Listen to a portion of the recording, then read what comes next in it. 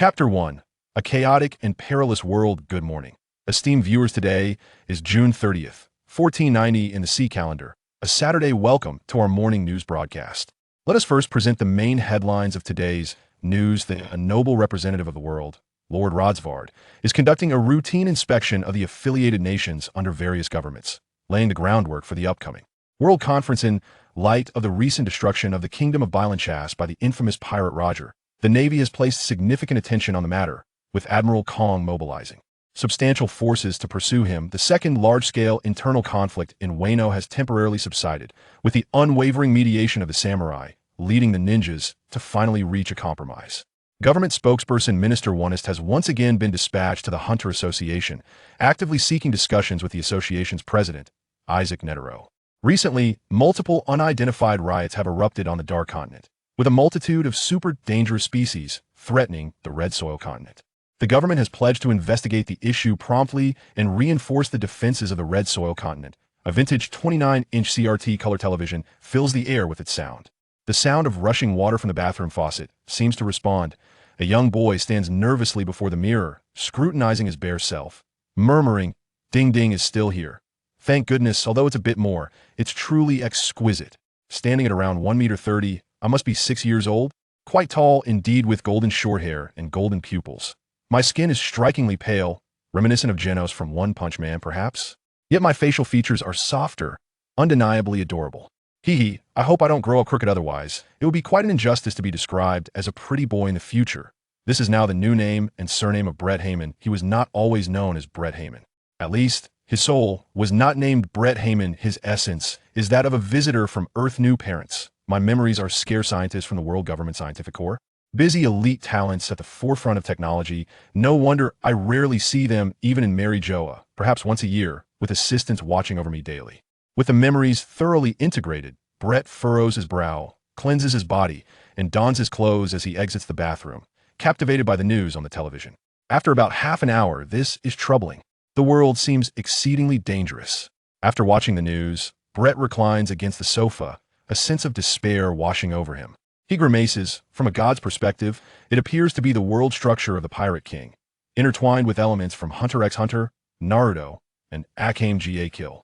It's all so chaotic, especially in the year 1490 of the sea calendar. That's far removed from the Great Pirate Era, when Gold Roger was still alive and kicking. What to do?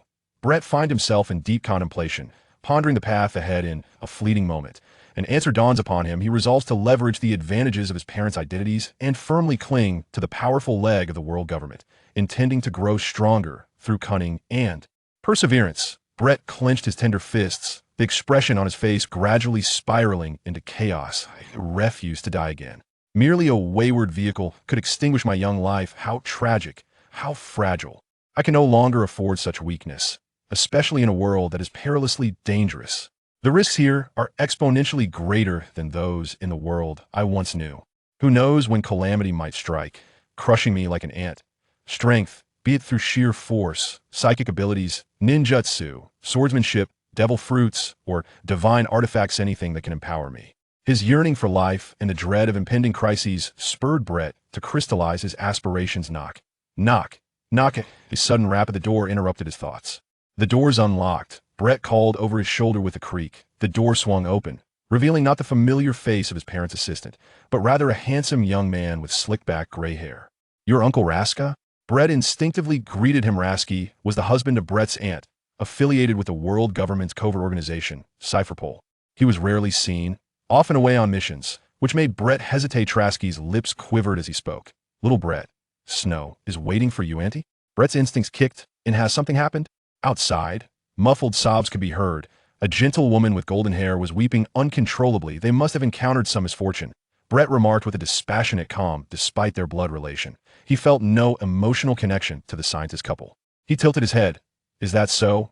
Raska lowered his gaze, pitying Brett's feigned composure. "A scientific experiment went awry. Your parents' research team was caught in an explosion.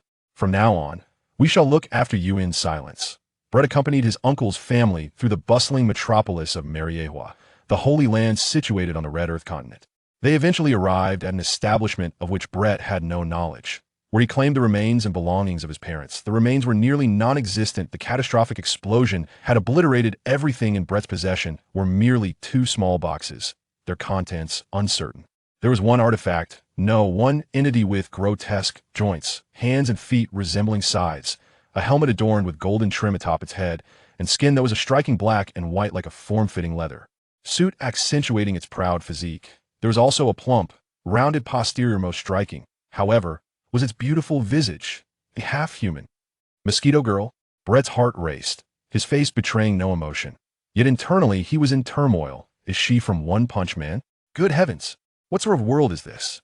She is a creation of your parents, developed in collaboration with another scientist. That scientist entrusted her to you, stating to repay the debt owed to your parents. Though she is a defective product, she can at least offer you decent protection. The government official explained, gesturing toward the Mosquito Girl before departing without further responsibility. Snow Fotsy embraced Braid, her voice choked with emotion. Poor child, it is not the time for tears. We must prepare for the funeral. Snow Fotsy. Rashji was not one to offer comfort, seeking only to divert his wife's sorrow with practical concerns. Wiping her tears, Snow Fotsy nodded with difficulty. Braid, meanwhile, met the gaze of the Mosquito Woman, his mind awash with troubled thoughts. Chapter 2.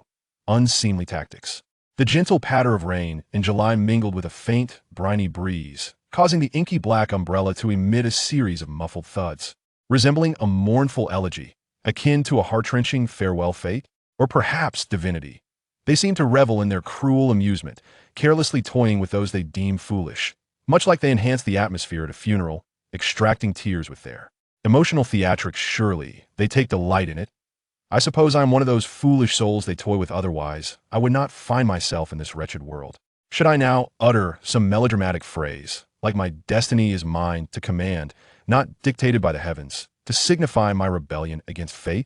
And then, I would still have to confront this absurd reality. So let it be. Braid's mind wandered aimlessly, yet his inner turmoil was vividly alive. From dust we came, to dust we shall return. May the Lord's love be ever with you. In the name of the Father, the Son, and the Holy Spirit. Amen. With the priest's gentle voice, the coffin was interred into the earth.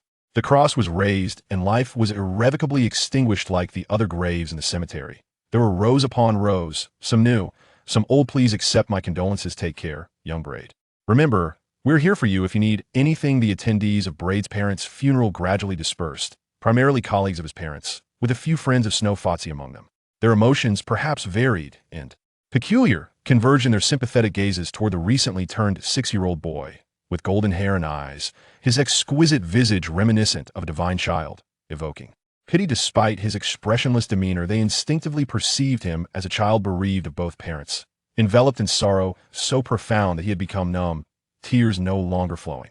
Braid mechanically bowed, politely thanking everyone until do not worry about tomorrow. Child, tomorrow will bring its own concerns. The priest approached, closing his Bible, kneeling to offer gentle comfort to Braid. Braid inclined his head. Thank you, Father. The priest, a towering figure reminiscent of a bear, bore a rugged visage adorned with stubble, a fearsome scar etched from his left jaw to beneath his left eye, and thick glasses concealing his squinting eyes. His appearance oscillated between that of a kindly neighbor and a potential menace, oscillating between amiability and latent ferocity, a truly unique presence. His name was Alexander Andrews. Thank you, Anderson, Rashji said. Having endured several days of inadequate rest, he was simultaneously comforting his wife and preparing for a funeral, which inevitably left him weary. Nevertheless, he mustered his strength and exchanged glances with Anderson and Braid at that moment. Anderson rose and remarked, "We must depart. There is an urgent task awaiting us. Shwefaji, be strong, and take good care of little Braid." Rashji instructed with efficiency before departing with the same briskness. Shwefaji instinctively watched her husband leave, and after a moment, she asked, "Are we going home, little Braid?" Braid met her tear-swollen eyes with a silent shake of his head. "I will wait for you outside the cemetery," she said, initially intending to offer further persuasion, but suddenly realized that Braid, who had not shed a tear, might not want to be seen crying. She decided to allow him the solitude to express his inner turmoil. When no one was around, once Shwefaji had walked away, Braid looked upwards. The Mosquito Girl, who was holding an umbrella for him, lowered her head with keen interest, their gazes locked. "Why, do you heed my words?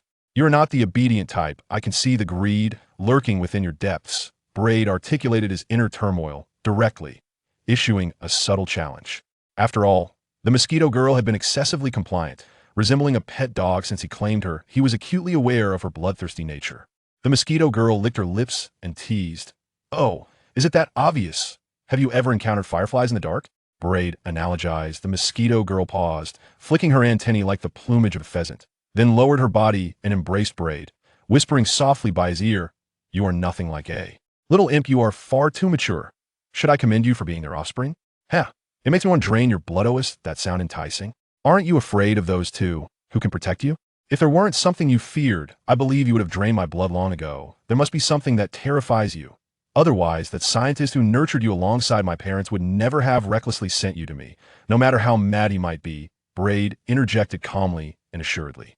A soft pop echoed as the mosquito girl gently bit Braid's smooth face, savoring the taste. "Your father is dead. Only your blood can sustain my life. If I were to kill you, I wouldn't live long either," she hissed, a fierce aura emanating from her. "How dare they consider me a failure? Especially your parents. After that incident, they planned to transform me into something akin to a cat or dog, merely to attend to you, that wretched little creature." Suddenly, Braid turned, cupping the mosquito girl's face in his hands and beaming a radiant smile. "In that case, let us coexist harmoniously. I look forward to your guidance in the future. Do you have a name?" A sudden and inexplicable inner turmoil engulfed the mosquito girl, her expression frozen, the menacing aura dissipating unbeknownst to her. Crystalline tears began to cascade from the corners of her eyes. For the first time since her inception, she experienced kindness and warmth, not the indifferent faces or the cold hands manipulating scientific instruments. "A name? My name? Since you were nurtured by them, they have raised you as well. In a sense, you are their child, which makes you my elder sister," Brett sweetly articulated. "Your surname should be Hyman, just like mine as for your first name. How about Joanna? It signifies a divine blessing. I believe your arrival in this world must be due to some extraordinary fortune." The mosquito girl allowed her tears to fall, hugging Brett even tighter. Brett raised an eyebrow, subtly signaling that his strategy had succeeded. In recent days, Brett had done little else but engage with the mosquito girl while continuously observing, analyzing, and speculating about her. He needed to eliminate any potential ticking time bombs in his vicinity. He assessed that the mosquito girl's intelligence was not particularly high, akin to that of a girl no older than 10, despite her mature appearance. She possessed a rich array of human emotions and a hopeful disposition that effectively subdued her primal instincts. Furthermore, she was profoundly deprived of affection, yearning to escape loneliness. Her fierce Ade was merely a guise to shield herself from harm. After much contemplation and devising several strategies, Brett ultimately opted for the simplest approach, appealing to the positive impression they had formed of one another. Thus far, the results were exceptional. Should Brett's ruse fail, he had a contingency plan in place. In reality, Rasky and Father Anderson had not departed. Their supposed mission was a Ade. They, alongside Brett, had deceived Shwe Fatsi and the mosquito girl, remaining hidden in the cemetery to monitor the situation. If the mosquito girl attempted to harm Brett, they would act to eliminate her. Brett had preemptively communicated with Rasky, who had requested their mutual colleague from Cypher Pole, Anderson, to officiate the funeral of Brett's parents. Otherwise, he would have been unwilling to have a butcher, a decapitator, or an angel of dust, like Father Anderson, despite his genuine credentials as a priest with extensive experience in conducting funerals, preside over his loved one's farewell. "Now, Joanna," Brett said, "let us return home." Swish, swish. Right, Brett, with wings shimmering, the mosquito girl lifted Brett into the sky, navigating through the obscured angles created by the myriad of gravestones. "Impressive little rascal," Father Anderson exclaimed, pondering as he added, "exceptionally gifted as an agent. He would be nothing short of perfect." Trasky ran his fingers through his hair, remarking in silence, "He truly is no ordinary child. He has developed his own opinions. I cannot adequately describe the emotions I felt when he first proposed this idea." Chapter 3. Cypher Pole, Agent Academy. "Why have you returned? Aren't you on a mission?" During lunch, upon hearing a knock at the door, Shwe Faji opened it. Astonished to see her husband back home as a skilled agent, Rasky possessed a remarkable talent for deception. He casually explained, "My superiors learned about our family situation, and since the mission could be executed by Anderson without issue, they granted me a few days off to recuperate." "That's wonderful," Shwe Faji exclaimed, throwing herself into Rasky's embrace. Feeling a wave of relief wash over her, Shwe Faji was a delicate woman, a devoted housewife. The sudden loss of her only relative left her reeling, and even days later, she struggled to quell her grief and anxiety. She longed for her husband's presence, though she refrained from voicing her feelings. Not wishing to hinder his work, Rasky gently patted Shwe Fatsi's back and said, Let's eat. I still need to assist little Braid in applying for child support. Listening to the news on television, Braid interjected, "In my situation, will the government provide compensation?" Certainly, your parents are illustrious pioneers devoted to the advancement of science. Scientists are the most invaluable asset of the government. Thus, you shall inherit a substantial fortune that will ensure your financial security for a lifetime. Rash, removing his coat and hanging it on the rack, appeared to respond casually. Yet his gaze remained fixed on Brad's reaction. Ultimately, he felt a sense of disappointment as Brad, expressionless, seemed lost in thought, contemplating matters beyond the comprehension of outsiders. A moment passed. Brett tilted his head and said, "I do not wish to lead a mundane life." "What are your plans?" Lasky inquired tentatively, fully aware of Brett's strong opinions. Moreover, as merely an uncle and not Brett's father, he held no authority to impose his decisions upon him. Were he to do so, his wife would be the first to oppose him. Brett's chin, "Does attending school count?" Rasky, Brett subsequently added, "I must enrich my reservoir of knowledge and diversify my life experiences, ideally, while simultaneously mastering the art of self-preservation. Joanna will safeguard Brett," interjected the mosquito woman cheerfully, her exuberance starkly discordant in a household recently shrouded in the somber shadows of misfortune.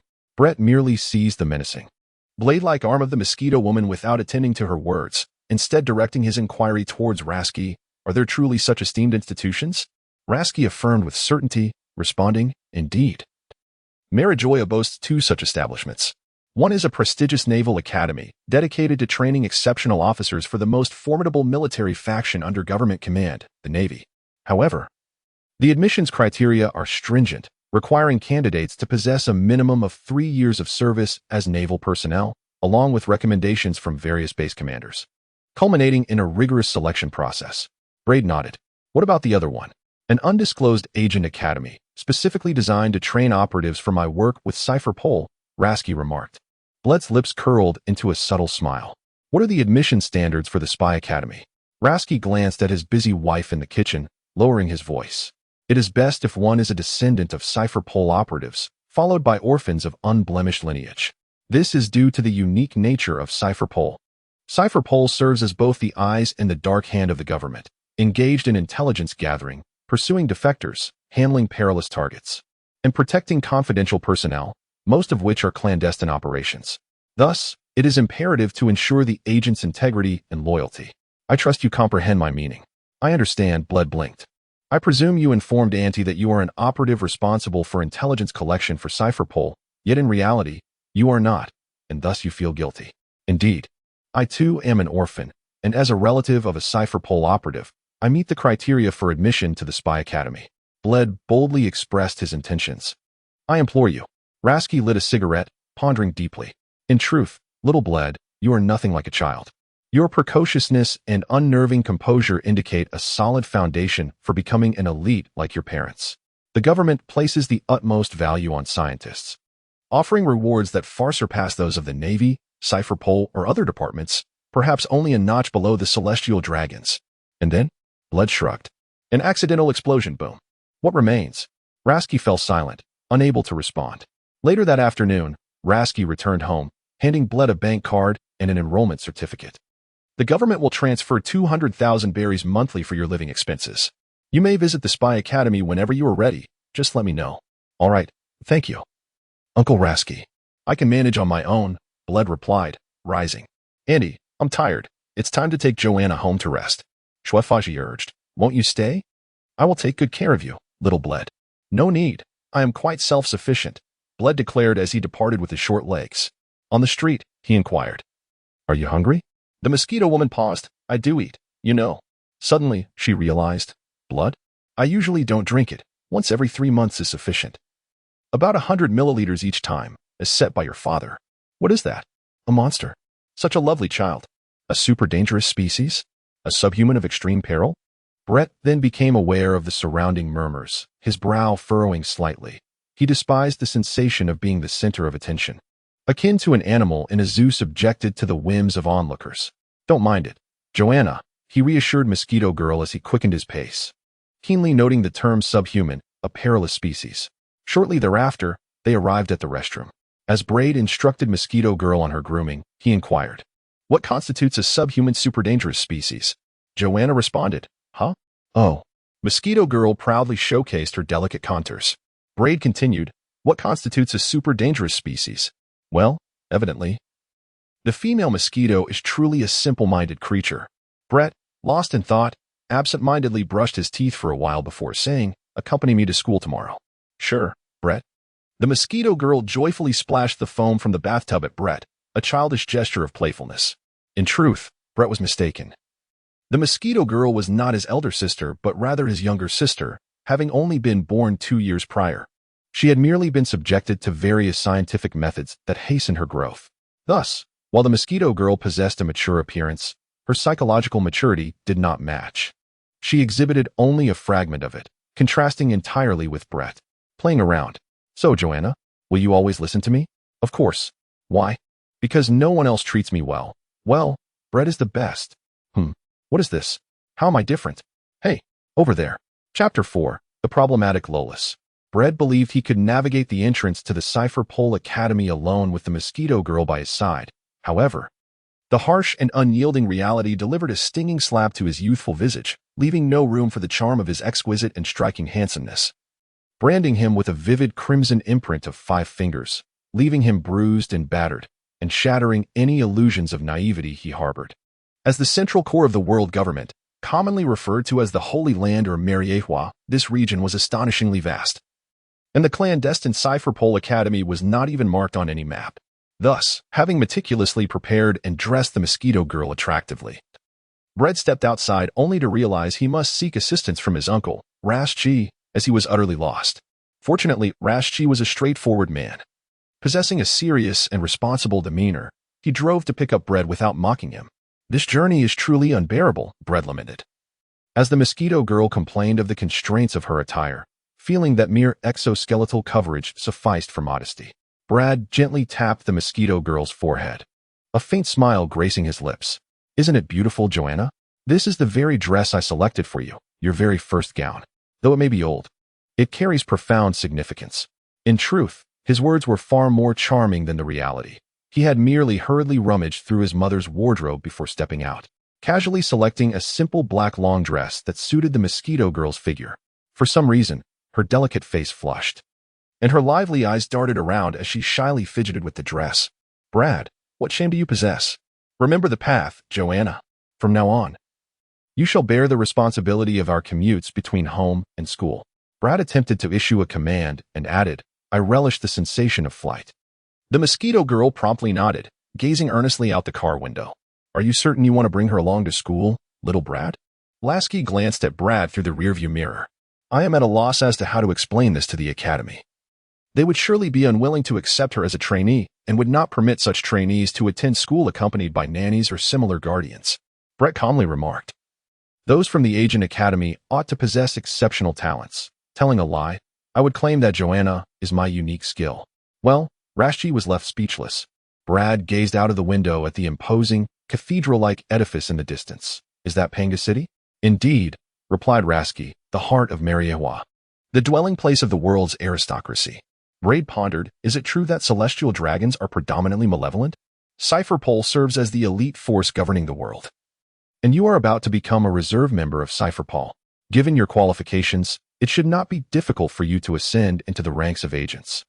Once you formally join Cipher Pole, numerous opportunities will arise for you to engage with the celestial dragons, at which point you may draw your own conclusions. Rashi did not respond directly, yet his words, rich with philosophical depth, were profound. He added with great caution, such statements should not be uttered in the presence of outsiders. Young Bradeo, traversing through Mary Geos and even reaching its outskirts, Rashi ultimately docked in a place surrounded by a grove of pines. The modern high-rise buildings and their intricate designs momentarily transported Bradeo to another era, yet he quickly adjusted and entered the gate alongside Rashi. Shortly thereafter, they found themselves in a spacious office. Rashi was engaged in discussions regarding Bradeo's enrollment with the Academy's administration, while the bored Bradeo instinctively observed his surroundings. His attention inevitably drawn to a particular figure. To be precise, it was a young girl, perhaps 9 or 10 years of age, with long sky-blue hair adorned with a headscarf that resembled an embroidered cross.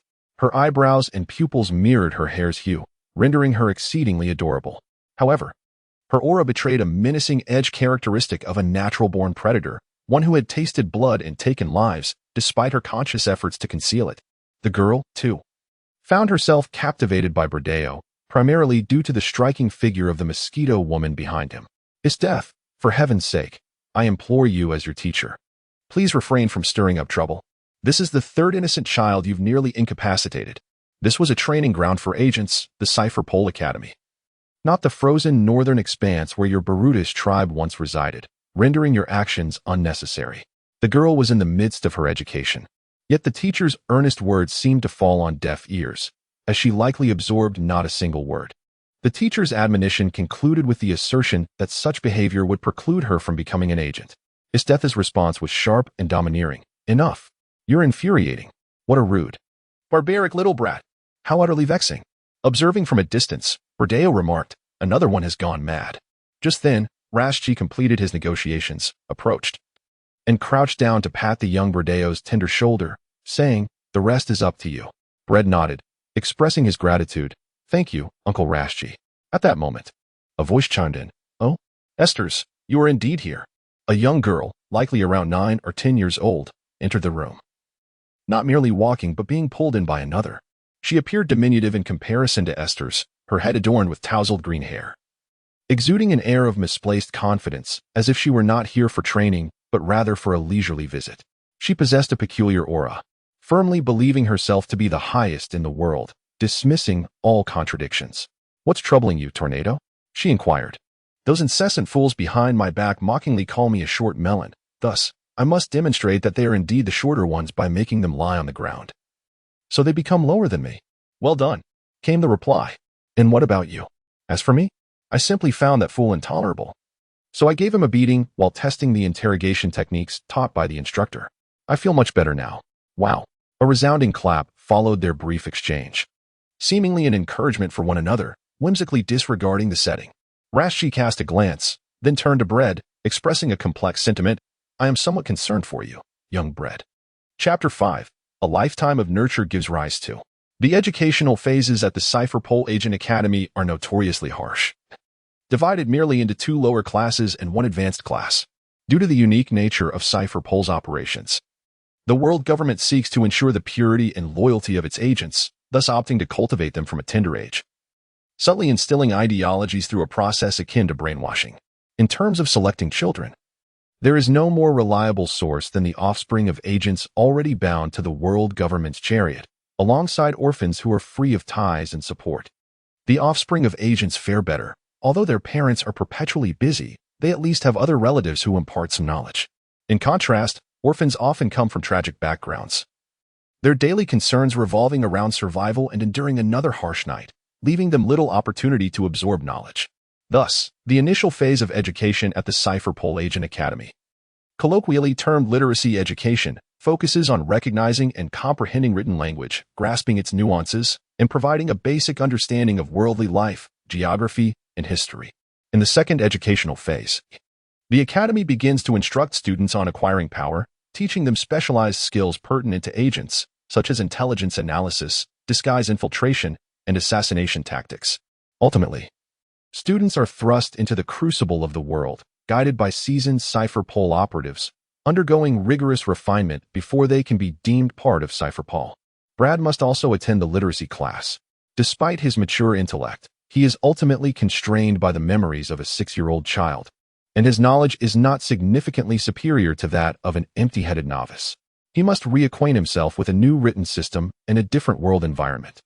After spending around 5 minutes absorbing this information, he learned it from the teacher who escorted him to the classroom, a warm, loquacious, middle-aged woman. How delightful! The earnest little adult. Young Brad was greatly admired by teacher Linda for his exquisite appearance, who lavished her compliments upon him. Brett's lips twitched as his golden eyes shifted, feigning innocence. Those 2 ladies in the office are rather fierce, aren't they? Isteth and Tornado? Ha! Do not worry, little Brett. They are both good children, exceptionally talented ones. Upon noticing the doubtful expression on Brett's face, teacher Linda hesitated, her words seemingly directed at Brett yet also resembling a soliloquy. She sighed. Very well. She is indeed not a good child, nowhere near obedient enough. But trust me, they are by no means bad children. They have merely been deeply wounded by this world, compelled to harden themselves and become less approachable. Brad raised an imperceptible eyebrow, sensing the aroma of a story. In any case, their circumstances are distinct.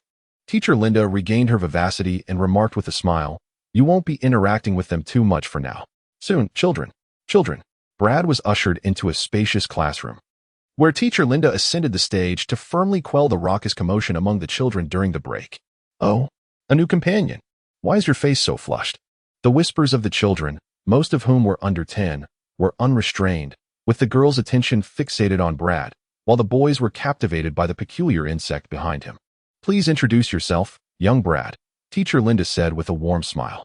Brad remained utterly unperturbed and confidently declared, "My name is Brad Hyman." His introduction was succinct, and then he gestured toward the girl beside him. "This is my sister, Joanna Hyman. I refuse to tolerate any further derogatory terms such as bug or monster. Otherwise, don't leave after school. The restroom? The glade? The school gate? Choose your location. I am prepared to shatter your heads at a moment's notice." Teacher Linda remarked, "My little angel is far too familiar with the ways of the academy. It must be a fabrication. Braid is undoubtedly boasting. Who has he truly impressed with his diminutive arms and legs? It is merely an effort to enhance the favor of the mosquito girl, for in any actual confrontation, she would undoubtedly take the lead. Little Braid, with mosquito girl crouching down to embrace him, is genuinely moved by her appreciation for his protective gesture. How charming! How audacious! That impudent little rascal! Golden-haired." The cheers and discontent erupted distinctly, only to be abruptly silenced, as if 100 individuals had caught sight of a mouse in the presence of a cat. Outside, the tornado made its entrance, arrogantly surveying the hushed atmosphere before greeting. "Teacher Linda, what a rare sight, tornado." Teacher Linda quipped with surprise, "What brings you to the low-level class? Have you recalled your unfinished studies?" Tornado pouted. "Had the advanced class not been suspended, I would have never deigned to come.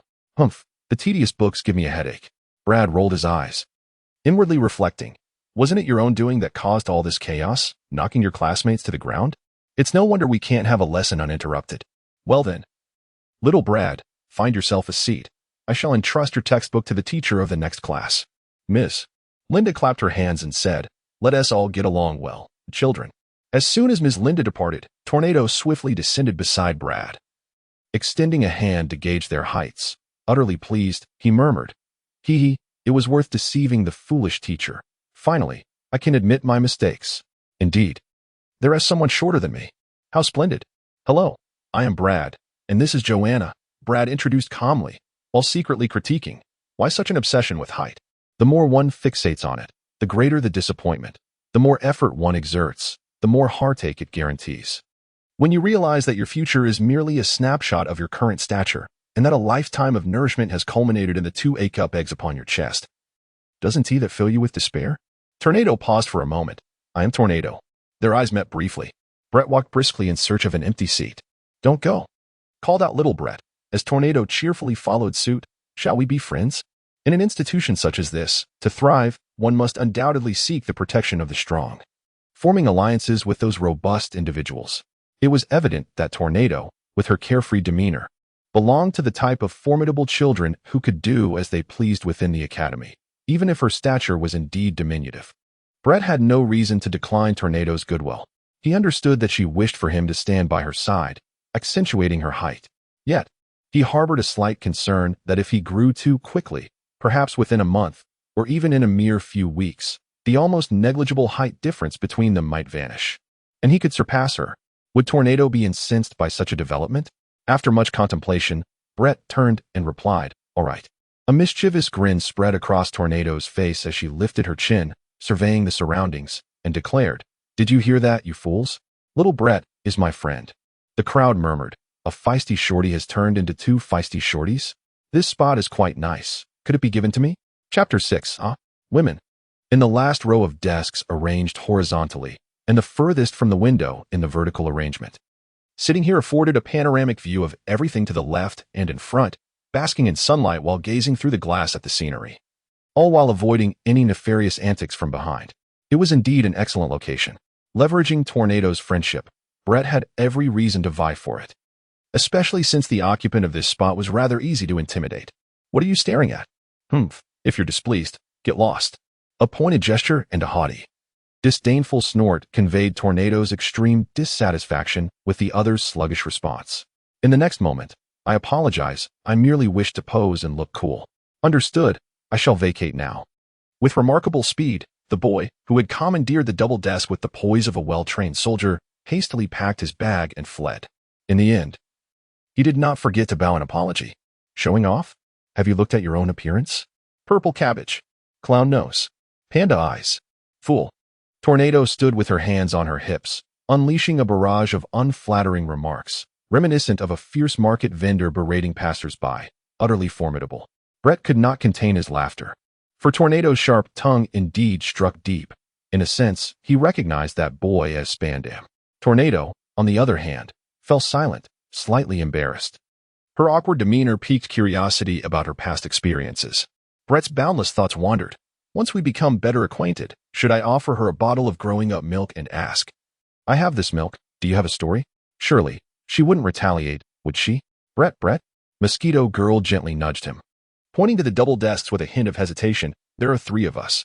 Tornado readily waved her hand, dismissing the person at the adjacent desk. Merging the 2 double desks into one. Why isn't that blue-haired girl with you? Isn't she your friend? Brett initiated the conversation. Esteth? I merely taught a lesson to an imbecile from the advanced class. She didn't kill anyone but scared them senseless, which is a different matter. Hence, she received disciplinary action and was confined. I admitted my mistake, and that was that, Tornado emphasized with her arms crossed. In any case, she's not my friend. That little bitch secretly grew taller without telling me. Humph. Brett exclaimed, Women, what is it that allows you to soar? He shifted the subject, seeking to comprehend the true essence of Tornado's power. Tornado, with a whimsical demeanor, replied, If I wish to fly, then I shall. Brett retorted, You seem to jest with me. I, too, am at a loss. Even the scientists who transported me to Mary Geos were clueless, utterly incompetent. They had previously assured me of certainty. Tornado, momentarily taken aback, then brandished her claws theatrically and declared, Just regard me as a sorceress. A sorceress? What say you? Are you frightened? Brett beamed with a radiant smile, playfully flicking Tornado on the forehead, responding to what seemed to be a jest, albeit one that bore a hint of seriousness, with the declaration, I am the Demon King. Tornado clutched her forehead, her expression decidedly peculiar. Meanwhile, Mosquito Girl pouted, peering with a mournful gaze, fixated intently on Brett.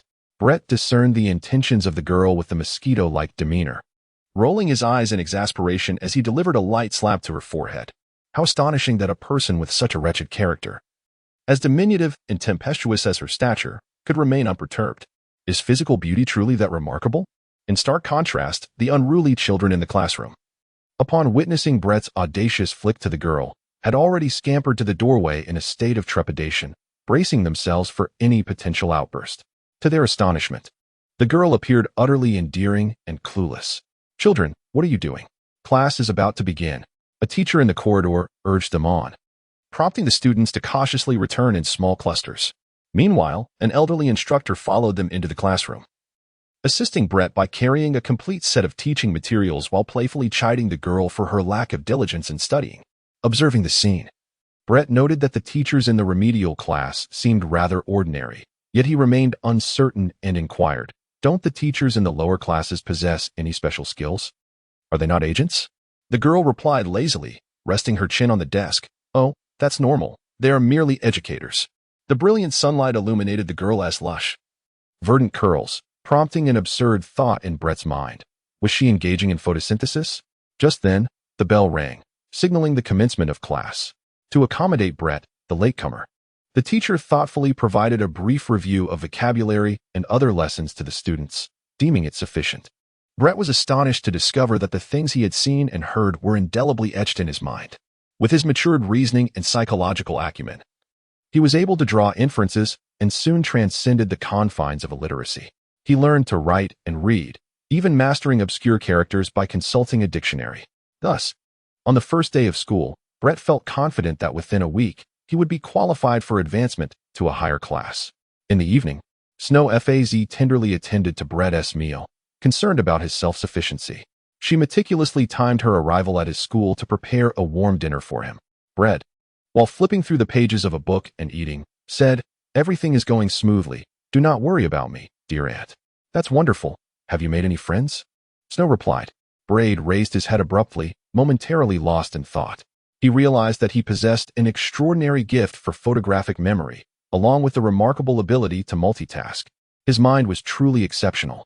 What is it? Shuefazai inquired with concern. Brett smiled gently. It's nothing.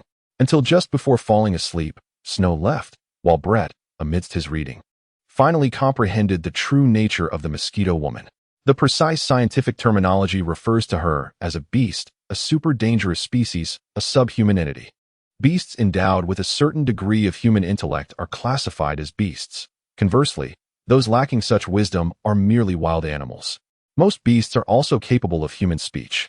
The super dangerous species represents the most formidable entities among beasts, typically characterized by their large size or extraordinary abilities, often possessing both traits, such as the sea kings ruling the deep oceans or the legendary giant toad of the shinobi world in the country of Waji.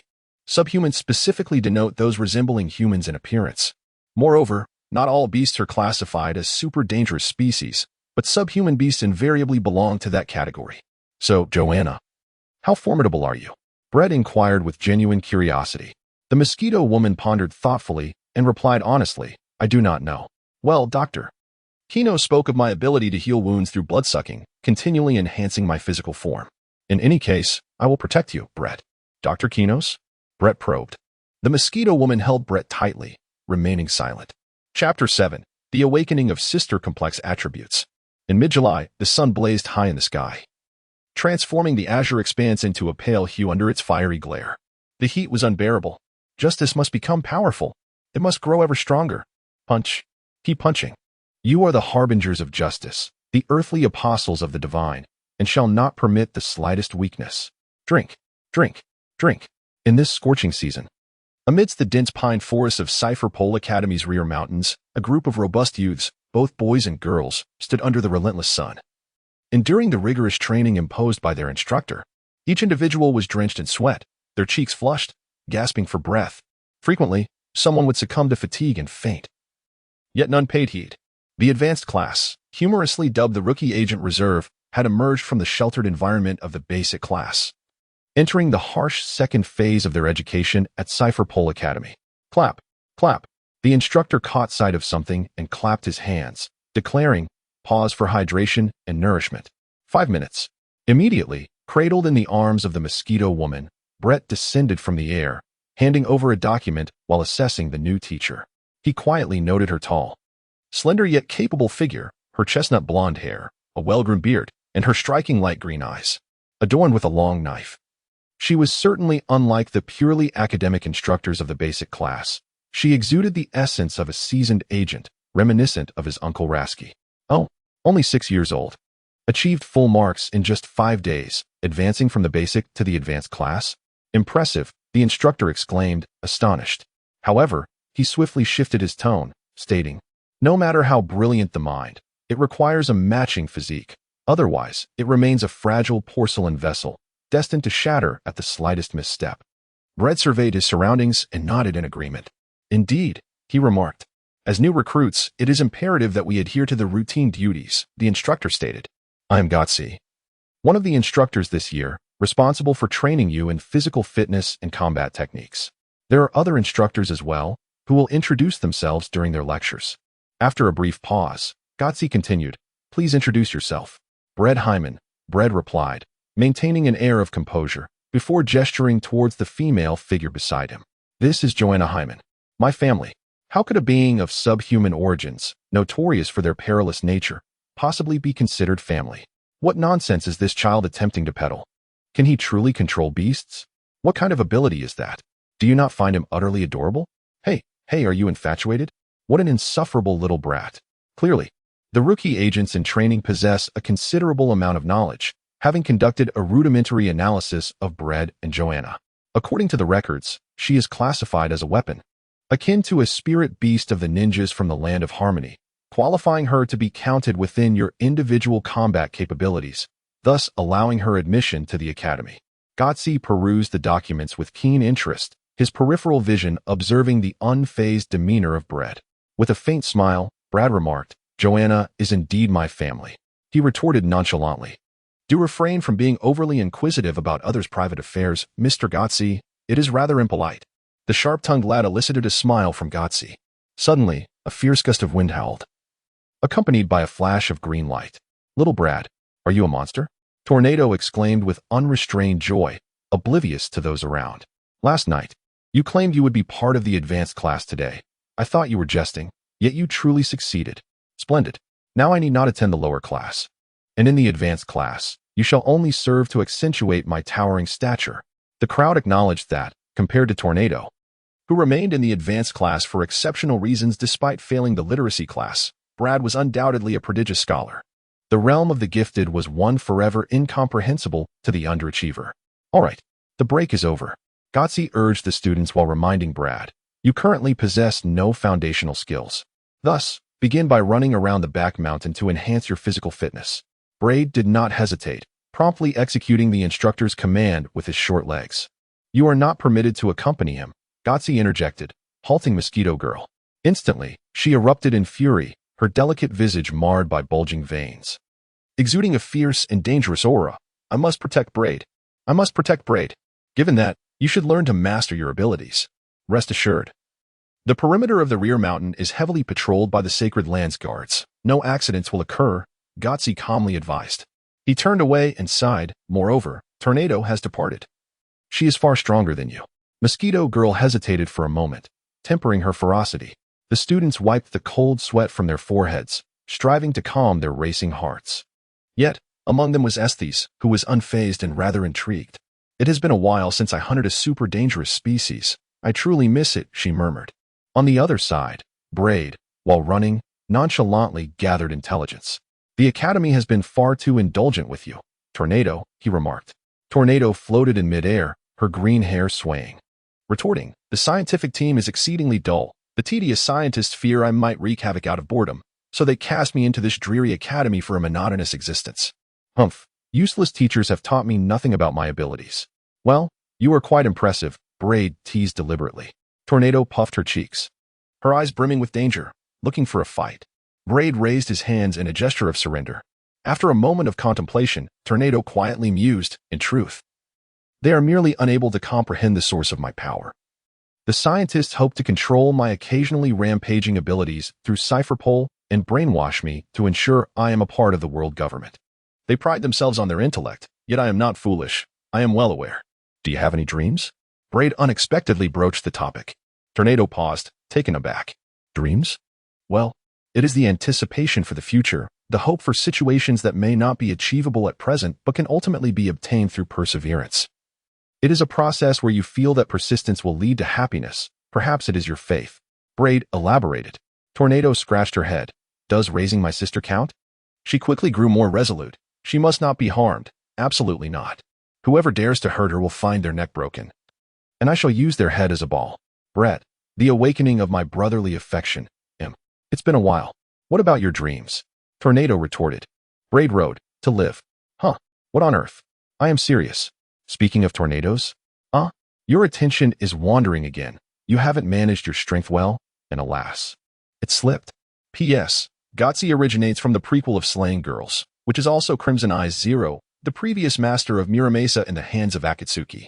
Chapter 8. Believe it or not, once I become bald, I shall unleash my fury upon you. My poor child, Snow Method, with a face full of sorrow, gently took the unconscious Braid from the arms of Mosquito Woman and skillfully laid him upon the bed, with prepared clean water and a towel. Snow Method tended to Braid's wounds, expressing concern. It has been an entire week. Little Braid exhausts himself daily, battered and bruised. This is no longer mere hardship, but sheer self-torment. Lasky? Lasky. Folding the newspaper, Lasky exchanged anxious glances with his wife, whose gaze bore a hint of irritation, with a sense of helplessness. He remarked, I cannot persuade him, Snow Method. You know well that little Braid is a child of strong will. You, Snow Method, in a fit of anger, turned her back. Sighing deeply, Lasky lamented, Sister, the accidental incident involving your brother-in-law has impacted little Braid far more profoundly than I had imagined. It has not only accelerated his maturity, inheriting his parents' exceptional genes, but the harshness of reality has also instilled in him a sense of fear and anxiety. Yet, he is not lost. On the day he perceives himself no longer as fragile, I believe he will cease this torment. Truly, he is an elite agent. Through careful observation of Braid, Lasky accurately gauged his mindset. No one wishes to exhaust themselves to the point of fainting, enduring pain in their muscles akin to being sliced by knives, feeling as if their limbs are severed, as their insides nearly burn. Who does not yearn to retreat into an air-conditioned room on a scorching summer day, indulging in watermelon and cold drinks, comfortably pursuing personal hobbies? Brett also relishes enjoyment. Yet he possesses a profound awareness of the perils that the world harbors. Consequently, he subconsciously amplifies his inner unease, engaging in a cycle of self-hypnosis that insists if he does not exert himself to the utmost, his future may be fraught with peril. He is merely 6 years old. Chef Faji diligently attends to Brett, administering salt water to him spoonful by spoonful, fearing that his body may ultimately succumb. Lasky, however, interjects earnestly, cautioning against underestimating human potential, particularly the indomitable will of young Brett. Chef Faji, you must also refrain from dismissing the daily concerns of a homemaker regarding the safety and well-being of her family. You scoundrel.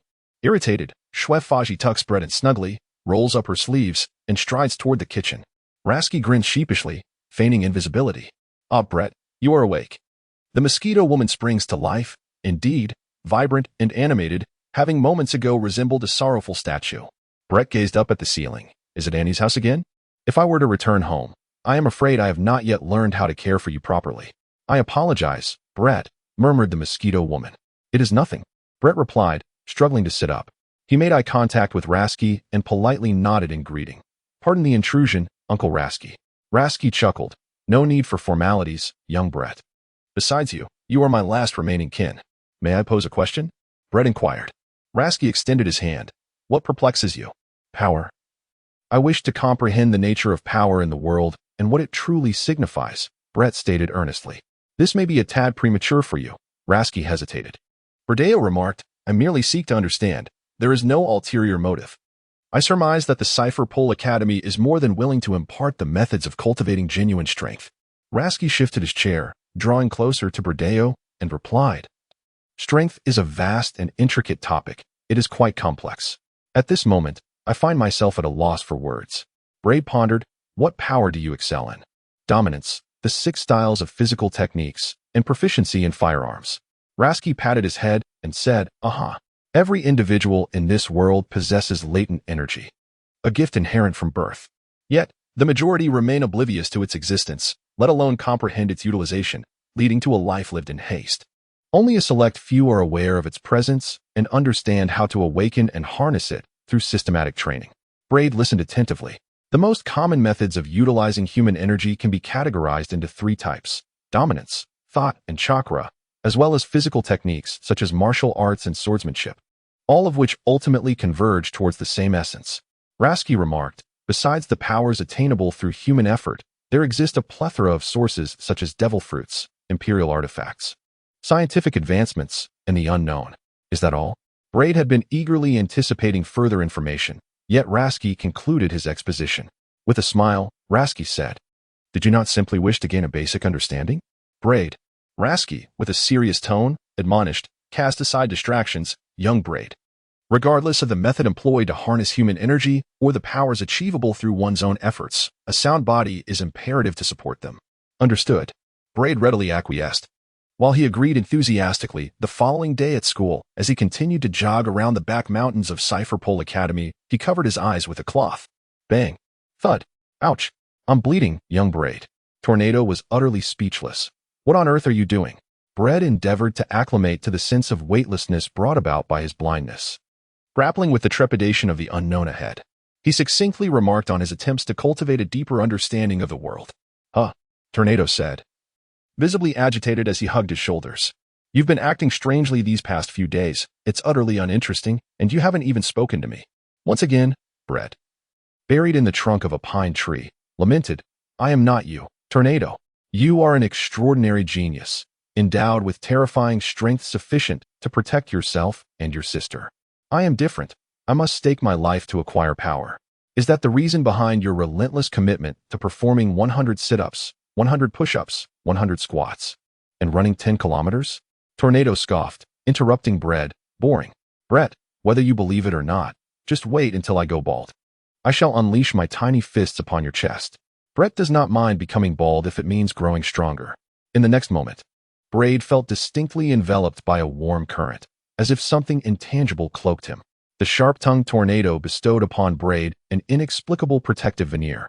Huffing with pride, "I'll smash you, you big fool." "Thank you," Braid replied sincerely. The tornado turned her head, her cheeks flushed, stammering awkwardly. Who cares for your worthless gratitude? But there's no need for it. Pain will help me grow. Don't worry about me, my friend, the tornado declared. A radiant smile illuminated Braid's face.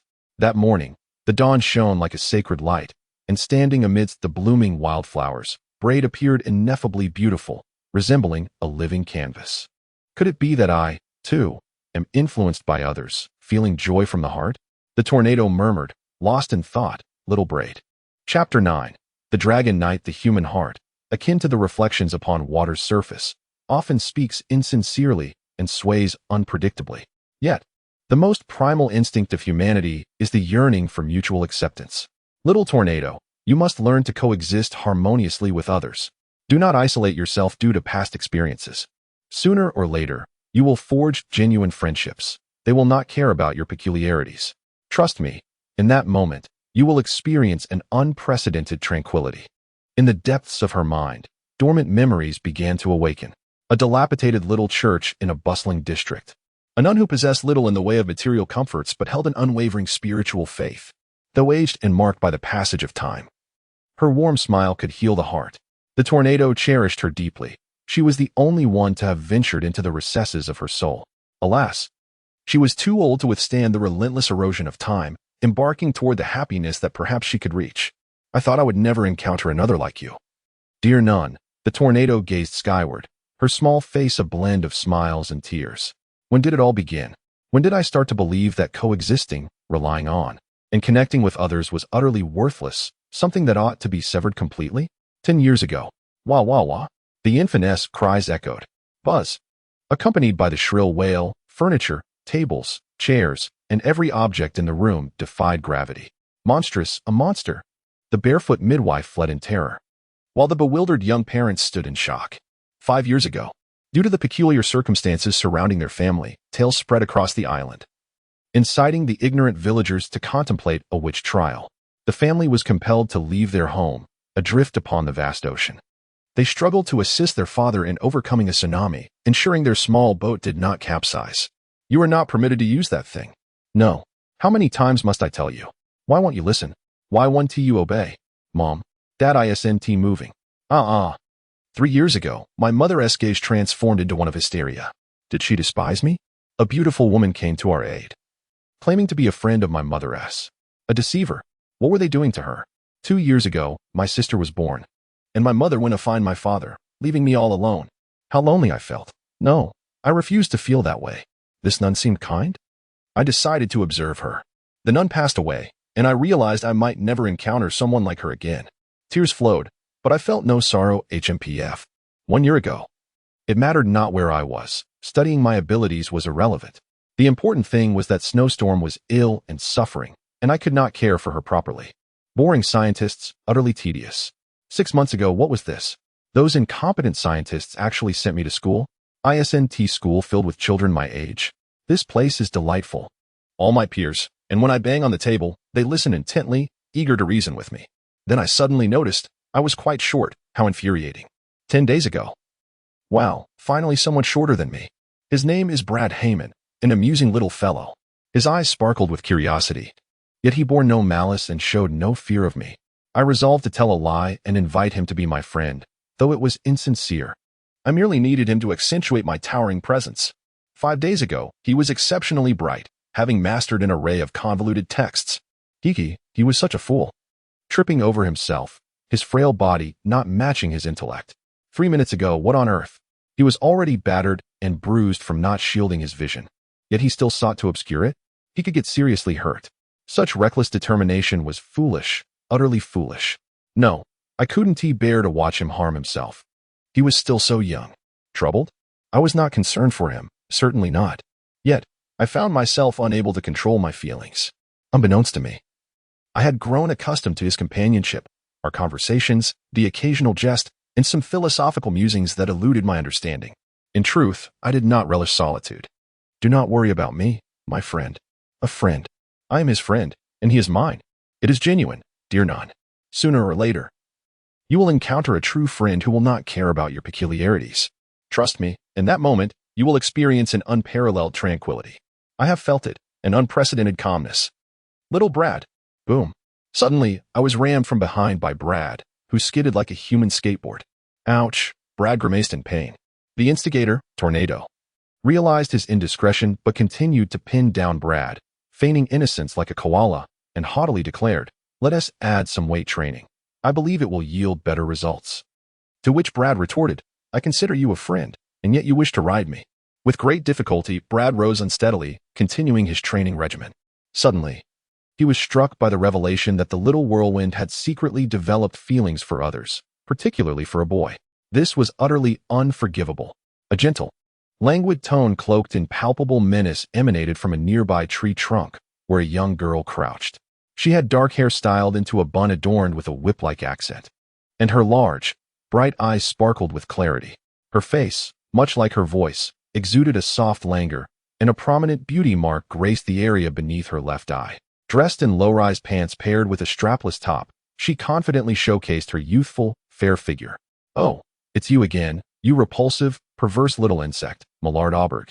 The whirlwind commanded imperiously, "If you're displeased, then be gone." Millard replied with a charming smile, "Are you unwilling to even utter my nickname?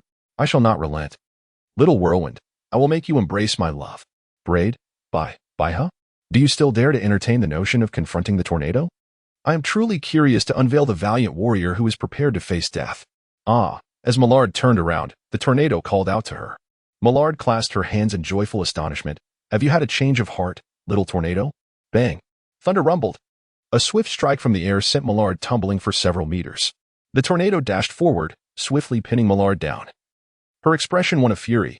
"You harbor malicious intent towards little Braid, and I shall not allow you to harm him. Understand this, it is absolutely forbidden." A cough escaped her lips, blood trickled down, and one side of Millard's face swelled rapidly, yet she maintained a smile, very well. Gazing intently into Millard's eyes, the tornado pondered, "You are relentless. For safety's sake, it is better to eliminate you." Alas, the tornado. Chapter 10, Millard, Girls Should Like Girls. The power that strongly perceives the essence of life is known as Kinbunchika Haki. By acquiring and enhancing this ability, one can clearly sense the presence, number, and even the imminent actions of beings beyond one's line of sight. Since these beings include humans, possessing Kinbunchika Haki grants one a significant advantage in anticipating the enemy's moves. Braid recalled that the observation Haki is fundamentally the ability to acutely sense the life force of living beings. However, he preferred to perceive it as an extension beyond the five senses, a sixth sense, a heightened perception that transcends sight, hearing, smell, taste, and touch. This extraordinary awareness requires formidable mental strength to serve as its driving force, manifesting as an intangible wavelength that radiates under subjective command, seeking the similar wavelengths emitted unconsciously by living creatures. This information is then relayed to the brain for processing, ultimately revealing the location, number, and even the imminent actions of these beings. Therefore, Braid chose to shut off the most relied-upon visual sense of humanity, soon followed by the auditory sense, employing the pain from falls and collisions to stimulate his mental acuity, compelling himself to yearn for an understanding of his surroundings without the aid of sight or sound, thus shielding himself from harm. Only the sixth sense could accomplish this feat, though seemingly nonsensical. Braid harbored a certain confidence that he could awaken the observation Haki through this method, bolstered by his uniquely fused mental prowess. Yet, during his training, he came to a rather unexpected realization. Perhaps he would never go bald, as his daily regimen of 100 sit-ups, 100 push-ups, 100 squats, and a 10-kilometer run quickly became second nature, prompting him to seek further challenges. Despite feeling disheartened, he genuinely acknowledged his body's innate talent. Consequently, Gotsi, the instructor responsible for nurturing rookie agents, halted Braid's solitary training, integrating him into collective sessions that continued to emphasize basic physical conditioning while gradually introducing combat techniques alongside other instructors' curricula. "You're doing quite well, kid. Tomorrow you'll be residing at the academy. Inform your family this evening," Gotsi stated with a facade of sternness, yet internally marveled. This year's prodigies are particularly numerous. Tornado. endowed with an inexplicable innate power, was destined to stand atop the pinnacle of personal strength, a veritable monster among monsters, as long as her sister remained a tether. She would undoubtedly be a member of the elite shield. Esteth, the princess of the Barudish tribe, renowned for her formidable bloodline, thrived in the desolate ice fields of the North Sea, making her living by hunting dangerously powerful magical beasts. She was currently the last of her lineage. A peerless battle maniac, Gotzi privately believed more than once that a fitting path for her lay within the Navy or the Holy Guard, rather than Cypher Paul Millard O'Burge. Possessing ancestral techniques for controlling exceptionally dangerous insect-like magical beasts was no trivial matter, especially since she was a born killer. Now, with the addition of the exceptionally gifted Braid Hyman, Gotzi perceived that Braid's only advantage over the other three was his youth, indicating a reservoir of untapped potential. Braid nodded. Indeed, Instructor Gotzi. Why cover the eyes? One cannot see. There are numerous things that must be observed with the eyes. Gotzi furrowed his brow. Braid solemnly fabricated a tale, stating that his eyes were injured and he was currently in the healing phase. Gotzi, a rookie agent in reserve, comprised of orphans and descendants of Cypher Pole agents. Particularly noted the latter group. Many among them, in addition to receiving an education at the Agent Academy, inherited certain unique legacies from their families. Millard was a quintessential example of this phenomenon. Such matters were not to be inquired about lightly. Understanding the taboos behind this rule, Gotzi presumed that Braid belonged to the same ilk and thus refrained from further questioning. Break time is over. You little sloths, resume your straight punches, Gotzi bellowed. Under the guidance of Mosquito Girl and Tornado, Braid diligently sought the optimal position and mastered the correct stance for a straight punch, firmly inserting earplugs before immersing himself in training. Justice must grow stronger. It must become even more formidable. Punch, punch, do not cease. You shall be the harbingers of justice. The earthly representatives of the divine, and any semblance of weakness is utterly unacceptable. Throughout the trainees' rigorous sessions, Gotzi tirelessly repeated a few fixed phrases, seemingly to motivate them. The faint echoes of Gotzi's shouts resonated within Braid, deepening his awareness of the insidious brainwashing efforts of the world government, which were slowly unfolding. How infuriating. With a disdainful glance at Braid, Millard, while executing straight punches, muttered to herself, "One is an extraordinarily beautiful and rare subhuman, a super dangerous breed. The other is an incredibly adorable little tornado. How can they play with a boy? No matter how handsome you may be, girls should play with girls. And girls should like girls. You'd better shut your mouth. You're distracting me, you perverted Millard," he retorted. Esteth, with a hawk-like gaze, declared, "If you are willing to engage me in a serious battle, I will forgive you."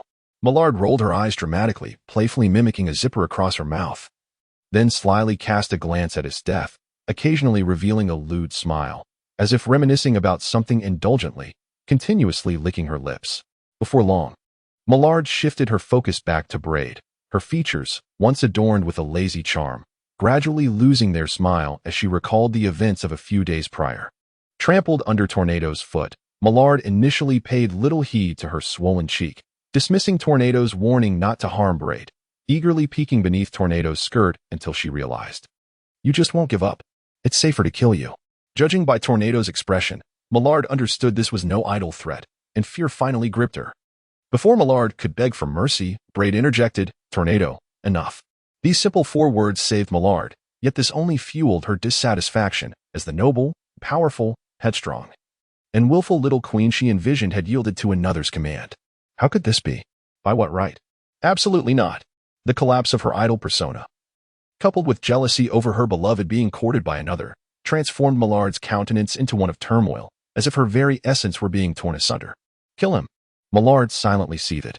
At this moment, malevolence and murderous intent permeated the air. Everything around her shifted.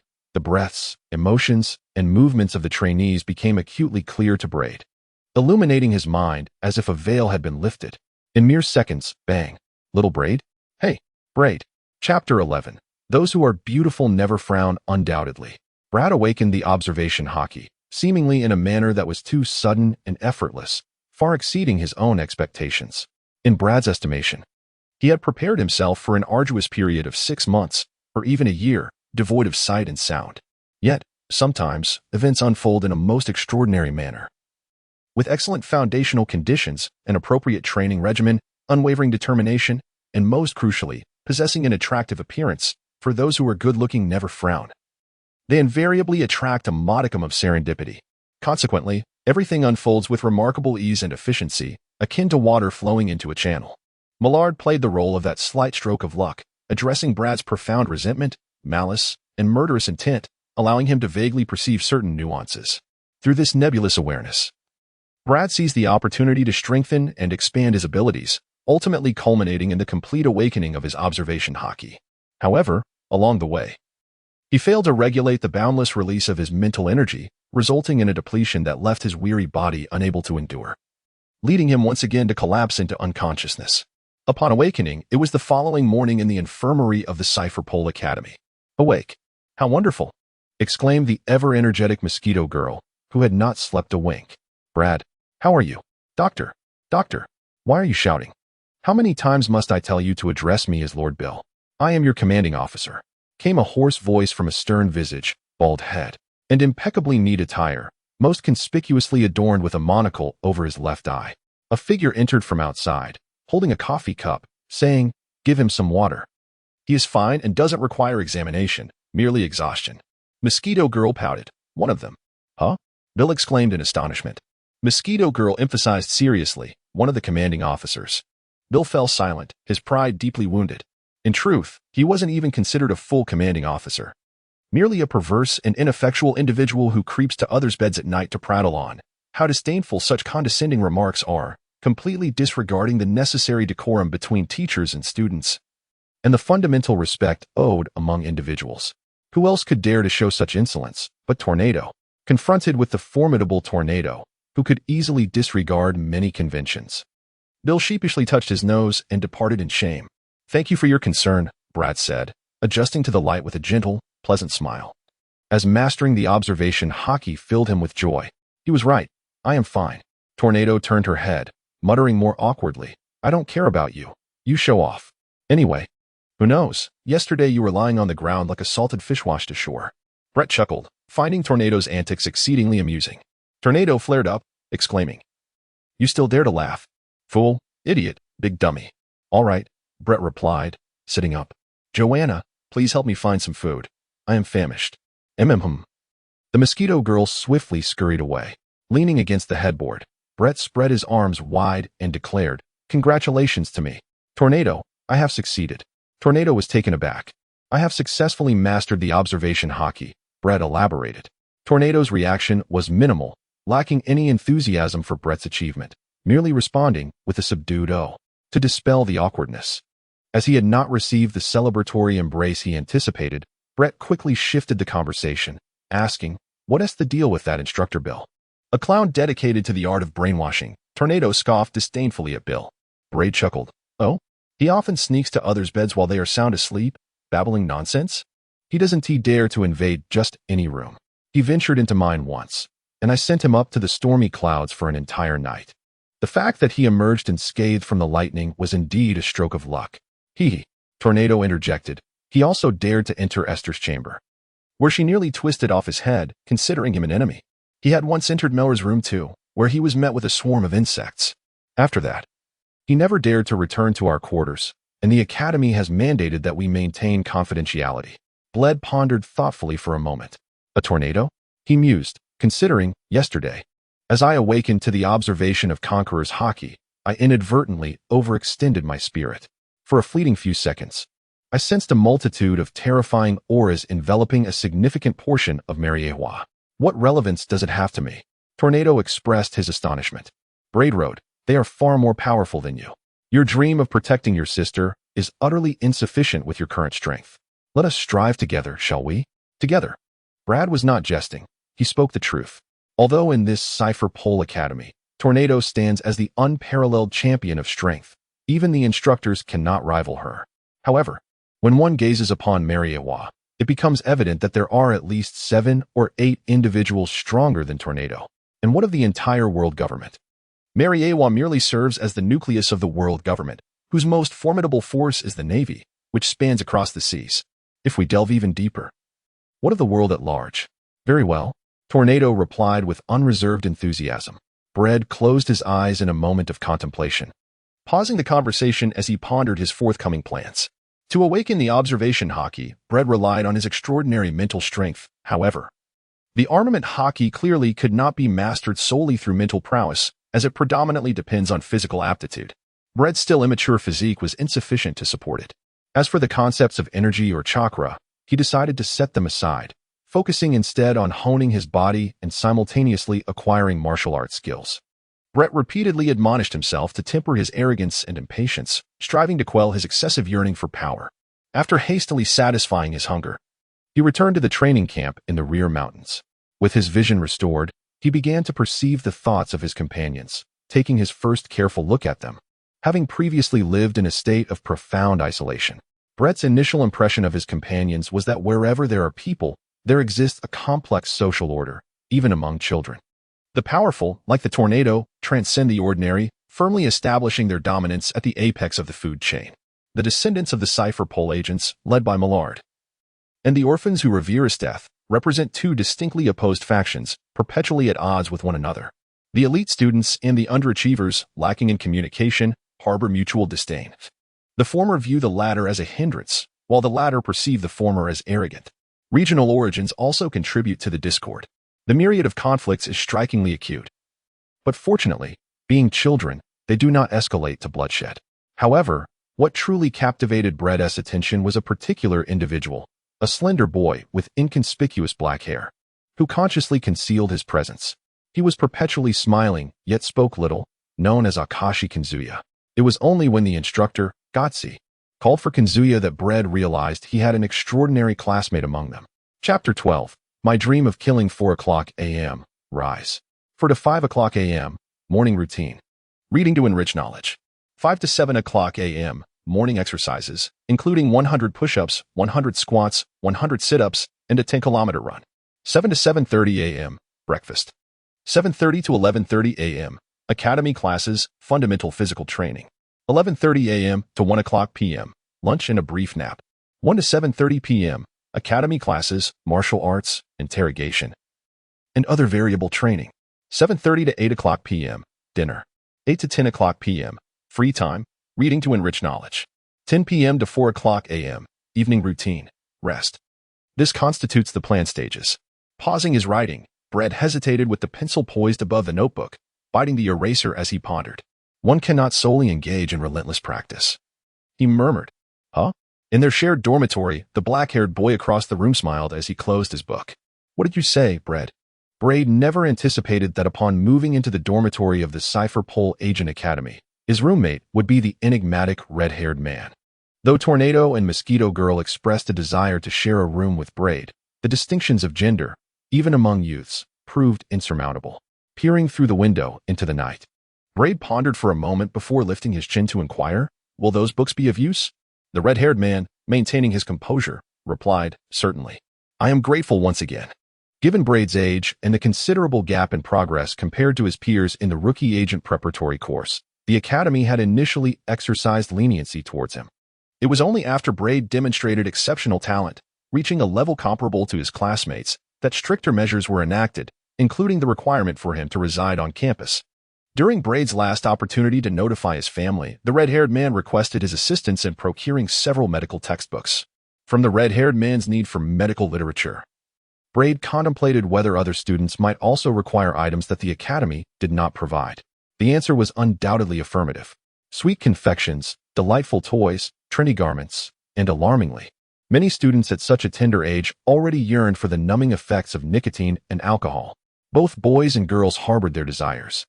Yet the academy could not possibly cater to them all, hindered by budgetary constraints and the intention to cultivate resilience through a life of scarcity.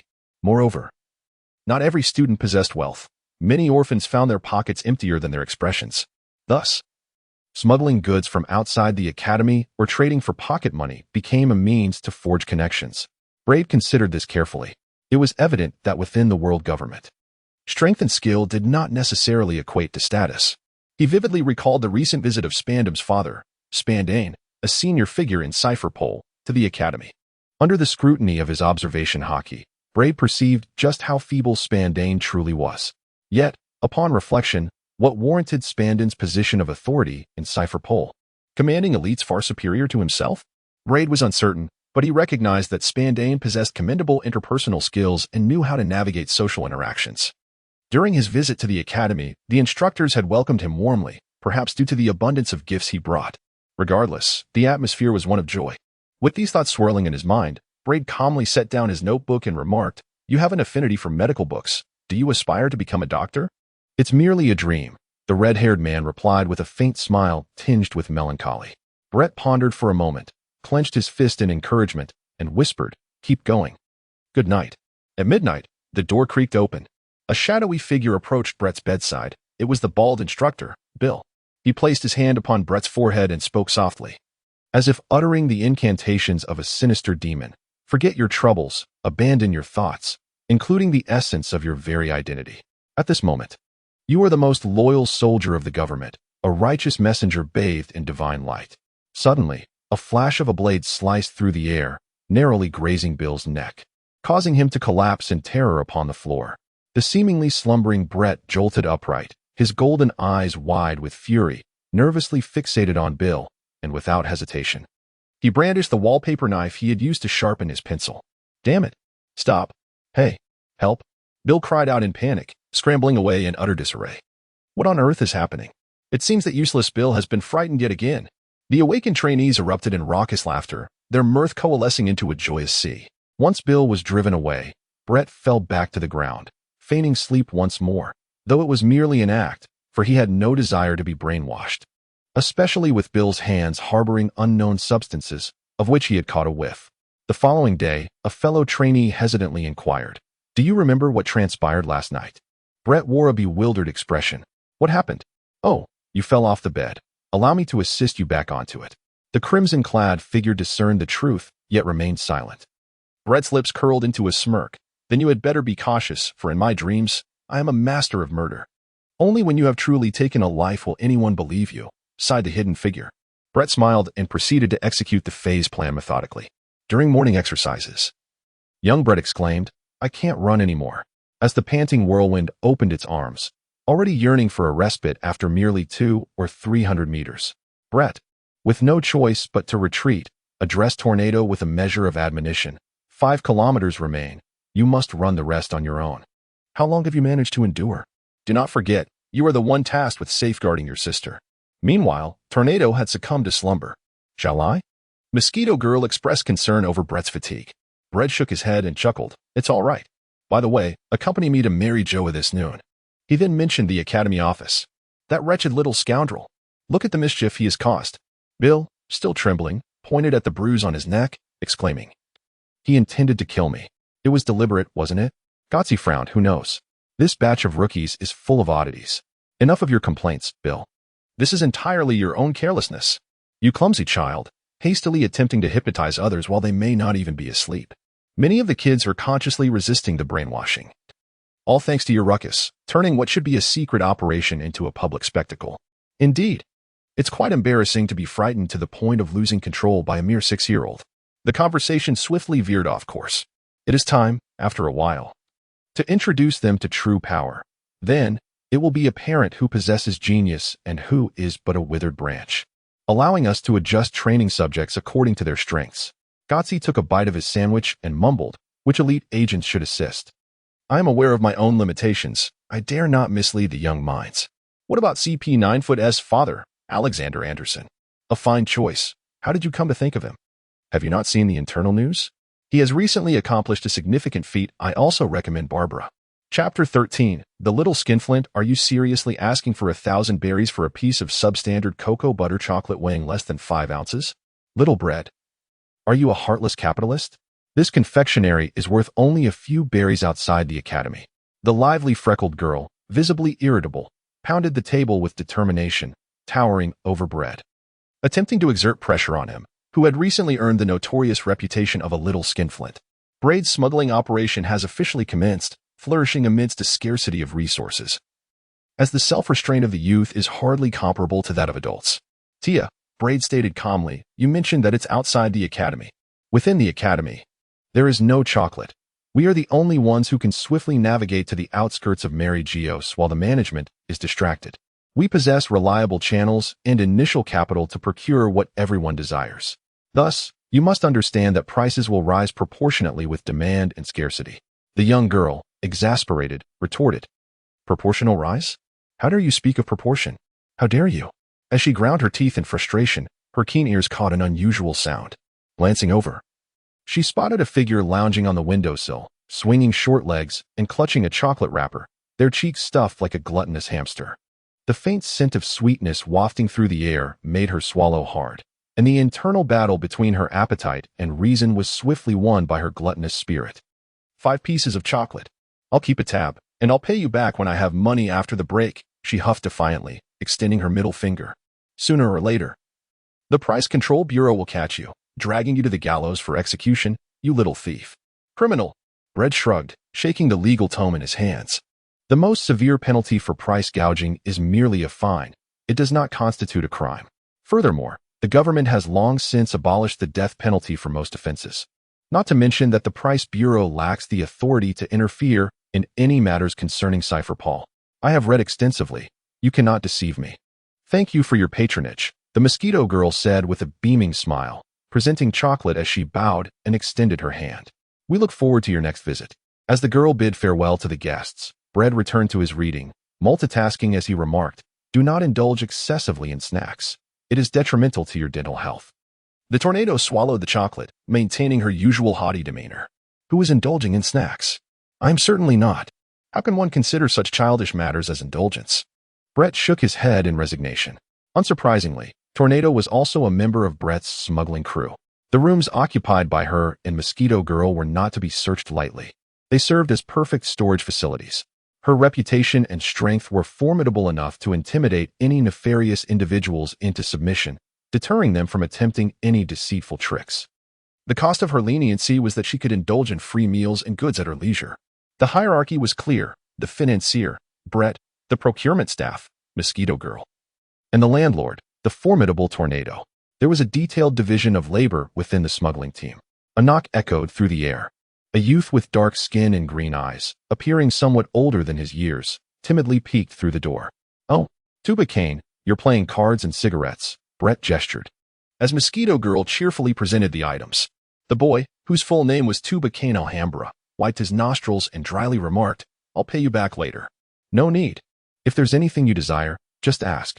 Whether you repay me in the future is of little consequence," Brett replied, perusing a book without lifting his gaze. "What matters is the bond of friendship between comrades, though it may seem small and insignificant. I am doing my utmost to help you navigate through the most challenging phase of your life, enriching your existence. In any case, enjoy yourself, and keep those cigarettes hidden." Tuba Kane nodded vigorously, perhaps feeling a sense of guilt for accepting help. He sensed the pressure Brett's support placed upon him. Tia, a descendant of Cipher Pole agents, and Tuba Kane, a war orphan, received markedly different treatment from Brett, who sought to profit from Tia while courting the favor of Tuba Kane. "Hey, little Brett. What's your angle?" Tornado remarked ambiguously. "It's quite obvious that you treat some differently from others. Why do you charge some while offering others your services for free?" Brett refrained from explaining, for it was impossible for him to disclose to Tornado the truth of being a scheming boy. Consequently, he deftly shifted the conversation, saying, "It is nearly 10 o'clock. I shall return to rest and continue training tomorrow morning." That very evening, on the eve of the World Conference, a seismic revelation swiftly swept across the globe, and the semi-closed Cipher Pole Academy was no exception. The illustrious Admiral Zephyr, renowned for his valor, resigned and withdrew from public life, disheartened by the assassination of his wife and child. In an instant, the world was set ablaze, casting doubt even on the credibility of the world government. The troubles of the world government were far from trivial. The equilibrium of power had collapsed. Firstly, the most formidable military faction under the world government, the Navy, symbolized the pinnacle of naval strength. However, the Navy's 3 admirals had been incomplete for years, and Zephyr's resignation signified a further diminishment of naval power, rendering the Navy incapable of subduing the rampant sea pirates that had long evaded control. Thus, the world government was compelled to recalibrate its strategy, reallocating reserve forces to assist the Navy in countering the Hunter Association and other antagonistic factions, striving to affirm their resolve in maintaining dominion. Yet, one could not help but wonder whether the Hunter Association and the Wano Country would seize the opportunity to stir unrest. Moreover, Zephyr's despair was not without cause. As the eyes and ears of the world government, Cypher Pole, clad in black gloves, monitored both external and internal affairs, ensuring the protection of high-ranking officials' families, which in essence constituted a form of surveillance. The tragic fate of his wife and child, met with vengeance from those harboring animosity towards him, unfolded right under Cypher Pole's watchful gaze. His resignation was a silent outcry of indignation, questioning and condemning the world government. Zephyr's plight would undoubtedly incite panic among the ranks of high-ranking officials within the world government, who feared meeting a similar fate as Zephyr, serving the government only to find their families shattered. The Navy would inevitably rise to defend their esteemed admiral, potentially igniting conflict with the world government. The events surrounding Zephyr, though neither distant nor close to Bread, profoundly impacted him, revealing the unreliability of the world government as a bastion of strength, intensifying his desire to grow stronger. In silent morning exercises, Tornado, ever the slacker, comfortably climbed onto Bread's back to catch up on sleep. As they jogged, Bread caught sight of a striking figure hastening towards them. "Little Bread, wait," said Estifs, approaching with poise. "I heard you can procure items from outside the academy. Could you assist me in purchasing a few packs of sanitary pads? I had my first period yesterday. Additionally, please acquire 2 pairs of pure cotton undergarments, preferably in blue and white stripes, as the ones provided by the academy are quite uncomfortable." Bread, is such directness truly appropriate? Chapter 14. The ice blue monster time progresses steadily through the myriad emotions of joy, sorrow, toil, pain, and anger, never delaying even a moment for any reason, adhering rigidly to its course. As time advances, the curriculum of the Rookie Agent Reserve gradually expands, becoming increasingly brutal, or rather, revealing its true nature. Initially, it began with combat training, infused with competition and avenues for venting frustration, where the descendants of Cypher Pole agents clashed with one another, orphans against the elite and the underperformers, the affluent versus the impoverished, locals versus outsiders, an explosion of enmity. Each day witnessed some celebrating their victories with raised fists, while others lay on the ground, bruised and defeated. Beyond mere combat, instructors began to transition their teachings from combat techniques to lethal skills, commanding the students to repeatedly take lives, starting from common creatures like snakes, rats, chickens, and dogs, gradually escalating to primates resembling humans, such as monkeys and baboons. It became increasingly apparent that the students were not far from the grim reality of taking human lives. As they adapted to the concept of ending lives, the instructor, Bill, whose expertise lay in interrogation, led the students in practical applications of their often boasted knowledge of torture, transforming the act of ending life into one of prolonged torment. Surprisingly, Bill, the inept instructor, possessed a peculiar sense of humor, occasionally delivering startling remarks. Interrogation is an art. It is an exceptional method that helps you discern the human heart. Once you can make a monkey beg for mercy, you'll graduate from your interrogation course. A bit exaggerated. In summary, the Cypher Pole Agent Academy systematically erodes the humanity of its students, at least diminishing it, preparing them for a future where they can execute their missions against any target, regardless of age or gender. Meanwhile, Bread's little shop flourished, as the bloody realities continuously assaulted the immature psyches of the youth, refreshing their unstable perceptions. Only a few maintained emotional stability, living as they always had, while the majority sought redemption through distractions such as snacks, books, and the release from worries offered by nicotine, alcohol, or even sedatives. There were those who could achieve emotional equilibrium yet rejected redemption, either becoming neurotic or awakening a perverse delight in bloodshed, slowly devolving into twisted beings. Brad is doing well. He is one of the few individuals who maintains a steady demeanor, steadfastly adhering to his planned stages, compelling himself to endure and wait. Mid-October. After the World Conference. "Hello, children," greeted the kindly priest, cradling the Bible. Brett understood that his phase plan was now rendered obsolete. This distinguished individual before us is one of our Cypher Pole's aces, Mr. Alexander Andrussen, whom you may refer to as Father.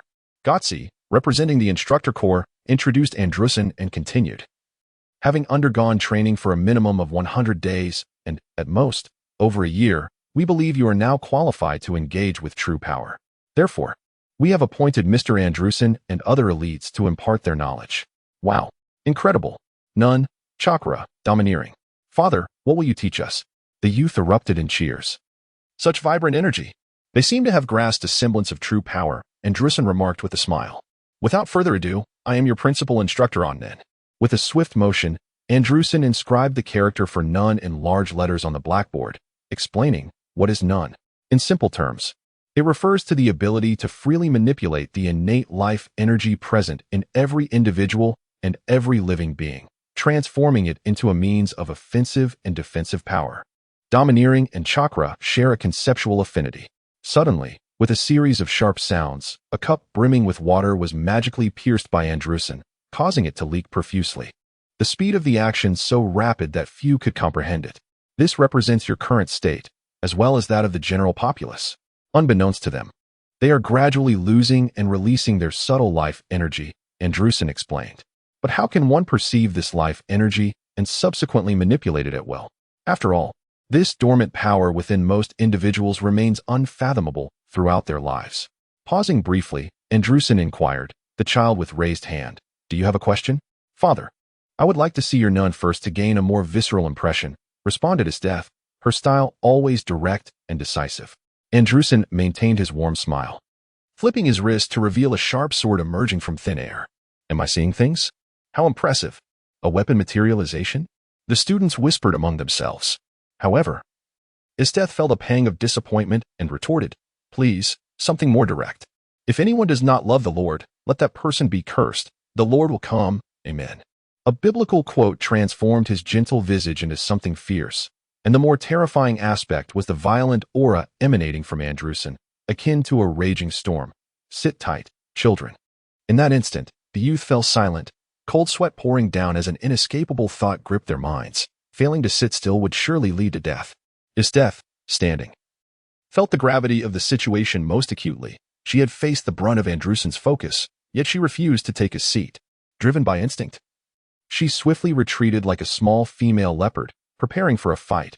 Yes, a battle. She was ready to engage. However, Anderson's presence relentlessly pursued Esteth like a maggot clinging to its host. Have you grasped the essence of those who possess the will and those who do not? Anderson reigned in his aura, restoring the gentle image of a priest. A collective sigh of relief escaped everyone. Yet, a thunderous roar erupted. A violent energy, more ferocious and domineering than Anderson's, exploded around Esteth, interweaving arcs of black and crimson crackling and leaping, instantly unleashing a tsunami of chaos. What? Hey. Boom, boom, boom.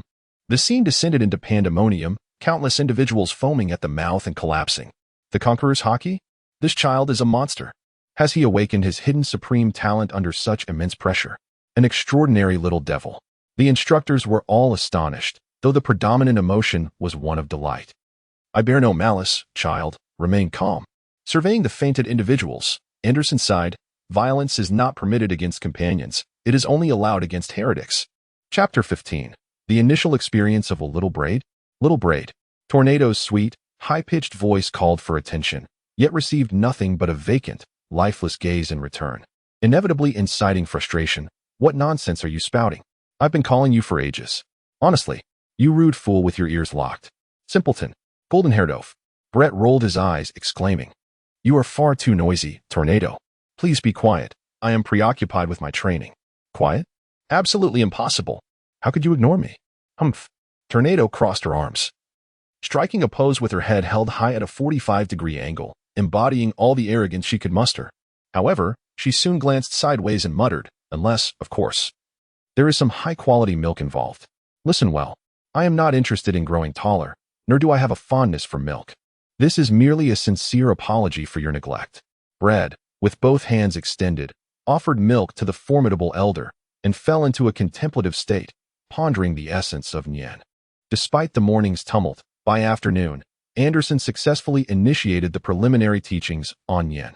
A few hours prior, he addressed the students. All right, children, let us gather our spirits and embark anew on the path towards discovering true power.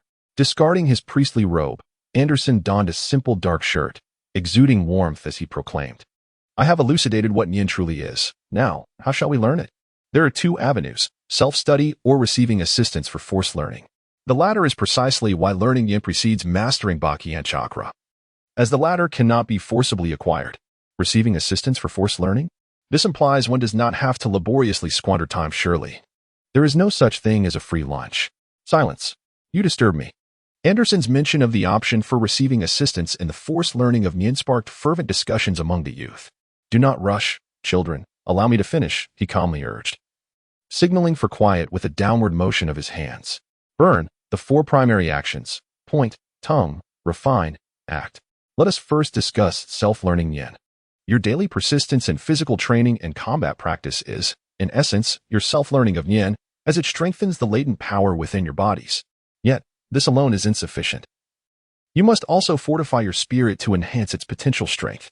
Ultimately, the inherent power of the body and the latent power of the spirit must harmonize, with spiritual strength perfectly governing physical power, allowing you to genuinely feel and awaken the life energy within.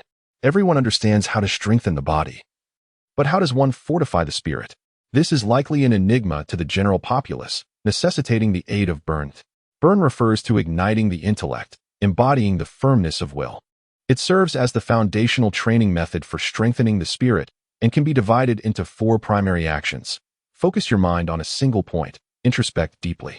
Then set your goals, articulate your thoughts verbally, refine your self-discipline, and finally, transform your will into action. After a brief pause, he added, perhaps some of you do not grasp this yet. That is perfectly fine. In my youth, I too found the instructor's explanations bewildering. With a smile, Anderson continued, allow me to demonstrate. I shall concentrate on the thought of eliminating you all, but do not be alarmed, especially you, Estes. The students chuckled at Anderson's jest.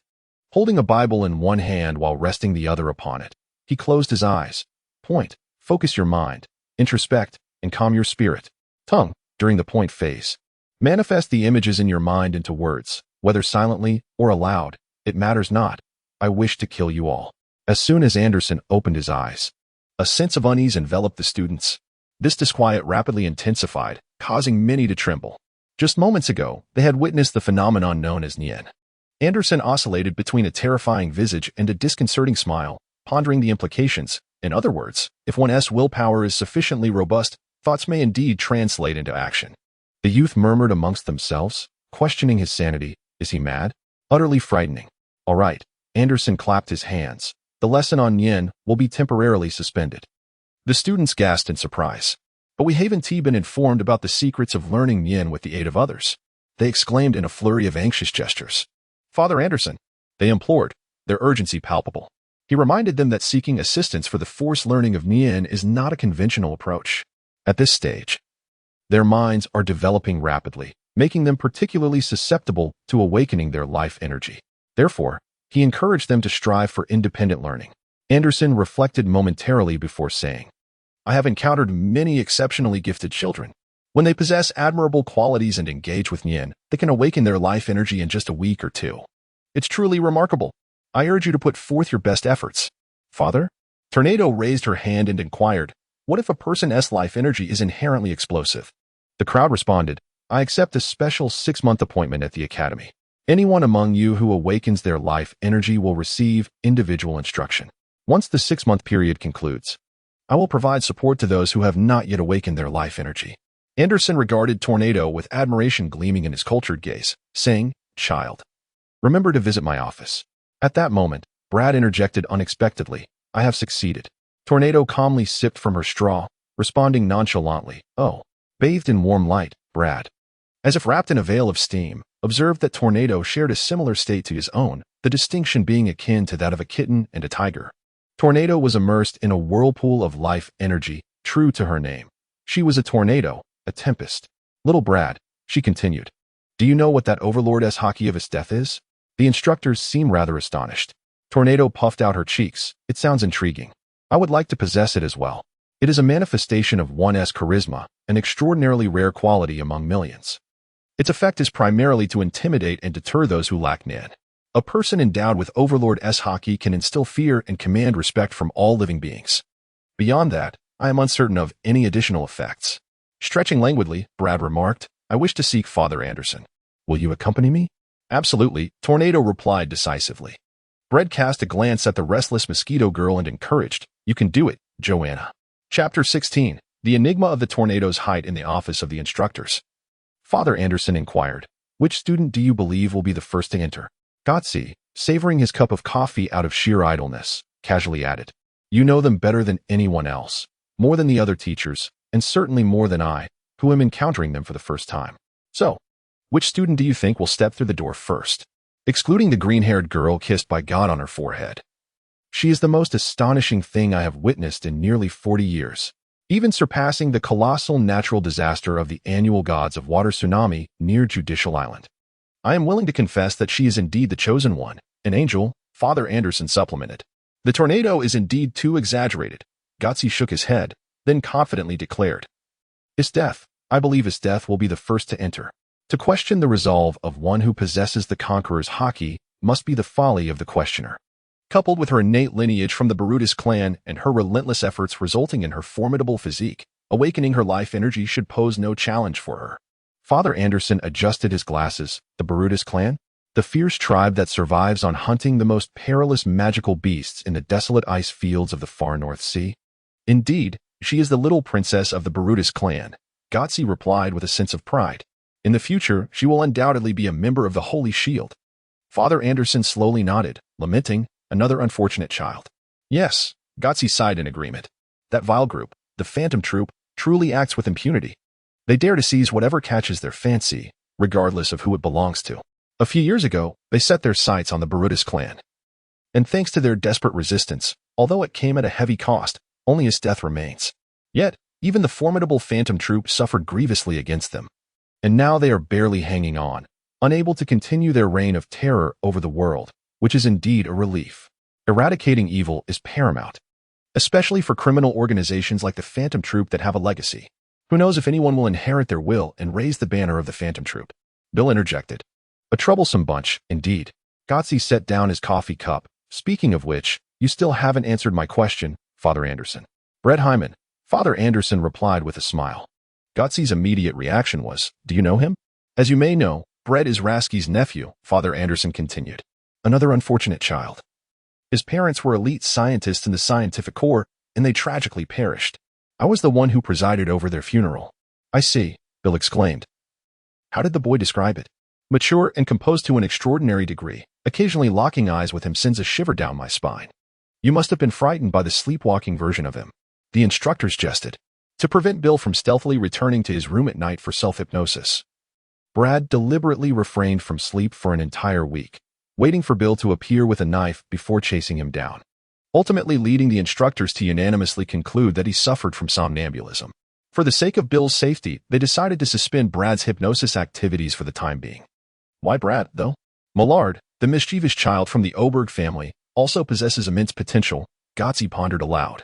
Anderson opened the Bible, preparing to read, and remarked, I am not familiar with which child Millard is. In fact, I also believe that Estes would be the first to enter. However, wouldn't it be delightful to have an added element of anticipation? Of course, the most beautiful sight would be them entering together. Is this the hope of seniors for their juniors? Gotsi wholeheartedly agreed. You are absolutely right. The more talented individuals, the better. This way, the righteous iron fist can smash the heads of the wicked. Just as he finished speaking, there was a symbolic 3 knocks at the door, which was unceremoniously pushed open. Tornado entered with a light step, while Brad appeared slightly awkward, alongside the expressionless Estes. Anderson closed the Bible he had just opened, filled with joy, and began to exclaim, that light is the true light, which enlightens every man who comes into the world. Amen. To think that in awakening the life energy, one could simultaneously comprehend and utilize the concept of Jean. What? Look, this is such a remarkable talent. A genius, no? An unprecedented genius in the nearly 800 years of Cipher Pole's history. Astonishment, trepidation, horror, every instructor widened their eyes in disbelief. Even though they had accurately predicted this event, they were still overwhelmed by the reality that surpassed their expectations. In this moment, they finally understood that perhaps they were unworthy to call themselves teachers. They finally realized that they might need to start currying favor with their students. They finally comprehended that they were witnessing the dawn of a new era. Congratulations, children. Anderson rose. Follow me. Let us find a suitable place to demonstrate. Moments later, after just a few hours of awakening the life energy, there is no doubt that you are exceptionally remarkable, children, Anderson praised. Tornado urged impatiently, this is boring. Hurry up. Now, don't be too hasty, little Tornado. Anderson replied gently. Awakening life energy independently, and accepting assistance for forced awakening is the true essence of learning to manipulate life energy freely, which is the practice of Nian. There are 4 main categories of Nian, and the first is Zhan. You have already grasped the preliminary techniques. Do you remember the water cup I showed you? His death remarked.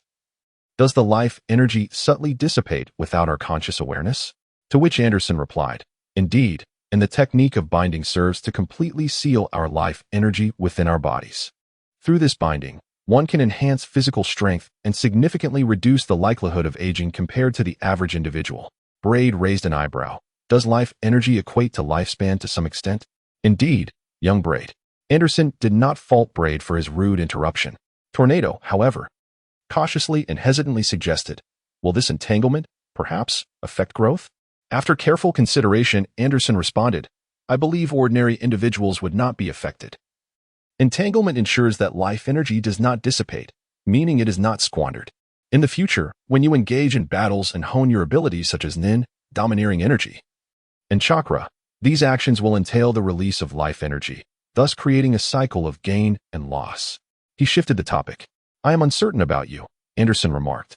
It is the first time I have encountered someone with such an abundance of life energy, seemingly inexhaustible, especially since you have long understood entanglement. The crisp sound of a heart-shattering echoed in the air.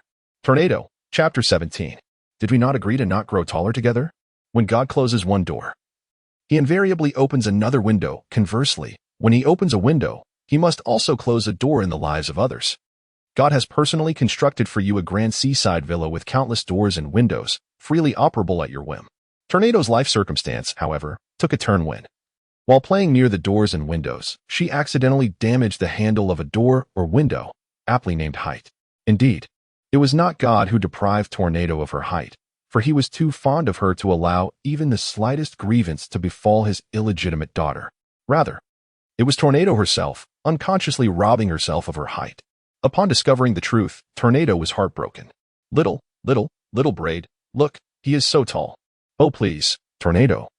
He belongs to the giant clan. I wish to grow tall, like an adult caring for Fubuki. You will, do not worry. Your growth cycle is simply prolonged, which may not be a bad thing. It signifies that your youth endures. When others are 10, you will appear 10. When they reach 20, you will still look 10. And when they are 30 or even 40, you remain a mere 10 years old. Wow, are you saying I am short? I did not say that. The weeping Tornado was truly formidable, unreasonable and willful, incessantly noisy, especially with her exuberant spirit. Brett felt utterly exhausted. He had spent nearly an entire day soothing the tempest, leaving him incapable of practicing his own incantations. Little Bread, the tempest choked out, her small mouth quivering, eyes brimming with tiny tears, hollow and dim, vividly embodying the essence of disillusionment. Brett nodded. I am here. Oh, how the tears flowed. Brett, after a moment's hesitation, you accompany me. Hope rises amidst the vortex of despair. Is that agreeable? Yes, that is fine. Brett, with a slight discernment, quickly comprehended that the vortex referred to maintaining a level height alongside her. His verbal affirmation was quite straightforward. Yet inwardly he scoffed. How can one possibly control the process of growth? Isn't that asking a bit too much? Furthermore, have you not noticed? I am nearly 10 centimeters taller than you. Yet, you still perceive me as shorter. Let us make a pact. You must swear. Tornado, striving to compose herself, extended her hand towards Brett. Braid extended his hand, questioning, why is your hand larger than mine? No way. You have secretly learned to grow taller like his death without my knowledge. What a rascal. A deceiver. Tornado felt despondent, as if the entire world conspired against her. She fled, and Braid did not pursue, for he knew he could not catch her. After all, she could fly. Exhaling a deep sigh, Braid stood atop the mountain at the rear of the academy, gazing into the distance where giants roamed, muttering to himself, the neighboring naval academy, casting aside distractions. Braid seized the rare moment of tranquility to delve into the study of none.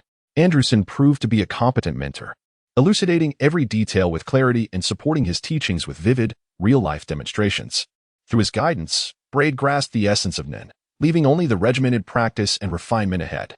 Entangle, a technique for thoroughly channeling life energy within the body, fortifies the physique and significantly retards the aging process compared to ordinary individuals. Sever, quite literally, is the technique that cuts off life energy, allowing one to eliminate their presence, yielding remarkable restorative effects during fatigue. Practice empowers one to unleash greater life energy than usual. Manifest, the ultimate technique of none, integrates the four primary aspects, with effects varying from person to person. Anderson also assisted Braid and his death in determining which category of the 6 properties of Nin their abilities belonged to, while Tornado refrained from participation at that moment. Her silhouette appeared pale, resembling a stone statue, utilizing the most common method, water surface technique, which involves a glass of water and an object like a leaf floating atop it. The tester channels Nin around the glass. The result revealed that his death as water took on a peculiar taste, highly stimulating, rendering the tongues of those who sampled it numb, indicating her Nin belongs to the transformation category, capable of altering the nature and form of none, as she instantaneously transformed it into ice. The crystallization of Brad's water condensation indicates that his aura, akin to that of Anderson, belongs to the materialization category. This allows him to transform his aura into objects imbued with special abilities, necessitating careful contemplation before manifesting them into physical forms. Furthermore, the augmentation of water pertains to the enhancement category. His aura can fortify himself and his weapons, significantly augmenting both defensive and offensive capabilities. Water that exhibits color pertains to the emission category, enabling the release of aura over considerable distances while maintaining its potency. The movement of floating objects on the water surface falls under the manipulation category, allowing him to infuse his aura into specific entities for control. In contrast to the phenomena associated with enhancement, transformation, materialization, emission, and manipulation, there exists a unique category known as the essence category, characterized by its enigmatic and unpredictable nature. It is noteworthy that the foundational 4 categories of aura encompass extended techniques, fusion techniques, cycles, concealment, condensation, circularity, solidity, flow, and hardness. Brett pondered deeply and comprehended why the Academy arranged for the young boys and girls to first study Nin. Unlike the more esoteric concepts of Haki and Chakra, Nin's system is remarkably detailed and refined. However, upon further reflection, disregarding the 6 fundamental properties of Nin, one can observe that the practical applications of the complex Nin and the simpler Haki often overlap significantly. The technique of combining binding and training to enhance the perception of living beings' auras, is it not akin to the observation Haki? Furthermore, the fusion of binding and training techniques to bolster offensive and defensive capabilities with explosive Nin, does it not resemble the armament Haki? Thus, Brett previously inquired of Anderson, "Father, can Nin and Haki be utilized together? For instance, the armament Haki, solid. Child, your primordial life energy is singular," Anderson replied gently. Brett furrowed his brow. The enhancement system, transformation system, emission system, and manipulation system may not suffice. Who can truly ascertain the intricacies of the specialization system? As for the materialization system, does its principle not revolve around segmenting a portion of one's aura into a tangible entity, subsequently sustaining that entity's existence through a certain amount of aura? If one were to possess an extraordinarily vast amount of aura, essentially disregarding the expenditure required to maintain the tangible entity's permanence, would there not be a possibility to achieve a harmonious balance? Brett shook his head in silence, his heart in turmoil. It is indeed a good thing to have thoughts.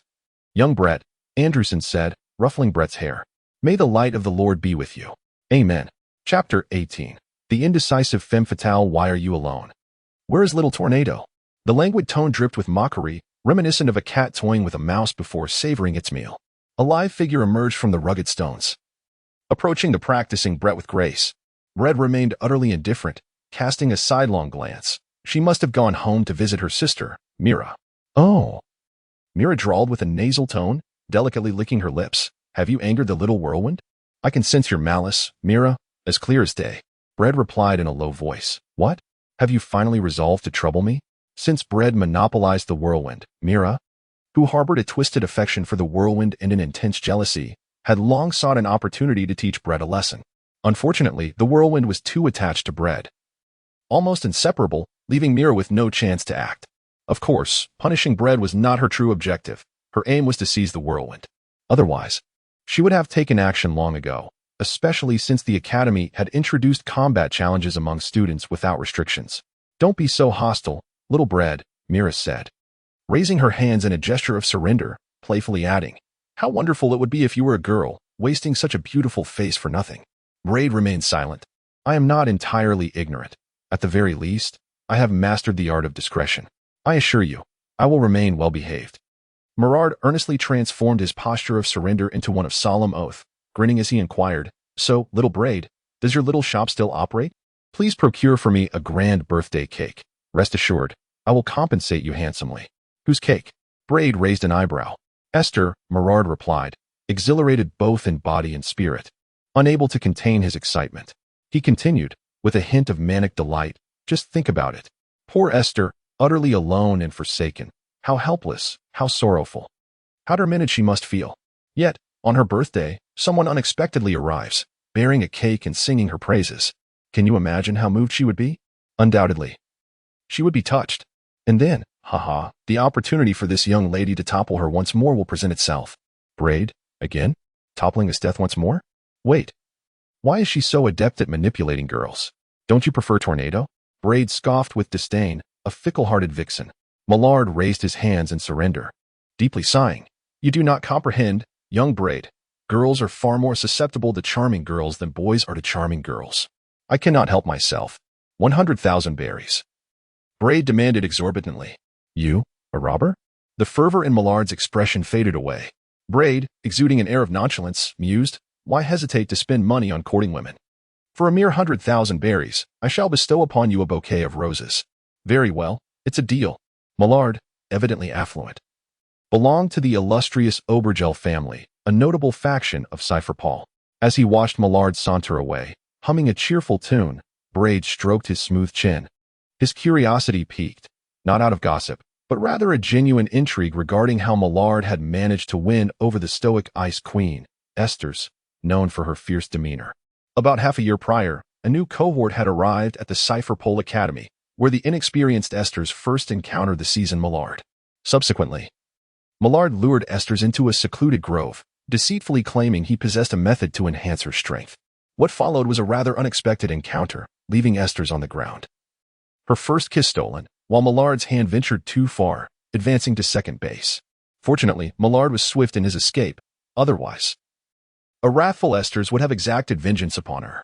Braid listened in astonishment to Millard's tale of Esther's, while the enigmatic Red Corpse, sharing the story, wore a sly smile. "Have you awakened your life energy?" Braid suddenly realized.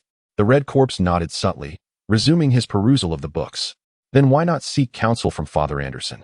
Braid remarked, surprised by the Red Corpse's unhurried demeanor. The Red Corpse replied, "I do not seek the limelight. Patience is key." With that, the Red Corpse fell silent. And Braid sensed the stability of his life energy, which gradually harmonized with his body and ultimately receded within, suggesting that he too had grasped the nuances of the intricate art. What a peculiar creature, Braid mused inwardly. Transitioning to the room of Mosquito Girl and Tornado. Braid was eager to assess Mosquito Girl's progress and whether Tornado had returned. Tornado was indeed back, her expression radiating the sentiment that the world owed her 500 billion berries. Head held high in utter disdain for a certain little brat who had been secretly growing taller. "Humph, little Braid, am I truly that foolish?" Conversely, Mosquito Girl expressed her frustration. "I cannot sense anything." "Patience, Joanna, you can do it," Braid encouraged, playfully flicking her forehead with a bright smile. "Trust me, trust yourself." Mosquito Girl hesitated, "But I truly." Life energy is an inherent force possessed by all living beings, even those who are not human, Braid asserted with unwavering confidence, drawing from his experiences with the hybrid ant species. Another scoff escaped Tornado, her voice noticeably louder. "Bradeo, still not happy? Shall we go out for some fun?" "Where shall we go?" The Tornado embodies a contradiction between harsh words and a sincere demeanor. Red Nunu exclaimed, "The Naval Academy next door? Carry me." The Dragon Knight opened his arms wide. Braid found himself in a predicament. Moments later, employing his mental prowess, he effortlessly scaled the towering walls of the Cypher Pole Academy. A feat that none of the other trainees, save for the Flying Mosquito Woman and Tornado, could achieve. His thoughts drifted to the foreboding prospect of a significant decline in the sales of his little shop 6 months hence. It was only after this troubling consideration that he proceeded, with Tornado in tow, through the tranquil expanse of Pine Sea, eventually arriving near the Naval Academy. Peering over the wall, he noticed an unsettling stillness. No one was around. Tornado tilted his head left, then right, in curiosity. Brett unleashed his observation hockey. They were in the classroom, casually meandering about. Compared to the Cypher Pole Agent Academy, the Navy Academy boasted a more expansive area and better-equipped facilities, with an overall atmosphere of solemnity, perhaps due to the nature of its students. The Cipher Pole Academy was filled with children and adolescents, while the Navy Academy comprised entirely of adult sailors. As they strolled along, a casual call echoed, "Hey, you little rascal."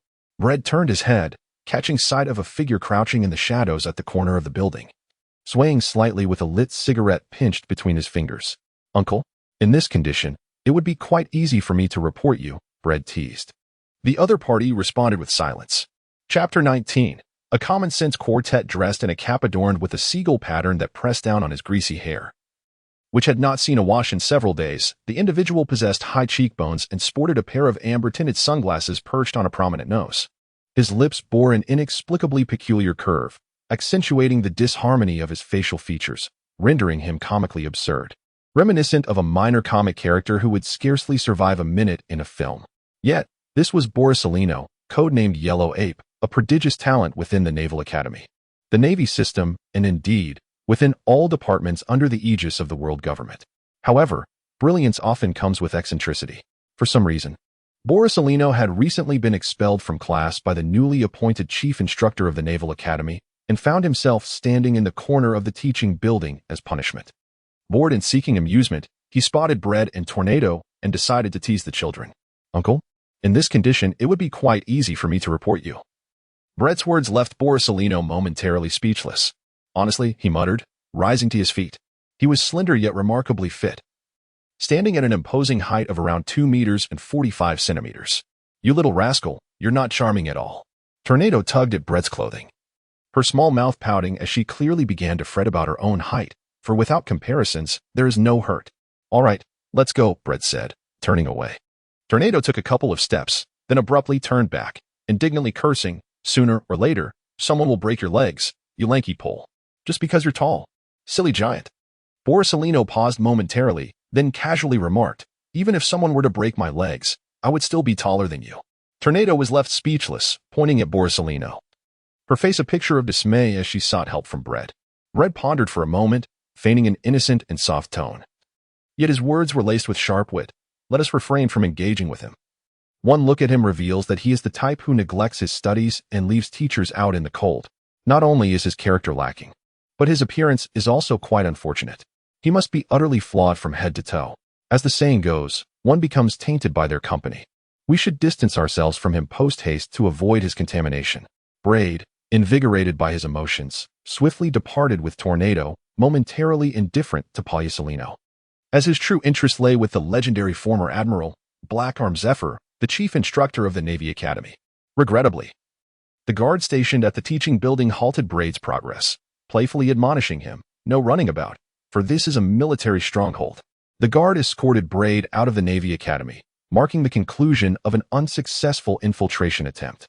Tornado resumed his usual demeanor, while Braid found a newfound tranquility, diligently and even rigorously continuing his training for over a month. As the year 1491 in the sea calendar began, the Cipher Pole Academy, with its humane approach, granted the children of agents a 2-day holiday for family reunions, while the orphans celebrated collectively. During this period, a corpulent middle-aged man, savoring his meat, paid a solitary visit to the Cipher Pole Academy. He was the public spokesperson for the world government, and clandestinely, the highest authority of Cipher Pole, Minister Wonist. "Minister Wonist? What brings you here?" greeted the instructors and staff warmly. Wonist, amiable throughout, eventually arrived at the office of the rookie agent training cadre. "Let us dispense with formalities," Wonist said, wiping the sweat from his brow as he unceremoniously took a seat, the chair creaking under his weight. After catching his breath, he inquired, "How's the training progress of the children, my dear gardeners?" The room fell silent as everyone exchanged glances, until Gotzi, acting as the representative, replied, "We are beginning to see results." "Beginning to see results? Too slow," Wonist retorted, visibly displeased. Gotzi, maintaining his composure, countered, "Sir, they are still children and require ample time to grow." "I care not. That is your responsibility," Wonist asserted, his tone firm and unreasonable. "Is there a special mission?" Gotzi hesitated, his brow furrowing deeply. "Many among them are hopeful stars, possessing the potential to become the backbone of the future Cipher Pole system. I am loath to jeopardize their tender lives." Wonist turned in his chair and declared, "Indeed, there is a special mission, but I am not at liberty to disclose it. If they perish, it merely proves their worth. does it not? Spare me the sentimentality. Give me a few names. Gotsi. 6 months, 6 months hence. I will personally deliver them to you for your directives. Gotsi attempted to dissuade Onest from his intentions. They still have much training left to complete, including aspects of loyalty. Onest shook his head. Time waits for no one. Gotsi, this is an order. There is no room for negotiation.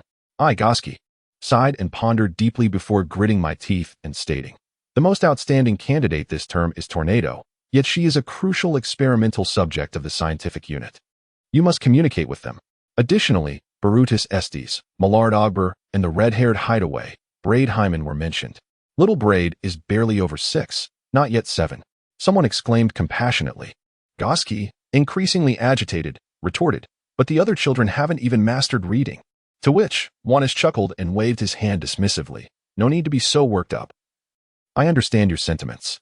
They are the fruits of your diligent nurturing.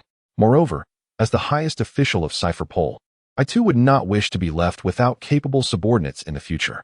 If they are indeed as admirable as you claim, rest assured, I am not a miser. I shall provide them with better conditions for growth.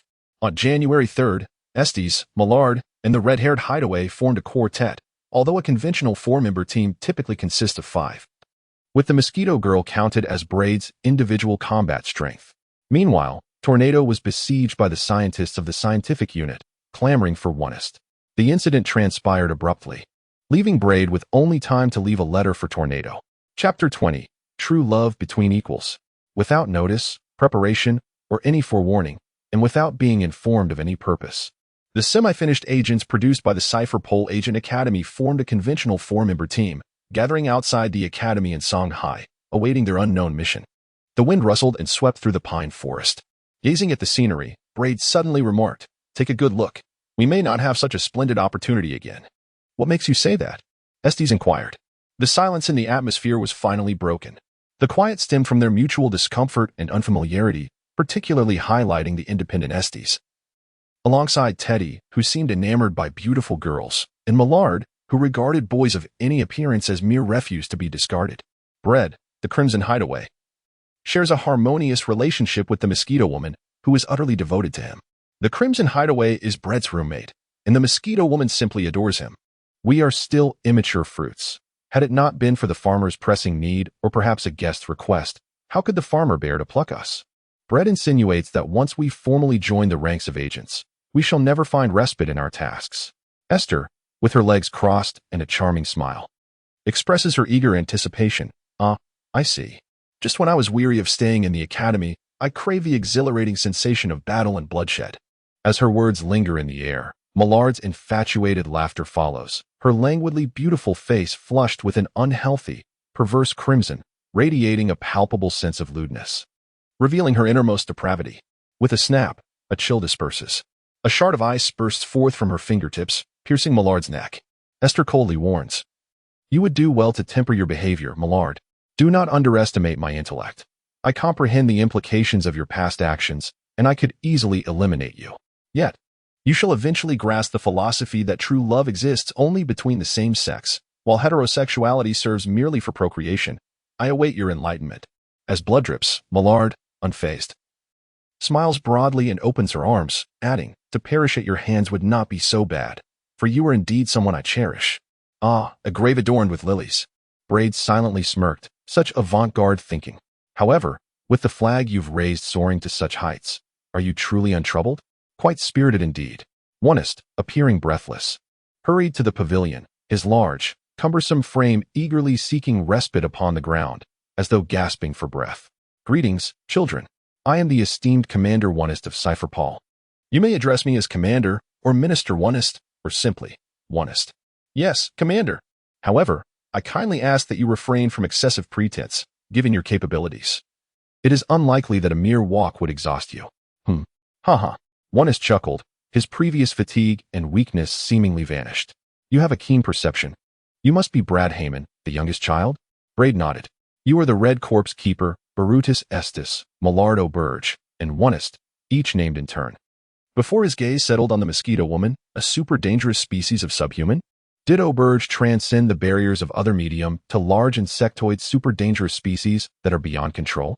As Millard staunched his bleeding, he indirectly responded, "She has a name. Joanna Heyman. Honest, as if struck by a sudden realization, met Braid's disdainful gaze, which conveyed a clear message.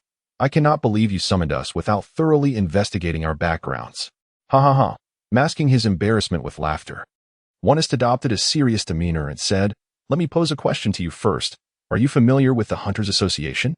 It is a civic organization formed by professionals engaged in excavating ancient relics, providing hired protection, tracking down bounty criminals, and exploring untamed regions. Boasting a history of over 7 centuries, nearly parallel to the existence of the government. Its scale is considerable, and it is often viewed as a counterbalance to the 3 major forces, the government, pirates, and the nation.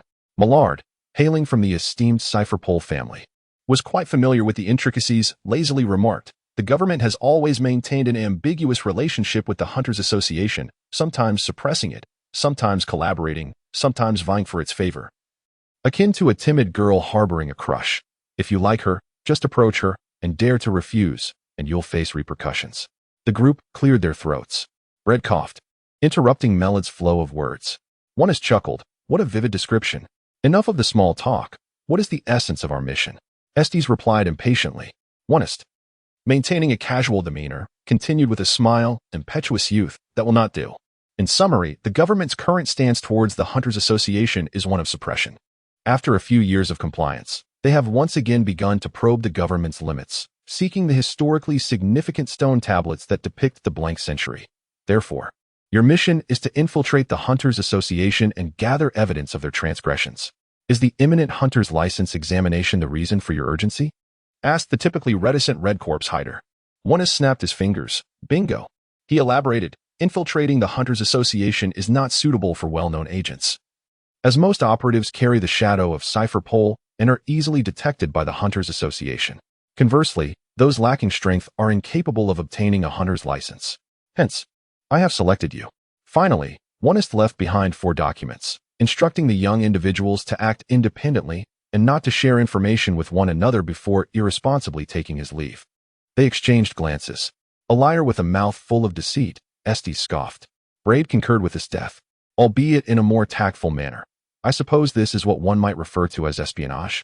It was evident that Onist had concealed something of considerable significance. Yet Braid remained oblivious to the particulars. The Hunter Association had convened, and the Crimson Demon was the first to take action. Brad is also not one to dawdle. He is swift and efficient. Brad tore open the document, uncovering an address, 2 photographs, and a file. West C. O'Hara. Archaeologists, the Nikov couple. Fate is indeed wondrous. Brad tilted his head, cupping the face of the mosquito girl as she bent down, as if toying with a pet puppy. What do you think, Joanna? Joanna was perplexed. She lacked the capacity for profound human emotions and only knew to smile foolishly when Brad was happy and to frown when he was not. Chapter 21. Kim Fulis. A towering chasm ascended into the clouds. 2 bizarre, constant windless belts encircled the earth in a crisscross pattern, thereby dividing the world into 6 major land masses, 4 seas, and 1 continent. The continent referred to is that lofty chasm, the Red Soil continent. The 2 peculiar, constant windless belts extend parallelly, with the central region commonly known as the Great Route. The 4 seas encompass the Red Soil continent, defined by the intersection of the Great Route, namely the East Sea, South Sea, West Sea, and North Sea. Mariewa is situated on the Red Soil continent, at one of the junctions of the windless belts, thus bordering the West Sea. To reach the West Sea, one need only take the westbound train, deftly avoiding the perilous ends of the Great Route below, and then transfer to a vessel heading directly to a destination in the West Sea, thereby circumventing the treacherous Great Route fraught with dangers, and the nearly insane journey through the vast, monstrous Sea King nest in the windless belt toward the West Sea. Otherwise, one might end up not in the West Sea, but in the West Paradise. Of course, airships are far more convenient than trains or ships. Yet the exorbitant prices of the emerging airship tickets are ostentatious, rendering them unsuitable for covert infiltration operations. Clang, clang, clang. The steam locomotive commenced its journey. In order to prevent Joanna, a being perceived as a super dangerous subhuman, from inciting public panic and to consciously conceal her whereabouts, Brad opted to reserve an opulent private suite. This choice afforded him a tranquil environment in which to appreciate the scenery beyond the window and engage in contemplation. His thoughts revolved around analyzing intelligence and formulating plans. Time was limited, and the information Brad could gather from media sources such as the internet, television news, and old newspapers was scant. It was known that the Hunter Association's annual Hunter exam commenced on January 7th. The forthcoming Hunter exam, the 267th iteration, signified a tradition that had persisted for an impressive 267 years, aimed at selecting exceptional talents and establishing a comprehensive system within the association. Driven by aspirations of wealth, fame, or other motives, individuals sought the hunter's profession as a shortcut to success, avoiding the disdain and hatred faced by pirates, who were relentlessly pursued by the world government. This phenomenon led to a remarkable increase in the number of participants in the hunter exam, with no fewer than 1 million candidates each year since the 1,400th year of the Sea Circle, given the extensive and varied pool of applicants. The Hunter Association employed personnel for preliminary selections prior to the official examination, effectively filtering out the majority of those lacking merit. As the time for the formal selection of the Hunter exam approached, the examination topics were devised by an annually changing panel of examiners, based on their personal preferences, ensuring a rigorous process of tiered evaluation until qualified candidates emerged. The registration venues for the Hunter exam and the locations for the trials also changed each year. However, there were typically around 40 to 50 registration sites scattered across the seas, while the trials were generally held at a singular location, typically the Grand Line. Braid received the address for West Sea O'Hara, the registration site for the Hunter exam. He was particularly intrigued by the Hunter Association, an ungoverned and restless entity, wondering why the world government had not extinguished it during its nascent stages. Even if they had refrained from stifling its inception, why had they not curtailed the association's growth? This included inquiries into the association's tenets and the very essence of what it means to be a hunter. Alas, Braid found himself standing at a lowly vantage point, lacking the qualifications to grasp such secrets. As for devising a strategy to pass the hunter exam, he pondered deeply, ultimately deciding to take things one step at a time. For uncertainty loomed large. Braid? The mosquito woman teased, adjusting her flowing robe and playfully contorting her face into a silly grimace. Boo. Bredwin reclined against the firm, elongated legs of the mosquito woman, extending his hand to playfully twirl his fingers upon her crimson lips. It seems the time has come once more to nourish you, he mused.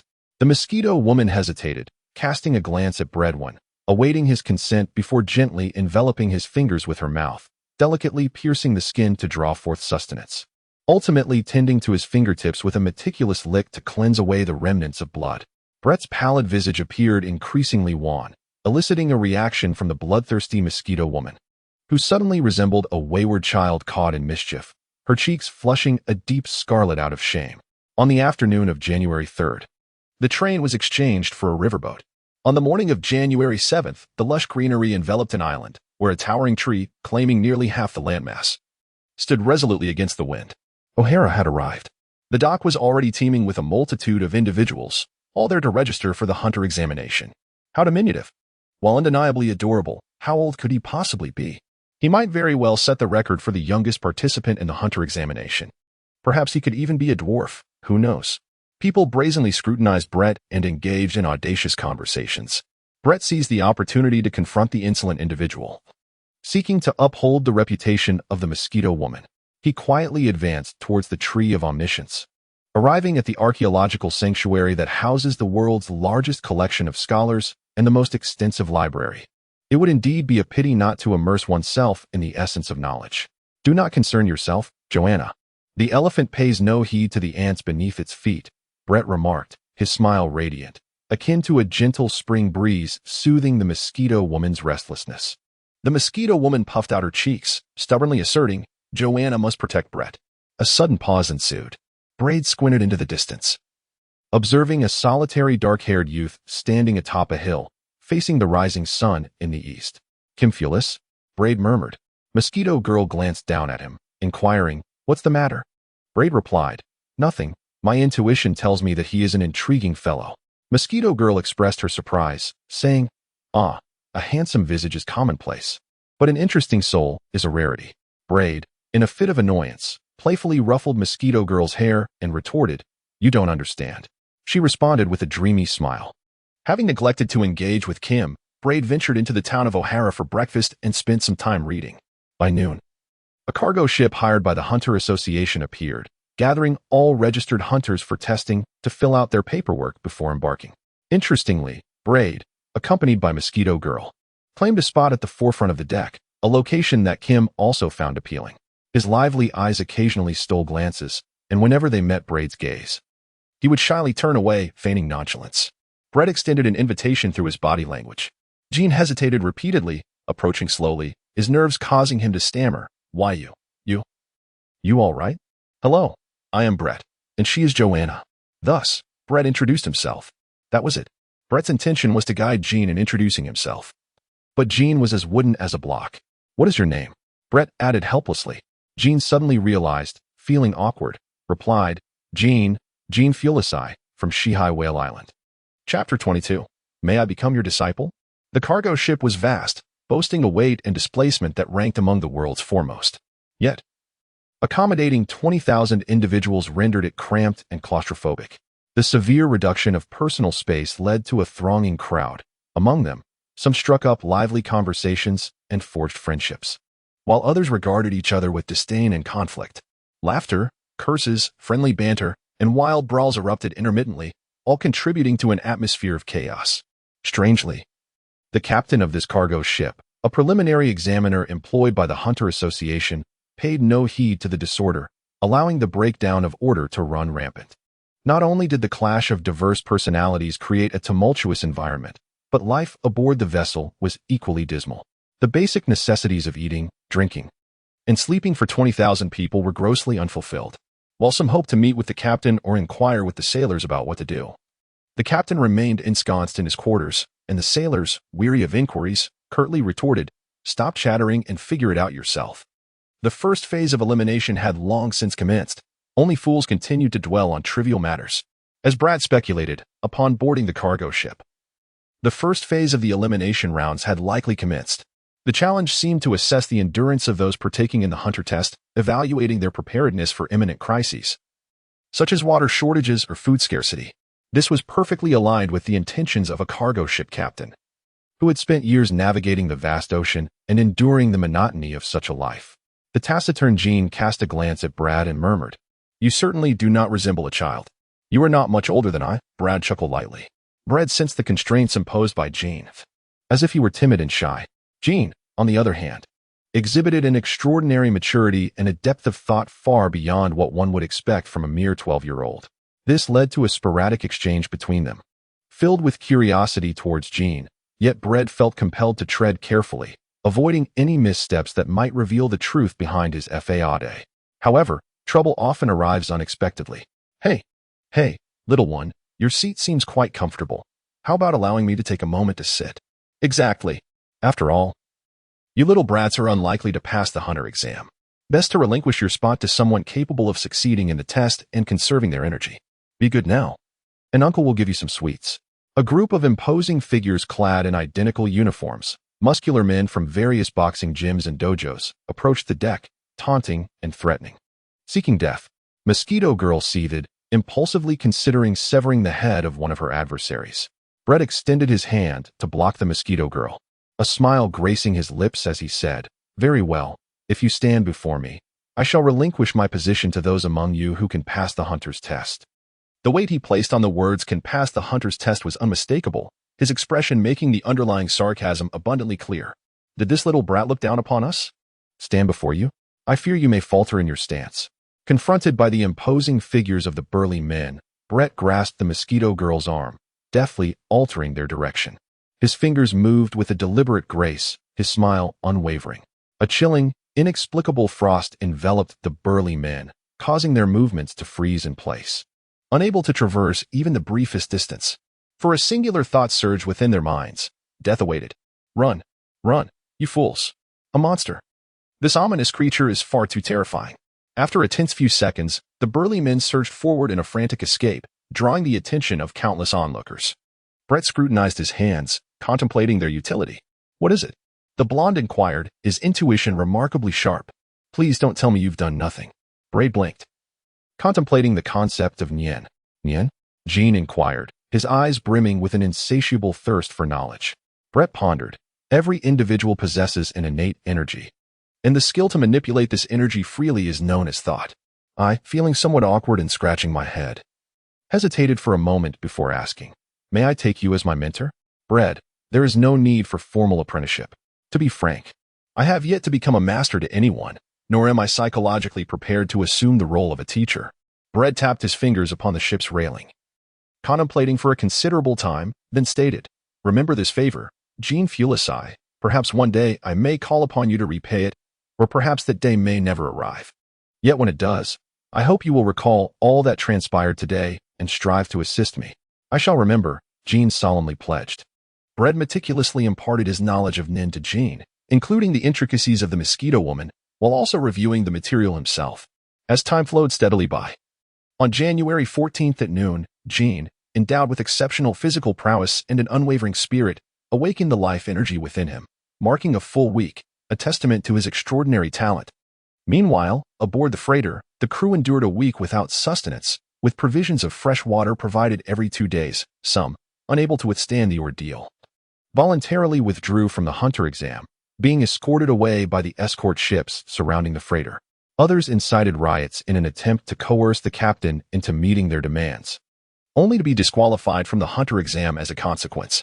There were those who sought to fend for themselves, yet some resorted to unscrupulous means, leading to frequent injuries that forced participants to abandon the exam. The numbers dwindled significantly, falling below 1/10, with just over 1,000 remaining. "Congratulations. You have secured your tickets to continue forward," announced the freighter's captain, who had yet to emerge from the captain's quarters, through the ship's loudspeaker. Immediately thereafter, the sailors busily distributed fresh water and food to each qualified participant, accompanied by a note resembling the scribbles of a child. "We will dock shortly. Refer to the map for navigation," the captain irresponsibly instructed. Braid unfolded the information strip in his hands, exclaiming, "Is this a map?" Without revealing his thoughts, he resolved to accompany Jean. Subsequently, he effortlessly navigated through the preliminary selections of the second and third phases, eventually arriving at the final trial site, the Isle of Greed. In a certain sushi restaurant, he encountered a plate of cherry blossom sushi, but found the absurd code, "no sushi," rather puzzling, leading him to question the reliability of the Hunter Association. Shortly thereafter, departing from the restaurant's back door, he followed the signs, and before the final trial site, a gathering of hundreds of individuals had already assembled. Braid effortlessly discerned the members of the four-man team amidst the crowd. Esther stood tall against the trunk of a great tree, surveying all with excitement as she identified those she deemed inept and those she yearned to challenge in combat. The crimson-cloaked figure appeared almost invisible, casually leaning against a rock engrossed in a book. Millard, skillfully approaching the girl under the guise of a younger sibling, secretly observed Esther's while plotting his next move. "Huh, such a tiny little brother," exclaimed a flamboyant voice belonging to a short, stout young man with a broad nose. Chapter 23. The first match come. Please accept your identification tax. This is your personal number for the upcoming hunter exam. A matter of great significance. To prevent misplacement, be sure to affix the tag prominently on your chest. Before the plump young man with the broad nose could engage in conversation, the staff promptly distributed the identification tags, advising them to keep them secure. Brett is designated as Unit 514, while Jean is Unit 515. Which one belongs to me? The mosquito girl hesitated, obstructing the staff. Braid tossed the number plate to the mosquito girl, saying, "What is mine is yours." With a giggle, the mosquito girl beamed with delight. It seemed that after establishing a bond with Braid, she had regressed into a more childlike demeanor. Perhaps due to the newfound reliance that rendered her no longer needing to feign a fierce facade. The staff scrutinized the mosquito girl for a moment before departing in silence. In truth, he was acquainted with both Braid and the mosquito girl. Upon arriving at the registration site for the hunter examination, candidates were required to complete a registration form, which would then be transmitted to the Hunter Association's headquarters by the preliminary screening examiners employed by the association. Consequently, despite the overwhelming number of applicants, a few inevitably left a lasting impression. Braid, who held the record for the youngest participant in the history of the hunter examination, was undoubtedly among them, especially as he declared on his registration form that he possessed the ability to control specific magical beasts, and that he was already accompanied by a dangerously powerful insectoid subhuman.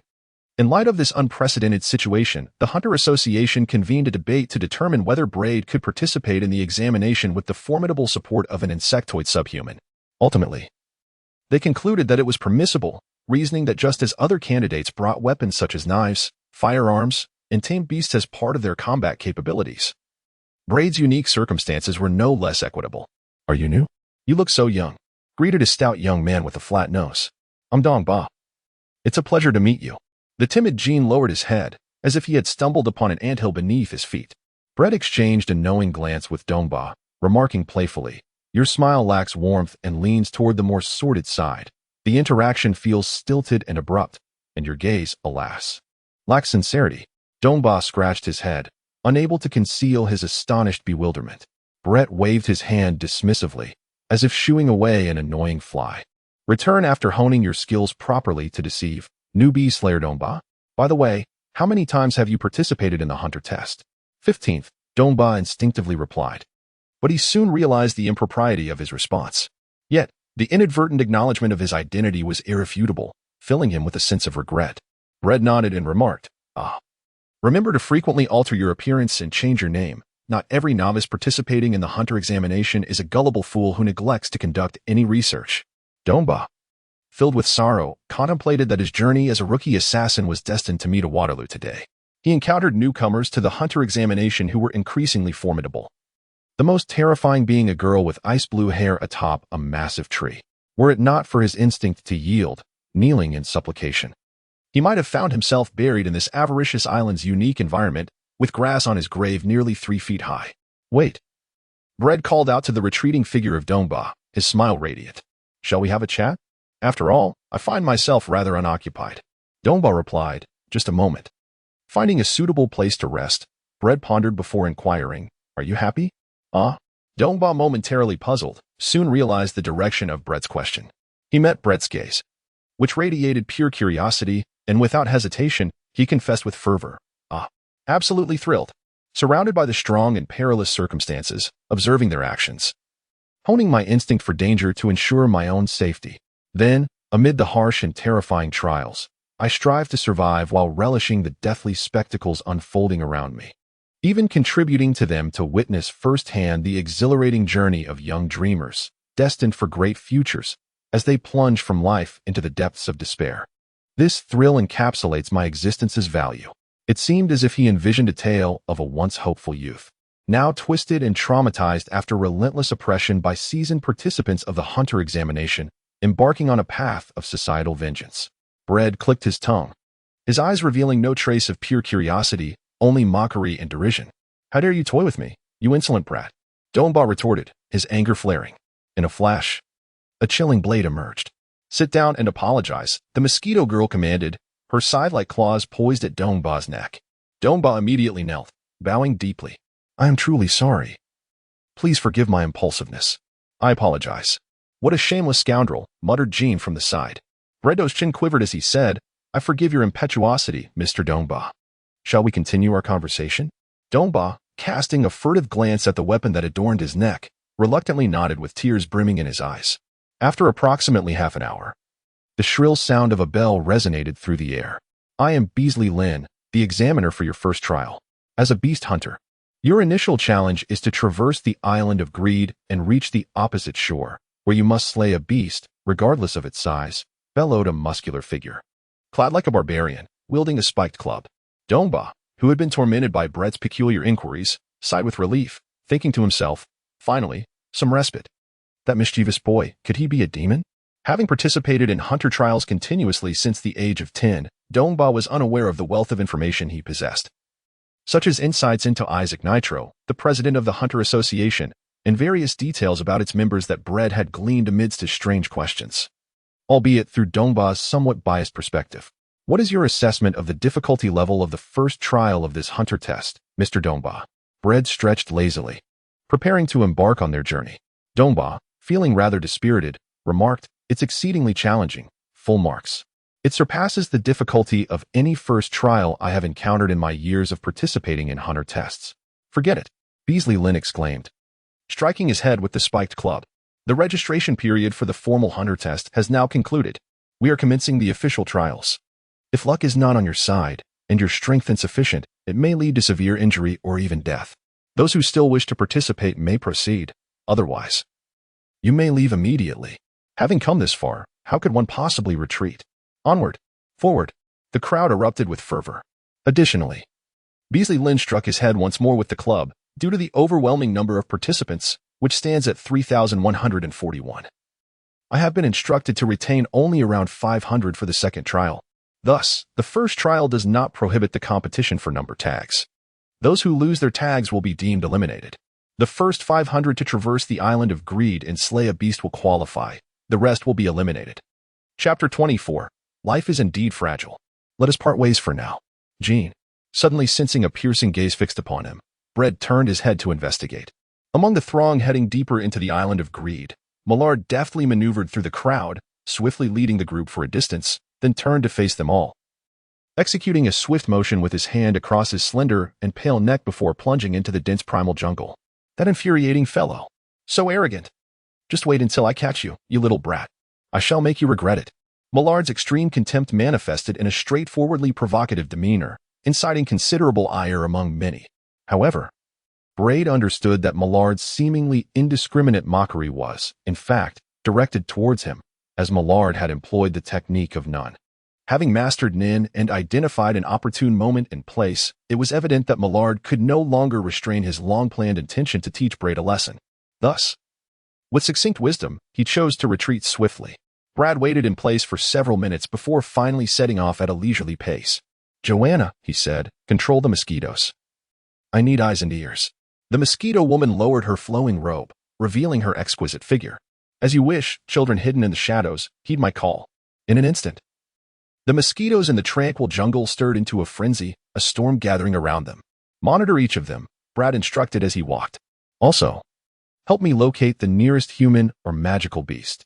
Do not engage, leave that to me. I must hone my skills before encountering Mela." As he ventured deeper into the primeval jungle, the flora and fauna grew increasingly colossal.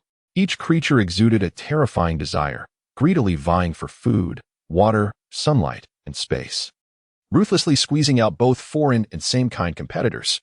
Truly, it deserved its name, Greediness, the Island of Avarice. There, the mosquito woman joyfully lifted Brad into the air.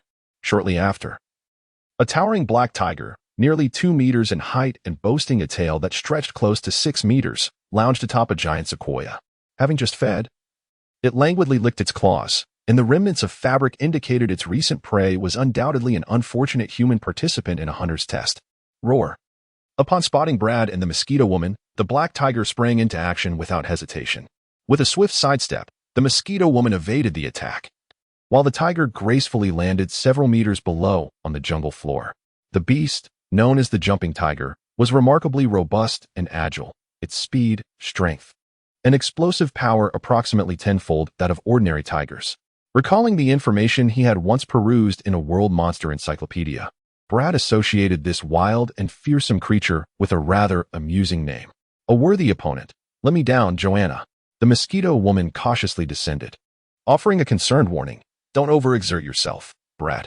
"Fear not," he replied, clenching his fist. Steadfast.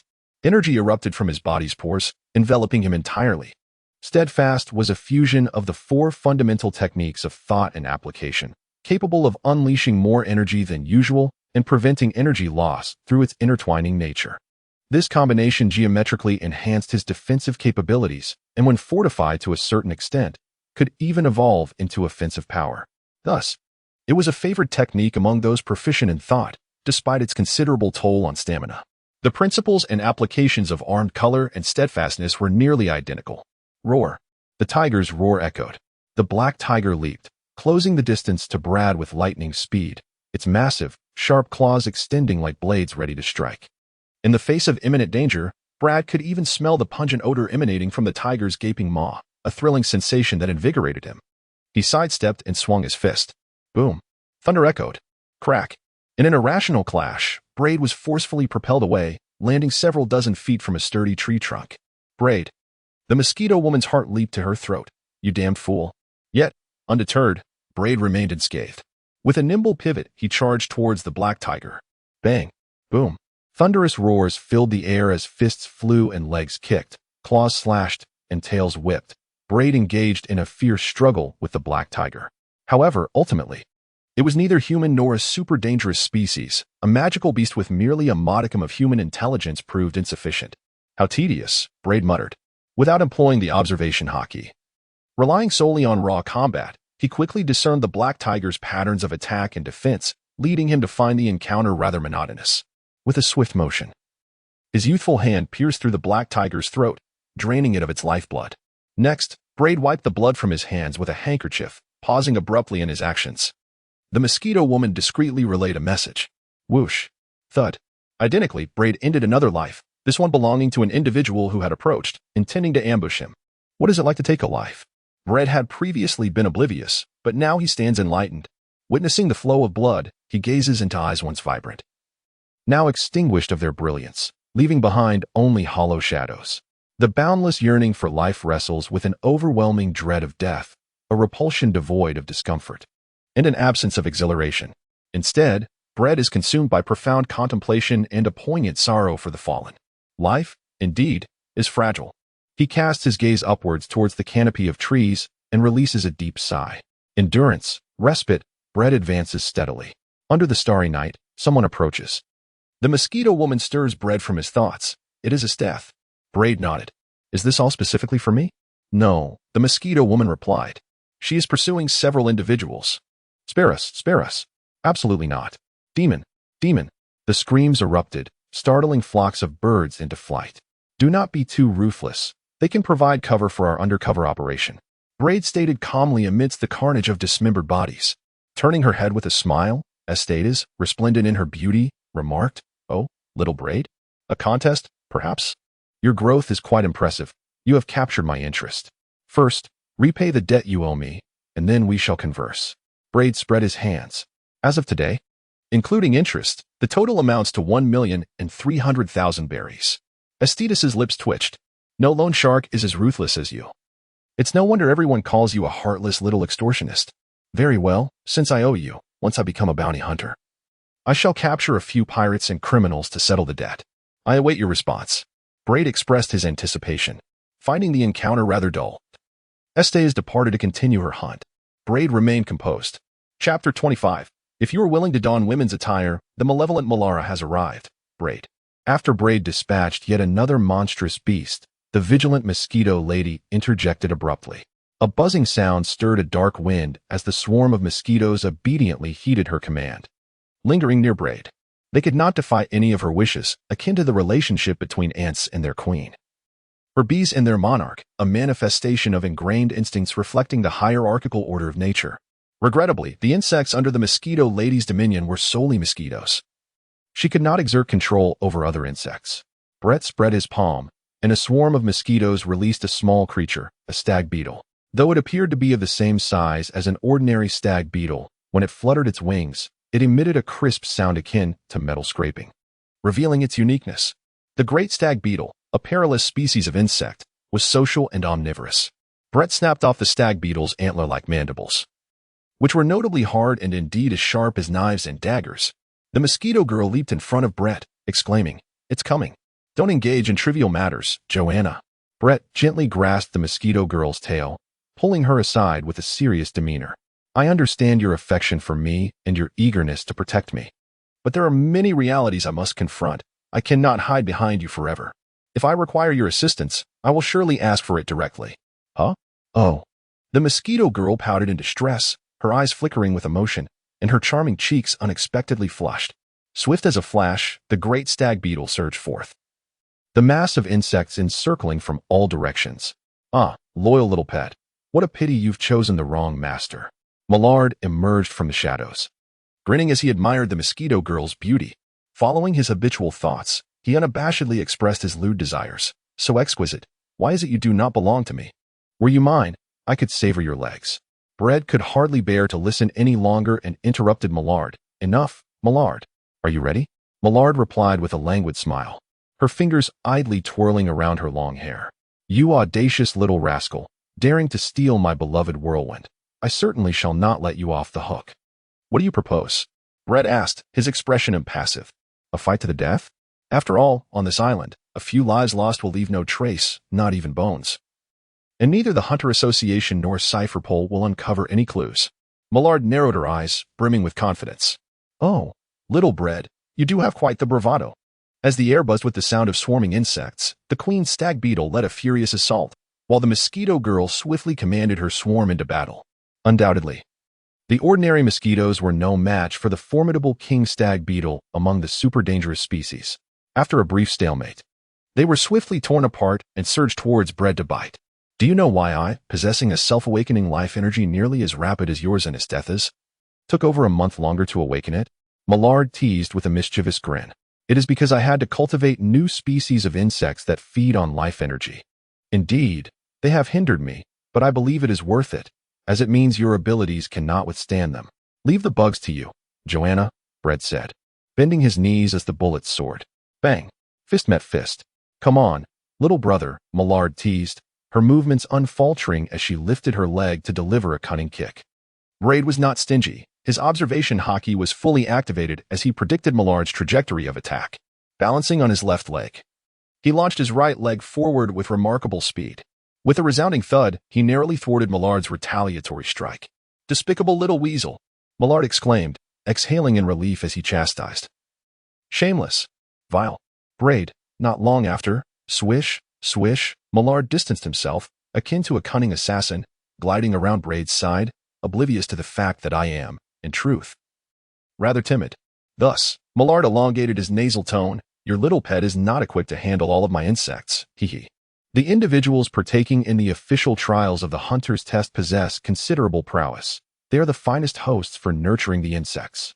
Braid remained indifferent, I can see. Can you see? Millard grinned mischievously. Whoosh. Millard retreated with great force, flinging countless tiny black objects from his sleeve towards Braid. Exploding ants, activate. Boom. A violent explosion instantly engulfed Braid. I almost forgot to mention, my insects are not limited to just the king stag beetle. Millard was quite pleased with the success of his deceptive tactics.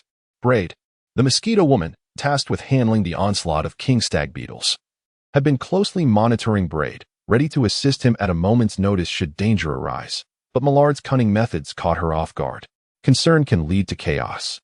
The mosquito woman, her eyes wide with rage, commanded the swarms of mosquitoes, and suddenly, a massive black sphere loomed in the air. I shall slay you. I shall slay you. The mosquito swarm scattered, and the mosquito woman appeared in a fit of fury, her crimson skin, hair, and exoskeleton transforming into a horrific visage. Are you evolving to the second stage through the absorption of life energy from blood?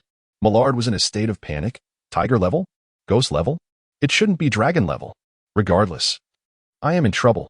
Among the super dangerous species of magical beasts, there are 5 classifications based on strength and threat level. Millard's king stag beetle is classified as wolf level. The non-evolved mosquito woman and most sea kings are tiger level. The second stage evolved mosquito woman and the massive ancient sea kings are ghost level. Ghost level beasts are already rare super dangerous species, while the even more formidable dragon level super dangerous species possess overwhelming power, capable of effortlessly obliterating islands. Only beasts like the legendary giant toad of the Land of Harmony, whose fur is crafted into the versatile and transformative imperial tool, the azure dragon with its crosstail, deserve the title of dragon-level super dangerous species. The most exaggerated, divine-level super dangerous species exist only in theory. Leave the insects to you, Joanna. Amidst the thick smoke, Braid emerged, keenly sensing that as the power intensified, the mosquito woman's rationality was slightly slipping. He declared, I am fine. Thanks to his mastery of Kinbunchika hockey and the application of his abilities, Braid remained largely unscathed, except for the headband that had long restrained his hair, which snapped, allowing his brilliant golden locks to dance in the wind. The mosquito woman struggled to calm her tumultuous emotions, lunging at Braid, tears streaming down her face. I thought, never mind, let us not fight. A ghost-level super dangerous beast is aiding you. I stand no chance. Millard hastily declared the battle over, then rubbed his hands together, as if discovering a new world. Little Braid?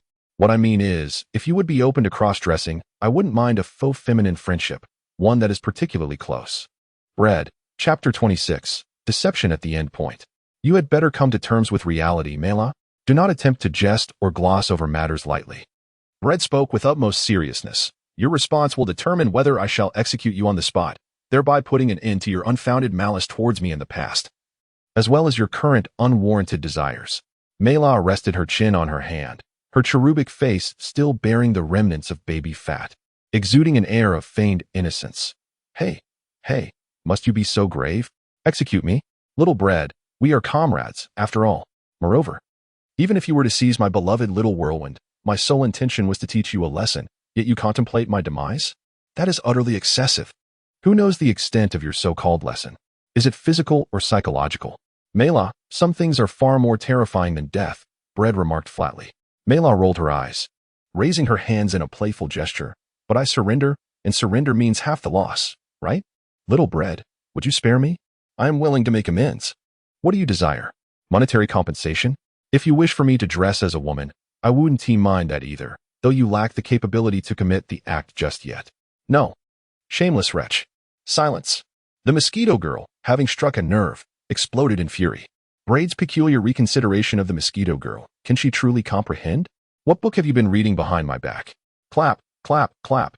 Oh, Millard applauded, his expression laden with meaning. Once upon a time, a kind human caretaker rescued a beautiful, extraordinarily dangerous subhuman beast. In gratitude, the beast became the cherished pet of the kind human caretaker, who tenderly cared for his companion. In return, the pet loyally protected him. As time passed, neither of them recognized the deepening feelings between them, until an old-fashioned traditionalist made the discovery. Goodness, how could this be? A human and a dangerously extraordinary subhuman beast? Such a love-transcending species is an open affront to the taboos of humanity. Thus, abruptly, Millard, who endeavored to concoct exaggerated tales, sang like an opera performer, all while discreetly observing Braid's slightest hint of discomfort. Instead, Braid's gaze appeared to scrutinize the lunacy of an imbecile, causing him to feel a profound disinterest and fall silent. Your will to survive is undeniably strong. Yet your integrity seems to be virtually non-existent, Braid remarked with sarcasm. Millard elegantly bowed, continuing to mimic the opera singer. Thank you very much. Braid retorted. I did not commend you. It is rumored that your Oberg family wields significant influence within the cipherpole system? Braid inquired. Millard, regaining his languid tranquility, replied nonchalantly, a few ancestors have held the position of supreme commander of cipherpole. You owe me a favor, and since this favor equates to your life, its worth is exceedingly high, unless you consider your life to be worthless refuse, Braid stated, flicking his fingers to propose a condition. Millard chuckled. No problem, I accept. I understand your character. You likely do not take your promises seriously at all, Braid said somberly. I wish to remind you, my thoughts manifest. Possessing the quality of surprising individuals, and your words no problem, I accept are precisely the response I anticipated. Millard gradually lost his smile. Bread, of course, was deceiving Millard. He had not meticulously designed what item would assist him. Yet, he astutely discerned Millard's arrogant yet cautious, paranoid yet indulgent, distorted and shamelessly petty character. He seduced Millard, who reveled in superficial charm while concealing his true thoughts and intentions, leading this quintessentially suspicious individual to doubt. Dare to toy with me? Millard licked the corner of his lips and chuckled. You've got some nerve, young Bread. Braid waved his hand. Farewell. The island of Greed, the northern shore, marked the conclusion of the first official trial of the Hunter examination. Am I the fastest? Estes charged in, ruthlessly plowing through any participants of the Hunter examination, as well as the perilous environment and various terrifying magical beasts that inhabited the island. The staff member gently remarked, Yes, Miss Number 1. Yet, Estes interrupted, dismissing her eligibility for the second official trial, and inquired, Is this location the sole terminus of the first official trial? The staff member nodded. Indeed, Miss Number 1. Splendid. Estes exclaimed joyfully. Moments later, a colossal banner made of tree bark was erected, inscribed in charcoal with the word Finish. Is this not against the rules? Estes asked with a sidelong glance. The staff member wiped his cold sweat. It is not against the rules, haha. I doubt anyone would be deceived. The staff member mistakenly believed Estes was perpetrating a poor prank, misleading the participants of the Hunter examination to confirm their eligibility for the second official trial with her. Yet with the true and splendid terminus laid out before them, how could anyone fall for it? Who among them was blind? He had misunderstood. Bang. Another participant of the Hunter examination was knocked down. Estes dragged his leg and pulled him beneath her banner, creating a pyramid. What are you thinking? This is the end for you feeble beings. Lie down obediently, Estes chanted. The staff member, witnessing the ever-growing pyramid, could not help but panic, anxiously contacting superiors to put a stop to Estes' rampage. Ha ha ha, it's quite all right. However, the president, it's fine. The Hunter examination does not prohibit competition within the bounds of the rules. She has not transgressed them, and we have no grounds for complaint. We should rather blame ourselves for inadequate planning in advance. But isn't it splendid? It has been a long time since I encountered such an intriguing newcomer. In the past, the hunter examination had seen others akin to her obligatory examiners. Yet, she differed from those of old, having already mastered the art of Nin. Her strength was overwhelming. The number of participants left for subsequent official trials might dwindle down to just her. Oh, that is also acceptable. We have had years where only one was admitted, or even none at all.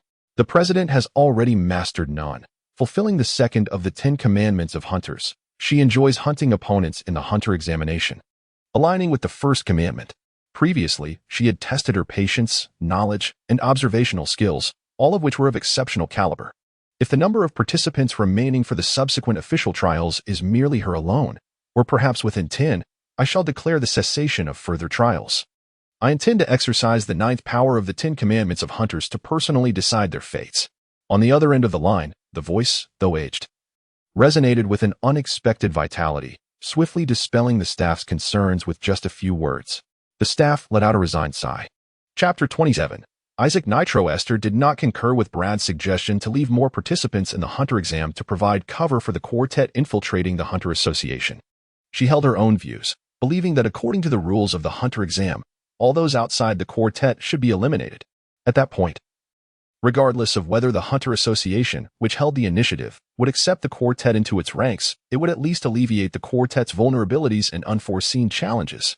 After all, the Hunter Association could only select candidates from the quartet itself.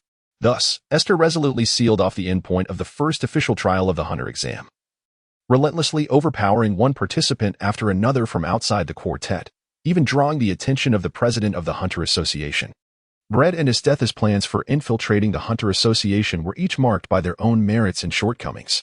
Brett sought a subtle and prudent approach, while Esteth yearned for a decisive and radical execution. It was hardly a matter of superiority between the two. However, amidst the understated Red Corps and the lascivious thoughts of Millard, perhaps Brett and Esteth were unaware that they were both vying for dominance within their quartet, each aspiring to assume the role of leader. A total of 3,141 individuals participated in the first official trial of the hunter examination. Despite the harsh nature of Greed Island eliminating many contestants in the fierce competition leading to further attrition, a significant number ultimately reached the finish line. Among them were several who brushed against the threshold of awakening their life energy, possessing the potential to master the arts of Nin, Aura, and Chakra with but a modicum of guidance. No matter how formidable Esteth was, she found herself utterly exhausted. Thus, Brett stepped in to assume Esteth's position, inadvertently leaving a greater number of participants for the hunter examination and jeopardizing the plan to infiltrate the Hunter Association with their quartet. The immutable reality was beyond Brett's alteration, compelling him to revise the strategy while upholding Esteth's methods, a redundant endeavor indeed. In a fleeting moment of silence, Brett and Esteth exchanged glances, their unspoken agreement resonating. You are an agent, a shadow traversing the dark, seamlessly blending into your surroundings, deftly leveraging the resources at hand, Brett accused in a hushed tone, noticing Esteth's dismissive inclination. He couldn't help but mutter before silencing himself. I truly wonder if you ever paid attention to the instructor's teachings. Esteth retorted with disdain. Enough with the rambling, Brett.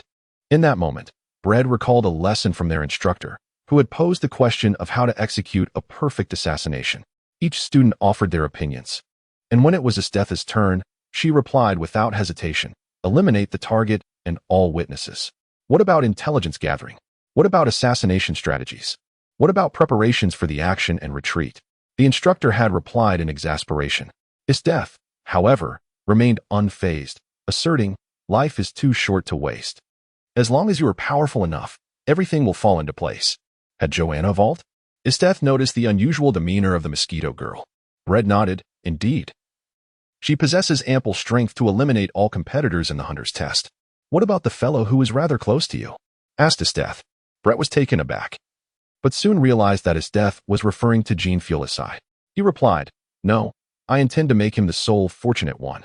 He is far too weak. Esteth's delicate brows furrowed slightly. Bradeo, I hope we can reach an agreement. What if I do not permit it? The 4 great principles of thought must inevitably restore a certain essence of Esther's. Brett remained composed and declared, repay me. 2 blue and white striped shorts, 2 blue sports bras for large adhesive bandages, and a specialty from Beihai. You have 1. Estes interrupted Brett's incessant chatter. Ultimately, The 5 individuals who secured their positions for the subsequent official trials of the Hunter examination were Bread, Estes, Millard, the Red-Shrouded Man, and Jean. It was then that Bread caught sight of Isaac Netero, the president of the Hunter Association. With a swoosh and a boom, a blimp adorned with a cartoon shark design and a blurry red diamond logo descended, from which emerged a figure, an elderly man.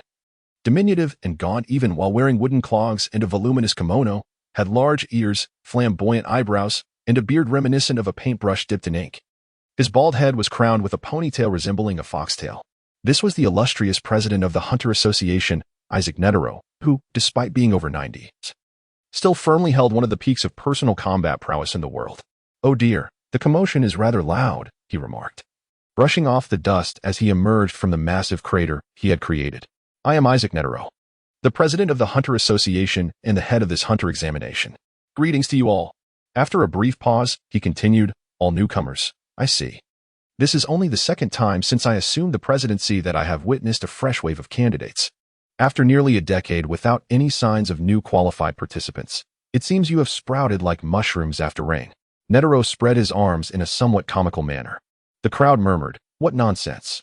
In any case, congratulations on completing the first official trial of the Hunter examination.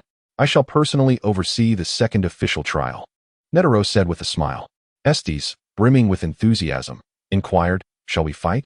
"Ha ha ha, such a spirited young lady," Netero replied, maintaining his calm demeanor. "No combat. I merely wish to pose a few questions to you all.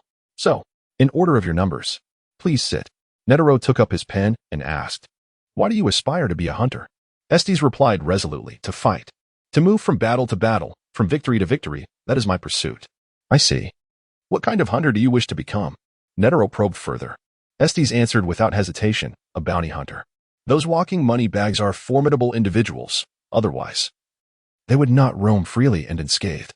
"What are your thoughts on number 99, Millard, number 210, the Red-Shrouded Man, number 514, Bread, and number 515? Jean?" Netero asked with keen interest. Estes succinctly categorized them: a pervert, squinty-eyed, the troublesome little golden retriever, and the useless one clinging to the troublesome golden retriever's leg.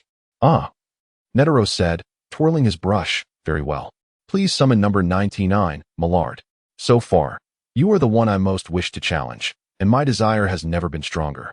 As his death departed, she remarked, "While I acknowledge that I am not your match at present, please trust that day is not far off." Watching his death's retreating figure, Netero murmured, "Such terrifying ferocity and ambition." Chapter 28. The Little Deceivers, please take a seat. What motivates your desire to become a hunter? It is enjoyable and a respectable profession, one that attracts numerous lovely maidens. What kind of hunter do you aspire to be? A private hunter, perhaps? Wherever I can encounter beautiful women, there I shall be. What are your thoughts on his death? The number 1, the number 2, the Crimson Phantom, number 514, Bread, and number 515, Gold. I like them. Dislike them. If they were in women's attire, I would adore them. Men, however, I find repulsive, including you. Ahem.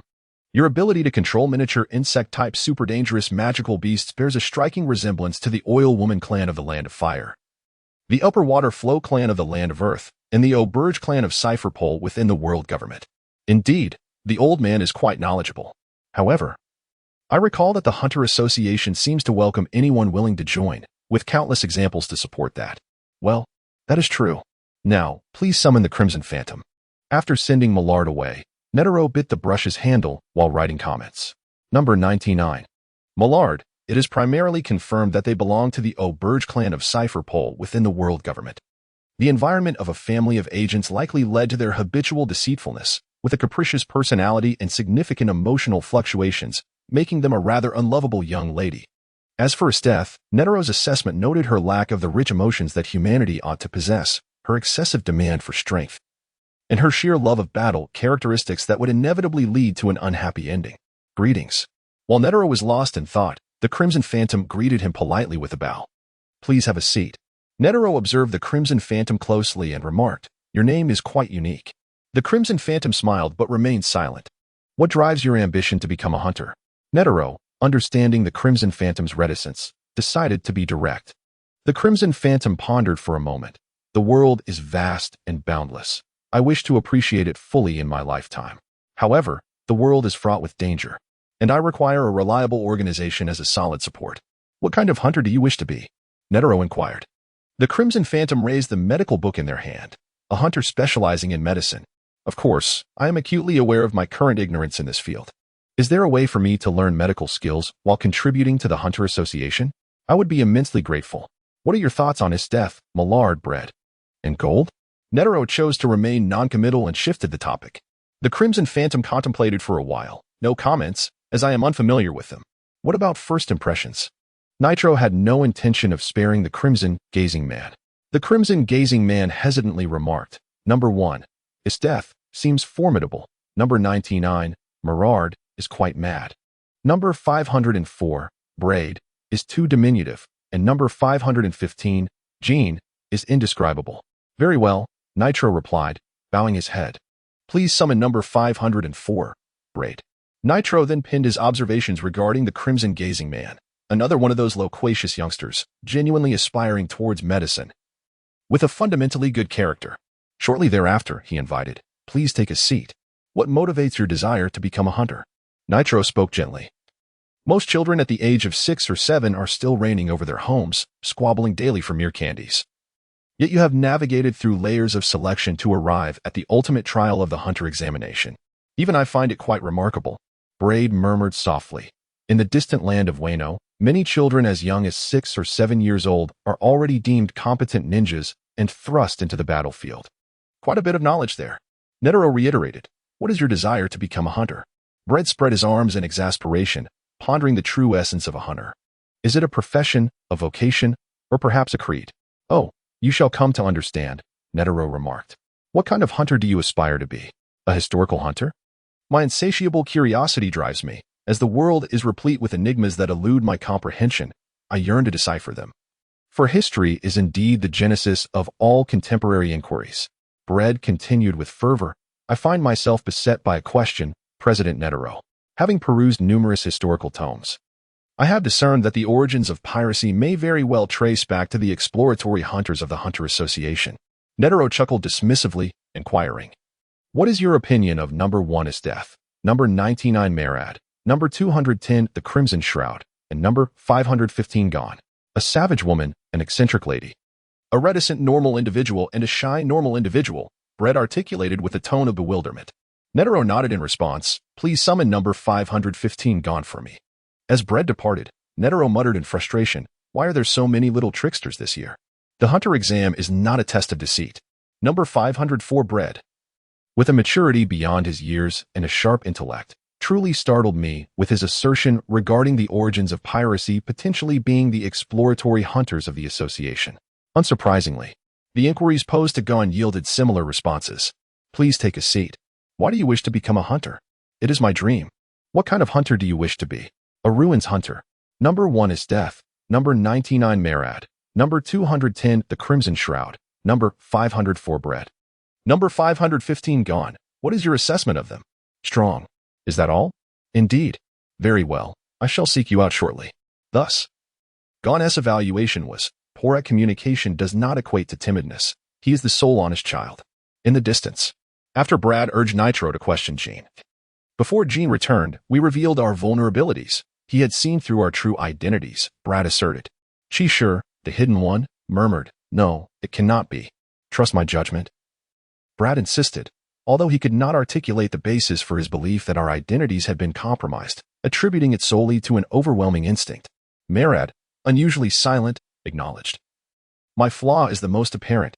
My ability to control a rare and perilous species of miniature insect-like beasts leaves a trace. He could easily harbor doubts regarding it. In scrutinizing all things closely, one can uncover inevitable patterns. By observing the intersections of our paths, it becomes evident that such patterns reveal our vulnerabilities. Brett's realization dawned upon him as he understood the profound reason behind his intense intuition. It was akin to witnessing a benevolent old man observing an innocent child manipulated into theft. Estes, with her arms crossed, inquired, does this imply our mission has failed? It hinges on Nitro's personal disposition, he replied. As for the Hunter Association, a formidable entity operating beyond governmental control, I find it hard to believe that the government has not engaged in infiltration or undercover operations over the past 8 centuries to achieve certain objectives. Yet, The Hunter Association remains resilient. They possess a well-crafted strategy to counter governmental maneuvers, and outright rejection is the least favorable option, Brett articulated. Clearly, the others were not privy to Brett's line of thought, leaving them in a state of confusion. Any suggestions? Estes asked. Brett gazed up at the azure sky adorned with white clouds. Chapter 29, The Arbiter. The Hunter test was successfully completed, and we have secured our Hunter licenses. What lies ahead? A total of 5 individuals passed the Hunter assessment, and arrangements have been made for collective training at the West Sea branch of the Hunter Association. We are currently en route aboard an airship, as instructed personally by Nitaro. On the airship, Brett leaned against the window, admiring the breathtaking ocean below. Seemingly indifferent as he held his phone, providing a progress report on the ongoing mission to his immediate superior, Minister Wano, the highest official of Cypherpol. Meanwhile, Mia struggled to swallow the morsel of steak in her mouth, while Minister Wano swirled his glass of red wine and remarked with a smile, "Well done." Bredwin remarked, "Well, there is good news and bad news." "All right, I anticipated this." Minister Wano sighed, his words laced with uncertainty yet his tone resolute. "Has your identity been revealed?" Brito, "Well, have you reflected on the reasons?" Minister Wano, showing no sign of irritation, appeared to have anticipated this moment well in advance. Braid pondered, "There are numerous reasons. Firstly, the plan to infiltrate the Hunter Association was executed with undue haste and lacked refinement. Secondly, there exists a disparity in information and timeliness. Furthermore, our personal shortcomings, such as strength and experience, cannot be overlooked. In summary, the moment our gazes met, I found myself entranced by Netaro's eyes, which held a gaze reminiscent of an elderly man witnessing a Navi child being coaxed into thievery. It dawned upon me instantly that our identities had been compromised. He was acutely aware that we were spies for the government. Brett's nearly flawless, textbook response left the middle-aged, corpulent man, whose cultural understanding was scant, utterly speechless. After a moment of silence, Minister Ernest, feeling rather disheartened, shifted the conversation, likening it to witnessing a naive child being coaxed by an elderly figure into thievery. What kind of gaze does such a scenario evoke? It is a look imbued with pity for the child's misguided actions and attempt to correct them, coupled with anxiety that exposing the truth might cause the innocent child to flee in panic, leaving them vulnerable to punishment from the unseen instigator, who has likely orchestrated such mischief before. Brett's words were laced with metaphor. Minister Ernest then inquired, "So, Commander, here lies the dilemma. Should we proceed with the subsequent plan? If we do, what level of support can we anticipate?" Brett paused briefly, contemplating the ultimate objective of the plan. With a heavy heart, Minister Ernest continued to consume his meat with a sense of gloom. Raid remained patient, for the matter at hand was of utmost importance. The subsequent plans must be executed. Intelligence reports indicated that the historical hunters of the Hunter Association and the relic hunters had frequently transgressed governmental laws, excavating the blank century of history and even colluding with the notorious pirate Roger, who relentlessly gathered historical stone tablets. Their actions posed a significant threat to the stability of the government's rule. Minister Wano declared, "I will do my utmost to support you." Braid responded, "I have always believed that you have not been entirely truthful with us subordinates, retaining too much information. This has led to an asymmetry of knowledge and, consequently, our exposure. There is no ultimate plan. I genuinely harbor doubts about your ability to successfully pass the Hunter examination. Previously, we faced a shortage of personnel, and with the Hunter examination approaching, many renowned agents and a majority of ordinary agents, as well as those who had completed their studies at the Agent Academy, were entangled in the shadow of Cypherpol, rendering them unsuitable for executing an infiltration plan into the Hunter Association. Indeed, it was this urgency that compelled me to hastily recruit you, the half-baked agents, for the infiltration mission." Minister Wano displayed no signs of irritation. Brett's eyes flickered. A shortage of personnel? As the all-seeing eyes and ears of the government across the globe, could Cypherpol truly be experiencing a deficit in manpower? What could be the cause of this shortfall? The Whitebeard pirates have filled the void left by the former captain of the 2nd Division, a man named Kazuki Odin, who spoke in a manner that would elude comprehension. Minister Wano was succinct in his remarks. Yet, he was mistaken. Brett understood, and clarity dawned upon him.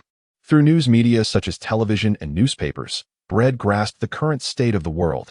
The world government was singularly dominant, imposing sanctions on Wano Country and targeting pirates, while the Hunter Association sought to maintain a balance among the 3 factions: the Roger Pirates, the Whitebeard Pirates, and the Flying Sky Pirates firmly occupied the summit of the disjointed pirate hierarchy. Should the Roger Pirates persist in their relentless pursuit of historical poneglyphs? Engaging with the history hunters and relic seekers of the Hunter Association, the world government might find itself at ease, possessing sufficient confidence and means to thwart the Roger Pirates from deciphering the concealed secrets of history, secrets detrimental to the world government, including the map leading to the ultimate destination of the Grand Line, Raftel, and the whereabouts of ancient weapons. However, it is widely known that the Flying Sky Pirates covet these ancient weapons. Now, with the Whitebeard Pirates filling the vacancy of the 2nd Division captain, a man named Kazuki Odin emerges as the proverbial straw that breaks the camel's back, triggering a chain reaction. After all, those capable of interpreting history need not be historians. They may also be craftsmen. Kazuki Odin embodies that craftsmen, as the poneglyphs handed down through history are inscribed by his family. This implies that the Whitebeard Pirates might emulate the Roger Pirates. Regardless of the historical truths unfavorable to the world government, the locations of ancient weapons, or the unprecedented possibility of pirates reaching the ultimate destination of the Grand Line, Raftel, where they could ascend the throne of the Pirate King and unify the fragmented pirate forces. Such events are intolerable to the world government. Yet the likelihood of their occurrence is growing alarmingly close to the threshold of the world government's vigilance. Thus, Cypherpole's overall focus has shifted, inevitably leading to a shortage of personnel. Consequently, Minister Onest found himself compelled, in a moment of urgency and difficulty, to make a rather desperate visit to the Cypherpole Agent Academy, assembling a makeshift team of 4 semi-trained operatives to execute a plan to infiltrate the Hunter Association. Even though Minister Onest still harbored reservations, Bredd sensed they were dwindling. "By the way, are you now representing your group of 4? Minister Onest suddenly inquired. Bredd pondered for a moment. "It seems that I excel in synthesizing opinions, and since they lack assertiveness, it falls upon me to undertake the responsibility of presenting periodic task reports. I initially presumed that either Esters or Millard would wield influence, yet unexpectedly, it is the youngest among us who assumes this role." Minister Onest indulged heartily. "Ah, how fitting that he is the offspring of a scientist, possessing an intellect as formidable as a beast. At this juncture, I must devote myself to the task at hand, focused and unwavering." Brett secured his phone and returned to the lounge, evading Jin's gaze while signaling a continuation of their subsequent plans. Chapter 30. The Intelligence Hunter, Shakyak. The long journey stretches ahead. Do you not find it tedious? Shall we engage in a game, my young companions? As Netero entered the lounge clad in lightweight athletic shorts and a black tank top, casually spinning a volleyball on his fingertip, he invited everyone to join him. To their astonishment, the nonagenarian displayed remarkable vitality, his muscles still robust and his physique far from the frail appearance one might expect from someone in his years, often obscured by traditional wooden sandals and a voluminous kimono. The vigor he exuded was akin to that of youth, presenting a stark contrast to the image they had previously held. "How shall we play?" asked Estes, eager to participate. Netero chuckled. "Simply take the ball from my hand." He patted his head and added, "Known and aloud, this airship cannot withstand destruction." "How dull," Estes hesitated, as it was common knowledge that Netero was the most formidable non-user, and she was naturally keen to witness his powers. With a twinkle in his eye, Netero replied, "If you do not use Nin, then neither shall I. Even if you were to defeat me, I assure you I will not resort to Nin." "Really?" Estes's interest was instantly piqued. Braid gathered the books and, with a gesture of exasperation, remarked, "Do not be swayed by his jesting, it's death. Have you ever encountered a ferocious beast that categorically promises not to bite?" "I certainly have not. I swear." Netero feigned indignation, declaring, "I am Isaac Netero, the esteemed president of both the Hunter Association and the Review Committee, your superior. You little brat, how dare you question my assurances?" Brett smirked, dismissively asserting that one's identity is irrelevant. It is only when a person truly brushes against the edge of hell and feels the breath of death that they can comprehend who they truly are, what kind of individual they are, and whether their innermost being yearns for survival or is prepared for death. As thoughts swiftly shifted, many subconscious actions occurred naturally. And in that moment of carelessness, it was certain that his death would meet her demise. To preserve your illustrious image, we, who were privy to the truth, would also face dire consequences. Nitro was rendered speechless, contemplating for a long while. He scratched his head and finally remarked, "I believe you should not be a history hunter. You would be better suited as a crime hunter and part-time lawyer, where your talents could truly shine. Thank you for the suggestion, but I am not arrogant." My talents extend beyond mere words. Being a crime hunter and part-time lawyer would be a gross underutilization of my abilities, Bread replied nonchalantly. Nitro shrugged. It matters not. His death. Stretching her limbs, expressed, I too wish to experience the might of those worthy of contending for the title of the world's strongest. Even if it is confined to the basics of combat. The strikingly graceful Esteth was indeed captivating. The infatuated Millard followed her like a lovesick puppy. Yet, much like her assessment of the inexperienced Bread as lacking in capability, she too lacked the ability to act. The red-haired man, intrigued, accompanied Jean to the martial arts arena for observation. Only Bread remained seated, engrossed in his book, while the mosquito lady stayed close, diligently studying human language and pronunciation. It was not that Bread lacked interest in observing the strength of those qualified to compete for the title of the world's strongest. Nor was it due to a lack of courage or a desire to squander the opportunity to comprehend the vast gap between himself and the formidable contenders. Rather, he understood that watching a child, unsteady on their feet, attempt to mimic the galloping of adults was both perilous and futile. Devoid of any reference value and fraught with risk. It was far more prudent to remain true to oneself, grounded, and to tread the path uniquely one's own. Before half an hour had passed, the red-haired man returned first, unexpectedly speaking up. His death stands no chance, and neither does Jean. With a hint of mockery and a casual demeanor, it was as if he were a child expertly toying with a game, while his less skilled companions floundered. I can only imagine Nitro's expression, Bread mused without lifting his gaze. Moreover, while you are watching, beyond the shock and admiration, your spirits are inevitably influenced, igniting a desire to emulate him, fantasizing about a future day when you, too, might possess such strength. The red-haired man sighed. Indeed. That's why I cannot watch any longer. Being oneself is paramount. Shortly thereafter, Jean returned, silently honing his skills. Meanwhile, Esteth energetically engaged Nitro in games, while Millard, squatting and captivated by Esteth's beauty, pretended to be a cheerleader. The following day, a staff member reported, President, we have arrived at the West Sea Branch. Nitro twirled a volleyball and smiled. That's enough for now. You must be quite tired. As Esteth's sweat clung to her icy blue hair, she collapsed to the ground, gasping for breath, having long reached her limits, sustained only by sheer willpower. Leave it to me. I will take care of his death, Millard exclaimed, unable to contain her excitement as she eagerly lunged toward his death, seizing the long-awaited opportunity to draw closer to her. With a sinuous flick of her tongue, she licked and licked, in a manner both lascivious and grotesque. His death, resembling a dying patient suddenly revived, sprang up fiercely. Get away. Stumbling forward, she sought assistance from the mosquito woman. Millard, disheartened, remained behind. In a moment, they were welcomed by the esteemed president. The airship descended upon a bustling Grand Island where a mature and intelligent short-haired beauty led a diverse group of individuals to greet Netero's arrival. Thank you for your hard work, Shikuyak. Netero's gaze wandered, occasionally glancing at Shikuyak's ample bosom, clearly not as solemn as he pretended to be. Shikuyak lit a lady's cigarette, surveying Bled and the others. Are these the newcomers? Indeed. They are as young as the intelligence report suggested. Haha. Netero laughed heartily. Their average age is merely around 10. Shikuyak cast a special glance at his death. But don't you think it's time to change your habit of teasing children? Just a whim.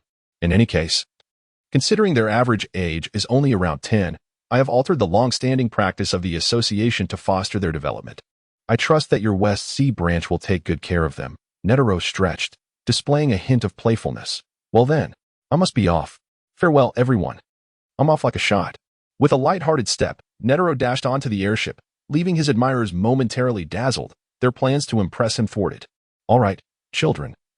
After your tiresome journey, let us take a moment to rest, Shikuyak said kindly. I almost forgot to introduce myself. I am Shikuyak, but you may call me Aunt Shikuyak. I am an information hunter, so there is no need for you to introduce yourselves. Bread muttered quietly to himself. Information hunter? Hasn't he yet managed to align himself with that lord of the underworld? Chapter 31. Teaching Father. No need to trouble yourself. I wish to take a stroll and personally experience the environment in which I will be staying for the next few days. Declining to ride in Sakiya's car, Bread leisurely proceeded on foot. After a moment's reflection, he felt it might be slightly inappropriate. Retracing his steps, Bread politely expressed, Thank you very much for your kindness, Miss Sakiya. There is no need for reminders.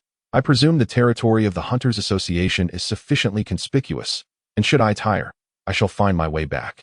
With that, accompanied by the cloaked mosquito-like woman, Bread decisively departed. Suppressing the words that were almost on her lips, Sakia took a drag from her cigarette and remarked, "Not charming at all. Has he always been so resolute?" He asked, just a little rascal. The co-pilot, Esther's, slightly opened her eyes, remaining silent. Perhaps fatigued from a night spent contending with Nitro in basic combat. Occupying the middle seat alone, Millard leaned against Sakia's chair, her large, gleaming eyes mischievously surveying the ample bosom of Sakia, her smile indescribably radiant. Upon hearing, she cooed softly, "Ah, what a peculiar little one. Don't worry about his safety.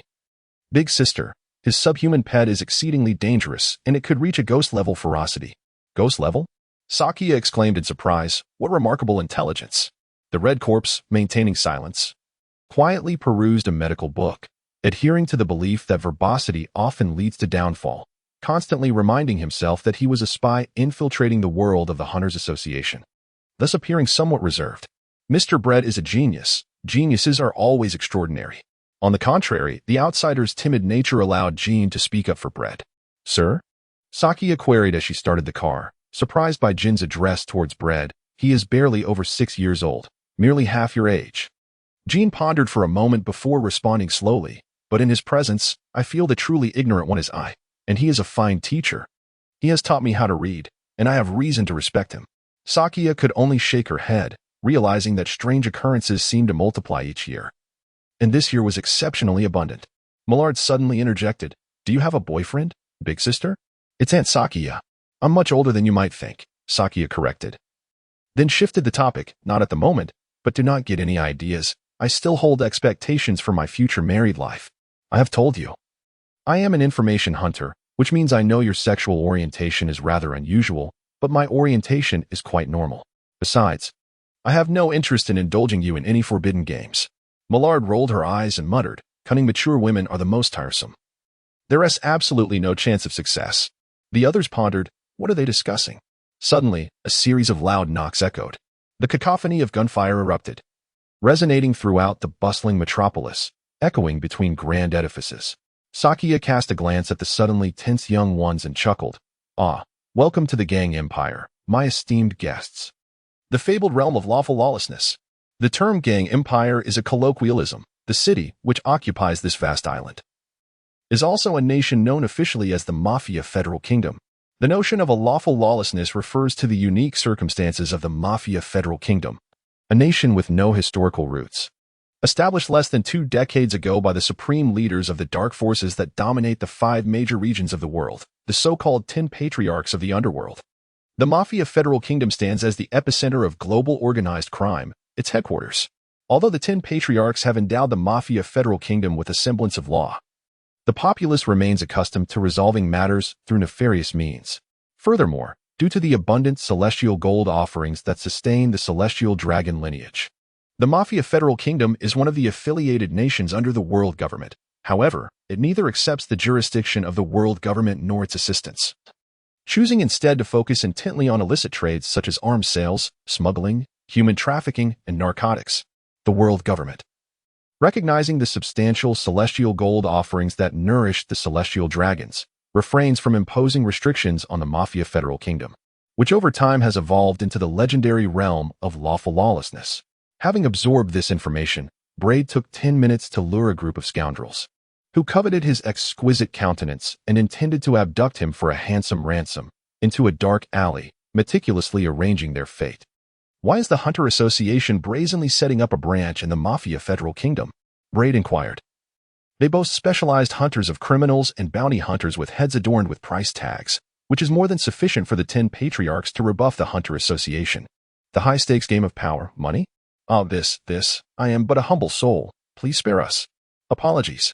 The kneeling rogues, bruised and battered, cried out in desperation. "Boredom," Braid remarked, snapping his fingers without sound. A swarm of mosquitoes whirred, and in an instant, only a handful of lifeless corpses remained. With a detached glance, Braid stated, "Peeping is a discourteous act. Come forth and apologize, penguin." The figure at the alley's entrance was not a penguin but a youth short and plump, with a sharp nose and small eyes, the most striking feature being the stubble on his upper lip, incongruous with his age. The stout lad, naturally reluctant to comply, attempted to flee. However, he raised his hands in a gesture of surrender, a cheeky grin plastered on his face, forced to approach Braid. "I sincerely apologize for my inadvertent offense, sir," the stout youth earnestly expressed. "I humbly ask for your forgiveness." Braid murmured softly, "If you were to release the gun behind you, I might be inclined to believe you." The stout young boy's forehead glistened with beads of cold sweat. "It is futile. Mere scrap metal," Braid taunted, playfully wiggling his fingers as swarms of mosquitoes, under the control of the mosquito woman, flitted through the gaps. Moreover, the disparity in our forces is insurmountable. The stout boy, brimming with curiosity, exhibited a resilient and composed demeanor, displaying an admirable courage in the face of dire circumstances, qualities that others could scarcely impart. Braid, crossing his legs, feigned ignorance, asking, "I admire you. May I have your name?" The stout boy gritted his teeth. "Clan.They. Since we find ourselves in the Mafia Empire, we shall resort to its methods. You have offended me. I shall exact punishment upon you, justifiable. My punishment for you shall be blood and death." Braid extended his hand. "If you wish to avoid death, what must you do?" After much hesitation, They, compelled by necessity, knelt before Braid, symbolically kissing the back of his hand. "Boss, I am willing to offer my loyalty as your servant in exchange for my life. It is a paternal bond." Braid responded, "Indeed." In a brief span, Braid had seemingly grasped the essence of survival within the Mafia Federation, where power equated to rules, which in turn entailed the right to establish those rules, granting one the liberty to act as they please. To commit any act is not a crime. Only weakness is a transgression. Chapter 32, Clan.They. By the standards of a decade, They undoubtedly represents the first generation born within the Mafia Federation, characterized by a blend of fortune and tragedy. Given the peculiar circumstances surrounding the Mafia Federation, most experienced a fleeting period of privilege in their childhood, abruptly halted, forcing them to struggle for survival in isolation, ultimately treading the same path as their forebears, either succumbing to despair or meeting a grim fate. They embodies this archetype. Baiki's father was a wandering smuggler and captain of a ship, while his mother was a noble lady who longed for a romantic escape. However, she did not elope with Baiki's father. The evidence of Baiki's appearance clearly indicated that he inherited a tenacity that even a beautiful noblewoman could not salvage. His mother was deceived and abducted, and Baiki's father, responsible for transportation, took advantage of her vulnerability, abusing her during drunken bouts. Shortly after Baiki's birth, his mother succumbed to melancholy and took her own life by drowning, while Baiki's father remained indifferent, continuing his sordid trade, although he provided Baiki with a decent material existence. This was short-lived. A violent dispute over supplies ultimately claimed Baiki's father's life. Without paternal protection, Baiki lost everything. The myriad hidden predators of the Mafia Empire allowed the weak little one no access, forcing Baiki to wander the streets, surviving through petty theft and other means. The absence of order, no, the complete collapse of it. After interrogating Becky, Braid speculated that the founders of the Mafia Federation must have once harbored aspirations akin to those of other monarchs who ruled over their subjects. They likely aimed to revise laws and conduct legitimate businesses. However, they were surrounded by individuals prone to chaos and disruption, with nary a law-abiding citizen among them. Consequently, the situation devolved into a gradual return to resolving conflicts through underworld methods. Allow me to introduce myself. I am Brad Hyman. Brad is my given name, and Hyman is my surname, in contrast to yours. With keen interest, Brad observed Becky's every move and utterance. "This is my esteemed sister, Joanna Hyman." The mischievous mosquito woman leaned forward, playfully lifting her hat to make a face. With her striking beauty, one might wonder what lay atop her head, along with those menacing exoskeletons and elongated antennae. Becky gasped, nearly crying out. "As you can see, she is not human. Do you understand what a super dangerous species is? She belongs to a subhuman, super dangerous variety." The corners of Brad's mouth curled upward. "Me? I am a hunter, you know." Becky nodded silently. Finally grasping the true nature of Brad's character, he was indeed formidable. Crushing someone like him was akin to squashing an ant. He could be easily flattened or rolled into a ball at will. A solid initial understanding fosters friendship, and I believe our interaction has been rather agreeable. Brad smiled. "This is fate, an enigmatic connection, a wondrous serendipity." Becky retorted, "Damn fate. Shall we discuss dreams?" Brad interjected rather abruptly. Becky lowered her gaze and replied somberly, "In the world of the Mafia, there are no dreams, Godfather." "Oh? A saying from the Mafia Federation? A bunch of dreamless individuals, indeed." Brad sighed. a mixture of lamentation and mockery evident in his tone. There was a brief pause. Bread whispered like a demon, "Let us speak of desire. Do you wish to avenge your father? Do you long to reclaim the grand estate and prosperous life that rightfully belonged to you? Do you aspire to wield power, status, and wealth akin to the upper echelons of the Mafia kingdom? Speak it aloud. There is no shame in expressing such thoughts. Becky, one must imbue their existence with a semblance of purpose. Otherwise, what significance does acquisition hold? I yearn for it." Without hesitation, Becky replied.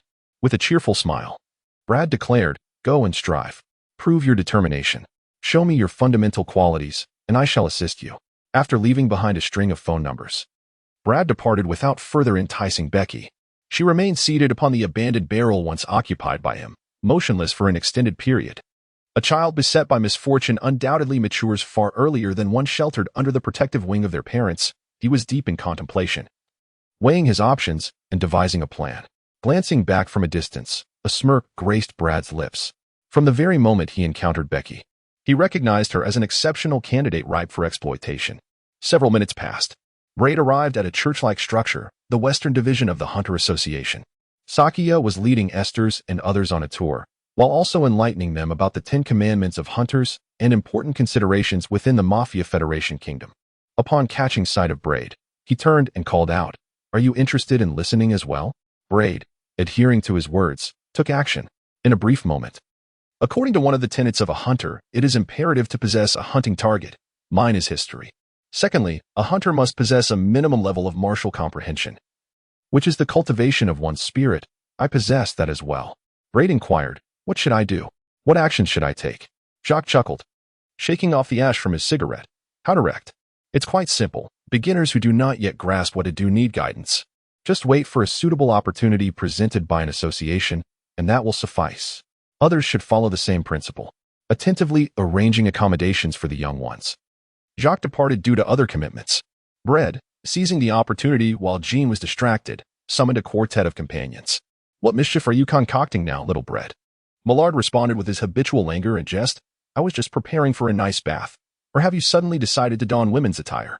Hiki. Estes cast a stern glare at Millard and signaled discreetly to Bread. "Rest assured, I have checked for listening devices," Bread assured. "What Sakia said about waiting for an appropriate job from the association seems rather dubious to me."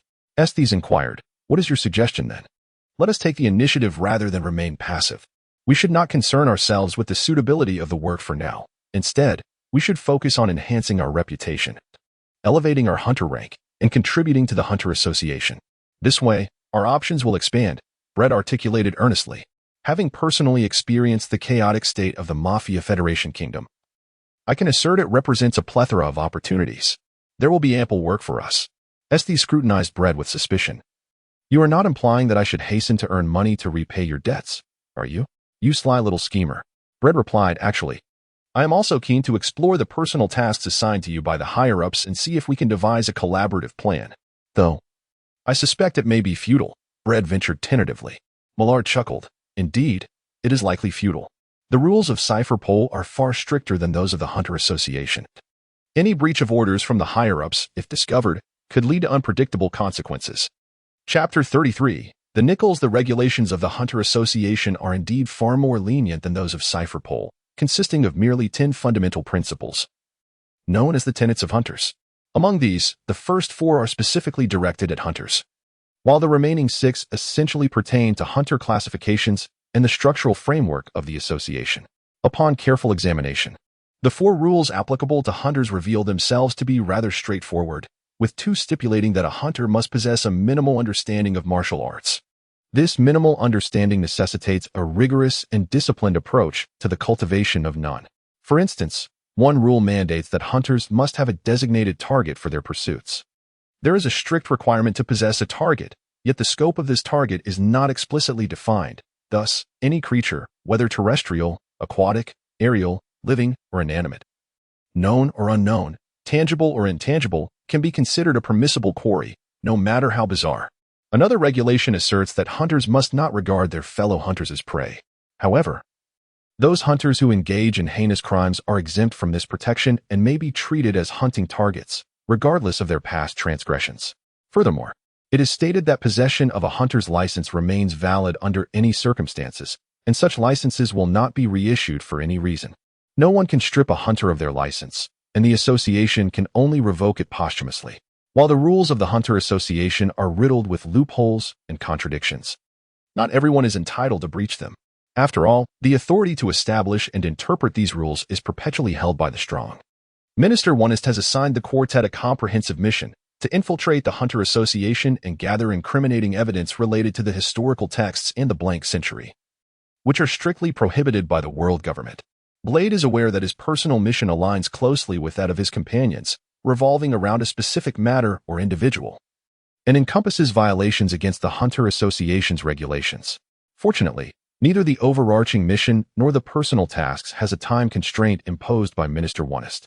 Consequently, Blade encourages the team to proceed with caution. Otherwise, should they prematurely execute actions that contravene the association's rules, they might find themselves eliminated by the Hunter Association before even having the opportunity to await assistance from Cypher Paul.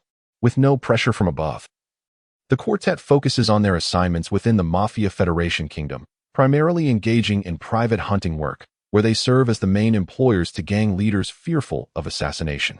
Protecting these gang leaders proves to be a rewarding experience, offering generous compensation and a conducive environment that satisfies both material needs and allows for ample leisure to accumulate experience as hunters, deepen their understanding of the association, and reinforce their capabilities. Half a year passes. In August, a couple visits the West Sea branch of the Hunter Association. The man, possessing dark hair, is both elegant and handsome, while the woman, with her flowing white locks, is gentle and strikingly beautiful. They are truly a match made in heaven. They are the Nichols, Nicole Swain and Nicole Olivia. The former is a historical hunter, and the latter an archaeologist. Blade has reviewed their photographs and background information. They are indeed central to his personal mission. The moment Brad encountered them, he realized that his orderly and tranquil life was about to come to an end. Sven. Look, what an adorable child.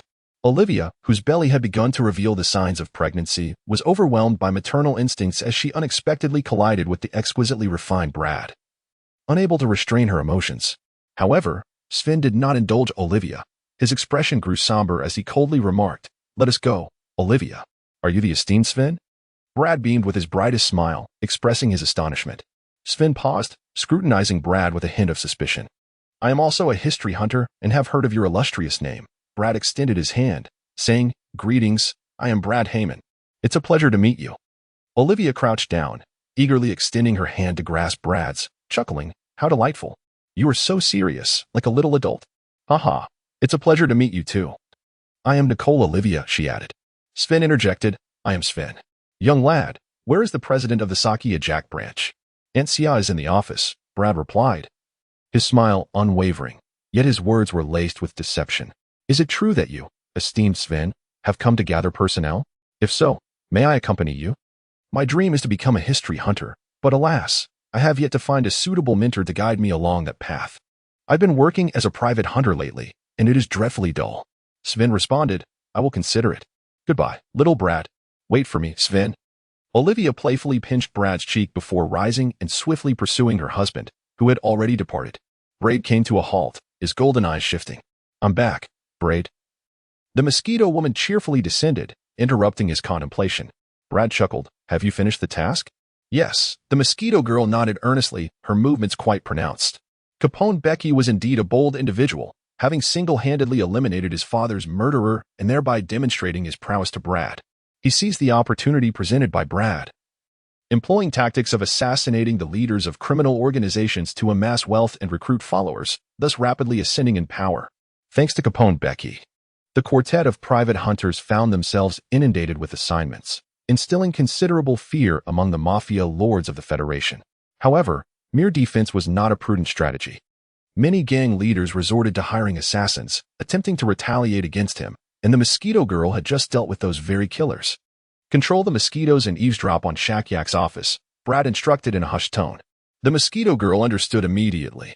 Moments later, she reported, they were discussing the historical text steal. That man wishes for Shakyak's assistance in contacting someone to obtain the historical text steal, as it seems the location of its concealment is exceedingly perilous.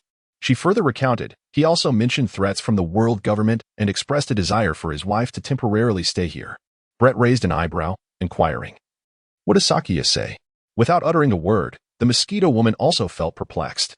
Bread was taken aback. Silent? The mosquito woman communicated with the mosquitoes, saying, "Oh, Bread. Your expression is not very pleasant." Chapter 34. Utterly corrupt. You shouldn't have come personally, Swain.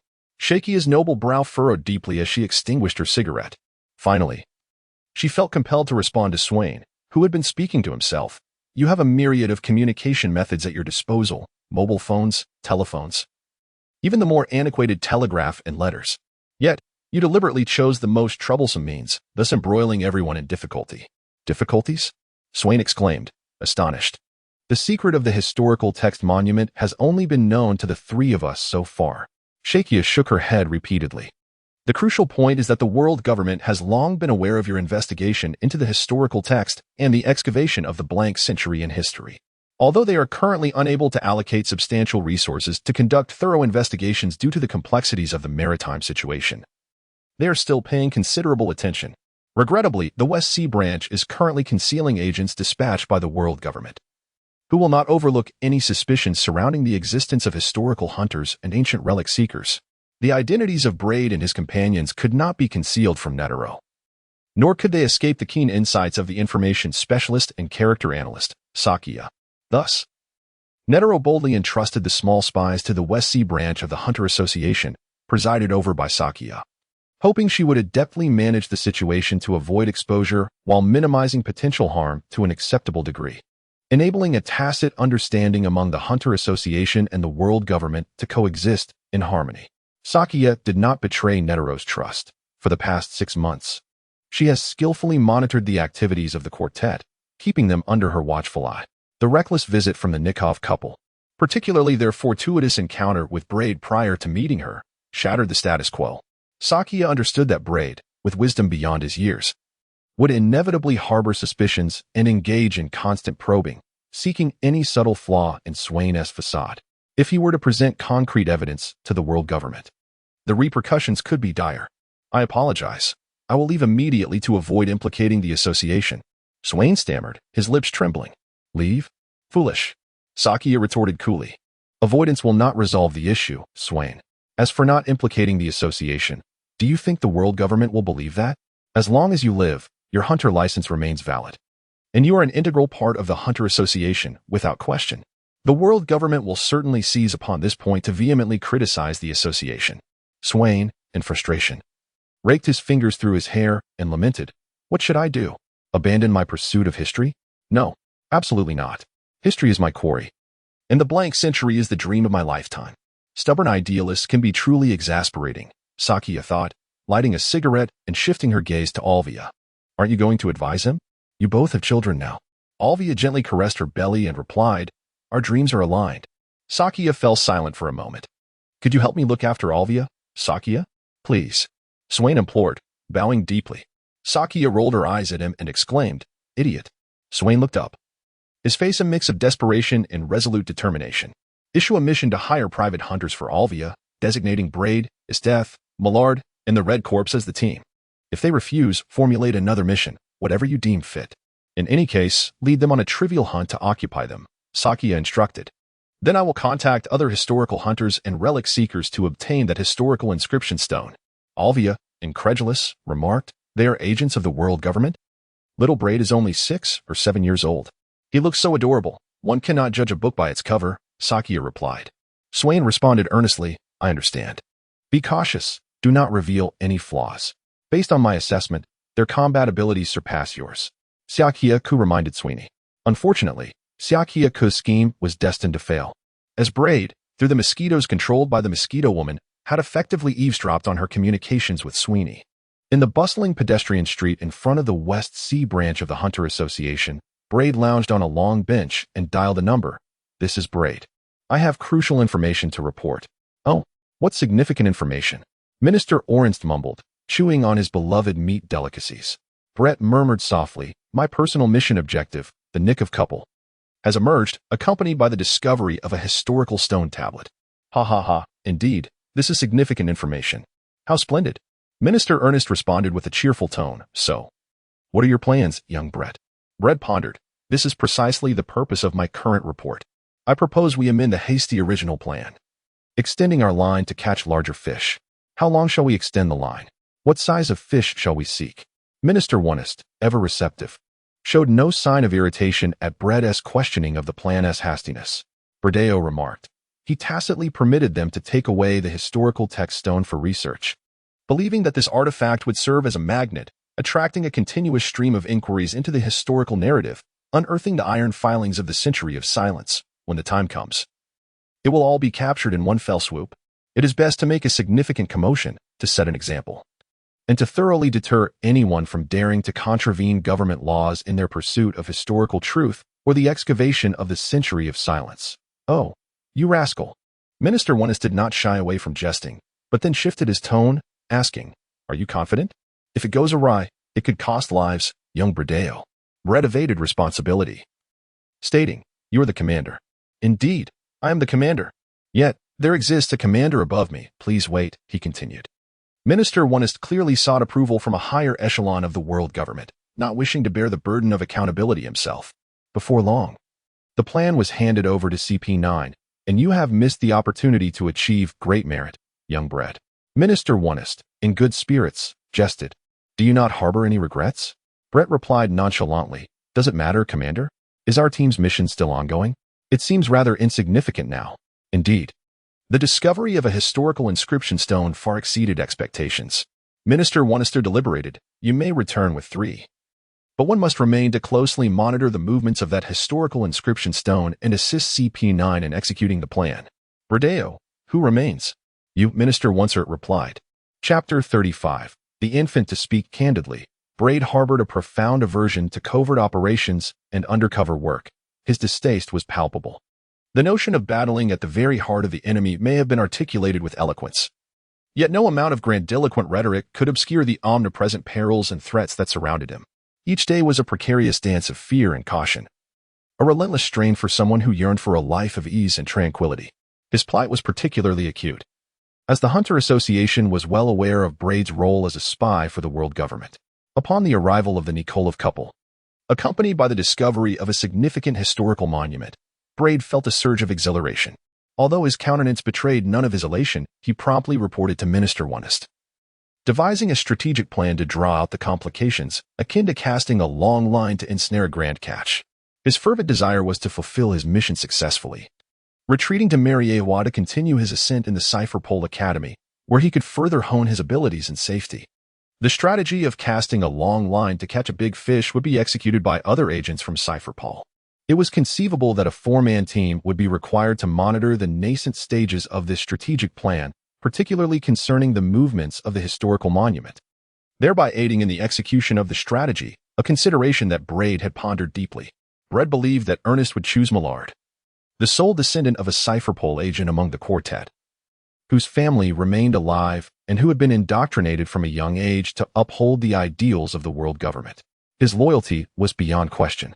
In contrast, he, Esther's, and the red-haired man were orphans, incomplete products of the Cypherpole training program, still in the throes of brainwashing, with a loyalty that required significant reinforcement, clearly unsuitable for independence, as they were easily led astray. Yet, to Brett's astonishment, Minister Ernest chose him, bestowing upon him a tremendous surprise. Power and authority were indispensable. After hanging up the phone, Brett repeatedly opened his palm and clenched his fist, reflecting, Isn't that right, Joanna? The vigilant mosquito woman paused momentarily, then responded with a bright laugh. Indeed. Whatever Brett says is correct. Very well then. Brett swiftly sent a message to Esther's and the red-haired man, informing them that Millard's mission had concluded and they were to return to Mariewa. Rising, he declared, We have work to do today, let us depart. The mosquito woman nimbly embraced Brett, soaring into the sky. Before long, Brett arrived at a grand seaside estate, belonging to the Fabricio family, a renowned old-world mafia clan of the Federal Kingdom. Welcome, Mr. Brett. The well-trained butler, undeterred by Brad's youth, offered a courteous bow and gestured, This way, please. Lord Kaiser has been awaiting your arrival. As Brad walked, he remarked, I fail to comprehend the rationale behind your extravagant expenditure to hire me for a single day. My primary duty is to safeguard my employer, as dictated by the regulations of the Hunters Association, which the Fabrizio family is well aware of. The butler's demeanor was gentle as he led Brad through a labyrinth of corridors, eventually inviting him into one of the vehicles within a motorcade.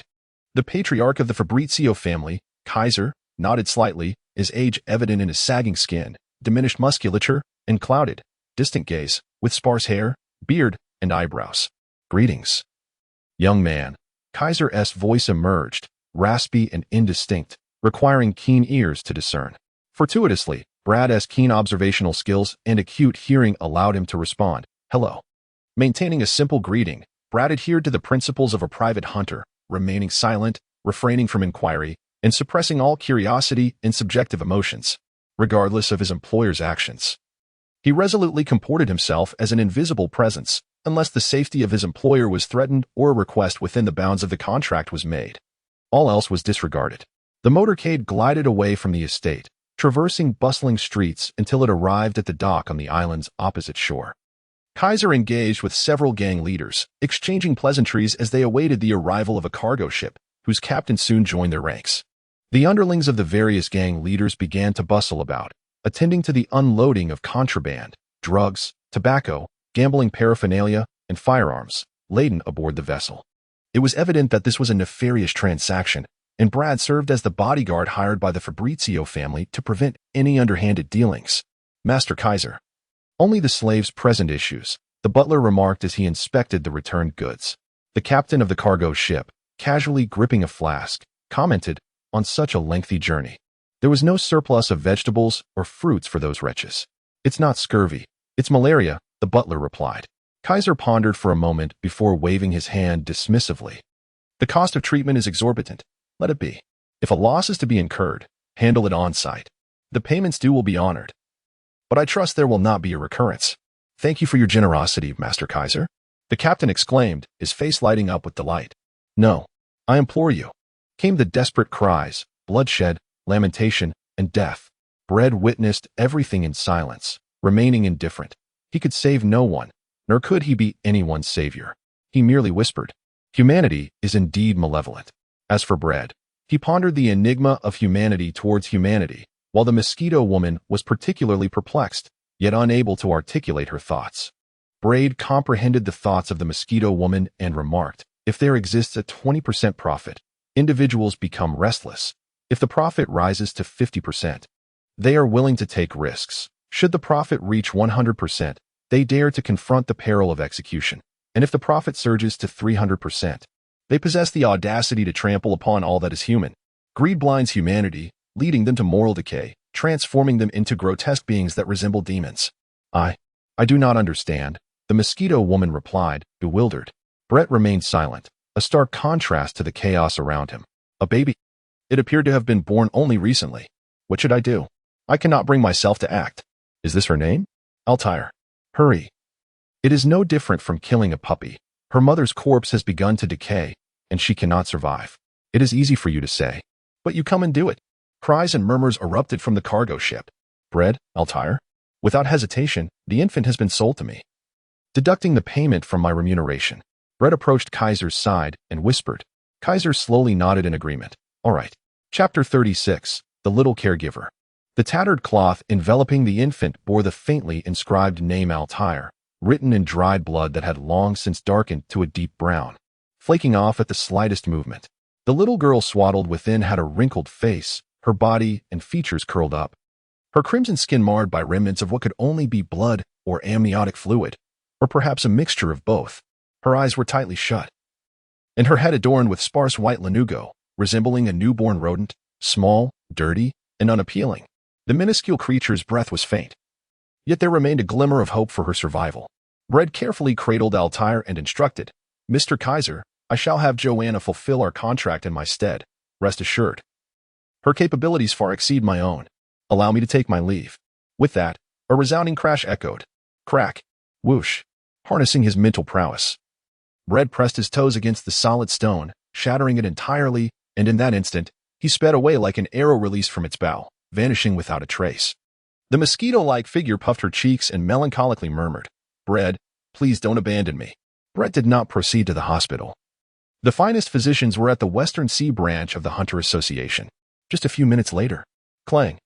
Brett forcefully burst into the building of the Hunter Association's West Sea branch, causing chaos and alarm. Ultimately, he flung open a door and reached his destination. "I apologize for the intrusion," he said softly as he gently cradled Altair, his expression grave and his words succinct. "Please save him. Thank you." The disease hunter, who had nearly mistaken him for an intruder and had even chambered a bullet, glared at Brett, his lips twitching before he slowly lowered his pistol and took over the treatment of Altair. Lanciclin, the disease hunter's name, was a robust woman whose kind heart starkly contrasted her rugged appearance. She had previously imparted medical knowledge to the Red Corpse clan. Shortly after, Shakyak arrived, leading a group of hunters, and, with outstretched hands, inquired, "Little Brett, could you explain?" Brad slightly bowed, apologizing, "I am sorry for the disturbance. I shall compensate for any losses incurred." After a brief pause, he continued, "You see, I found a newborn in dire condition, nearly lifeless, and I urgently sought the assistance of Dr. Clan to save her. Well, truly, Brad is remarkable. Not only is he handsome, but his heart is also exceedingly kind. Let us disperse." Braid's sincere demeanor assuaged the crowd. However, Sakia cast a skeptical gaze upon Braid, as if reassessing him. Saving a life? Quite commendable. To save one soul is worth more than constructing a 7-story pagoda. Yet, what comes after the rescue? What are your intentions for that child? To adopt her. Since I have chosen to save her and bestow upon her the gift of life, I must assume responsibility. Braid replied. Leaning against the doorframe of the unadorned infirmary, Sakia extinguished his cigarette, fell into contemplative silence for a moment, and then jested. "Congratulations on your promotion to a doting father, young Braid." "It feels rather awkward," Braid admitted. "Your friends have requested to leave the branch and embark on their own journeys," Sakia remarked abruptly. Braid displayed a perfectly timed expression of astonishment before departing from convention and exclaiming, "Do I actually have friends? I mean Esther's, Mara, and Chishi, who all synchronously applied to leave the branch, venturing out for solitary training." Sakia quietly harbored thoughts that Braid was quite the cunning fox and seamlessly continued the conversation. "What are your plans moving forward? After all, unlike them, you now have a child. It seems you may find it challenging to embark on solitary training. A newborn cannot withstand the harshness of the elements or the uncertainties of a nomadic life. She requires stability above all else." With a cheerful smile, Brad declared, "I shall pause my dreams of being a historical hunter and transition into a private one, residing long-term at the branch. I hope you will take good care of me." Ansia. It was nothing short of miraculous. Lanciclin interrupted the banter between Sakia and Brad, probing, "She is fine, just hungry. We must feed her at once." Lanciclin hurriedly took Altair away, seeking assistance from a lactating staff member at the West Sea branch of the Hunters Association. "Could you assist me in hiring a wet nurse and nanny?" "Please, Ansia," Brad added. Sakia lit a cigarette. "All right, let us return to the office. It seems fortune smiles upon you, Swain. Your crisis has been averted," Sakia remarked to the Nicol couple resting in her office for some reason. "3 of those little rascals have retreated. The remaining little Brad likely has no time to concern himself with you." Swain queried, "Huh? Has he become a father?" Sakia jested earnestly. The Nicol couple found it absurd. What? Did the heavens drop a daughter into his lap? Sakia beamed. "All right, I was just teasing. But he has indeed adopted an orphaned infant girl." Alvi is sentimentally expressed. Not all members of the world government are villains, after all. In any case, I still advise against any reckless actions, Swain. Sakia swiftly reined in her smile, solemnly warning Swain. They are merely agents of the world government exposed within our line of sight. Who knows if there are deeper hidden individuals? Focus on spending quality time with Alvia. You will soon be parents yourselves, right? I will contact personnel to handle that historical stone tablet. Is it possible to transport it secretly to O'Hara? Swain hesitated. Sakia furrowed her brow. Do you understand the consequences of such actions? I am fully aware. Swain replied resolutely. Every individual who dreams of exploring the historical text and unearthing the blank century is acutely aware of it. Is it worth it? History is ultimately an inanimate relic of the past. It is the people who are alive, brimming with infinite possibilities for the future. Swain's obstinate resistance genuinely vexed Sakia, causing her to lose her composure. Swain, increasingly agitated, countered stubbornly. I have heard such rhetoric many times, Sakia. I do not wish to respond to grandiose statements like history is a precious treasure belonging to all humanity, and everyone has the duty to protect and pass it on, nor do I care to exalt the pursuit of historical texts and the excavation of the blank century as a noble endeavor replete with profound significance. My answer remains unchanged. It is worth it. No one has the right to deprive others of their curiosity for history. The historical stone tablet and the blank century are the ultimate hunting goals for me. For all historical hunters, relic seekers, archaeologists, and anyone pursuing the truth of history. Akin to the pirates' coveted great treasure One Piece. Even if it costs us dearly, we will not hesitate. Madness. Sakia shook his head in frustration, muttering about the cursed idealists. Chapter 37, Cypher Paul. Just as Sakia and Nicole were parting ways on unfriendly terms, a phone call came through to Brad's mobile. "Little Brad, it's me." A familiar voice spoke. Brad observed his surroundings languidly, nonchalantly shifting to a secluded corner. "Uncle Rasky." A week later. "I passed by the Mafia Federation Kingdom and took the opportunity to pay you a visit." With that succinct statement, Rasky had already terminated the communication. Clearly, Rasky was not merely passing through the Mafia Federation Kingdom, nor was he casually visiting Brad. His true intention was to approach Brad, a significant figure in the strategic plan of CP9, which aimed at executing a long-term strategy to real and substantial gains. However, he was uncertain whether the environment surrounding Brad posed any risks of information leaks, hence his habitual use of coded language, trusting that Brad would comprehend. Troublesome. Brad leaned against the wall and exhaled a deep sigh. His pupils gradually dulled and became unfocused as he sank into profound contemplation. He genuinely despised the feeling of being ensnared in enemy territory, particularly when it was accompanied by an involuntary sense of entrapment. Cypherpole was not a place for prolonged residence. The Navy?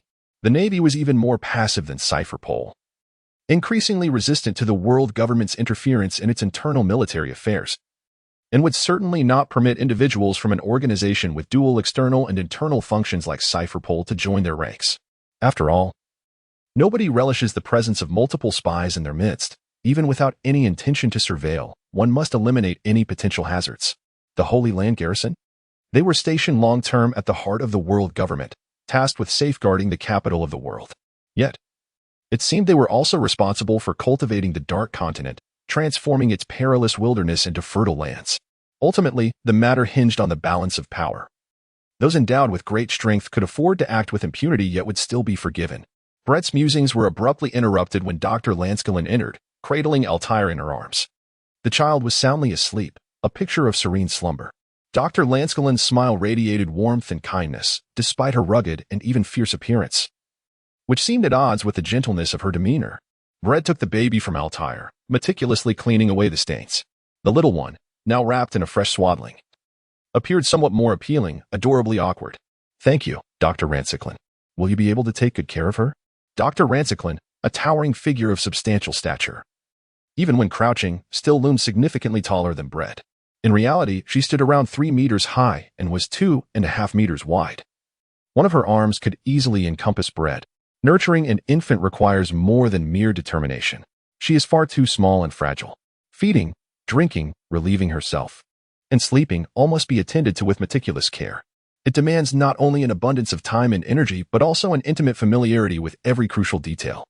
A moment's negligence could lead to disastrous consequences. Braid gently kissed Altair's forehead and replied with a smile that seemed to defy the question, "I have money." Dr. Lanskline understood Braid's implication. He was unable to care for Altair himself, but his wealth could secure someone who could. After all, money can move mountains, especially when it comes to human needs. Thus, Braid decisively utilized the channels of the Hunter Association's West Sea branch within the Mafia Federation, unhesitatingly investing all the commissions he had earned over the past 6 months to purchase property and hire nurses and caretakers, swiftly establishing a new home. 1 week later, before Rasky's arrival, the nurse exclaimed with joy, "He.S. opening his eyes. Young Master Braid, Altair is waking up." She delightedly alerted the diligently practicing Braid while drawing the curtains to dim the room's light. Brett approached the cradle, waiting patiently, and indeed, Altair opened his eyes that were strikingly otherworldly, even more captivating than Brett's own golden gaze. The outer ring was a vivid crimson, the inner circle a delicate green, and the deepest part of the pupil was an astonishing square of dark blue, lacking any spark yet undeniably extraordinary by nature. "Altair, you're Altair. There can be no mistake." Brett expressed an uncommon, heartfelt joy. A harsh, piercing screech interrupted the moment. "Stop scratching the wall, Joanna. What if you damage Altair's eardrum?" Brett cast a sidelong glance. Outside, Joanna peeked in, pouting, filled with envy and resentment, her expression one of wounded pride. "Have I fallen from favor?" Casting a glance at the clock, Brett replied, "Time to work, Joanna." The notion of work was merely an excuse. Brett was on his way to meet Rashji. He dared not set the meeting at home, as his property and the hired nurse and governess were all facilitated through the Hunter Association's West Sea branch in the Mafian Federation. Who could say if Sakia had meddled? Minutes passed. In the desolate mountains on the outskirts, Rashji inquired, "Are you doing well, little Brett?" Brett candidly admitted, "It is not good. I have come to realize that I do not enjoy the profession of an agent." However, Minister Wonist regarded him highly, praising his talents and calling him a genius agent, expressing hope that he would mature swiftly to become his right-hand man. Rashji, with a smirk that danced between amusement and irony, replied, "Perhaps in 15 years? 10 years. You shall be my superior then." Brad shook his head, expressing disbelief at the empty pleasantries. "Let us discuss serious matters, Rashji." Raski's expression shifted as he inquired, "Do you still have control over the whereabouts of that historical stone tablet? Its ultimate destination should be the archaeological sanctuary of O'Hara Island," Brad replied with certainty. Rashji, however, was not entirely satisfied. "Should be? I am certain." Brad retorted, "What is the stance of your superior?" "As far as I know, he is not a patient man, always scheming for achievements, yearning for instant success to bask in glory." Rashji chuckled, "You certainly understand his character. He is quite eager. The strategy you devised of casting a long line to catch a big fish is something he covets immensely. He may exhibit patience, but even if he were to lose it, the dual resistance from above and us would prevent any reckless actions. It is unfortunate for him to serve as an officer in CP9. Brad lamented. Cypherpol is the most intricate organization under the world government. Besides the headquarters of Cypherpol number 0, known as CP0, there are 9 branches, CP1 to CP9, each with specific responsibilities. CP1 and CP2 focus on the protection of dignitaries. CP3 and CP4 on intelligence gathering. CP5 and CP6 handle emergencies. CP7 and CP8 are involved in undercover operations and espionage, while CP9 specializes in assassination. CP0 comprises elite members drawn from CP1 to CP9, directly serving the celestial dragons. What makes CP9 particularly unique is their privilege to execute individuals who do not comply with the world government on the spot. Thus, CP9 and CP0 generally remain undisclosed by the world government to avoid adverse repercussions. The elite agents of CP9 are often cold-blooded, merciless killers, disregarding the incompetent Commander Spandam entirely. If his words align with their desires, they heed him. If not, they simply dismiss him. In summary, the strategy of casting a long line to catch a big fish is a long-term endeavor, not to be discussed lightly without a span of 3 to 5 years. Brad issued a cautionary note. Rashji nodded. Time is insufficient, and the gathered fish are not enough. You must continue to monitor the whereabouts of that historical stone tablet. And a special task awaits us. We shall deliberate further upon our return. Chapter 38. A preview of the 7 warlords of the sea special task? Are we to deal with that super mad dog? A sudden realization struck Brad, leading him to metaphorically probe. Rashji paused, then met Brad's inquisitive gaze, his tone becoming serious. What do you know? How did you find out, young Brad? Please, do not jest.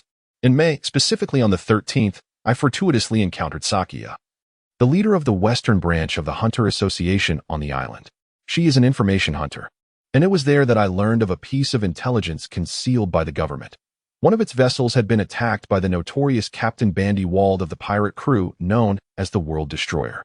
The celestial dragon passengers on board narrowly escaped with their lives. Brad pressed his temple, recalling with vivid clarity. After all, it is indeed rare for someone audacious enough to offend, or even to contemplate the demise of the ruling celestial dragons.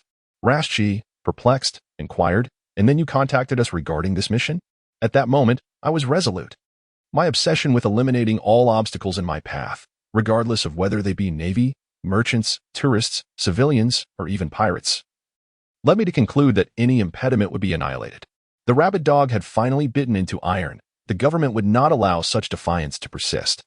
His assault on the celestial dragons was tantamount to an affront to the dignity of the government, a provocation of its very limits. Brad recounted this matter with an air of detachment. Rashji remarked, "Yet I waited for so long without hearing news of his capture. Thus, I speculated that the government must be preparing a special operation. Otherwise, there would be no need to suppress the dissemination of this incident. With the government's might, it could easily publicize the event, amplifying its impact, and subsequently deploy its forces to eradicate the walled pirates. By annihilating the walled pirates, it could reaffirm the preeminence of the celestial dragons, serving as a warning to others. Would that not be splendid? Bread spoke with eloquence. It has been over 3 months. And coincidentally, you have a special mission awaiting you. So, special operation and special mission align, I surmised casually, and your anxiety revealed all. Are you not a monster, young man? Rashi, with a resigned grin, responded.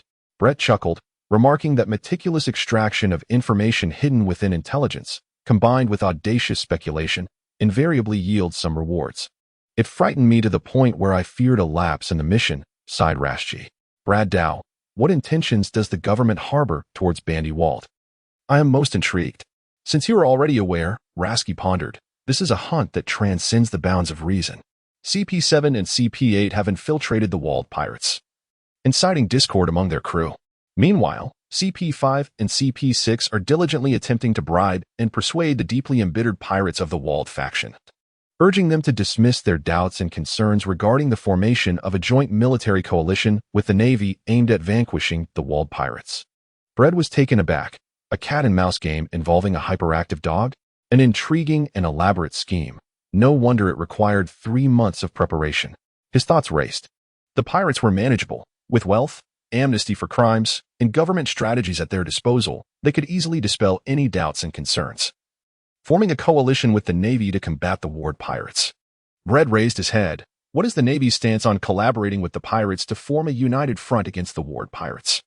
The Navy is a force guided by principles and ethics, with many of its members holding radical views. They would utterly reject the notion of justice aligning with evil to punish another form of wickedness, as it would be a profound humiliation to their belief that justice must triumph over all evil. Rashchi gestured with 3 fingers during the government's preparations for this special plan. Panga City witnessed 3 instances of self-immolation, resulting in the deaths of a naval brigadier, a rear admiral, and a vice admiral, with protests escalating relentlessly. Fortunately, the only serving admiral, Buddha Sengoku, is not an hawkish figure. Otherwise, we might have witnessed the birth of the first admiral in history to sacrifice himself in protest against government decisions. What was the response from the higher-ups? Brett asked with keen interest. Rashchi shook his head. Though not entirely indifferent, they merely sought a discussion with Admiral Kong, after all. Who can fathom the intentions of the government? A mere bandit ward is hardly comparable to figures like Shiki, Roger, or Whitebeard. Why go to such lengths? The government is playing a grand game. This is not merely a hunt that defies logic, but a meticulously crafted experiment. Brett seemed to grasp the significance. The Navy's attitude towards collaborating with pirates to combat the walled pirates is precisely what the higher echelons of the government wish to discern. Should the situation undergo a radical transformation, the Navy may become accustomed to the notion of justice allying with evil to sanction another form of wickedness. Rashchi exclaimed. Who am I? Where am I? I do not understand. The strategy of enlisting pirates to combat other pirates, thereby depleting their ranks, was familiar to Brett. Wasn't that the very essence of the warlords of the sea? However, what filled Brett with trepidation was the realization that the world government was, at present, conspiring to stage a rehearsal of the warlords of the sea, seemingly anticipating a monumental shift in circumstances, or perhaps the world government was acting proactively. Cold sweat trickled down Brett's forehead. Little Brett? Little Brett, Rashchi inquired, are you unwell? Brett awoke and reassured, it's nothing, Uncle Rasky. Adjusting his mindset, he swiftly shifted the topic. By the way, what role does CP9 play in this special mission? We must retrieve all the rewards promised by the government to that group of pirates, including their lives. Rasky tightened his black leather gloves and replied, let's leave it at that for now. I must take my leave. The conversation could not continue, as Rasky felt an unease regarding Brett's demeanor. Please convey my regards to Aunt Shuefa, and do spend more time with her. Safe travels, Brett waved goodbye. As he watched Rasky's silhouette gradually fade, Brett turned back. Aren't you happy? The mosquito girl, with an awkward posture, bent down to observe Brett's expression. I have suddenly realized that the world has become more perilous, Joanna, Brett remarked, his usual optimism waning. The mosquito girl echoed her frequent assurance. Joanna will protect Brett. You haven't even mastered reading yet, Brett shrugged. I cannot unilaterally force you to awaken your life energy. Our bodily structures are different. Shall we try harder, Joanna? The mosquito girl bit her red lip. Keep it up. You can succeed, Brett encouraged. It is time to research ways to enhance combat strength. He silently added to himself. Chapter 39. The Priest Speaks.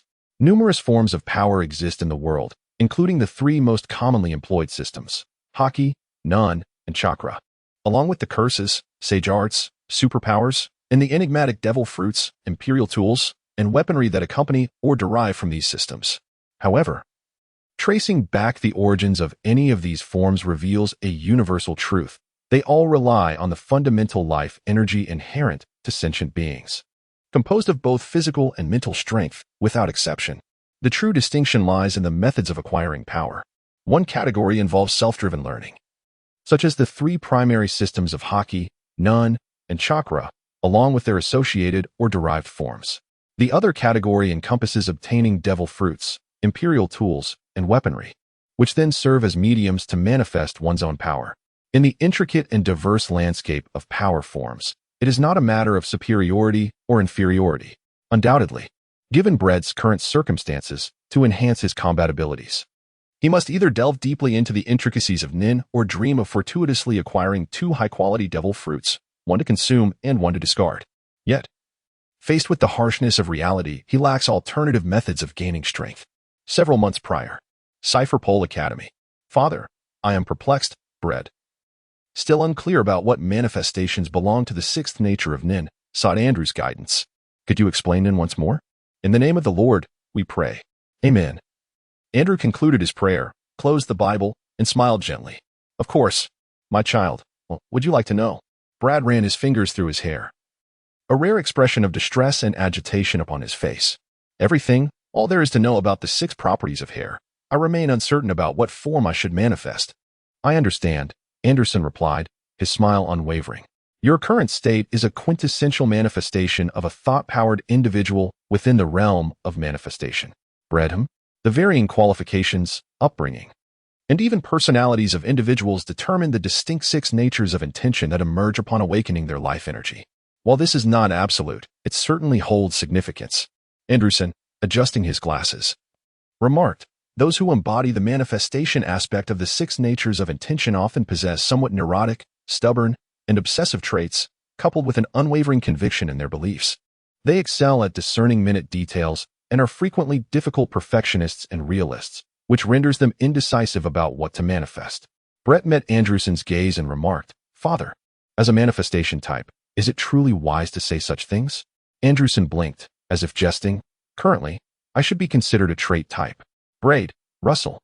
Anderson picked up a pen and paper. In a moment, it is evident that individuals can easily cultivate their inherent abilities, whereas mastering those outside their affinity proves to be a formidable challenge. Even if one succeeds, complete mastery remains elusive. Anderson gestured towards the hexagonal diagram he had sketched. This represents the 6 categories of Nin. To illustrate, let us take you as an example. You belong to the conjuration category. Assuming your probability of mastering conjuration is 100%, the likelihood of attaining the transformation category is 80%, while the chances for the manipulation and enhancement categories are 60%. Conversely, the probability of mastering the distant emission category stands at 40%. As for the specialization category, the chances of success for all 5 categories are 0%. Specialization is unique, predominantly innate. However, those who transition from conjuration or manipulation to specialization are often influenced by their acquired skills, with conjuration and manipulation being the most prevalent. Red gazed intently at the hexagram, pondering, what is the rationale behind the arrangement of this hexagram? The ancients devised it based on the application of thought. Anderson patiently elucidated, the reinforcement system serves as the foundation of the hexagram, embodying the essence of thought. From there, 2 lines extend, the line of control over thought, leading to the release system, and the operational system, along with the line of quality transformation and thought, leading to the transformation system, the materialization system, and ultimately the characteristic system, which encompasses all thought abilities beyond the 5 systems. Brett's fingers tapped rhythmically upon the table. And suddenly he remarked, utilizing the essence of thought to augment the physical form, this is akin to the enhancement of objects through the mastery of the enhancement type of thought. Is it possible for me to compensate for my inability to fully grasp the intricacies of enhancement by relying on the formidable power of armament Haki? Indeed. Anderson affirmed with conviction. Brett remarked that altering the nature of thought corresponds to the transformation of the mind, sharing a commonality with the 7 elemental properties of chakra, thunder. Wind, water, fire, earth, yin, and yang. Could I, through chakra, compensate for my inability to fully master the transformation of thought? Might I even evolve the transformation of thought into a comprehensive mastery of all elemental chakras? Indeed. Andrew affirmed this once more, yet promptly emphasized, it is exceedingly difficult. My child, human time and talent are finite. The conversation veered swiftly off course. In essence, the transformation of thought into manifestation can theoretically create anything one desires, provided one possesses a profound understanding of the object in question. After all, manifestation does not conjure the extraordinary from thin air. Should we incorporate the constraints and contract-based enhancements that I have previously taught you, such as the ability to manipulate freely, it would prove to be immensely deceptive in combat. Andrew continued, it is quite simple. Harness your innate talent for discerning microscopic details, your resolute will, and your rich imagination. Braid pondered, pray tell, what is your inability? Father, my inability is known as sin and punishment, specifically designed to execute monsters and heretics, Anderson replied. Brett smirked, is it over? Forgive my reservations, dear child, Anderson sighed. Braid nodded in understanding. At this moment, after sitting in silence for a considerable time, he still found himself grappling with the decision of what to materialize. A contract chain? A mad jester? A bulging-eyed fish? A handful of gunpowder? While there were numerous options to consider, none resonated with Braid. He yearned for something more potent, more decisive in terms of combat efficacy. Attack plus defense equals combat power. Attack? Defense? The best defense is a good offense. Attack. What kind of assault could render one defenseless? What weapon strike could be invulnerable to defense? Brett pondered incessantly, lost in contemplation. Buzz, buzz, buzz, an irritating mosquito. Snap. With a snap of his fingers, Brad faintly grasped a spark of inspiration. Joanna. Chapter 40, Gluttony. Mid-August. The Mafia Federal Kingdom, a sprawling coastal estate. The piercing cries of a baby echoed through the villa that once belonged to the illustrious Fabrizio family of the old Mafia. No. It was once the domain of the venerable Fabrizio family. Be good, Altair. Gently kissing the forehead of the infant in his arms, Brad soothed the child as he treaded over the lifeless bodies of fallen gangsters, advancing towards the bedroom deep within the corridor. Inside the bedroom, the aged Mafia leader, Kaiser, lay bedridden with illness. He had heard the sounds of blades and gunfire outside, but could do nothing. Now, silence enveloped the room. With great effort, he gestured for his butler to help him sit up. His murky eyes remained fixed on the bedroom door, awaiting the fateful decision. Would the Fabrizio family once again repel their foes, or would they face annihilation? The answer left Kaiser in despair. Tap, tap, tap. The crisp sound of footsteps grew nearer. Creak, the door swung open. Hello, Mr. Kaiser, we meet again, Brad greeted with a smile. Unceremoniously taking a seat on the sofa near the bed, Kaiser's voice remained hoarse and rough, tinged with frailty as he sighed deeply. What grievance does the Fabrizio family hold against you? I implore you to enlighten me. After all, I previously sought your services from the Hunter Association. I believe I have offered the proper respect and compensation. If you are dissatisfied and feel that the Fabrizio family has been stingy, I am willing to apologize and present you with a generous gift. Why must we arrive at this unfortunate juncture? Truly a seasoned mafia boss. Accustomed to the storms of chaos, Kaiser was impressive. Brad marveled, complimenting Kaiser's calm demeanor and incisive intellect. He replied, I must concede that during our contract, you indeed treated me with ample respect and compensation, yet I feel no obligation towards you. I fulfilled our agreement. Once the contract concluded, we were to part ways. And your insinuation that I lack professional ethics as a hunter in retaliation is rather inappropriate. Kaiser responded with equanimity, indeed, that is inappropriate. My fault. If we are no longer connected, then why did you attack the Fabrizio family? I am a private hunter, after all. Brad waved dismissively. Becky, holding a cigar, swaggered into Kaiser's view, removing his hat. Greetings, Mr. Kaiser. Allow me to introduce myself. I am Capone Becky, perhaps a name you have heard mentioned in passing. Ah, you are the recently emerged Mad Kid. I am aware that numerous leaders of various factions have had their heads severed and their wealth seized, creating quite a stir that has left everyone in a state of unease. Coughing violently, Kaiser struggled as his butler hastily patted his back. After expelling a few mouthfuls of blood-tinged phlegm, he took a heavy breath and glanced at Becky, then at Brad, stating, He hired you? Spare me the lies. Despite Becky's attempts to conceal her reverence for Brad, she could not mask it from the astute and cunning Kaiser. The Mafia is one of the organizations that places utmost importance on hierarchy, and as its leader, Kaiser could discern loyalty and fear in a person long before his 50th year. With a chuckle, Brad swayed the infant girl in his arms, saying, "Well, it is actually because of her. I have adopted her and cherish her dearly. I wish for her happiness, and thus, I must eradicate anything that brings her sorrow. Your slave trade caused her to lose her parents." Lies. Kaiser interrupted Brad in a furious outburst, the emotional strain triggering another bout of agonizing coughs. After a while, Kaiser regained his composure and cast a sidelong glance at the peculiar weapon clutched tightly in Brad's other hand. With conviction, he remarked, "You merely seek to slay a few individuals to test your new toy. Is that not evident?" Brad appeared astonished. "Your innocent smile betrays your true intentions." Kaiser mocked. "I apologize. Children who receive new toys tend to be a bit overzealous." Brad feigned sincerity in his apology. Kaiser murmured, "In my old age, I have learned to be cautious and prudent, especially toward formidable beings such as you. I would never dare underestimate even the likes of you, for fear of inviting misfortune. But alas, I harbor no regrets. Since I have taken action, rest assured that I will not let you escape." "Are you still chattering?" Brad questioned. Kaiser replied languidly, "I do not wish to appear foolish. I simply desire to understand." With a swift motion, the sharp instrument pierced flesh, leaving behind two lifeless, desiccated corpses. Bradley decisively eliminated the notorious crime lord and his steward, turning back to say, "Clean up the mess, Becky. The territory of the Fabricio family is now yours." "Indeed, Godfather," replied Becky, her plump cheeks quivering as she suppressed her trepidation. Brett gazed intently at the manifestation of his thoughts, a black object, approximately 3 feet in length, as thick as a pinky finger, tapering to a needle-like point, hollow within. Its name, Gluttony. The exquisite craftsmanship of Braid's mosquito-inspired piercing mouthpart is indeed remarkable. It possesses 2 formidable abilities, granted by Braid through the constraints and contracts of his aura: Break Defense and Gluttony. Break Defense. This ability disregards any defensive aspects of living matter in normal states, excluding the use of overwhelming power, chakra, or aura. Gluttony. Upon striking a living entity, it swiftly and automatically siphons the victim's life energy. However, the life energy devoured cannot currently be utilized by Braid, who is diligently contemplating methods to overcome this limitation. Once achieved, he would be on the cusp of transforming his materialization-based aura into a characteristic-based one. It is noteworthy to mention the constraints and contracts of aura. By establishing rules and solemnly pledging to adhere to them, the more arduous the rules and the more stringent the promises, the greater the resultant power.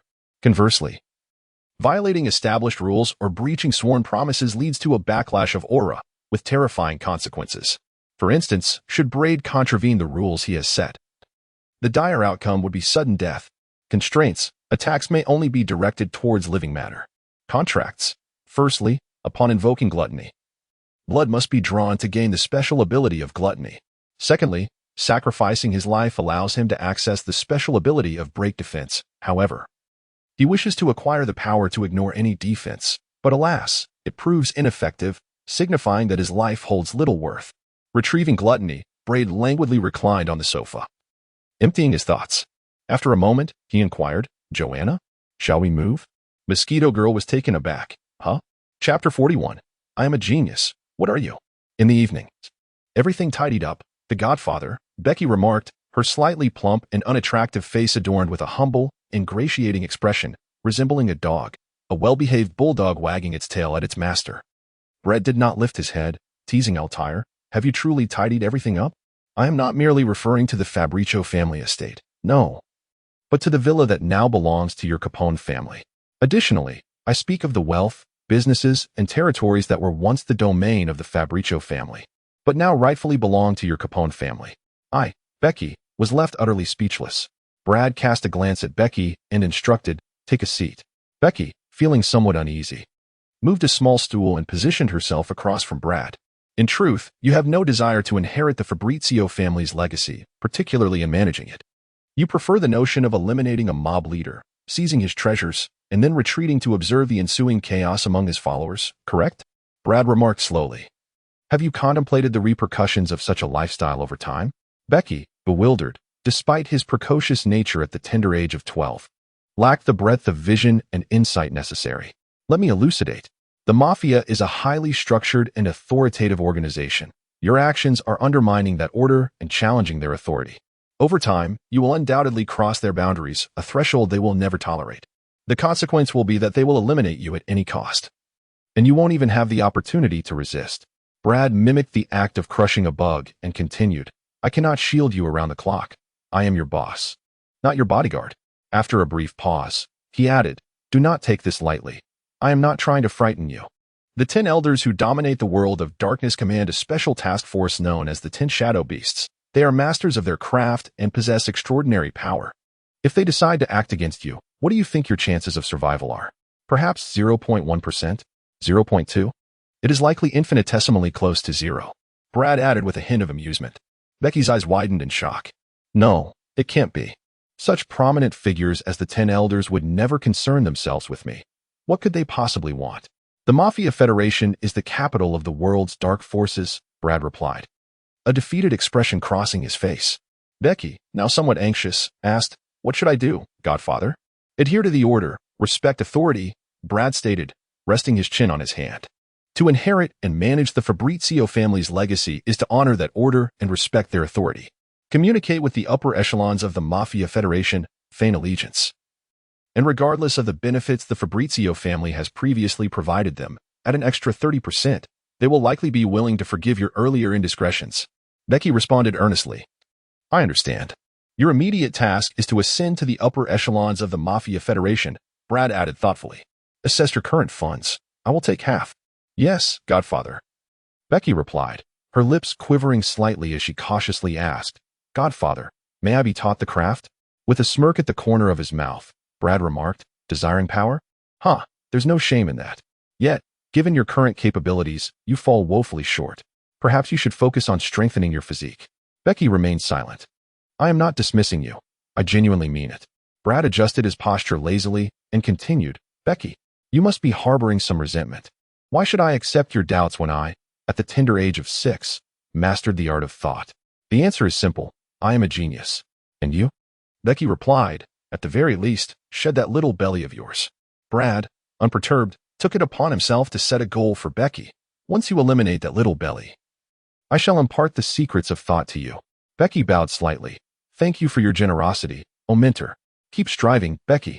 Brad cradled the increasingly restless Altair. The little one is hungry. Let us depart, Joanna. As they exited the villa, the stout and disloyal Brad was met with disdain from Joanna. The mosquito woman muttered, Braddow, I understand, it matters not. His utility suffices.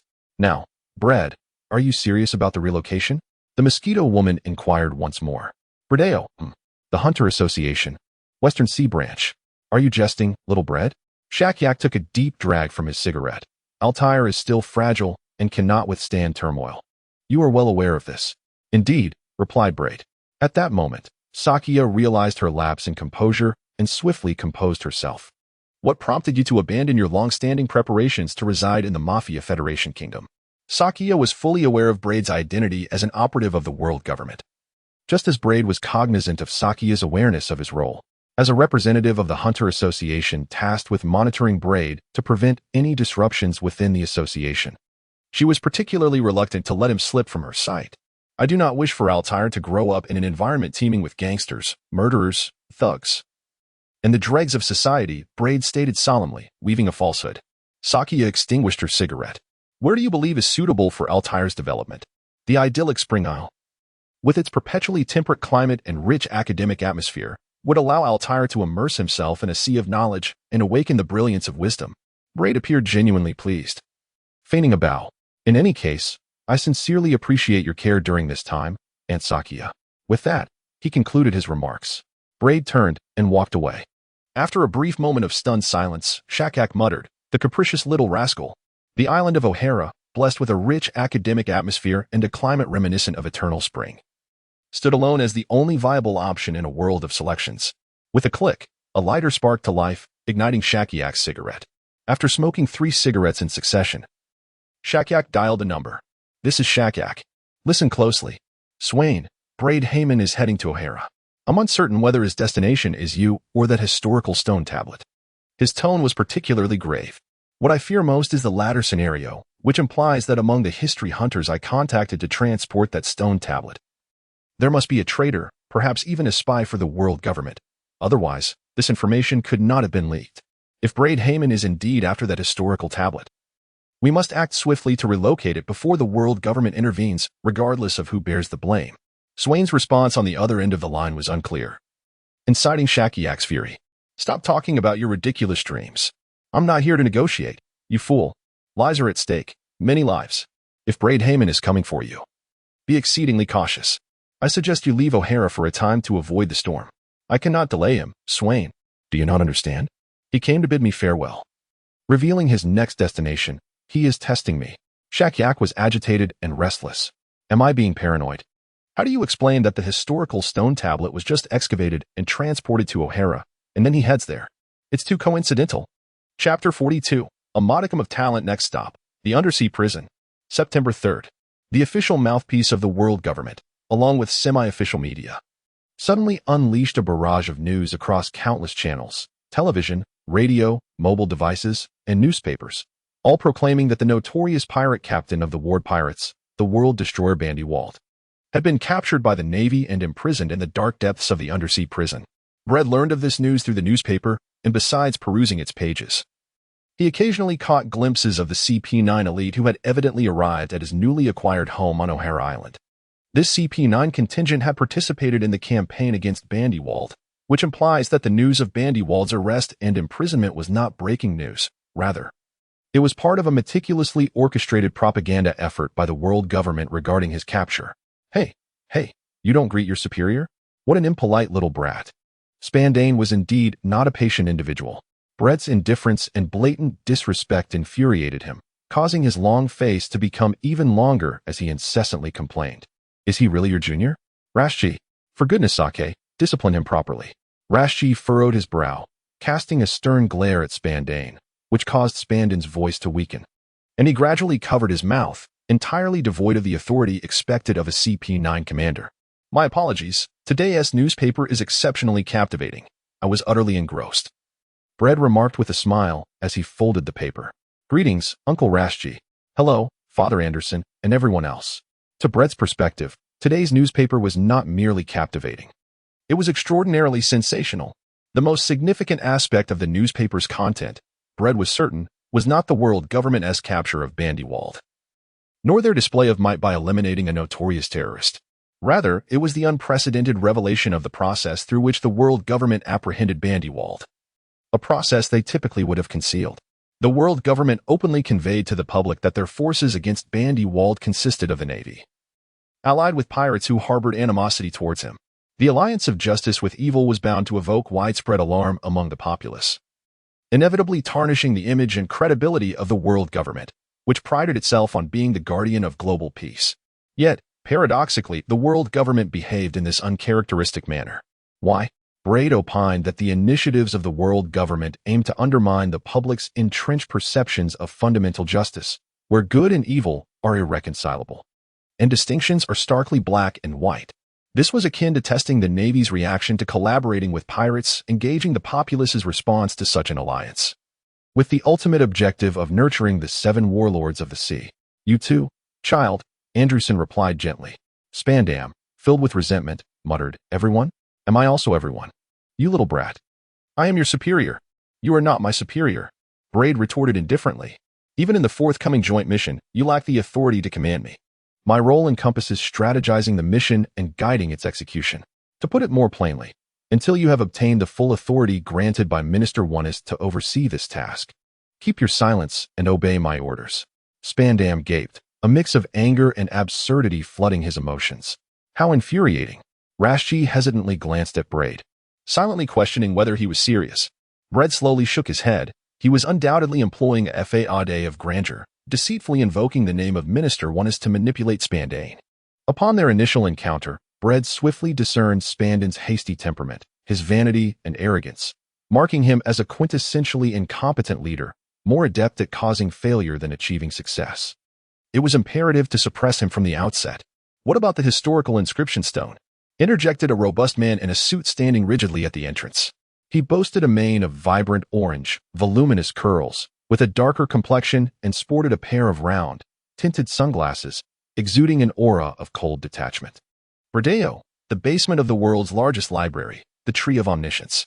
Crash. Bread rummaged through the drawer of the coffee table. My findings include a list of individuals who have come into contact with the historical stone tablet.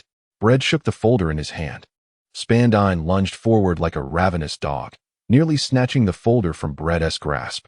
His desperate desire to cling to the few privileges remaining to him as the CP9 chief palpable. Are you jesting? You insufferable brat! Spandine exclaimed incredulously. Have you lost your mind in your quest for accolades, cobbling together information from any source? Anderson extended his hand in silence, and Spandine dutifully relinquished the folder. His demeanor pitiably servile, utterly lacking in dignity. The list contained names, genders, ages, places of origin, and even photographs, details I have never seen an agent compile in such a short span, especially considering that when his death and her companions returned to Mariawa, they casually mentioned that during the Hunter exam phase, the Hunter Association had already identified you as government agents. The association is aware of your affiliation, and the Hunters would undoubtedly be cautious around you. Yet, this list encompasses numerous Hunters. Anderson pondered. It is not that I distrust you. But could you enlighten me on how you accomplished this, my child? Bread reclined lazily on the sofa, remarking, The reason I acquired this rather unimpressive house is its proximity to the Tree of Omniscience, which falls within the dominion of my observation and perception. A group of 10 prominent members from CP9 simultaneously directed their gazes through the window, fixating on the towering and lush Tree of Omniscience. They exchanged glances, pondering the distance. 200 meters?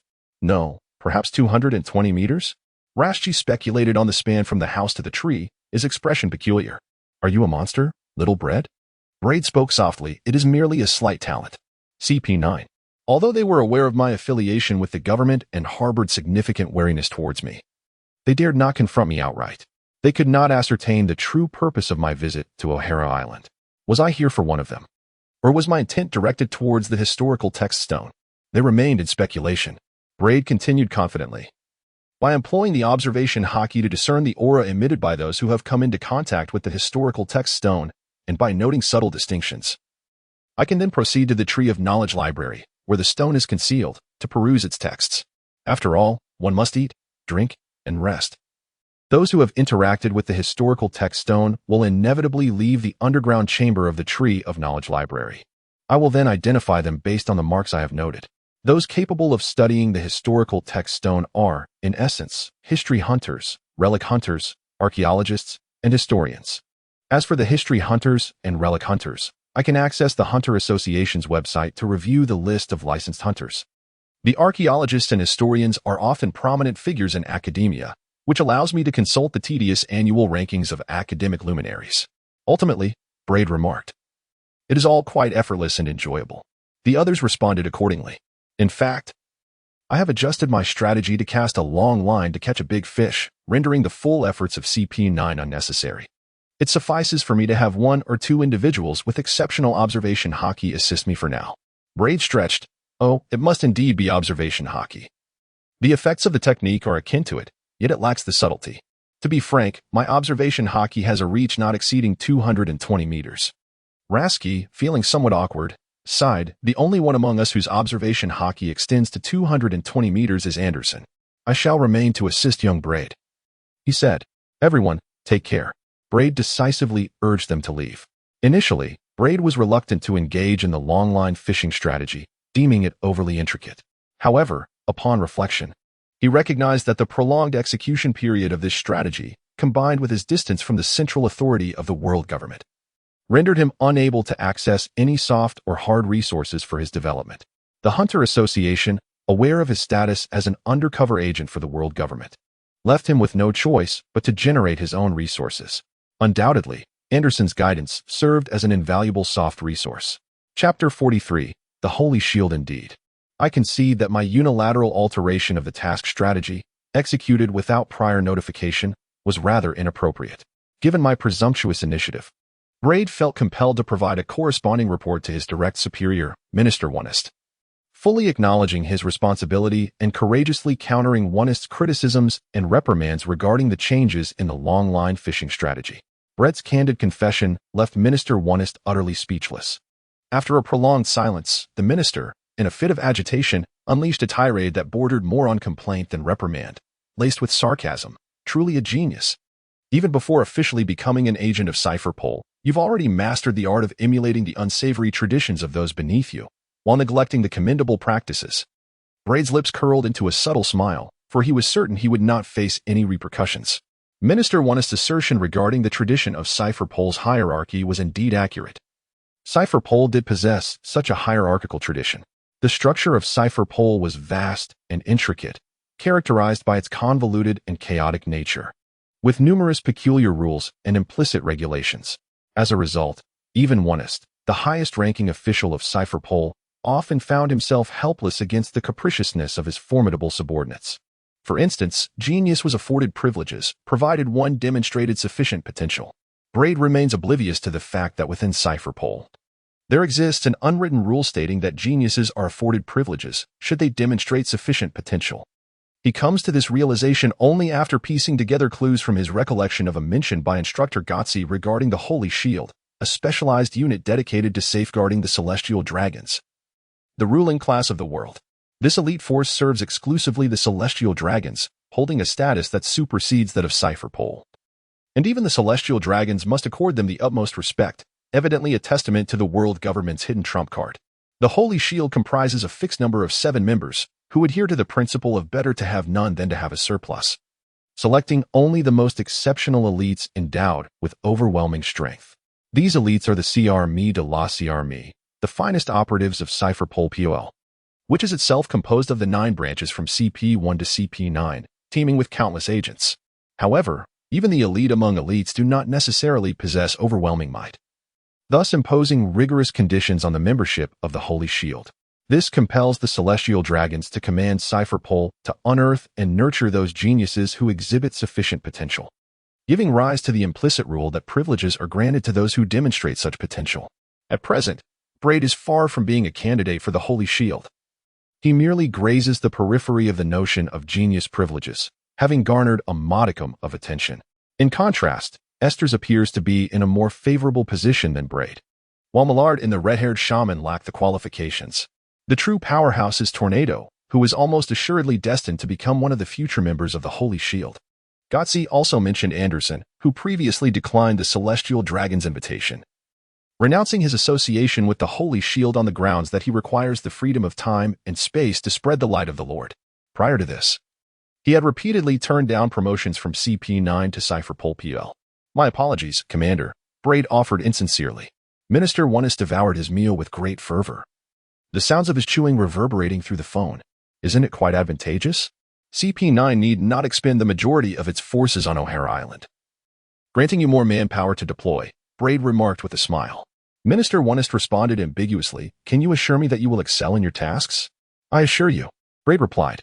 "Wait, I will send you a document, and you shall see whether I can fulfill my duties with excellence, Commander. Furthermore, Father Anderson has endorsed my plan and even volunteered to assist me." Minister Onist fell silent.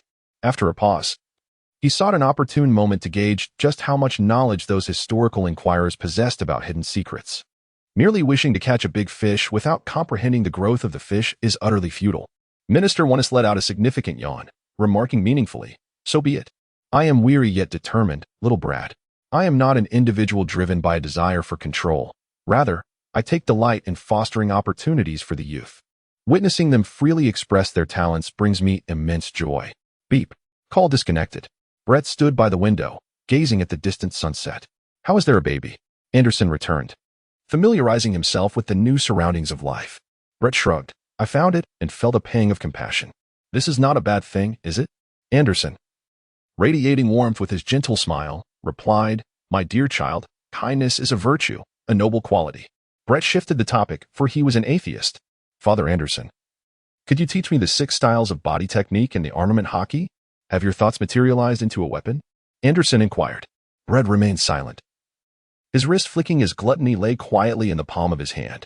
With exaggerated insight, Anderson slowly nodded in approval of Brett, then inquired, "What troubles you?"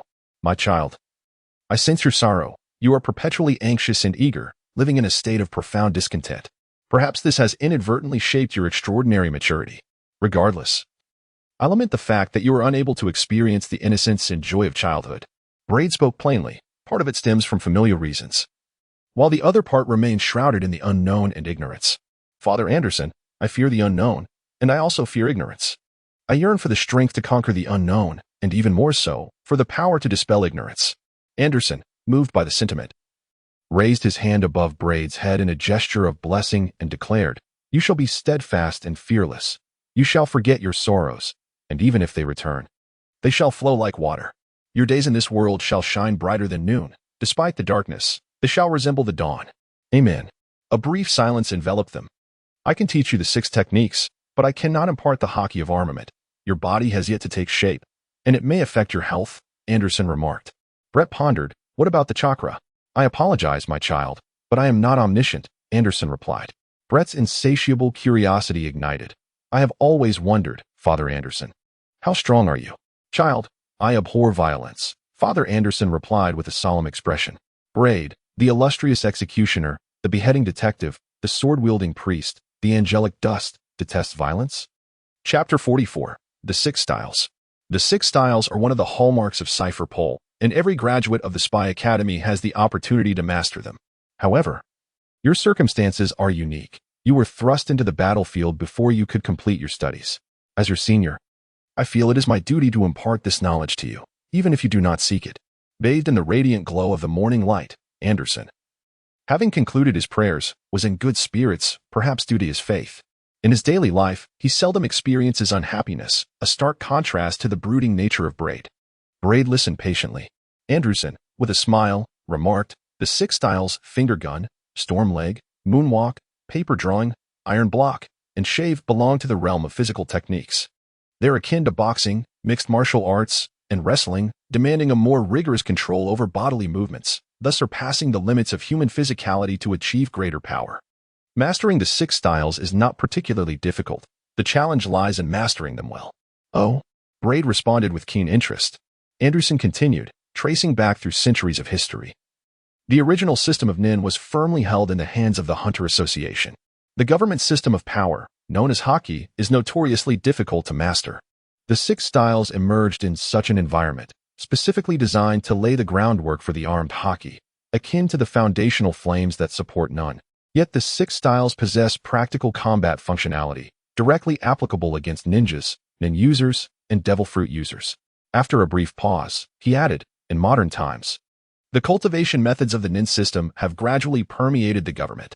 Nin can be forcibly awakened with the assistance of nin users, allowing for rapid learning, which has garnered widespread popularity.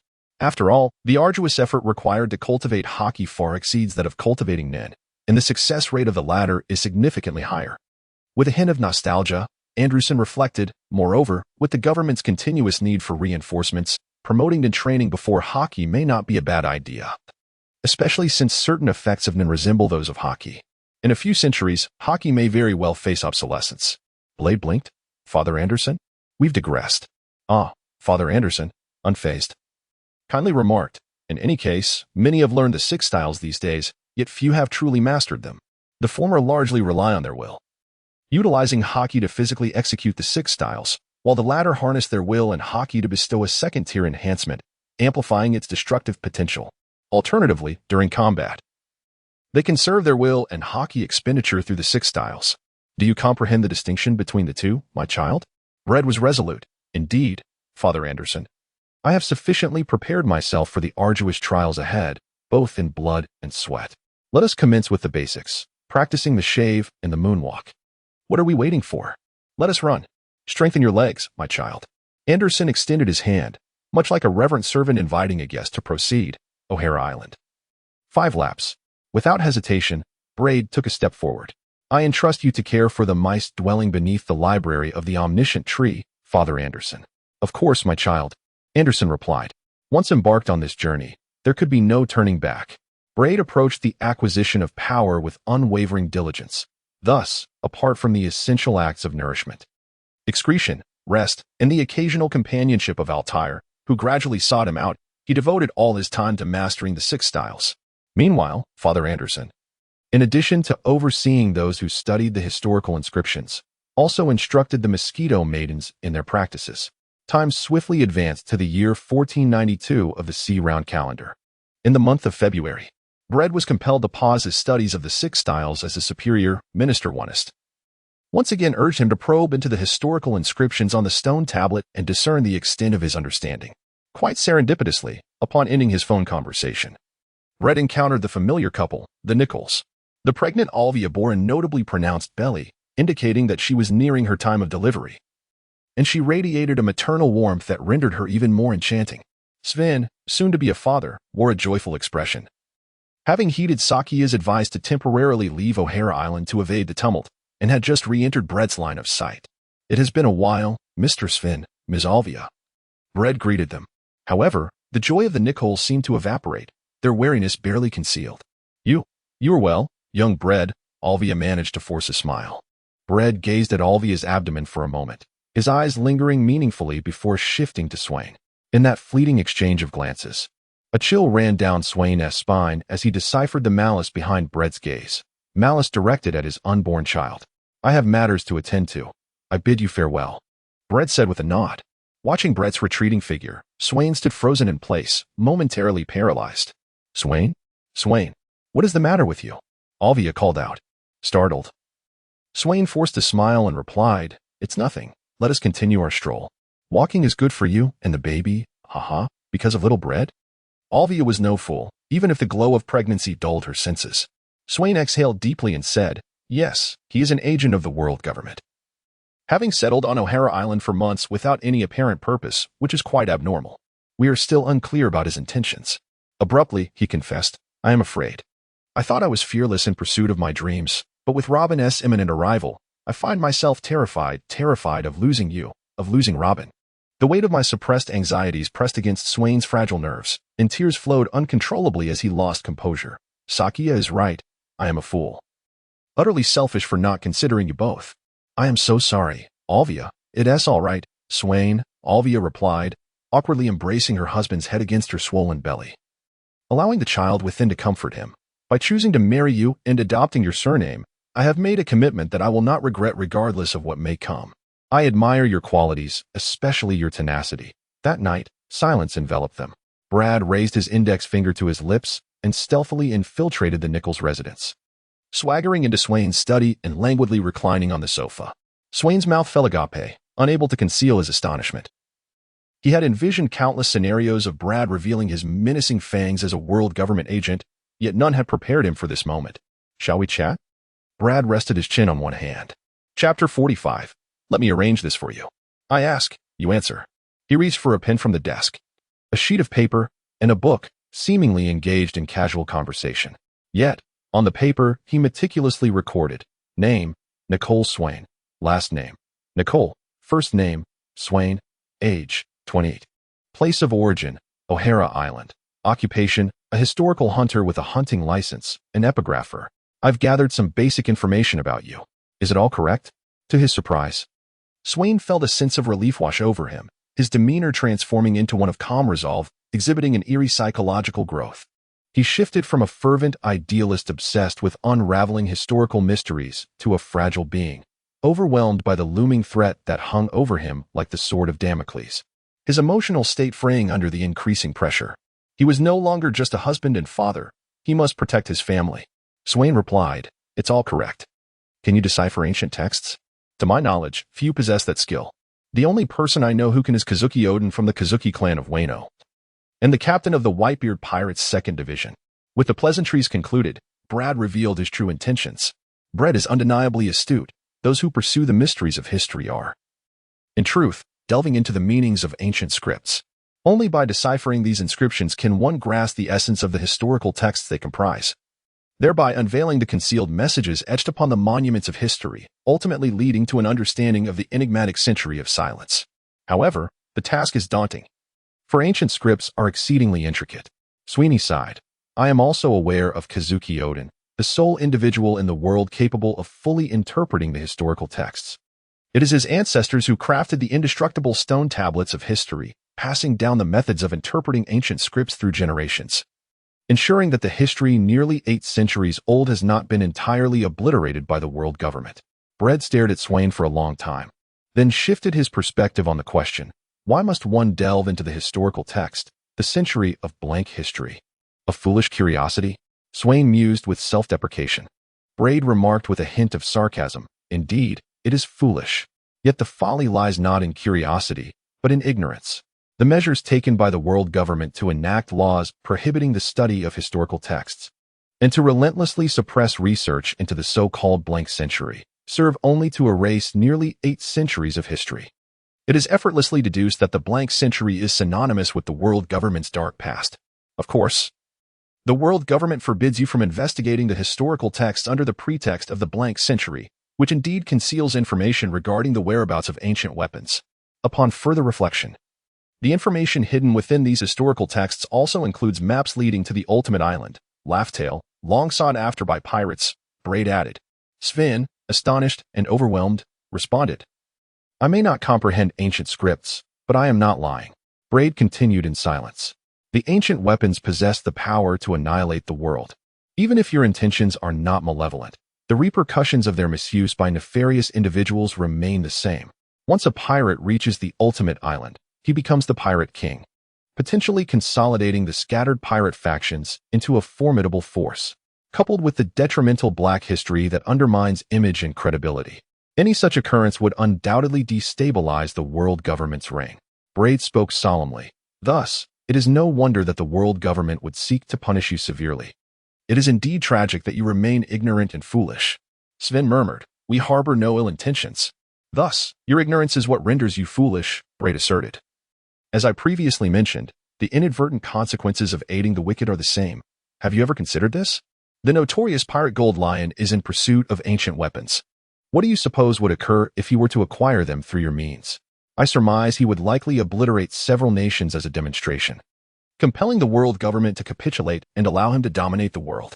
However, the world government would categorically refuse, leading to a cataclysmic world war, with billions of innocent lives caught in the crossfire. The terrifying possibilities narrated by Braid sent cold sweat down Swain's back. Do you truly believe you are in the right? Is your behavior a challenge to the tyrannical power's suppression of the public's right to information? You are mistaken, profoundly so. Braid suddenly launched an attack, inquiring, which of the 30 historical stone tablets is the one inscribed with the text of the Tree of Omniscience located in the library's basement? Is there any intelligence? Swain instinctively replied, There is. With a swift realization, he shut his eyes in despair. Are you deceiving me? If you cannot decipher ancient texts, how can you be certain that particular stone tablet contains intelligence? Braid, with a smirk that was neither a smile nor a frown, explained, There are approximately 30 historical stone tablets. 4 are crimson, while 26 are gray. The crimson tablets serve as a map leading to the ultimate island of Laugh-Tale, also known as the guidepost. Among the 26 gray tablets, 9 contain intelligence, primarily concerning the blank century of history, while the remainder documents ancient weaponry and such. Swain struggled to articulate, Is it based solely on interpreting fragments of ancient text that you can assert that particular stone tablet holds intelligence? Shall I arrange for you to have a look? Braid ran his fingers through his short yet flowing golden hair and replied, Who within the realm of historians can decipher ancient texts, even if only in fragments? Write down their names, and in return, I shall spare your wife and the child she carries, allowing you the additional option of taking your own life, should you wish to leave behind a final message. Swain remarked, I have been quite accommodating towards you. Braid shrugged in resignation. The pallid Swain hesitated for a moment. I must bid farewell to Olvia. Otherwise, I cannot trust you. I can perform a minor abortion on her immediately. Do you believe me? Braid smiled innocently. Swain trembled in fear. No, you cannot. You might as well try to eliminate me and flee with Olvia. The world is vast and boundless. Surely there is a place to hide. Braid appeared to offer this advice with good intention. Swain crumbled under the pressure. Despite the peculiar psychological growth that instilled in him a fervent desire to protect his wife and child, he remained, at his core, an elegant scholar, unable to contend with Braid, whose weaknesses were indeed numerous. Chapter 46. Nico Robin, I am Braid. I apologize for disturbing your rest at such a late hour, sir. Facing the starlit sea outside, Braid dialed his superior to report on his duties. A rustling sound followed, and the weary voice of Minister Onest echoed back, I can sense none of your sincerity, young Braid. He then lamented, honestly, lack of sleep is not merely a woman's adversary. Men suffer from it as well. Recently, I have been losing hair in clumps and have even been unfortunate enough to develop hypertension. Do you not consider this? A vegetarian diet would certainly help. Braid interrupted Minister Onest. Minister Onest paused, seemingly affronted, and his spirits rose. A vegetarian diet is impossible. It will never happen in this lifetime. Brett remained indifferent, saying, "Suit yourself." To return to the matter at hand, Commander, I shall send you several photographs. After a considerable time, "Well done, young Brett, well done." Minister One's tone was grave. I never imagined that this group of scoundrels could stealthily venture so far under the very nose of the government, even managing to decipher nearly all of the intricate ancient script. Riedel remarked, "The list of individuals capable of deciphering ancient scripts bears some overlap with the previous inventory of those who have engaged with the historical stone tablets concealed within the library of the Tree of Omniscience. It also includes several new discoveries. Those marked with a red circle represent significant threats and should be eradicated immediately. As for the remaining individuals, it may be prudent to let them be. Ensuring the historical stone tablets remain as bait will entice the fish to take the risk of biting the hook." "I understand," Minister Honest responded with clarity. Brett's fingers danced playfully. "Commander?" Replied Minister Wunstert. The mad insinuation of Bradin. "By all reasoning, my contributions are considerable. The planning, the strategies, and the execution of tasks have all been predominantly managed by me." "Oh," Minister Ernest, in a moment of realization, chuckled and remarked, "Are you now reaching out for your reward?" "What a greedy little rascal." Brett remarked, "I consider myself a realist, lacking the awareness of selfless dedication. I prefer to exert myself in accordance with the remuneration I receive, or I believe that fair compensation is due for the effort I put forth." "What reward do you seek?" Minister Onest countered, "How about an exceptional promotion to Cypherpole PL? It would be an unprecedented honor. You would become the first individual in history to be an agent and simultaneously a CP0 operative, as well as the youngest to hold such a record." Brett chuckled softly. "A reward that I could easily attain with just a little time? Chief, you previously asserted with conviction that you are no miser," Minister Onest. With a hearty laugh, Minister Onest alleviated his embarrassment and replied, "Once you conclude your tasks and return to Mary Geos, you may select one item from the treasures of the Holy Land." "One item?" Brett, adept at negotiation, countered, "Chief, based on my understanding, the government evaluates the merits of its personnel with regard to the blank century of history, and accomplishments born from that context are ranked higher than others." "What a troublesome little brat. You seem to know so much." Minister Onest feigned exasperation, but then continued, "Do not be greedy, young Brett. You may choose one item from the treasures of the Holy Land, and additionally, I shall promote you to Cypherpole PL." Braid said, "Very well. However, I request to return to Mary Joa briefly to attend to some personal matters." "Personal matters?" Minister Onset teased. "You are not overly eager regarding the treasures of the Holy Land, are you?" "Patience, young man. It is indeed merely personal matters." Braid replied, "I am one of those who have probed the historical stone tablets concealed beneath the library of the Tree of Omniscience to investigate their research progress. Given the perilous nature of the findings, I cannot forgive him. Hence, he met his demise. Yet, he was not merely a paleographer but also a licensed historical hunter." Minister Onset clicked his tongue in mock sympathy. "Are you seeking to evade scrutiny? According to the protocols of the Hunter Association, the death of a licensed hunter necessitates an investigation before his license can be revoked.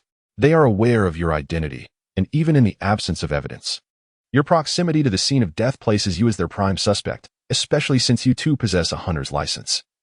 Thus, breaching the 10 Commandments of Hunters, the pressure from the Hunter Association is one aspect. On another note, those who study the historical stone tablets hidden beneath the library of the Tree of Omniscience are predominantly historical and ancient relic hunters. They are also privy to my identity, and the death of Swain will undoubtedly instigate their panic. My temporary departure will serve to stabilize their nerves and allow them to continue their research with a false sense of security." "Very well, I grant your request," Braid said. Minister Onset yawned. "I shall take my leave now. Sleep well." With that, mobile communications were disabled. Brett remained in the study of Sweeney, who had already been suspended from the beam. With his pallid skin, elongated tongue, bulging crimson eyes, and tear-stained cheeks, Sweeney's demise was far from dignified. Yet, in his choice to bring about his own end for the protection of his wife, he died like a man. Methodically erasing all traces of his presence, Brett finally departed. As he opened the door, he greeted, "Good day, Lady Alvia," momentarily taken aback by her presence. Outside the study stood Alvia, steadfast in her composure, refraining from tears even in the face of her husband's lifeless form. "Do not squander the opportunity afforded by Mr. Sweeney's sacrifice," Seek refuge at the Hunter Association before your delivery, he advised. After a few steps, he turned back, urging, forget everything, all of it. Once Bread's silhouette vanished into the night, Alvia succumbed to her grief, her sobs evolving into anguished wails. The clock of O'Hara Island tolled 12 times, marking February 6th. At 12:07 a.m., as Nicole Robin was born under the watchful gaze of her deceased father. Meanwhile, Bread, returning home, playfully engaged with Altair while conversing with Father Anderson. In a few days, I shall return to Mariehua. I entrust you with the oversight of O'Hara Island, Father Anderson. Very well, my child, Anderson replied. Chapter 47. We are the Hunter Association in response to Nicole Sweeney's death. The Hunter Association acted even more swiftly and vehemently than Bread had anticipated. On February 6th, the president of the Western Branch, Jacques, hastened to the scene. Nearly 3 days later, on February 9th at noon, the president of the Hunter Association, Isaac Netero, arrived post-haste by airship.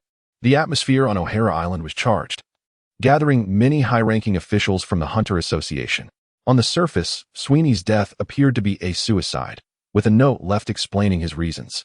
Criminal hunters meticulously searched for any discrepancies but found none. Jacques, with a furrowed brow, remarked, "Who would believe such a tale? It is an affront to our intelligence." At the very moment his daughter is about to be born, when his wife needs him most, what father would so readily relinquish his life? Netero, clad in a black kimono, led the procession to the funeral site and inquired, "How is Alvia faring?" The silence was palpable, maddening, and heart-wrenching, as Jacques sighed heavily. Netero nodded. For the sake of their daughter, she has her reasons for remaining silent. The world government has intervened. Where there is one Sweeney, another will inevitably follow. As Shikuyak smoked one cigarette after another, he reflected on the association's lack of precedent in intervening with hunters, yet acknowledged that extraordinary times call for extraordinary measures. After attending Suin's funeral, I propose that you convene a general meeting. In addition to discussing with historical hunters, relic hunters, and ancient script hunters to safeguard against the emergence of another Suin, we must also exert pressure on the world government. Nitro paused and turned. What is the first of the tenets of hunters? One must possess a hunting target, Shikuyak replied after a brief moment of surprise at Nitro's question. Nitro continued, what constitutes hunting? It is the conscious struggle between hunter and prey, both fully aware of their roles, vying for victory, that is hunting. Shikuyak responded without hesitation. Nitro added for Shikuyak's benefit, however, the hunting process is ever-changing. The relationship between hunter and prey is not absolute but reciprocal. Ultimately, the defeated must abide by the victor's rules. He appeared somewhat indifferent, in my view. Since Suin and his compatriots established the hunting target of the blank century of history, they must be prepared to contend with the world government. They failed, and thus must comply with its rules, paying the ultimate price. I have no obligation to protect them. They are professional hunters. But the world government harbors malicious intent.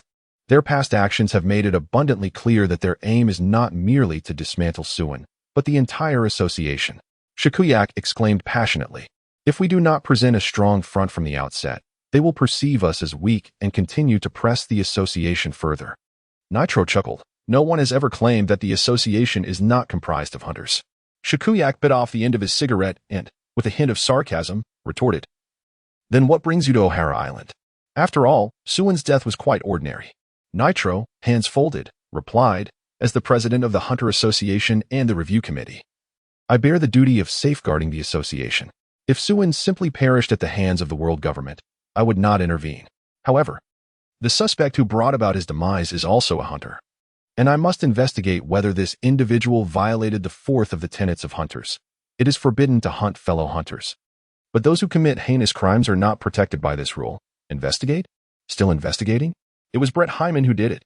It was that snake hiding behind the guise of an adorable little demon. Shikuyak exclaimed, agitated. Nitro responded, we must have evidence. To hell with evidence. This is enough. Shikuyak could no longer suppress the fiery temper of a warrior, outdated. Times have changed.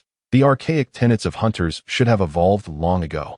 Clinging to the past is foolish. Shikuyak, how rude. Several hunters expressed their discontent with Shikuyak's disrespect. Nitro, ever warm and composed, remarked, Shikuyak, we are neither the world government, nor a pirate crew, nor a kingdom. We are the Hunter Association. I quit. Siakuyuku, incensed, tore apart his hunter's license and left without hesitation.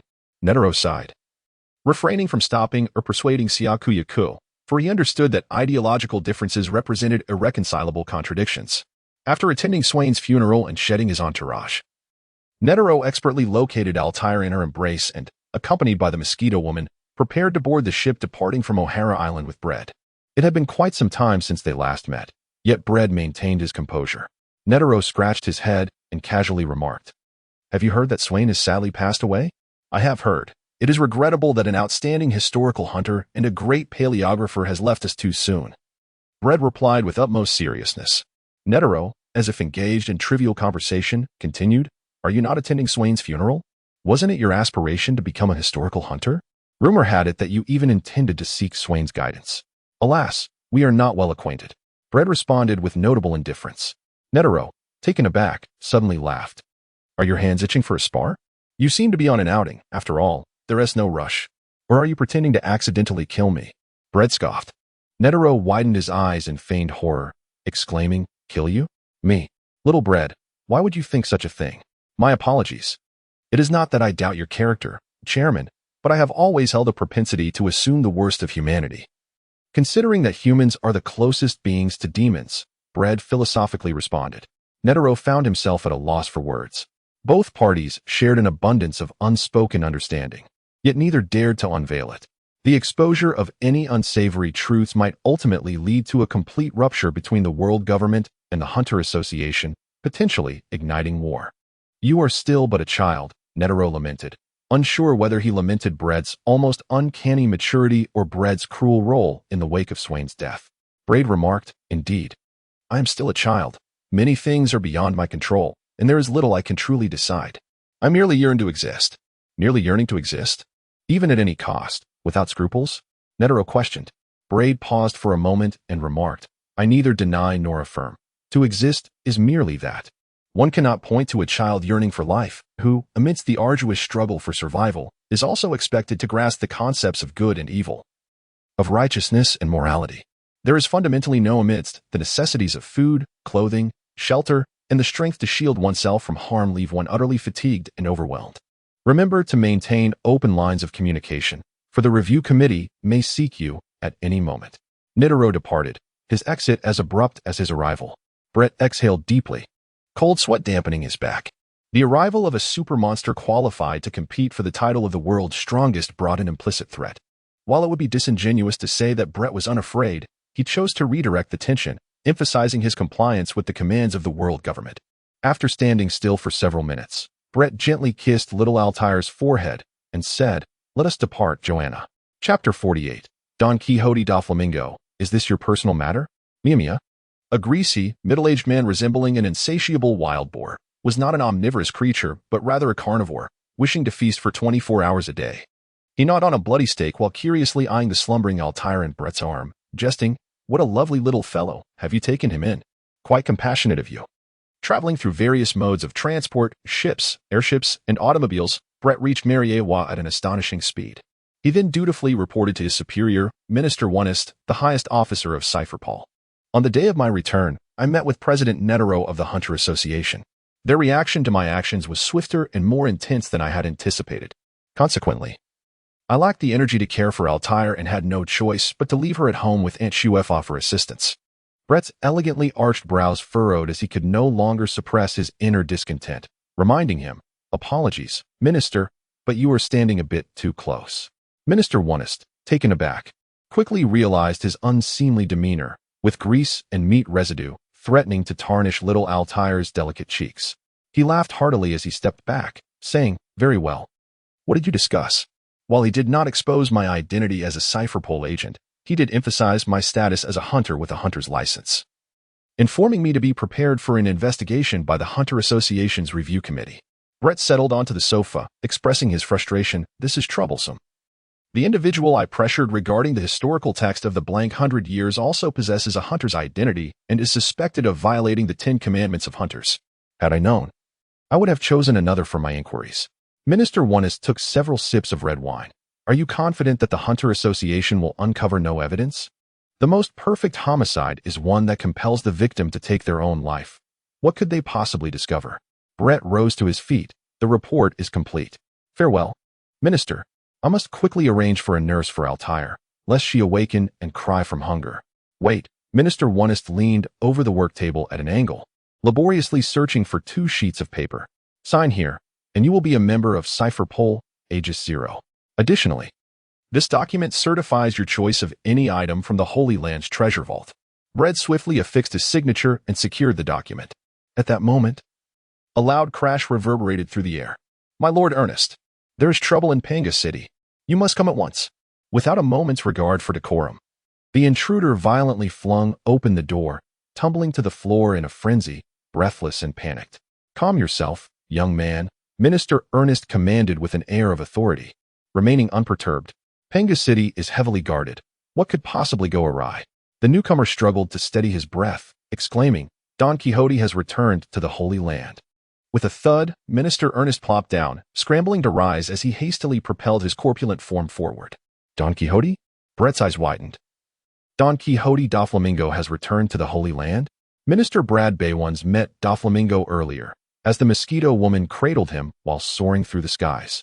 Casting a glance upon the 10-year-old Doflamingo, who appeared diminutive and frail, clad in tattered garments, adorned with sunglasses, and gripping a bloody bundle. From a distance of 200 or 300 meters, Brad discerned these details clearly. However, he could instinctively sense Doflamingo's fury. No, it was rage, the wrath of a king. Despite his current guise resembling that of a small beggar, Brad did not linger. He held no interest in the internal disputes of the celestial dragons.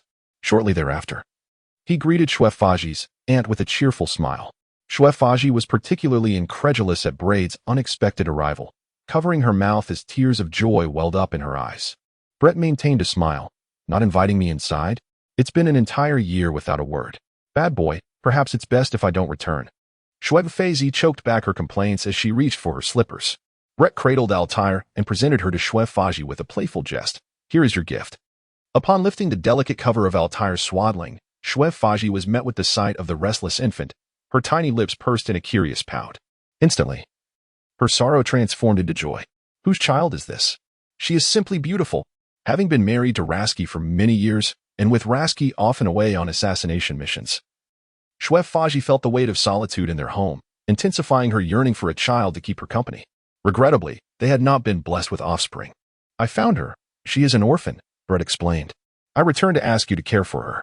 Shwefaji appeared flustered, torn between the desire to embrace Altair and the fear of inadvertently causing her harm, hesitating repeatedly.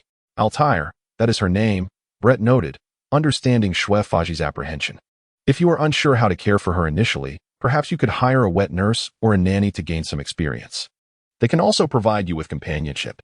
Absolutely. What a splendid idea, Shwefaji exclaimed, her spirits lifted as she hurried off to make a phone call. Brett felt a profound sense of helplessness as he settled Altair. Are you leaving? And Shwe? Huh? Shwe was left in a daze. Brett shrugged, lamenting that wicked leaders are perpetually inclined to exploit their subordinates, even if one happens to be a child laborer. After bidding farewell to Shwefaz, Brett embarked on foot for a while. Suddenly, he pondered aloud, Joanna? Should I first visit the Holy Land Treasury or pay a visit to Tornado? Much like Shwefaz's grievances, Brett had not contacted either Shwefaz, his kin, or Tornado, his friend, for an entire year. The abruptness of his mission had rendered him unable to leave a letter for Tornado. Even when the task was stable, he refrained from reaching out. Though he possessed a mobile phone, Tornado did not, and given Tornado's capricious nature, he feared that any excuses would fall on deaf ears. Thus, he felt a tinge of trepidation at the thought of encountering Tornado's wrath. Of course, delaying the meeting would yield even graver consequences. It was likely that the irritable little man would be far more than just furious. The mosquito girl deliberated carefully, concluding, let us proceed to the Holy Land Treasury first. Brett responded. The mosquito girl, having been Tornado's roommate and familiar with his temperament, earnestly remarked, when Brett is in a bind, having an extra ounce of strength to fight back could be advantageous. Joanna will also protect Brett, she added emphatically. Thus, they made their way to the Holy Land Treasury. True to its name, the Holy Land Treasury hoarded an immense array of treasures, serving as a veritable candy store for all personnel under the auspices of the world government, contingent upon having accrued sufficient merits to earn such rewards. Rumor has it that the treasures within the Holy Land Treasury encompass a vast spectrum, primarily comprising items that bestow power, including devil fruits, legendary weapons, and other artifacts with unique functionalities, as well as textual and visual data on martial arts, ninjutsu, and psychic abilities.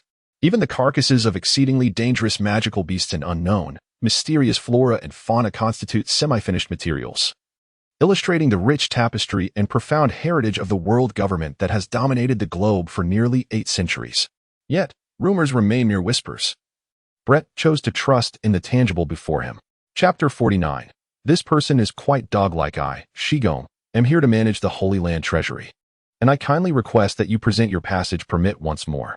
The Holy Land Treasury is situated at the western corner of Panga City, an edifice that starkly contrasts with the ancient architectural style of Panga City, showcasing a modern design. As such, it enjoys considerable fame in Mariewa. Anyone encountering it for the first time cannot help but feel a sense of dissonance between it and Panga City, inevitably inquiring, what is that place? For Panga City is well known to the world. Bread once inquired about the Sanctum of Treasures, and Rasky informed him, allowing him to arrive at the sanctum without the need for guidance. To his astonishment, while the exterior of the sanctum was heavily guarded, the interior housed but a solitary staff member, a middle-aged man named Shigong, who stood before Bread. Shigong sported a neat black hairstyle parted to the side, his features were rugged, and he wore small prescription glasses. A neatly trimmed beard adorned his mouth, and his formal suit epitomized an impeccable demeanor. However, upon closer inspection, Bread discerned that Shigong's smile and courteous demeanor were disingenuous, evoking a sense of revulsion within him. He surmised that if the authority behind his past were not substantial enough, Shigong would undoubtedly adopt a different visage, abandoning both his smile and his feigned respect, without a trace of regard for Brett's youth.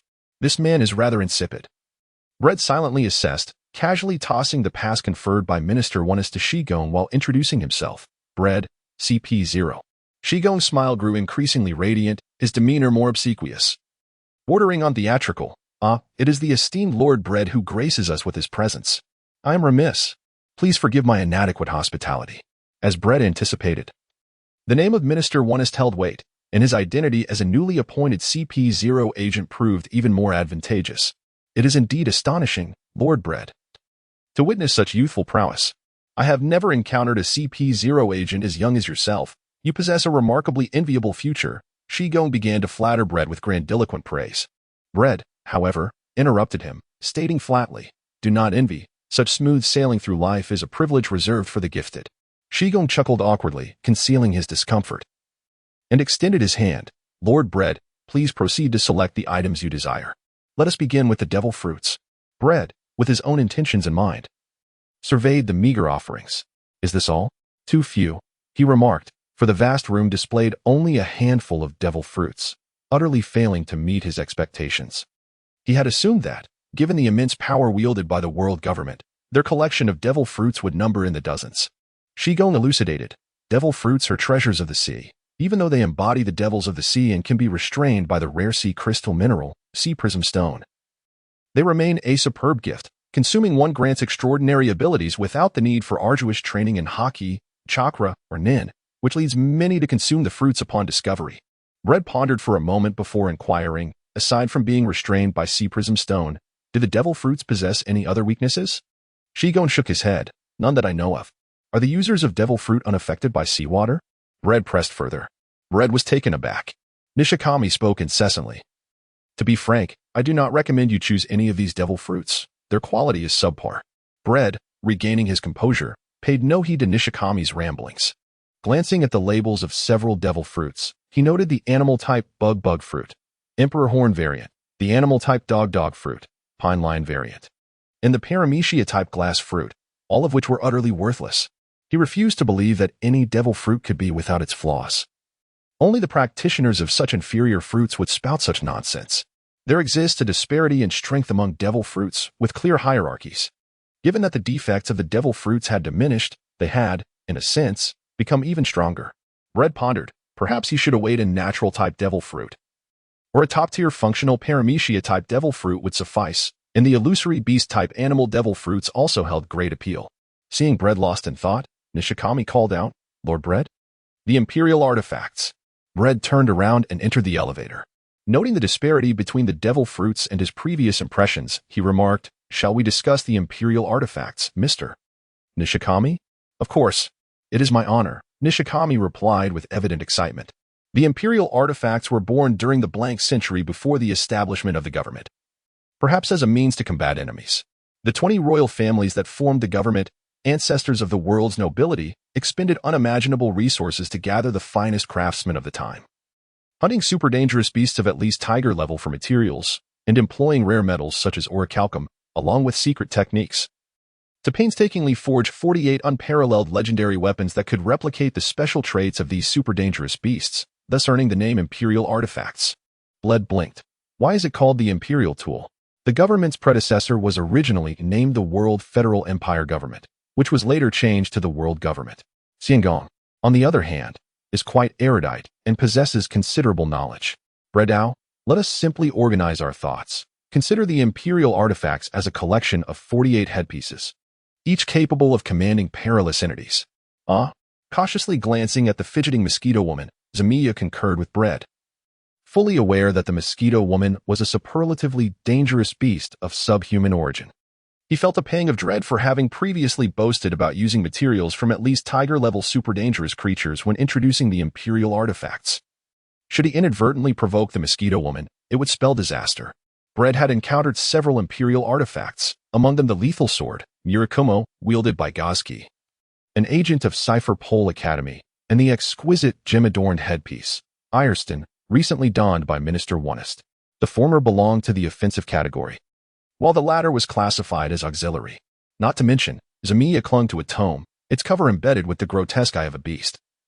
This too was an Imperial artifact, specifically the Auxiliary World Book, Longo, which meticulously documented maps of various nations, especially within the realm of the world government.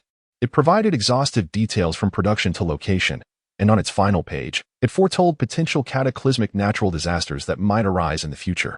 Mr. Zamiya? Bred flashed a smile for the first time at Zamiya. Managing the treasury of the sacred place must be quite arduous, no? Zamiya hypocritically waved his hands in denial. Not at all, not at all. Do you wish to leave the sacred treasury? Bred halted, fixing his gaze upon Zamiya's eyes. Unconsciously, Zamiya lowered his head, bent slightly, and mumbled after a pause, yes.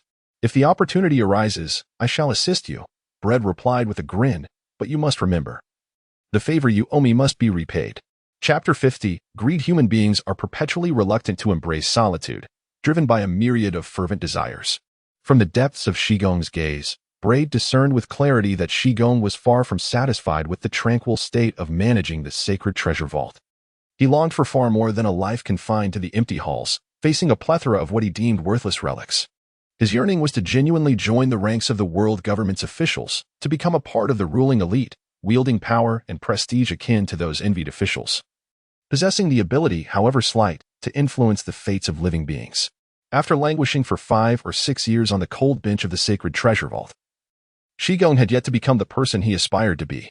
His lineage and talents were constrained by myriad factors, leaving him to futilely seek the favor of those who visited the vault, slowly cultivating relationships in hopes of achieving his ambitions. Regrettably, the individuals who graced the sacred treasure vault, selecting with discernment, were all esteemed figures who had rendered immense service to the world government, possessing both capability and stature. Who would deign to acknowledge a mere minor character like him? In truth, were it not for Shigong's role as the wielder of the Imperial artifact, the Book of the World, Longo, Bred would have had little inclination to regard him. If one were to liken the devil fruits to a superb gift package, mysterious and unknown, descending from the heavens to bestow rapid power upon anyone who dares to open it, Shigong, having reached a verbal accord with Bred, became even more solicitous. Thus, the Imperial artifact is akin to a special lucky draw. Only those possessing extraordinary conditions can be fortunate enough to receive the favor of the Imperial artifact and, in turn, acquire power. Bret surveyed the neatly arranged artifacts. The devil fruits represent a singular choice, consumed upon acquisition, whereas the artifacts embody a dual selection process, necessitating both possession and the acknowledgement of their inherent authority. With a modicum of basic knowledge, I am particularly intrigued by the emergence of this duality in the artifact selection criteria.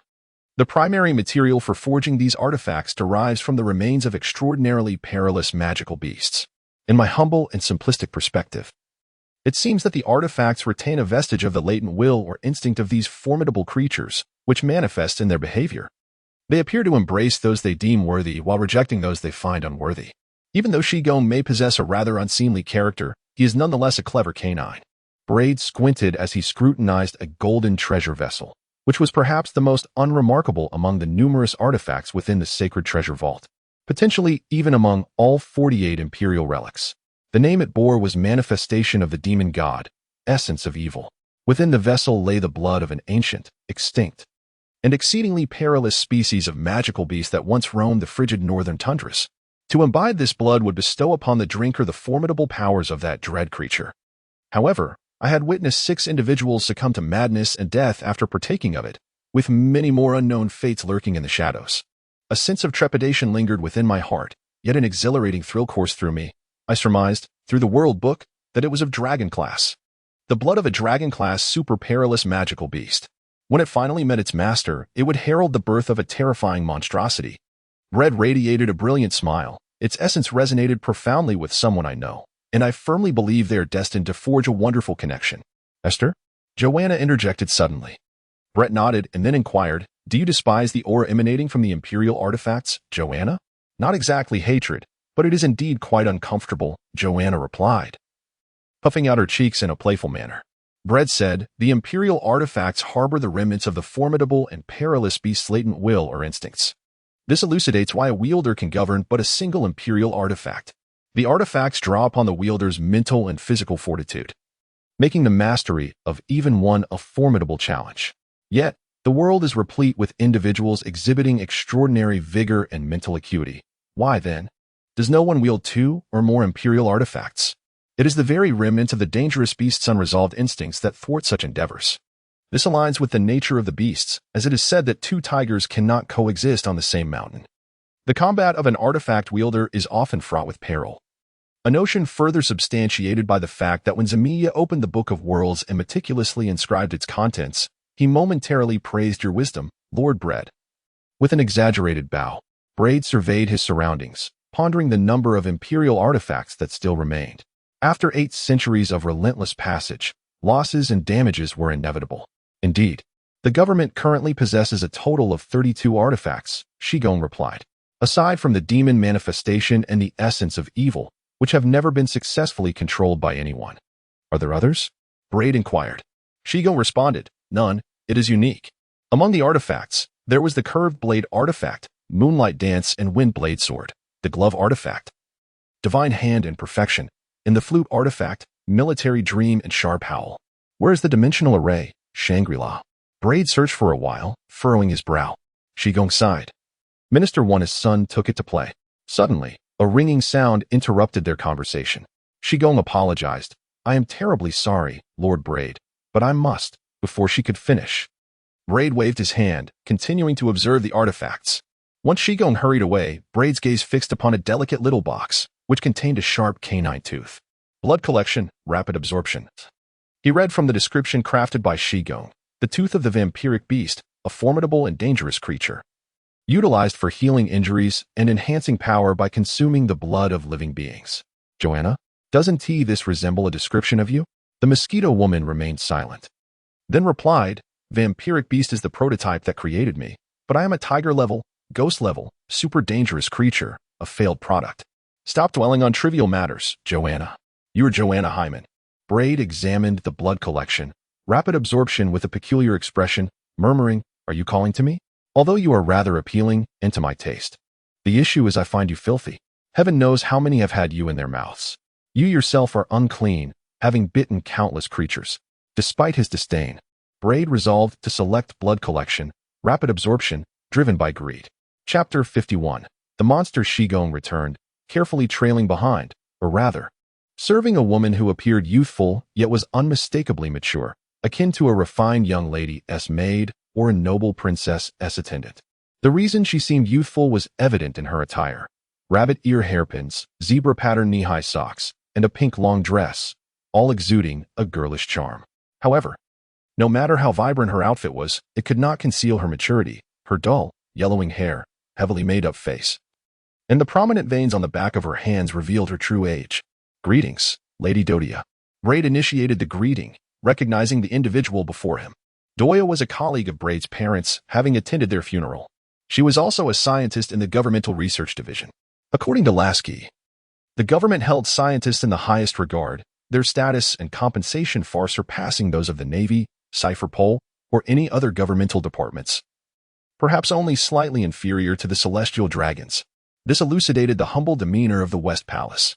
Conversely, Doya appeared somewhat forgetful, hesitating as she said, "You are Braid Hyman. You attended my parents' funeral. I wish to express my gratitude once more." Braid inclined his head slightly in response. Doya murmured, "Braid Hyman? Hyman?" Then a look of realization washed over her. "Ah, so you are the child of the Hyman family. I apologize. I've been so engrossed in experiments lately that my mind has been muddled. There's no need for thanks. After all, I was merely a colleague of your parents. Their unfortunate demise is a tragedy. May the deceased rest in peace. To dwell on it further would only wound the hearts of the living." Though Doya's emotional intelligence seemed commendable, and her identity as a scientist underscored her intellectual prowess, she possessed an eccentric appearance reminiscent of childlike innocence. She ought to lead a life devoid of significant flaws, yet Braid sensed an air of despondency about her. She appeared burdened by anxiety, as if she were wary of some unseen threat. Unable to discern the source of her unease, Braid resolved not to dwell on it, acknowledging that he would likely have little further interaction with Doya. "That's quite all right," Braid smiled, saying, "I have tasks to attend to, so I shall not keep you, Miss Doya." Doya looked taken aback, her surprise evident. "Tasks? Wait, how were you able to come to the Holy Land's treasure vault?" Lord Braid is now a CP0 agent, a prized asset valued by Minister Onest. The West Palace interjected at an opportune moment to flatter him. Doya's shock was palpable. Wait, are you joking? A CP0 agent? I remember just over a year ago you were still an ordinary child. Could it be your innate talent?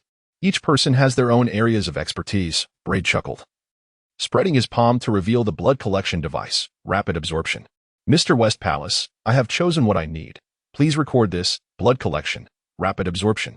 Doya immediately identified the device in Braid's palm, her brows furrowing involuntarily. In that fleeting moment of eye contact, Braid comprehended Doya's implication. She had also set her sights on the rapid absorption device, likely having targeted it beforehand. "Does it not reject you?" Doya inquired somberly. Braid emphasized with a smile. "We are perfectly in sync.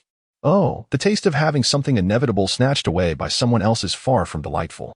Duotia's expression shifted as she reluctantly said, "I want to give it a try." Braid generously remarked, "No problem. There are currently only 32 existing Imperial artifacts, yet the number of people in the world is countless. This vast disparity in numbers gives rise to a relatively substantial probability. Indeed, many individuals are compatible with these artifacts. Each artifact can potentially align with hundreds or even thousands of individuals. However, if it were to initially bond with the individual of the highest compatibility, those with lesser compatibility would inevitably face its merciless and fervent rejection." Braid confidently believed that he was the most suitable candidate for the blood collection, rapid absorption procedure. With a sense of reckless optimism, Duotia nervously attempted the installation. The process went smoothly. Was it successful? Duotia was elated.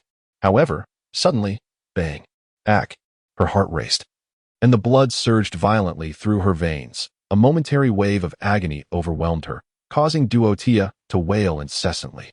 Why must it be so? Braid reached out, prying open Duotia's mouth to remove the blood collection, rapid absorption device, contemplating the need to thoroughly cleanse this filthy contraption, perhaps even scraping off a layer. Sitting on the ground, Duotia was drenched in sweat, her pale face streaked with tears, her features contorted into a grotesque mask of despair. "Why? Why?" "Because you lack sufficient greed," Braid whispered, leaning closer, "Ms. Duotia." Her eyes widened in horror as she beheld a terrifying creature, a monstrous embodiment of desire, lurking, licking its wounds, sharpening its claws, destined to devour everything one day. Farewell." Braid straightened up and departed the sacred treasure vault. On the street, Joanna found Brett's direction puzzling. Wasn't he supposed to visit the little whirlwind next? To buy a gift? Braid sighed, troubled by the impending encounter with the whirlwind. Shortly thereafter, the Cypherpole Academy was eerily quiet. The advanced class instructors were absent, leaving only a few teachers and junior students in the vast institution. Brett took a leisurely stroll and engaged in conversation with Linda, the supervisor of the junior class. It was during this exchange that he learned the rookie agents, including Tornado, had been dispersed to undergo practical training with Cypherpole. He left behind a plethora of gifts, the most significant of which was a mobile phone intended for communication. Brett requested Linda to pass it on to Tornado before he returned to O'Hare Island. 1 week later, upon his arrival at O'Hare Island, Brett found himself intercepted by the well-informed Hunter Association. Brett Heyman, the impeccably dressed hunters presented their credentials. The review committee suspects you of violating the fourth of the tenets of hunters, allegedly conspiring to harm fellow hunters. Please accompany us for an investigation. Brett chuckled. All right. I am willing to submit to the investigation of the review committee. What an audacious scoundrel, still laughing. Infuriating. The hunters seethed with quiet resentment. Chapter 52. The old hand. The dimly lit room was sparsely furnished, containing merely 2 tables, 2 stools, and a single lamp. Yet it was populated by a considerable number of individuals, totaling no fewer than 7 or 8. Brett was acutely aware that the room had been deliberately arranged by the Hunter Association's review committee, intending to exert invisible pressure upon him through the confinement of space. This was further compounded by intimidation, seduction, and persuasive discourse, all aimed at dismantling his psychological defenses and prying open his lips to uncover the truth behind Nicole Swain's demise. Yet, at this moment, his heart remained utterly unperturbed, even tinged with a hint of amusement. As the president of the Hunter Association and the review committee, Netero was naturally present for this inquiry. However, he merely observed as the investigation was actually led by another. This was a young man with a square jaw, a criminal hunter named Mazaston Nana. Mazaston's attire was rather striking, adorned in a black and white cow-patterned ensemble, inclusive of his horned helmet, complemented by a dark mark over his right eye. Brett silently mused about the 12 zodiacs of the Hunter Association. The 12 zodiacs formed the backbone of the association, comprised of hunters acknowledged by successive presidents, assisting in the management of various affairs. The current president, Netero, possessed a formidable charisma that left the members of the 12 zodiacs in deep admiration, prompting many to alter their names and appearances, undertaking numerous sacrifices in pursuit of alignment with their code names. There were, however, those unwilling to conform, such as Sakia, the former head of the West Sea branch of the Hunter Association, who identified as one of the 12 zodiacs, specifically the snake. Your name? Mazaston inquired. I expect your earnest response, even to mundane questions. Brett Heyman. Age? Almost 8. Place of origin? Uncertain. I have been wandering for as long as I can remember. In a brief exchange of 3 rounds, the dialogue stagnated. Lies. I have never encountered a wandering child such as you, with such supple skin and devoid of malnutrition. Mazaston retorted, raising a card emblazoned with a vivid red exclamation mark. I caution you to speak the truth. Any deceit is strictly prohibited. I am a criminal hunter endowed with special investigative authority. Casting a glance at the card in Mazaston's hand, Brett turned towards Netero. President Netero. May I inquire about the original intent behind the establishment of the Hunter Association? Netero seemed momentarily distracted, scratching his head. It is not merely for hunting. It is for service, Brett asserted with conviction. The Hunter Association was founded with the purpose of providing more convenient and systematic services not only for individuals, but also to create channels for freelancers to offer these services. Subsequently, these freelancers became known as hunters, forming an association based on their service relationships. Mazaston's expression soured. Stop diverting the topic. Thus, even to this day, the Hunter Association retains many of its inherent rules, such as not inquiring about one's origins, background, or past, Brett continued. Is that not so, President Netero? Mazaston looked questioningly at Netero, who nodded in affirmation. Indeed. Do you comprehend? Brett smiled at Mazaston. Veins bulged on Mazaston's forehead as he gritted his teeth. What are you so smug about, you little brat? I take pride in my right to refuse you. Whether I speak the truth is entirely at my discretion. And your belief in my words is contingent upon you. You have no authority to wield your powers to compel my submission, otherwise.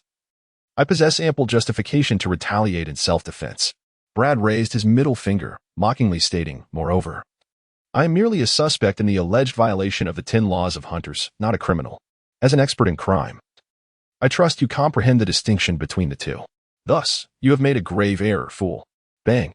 President, I can no longer contain myself, Mazaston exclaimed, slamming his hand on the table.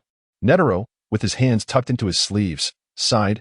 We are the Hunter Association, Mazaston, not the world government, a kingdom, or a pirate crew. We are the Hunter Association. In that moment, Mazaston grasped the sentiments of Shakyak, the head of the West Sea branch of the Hunter Association, who had furiously resigned. The excessively liberated atmosphere and lax environment of the Hunter Association indeed hindered the handling of matters such as Brad's murder of Nicole Swain. The lack of evidence and inability to take action left criminals unrestrained, while the victims remained restless, far less effective than the oppressive class systems of the world government, kingdoms, or pirate crews. "Calm down," Netero said. Seemingly imbued with magic, Mazayston complied with Netero's request on the night of the 5th of this month. "Between 2100 hours and 2400 hours, where were you and what were you doing?" "At home, sleeping," Brad replied. "What would I be doing awake in the middle of the night? I still need to grow. Staying up late is detrimental to my development." He should be the one suffering from insomnia. The individual pointed out by Braid was exceedingly diminutive, standing at roughly 1 meter in height. With green skin and a plump physique, his smooth, bald head was simply adorned with eyes and a mouth, devoid of a nose, resembling a cartoonish figure sculpted from clay. This bean-faced man, the secretary of Nitro, innocently fell victim to Braid's gunfire. An investigation ensued, ultimately leading to no resolution, as Mazayston could find no flaws in Braid's demeanor. "We shall continue our search for you," Mazayston uttered with a heavy, discontented scoff. Braid playfully remarked, "I am always at your service. But I advise you to gather substantial evidence before seeking my assistance. Otherwise, it will only lead to unnecessary complications for both parties." "Oh, witnesses are also acceptable." Lady Alvia would certainly wish to uncover the truth behind her husband's suicide. As he watched Brett's retreating figure, frustration welled up within him. "Damn it, what a scoundrel!" exclaimed the members of the review committee, venting their ire. Their meticulousness was akin to seasoned criminals who had long navigated interactions with the police. Mazayston buried his head in his hands. Nitros, resembling a daft elder, pondered for a moment and asked, "Is there hope?" Mazayston was momentarily taken aback. He wished to assure Nitros of hope, yet the harsh reality loomed. It was exceedingly difficult. The manner of Swain's demise was undoubtedly suicide, and instigating others to follow suit was the most flawless form of homicide. Nitros weighed his options and finally declared, "Let us abandon this endeavor for now." Nevertheless, Nitros waved his hand dismissively. "The little fox cannot hide its tail. We shall wait for him." Meanwhile, on the other side, "Welcome back, my child," greeted Father Anderson with his customary gentleness. Brett leaned back against the sofa, appearing somewhat fatigued. "Thank you, Father Anderson. What troubles you?" Father Anderson inquired. Brett said, "Having just undergone an investigation by the Hunter Association Review Committee, I find myself ill-suited to continue my residence on O'Hara Island." "So do I," replied Anderson. "Nitro truly lives up to his reputation. No matter how well I conceal myself, I cannot escape his discerning gaze. Adjustments must be made." Brett pondered. Chapter 53. I am willing to cast my vote. What adjustments do you intend to make, my child? If Anderson decided to remain on O'Hara Island to assist Brett in executing his plan, he would need to fully respect Brett's subjective opinions. Despite Anderson's greater experience, knowledge, strength, and status as one of the premier agents within the Cipher Pole system, wielding far greater authority than Brett, he would have to yield to Brett's judgment. Braid rested his chin on one hand, contemplating for a considerable time without responding to Anderson. He finally stood up and declared, "I am famished. I shall prepare a meal." "Have you eaten lunch, Father Anderson?" "Thank you for your concern, my child, but I have sufficient bread and water," replied Father Anderson. "It is not wise to be overly harsh on oneself, Father Anderson," Braid said as he rummaged through the refrigerator. He possessed culinary skills, even of a commendable standard, but his laziness often prevailed. Previously, a hired nursemaid had attended to young Altair's needs, cooking meals while he dedicated himself to surveilling and studying historical texts. Now that young Altair had been sent to Mariehua, the nursemaid had long since departed, leaving him to fend for himself. Mosquito Girl raised her hand high. "Braid, I desire meat." "Very well," Braid readily agreed. He baked a tray of chicken wings and simply boiled some noodles with ready-made sauce. In half an hour, he had prepared a delightful lunch. "I have sorted through the situation. It is not overly complex," Braid said while eating.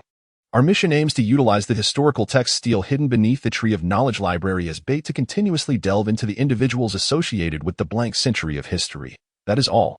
The subsequent extermination of them does not fall within our mission's purview." Indeed, Anderson concurred. At present, we cannot, nor should we, remain stationed on O'Hara Island. By employing our observation and perception abilities, we can persist in investigating the individuals linked to the blank century of history. Firstly, the Hunters Association displays an unfriendly disposition. and escalating matters could lead to a conflict between us and the Hunters Association and the government, which we cannot afford. Secondly, our revealed identities would inevitably instill fear in those probing into the blank century of history, causing them to hesitate and refrain from approaching the historical text still concealed beneath the tree of knowledge library. Braid declined the noodles, murmuring indistinctly. Anderson listened patiently. Thus, the only trouble we face is to change the method of utilizing our observation and perception abilities to continue investigating the individuals linked to the blank century of history. Braid smiled. I have devised a comprehensive plan and would like to seek your counsel. Anderson extended his hand, eager to listen. Firstly, the officials on O'Hara Island should conduct a systematic census of the local residents while simultaneously implementing a temporary residence permit policy for outsiders. Those who do not obtain the temporary residence permit should be expelled, while those who do will be granted equal rights as local residents, Braid articulated confidently. Is this aimed at historians? Anderson inquired.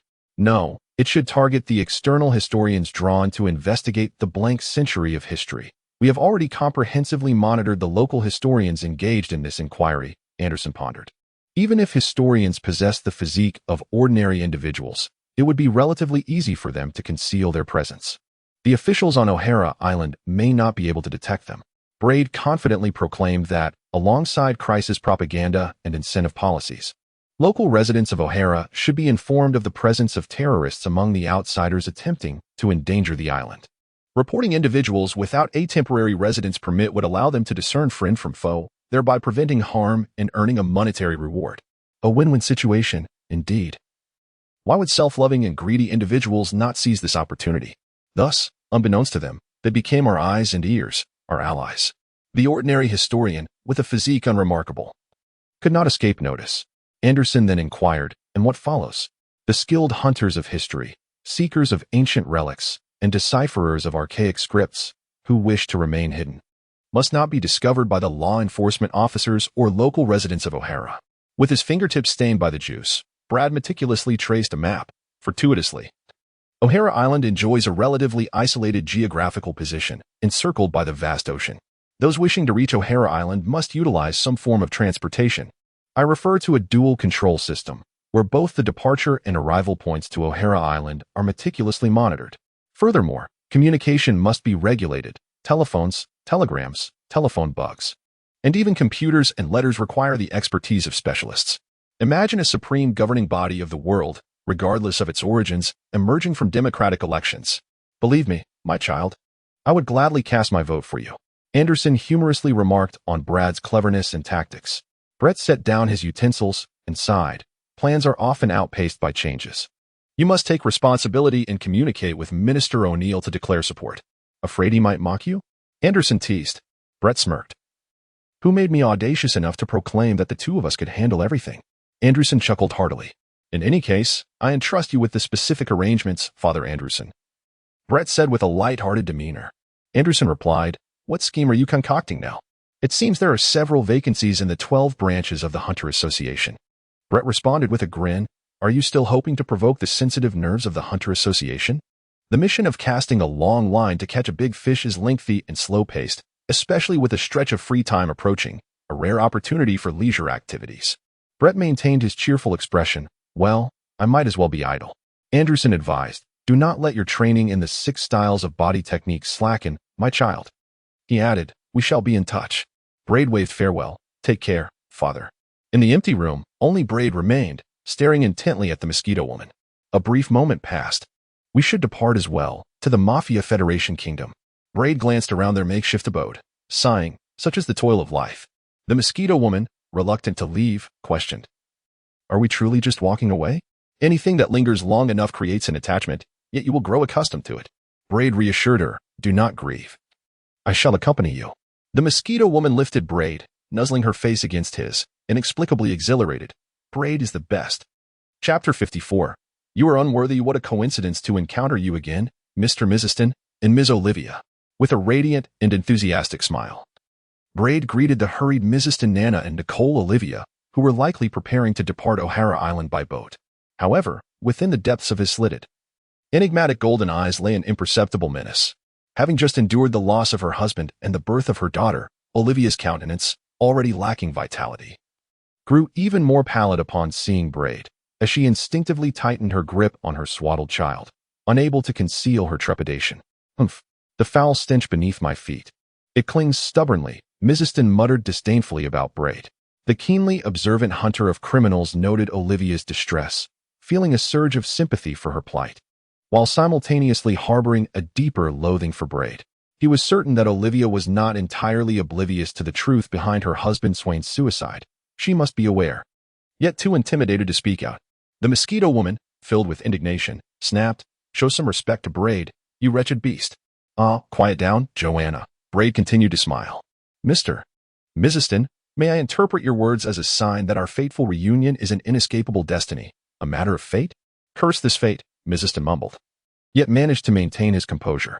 Brett leaped down from the enormous suitcase and strode toward Olivia. "What do you intend to do?" Myson's heart immediately raced. Brett extended his arms in a gesture of surrender, his steps unwavering, as he casually broached another topic. "Are you also bound for the Mafian Federation Kingdom?" Mrs. remained silent, yet her countenance revealed a significant shift. "Her name is Robin?" I recall Mr. Swain mentioning in his lifetime that regardless of whether the child was a boy or a girl, they would be named Robin. Thankfully, his surname leaned towards the feminine. Otherwise, the rather masculine connotation of the name Robin would indeed be ill-suited for a girl. Brett rose onto his toes, scrutinizing the swaddled infant Robin, muttering to himself, "She bears a striking resemblance to you, the most prominent feature being her straight nose. Wouldn't you agree, Lady Alvia?" Lady Alvia strove to maintain her composure. Yes. The tremors in her delicate form and the quiver in her voice spoke volumes of her disquiet. Brett, adhering to the established decorum, took a step back, redirecting his gaze towards Miss Dunn. "I have heard that Miss Sakia, the president of the West Sea branch, has withdrawn from the association. What a pity. She was exceedingly kind to me, and I had not yet found the opportunity to express my gratitude." He then shifted the topic. "Who is currently presiding over the West Sea branch? Is it you, Mr. Miss Dunn? And if it is, what of it?"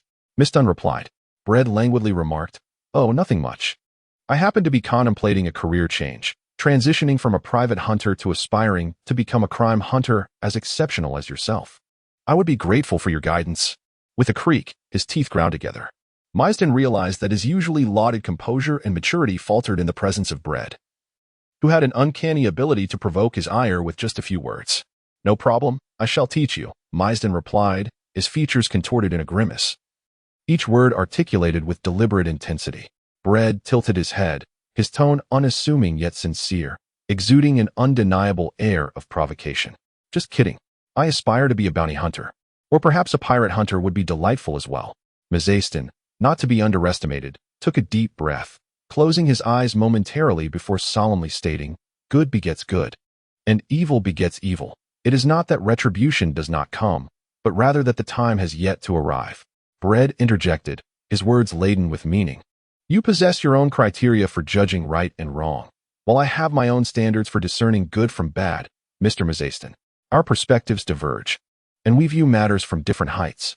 Can you truly assert that what you deem good is unequivocally good, and what you consider evil is irrefutably evil? Therefore, there is no need for you to take a moral high ground and unjustly criticize me with such self-righteousness. You are not worthy of it." Mrs. retorted coldly, "Unjust criticism?" "It is, of course, unfounded criticism," Brett replied calmly. Mrs. fell silent, choosing not to engage further with Brett and inviting Alvia to move on. How tedious. Brett reclined against the mosquito girl, reflecting, "I had anticipated he would be consumed by fervor and recklessly strike me, yet he managed to suppress his anger. Braid eagerly anticipates the moment when Mrs. takes action, at which point he will have justifiable grounds for self-defense, allowing him to indulge in blood collection and rapid absorption." The 12 earthly branches serve as the absolute backbone of the Hunter Association, yet they are not all formidable individuals, at least in the case of Mrs. Braid feels no fear. Were it the case of the dragon of the 12 earthly branches, he would not dare provoke rumors regarding that individual's prowess, which is said to be nearly on par with the chairman of the Hunter Association and the Review Committee, Netero, a being belonging to the pinnacle of extraordinary monsters in the world. The blood collection and rapid absorption have been installed in the canine tooth on Braid's right side, resembling a naturally formed little tiger tooth. The method of installation exemplifies the marvel of the imperial tools. There is no need for tooth extraction or grinding, as it can actively reshape itself, comfortably fitting into the crevices of his teeth. Braid only grasped this after witnessing Dodia's demonstration. Having overcome the psychological barrier of putting something unsavory in his mouth, Braid must now confront the two formidable mental hurdles of biting and drinking blood. Though he can endure the thought of consuming the blood of living beings for the sake of power, the image of biting into someone repulsive, perhaps unwashed for years, makes him feel utterly nauseated. Thus, during his journey from Mariewa back to O'Hara Island, Braid meticulously researched and slightly modified his inability, gluttony, in conjunction with blood collection and rapid absorption. Initially, he had not anticipated how well gluttony and blood collection and rapid absorption would complement each other. Gluttony disregards the defensive aspects of any living matter in its normal state, without the use of hockey's armed color or the fortitude of compensating for the offensive shortcomings of blood collection and rapid absorption. Conversely, blood collection and rapid absorption rectifies gluttony's inability to effectively target living matter, swiftly siphoning the life energy from victims. However, the stolen life energy cannot overcome Braid's limitations. Moreover, gluttony alleviates the necessity for Braid to bite or drink blood.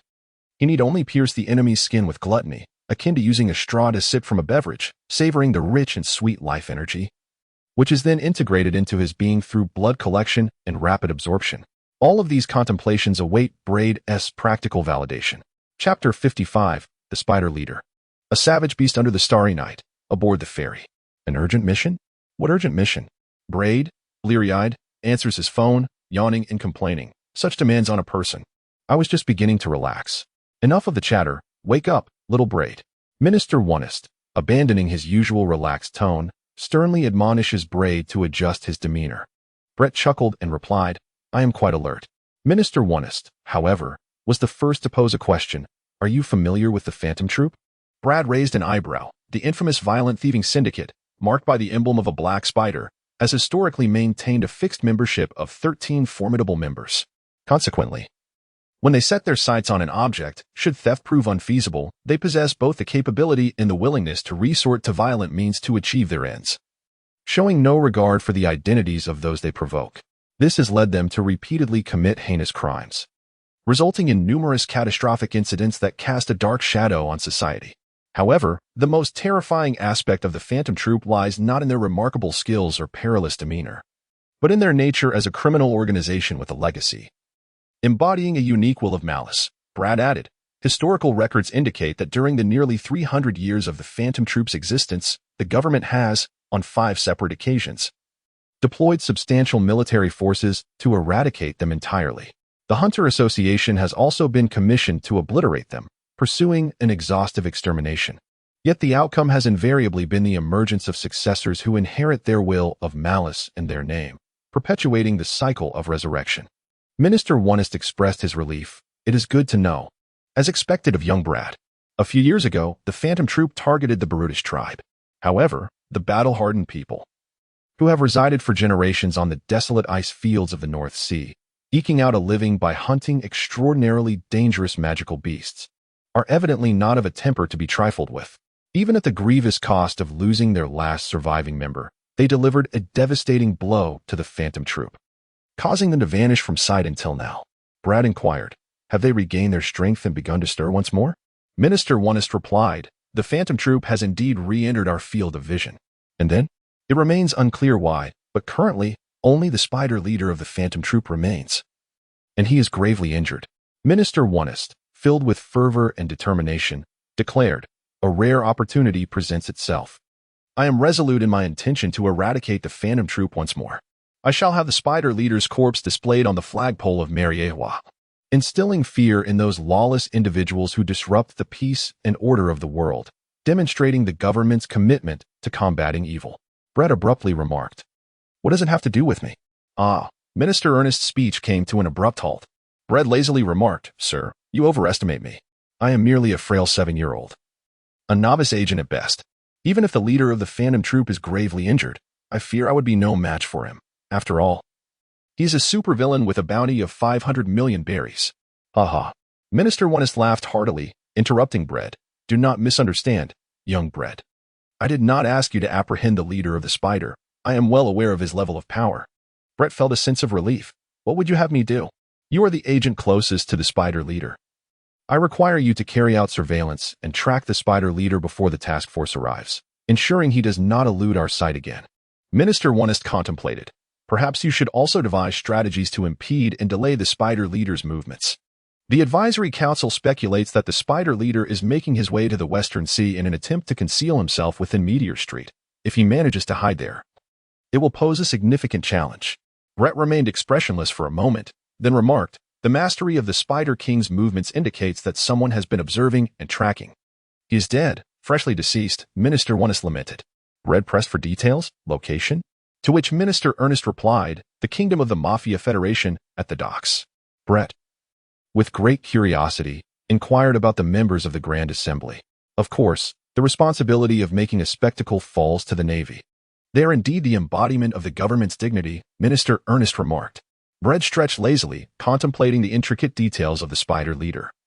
Alongside the comprehensive map of Meteor Street and its surrounding 600,000 square kilometers. For the latter, one could reach out to Mr. Nishimiya, the custodian of the Holy Relics Repository, who serves as the wielder of the Imperial tool, the Book of the World, Longo. Moreover, I suggest considering Mr.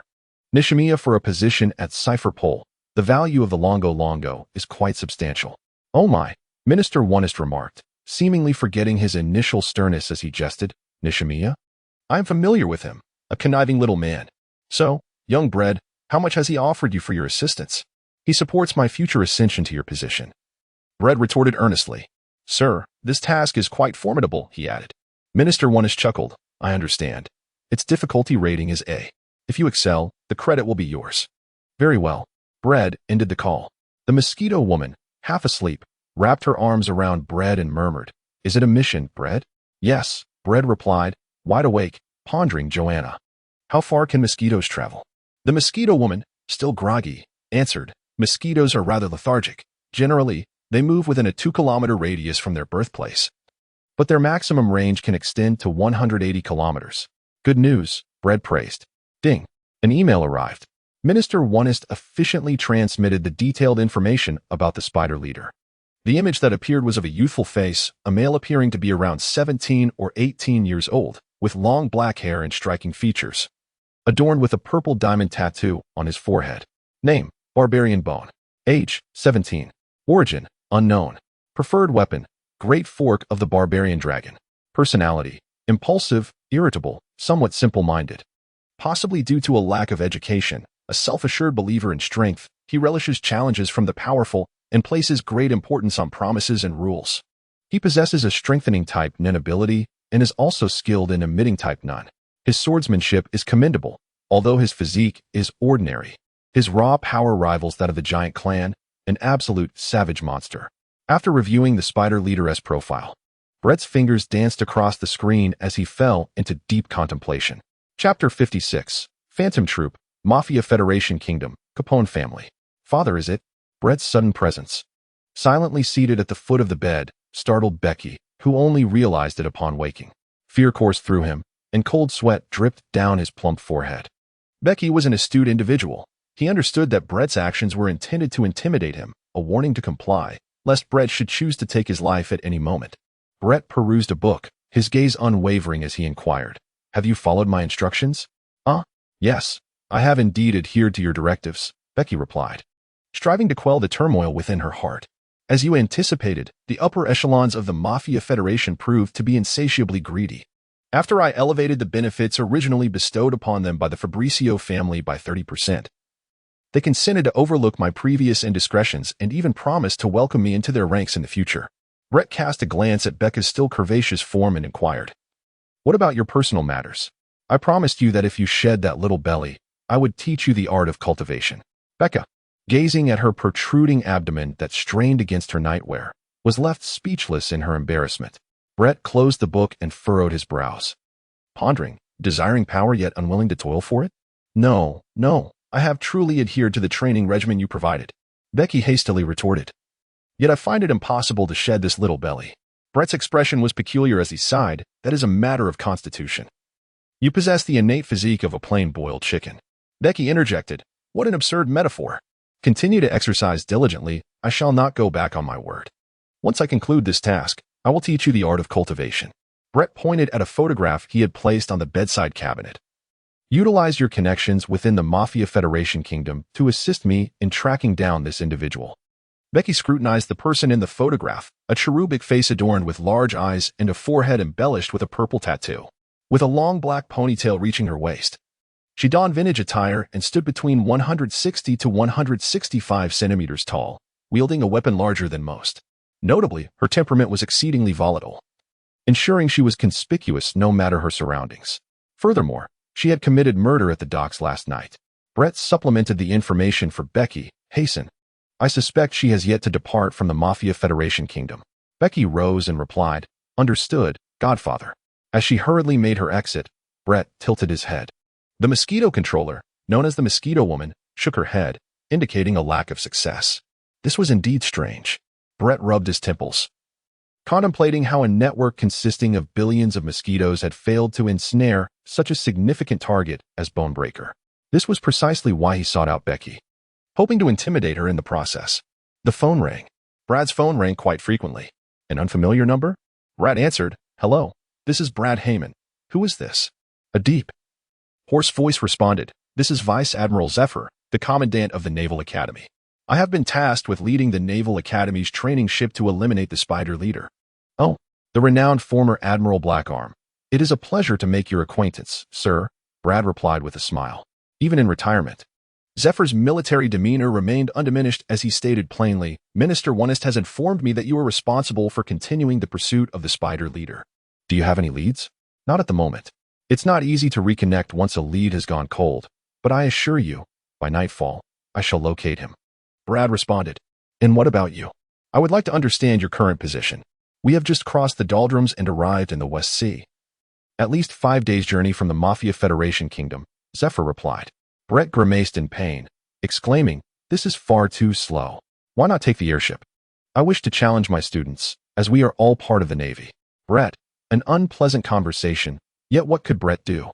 Minister Onest did not wish to compromise the strength of the Cipher Pole Department by apprehending the barbarian, preferring instead to shift the burden onto the Navy. Meanwhile, the Navy was preoccupied with the increasingly chaotic piracy along the Grand Line, severely lacking in manpower. Consequently, the responsibility fell to the second-tier Navy, specifically the Naval Academy where they were currently training, to handle the barbarian issue. Naturally, the voice of authority in this matter belonged to Zifa, the chief instructor of the Naval Academy. Patience was essential as he waited. Approaching noon, Becky's return, drenched in sweat, announced, We have gathered some intelligence. The target has already departed from the Mafia Federation Kingdom without so much as a pause.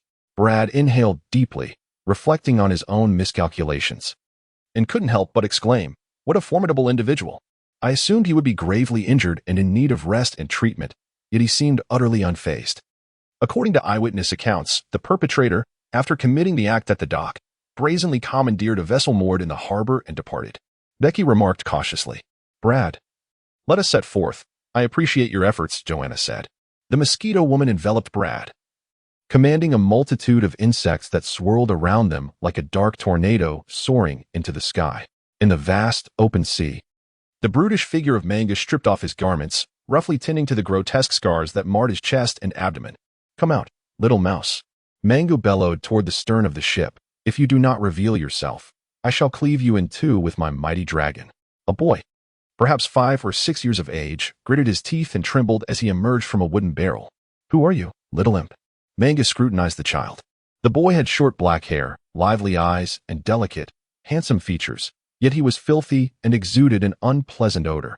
Hunger gnawed at him, his stomach growling audibly. Ha ha, Manga chuckled, extending a piece of bread toward the boy and gesturing. Realizing the long journey ahead, he, too, feared solitude and thus decided to amuse the child. State your name, imp. There shall be a reward for answering my query. The boy hesitated. Kororo Lucifer. I am Mangu, he proclaimed, appearing pleased. What were you hiding on my ship for? It is not your ship, Kororo muttered. Do you see this piece of bread? Mangu waved it before Kororo, opening his mouth wide and swallowing it whole. Gone. Ha ha. I shall grant you another opportunity, Mangu said through a mouthful of bread, his words muffled. Kororo eyed Mangu's food pouch, swallowing hard. I intended to hide on this wretched vessel to escape from Meteor City, but you seized it before I could flee. Where are you headed? Are you from Meteor City?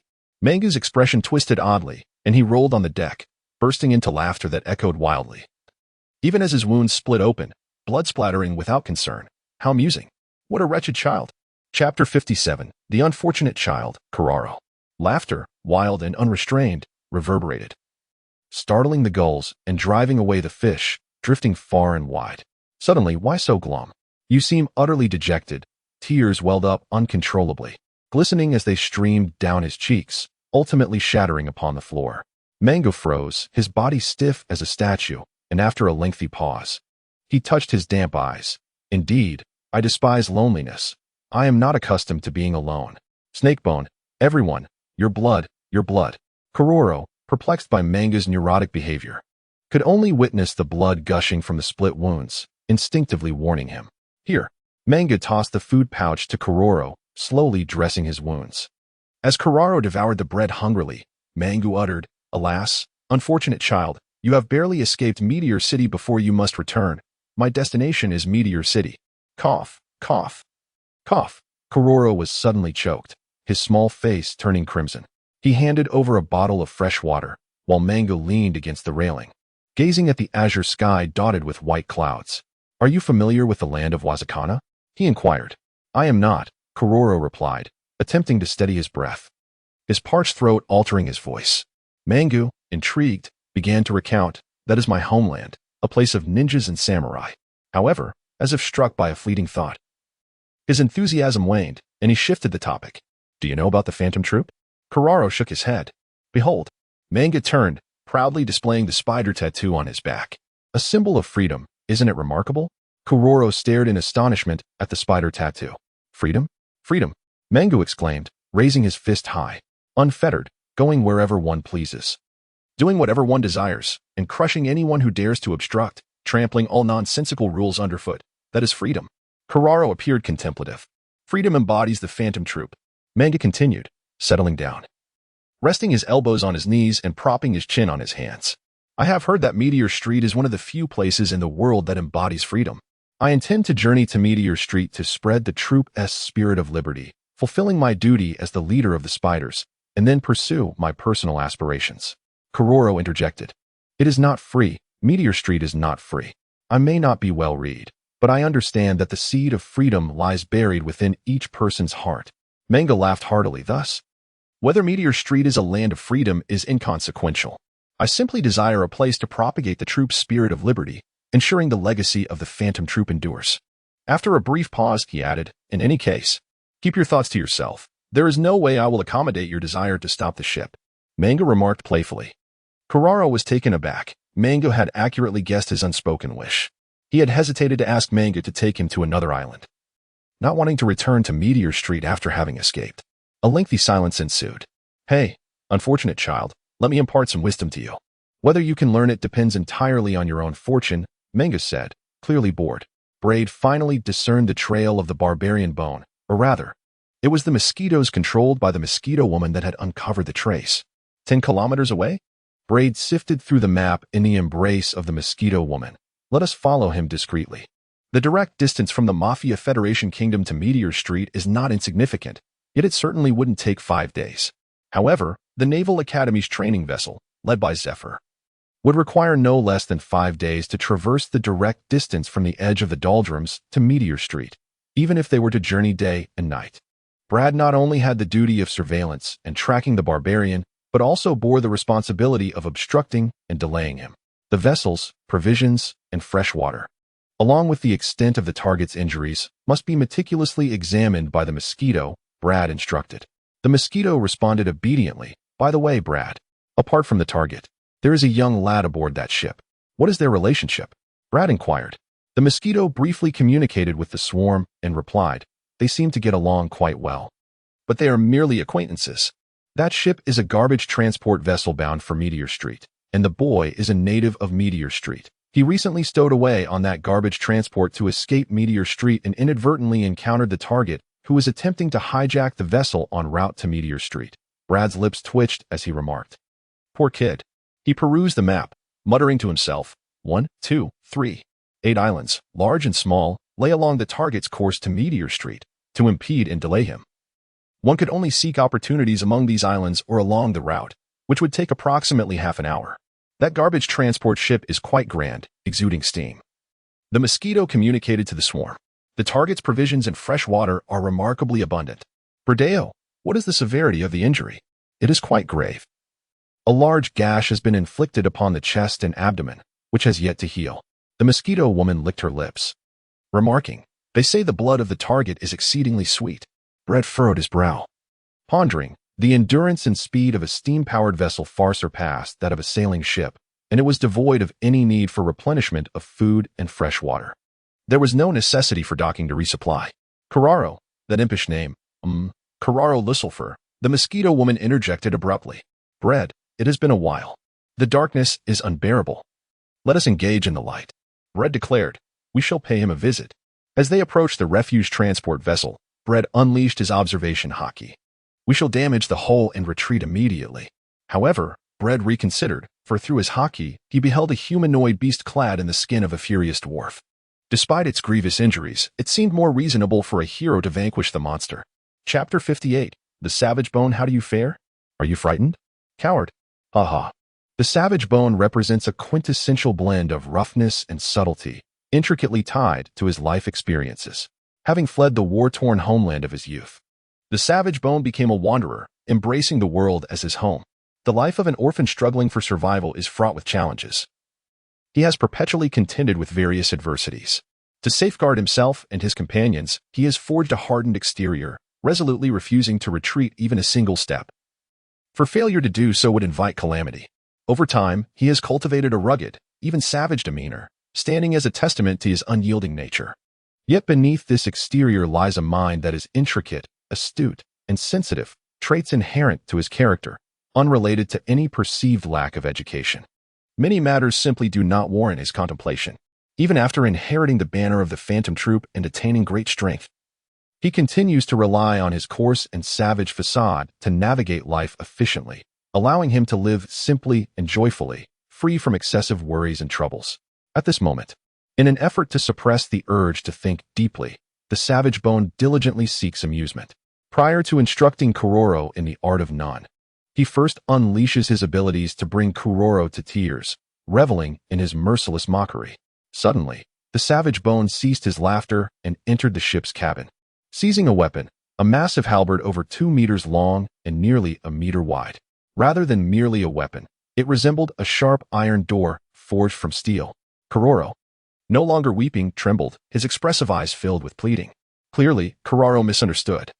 The Savage Bone had no intention of harming him and instead focused intently on the neatly arranged containers at the front of the cargo ship. Meanwhile, Bread, whose color shifted in the face of unexpected developments, realized that the Savage Bone had unwittingly revealed his inabilities while idly passing the time. Exposed. What to do? In an instant, he inhaled deeply and instructed, "Do not display hostility, Joanna."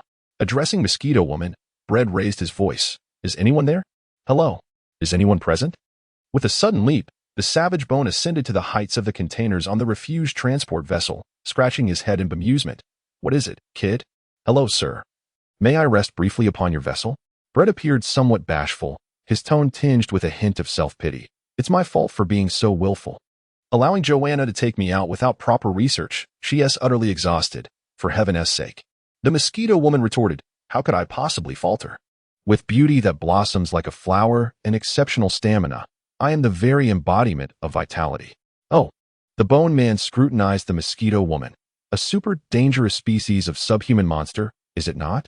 Braid smiled innocently. "Indeed, she is my family." With a resounding thud, he collided with the great halberd-wielding ogre, who readily responded, "I am most grateful for your generosity, sir. You are truly a good man." Braid's performance was commendable. The ogre, placing his halberd down, sat cross-legged, and, upon hearing Braid's words, burst into laughter. "A good man? Aha, am I truly a good man?" "Yes, I am a good man." Once he had his fill of laughter, he playfully remarked, "As a reward for permitting you aboard, might you indulge me in some conversation, dear good man? What shall we discuss?" Braid extricated himself from the embrace of the Mosquito Woman and plummeted into the container. "Your name, your identity, surely, a peculiar little creature like you, accompanied by such a perilous subhuman beast, must possess a plethora of intriguing tales." The ogre chuckled. Brecken's eyes sparkled as he said, I am Bread, and she is Joanna. I cannot divulge much about my identity, as my family forbids me from sharing such information. However, I possess a multitude of stories. Would you like to hear one? Perhaps a children's tale? He added with a playful tone. Braid shook his head. It's a tale of mercenaries. Manga gestured with his hand. Once upon a time, there was a band of mercenaries who called themselves the Seven. Braid animatedly recounted. In the end, the just seven triumphed over the malevolent half-demon. The captain of the mercenaries placed his great sword upon the cleansed neck of the half-demon and said, Fear not, I have no interest in tormenting the weak. I find them of no concern. Embrace your demise with ease, the story concluded. Mangu bore a pained expression. He felt an uncanny resemblance to the protagonist of the tale, yet distinctly different, as the entire narrative was steeped in an odd atmosphere he could not quite comprehend. After a pause, he exclaimed, Once you've rested, be gone. My ship is not a refuge. Manga departed in agitation. Observing Mangu's retreating figure, Braid exhaled in relief, then fell into deep contemplation. If only I had enough blood, I could defeat him, whispered the mosquito woman. Bread furrowed his brow. Are you certain? He inquired, his voice tinged with doubt. He is far too feeble, responded mosquito woman, contemplating the glaring scars adorning the bare expanse of his chest and abdomen, the pristine bandages stained with blood. It was evident that he bore grievous wounds akin to those of evisceration. Bread pressed his lips together, an insatiable desire swelling within him. If he could siphon the vibrant essence of life from this man, the risks would be considerable, yet the rewards immense. Let us control the swarms of mosquitoes to gather blood from the surrounding islands in preparation, Bread declared. First, we shall sabotage his vessel. Leave it to me. With a swift motion, Mosquito Woman brandished her arm, sharp as a scythe. Moments later, a cacophony of sounds erupted. Whoosh, creak, rumble, and thunder. Brad was witnessing the formidable power of the Mosquito Woman for the first time, far exceeding his expectations. The steam-powered vessel, encased in a robust iron hull, was effortlessly sliced open by her, creating a gaping hole. The seawater rushed into the garbage transport ship's interior, causing it to tilt precariously, while the loose containers began to tumble into the ocean. You ungrateful scoundrels. Don't you dare run. Just wait until I bring you down. By the time the brute realized he had invited disaster into his midst, it was too late. My apologies, Mr. Brute, Brad retorted, hovering in the air with a cheeky grin. This is precisely why I cannot reveal my identity. Are you a lackey of the world government? Or one of those greedy wolves from the Hunter Association? The brute, surprisingly, regained his composure. Brett remained silent. The nearest island to the site of the garbage transport vessel's capsizing was approximately 70 to 80 nautical miles away, provided that Manga knew the direction. Brett patiently waited for the moment when Manga would be utterly exhausted. Chapter 59. What am I to you? Hey, unfortunate child, don't sleep. Wake up. Look at that little vulture overhead. Its gaze is so sinister, so greedy. It is waiting for us to succumb, to feast on our flesh and drink our blood. Indulging itself to the fullest. Ha. In the midst of the garbage transport vessel's imminent sinking, Manga used his monstrous strength to lift a massive deck, which now served as his and Kororo's only refuge in the vast, tumultuous sea. With the heavy halberd of the Monglong acting as a paddle and the enormous deck fragment as a raft, Manga forged ahead with great effort, even finding the inclination to engage in conversation with Kororo, laughing heartily. This was also his reason for choosing to escape with Kororo. He detested the solitude of being alone. However, Kororo was still young and lacked Mangu's abnormal resilience and physical strength. Despite enduring severe injuries and foregoing food, drink, and sleep, his wounds reopened and blood occasionally flowed. Yet he still appeared remarkably spirited. After a long day and night of inactivity, he was sufficiently exhausted, with his eyes barely able to remain open. Boom. The calm surface of the sea erupted with waves. Here it comes again. Mango muttered helplessly, raising the heavy halberd. Roar. A sea beast, drawn by the scent of blood emanating from Mangu's wounds, lunged out of the water with a fierce roar, measuring several meters in length with a tiger's head. A fish's body and numerous legs, this fearsome creature bore a menacing appearance, its gaping maw revealing sharp fangs several inches long. However, it seemed toxic. Its flesh was inedible. Scram. The beast let out a terrified whimper, akin to a dog startled by a person bending down to pick up stones, and fled in panic. Thud. Mangu turned his head, opened his mouth, and ultimately closed it again. Kororo was in a deep slumber. Food was not an issue. The sea was abundant. The real trouble lay in fresh water. Now left to his own devices, Mangu furrowed his brow, it was time to devise a plan. "Hi, Above. What is the situation?" Brett inquired, awakening in the embrace of the mosquito woman. The mosquito woman beamed with a smile. "Just a minor situation. That little brat is on the brink of collapse." "Are you tired, Joanna?" Brett asked with concern. In truth, Brett understood the mosquito woman's capabilities. As a subhuman super-dangerous species, her constitution was extraordinary. And enduring several days without rest was trivial for her. His attempts to wear manga down were predicated on this very foundation.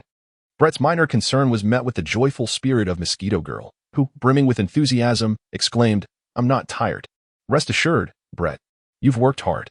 Brett rummaged through his small backpack, calculating provisions of food and fresh water. "Let's make it last. 2 days? 3 days?" The children assisted him in replenishing the juice, albeit in limited quantity. Mosquito Girl informed Brett that the swarm of mosquitoes under her command had successfully gathered the first batch of blood. Brett nodded. "There is no need for haste. Patience is key, at least until the training ship from the Navy Academy, led by Black Arm, arrives. There is no necessity to take reckless risks. In theory, the world government has abolished the majority of capital offenses, retaining only a select few. Thus, countless heinous criminals, unless they violently resist arrest and are shot by the world government, ultimately find their fate in the largest prison under its jurisdiction, Impel Down, also known as the Undersea Prison.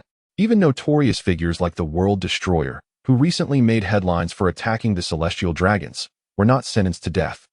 Unless unforeseen circumstances arise, the fate of the brutal Bone will similarly be imprisonment in the Undersea Prison, especially since the primary force sent to capture him is the former Marine Admiral, now the chief instructor of the Navy Academy, Black Arm Zephyr.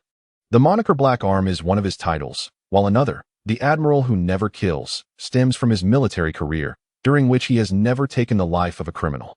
It is a bitter irony that the man who has never killed a criminal lost his wife and child to vengeful criminals. In summary, once Braid, who schemes to plunder Bone's life energy, takes action, Bone will undoubtedly perish as his life energy drains away.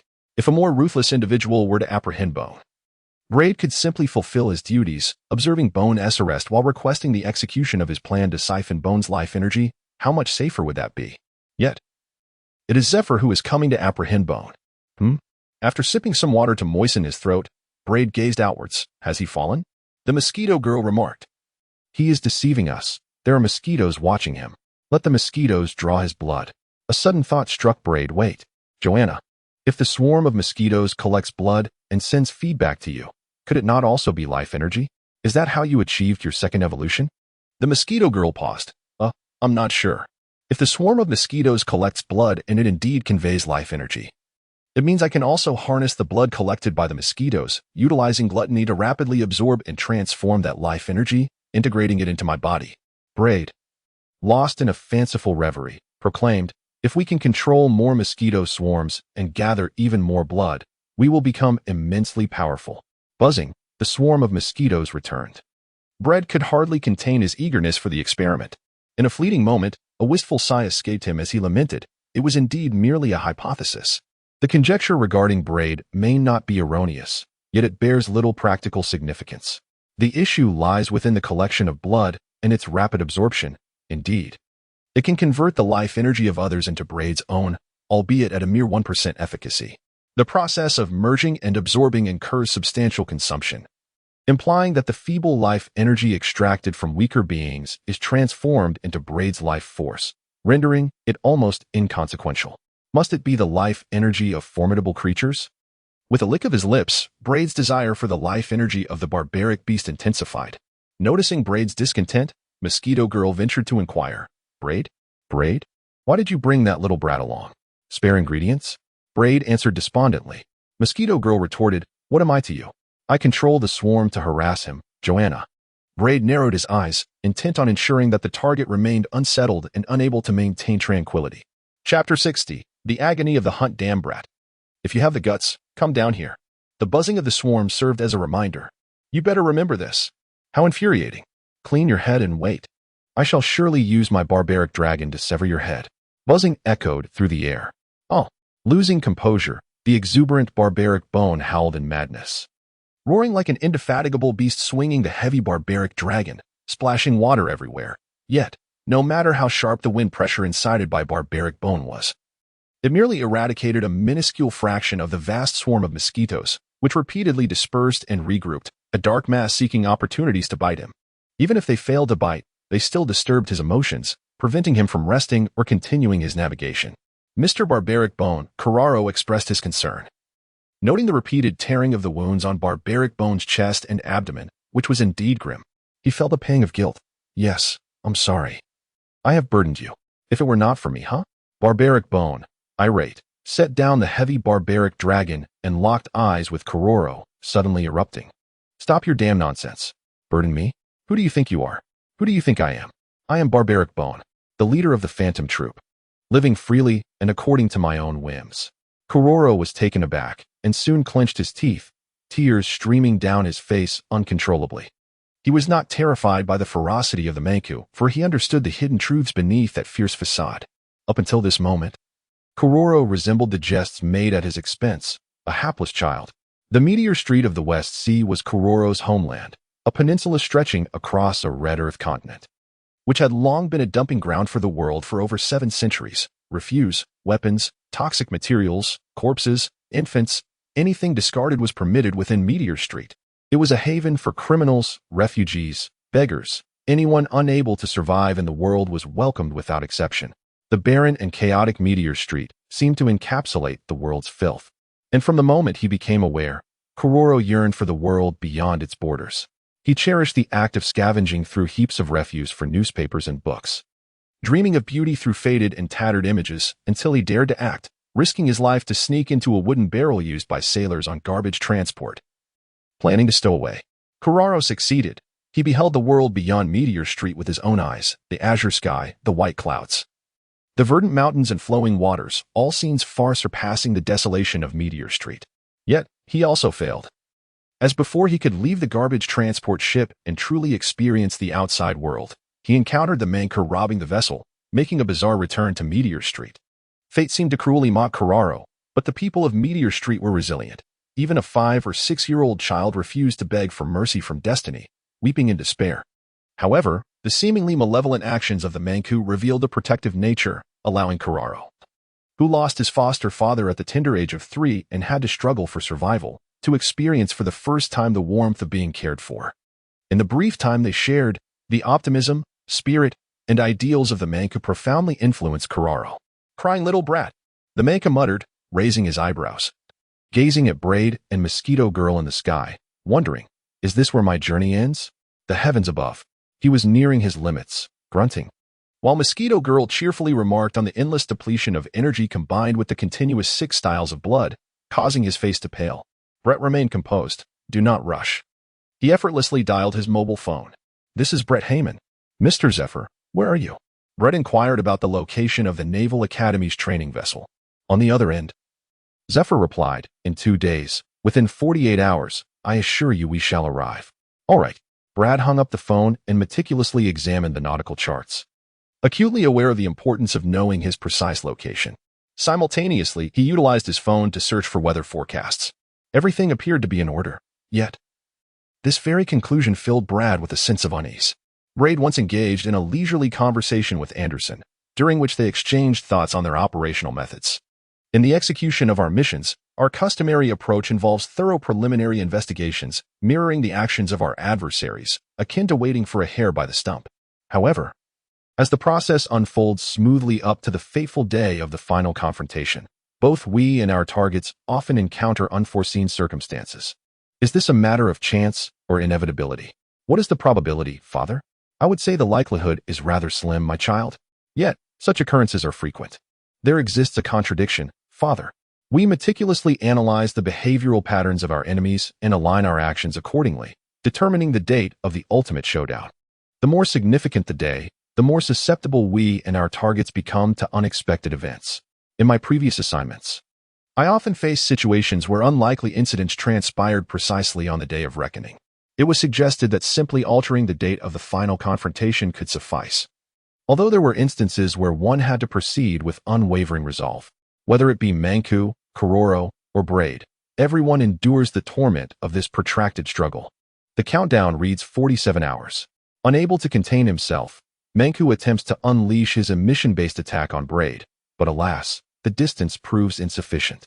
Braid's intelligence dossier noted that Mangu possesses not only formidable abilities in the enhancement category of none, but also commendable proficiency in the emission category, reflecting his foresight. The countdown stands at 39 hours. Mangu, Kararo's freshwater supply has been depleted. Braid, the remaining freshwater for the mosquito woman is equally scarce, albeit still present. The countdown reads 28 hours. An uncharted cluster of reefs obstructs the path of Manku and Karoro. Get lost. Manku leaped from the wooden raft, and with a mighty thrust, the great forked manicore pushed Kararo aside. Ha ha ha, Kararo's lips were chapped and peeling, his dark, sunken eyes dry and red. He attempted to utter something. Yet his mouth refused to open, words caught in his throat, a hoarse whimper escaping instead. Manku's visage was even more pitiable than Kararo's. Especially the festering wound upon his abdomen, exuding a foul stench. Stop being so sentimental, Manku chuckled grotesquely. Whether you survive is a matter of luck. If fortune smiles upon you and you endure, remember to promote the Phantom Troop for me. I wish for the legacy of the Phantom Troop to continue beyond my generation. Ahem, I may have selfish reasons for bringing you along, but I find it quite difficult considering your unfortunate circumstances. Chapter 61. A Sweet Harvest. The countdown indicates 8 hours remaining. It's over, Braid determined, confirming that Manku had completely lost his fighting capability. Joanna, descend. Manku remained motionless, akin to an old monk in meditation, having kept his body still since parting with Karoro, gazing upwards at Braid and the mosquito woman for a full 20 hours. His neck had stiffened, forcing him to tilt his head to face their approach. Yet, with his nostrils raised, he exhibited a peculiar sense of pride, despite his appearance being utterly withered. Are you stalling for time? Braid inquired, though his tone suggested certainty. Manku chuckled softly, his voice hoarse from thirst, delivering a strange inflection. What a despicable little brat. I, the Great One, have actually fallen to someone as weak as you. What a disgrace. 20 hours prior, he had been utterly drained, holding on solely by sheer will, aiming to hinder them and allow Karoro to escape, correct? Braid remarked with admiration. I truly respect your resilience and spirit, but why? Throughout your life, you have never seemed the type to sacrifice for others, yet here you are for Kararo. What reason is there? Manku interrupted Braid with a taunting tone. I do as I please. If I wish to act, I shall. The unfortunate child is simply too unlucky. And in a moment of pity, I took it upon myself. With a flick of his wrist, Braid manifested gluttony. You are my sole target, excluding all others. I acknowledge the vast disparity in our strengths. I cannot guarantee that I will completely incapacitate you, and I am hesitant to approach recklessly. Thus, you have successfully restrained me, allowing Krallo to escape for a span of 20 hours. Congratulations! You have triumphed. Without further ado, the sharp edge of gluttony pierced the chest of the Bone Man, instantly draining him of every ounce of life energy, leaving nothing behind, uprooted entirely. His hair faded to a ghostly white, his skin aged gradually, wrinkling, as in an instant. Bone Man transformed into a frail elder. I, too, have emerged victorious, Braid added. The Bone Man's lips trembled as he struggled to articulate. Who are you? Braid Heyman. A rookie agent of CP0 under the world government, he replied earnestly, then smacked his forehead. I nearly forgot. I am the Justice Messenger of the world government, the leader of the Phantom Troop. Bone Man, you have been convicted of heinous crimes. Your offenses are countless. Among the most egregious are violent theft, the massacre of innocents, contempt for the law, and endangerment of public safety.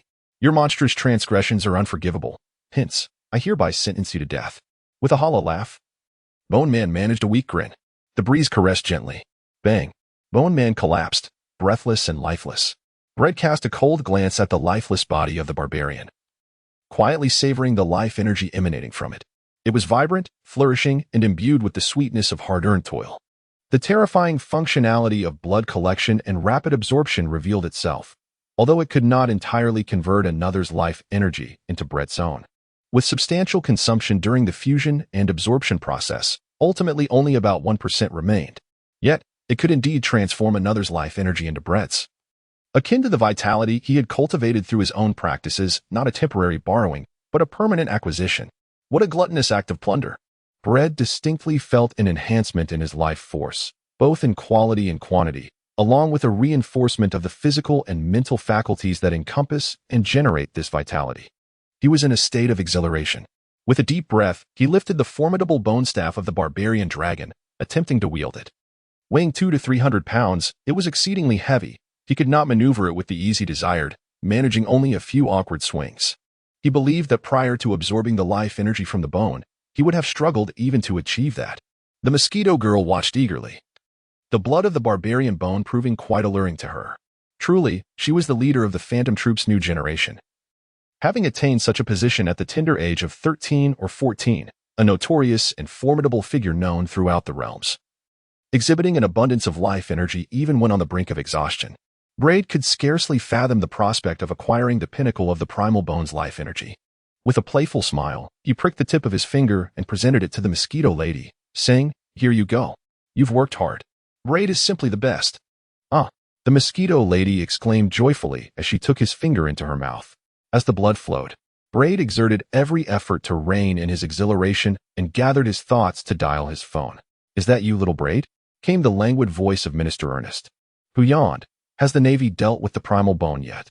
In the realm of discourse, Braid Road remarked, "The barbarian bone has been dealt with, but not by the Navy, for they have yet to arrive." "What on earth does that mean?" exclaimed Minister Onest, whose keen instincts were piqued. "Do not tell me that you managed to handle the barbarian bone all on your own. You yourself have stated, I am merely a frail 7-year-old. A novice agent at best, and the leader of the Phantom Troop is gravely injured. I fear I am far from being a match for him. As he is a notorious villain with a government bounty of 500 million berries," Brett murmured thoughtfully. "One must utilize their intellect, my dear Commander," Minister Onest. Brett blandly remarked.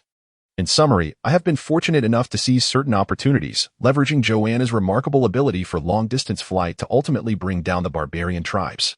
"And what of the barbarians?" inquired Minister Ernest. Brett cast a cold glance at the lifeless corpse of the barbarian. "He is dead. I lack the ability to capture him alive. Should he regain his breath, it would spell disaster for me. Indeed, he is dead, and so it is." Minister Onest expressed a hint of regret. Brett wrote, "Commander? I seek to solicit your esteemed opinion." "What opinion?" Minister Mia Onest, indulging in a lavish feast.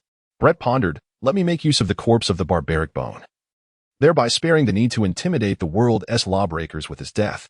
Based on past experiences, whether it was Rox, Baloric Leidfeld, or Bandywald, the government's attempts to eliminate them or capture them have never instilled fear. Those inclined towards wrongdoing continue unabated."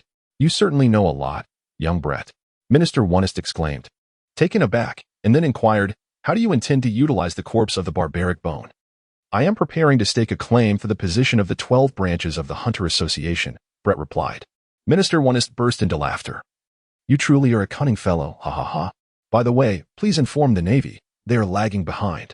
Chapter 62. Utterly shameless. "Hey, look, that colossal halberd. Could it be the barbaric dragon?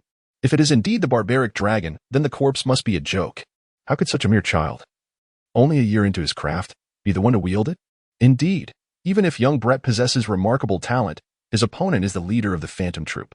In the West Sea branch of the Hunter Association, as Brett hoisted the enormous halberd resembling a barbaric dragon as effortlessly as an ant carrying food many times its weight, the mosquito woman casually carried a desiccated corpse into the grand hall, instantly attracting countless glances and igniting fervent discussions. The infamous reputation of Barbaric Bone and his halberd Barbaric Dragon preceded them, having consistently ranked among the top 10 in the Hunter Association as hunting commission list for 4 consecutive years, with the danger level classified as the highest grade, A. Brett did not initially wish to engage with those around him, purposefully seeking out the current leader of the Hunter Association's West Sea branch, Miss Aston. However, he suddenly altered his course of action. "You guessed correctly. It is the leader of the Phantom Troop, the Spider." Brett paused on the staircase between the first and second floors, his smile warm and enchanting. "I believe I have struck gold." "Really? How did you manage that?" "Young Brett? What a remarkable surprise. Congratulations." "Ha ha ha. Indeed you have struck it rich. If it is indeed that bone breaker. The association has received numerous assassination requests over the years for him. As long as the deadline has not passed, the bounty is yours. You could even claim a reward from the world government." The crowd's reactions were a tapestry of genuine and feigned celebration, mingled with doubt, astonishment, envy, and admiration, all unfolding in a splendid display. "To speak frankly, I am no match for the Spider's leader. My success in hunting him down relies heavily on my intellect. But luck plays a significant role as well." Brett's gentle and charming smile faded, leaving a profound gravity in its wake. Thus, during the pursuit of the spider's leader, I found myself wavering, hesitating, and at times, gripped by fear. Consequently, as a weaker individual, I have come to understand the sentiments of the weak. It seemed as though a certain magic took hold, and everyone gradually quieted to listen. There is no shame in admitting this. The vast majority of people in the world are, in fact, weak. We must confront the disparities among individuals, just as we recognize that no matter how hard we strive, we cannot attain the formidable strength of the chairman or the 12 zodiac. Bread spoke eloquently, ultimately revealing his true intentions. Upon receiving the bounty for the spider's leader, I plan to establish an organization dedicated to safeguarding the interests of us weaker individuals. What kind of organization? Someone inquired. Brad once again beamed with a smile.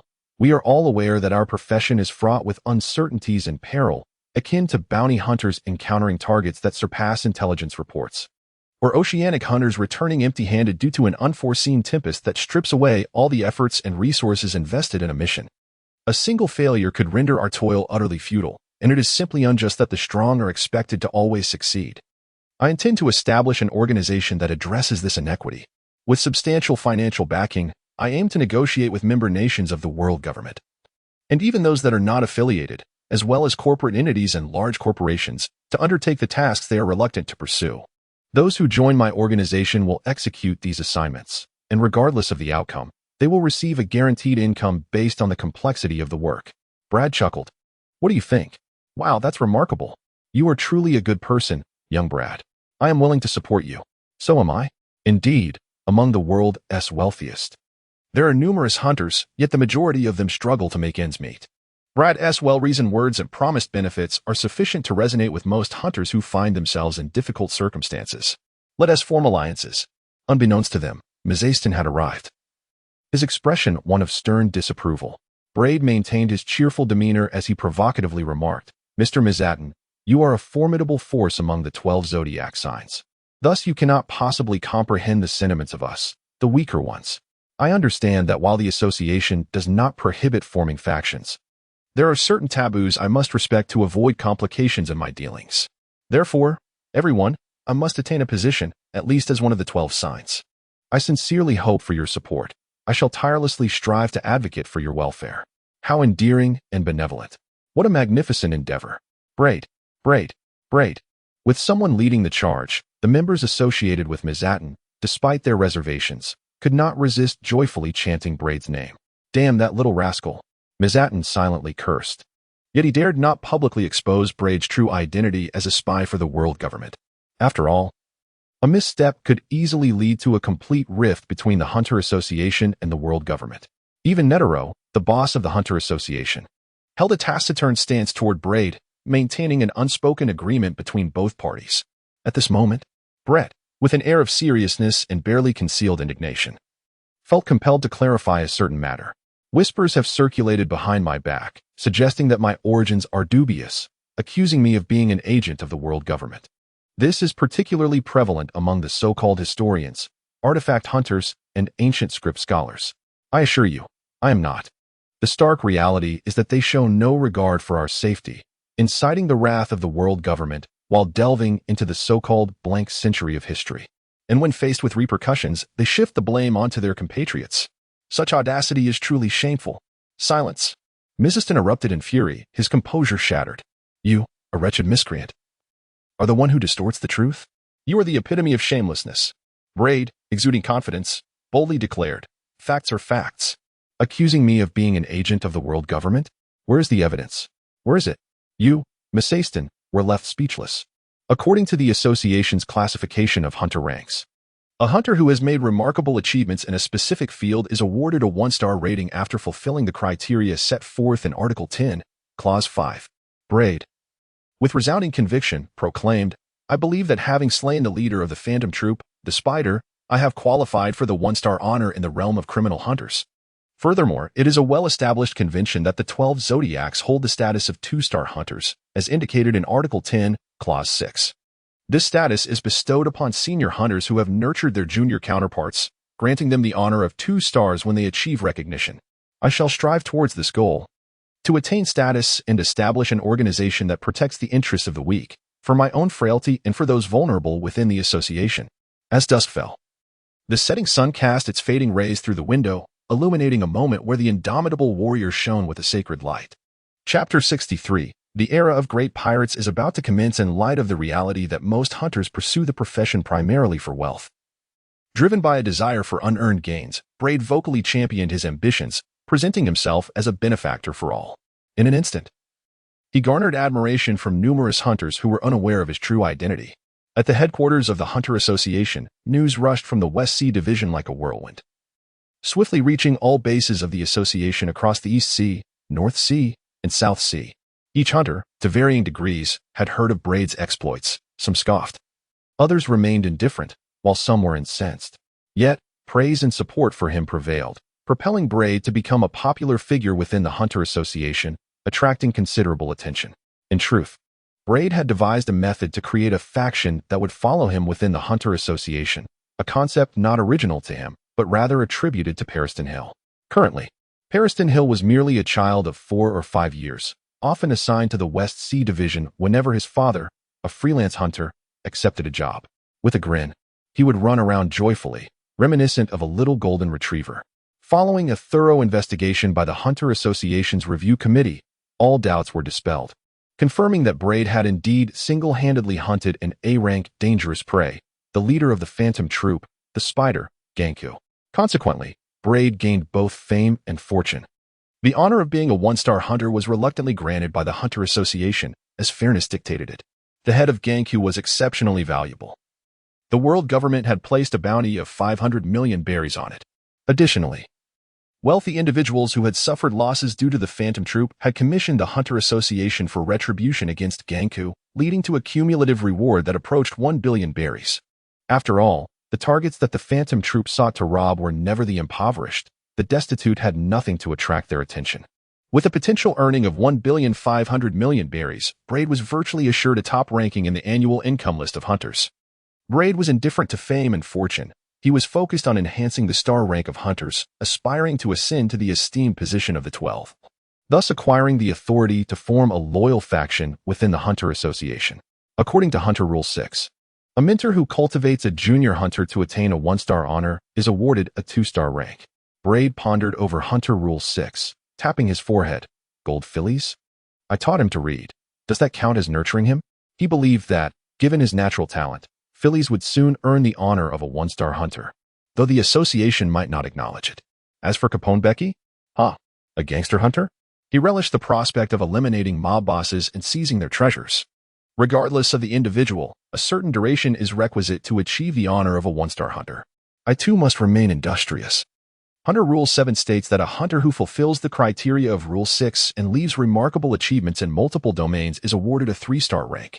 There are few 3-star hunters within the entire association, which would facilitate my ascent to the 12th. Multiple domains? The bounty hunter domain, the pirate hunter domain, and the criminal hunter domain. These 3 realms are defined by an ambiguous overlap, and all are promising. I must contact Gold to swiftly secure the 1-star hunter honor and acknowledge him as my disciple, while also repaying the favor owed by teaching Becky the methods of Nin to prepare him for the next hunter exam. Thus, Braid resolutely embarked on the paths of bounty hunting and pirate hunting, seeking to strengthen himself through brutal combat and the absorption of others' life energy. Brett's strength was evidently no longer sufficient to hunt down the brutal supercriminals like the infamous Bone. He aspired to leave a remarkable legacy in the realm of bounty hunting and pirate hunting. Yet he realized that the path to such greatness lay in a more gradual accumulation of stature. The height he could achieve depended solely on the judgment of the Hunter Association's Review Committee, which offered no precise figures. Thus, from the early days of the Year of the Sea 1492 in April until the end of June in the Year of the Sea 1494, spanning a period of 2 years and 2 months from just under 7 years old to a full decade, Brett remained actively engaged on the front lines of the West Sea, pursuing criminals and pirates. Until one day, Minister Onest raged. What on earth are you doing, little Brett? For heaven's sake, are you not my superior? Your duty is to eradicate those who probe into the historical texts in the blank century, not to obsess over the status of the 12 branches of the Hunter Association. The strategies surrounding the hidden historical text tablets of O'Hara Island were crafted by you, and yet you choose to abandon them? Brett placed his phone at a distance. Once Minister Onest finished his shouting, he calmly remarked, "Remain composed, sir. Everything is well within our control. Is everything truly under control? Are you aware that just a few days prior, a group of individuals delving into the historical texts in the blank century of history clandestinely departed from O'Hare Island? Vanishing from our sight? Minister Wano sighed in resignation. Breton once remarked, "A monk may flee, but the tipple remains." How can we ascertain the intentions behind their actions? How can we be certain that their endeavors will not lead them into contact with perilous individuals? For instance, the Roger pirates. Roger himself made a deliberate attempt to recruit the second-in-command of the Whitebeard pirates, Kazuki Oden, the singular figure capable of deciphering the true history. Presently, they aim to retrace the Grand Line, setting their sights on the fabled Laugh Tale. What if they were to encounter the Roger pirates, Commander?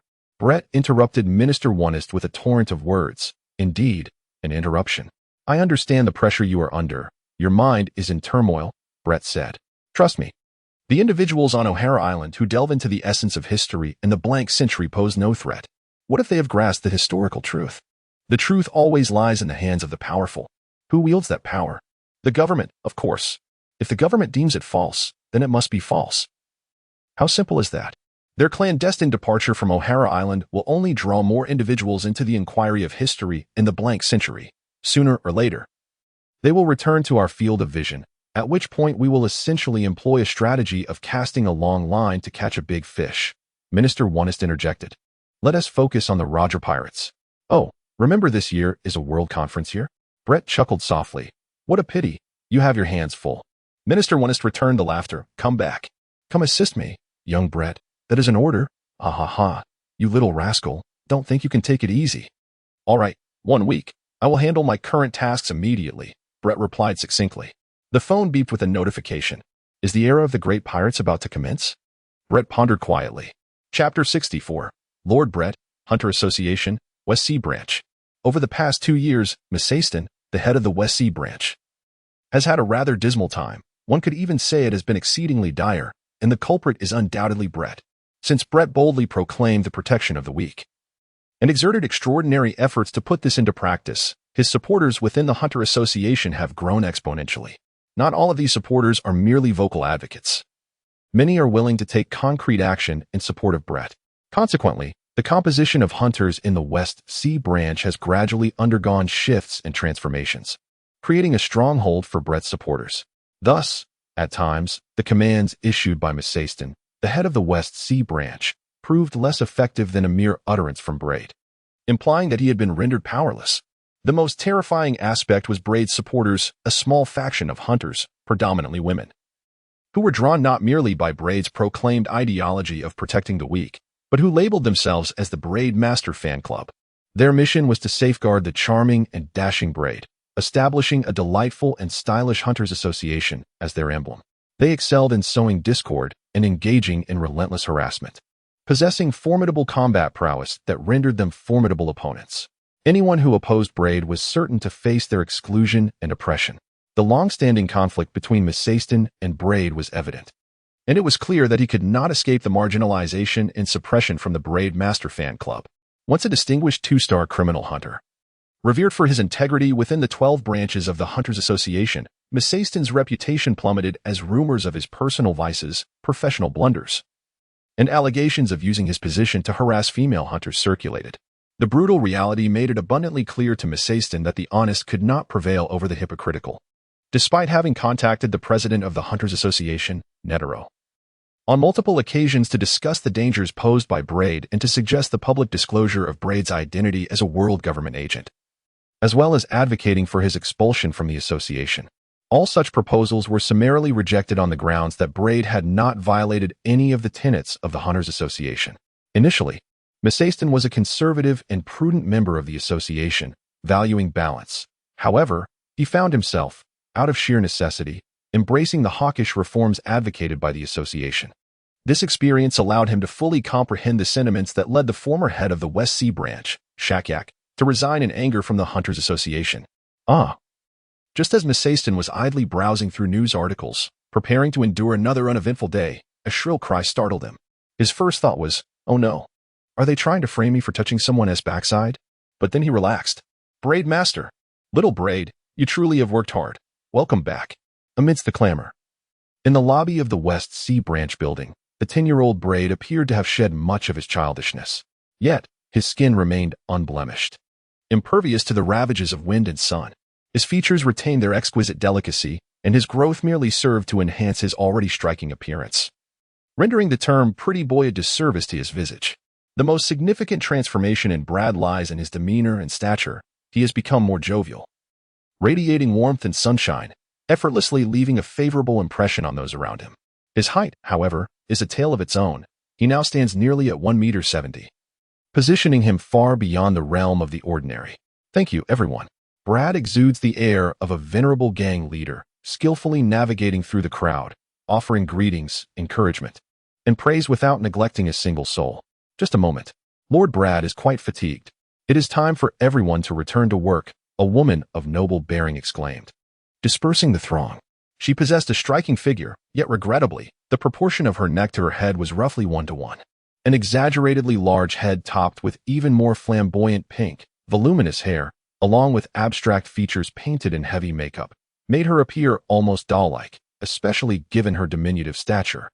It is a pleasure to see you, cutie, Brad smiled warmly. Cutie Beatty, the leader of Lord Brad's fan club, advocated for the protection of the charming and dashing Lord Brad, aspiring to create an endearing yet formidable hunter association. Despite her appearance as an infatuated fan, she was merely 18 years old, a uniquely adorable and skilled hunter, holding a 1-star ranking. Cutie beamed widely. Lord Brad, let us skip the pleasantries.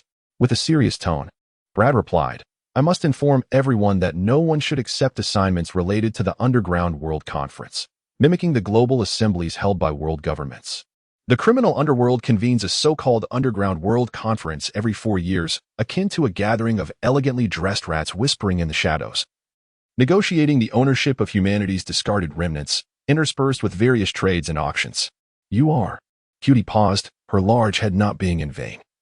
As she grasped the gravity of the situation, Braid sighed, expressing his intention to seize this opportunity to cultivate a 1-star hunter, elevate him to a 2-star hunter, and ultimately a 3-star hunter, striving for the esteemed rank of the 12th.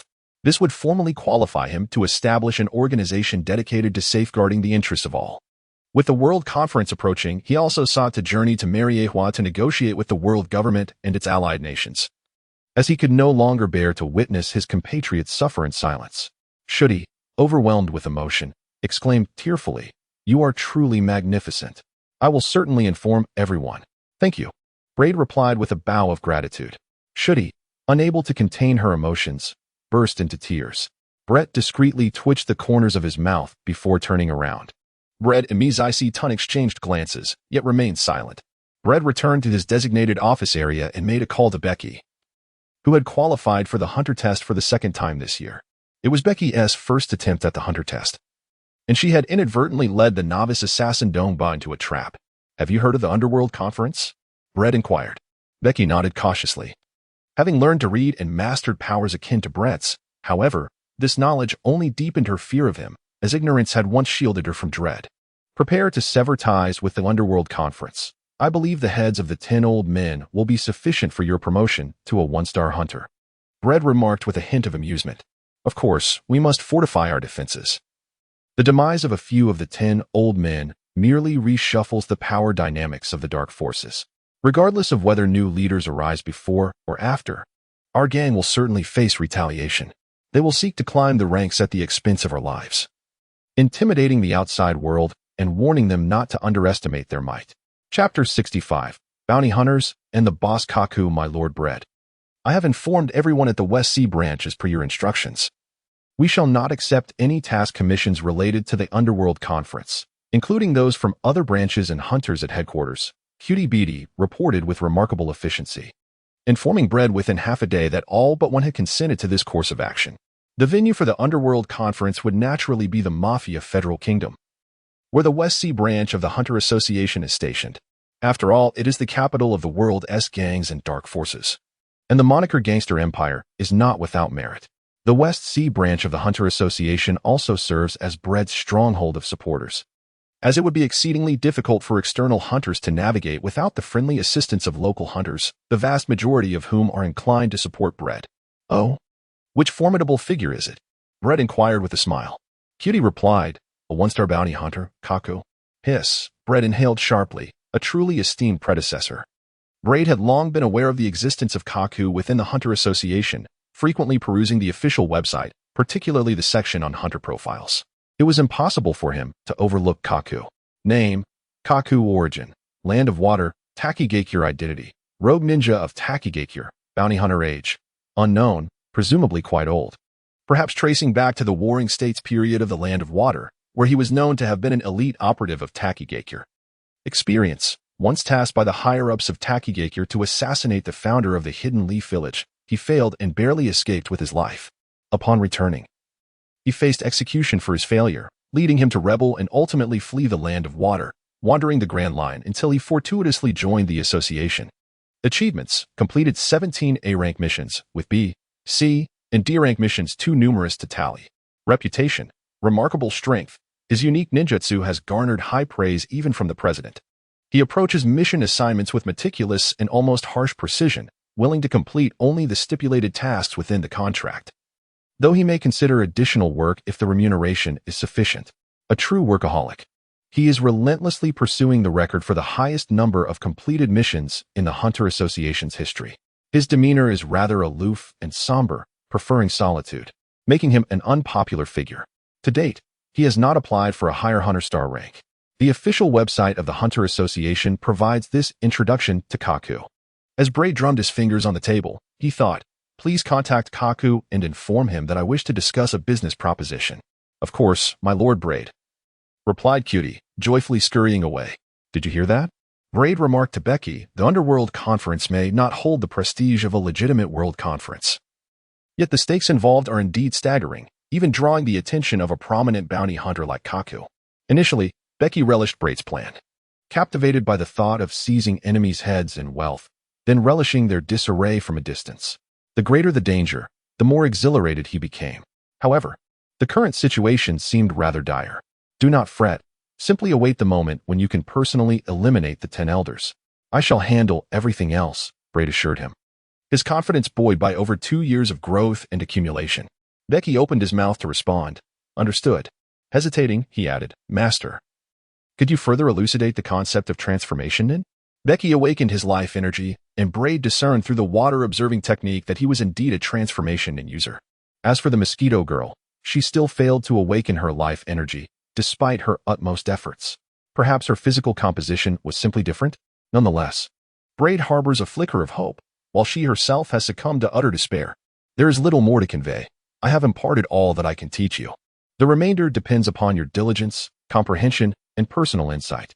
Braid reclined languidly in her chair and suggested, "Perhaps you might seek counsel from other practitioners of transformation abilities. You may find it fruitful." Becky retorted, "Are you implying that I am foolish? You think you are so clever and remarkable." Brett waved his hand dismissively, signaling Barry to leave. In the land of Wano, a ninja, resting his chin on one hand, Brett murmured, "Chakra ninjutsu, illusion techniques, body techniques, sage arts." A knock echoed through the air.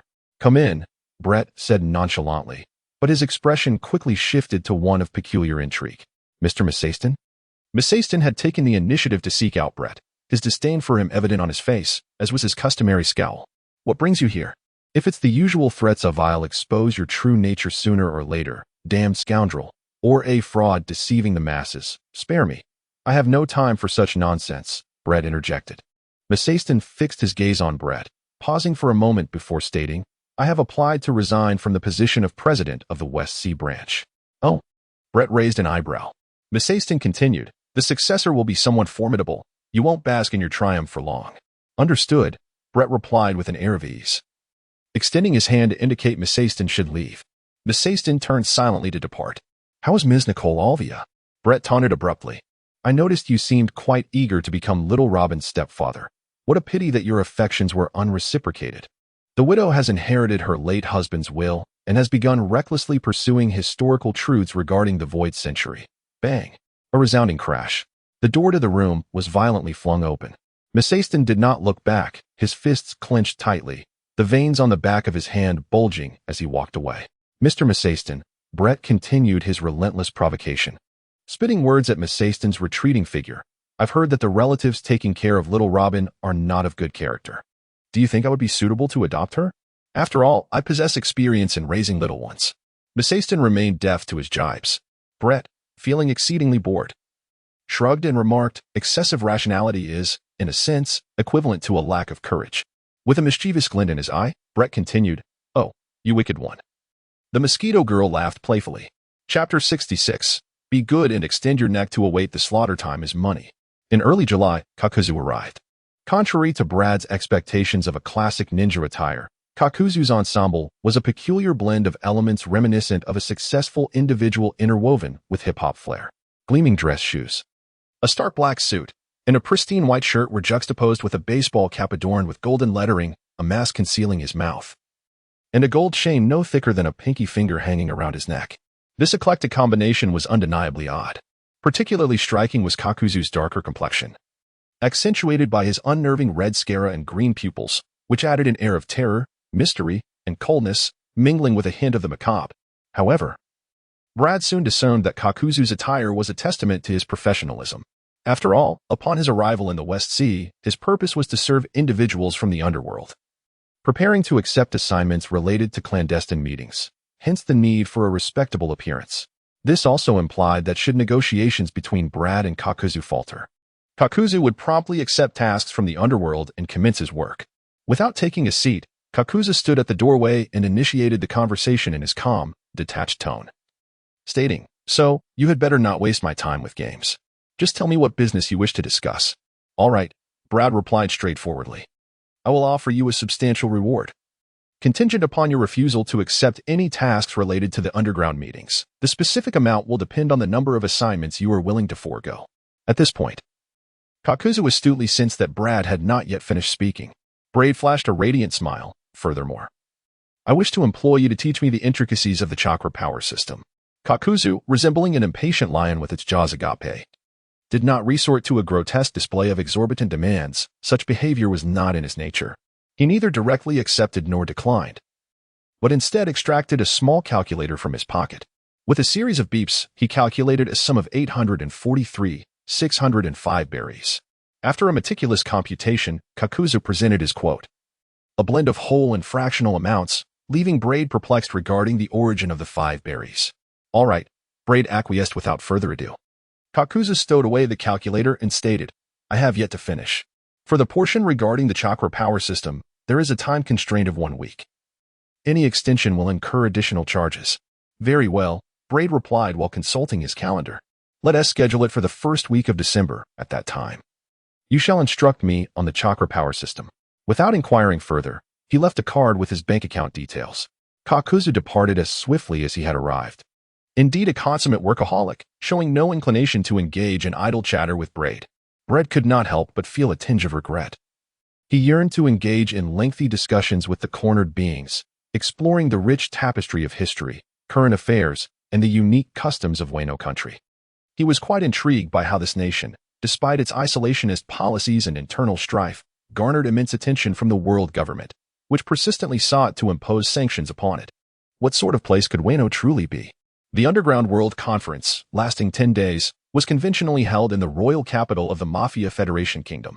Even though there are no secrets that remain hidden from the world, the powerful figures of the underworld, having caught wind of the absence of hunters accepting related commissions due to some covert machinations, were likely to have their sights set on them. Nevertheless, they dared to gather in the Mafia Federation Kingdom, unwilling to exhibit any sign of weakness, showcasing their gallant spirit and unwavering confidence. Suddenly, with a resounding crash, the heavy gates of the royal capital were flung open with a single punch. Brad, having meticulously gathered all pertinent information through his control over mosquitoes, opted for the most audacious approach, launching a solo assault.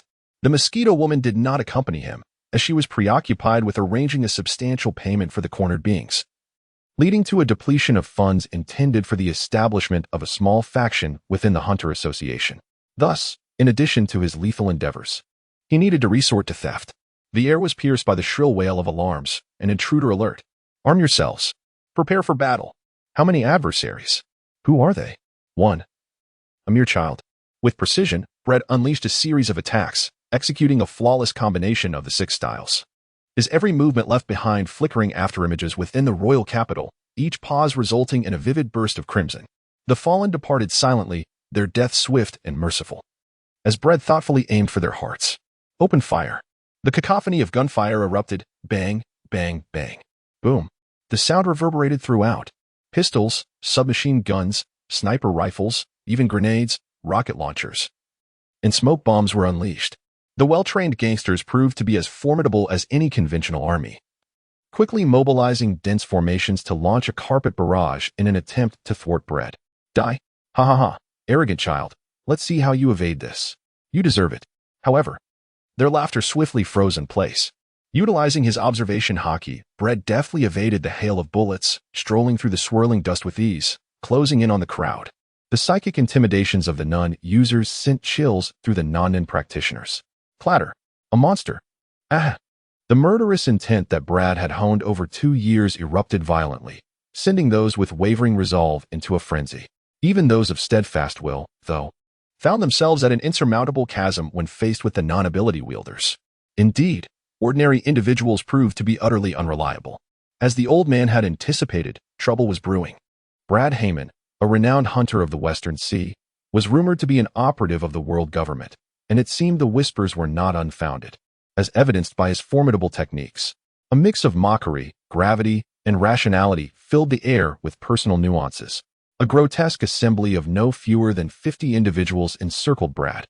Led by the Tin Beast, accompanied by hired assassins summoned by the old man and other gang leaders, a true band of lone wolves, Brad mused. With a flick of his wrist, he manifested Gluttony. An elderly man with snow-white hair, save for his golden eyebrows, stepped forward. What does the Hunter Association signify?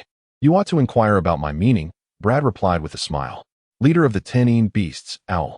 Owl, with his round eyes blazing with fury, retorted, Oh. What do you mean?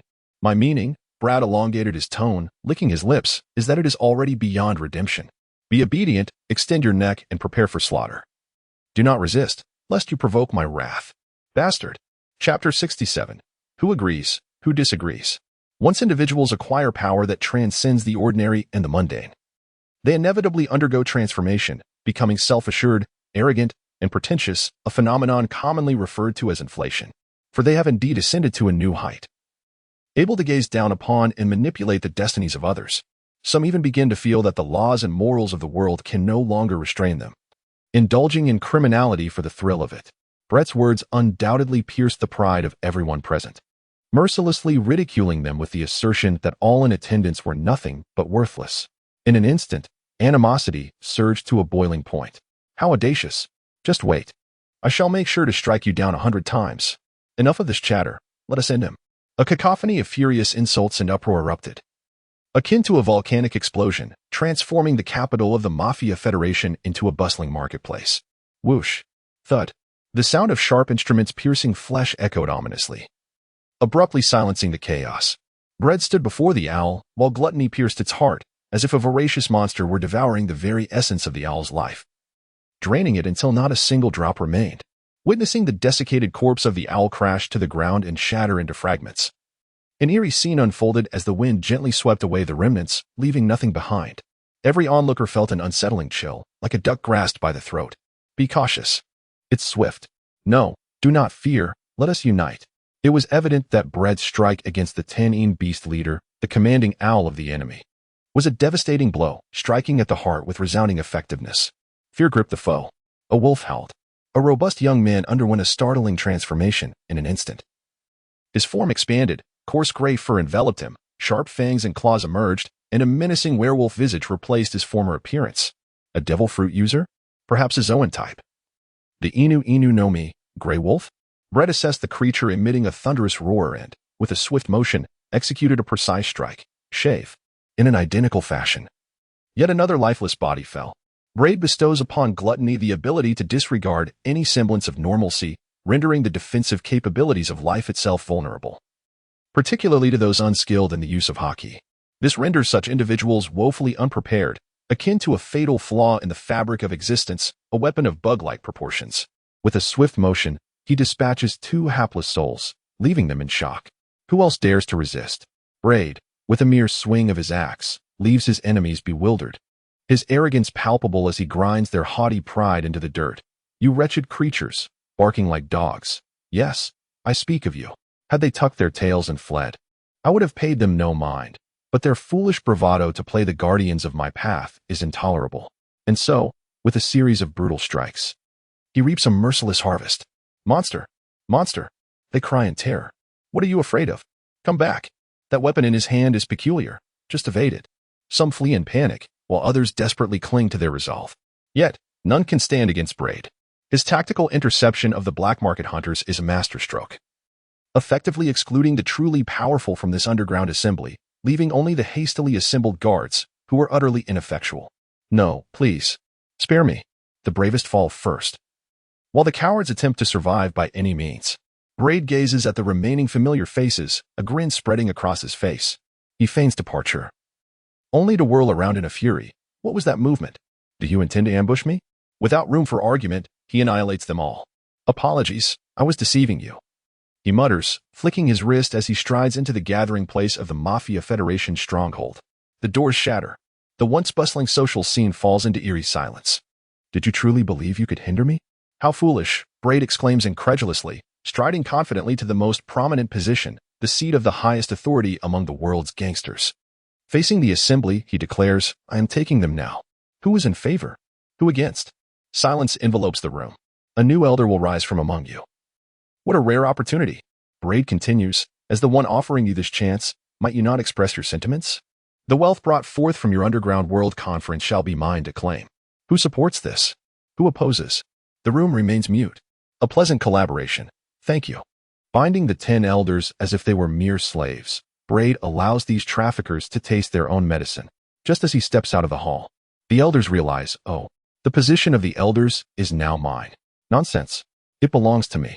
Please refrain from shouting. Let us converse.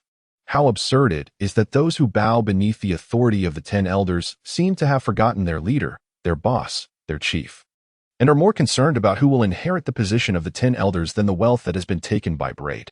Young ones, we are unaware of what you seek from us, but why not express it? We shall endeavor to meet your desires. Indeed, would it not be preferable to grant us mercy, as harmony breeds prosperity? The usually taciturn and understanding 10 elders, upon hearing the cheers from behind, could no longer contain themselves. 667291204, my bank account. Braid slightly loosened the ropes binding the 10 elders, allowing them some freedom of movement. In a moment, a chime sounded. The first transfer, 100 million berries. Is your life truly worth but 100 million berries? How cheap, Braid scoffed, his golden eyes glinting ominously. Chime, chime, chime, 9 consecutive transfers, each amounting to 100 million berries. Once we are assured of our safety, there shall be generous recompense, declared the representative of the 10 elders. Brett smirked, tightening the rope. Before long, he instructed Becky, use some methods. I want their money. Set a fire to destroy the evidence. Becky, who had been covertly observing Brett dismantle the so-called criminal empire with the ease of slaughtering livestock, swallowed hard and bowed. Yes, Godfather. Chapter 68. The tornado of unrestrained will, after 4 years of patient accumulation, a single day revealed his brilliance, a delightful taste indeed. Yet, Brett knew to savor it only briefly, for he was acutely aware of the myriad threats to his life that still loomed like a vast ocean, overwhelming and relentless, leaving no room for optimism in perilous situations. Have you not yet managed to connect with Mosquito Girl? Brett inquired. Mosquito Girl turned with a cheerful demeanor. Brett, Joanna has already taken care of it. She's had her fill of juice. The trouble lies with the individuals you've sought. They are exceedingly slow. Fear not. They will hasten their pace. Brett replied with a smile. Brett had meticulously established a network for the sale of stolen goods from the heist at the Underground World Conference. Those audacious enough to engage in such dealings were evidently not of reputable character. They were all unscrupulous individuals, a flock of vultures seeking decayed flesh, exceedingly cowardly yet predatory, adept at seizing opportunities when the wind shifted. Brett understood their hesitation was merely a matter of waiting for his news, to ascertain whether he had eliminated the old man or if the old man had turned the tables and claimed victory. In the former scenario, they would undoubtedly hasten to comply with Brett's instructions to expedite the inventory of spoils and procure them. In the latter, they would return the goods to their rightful owner, inevitably aligning themselves with the old man to assail Brett, thereby seeking to curry favor and audaciously insert themselves into the banquet of the underground world spoils. Indeed, as soon as Brad made his appearance, they immediately ceased their hesitation. Thud, thud, thud, Brad.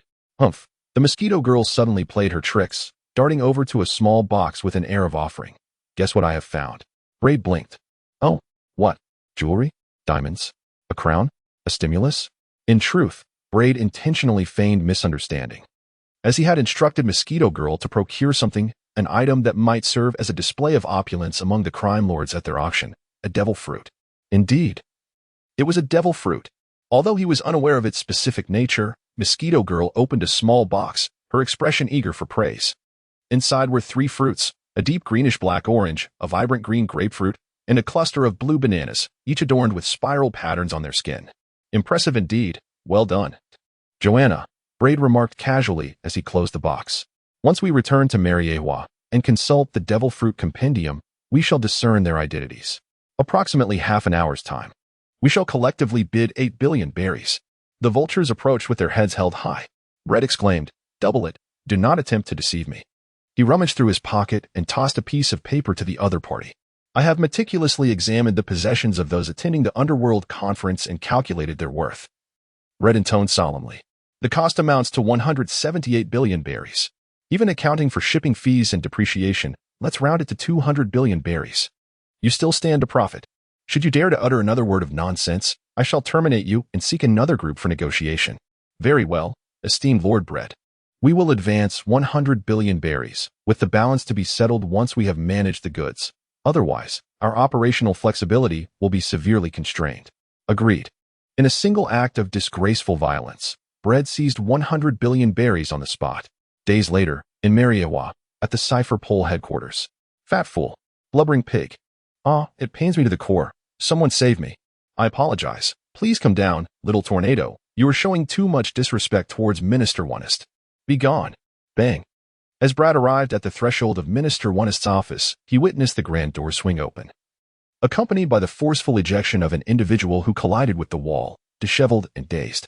Peering inside, he observed the corpulent figure of Minister Onest bending with great difficulty, tears streaming down his face as a tempest of frustration tugged at his beard, uttering a stream of curses and kicks, displaying an utter disregard for decorum. What audacity! Such a prominent figure, the chief of Cipher Pole, a heavyweight among the elite of the world government, was treating the situation as he pleased. Who had provoked you? My dear friend? Braid chuckled softly as he stepped through the door, arms outstretched. After 2 or 3 years apart, Braid had undergone considerable changes. While the tempestuous tornado remained unchanged, still as tall, flat, and fierce as ever, not even the most splendid years of a girl's youth could salvage her. Little Braid, Tornado exclaimed, releasing her grip on Minister Onest's beard and leaping excitedly into Braid's embrace. Boom. Finally, salvation. Minister Onest, lacking all dignity, collapsed onto the floor, exhaling deeply. Though they had not seen each other for a few years, Braid had left Tornado with a mobile phone during his time at Cipher Pole, along with gifts she had received. Thus, Tornado had initially expressed her frustrations over their prolonged silence, but gradually their communications resumed through calls and video chats, their bond remaining consistently affectionate. In her excitement, Tornado, like an exuberant child, playfully rubbed Braid's face. You deceitful rascal, growing taller without telling me. Go to hell. You little scoundrel. Always disappearing. Commander, he said, lifting the petite Tornado onto his shoulder, allowing her to revel in her exuberance before he finally greeted her. Minister Onest, slowly turning over and sitting up as if nothing had transpired, calmly smiled and exclaimed, Ah, little Braid, ha ha ha ha. Braid raised his head and exchanged glances with the whirlwind. While all other agents were permitted to embark on their missions, it was solely he who was barred from doing so. This rotund pig is scheming. The whirlwind, with an imperious flick of a finger, displayed an air of haughty arrogance. Minister Onest, in a state of exasperation, scratched his head, consciously disregarding the term pig, and spoke with earnest gravity. Please, it is not that I disallow you from undertaking missions, dear Whirlwind. It is the scientific division and the higher authorities who impose these restrictions. Furthermore, you are not an agent. The Agent Academy made this clear during your training, yet you sneaked into the ranks, causing the entire team to face repercussions. I don't care, the Whirlwind declared, obstinate and unruly, showing little regard for reason. Thus, Minister Onest had no choice but to seek assistance from Braid. Brett pondered for a moment and comprehended that the world government placed immense importance on Tornado's potential. Even though Tornado was currently formidable, her powers had yet to fully manifest, and prior to that, They were keen on ensuring she faced no setbacks. Do you wish to experience the life of a secret agent? During my mission, you may accompany me, Brett chuckled. Tornado beamed with delight. Commander, I have personal matters. I will officially report for duty tomorrow, Brett remarked. Minister Onest nodded vigorously, clearly intimidated by the living legend that was Tornado. Very well, very well. Chapter 69. The frigid woman, please regale me with tales of your adventures outside, little Brett. Tornado exclaimed, perched upon Brett's shoulder, her tiny hand affectionately grasping his head, while her short legs swung freely in the air, reminiscent of her petite stature. With an innocent exuberance, she expressed her eagerness to discover new wonders. Coupled with a playful complaint, Mary Ajoa is exceedingly dull. I'm not permitted to go here, nor to play there. Brett, are you perhaps wishing to occupy the vacant throne for your amusement? The experience is outside. Brett organized his thoughts, selecting a few innocuous tales to entertain the Tornado. There was that time, and another time. Tornado listened with rapt attention, filled with fantasy and longing. If only I could be as free as you. Me? Free? Brett shook his head in bemusement. Tornado turned Brett's face toward her. What are you laughing at? What's so amusing? Humph, I am not truly free, Tornado. Brett responded earnestly. Freedom is a privilege reserved for a select few. We are far from being among that elite. So, heed my words, regardless of how the government orchestrates your fate, endure the solitude and embrace your inherent extraordinary gifts with unwavering effort. Sooner or later, you shall become the freest person in the world. Tornado fell into a brief silence before playfully shoving Brett. Suddenly, so serious. You little rascal, Brett. Do you know who the freest person within the government hierarchy is?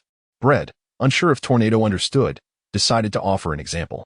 Tornado paused. The 5 elders? They hold the highest positions among the celestial dragons, the pinnacle of government power. Yet, they remain constrained by the celestial dragon community.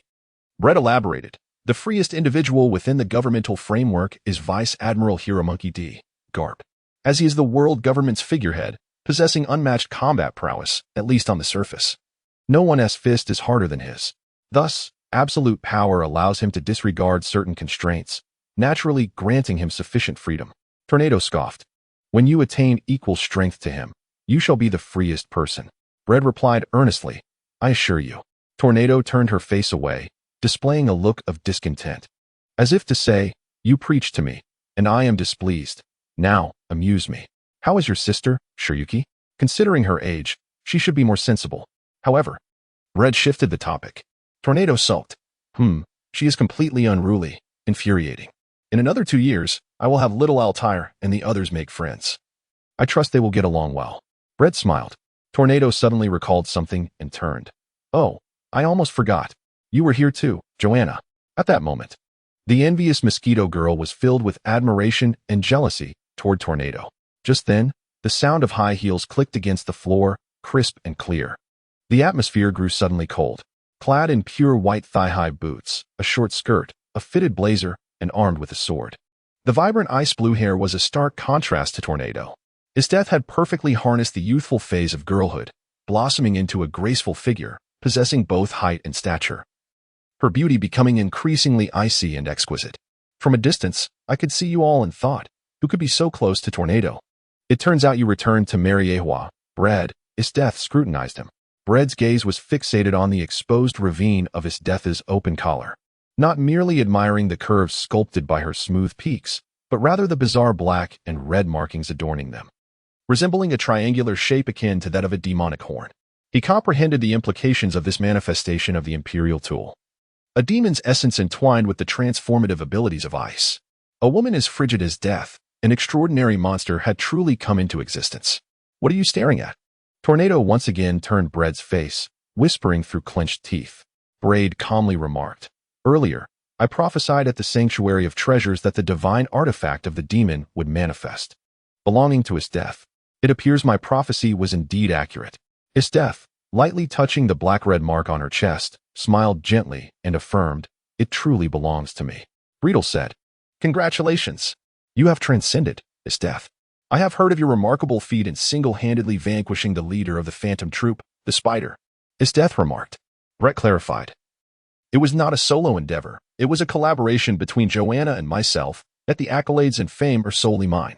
After a moment's reflection, he added, I apologize for not leaving you the opportunity to exact vengeance upon the spider leader personally. Huh? Vengeance? Isteth scoffed. We harbor no animosity. The Phantom Troop triumphed over the Barut's clan not due to their strength, but rather because the Baruts were simply too feeble. My interest lies in you. To ascertain whether the formidable spider leader I once regarded as powerful still holds that stature, and to evaluate your strength in having vanquished him. Frankly speaking, I am rather disappointed. Oh, so you consider yourself powerful, do you? Tornado retorted, her green hair bristling with defiance. Care for a fight? Little bitch.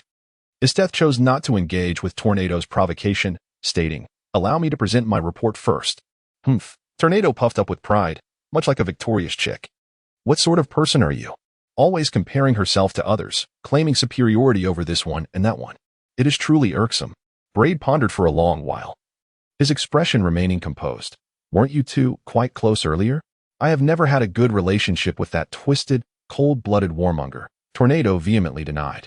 With a smile, Braid thought to himself, a warmonger, particularly one who wields the power of warfare, becomes increasingly unable to restrain their bloodthirsty frenzy. Once she navigates through this tumultuous phase of relentless aggression, where the world stands as her adversary, she will emerge as a formidable force. Never mind her. We must proceed, Braid declared. Before long, the almost 3-year-old Altair had transformed from an adorably awkward infant into a charming little girl. Her chubby cheeks rosy and her large eyes sparkling with innocence. Particularly enchanting was the way Shwef Fatsi had styled her increasingly thick white hair into a towering topknot. Though her steps were still unsteady, Altair frolicked about the courtyard, accompanied by Shwef Fatsi and her playful pursuits. Suddenly pausing, Altair gazed up at Braid with a look of bewilderment, her small mouth breaking into a beaming smile as she recognized the familiar face from video calls. Daddy, she exclaimed. Chapter 70. Daughter calls for brother. Father calls for brother. Father? Giggles. No matter how much Braid attempts to correct him, Altair resolutely insists on addressing his father in this manner, leaving him feeling quite helpless, while Tornado and Mosquito Girl chuckle in delight nearby. Oh well. Call me whatever you wish, Braid sighs, a sudden idea striking him as he picks up his phone to start recording. Call me brother. Altair rolls his eyes. Still steadfast. Father. Ding. Recording successful. You stubborn little one. I shall see you regret not calling me father later. Braid feigns anger, securely tucking away his phone as he lifts Altair high up. Perhaps due to a slower reflex, Altair, blissfully unaware of the impending danger, revels in Braid's actions, joyfully flailing his arms and legs. Little Braid, how long do you plan to stay this time? Snow Fairy inquires amidst her busy schedule of grocery shopping and cooking. Braid pondered. The fundamental duration will persist until the conclusion of the World Conference, though the specific timeline will depend on the directives from above. Will it be too arduous? Shwe couldn't help but feel a twinge of sympathy. Braid shook his head. It's all right. Setting aside Altair, he reached out to style her hair into 2 small ponytails, inspecting her from both sides and feeling considerably more at ease. Suddenly, the ringtone of his mobile phone pierced the air. This is Braid, he answered. The voice on the other end belonged to Nishigami, maintaining his usual humble tone, yet seemingly quite pleased. Lord Braid, welcome back. I apologize for my busy schedule that prevented me from greeting you in person. I am grateful for your recommendation to Minister Onest. Just remember your promise. Braid replied indifferently. What do you need? Nishigami chuckled. It's nothing urgent, merely a friendly greeting. Coincidentally, I have something to discuss with you. You recall the comprehensive demon fruit encyclopedia housed in the sacred treasure vault? I am certain you are well acquainted with its contents. I have a few demon fruits that require your identification. Braid pondered for a moment. Where are you? I will have Joanna find you. Nishigami quickly replied. I am truly honored. I am at the Cipher Pole headquarters. I shall wait at the main entrance for her. With a click, Braid ended the call and gestured to the Mosquito Girl. With her keen hearing, she had clearly overheard the exchange between Braid and Nishigami, and she promptly grabbed a small box and took off into the air. By the way, little Braid, are you back for the World Conference? Isn't the task of escorting the kings attending the conference assigned to the Navy? It seems unrelated to Cipher Pole. Tornado interjected abruptly, her thoughts racing. Breedle remarked that the Navy serves as the visage of the government, undoubtedly tasked with playing a significant role at the grandest gatherings of the world. However, it is the Cipher Pole that discreetly undertakes the majority of the assignments. Tornado inquired with a sense of perplexity. Braid had long been privy to intelligence regarding the World Conference, explaining that the government currently comprises 172 member states. However, not all of these member states are necessarily qualified to participate in the World Conference. The determination of eligibility hinges on the assessment conducted by CipherPol, which evaluates the validity of each member state's qualifications.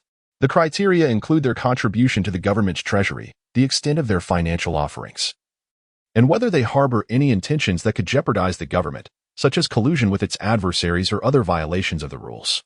Ultimately, the top 50 kingdoms are selected for evaluation. Once the eligibility of the member states is confirmed and the top 50 kingdoms are identified, invitations to the World Conference are dispatched by the government. Subsequently, the number of representatives from each royal family participating in the conference is established, and this information is relayed to the Navy. The Navy then calculates the necessary escorting forces and plans the navigation routes to Mariewa. Isn't that rather dull? Tsunade remarked, puffing her cheeks. Indeed, it is rather tedious, but such is the nature of an agent's work. Monotony is the prevailing theme, Braid replied, absent-mindedly ruffling Tsunade's hair. With a sharp glare akin to a knife's edge, she retorted, I am not your daughter. Tsunade's temper flared, you scoundrel. Braid immediately raised his hand in a gesture of surrender. Momentarily unable to contain himself, I promise. You mustn't be harsh with father. Altair has already learned to express his emotions. Tornado, with a haughty tilt of her head, remarked, Humph, the atmosphere is exceedingly awkward. Fortunately, Mosquito Girl descended from the heavens. All sorted, she exclaimed. The dark blue-orange is the stronghold fruit from the superhuman category, while the green pomelo and blue banana belong to the zoan category, both being insect fruits. One is of the scarab type, and the other is of the green bottlefly type. Brett frowned in discomfort, exclaiming, a pile of rubbish. A heap of nonsense. The dragon nodded in agreement, then shook its head contemplatively, stating, it is the nature-type devil fruits that hold true value. I too have visited the Holy Land Treasure Vault, and I recall that a nature-type devil fruit was taken from there. Bread, is the name Kazan? Or perhaps something like a cyan chicken. In any case, he is a sluggish, oversized fool who cannot seem to wake up. Tornado reminisced. That was over a year ago. Brett pondered the thought that had lingered in his mind, had he not recommended the West Palace to Minister Ernest over 2 years ago.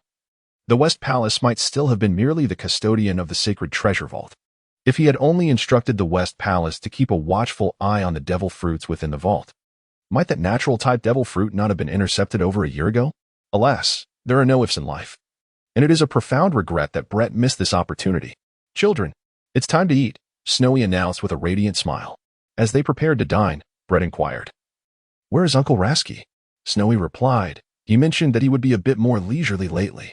Suddenly, Snowy's expression changed, and she hurriedly dashed to the restroom. Ugh! Came the sound of retching. Moments later, she exclaimed, I think I'm pregnant. Little Brett, her face, flushed from the exertion of vomiting, was also suffused with excitement, and she embraced Brett tightly, tears of joy streaming down her cheeks. Brett was not surprised. Congratulations, and Chef Faji. That's wonderful. Chef Faji released Brett and began to search for her phone, longing for her husband to share in her joy. Chapter 71. The Meeting of CipherPol, July 15th. CipherPol Headquarters. The once cold and spacious underground conference room now buzzed with liveliness and was filled to capacity as the majority of CP-0 agents, along with the commanders of CP-1 and CP-9, gathered together. The bright lights illuminated the white-themed underground chamber, creating an almost blinding effect. The array of electronic devices gave Brett an otherworldly sensation, but the presence of those around him quickly grounded him back in reality. Hey, little Tornado.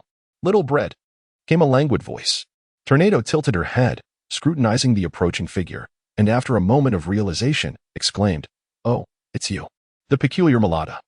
Clad in a flamingo dancer's red dress, Mulata's graceful and tall figure was perfectly accentuated, with the lace cutouts along her thighs showcasing her alluring curves. The well-developed bosom filled out the sleeveless vest adorned with a matching fur collar, fastened only at the top and bottom buttons, unabashedly revealing her voluptuous form. The combination of the dress and vest, along with her tiny waist, was undeniably striking and captivating. Don't be so cold. After such a long separation, shouldn't we embrace and celebrate? Mulata, ever unrepentant, tossed her umbrella back at her companion and opened her arms wide toward Tornado. Get lost. Disgusting. Trash. Put your pants on properly. The irritable little one, as always, boisterously retorted, tugging at Mulata's clothes. In an instant, Mulata found herself unable to resist and fell to the floor, immobilized like a mouse caught on a glue trap. Braid lightly patted Tornado's shoulder.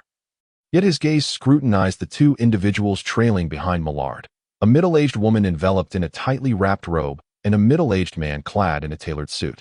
He pondered to himself, the Auberge family? Humph. Tornado relinquished her restraint over Millard. When Millard, disheveled and covered in dust, finally rose, she maintained her playful demeanor, brushing off the debris and adjusting her appearance. Aren't you a member of Cypherpole, little Tornado? You haven't slipped in here and noticed, have you? Just like when you stealthily infiltrated the intern team at the Spy Academy. Enough with the chatter. It's none of your concern. Tornado retorted defiantly, her posture brimming with resistance, ready to engage should the conversation escalate. You should refrain from provoking her, Millard, Braid interjected, attempting to defuse the tension. Millard shrugged, clearly. It's you who are being petty. After a brief pause, she remarked, by the way, little Braid, you're becoming increasingly handsome. I won't be waiting for you. Braid's lips twitched, cutting Millard off. That's utterly impossible, not in this lifetime. Millard, with a playful glint in her eye, replied, who knows what the future holds? Let us all get along. Children. Father Anderson accompanied his superior, CP9 Spandane, to the meeting, but he distanced himself from Spandane. To everyone's surprise, the enigmatic figure known as the red-haired phantom was seen smiling beside Anderson, donned in a doctor's attire, seemingly serving as Anderson's aide. It had been quite some time since they last met. Have you been reassigned to CP9? Brad inquired. The red-haired phantom responded modestly, remaining silent, temporarily. Soon after, Esther's arrived, silently taking a seat nearby. Unbeknownst to them, a sizable crowd had gathered around Brad. In a moment, nearly everyone had arrived. Minister Wano, embodying a true leader's demeanor, made his grand entrance, his ample belly protruding as he confidently took the forefront. Upon receiving the microphone from his assistant, he feigned a cough, proclaiming, before we commence the meeting, I would like to say a few words. Please don't leave. What are you doing? Commander, time is precious. We do not have the luxury to endure your ramblings. The prominent figures from Cypherpole showed no regard for Minister Wano's authority. Minister Wano, visibly agitated, clenched his teeth and succinctly stated, firstly, the entirety of the preparations surrounding this year's World Conference is under the jurisdiction of us at Cypherpole, including the transportation of royal family members attending the conference. Secondly, we shall assist the Navy in launching a devastating extermination campaign against the Roger pirates. Remember, the execution of these two tasks is contingent upon ensuring our primary responsibilities are flawlessly executed. A profound silence enveloped the room. Do you have any opinions or suggestions? Minister Wano asked, his frustration palpable. Shouldn't we divide the tasks according to our respective departmental functions, all while ensuring our primary duties are flawlessly executed? CP3 and CP4 will investigate the qualifications of kingdoms attending the conference, while CP1 and CP2 will handle the transportation of royal family members. CP5 and CP9 will assist the Navy in their extermination campaign against the Roger pirates. Esther's casually offered her input. Yes, Esther's suggestion is quite commendable. Since you have already prepared a plan, why not give the order, Commander? The atmosphere turned somewhat bleak. Minister Wano, taken aback, asked, do you have any good suggestions? Young Brad, as he noticed Brad raising his hand, Brito remarked, I have no opinions or suggestions. However, if you grant me the authority to oversee the arrangements before and after the World Conference, I can assure you of my competence. Such spirited enthusiasm, exclaimed Minister Wano with a hearty laugh. Brad remained silent, acutely aware that the likelihood of Minister Wano agreeing was rather slim, primarily due to his inadequate credentials and experience. I have a suggestion. Brett amended his earlier stance, stating, let us rename Joel D. Roger. It matters not whether it becomes Joel Dor Roger or Galito Roger. What is paramount is that it must not remain as GOLD Roger. Furthermore, we shall actively promote the notion that the Roger pirates possess knowledge of ancient weaponry, with the intent of ensuring this information reaches the ears of Gold Lion. Minister Wano reined in his smile, contemplating for a moment before solemnly declaring, let us pause the meeting. We need to converse privately, young Brett. The majority exchanged glances, with only a select few harboring thoughts of significance. Shortly thereafter, in a secluded office, Wano inquired, how much do you truly understand, young Brett? Braid smirked, it is of no concern to me. I merely comprehend the government's trepidation towards the lineage. To actively promote the whereabouts of ancient weaponry possessed by the Roger pirates, Is the intention to relay this information into the ears of Golden Lion? What does it signify? Minister Onest inquired further. Bread casually remarked, a simple analysis of Gold. Roger's character will reveal that he and Gold Lion can never be friends, let alone collaborate. Gold Lion is obsessed with brute force and domination. His desire for ancient weaponry has been long-standing. Why not set a trap to incite them into a dog-eat-dog scenario? It is not pessimism on my part. Given that the Navy cannot even muster a full complement of 3 admirals, they are incapable of stopping the Roger pirates. Minister Onest paced thoughtfully. Unable to decide for himself, he resolved to consult his superiors. Commander, in any case, I will reap the rewards of success. And failure will not be my burden, Bread replied nonchalantly. Minister Onest exchanged glances with Bread and shared a knowing smile. You rascal. If I were to grant you the authority to oversee the arrangements surrounding the World Conference, it is not as complex as you might imagine. Our primary task for this World Conference is simply to arrange for the Navy to escort the royal families of various kingdoms to and from the event. We need only contact an airship company. This modern mode of transportation is superior in safety and speed compared to ships, though it does have a certain fear of inclement weather.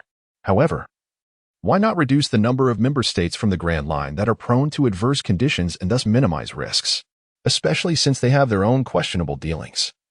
There are plenty of reasons to deny their participation in the World Conference, Bread suggested. Minister Onest was left speechless, giving a thumbs up in approval. Chapter 72, Commander. Well, little Bread, Minister Onest said solemnly, would you like to stay and assist me? Forget about the chaotic affairs of the West Sea. Braid naturally comprehended the intentions of Minister Onest, yet feigned ignorance. You are my superior, the esteemed chief of Cypher Paul. Is it not true that all our endeavors serve to assist you? I refer to my assistant. You shall have ample opportunity to showcase your intellect. Much like Lady Crane does for the Navy, you are indeed the Lady Crane of Cypher Paul. Every decision within Cypher Paul will be made with your considerations at the forefront. I assure you I shall not intrude excessively, for I detest overthinking. It is quite detrimental to longevity. Minister Onest extended his invitation. I appreciate your regard, Chief, Braid outwardly declined, but inwardly mused, what a grand fade, utterly implausible. Who could possibly believe you? Braid prides himself on having a fair understanding of Minister Onest, encapsulated in the phrase broad exterior, treacherous interior. Though he appears to be a genial, rotund figure, often resembling a jovial buffoon, this is merely a fade. In reality, he is the mastermind behind Cypher Pole, a sprawling organization of the world government, characterized by its intricate personnel and nefarious functions. One cannot perceive him as simple, rather.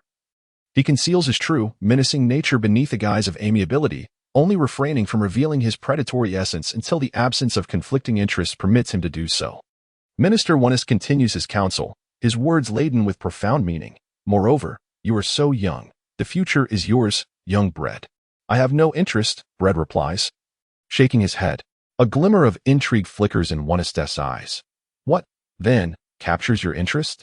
Power, Bread declares, extending his palm and forming a fist, a subtle smile gracing his lips.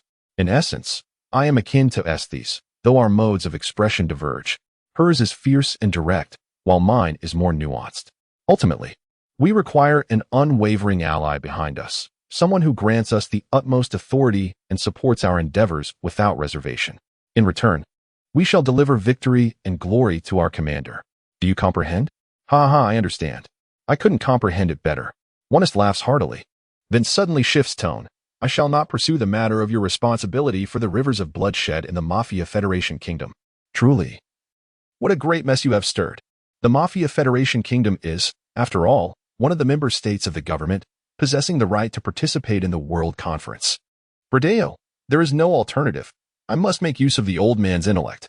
Rest assured, a new generation of wise elders is soon to emerge, contributing their substantial taxes to the government, ensuring that not a single coin of heavenly gold will be lacking. How much have you seized from them? Minister Onest rubbed his hands together. Bread rolled his eyes and exclaimed, do not even think about reducing the funding. In fact, you must allocate some resources to assist me. He continued, if all goes well. I not only aspire to become one of the 12 of the Hunter Association, but I could also secure the position of vice president, gradually undermining the association from within, or at the very least, causing its division. I aim to achieve a feat that no one has accomplished in Cypher Pole throughout history during your tenure. What do you deem more significant? Wait, is this for real? Minister Wonist widened his eyes in disbelief. Little Bread, you are not deceiving this old man, are you? There will undoubtedly be results within this year. We shall wait and see, Bread stated confidently. Minister Wonist gasped, running his fingers through his disheveled white hair, and replied with concern, the vice president and advisory team of the Hunter Association are personally selected by the president. Isaac Netero knows you are a government agent. I have a proposal he cannot refuse. Bread smiled and said, very well, Commander, let us await the outcome. Minister Wonist lit a cigar and, unable to make sense of it all, decided to change the subject. The higher-ups have instructed me to prepare an elite team consisting of 4 or 5 individuals, specifically tasked with undertaking arduous missions that many agents find difficult to manage. Oh, Bread inquired, who will the members be? You will serve as the mastermind, with Esteth as the formidable warrior, the young scion of the Auberge family, and the red-haired devil as your assistants. They are whom I shall send for the Hunter examination. Minister Wonist elaborated, fixing his gaze on Bread. He added slowly, and also, Little Tornado.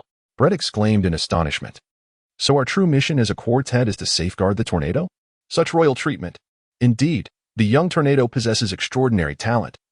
Yet keeping her confined in a greenhouse for nurturing inevitably renders her fragile, Minister Ernest lamented. Brett pondered, I must decline. I recommend Father Anderson.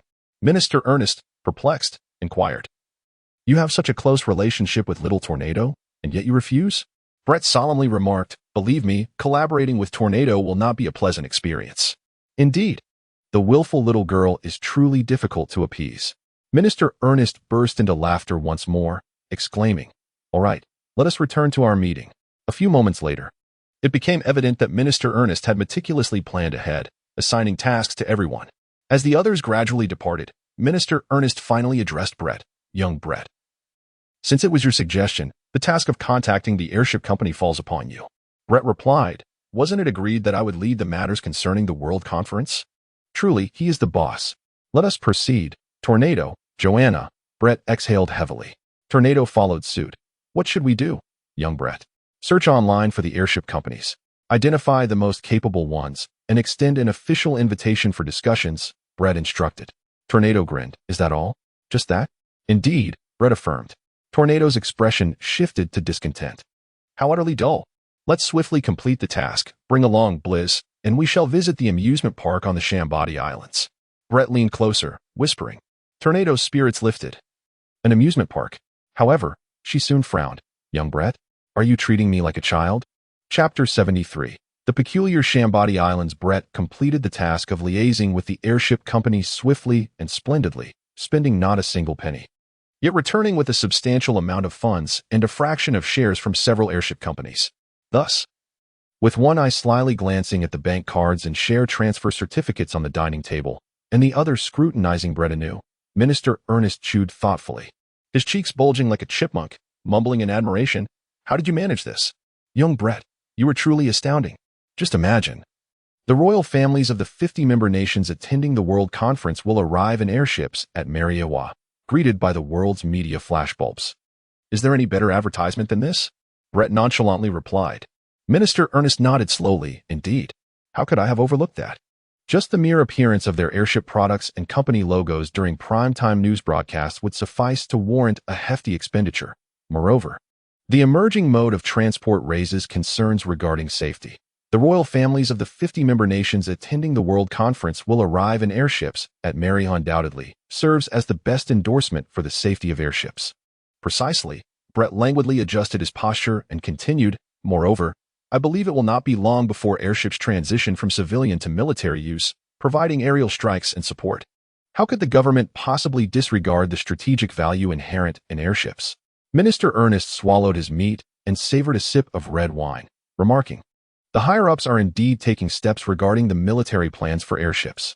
They are keen to contract the government's requirements for airships. Brett interjected. The government is alleviating the costs of independently developing airship technology. They are profiting from their established manufacturing techniques, creating a win-win collaboration. Minister Ernest raised an eyebrow and jested. Have you received benefits from them, young Brett? Speaking so favorably on their behalf. It is true that I have received benefits, but they are all on your desk now. Of course, those benefits pertain to advertising for them. Once they successfully secure the government's airship contracts, They will surely bestow even greater advantages upon you. Bread casually rummaged through his pocket and tossed a few business cards to Minister Ernest. Here are their contact details. You can negotiate with them directly. Ernest's expression remained impassive, concealing his greed. My work here is done, Bread declared, stretching lazily. I shall return to the West see the day after tomorrow. Minister Ernest quickly replied, Wait. Young Bread. By the way, I plan to take Tornado to the Shambordi Islands. Is that acceptable, Commander? Bread interrupted Minister Ernest. The latter grew cautious, weighing his words carefully. In theory, there should be no issue. As long as Tornado remains within the operational range of the Navy's G1 Fortress, Mariewa, the Navy headquarters, and Judicial Island, which comprise the core government control area, it should be fine. However, should any unpleasant incidents arise, it would certainly pose a problem. I must reiterate, young Bread. Tornado is one of the government's most prized assets, and any mishap is absolutely intolerable. I understand. I will take full responsibility, Bread replied, rising to take his leave. Farewell, Commander. Shortly thereafter, accompanied by the Mosquito Girl and Altair, Bread arrived at the port of Mariewa. Young Bread. Young Bread. Tornado waved cheerfully from a distance. Though Bread could see her hand without catching a glimpse of her figure, Tornado held her younger sister, Blizz, as they soared through the air. While the 5 or 6-year-old Blizz was clearly not as underdeveloped as her sister, standing nearly 1 meter tall, effectively obscuring Tornado. If peers were to compare heights with Tornado, it would be akin to delivering a slap. The 8-year age gap with Blizz, however, felt like a heavy blow, a critical strike of sorts. With her short, black hair, fair complexion, and delicate features, Tornado's sister Blizz unmistakably exhibited the potential of a stunning beauty, albeit with a somewhat melancholic demeanor. Hello, Blizz, Bread greeted with a warm smile. As soon as they landed, Blizz broke free from Tornado's grasp and stood to the side, fixated on her toes, completely ignoring Bread. Tornado pouted in displeasure, placing her hands on her hips and admonishing, That is extremely rude. Blizz. Tornado? It is quite normal for the young lady to be shy, Bread remarked. Unfazed by the awkwardness, he gently redirected Tornado's scolding by nudging Altair toward Blizz. This is Altair. She is 2 years younger than you. Why not befriend one another? As their gazes met, Altair appeared endearingly naive, and the expression on Shuyue's face improved significantly. They embarked on a scenic journey via the bubble cable car traversing the Red Earth continent, subsequently taking a ferry to the Sabaody archipelago. The Sabaody archipelago is an island devoid of a magnetic field, uncharted by navigational instruments. For it is a land formed by the exposed roots of the world's largest mangrove trees. The sap secreted by these mangroves, in conjunction with their respiration, creates a fantastical scene of bubbles dancing in the air, rendering it a world-renowned tourist destination, frequently visited by the celestial dragons of Mary Geos. For pirates, the Sabaody archipelago embodies both the island of failure and the island of new beginnings. Having completed the first half of the Grand Line, the pirates are confronted with the formidable barrier of the Red Earth continent. This section of the continent is devoid of inverted mountains, housing instead the administrative center of the world government in Mary Geos. What outlaw would dare invade the lair of enforcers? Such an act would be akin to walking into a trap, leaving only the option of finding an alternate route. Beneath this segment of the Red Earth continent lies a concealed smuggling tunnel, through which pirates clandestinely traverse to the New World. Yet, how does one navigate their vessel underwater? The answer lies in the sap secreted by the mangroves, which, through specialized methods, coats the ship's hull, enveloping it in a thick layer of bubble film. This allows the vessel to submerge and pass through the smuggling tunnel, thus crossing the Red Earth continent into the New World. Therefore, the Sabaody archipelago is an essential waypoint for pirates embarking on their journey anew. As for the island of failure, despite being part of the Grand Line, the latter half, the New World, presents a realm of dangers far greater than those encountered in the first half, where the brutal reality may deter the faint-hearted. The only means of escape is to return to the Sabaody archipelago. What Brad fails to comprehend is that the Sabaody archipelago serves as a pivotal node within the core control zone of the government, comprising the Navy's G1 Fortress, Mariewa, the Navy headquarters, and Judicial Island, situated adjacent to the Navy headquarters and beneath Mariewa. The world government ought to possess countless means to fully integrate the Sabaody archipelago into the side of justice. Yet, the world government appears to have refrained from doing so, as if leaving a backdoor for pirates to venture into the New World, facilitating their smooth return. Is it merely a spectacle orchestrated to witness new pirates challenging the seasoned ones, leading to a tragic self-destruction among them? Are they allowing refuse to automatically flow into the refuse heap? Brett speculated. Chapter 74. Sakia X New World. The bubble roller coaster, bubble Ferris wheel, bubble pool, and a myriad of amusement facilities crafted from bubbles abound. The bubble paradise of the Shambadi Islands, tailored to its environment, has created one of the most unique amusement parks in the world. After accompanying the group for a few amusement park attractions, Braid chose not to continue, as he could not grasp the joy of bubble paradise. With a paternal smile, he observed the leader, Tornado, alongside the spirited children, Blizzard, Altair, and Mosquito Girl, who eagerly ventured forth into the whimsical realm of bubble paradise. Despite her mature and composed appearance, Mosquito Girl retained the naivety and emotions of youth. The reason for Braid's withdrawal from accompanying Tornado and her companions was not solely due to his inability to appreciate the amusement park's allure. Was he, perhaps, seeking lost youth within the confines of this park? With a keen gaze, Braid cast a sidelong glance behind him, his words laced with sharp irony. Dressed in a cool manner, Sakia, with a woman's cigarette in hand, laughed derisively. I could sense you from afar. It was unmistakable. The moment I heard that tongue, I knew it could only be you. As the former president of the West Sea branch of the Hunter Association, having departed from the organization for over 2 years, and stealthily infiltrating the core control zone of the world government, Braid mused. What are your intentions? Sakia exhaled a plume of smoke. So you finally acknowledge your role as a hound for the world government? Ha, you little rascal. Even though I once held an important position within the Hunter Association, I am merely an ordinary person now, and the world government cannot infringe upon my freedoms. Moreover, the Hunter Association does not appear to be an enemy of the world government. There is no reason for unwarranted suspicion towards me. I do not deny being an agent of the world government. It is merely that you dare not expose it. Braid narrowed his eyes. Former hunter? Ordinary person? A pirate remains a pirate, even in decay.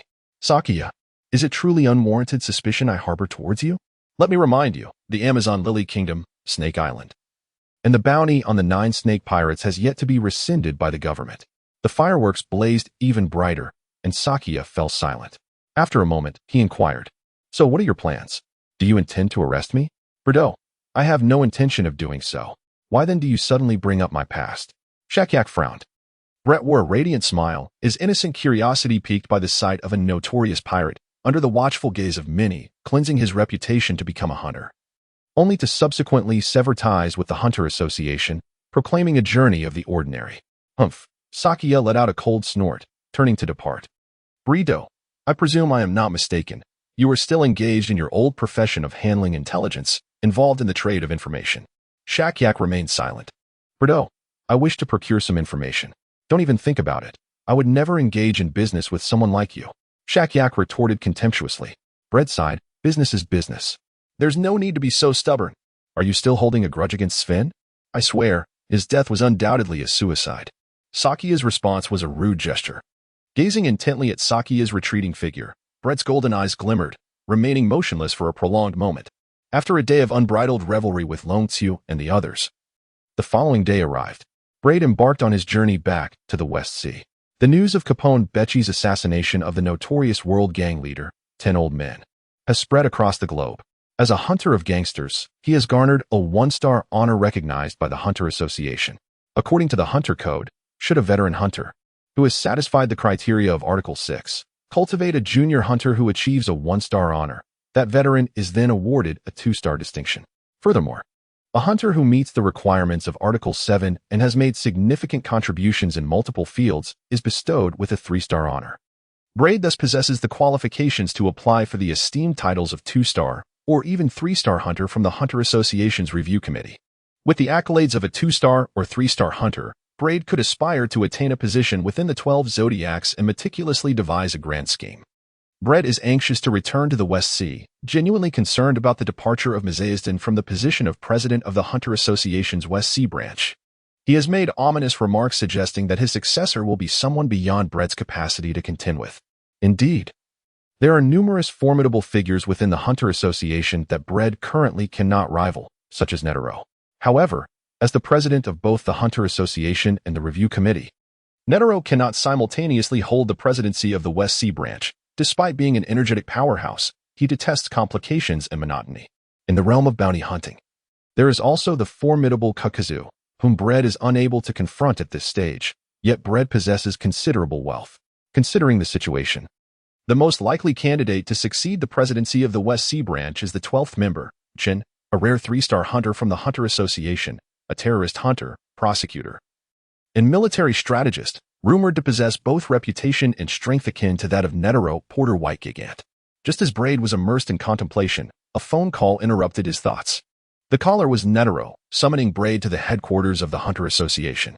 After ending the call, Braid was compelled to disembark from the airship and alter his itinerary.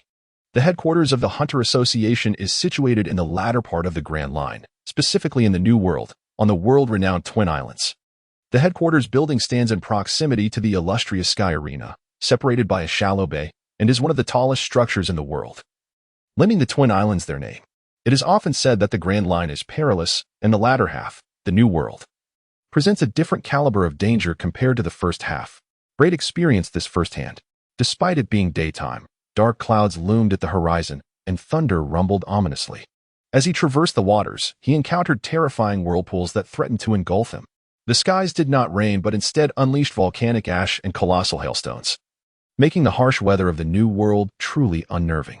Fortunately, the Mosquito Woman possessed the ability to fly for extended periods, allowing Braid to navigate safely.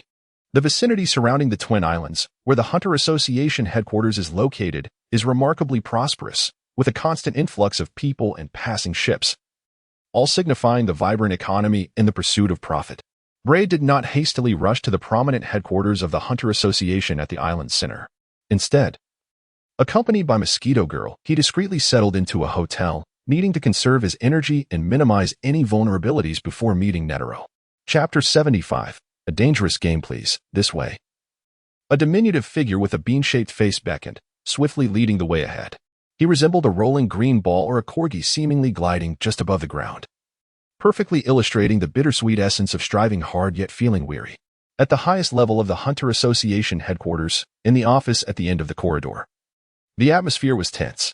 Creak, the door swung open as the bean-faced man announced, "President, the person has arrived." Braid raised an eyebrow. Inside the room, not only was Netero present, but also the core members of the Hunter Association, the 12 remaining members. Among them was the unattractive Mizaston Nana, an old acquaintance of Braid, former president of the West Sea Branch of the Hunter Association and a 2-star criminal hunter.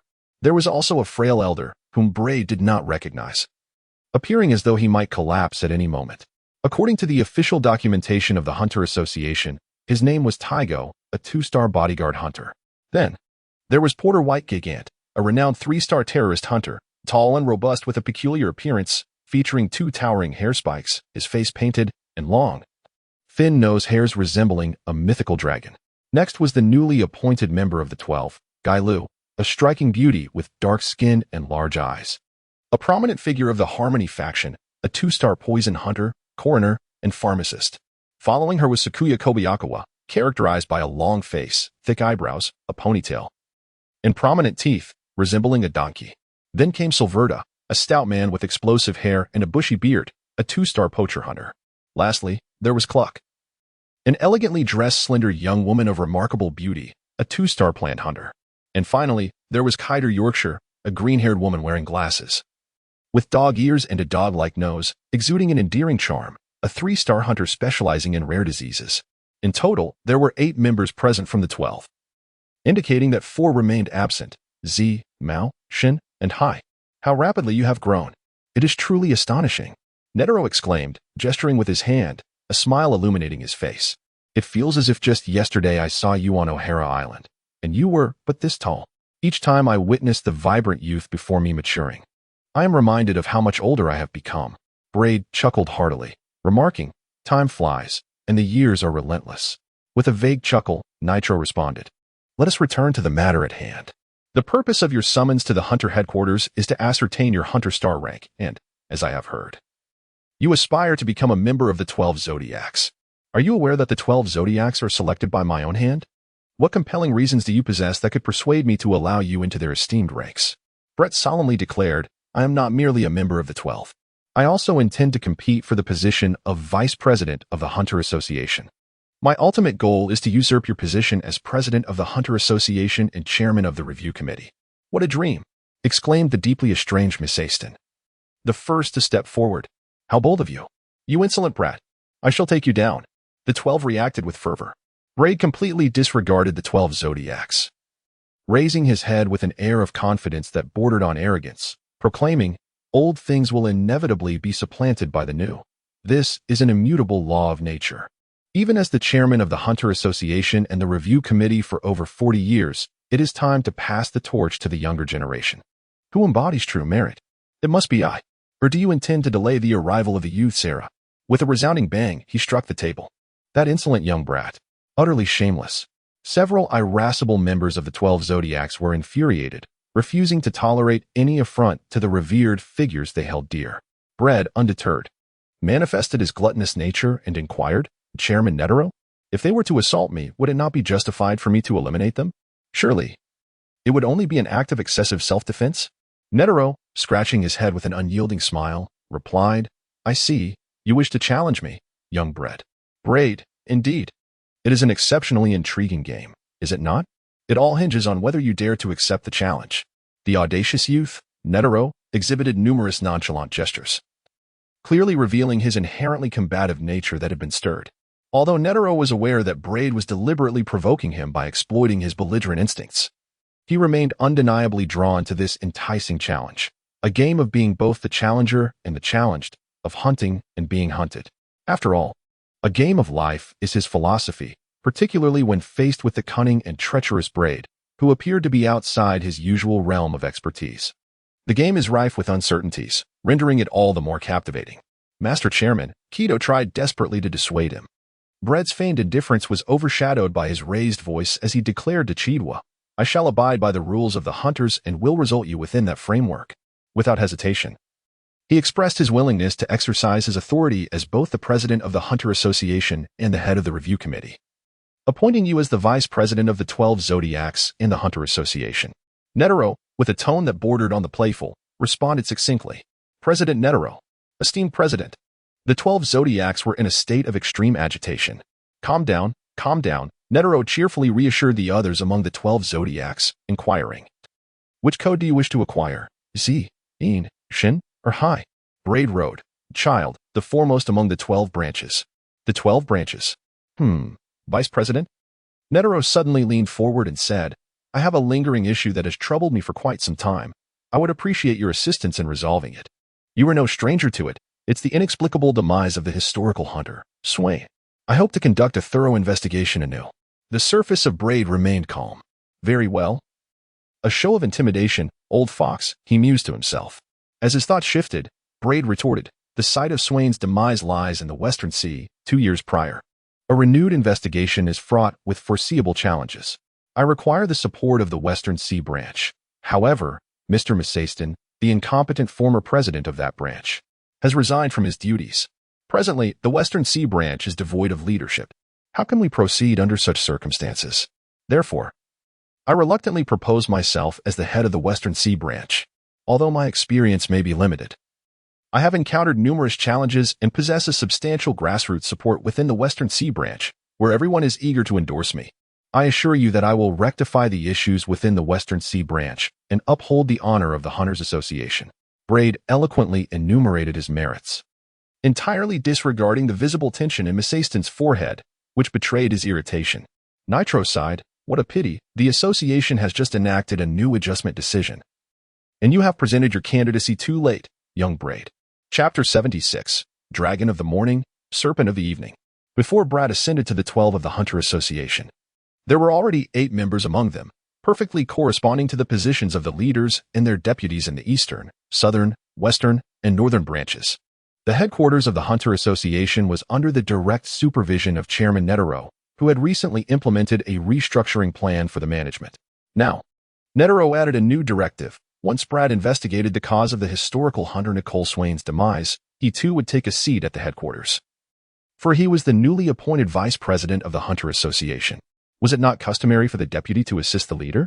Everything seemed coincidental, yet Brad felt ensnared, which caused him considerable discomfort. However, he had to endure it, for he was the one who initiated the game, even crafting its very rules. On the cruise ship, en route to the Western Seas, The rhythmic sound of ding ding ding echoed as Brad leaned back on the sofa in the lounge, his fingers unconsciously tapping on the small table beside him, producing a cacophony of noise. "Can you please stop? It's so annoying," Gail couldn't help but exclaim.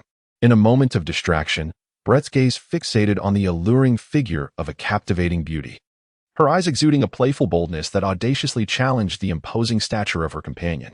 Surely, her assets were remarkable. Was it a basketball or a football? At the very least, one could liken them to two volleyballs, complementing her tall, graceful frame and slender waist. The exquisite black backless lace gown she wore accentuated her striking appearance to an astonishing degree. "Do you wish to indulge? Allow me to serve you." The youthful exuberance of her demeanor sharply contrasted with her soothing tone, as Guy Lu's temperament revealed a tempestuous nature, mercilessly mocking Brett's discourteous behavior. Braid licked his lips, feigning reluctance and a hint of inner turmoil, expressing a touch of hesitation and regret regarding Guy Lu, the two-star poison hunter. "Forget it. This milk is toxic. I cannot trust it." Guy Lu responded, "You truly wish to partake?"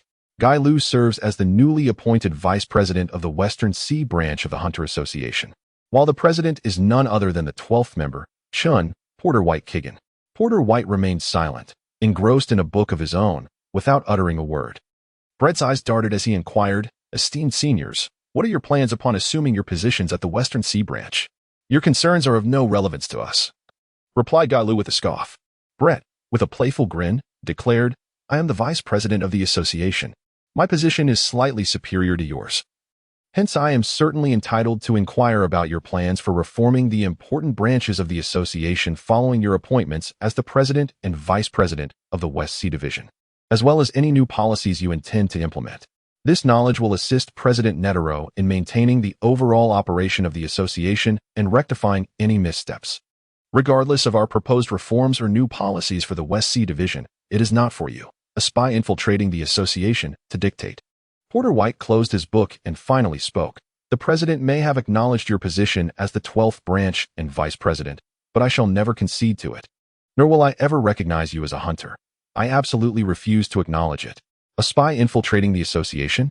Brett pointed accusingly at Porter White. "Do not speak carelessly, or I shall have my lawyer send you a letter for defamation." Porter White snorted disdainfully. Brett brandished his hunter's license, shaking it with a flourish. "It matters not whether you acknowledge it. What is paramount is that I possess it. According to the third tenet of the Hunter's Code, it is an everlasting privilege, never to be rendered void, save for the natural demise of the license holder or its voluntary relinquishment. Moreover, Chairman Netero has recognized my position as the 12th member and vice chairman. Do you dare dispute that? Who do you think you are?" A crack echoed from Gobber's joints. "Do not let your triumph blind you, young one." Porter White clenched his teeth. "Should I uncover any actions of yours that jeopardize the association or the chairman, violating the Hunter's Code, I shall not hesitate to end your life." Brett maintained his smile, reflecting inwardly. I have essentially grasped his boundaries. Braid jestingly faced Jello, exclaiming, "Wow! Oh, how fierce! We are hunters, partners in peril. Please believe me, we are hunters, engaged in the treacherous work of life and death. Thus we require the unwavering support of our comrades, and we dread the thought of meeting an untimely demise shrouded in mystery." Jella interrupted Braid, her large eyes fixed intently upon him. "You are not yet a member of the 12th. And your position as vice president has been tainted by your disgraceful involvement in the inexplicable suicide of the historical hunter, Nicole Swain. How can I possibly trust you?" "Humph." Braid regained his composure and pondered. "The death of the historical hunter, Nicole Swain, truly does not concern me. However, I possess some insight into the reasons behind his suicide. Forgive me for having once uttered a falsehood." Porter White and Gala remained silent, observing Braid's performance.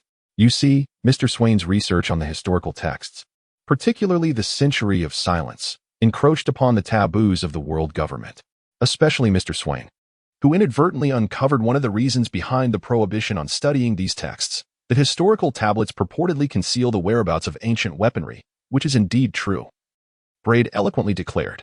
"He was a sensitive soul, prone to wild imaginings, inevitably fearful that the world government would learn of his findings and eliminate him, or that nefarious individuals might exploit this knowledge. Furthermore, at that time, Lady Alvia was expecting young Robin, which heightened his dread of endangering them. Under such immense pressure, he succumbed to a mental breakdown." "Utter nonsense," Porter White retorted furiously. "How do you know this?" Brett remained composed, My initial aspiration was to become a historian. Yet no one guided me into that path. Thus, I ventured to the archaeological haven of O'Hara Island, where I, regrettably, played a less than honorable role.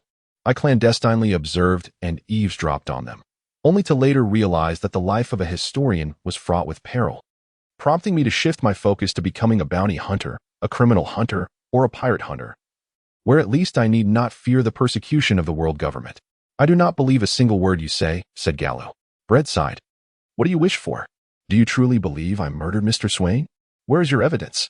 Without proof, on what grounds do you suspect me of such a crime? It is utterly unreasonable to harm a bright, handsome, vigorous young man with a promising future like myself. Chapter 77. The Coordination Committee of the Hunter Association. Bang. Rat-a-tat-tat. Boom. The sporadic sound of gunfire, the dense crossfire, and even the ferocious bombardment echoed intermittently throughout the Mafia Federation Kingdom, once a bustling yet sordid metropolis. It now lay shrouded in the grim shadow of cruel smoke and flames, reduced to utter devastation. Everything had become fragmented, with perhaps only the grand edifice symbolizing the Western Sea branch of the Hunter Association remaining unscathed, since Brett single-handedly breached the royal city of the Mafia Federation Kingdom. Abducting and ultimately slaying the king and the notorious Council of Ten, the realm has known no peace. The established order was shattered, and a new one awaited the emergence of victorious factions from the fierce struggle unfolding over this territory of profound significance to the global underworld. Look at the mess you've created, Gala remarked, gazing down from the airship at the ruins below with a hint of sarcasm. Brett nonchalantly remarked, I have indeed done a good deed. Do you think I am praising you? Gailu retorted with a cold sneer. Brett also laughed, his smile radiant and delightful. Why not? He retorted. Is it not a blessing to rid the world of those who spread chaos and filth, those detestable scoundrels and the foul rats of the sewers? The demise of such wretches can only be deemed beneficial. After all, their existence merely squanders resources, oppresses the virtuous, and indulges in vile and sordid deeds, like repugnant parasites draining the lifeblood of the innocent. In grand terms, I am purifying the world. In more modest terms, I am eradicating evil. Your praise is well-deserved.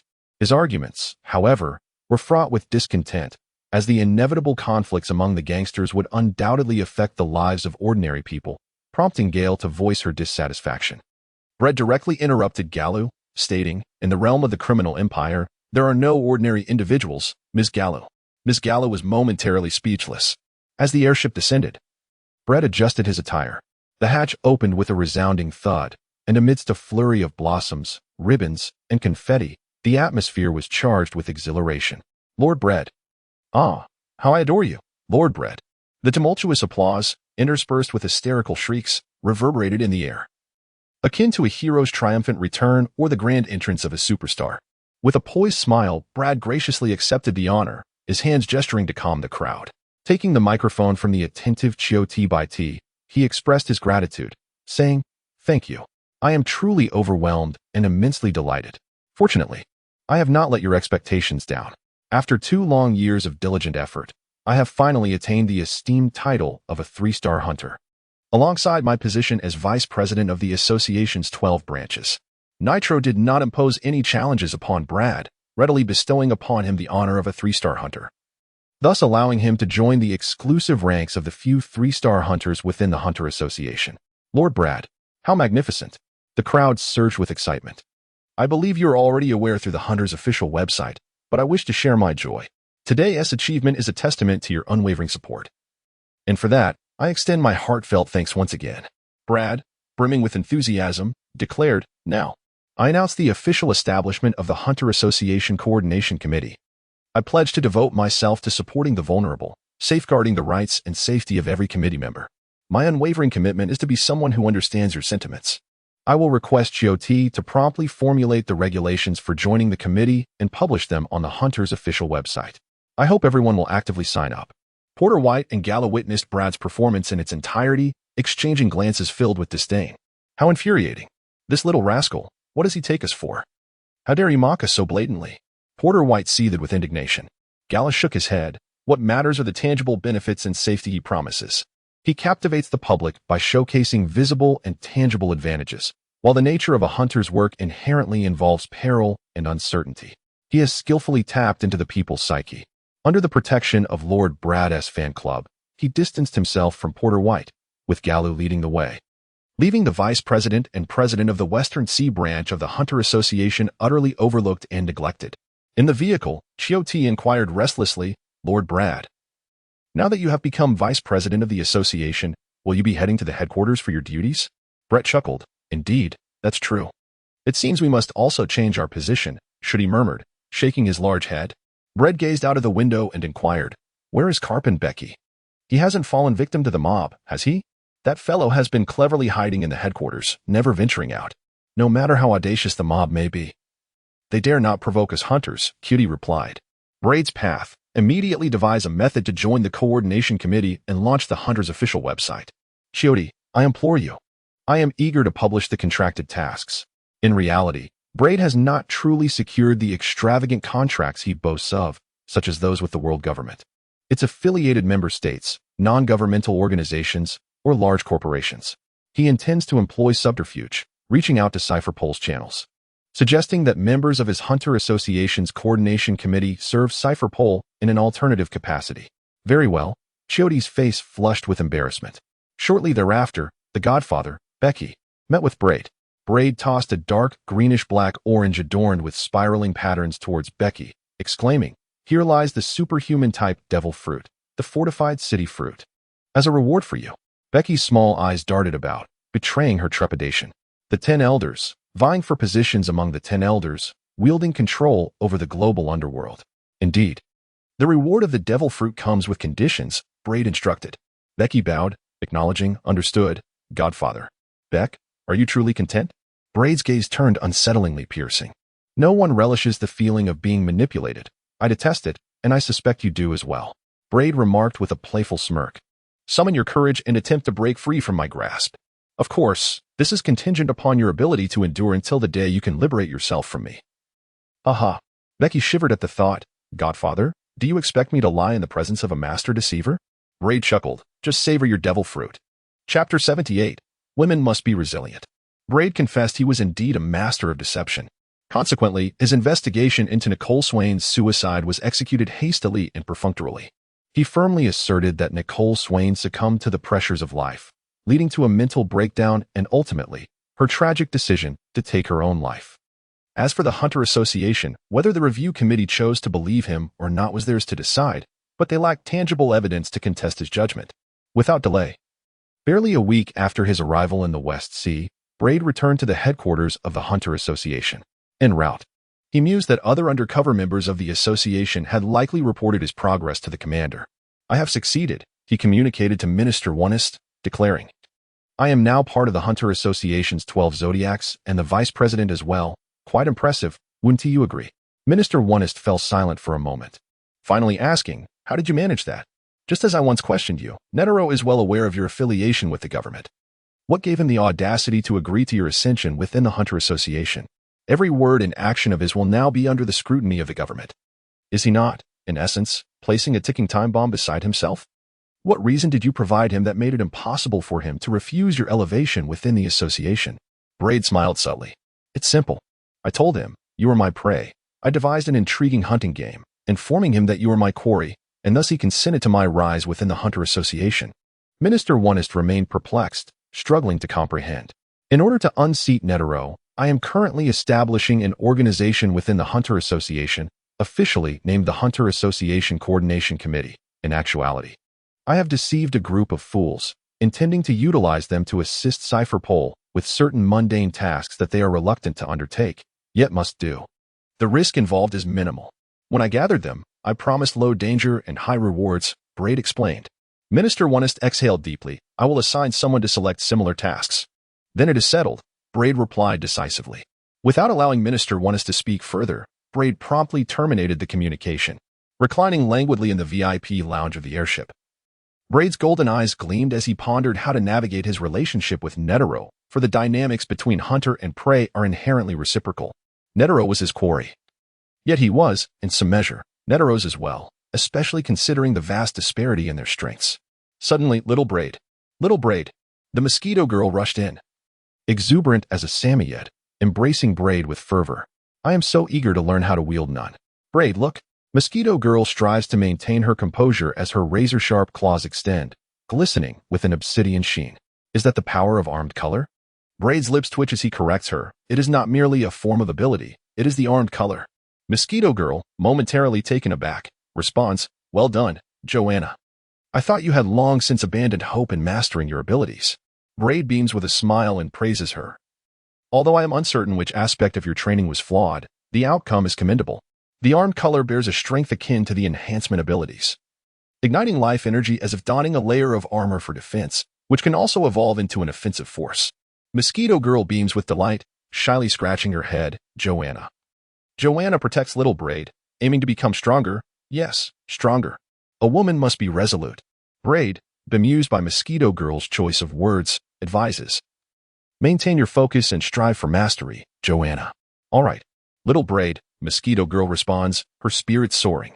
Braid, however, is rather melancholic, yearning for the mastery of armament hockey, yet constrained by his currently immature physique.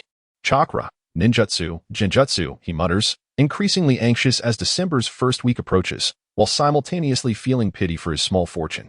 Although he possesses a staggering 100 billion berries, Braid appears affluent, yet the Hunter Association's Coordination Committee is a voracious consumer of wealth. Regardless of whether the tasks he promotes reach their completion, he is assured a baseline income, which is sufficient to compel him to invest substantial sums. Traversing Mariewa, Braid bypasses his own home, opting to embark on a large vessel directly towards the headquarters of the Hunter Association.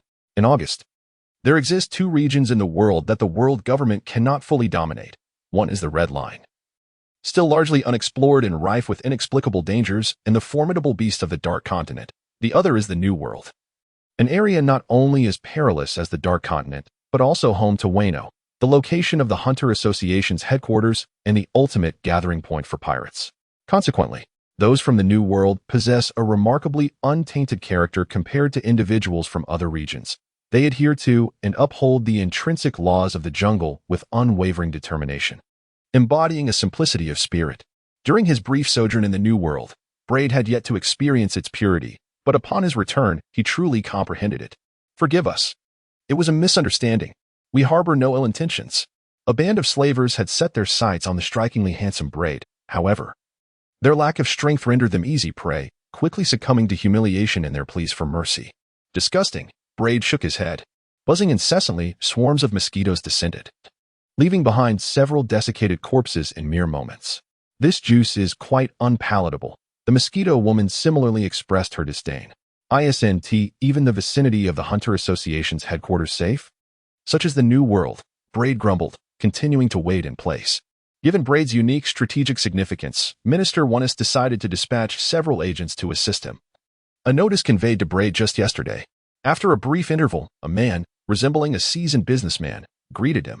Braid scrutinized the individual carefully, his attention drawn to the emerald hue of the person's eyes, and suddenly it dawned upon him, Alhambra? Tubacan Alhambra. A fellow student from Braid's Cipher Pole Academy cohort, who, to Braid's knowledge, was merely 16 or 17 years of age. "It is I," Alhambra proclaimed. "It has been a long time since we last met."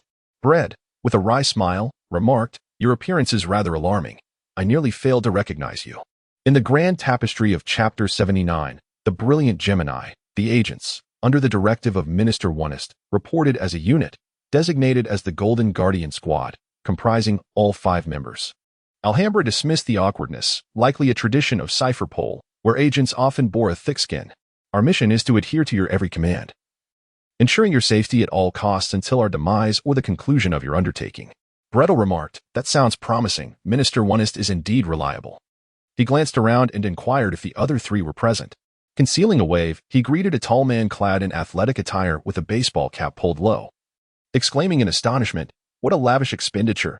You've even provided such caliber of enforcers for me." Brettel recalled the man's name, Bell Broof, codenamed Wolf Lieutenant. He had attended the previous Cipher Pole meeting, dressed in a muted green military uniform, similarly understated, silent, and unremarkable. Nevertheless, he was indeed an operative of CP0, even one of its aces. Otherwise, he would not have qualified to attend the Cipher Pole conference, monopolizing a corner that no one dared to approach within a 5-meter radius. "Ah, Minister Wano holds you in extraordinary regard," Alhambra chuckled. "The Wolf Lieutenant is not one for conversation. hence my role as the intermediary. After a brief pause, Alhambra discreetly pointed out and introduced Ricky, Lilith, Rubrik, a stocky figure with a square build, a triangular-faced individual resembling a serpent, and a round, corpulent individual. The Golden Guardians team? More like the Geometric Shapes team, if you ask me. Brett harbored disdain for the other three members of the so-called Golden Guardians. What are your plans? He inquired. Reclining against the mosquito lady, Alhambra scratched his head, hesitating before responding, I shall comply with your directives. Personally, I wish to hone my skills in the sky arena. Brett gazed toward the far side of Twin Islands, where the towering skyscrapers soared majestically, resembling a sharp spear piercing the heavens.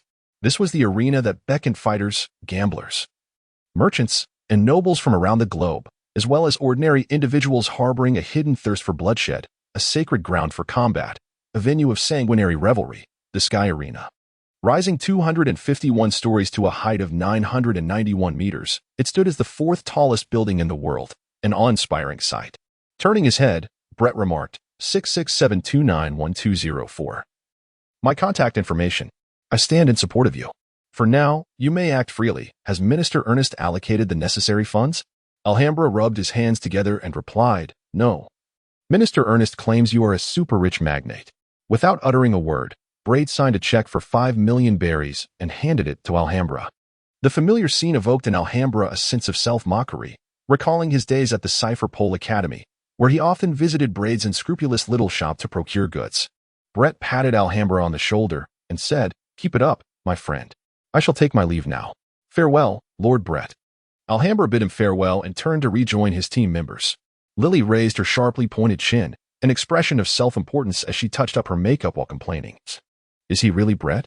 That handsome young man seems rather arrogant, hardly casting a glance at anyone else. Why should he look your way? He is Brett Heyman. A CP0 ace just like Mr. Wolf Captain, the fastest to ascend to CP0 agent status and the youngest ever to hold that title. At the tender age of 7, he eliminated the Phantom Troops leader, and now he has infiltrated the upper echelons of the Hunter Association, becoming its vice president, achieving what no previous Cypherpole agent could. Ricky, with his square build, retorted sourly, you should look at me more. After all, I am your husband. Lily huffed. What is there to admire? A large forehead, small eyes, a pointed nose, utterly unattractive. Heaven knows why I married you. Ricky was left speechless. The unparalleled genius of Cypherpole in nearly 800 years, Rubrig remarked earnestly. Lily paused. Are you referring to Brett Heyman and Esther's Brutus? Indeed, Esther's is like a monster, while Brett is cunning, considering his achievements at such a young age. His strength is undoubtedly formidable, they discussed. Rubrig shifted awkwardly. You were contemporaries at the Cypherpole Agent Academy, Alhambra? Is that true? Alhambra nodded with a hint of melancholy. It is true. Yet, their strength is something we can at least accept and dare to envy. What do you mean? Lily interjected swiftly. Are there geniuses and monsters we cannot accept or envy? Alhambra's green eyes glimmered as he earnestly stated, I claim to have met the illegitimate daughter of God. Do you believe me? What? The three were taken aback, their faces a picture of disbelief. Suddenly, a hand rested upon Alhambra's neck, sending a chill down his spine. Bell Bluff gently shook his head at Alhambra, signaling him to refrain from divulging any information about the tornado, and quietly moved aside. Meanwhile, at the Hunter Association headquarters. Come quickly, little Brett. Netero beckoned with a warm smile, though his desk was piled high with documents, clearly intending to burden his deputy with considerable work. Brett rolled his eyes and reluctantly accepted the pin thrown by Netero, mocking, is the old man losing his strength? No, it's merely a matter of boredom. Ahem. No. Rather, he's leaving opportunities for the younger generation. I am assisting you in accumulating experience for the role of president of the Hunter Association. Netero took a delightful sip of tea, feeling utterly relaxed. Ah, Brett, have you thoroughly investigated the matter regarding Swain? Brett was engrossed in perusing the documents when he remarked. Have you not seen? I sent it to your computer's email. I haven't had the chance to review it yet, Nitro replied, logging onto his computer after a brief pause. Let us just assume you're telling the truth. After all, the deceased cannot speak. Aren't criminal hunters the most adept at making the dead communicate? If you doubt it, feel free to continue your investigation. Red retorted without reservation. Nitro chuckled heartily, his expression inscrutable. Chapter 8. Mentor. As time passed, Nitro gradually discovered that despite Brett's propensity for deceit, his cunning nature, and his duplicitous demeanor, he possessed numerous commendable qualities as well. For instance, Brett excelled in critical thinking and summation, approached matters with relative objectivity, and handled tasks with considerable diligence. The once daunting workload of reports and audits generated by the Hunter Association became second nature to him, allowing him to navigate through it with increasing ease. Consequently, Nitro decided to delegate authority once more, instructing his somewhat underappreciated deputy, Brad, to overhaul the Hunter Association's headquarters, a task Nitro had long contemplated but had neglected to address. This specifically pertained to the western isle of the Twin Islands where the headquarters was situated. As December approached, Brad, beaming with satisfaction and holding a stack of A4 papers, declared, "I have conducted a thorough investigation and developed a comprehensive reform proposal for the western isle of the Twin Islands. Please review it. And once you approve the viable measures, I will ensure the hunters implement them. Any ambiguous items can be discussed further." Brett's smile gradually faded, and through gritted teeth he exclaimed, "You old codger, don't even think about slacking off. Nor should you expect me to continue as your free labor. Otherwise, I shall seek legal counsel from the World Children's Rescue Association and the World Children's Protection Foundation to sue you." Indeed, organizations such as the World Children's Rescue Association and the World Children's Protection Foundation exist, yet they are merely ornamental. Does the world government not create countless war orphans each year? Are there not numerous children from Wano Country sent to the battlefield annually? Furthermore, in the realms of pirates, hunters, slave traders, and human trafficking, no one is blameless. However, organizations like the World Children's Rescue Association and the World Children's Protection Foundation, lacking any military support, are powerless to effect any real change. They merely chant slogans, a group of well-fed individuals showcasing their superiority, proclaiming to the world, "Look how compassionate and loving I am." Thus, Brett's sardonic humor is indeed chilling. With a loud thud, the heavy document landed on the desk, causing Nitro's teacup to tremble slightly. "Oh dear. There's no need to be so serious, young Brett," Nitro chuckled amiably. "I never intended to slack off. It's just that this feeling of idleness is rather pleasant. I SNT it. Before I knew it, 2 months have flown by. Braid, old helper, what nonsense are you selling? May I inquire about your personal matters?" Netaro's tone took a turn. "Braid Dow, I have engaged Mr. Kaku to impart his knowledge, as I intend to delve into the intricate system of chakra powers." "Oh." Netaro nodded, remarking on the exuberance of youth and its insatiable thirst for knowledge. "Time is money, and Mr. Kaku's time is invaluable. Any further delay could lead me to financial ruin." With that, Braid turned on his heel, flipping a middle finger at Netaro, cursing, "May you toil to exhaustion." "You old scoundrel." Netaro erupted into hearty laughter. "I was under the impression you wouldn't take offense." Shortly thereafter, in the forest of the West Island of the Twin Islands, Kaku finally donned his ominous robe, vanishing into the shadows of the towering trees. Resembling a solitary spirit of the wild, Brett adjusted his emotions and remarked, "There is no other choice. President Netaro has been rather lazy, delegating all his responsibilities onto my shoulders. Let us begin." Kakuzu is certainly not an exemplary instructor. His demeanor and image are quite lacking. Chakra is also a form of life energy, fundamentally akin to Haki and Nin, differing only in the method of application. "I would like to hear more," Brett said. Kakuzu dryly explained, "The application of Haki is the simplest and most direct, as it involves the disaggregation of raw life energy. Observation Haki represents the spirit. Armament Haki symbolizes the body, while the unique Conqueror's Haki embodies courage and presence, which can also be considered a facet of the spirit. Chakra, too, employs a similar method of disaggregating raw life energy, with the rare dual properties of yin and yang. Yin signifies the spirit, while yang represents the body. The application of none is the most intricate, fraught with complexities. My understanding of it is superficial. I only grasp that Chakra's method aligns closely with the emission and transformation types of Nin abilities, and it certainly encompasses aspects of the other 4 Nin categories. Nevertheless, practitioners of any Nin category are unable to fully comprehend the abilities of other categories. Chakra, however, bears no such restrictions, as it is, at its core, life energy, originally devoid of properties. Rather, environmental and personality factors influence one's proficiency in a particular property, aiding in the manipulation of hand seals. Once one masters the transformation of properties and possesses sufficient talent, they can transmute into all elemental forms: fire, water, wind, lightning, earth, yin, and yang. Kakuzu concluded. Braid pondered. "So what I need to learn is not about chakra. I inherently possess chakra that awakens life energy." What I truly require is an understanding of the nature of chakra transformation, the sequence of hand seals for performing techniques, and the release of chakra. Indeed, Kakuzu produced a sheet of paper, vividly illustrating various hand gestures. The core of the Hunter Association is named after the 12 branches, as are the seals. After a brief pause, he continued, "First, let's familiarize ourselves with the seals before we proceed to the next step." Kakuzu reflected for a moment and added, "Remember, the employment period is 1 week, and any extensions will incur additional fees. Furthermore, your task is to learn the power system of chakra, not to learn the techniques for releasing chakra." Braid chuckled, "Understood. The price for C-grade techniques is 1 million berries, B-grade techniques 10 million berries, A-grade techniques 50 million berries, and S-grade techniques 100 million berries. How does that sound? Quite fair, wouldn't you agree?" Kakuzu contemplated and eventually acquiesced.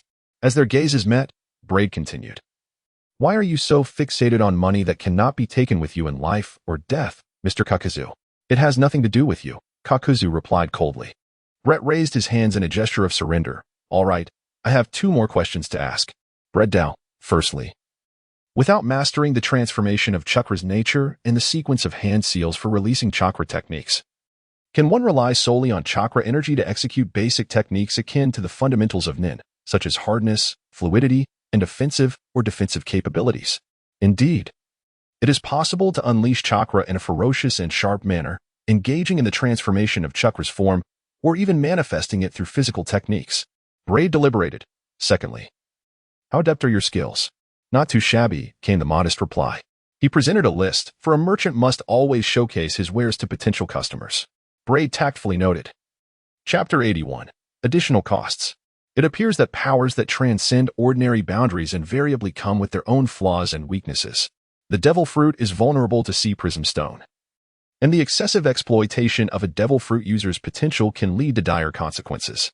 Mastery of Haki is notoriously arduous, even when cultivation is relatively straightforward.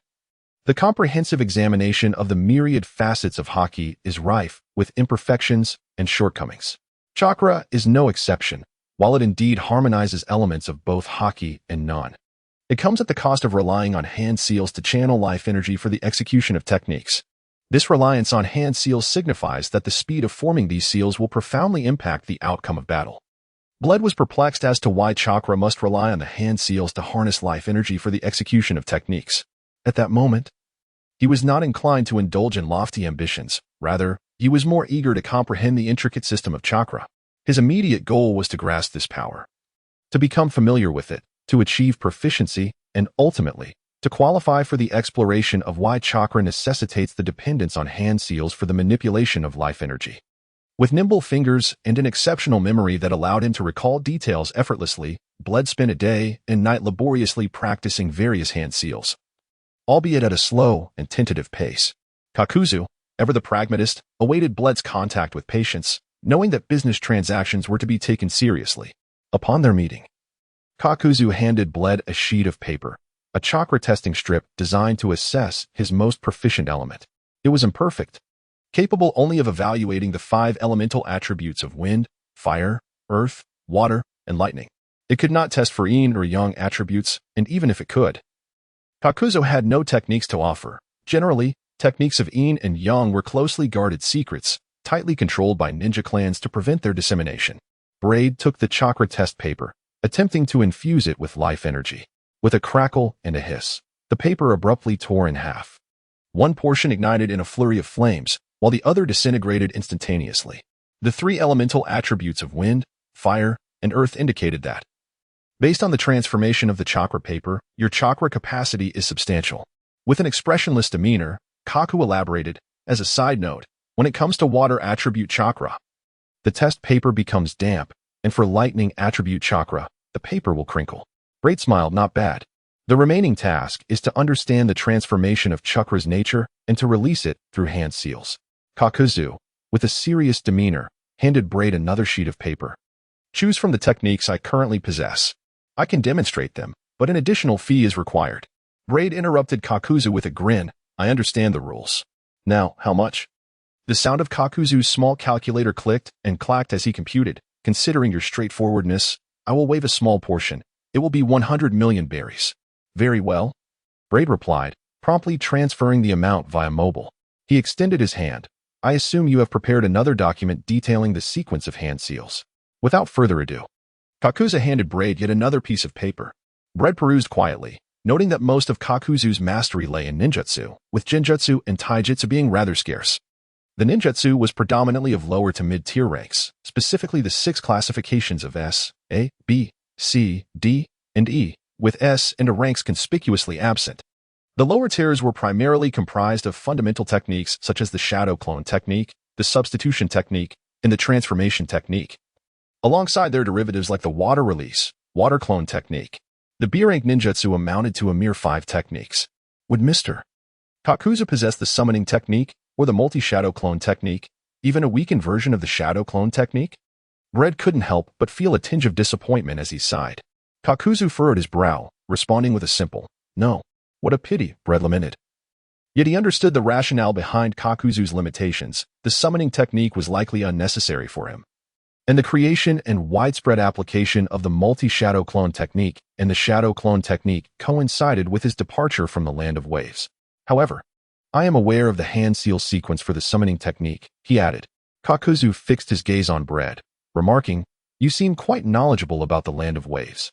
Braid chuckled, expressing a keen interest, suggesting that he might personally explore it in the future. Spirit summoning technique, C-rank ninjutsu, 1,000,000 berries, he noted. Kakuzu remarked. The sequence of hand seals is as follows. Hi, Su, Yu, Shun Wei. I advise you to seek out a super dangerous beast with experience in summoning, and establish a summoning contract. It would be best to consult others who possess spirit beasts.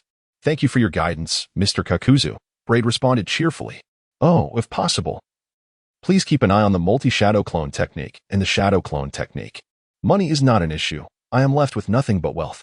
Kakuzu retorted dryly.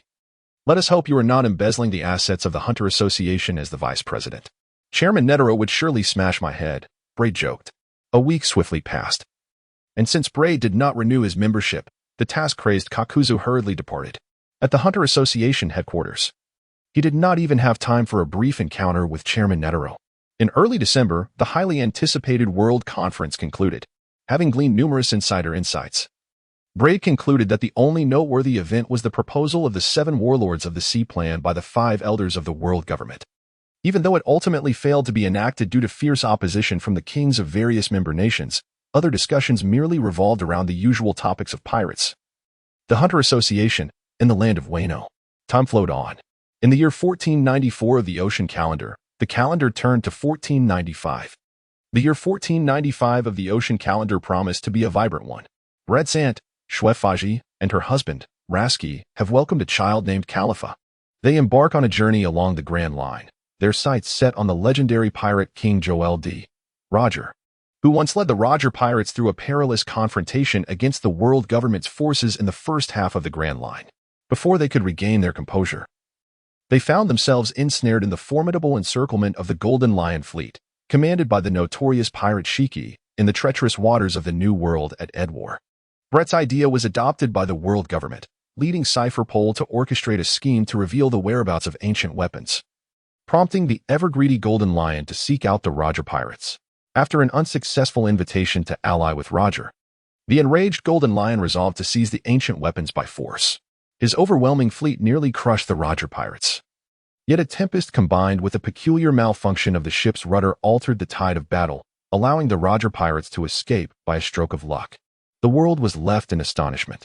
In the year 1496 of the sea calendar, and the year 1497 of the sea calendar, Braid had to conclude his indifference towards the external world, enduring the daily grind, amassing primitive capital, and silently awaiting the moment of his flourishing.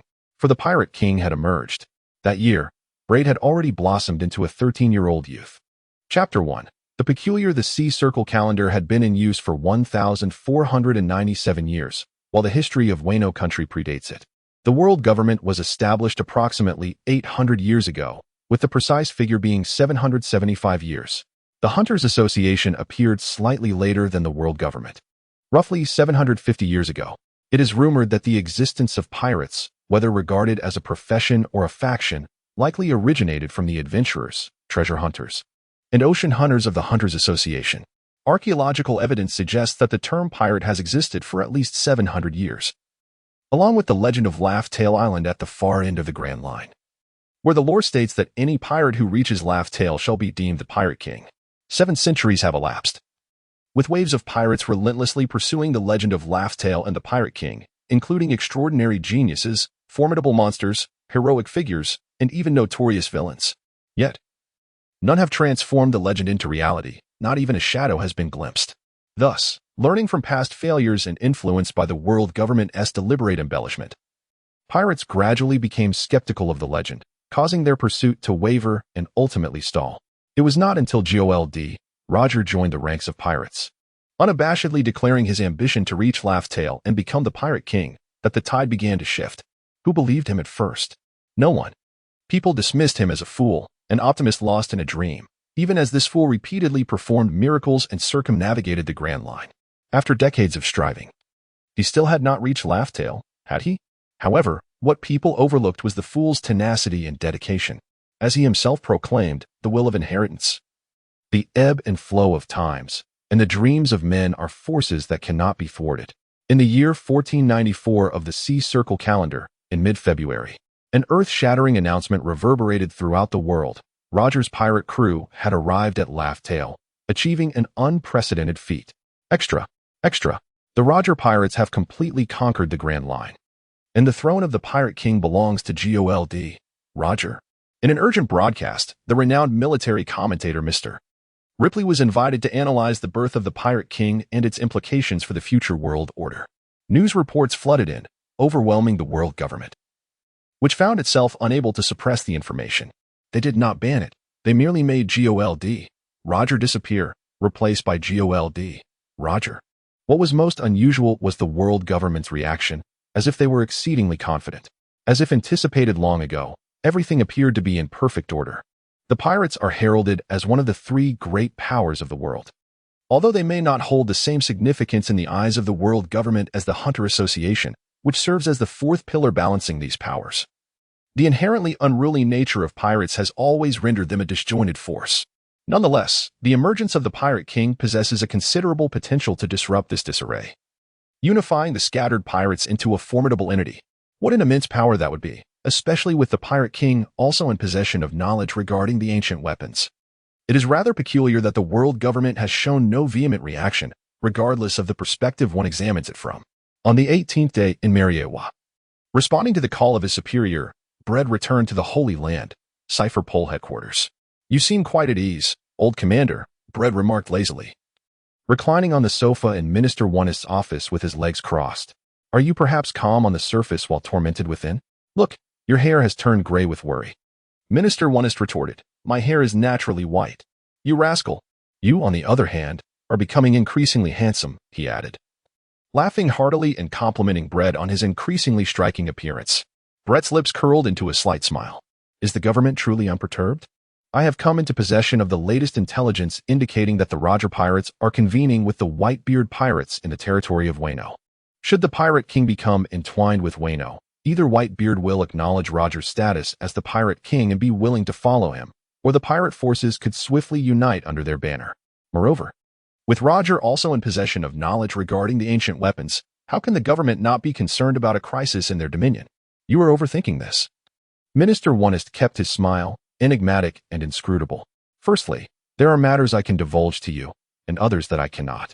Secondly, Roger's time is limited. The myth of the Pirate King is destined to be but a fleeting moment. He lacks the time to unify the pirate forces and challenge the world order. In summary, everything remains firmly within the government's control. Bread furrowed his brow, pondering for a moment, speculating. At some point, the government altered its stance, deciding not to impede the Roger pirates and perhaps even to encourage them. Minister Onist remained silent. Was this a new strategy following the discovery of Roger's impending demise?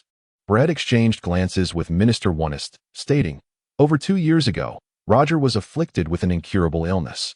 The Roger pirates sought medical assistance far and wide, hoping to prolong Roger's life and fulfill their final journey together.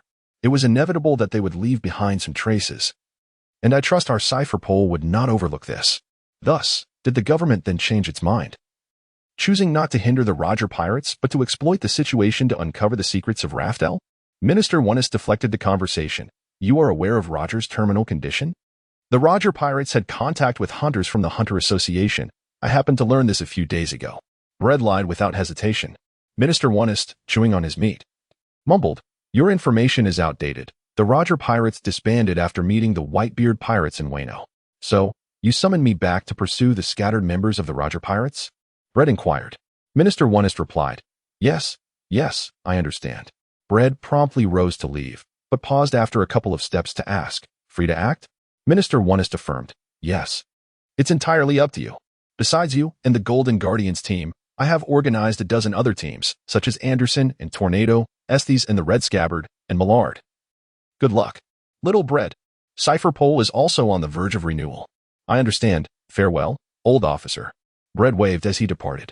Chapter 2. Doubts come. Call me Daddy. Bread playfully beckoned Altair, unable to conceal his jest. Why so distant? Although it has been 2 years since we last met in person. We have often communicated via phone and video. Unbeknownst to me, Altair is now 5.5, nearing 6, no longer the cute, chubby infant she once was. Her long white hair, tied into twin ponytails with red ribbons, complemented her black princess dress and pure white knee-high socks. Her face was exquisitely delicate. Her overall appearance impeccably beautiful, reminiscent of a noble lady. Perhaps the only discomfort lay in her unique eyes. Clearly at an age of understanding, Altair was remarkably precocious. She was aware that she was an adopted orphan and understood that Bread was actually 7 or 8 years her senior, making it impossible for him to be her father. Hence, she had long stopped calling him Daddy, yet Bread continued to tease her with recorded memories of the past. Puffing up her cheeks, Altair lingered at her bedroom door. Unmoving. "Don't tease little Altair, Bread," Schaefer urged, cradling 2-year-old Khalifa. "Come, call Uncle, Khalifa. He is Uncle Bread." Khalifa has inherited her mother's striking blonde hair. A delightful little darling with rosy cheeks. However, her eyes are somewhat problematic, appearing quite dreamy, as she is naturally nearsighted. Curious. She gazes at Braid with a sense of wonder, attempting to break free from her mother's embrace. Brett smiled as he took over from Khalifa. "Please entertain the child for a while. I shall prepare a meal for you. It's rare for me to return home." Chef Faji hurriedly tidied up and tied on an apron. "There's no need for that, my aunt," Brett replied, "as there are others awaiting my presence." Chef Faji lamented with disappointment. "Everyone seems to be so busy." Braid smiled silently for a moment. "In a few days, I shall take Altair away," he stated abruptly. Chef Faji was taken aback. "Why? I can take good care of little Altair." "Is it because of Khalifa? I raised little Altair. She is my daughter too." "You are overly emotional," and Chef Faji, Braid replied. "It has nothing to do with Khalifa. Otherwise, I would have taken Altair when you were pregnant." Chef Faji, dissatisfied, pressed for answers. "Then why? I must start cultivating her, imparting to her the strength of self-preservation and resilient qualities." Braid turned his gaze directly to Altair. "What are your thoughts? If you prefer a mundane life, then disregard my words." Without hesitation, Altair responded, "I am willing. I wish to attend the Cipher Pole Academy to learn the basics. Even Fubuki has gone there." "Okay." Braid dialed a number, and after a brief conversation, he concluded, "Tomorrow, join Fubuki to report to the Cipher Pole Academy. Be independent, my daughter." After visiting Chef Faji, Khalifa, and Altair, Braid swiftly took his leave. Meeting with the Golden Guard squad led by Lieutenant Wolf. All gathered, Lord Braid. A hammer handed him a stack of papers, bounty notices issued by the world government concerning all members of the Roger Pirates. The bounty amounts were largely exaggerated, with only a few individuals listed at under 100 million berries. The criteria for these bounties are not solely based on the strength or crimes of the wanted individuals, but also significantly on their perceived danger level, which sometimes does not correlate with their actual power or misdeeds. Pirates and criminals within the Grand Line often have higher bounties than those active in the Four Seas. Those who defy the intentions of the world government or pose a threat to the celestial dragons are valued higher than others. This is the standard for the bounty notices issued by the world government. The Roger Pirates meet both criteria. "What should we do, Lord Braid?" The sweet voice of Lilith, with her triangular snake-like face, sent chills down Braid's spine. "I inquired with my colleagues from CP4. The Roger Pirates have disbanded, and their members have scattered, making it exceedingly difficult to track their whereabouts." Braid endeavored to calm the tumultuous heart of Lilith, while continuing to peruse the bounty notices of the entire Roger Pirates crew. Before long, he questioned, "Are you certain this is indeed the bounty notice for the entire Roger Pirates crew?" He enunciated his doubts with precision. Alhambra promptly assured him, I am certain there are no omissions. Brett openly challenged. Then it appears that the intelligence work of CP3 and CP4 is flawed and lacking in detail. The ship's doctor who extended the life of the pirate king, Kurokas, the apprentice sailor of the Roger Pirates, Shanks. Two faces familiar to Brett were conspicuously absent from the bounty notices. It could be forgiven that Cypher Pole was unaware of Kurokas, as he had joined the Roger Pirates mid-journey. The crew, considering the Pirate King's terminal illness, would undoubtedly provide him with comprehensive protection. However, it was inexplicable that Cypher Pole was unaware of Shanks, who had accompanied the Pirate King for several years. Furthermore, Cypher Pole was aware of another apprentice sailor of the Roger Pirates, Buggy. What could this mean? A covert operation? Brett's mind was rife with suspicion, secretly musing whether the world government was extending a favor to Shanks. Meanwhile, Bell quietly gestured. Mr. Wolf said we must adhere to protocol. Alhambra automatically translated. Brett pondered. Indeed. Adhering to the regulations, this assessment tests our capacity for execution. Assessment? Alhambra wrote. Brett did not explain, stating, Lily, Ricky, Rubrig, you will remain here. I require intelligence support. I implore you. Alhambra, Wolf Commander, we shall travel light and set forth immediately to apprehend the members of the Roger Pirates. Yes, my lord Brett. Hey, Lily. I am your husband. Leave. The couple's squabble was truly unrestrained by circumstance, as Lily and her jealous husband Ricky engaged in a heated argument. Who is our primary target? My lord Brett? Alhambra inquired.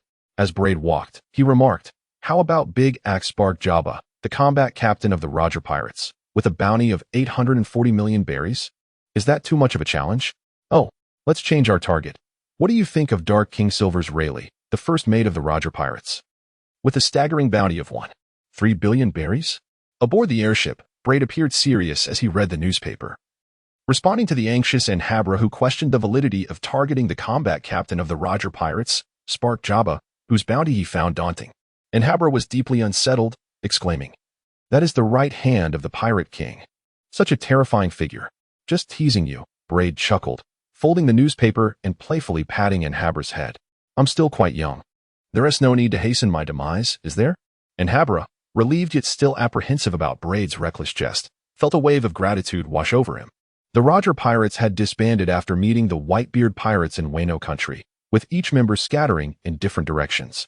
Braid pondered how CP3 and CP4 had obtained this information, baffled by why they were aware of the disbanding yet seemed clueless about the whereabouts of the members.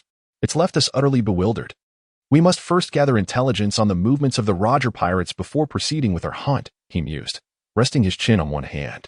Alhambra opened his mouth to speak. Is it because of their presence in Wano Country? He continued, how significant is the government's interest in Wano? I can assure you that Wano is one of the places where Cypher Pole invests the most resources. Moreover, due to the Civil War, Wano has closed its borders and is unwelcoming to outsiders, including pirates, especially given that both the Roger Pirates and the Whitebeard Pirates are formidable crews. Their presence in Wano could greatly influence the outcome of the Civil War. I suspect the local factions are unwilling to accept them and might even temporarily unite to resist them.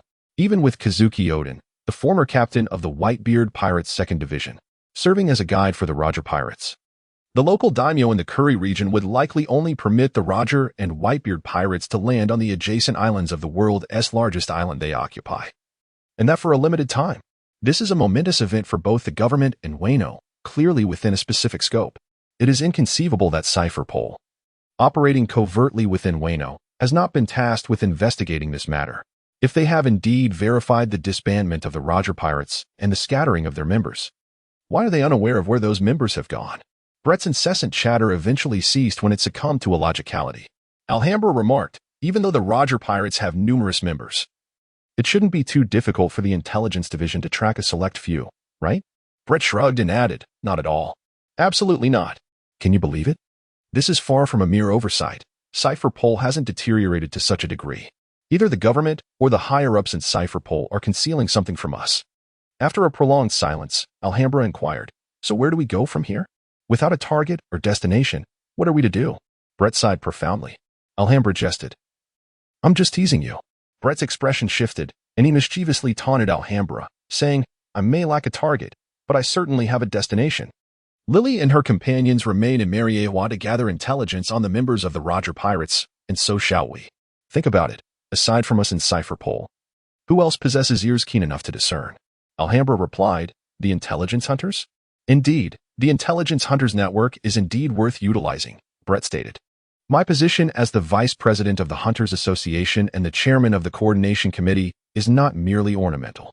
An order has already been issued regarding the collection of information on the Roger Pirates members. Alhambra, taken aback, asked, so where are we headed? To Reverse Mountain and Twin Cape, where we shall lie in wait, Brett replied without elaborating further. He reclined on the sofa, awkwardly directing his gaze towards Bell, diverting the conversation. Mr. Wolf?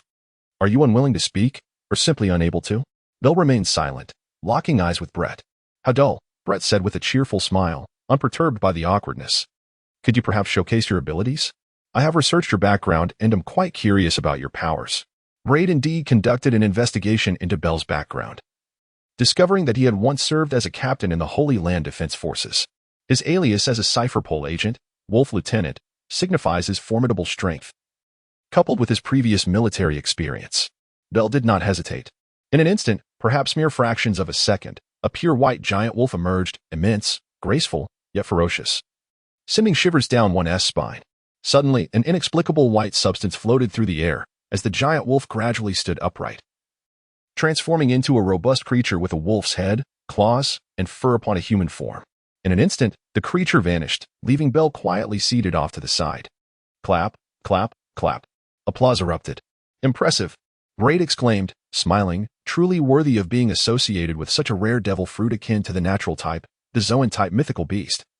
The human fruit, model, werewolf. However, Braid was primarily observing Bell's demeanor. Among the 5 members of the Golden Guardian squad, Lily, Rick, Rubrig, he was unconcerned. He felt confident in handling Alhambra. Yet, Bell was different, strong and silent, making it exceedingly difficult for Braid to gauge his mindset. Based on Bell's performance, Braid found it satisfactory.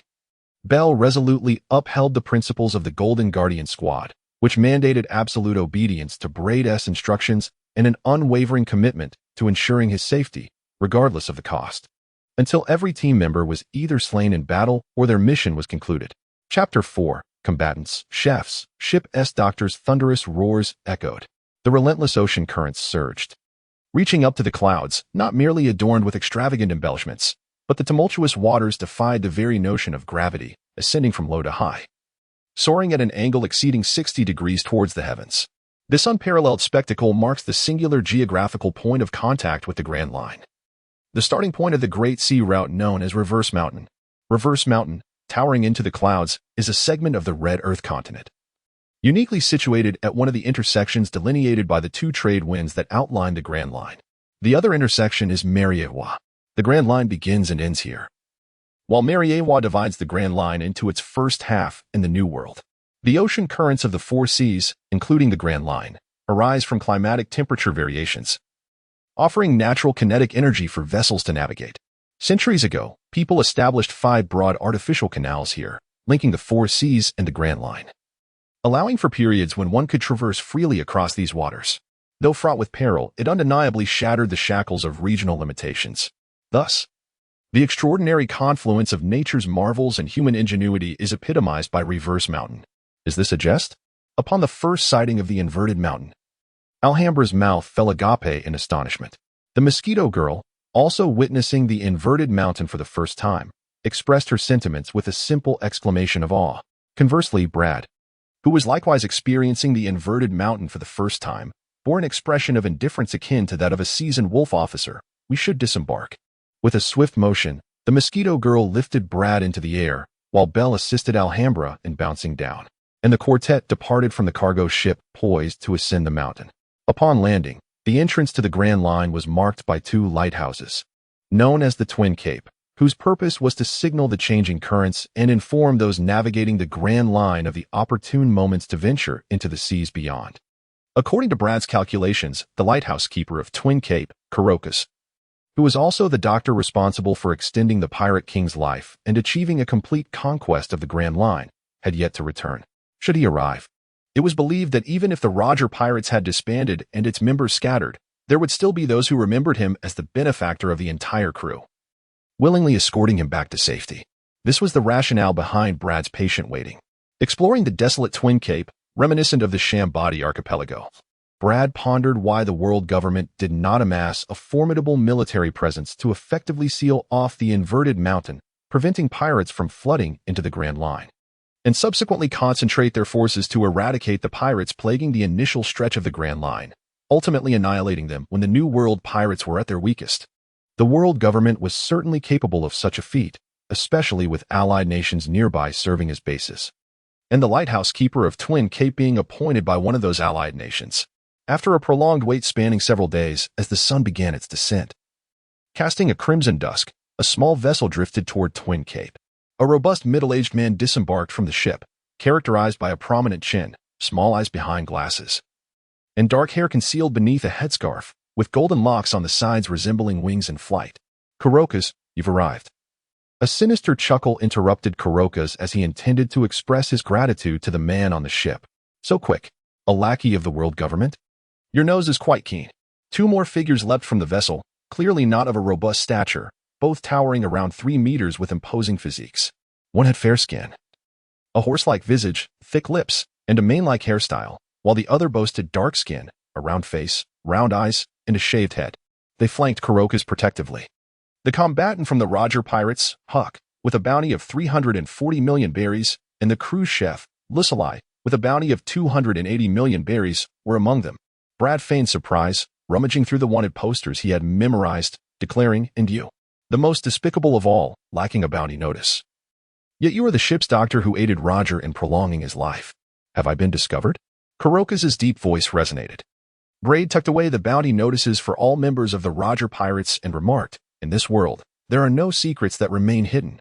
Now, to the matter at hand, Kurokas, Hook, and Lucilei, you are under arrest on charges of piracy, manslaughter, endangerment of public safety, and assisting Roger. Do you have any defense to offer? If not, surrender quietly. Otherwise, I shall be compelled to end your lives. Assisting Roger is a crime? Truly a reflection of the world government's character."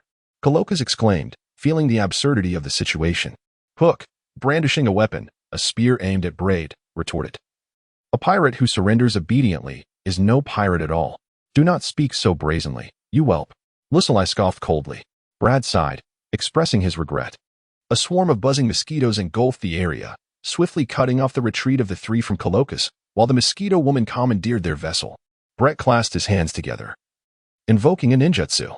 As a seasoned combatant of the Roger Pirates, Huck, with his extensive experience in battle, was acutely aware of the nuances of power. He cautioned, "Be careful." Abruptly, Brett shrugged with a smirk, mockingly amused. Suddenly, with barely a sound, a colossal white wolf plunged from the heavens to strike. The earth trembled and cracked, billowing clouds of dust. Yet, it achieved neither a kill nor inflicted injury, truly a testament to the prowess of the Roger Pirates. Through his observation hockey, Brett discerned that the wolf's ambush had failed. With renewed determination, he formed hand seals, Earth Style, Earth Spear. This B-rank jutsu, mastered by Brett, did not merely shape earthen spears to assault foes. Rather, it utilized the flow of chakra to harden his skin, akin to the application of armament hockey. The quantity and quality of chakra dictated its hardness, transforming him into a spear of unparalleled resilience and sharpness. Without hesitation, Brett plunged into the thick smoke, combining Earth Style, Earth Spear with his observation hockey for a fierce assault. The clash of metal rang out. Hawk, employing genuine armament hockey in conjunction with his observation hockey, managed to withstand Brett's onslaught. Chapter 5. No more than this the sea breeze swept through, dispersing the clouds of dust. Undoubtedly, this was Cypher Pole's strategy. Back to back, Hawk concentrated intently on Brett, who resembled a cunning fox stalking a flock of chickens, once again cautioning his two companions to be vigilant. The Roger Pirates had undoubtedly dealt extensively with various branches of the world government. After all, before ascending to the throne of the Pirate King, they had sought out the historical poneglyphs to unravel the mysteries of the Void Century, inadvertently uncovering the whereabouts of ancient weapons, thus incurring the ire of the world government and facing severe reprisals from the Navy, Cypher Pole, and even the Holy Land Guardians. Each member of the Roger Pirates had felt the weight of the Navy's relentless pursuit, the overwhelming barrage of cannon fire, and the meticulously organized encirclements. They had also personally endured a surprise attack from an unidentified military force, narrowly escaping to discover that their assailants were the world government's garrison in Mariewa. Yet, What truly instilled dread within them was Cypher Pole's insidious infiltration, with tactics involving intelligence gathering, manipulation, assassination, and ambushes leading to significant losses. The user of the devil fruit must belong to the Zoan-type mythical beast. Lucilius remained cautious of the wolf lieutenant, analyzing, a peculiar creature, remarkably swift, I clearly struck him. Yet he emerged unscathed. Bell's werewolf fruit possessed intriguing abilities, simply described as shifting phantoms, enabling high-speed movement while seamlessly transitioning among wolf, werewolf, and human forms. Manifesting solidity only during attacks, remaining ethereal otherwise, deviating significantly from the legendary werewolf. The werewolf fruit boasts tremendous power but harbors significant weaknesses, particularly a fear of silver. A flaw that can be mitigated through the mastery of armament hockey, which Bell had adeptly accomplished. Kurokas observed the mosquito girl, remarking, "A super dangerous species of subhuman demon beast. The swarm of mosquitoes surrounding her is under her control, and they likely have their associates nearby." Poised to join the fray at the opportune moment. As Hyuk unleashed his Kenbunshika haki, his resolve intensified. We must swiftly vanquish them. Otherwise, our adversaries will multiply. In the distance, Alhambra trembled, desperately wanting to convey to Kalokas that he was merely a feeble, insignificant presence, utterly incapable of participating in their battle. He was by no means a responsible liaison or a reinforcement waiting for the opportune moment to join the fray. Such notions were utterly misguided. However, Alhambra's role was precisely identified by Braid as a smokescreen to confuse the enemy. Discovered. Braid theatrically declared, "It is too late. Even if you realize it, you cannot prevent it. Our reinforcements have already received word and are hastening here." By exerting sufficient psychological pressure on the enemy and implementing corresponding actions, despair can truly set in. Swift as lightning, they pursued with unparalleled agility. Braid possessed remarkable chakra both in quality and quantity. His physical strength, enhanced by the earth release technique, was akin to steel, augmented by the 6 styles martial arts to amplify both offensive and defensive capabilities, rendering him unafraid of close-quarter combat. With a thunderous kick, he pivoted on his left foot, unleashing his right leg like a battle blade, sweeping through with ferocity. The sound of impact echoed, bang, bang, bang. Intriguingly, Braid's target selection was unconventional. He bypassed Hyuk and Lucili, even turning his back to them, delivering a brutal kick that sent Kalokas flying. Though it cost him as he too was struck by the fists of Hyuk and Lucili. Nevertheless, the triangular formation of Hyuk, Lucili, and Kalokas was undoubtedly shattered.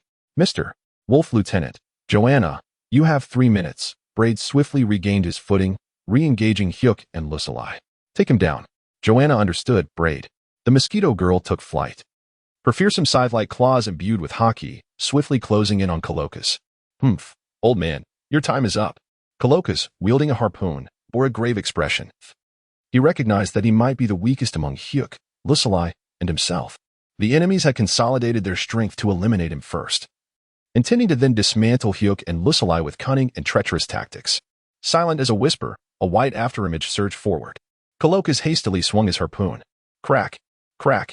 However, Bell was swifter, ensnaring Kalokas's hands. Die. Without hesitation, having plotted this in advance, the mosquito girl, alongside Bell, struck. Whoosh. The scythe-like claws of the mosquito girl, hardened with haki, pierced through Bell's illusory form and then through Kalokas's chest. Even though Kalokas attempted to counter with his own haki, it was evident that his defense was insufficient. The mosquito girl was a super dangerous subspecies of humanoid beast, her exoskeleton rivaling the strength of an ordinary person's haki. Moreover, she had mastery over haki as well. Kalokas. Doctor. Hyuk and Lucili's eyes blazed with fury as they unleashed a torrent of punches and kicks toward Braid. Blood retreated, forming hand seals, earth release, subterranean voyage. A searing ninjutsu that softened the ground. Blood vanished like a stone dropped into a river with a resounding splash.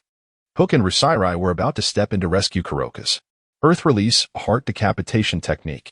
With a swift motion, Blood cleverly executed the technique, dragging the unguarded Hook and Rusairai into the earth, leaving only their heads above ground. But he was not finished. Earth release, and hell. Still a C-rank ninjutsu. Blood further softened the ground and spun it, creating an artificial swamp that ensnared Hook and Rusairai. Hook struggled and roared in fury. But Blood shifted from a direct confrontation to a more subtle approach, rendering Hook powerless and agitated. Suddenly, with a swift motion, Two finger guns pierced through Hook and Rusirai's throats. Bled was a masterful assassin, adept at delivering the final blow. Mr. Wolf Commander, Bled remarked, giving a thumbs up. Bell pondered for a moment, then smiled silently. Bled, typically a person of few words, suddenly smiles at you after committing murder. What does this signify? I seek clarification. Is the Roger Pirates merely a semblance of this? The mosquito woman casually flicks the blood from her hands, seemingly bored. Bled flipped his wrist, manifesting gluttony. He had to seize the moment while Kuroka's and the others were not yet beyond salvation, extracting their life energy. Although the Roger Pirates followed an elite path, their numbers were considerable, and not everyone among them was a king of Heller, a great axe hero. Bled remarked, let us not underestimate ourselves. Moreover, the element of surprise is on our side. They are utterly oblivious to our intentions. In the end, it is the victor who writes history. Chapter 6, Curiosity, the journey back to Mariewa. Aboard the ship, in the cabin. After much deliberation, Bled curbed his avaricious desires, choosing to extract only the life energies of Hyuk and Rusalai, capturing photographic evidence to confirm their identities. Otherwise, he would be left with two lifeless corpses to haul to Mariewa. Cypherpole would certainly acknowledge his contributions, yet it would not spare him from the ensuing complications of an investigation. Kuroka's, impaled by the claws of the mosquito woman, yet not entirely lifeless, remained behind. At this moment, Kuroka's lay supine on the sickbed, his chest and abdomen swathed in bandages resembling a mummy, his complexion devoid of color, though his body was frail.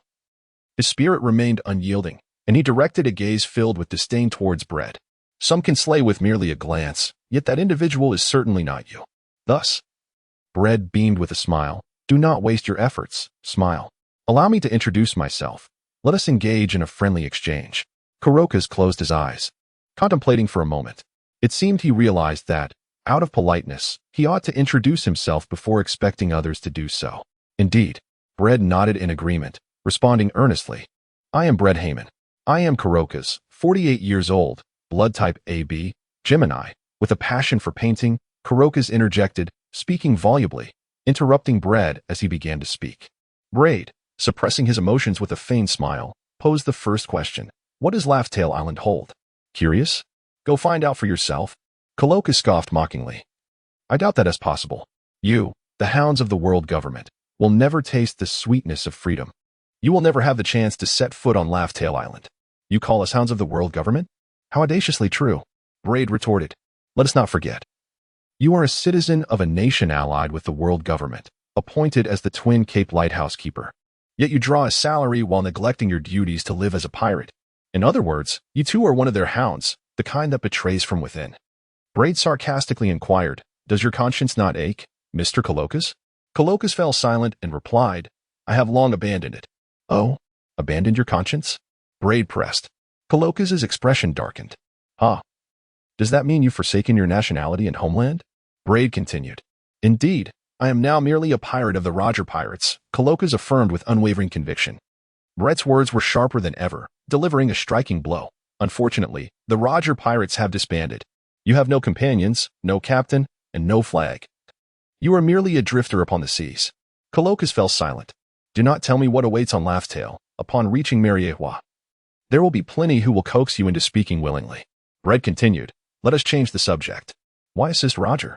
To this new inquiry, Kuroka's replied promptly. A hint of nostalgia and joy in his voice. His personal charm captivated me. Personal charm?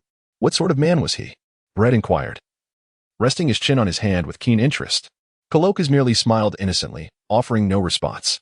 Bled understood that Kuroka's would not utter another word, so he opted to peruse the newspaper to keep himself informed about current affairs. After a series of arduous journeys by airship and ship, spanning approximately a week, he arrived at Mary Geos, the headquarters of Cypherpole. Hello, I am still dining, young Bled, exclaimed Minister Onest, nearly retching at the sight of the two desiccated corpses displayed by Bled, one of which was a half-dead individual with a festering wound that had not been properly tended to. Bled calmly remarked, having 10 meals a day. Missing one is hardly a significant matter. Consider it a means of weight loss, a way to alleviate hypertension. I do this for your benefit, my dear minister once said. He then gestured towards the two lifeless bodies and pointed at Kuroka's, stating, he may not be listed on the government's bounty, but I am convinced he is an utterly unforgivable member of the Roger Pirates. Minister Onset raised an eyebrow, intrigued. one of the ship's doctors for the Roger pirates. The one responsible for treating Roger's terminal illness, ensuring his ultimate conquest of the Grand Line and the title of Pirate King. The very culprit, Bread smiled lightly. Minister Oneset's eyes widened in exaggerated astonishment. What a remarkable catch. Young Bread, you truly bring good news. Your efforts are commendable. He promptly instructed his secretary to take Coloca's away, whispering further instructions. Have the others found nothing of worth? Bread casually leaned back on the sofa. Not yet. The others have not yielded any results. Minister Oneset replied. The government cannot be unaware of the whereabouts of certain specific members of the Roger pirates. Why not make the information public, Commander? Bread furrowed his brow. How did you locate them? Minister Oneset inquired. Based on our intelligence from the Hunter Association and some credible rumors, I reconstructed the movements of the Roger pirates over the past 2 years, deducing they had lingered at Reverse Mountain. Following that, there were no further rumors of their search for a doctor, which led me to focus on the entrance area of the Grand Line. Waiting patiently, Bread fabricated. Well, my luck has been quite splendid, he added. Minister Oneset pondered, stating, Indeed, the government is aware of the whereabouts of a select few from the Roger pirates. However, there are only a handful of them. After all, the disbandment of the Roger pirates occurred in Wano Country, and our agents are unable to maintain a complete flow of information. Moreover, the Whitebeard pirates are actively providing cover for the Roger pirates. In any case, the government has dispatched the Holy Shield to execute a secret capture of those few individuals. And there is no need for others to intervene. Is the government attempting to capture them alive to investigate the truth behind Raftel? Bread casually suggested. Minister Oneset admonished. Do not let your curiosity run too deep, young Bread. It is tiresome. Bread shrugged dismissively. Without sources of information, the mission to hunt the Roger pirates may not proceed smoothly. You must be mentally prepared. It is not our subordinates who are being lazy, he remarked. Minister Oneset sighed in resignation. All right. I am not unreasonable. Are you a reasonable person? Bread blinked innocently. How do we account for our contributions? I have been sitting here for quite some time. Minister Oneset. Chapter 7. You actually sought another dog behind my back. Congratulations on your new achievement, Lord Bread. I commend your strength and wisdom, as well as your beauty and talent, all of which shine so brilliantly that I am rendered unable to gaze directly upon them. Truly, you are deserving of the title of the most brilliant mind in cipher pole over the past 8 centuries. This unreserved flattery, however, has led to the unfortunate comparison by Bread, who likened you to a lapdog, and indeed, one cannot help but perceive a certain canine quality in such adulation. Bread's lips twitched as he interrupted Nishigong, saying, Very well, Mr. Nishigong. My visit bears significance. I am all ears. Nishigong replied without hesitation, adding, Please, take a seat. Would you care for a drink? Are you familiar with the summoning technique known as Ray in the Land of Harmony? Bread casually settled onto the sofa, gesturing for Nishigong to join him and dismissing the need for urgency. Nishigong cautiously took his place, his rear lightly resting against the small stool opposite Bread, and said, Indeed. It is a remarkable spatial ability. Ninjas can summon creatures, weapons, and tools from thousands of miles away to engage in collaborative combat. The government once invested considerable resources into researching it, hoping to resolve logistical challenges faced by the Navy and the Holy Land's garrison during expeditions, even aiming for transdimensional tactical strikes. Oh, what was the outcome? Bread inquired with keen interest, sensing that Nishigong possessed a wealth of knowledge. Nishigong shook his head. It came to naught. The crux of the issue lies in the elusive nature of the contract, blood contracts and non-blood contracts, each embodying subtle yet significant differences. I see. Bread exclaimed, then shifted the conversation. Your tome, the World Atlas of Imperial Artifacts, Longwa, is reputed to meticulously document the maps of various nations, particularly detailing the territories governed by the world government, along with resources, products, and locations. Am I correct? Nishigong nodded. Precisely. How may I assist you further? I seek to locate powerful super dangerous beast clans to experiment with the summoning technique. Could you investigate where they might be found? Bread pondered before adding, ideally. They should be of the kind that once served humanity as allies. The rotund Minister Oneset did not credit Bread or his team, merely noting it down. And with no current information on other members of the Roger pirates, Bread decided to take a leave of absence. Nishigong hesitantly raised his gaze to assess Bread's expression, cautiously stating, Lord Bread? Not all super dangerous beasts possess the amiable temperament of your Ms. Joanna. Most are inherently ferocious. Bread turned sideways and inadvertently met the sorrowful gaze of the mosquito girl, which unmistakably conveyed a reproach. How could you seek another dog behind my back? Understanding her sentiment, he quickly feigned ignorance of her melancholic look and resumed his conversation with Shigong. You seem quite concerned about me. Shigong, wearing a wry smile, replied. I must remember how my bread is earned. Braid remained silent. Nishinomiya, however, sliced his finger, allowing his crimson blood to drip onto the eye of the monstrous cover of the Tome of Imperial Artifacts, Longo Longo, as if performing some ancient ritual. Soon, the results manifested, and he presented them to you, opening the Tome of Imperial Artifacts, Longo Longo. Bread perused the pages, dense with crimson inscriptions, presenting a plethora of intelligence choices, yet upon careful examination, only two merited attention, the East Sea, the Sky Island Cloud Nest, and the Qinglong clan. The material utilized in the ever-changing imperial artifact, the crosstail, was derived from the fur of the Qinglong. 8 centuries ago, prior to the establishment of the world government, the Qinglong clan stood as an ally to the precursors of the world government. Although the divine dragon remains elusive since the inception of the world government, the Qinglong clan has not made an appearance, and the current state of the cloud nest remains shrouded in mystery. In the New World, on the wild wilderness island, resides the Giant Centipede clan. The Giant Centipede clan has manifested in the world far more frequently than the Qinglong clan, posing an exceedingly high level of danger. They are not always allies of the world government. At times, they stand as adversaries. Periodically, they forge pacts with humans, departing from the wild wilderness island to wreak havoc, driven not by purpose but by an intrinsic desire for destruction, slaughter, and annihilation. Nevertheless, whether it be the Qinglong or the Giant Centipede clan, both are led by dragon-level super-dangerous beasts, fulfilling Bread's quest for formidable super-dangerous beast clans. Furthermore, both clans possess a certain connection to the world government, aligning with Bread's earlier role as a human assistant, active in the world.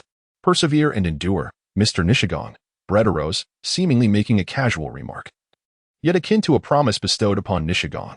Naturally, Nishigong interpreted Bread's words as a commitment to himself, his heart swelling with joy. Indeed, Lord Bread. Upon leaving Nishigong's office, Bread, the mosquito woman, with her round face, murmured incessantly, uttering nothing but Bread's name. Brett, feeling helpless, remarked, All right, Joanna. I have long told you that you are my sister, not merely a younger sibling. I do not perceive you as a perilous magical beast. Thus, I shall absolutely refrain from allowing you to enter into a spirit contract. Do not act petulantly. Despite her discontent, Mosquito Girl did not oppose Brett's resolve. Little Brett. Suddenly, with a resounding crash, the Dragon Knight descended from the sky, the immense force nearly toppling Brett. Please, Tornado, Brett sighed. His initial stern words softened into a more gentle tone. Do exercise some restraint. You are a lady after all, so please comport yourself with a bit more decorum. Tornado scoffed dismissively. Did you not come back from training as an apprentice agent under Father Anderson? What brings you back? Brett could only redirect the conversation. How tedious. I refuse to continue. Tornado exclaimed, crossing her arms in a huff. Braid, how capricious you are. What are you up to? Tornado leapt with joy, as if seeing a friend engaged in a game. Add me, would you? Braid. After much deliberation, Braid remarked, If you can secure permission from above, we have a predicament. The world government regards Tornado as a treasure, and Braid cannot afford to take her away recklessly, as he would be unable to bear the consequences. Chapter 8. The mischievous child. Little Braid, I'm hungry. Little Braid, I'm thirsty. Little Braid, I want. To Braid's astonishment, the higher-ups of the world government actually consented to Tornado, leaving Mariewa with him to seek the spirit beast. However, they also acknowledged the perilous nature of this journey and recognized the likelihood that it could lead to Tornado's demise. Thus, they arranged for Braid, along with Mosquito Girl, the entire team of Golden Guardians that originally belonged to him, and Father Anderson, totaling 8 individuals, to accompany Tornado. They issued a strict order that in the event of an uncontrollable, catastrophic crisis, the safety of Tornado must take precedence. Should anything happen to her, they would all face the harshest military tribunal. It was evident that Tornado, oblivious to the trouble she caused, was quite capricious, which left Braid feeling exasperated, as if he were on the verge of having to assist her in the restroom. He had never even coddled his own daughter, Altair, to such an extent. Who was that little brat? Even Lord Braid cannot manage her? Lilithith murmured curiously as she peeked through the door crack. Ombler turned pale with fright and quickly cautioned. You must not use terms like little brat, shorty, or dwarf, unless you wish to face dire consequences. The triangle-faced Lilith, her square husband Ricky, and the rotund Rubrig were taken aback by Onbler's vehement reaction. Do you remember when I once said, I have seen the illegitimate daughter of God? Whether you believe it or not, Onbler spoke with a heavy heart, his tone grave. She is that very daughter. She is the one who transcends even Lord Braid and Lady Esteth, the prodigious genius among prodigies. Are you joking? Lilith gasped, her mouth agape, for she was rather talkative. Onbler merely shook his head, indicating he was not jesting. Suddenly, a strong hand rested upon Onbler's neck. Mr. Wolf Weiss. Onbler gasped in shock. Bell extended a finger to his lips, gesturing from right to left. Silence is golden. Understood. Onbler replied.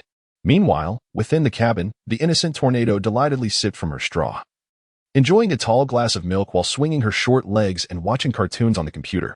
Beside her, Brett engaged in conversation with Father Anderson. What brings you to the study of chakra once more, my child? Father Anderson expressed his confusion towards Brett. Brett chuckled. Curiosity is indeed intriguing. One's energy and time are limited. Anderson earnestly advised, the talent you possess, if nurtured with perseverance, is sufficient to achieve remarkable accomplishments. However, by dispersing your focus and time to learn domination and then seeking to master chakra, do you not think this is a touch excessive? The government has its examples, and the outcomes were far from favorable. Their overextension led to mediocrity, as their talents were insufficient. Brett, brimming with confidence, replied, There is no need for concern, Father Anderson. Anderson sighed. May the glory of the Lord bless you. Amen. Thank you. Brett smiled, deftly continuing to weave hand signs while shifting the topic. Speaking of chakra, it inevitably evokes thoughts of ninjas. Father Anderson, has the government sought the allegiance of the ninjas from the Land of Harmony? From what I understand, the state of the Land of Harmony has been dire for decades. Even with the legendary Hashirama Senju, known as the greatest ninja in history, once suppressing the chaos, peace was never attained. Two massive civil wars erupted, the second of which remains unresolved, with bloodshed rampant among the factions. Surely, in their quest for peace and to escape the ravages of war, some ninjas must be willing to ally with the government. Anderson's expression grew peculiar. Indeed, some have. Oh, then why have I not seen them? The Navy, Cipher Pole, the Holy Land's Defense Force. Where are their shadows? Brett inquired, astonished. Anderson explained. They are being stockpiled near the Land of Harmony by the government in coordination with the Navy to guard against it. What an irony, Brett mused, realizing the source of Anderson's strange demeanor. Those ninjas, who forsook their homeland in pursuit of peace and safety, paid a steep price to ally with the world government, yet ultimately found no escape from war or tranquility. Is that not a bitter irony? Bang, bang. Little Brett. Tornado interrupted the dialogue between Brett and Father Anderson. Brett turned his head. Tornado pointed at the computer, speaking assertively. It's broken. Brett casually examined the computer, pondering not whether it was broken, but rather how it had come to be so. Why on earth did you strike it? He exclaimed. The animated film was a farce, its protagonist remarkably foolish. As if comprehending the silent inquiry in Brett's gaze, Tornado lowered his head to evade Brett's scrutiny, muttering softly to himself. To Brett's further dismay, he caught a glimpse of Father Anderson, a figure he had always regarded as solemn, composed, and serious, secretly chuckling to himself. Brett, Tornado? He grasped Tornado by both shoulders, positioning her on the sofa as one would arrange a delicate doll. Crouching down, he said, We must have a conversation. Tornado pouted, insisting, I won't listen, I won't listen. I won't listen. Brett remained speechless, and the rare display of displeasure from Tornado was evident. Tornado also bore a rather unhappy expression. However, it was not long before the little Brett playfully remarked, Are you upset with me? Hee, I didn't mean to. With that, Tornado, grinning like a playful koala, clung onto Brett. Braid found himself unable to contain his frustration, leaning back against the sofa as he ruffled the unruly head of the mischievous child. Tornado, not to be outdone, tugged at Braid's golden retriever. A playful scuffle ensued. Grow up, Tornado, Braid sighed, casting his gaze towards the ceiling of the cabin, offering a gentle admonition. Tornado, unfazed, perched upon Braid's chest, demanding, Stop rambling. Hurry and fix my computer, you big oaf. Chapter 9. The secret realm of Melview. I think we've found it. That must be Wild Wilderness Island, Joanna remarked, though uncertainty lingered in her voice. The Mosquito Lady hesitated before informing Braid. Wild Wilderness Island is a peculiar island devoid of a magnetic field, the great navigational tool. The permanent pointer devised by pirates for the Grand Line cannot guide us here. Thus, even with the exclusive sea charts from the world government and the imperial tome. The World Encyclopedia, Longo, we arrived in the vicinity yet failed to locate it immediately. We must rely on our vessel's continuous navigation and the Mosquito Lady's control over the swarm for a search radius of up to 180 kilometers. In light of the uncertain situation regarding the Qinglong clan, Braid shifted his focus towards the giant centipede clan for his spirit beast endeavor. Setting aside his reading material, Braid inquired, "Oh, why the uncertainty? The other locations do not meet your criteria for a large island or for being home to countless magical beasts, including those of exceptionally perilous varieties," the Mosquito Lady elaborated. "Only this place fulfills the large island requirement.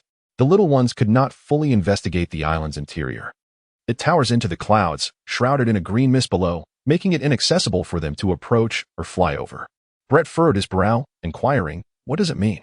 At that moment, the mosquito woman extended her palm, revealing several mosquitoes adorned with green spots. Once they approached that vicinity, they would meet their demise. Brett observed intently and corrected, on the verge of death, yet not fully departed. His gaze flickered as he plunged into deep contemplation. After a while, he pondered. The Wild Expanse Island? It likely bears another name, the enigmatic Melview. Brett mused silently. Brett chuckled. Lead the way. The opportunity for adventure has arrived. Hours later, oh my God. Wow. Indeed, as described by the mosquito woman, the natural spectacle before them was awe-inspiring, compelling one to marvel at the Creator's wonders. A pale green mist enveloped a vast ocean, stretching like a curtain into the sky, while several majestic peaks towered amidst the wispy white clouds. Tornado. Help disperse the green gas. It's toxic, Brett called out. The tornado, shaking off its green mane after waking from a nap, sleepily extended a hand. With a whoosh and a thunderous roar, a tempest erupted, and the ship surged through the waves. Startled, Laliki gasped and quickly grasped the ship's railing. Her eyes wide with terror as she fixated on the tornado, swallowing hard. She finally understood why Alhambra had exaggeratedly referred to the tornado as the illegitimate daughter of the god of whirlwinds. The calm zone had effortlessly conjured such a colossal storm, a genius among monstrous geniuses, traversing the island barrier formed by the green mist. Roar. A harsh, grating howl welcomed Brett and his companions, revealing the savage beasts prowling the shores of the wild island or the secret realm of Melview. The fearsome tiger-headed creature, nearly 7 meters tall, dominated half of its body, complemented by a sleek leopard form and wings extending over 10 meters from its ribs, a true embodiment of terror. Especially as these monsters thrived in packs. "Ah!" the timid Laliki screamed, her face paling alongside Alhambra and the others. "What are you screaming about? It's so annoying." The tornado, known for its sharp tongue, spat out insults, whether directed at the tiger-headed beast or Laliki. "Fool. Trash. Useless. Get out of my way." In the next moment, with a swift motion of its small hand, the tornado pulled together dozens of tiger-headed monsters, reducing them to a chaotic pulp akin to oranges in a juicer, showering the area with a torrential downpour of blood. An eerie silence descended. "Incredible," Alhambra murmured. Having known of the tornado's power but witnessing for the first time the overwhelming destruction unleashed with such ease and grace, it seemed the entire archipelago was teeming with beasts. Only such a vast population could sustain the existence of the giant centipede tribe. Brett, sensing the overwhelming stench of blood with his observation hockey, remarked, "The scent of blood is too strong. We must relocate, or the ferocious monsters drawn by it will only multiply." The tornado floated proudly, patting Brett on the shoulder. "What are you afraid of, little Brett? I've got your back." Rolling his eyes, Brett replied, "Save it. Your stamina has always been in question. If anything goes wrong, we'll be relying on you to lead our escape." Bale silently manipulated the helm, swiftly maneuvering along the coastline to conceal the vessel. The relentless snapping of the flat crocodile, resembling a door, echoed in the air. Bang, bang, bang. The petite buffalo, equipped with an enormous air-filled posterior, propelled itself with remarkable speed, rivaling that of a bullet. The ancient, dinosaur-like elephants roamed majestically. Lions with 8 legs and 4 tails emerged from the shadows. Upon landing, Brett and his companions were besieged by a relentless onslaught of various ferocious creatures, which also turned upon one another in their fury. Regardless of whether they were herbivores or carnivores, the mark of slaughter was indelibly etched in their instincts, mused Anderson. Brett halted his steps and proclaimed, "We must return." "Why?" inquired the tornado, with a demeanor reminiscent of a carefree outing, perplexed by the suggestion. "Brett Dow, it was my oversight. I require a more straightforward means to locate and engage with the giant centipede clan. Otherwise, we recklessly traverse the territories of ferocious creatures, infringing upon their territorial instincts, leading to incessant conflicts. Even if we escape death, we will eventually be worn out. Do not be willful, child, Andrews echoed. Tornado. Oh, Joanna, summon the mosquitoes. Bread commanded, lifting Tornado by the collar and retracing their steps. Suddenly, a sharp pain struck. Lord Bread, help. The already rotund Rubrig swelled even further, his body momentarily ballooning into a perfect sphere. Boom. What happened? Laliki's triangular face went pale as she collapsed. Bell gestured indifferently. Gluttony brings ruin, Abhambra translated Bell's meaning, sighing. Mr. Wolf Officer saw him eating indiscriminately and was too late to intervene. Chapter 10, Daft Green and IQ. The realm of Melview is an archipelago comprising numerous islands, with a total area nearing 20,000 square kilometers, teeming with an unquantifiable diversity of flora and fauna. Only such a vast and bountiful locale could sustain the giant centipede clan, which often stretches hundreds of meters in length.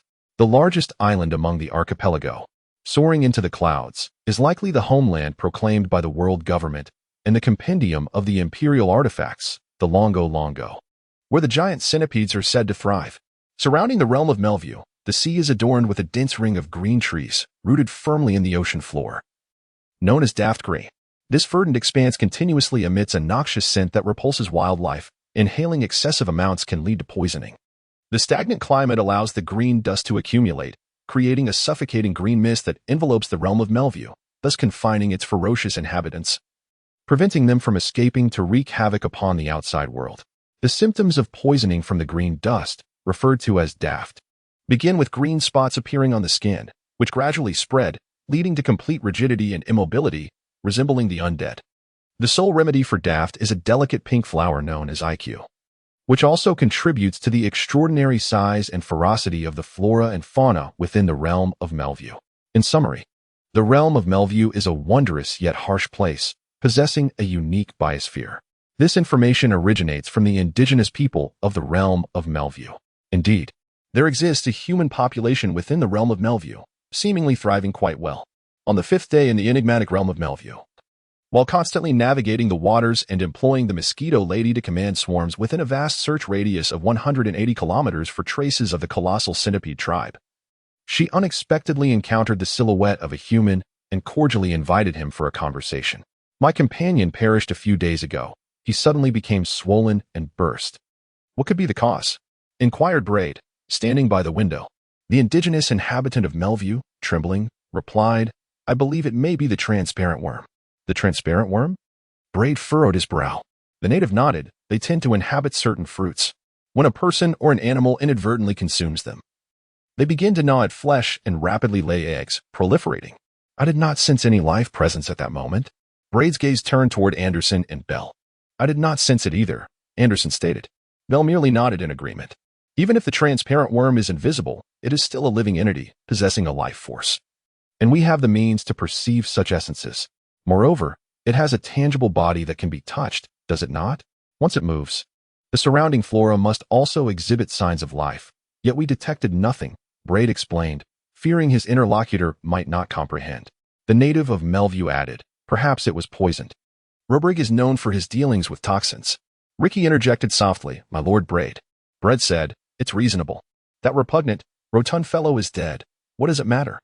He was worthless anyway. Little Bread seems overly concerned. Tornado murmured. Braid glared at Tornado, declaring, at the very least, I cannot allow my subordinates to perish without understanding. Tornado. Tornado, puffed up with indignation, turned to the side. Lord Braid. Bread's performance indeed moved Lilith, Ricky, and Alhambra. For no one wishes to follow a merciless commander who regards his subordinates as mere trifles. Suppressing his emotions, Bread inquired. One last question. Have you encountered the giant centipede clan? Are you referring to the centipede elder? Trembled the native of the mystic realm of Melview. As a thought crossed his mind, it has not stirred for quite some time. It is rumored that it sustained grave injuries the last time it departed from Melview. Otherwise, it frequently occupies the most prominent summit, surveying its territory, easily visible to all. Bread lamented, what a pity. Slightly taken aback, he inquired. Is it possible for the centipede elder to depart from Melview? The indigenous inhabitants of the mystical realm of Melview responded, it cannot leave Melview on its own. It requires someone to assist in its relocation, for it is indeed daft green. Brett fell silent for a moment and said, I have retained the IQ you collected as a form of compensation for answering your questions, Alhambra. He then offered him a portion of food. It was afternoon. Brad and his companions returned home empty-handed, feeling utterly bored. Tornado expressed his grievances incessantly. Brett, with a hint of irritation, teased, What do you think is not boring? Tornado attempted to counter Brett's remark, yet she found herself at a loss for words, her beautiful eyes widening in surprise. You see, Brett exclaimed, spreading his hands. Tornado, my friend, you truly must cultivate a personal hobby. Otherwise, your entire life will be dreary. Tornado scratched her head, asking, And what about your personal hobby, little Brett? Mastering power, Brett replied with a grin. Interesting matters, whether through personal experience, observation, or hearsay. Tornado retorted, You charlatan. And you? To spread the light of the Lord and punish heretics, it is also my fervent wish and dream. Anderson was unperturbed by Tornado's provocative remark. Meeting Tornado's gaze, Alhambra self-deprecatingly remarked, I am much more mundane, indulging in eating, drinking, and revelry. Oh, Mr. Wolf Commander claims his hobby is fighting. Brett. Mosquito Lady chimed in, giggling foolishly. Helping Brett. Dressing up, putting on makeup, shopping, buying. Lily Kiss added, accompanying Lily Kiss to dress up, apply makeup, shop, and spend money. After hearing everyone's hobbies, Tornado became frantic. My hobby, my hobby. With a sudden clap of her hands, she proudly lifted her chin, drinking milk to grow taller. Doing stretching exercises. Realizing she had inadvertently revealed a secret she did not wish to disclose, Tornado's expression sharpened, her gaze sweeping over the group, who seemed preoccupied. Everyone pretended not to have heard, and the irritable Shorty seemed ready to silence her. Chapter 11. Dark clouds of fruitless journey consumed considerable time. And it was not until mid-May that Brett returned to Mariehua. Did you gain anything, little Brett? Murmured Mama, perhaps in light of some joyous news. Minister Onest appeared sprightly and cheerful, celebrating with a feast of pig trotters, roasted chicken, and seafood piled high on his desk. Naturally, he inquired about the world government's cherished darling. Why didn't Tornado come with you? As soon as I arrived at the Holy Land, I was eager to find my sister.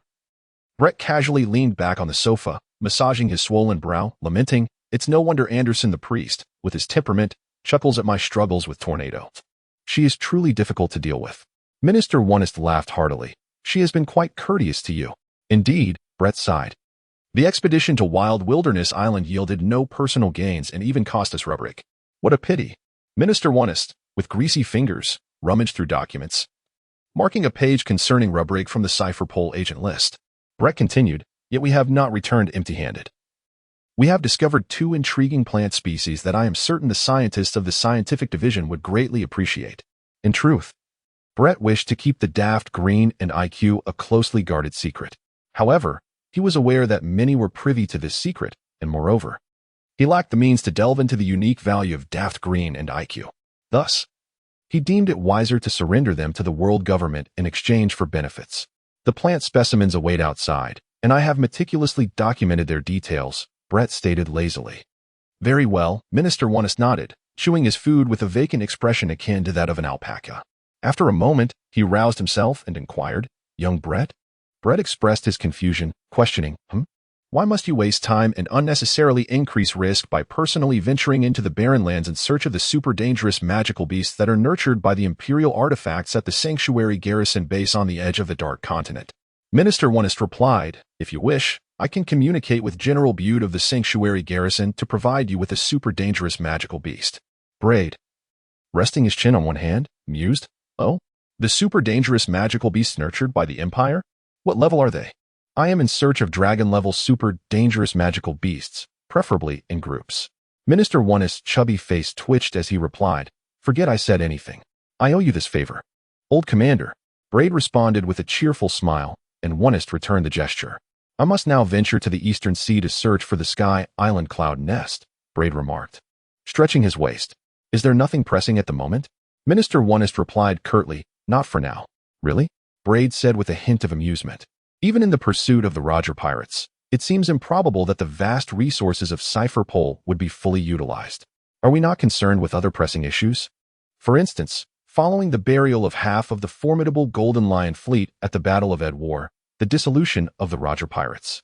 In the remaining dominance of the Whitebeard Pirates, the pirate forces are on the verge of a monumental upheaval. I suspect the government is currently troubled by the restlessness of the pirates. Yet this moment presents the government with an optimal opportunity to address the pirate menace. As the government's eyes and ears, how could we possibly be devoid of tasks? However, we are not the Navy. We cannot replace the function of a fully formed large-scale army. Minister Wano sighed, addressing the pirate forces. The Navy is currently incapable. All they can do now is catch their breath. Braid sighed, indeed. It is truly regrettable to forget that the Navy is currently preoccupied, ensnared in an unprecedented period of vulnerability in history. Their gazes met. If only the higher-ups possessed the audacity, they should promptly reassign the garrison from the Holy Land to eliminate a third, no, even a mere tenth or two. Within the vicinity of Mariewa would suffice, Braid murmured. Minister Wano did not respond. Those in positions of power have their own considerations. It is best for those of lesser stature to refrain from complaints and obediently follow orders, Braid remarked as he rose. Well then, I shall take my leave, esteemed Admiral. Wait, young Braid, Minister Wano interjected. Braid paused. The aerial island of the East Sea, Cloud Nest, I advise you against visiting, Minister Wano said solemnly. Braid blinked in surprise. Why?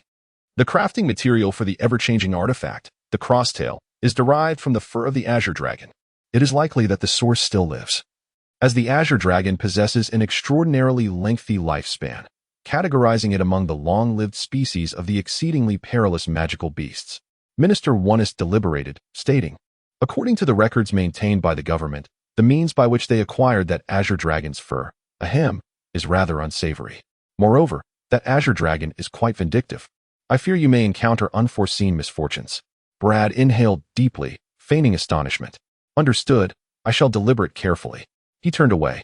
Brad remained utterly indifferent to the counsel of Minister Wano. Fully aware of the perils associated with recklessly engaging with the formidable dragon-class super-dangerous species. Yet, the allure of their immense power proved irresistible, driven by insatiable greed. He even disregarded the value of his own life. In light of his previous unfortunate experiences, Brad ventured to the East Sea without bringing Tornado, clandestinely absconding with Mosquito Woman. Alas, he encountered failure. His expedition to the island of the Wild Wasteland was far more dismal. At least there he had managed to ascertain its location. Whereas now he could not even locate the Cloud Nest in the Sky Island. Not all Sky Islands are akin to the divine realm of Skypiea, which is situated directly above the island of Jaya, one of the initial routes of the Grand Line. Skypiea has become synonymous with Sky Islands. Most Sky Islands, such as the Weather Research Institute of Vasilia and the Balloon Terminal of Ballantaminair, including the Cloud Nest, are characterized by their uncertain locations, drifting aimlessly with the winds. Brad found himself in quite a predicament. Meanwhile, Mosquito Girl secretly rejoiced, exclaiming how splendid it was that there were no dogs outside. Before entering into a spiritual contract, merely forming a spiritual seal and releasing chakra could yield unpredictable consequences. Brad murmured to himself, contemplating a gamble that relied on sheer luck. It seemed that his recent streak of misfortune had cast a shadow upon him. Yet could it be that fortune would eventually smile upon him? Should he take the plunge? Braid hesitated. A new week has begun. Chapter 12. The Monster. Early August. After much deliberation and weighing his options, driven by an insatiable desire for power and a profound curiosity for the unknown, Braid resolved to take action. The signs of the zodiac. Hai, Su, Yu, Shun, Wei. The art of spirit communication. With a resounding bang, smoke erupted around him, and in the next moment, Braid vanished. The Mosquito Woman, seated obediently in front of the television, was taken aback. Braid? Braid. Fortunately, she spotted Braid's note.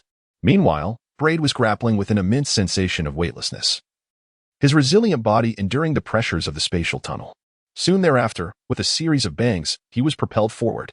As light broke through, Braid struggled fiercely, his feet pressing down as he employed the sixth technique of body skill, the moon step, to achieve a steady landing.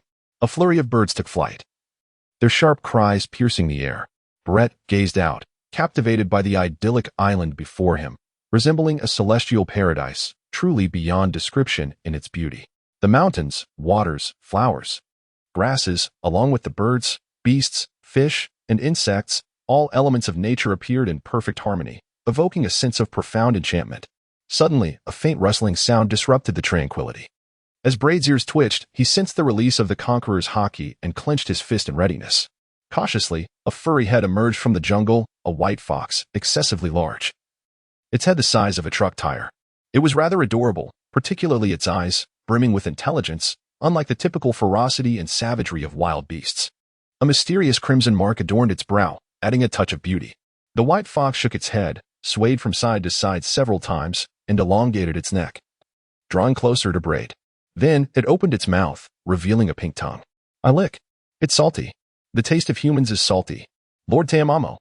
It exclaimed with a voice as clear as a young girl's, reminiscent of a spirited yet somewhat foolish husky, bounding away with exuberance. Braid noted the abundance of quirks. Wiping the saliva from his face, he raised an eyebrow, pondering, Tamamo? The nine-tailed fox? Moments later, the fox continued, Humans? Quickly, step aside. Let me have a look. After centuries, humans have finally arrived on our peaceful island. A myriad of foxes, varying in size, hue, and even the number of tails, gathered around Braid, forming a formidable circle of spectators. How rude. You will frighten our guest from the human world. A graceful voice rang out, and the crowd of beasts parted to reveal a regal woman.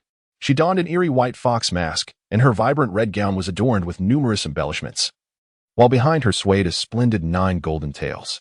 As she approached, the woman spoke, Greetings, esteemed guest from the human realm. Relax, we harbor no ill intentions. Oh, I nearly forgot. I am the sovereign of peace, Tamamo. There is no need for formality. You may address me as Lord Tamamo, Queen Tamamo, or simply Your Majesty. Brett, a brief silence. Are you monsters? Brett sighed, realizing only after the appearance of Tamamonome that the Fox clan before him was not a super dangerous species of magical beasts. They belonged to the enigmatic race of Yukai. Yukai are among the most unique minority races in a world of diverse species, distinguished by their ability to effortlessly shift between beast and human forms upon reaching a certain stage of maturity, as well as their capacity to intermarry with other human races and produce offspring. This characteristic serves to differentiate them from the hybridized, beastly appearance of demi-humans, who, despite being capable of mating with humans, cannot bear offspring. Tamamonome slightly tilted her mysterious fox mask, revealing a fleeting glimpse of her enchanting visage. Indeed, we are the nine-tailed fox clan, she declared with a stern tone. How rude of you, human. This queen has already introduced herself, and you dare not respond? Apologies. I am Brett Heyman, he replied with a smile, adding, You may call me Lord Brett. There is no need for formality. Tamamonome pondered for a moment. An intriguing human, she mused as she gracefully beckoned with her delicate fingers. The white fox, eager to comply, quickly lay down to serve as Tamamonome's makeshift seat. Now, reveal your purpose, guest. Brett cast a glance at the 3 tails of the white fox and said, I have come in search of the immensely perilous magical beasts as a summoner. I did not anticipate intruding upon your territory, and I mean no offense. A summoner? Oh, the ninjutsu of the land of harmony, the art of summoning? Tamamonome rested her chin on her hand and remarked, To dare to employ the art of summoning without a foundational contract? You must be quite fortunate. Brett was taken aback. I have indeed guessed correctly, Yu Zhaoqian remarked softly, for I have witnessed the completion of the spirit summoning art with my own eyes. And thus I am well aware of your circumstances. Brett pondered and inquired, Where is this? It is Peaceful Island, interjected the 3-tailed white fox. Bradeo, what I mean to say is, where exactly in the world are we? How might I depart from here? If you wish to leave, we shall escort you. However, it is not convenient for us to disclose the precise location of Peaceful Island. While we do not harbor any animosity towards humanity, we also prefer not to have our sanctuary frequently disturbed by human presence. At that moment, Tamamo's eyes sparkled with a glimmer of insight. Brett pondered for a moment and inquired, regarding the final question, is the contract of the spirit summoning technique applicable to the demon race? Indeed, it is applicable. The spirit summoning technique imposes no restrictions on the parties involved in the contract, provided that an agreement can be established. With a languid grace, Tamamonome adjusted her enchanting form, a playful smile gracing her lips. What is this? Are you contemplating a scheme against our illustrious 9-tailed fox clan? Braid licked the corners of his lips, perceiving the overwhelming aura of the 9-tailed fox clan. Indeed, they are formidable, and Tamamonome is certainly not inferior to the dragon-class super dangerous beasts. Frankly speaking, I personally aspire to seek the assistance of the 9-tailed fox clan, and I shall strive to reciprocate their aid. However, I sense that you are more content with the status quo, relishing a life free from strife, Tamamonome. Braid. What do you mean? Being confined at home for centuries must be tedious. One would naturally yearn for the outside world. Honestly, the same monotonous meals day in and day out are enough to make anyone nauseous. My clothes have been mended repeatedly, and the regal image maintained by Tamamo no Mae has crumbled. Chapter 13. Tamamo no Mae centered around Heian Island, encompassing an area of 9,000 square kilometers. It is enveloped by a spherical barrier. Humans may enter and exit freely, yet the clan of the nine-tailed fox is restricted from doing so. Therefore, even if Braid were to remain silent, Tamamo no Mae, weary of a life confined within such limitations, would actively seek to forge a spirit contract with him. She is a yokai who witnessed the birth of the spirit summoning technique and participated in its refinement. Fully aware of its capabilities to transcend the constraints of space and time and liberate her from the barrier. Evidently, the millennia-old fox, naive in the ways of the world, is outmatched by the cunning of the heart. Braid keenly detected the implication in Tamamo no Mae's remark about being trapped at home for centuries, gradually probing her thoughts and thereby uncovering the current plight of the nine-tailed fox clan as well as her own contemplations. He also expressed curiosity about the entity responsible for establishing the barrier around Heian Island, which even Tamamo no Mae's formidable powers cannot breach.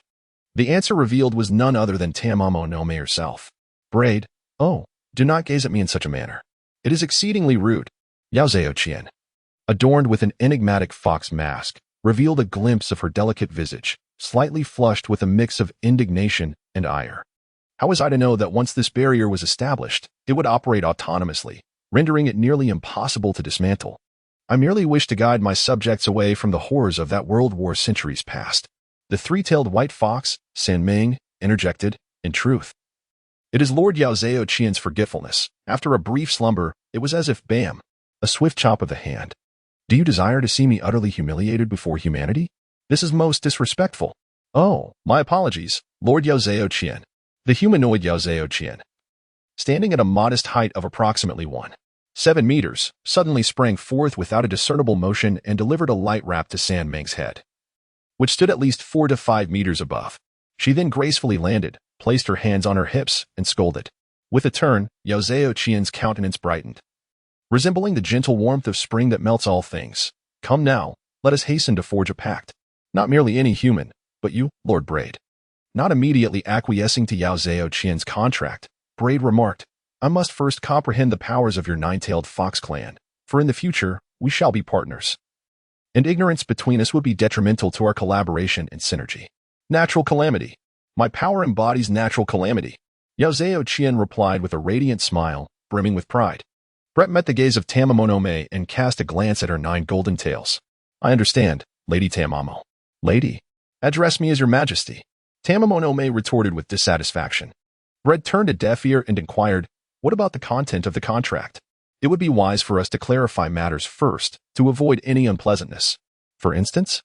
Asked Tamamo no Mae, her elegantly arched brows raised. Brett calmly remarked, for instance.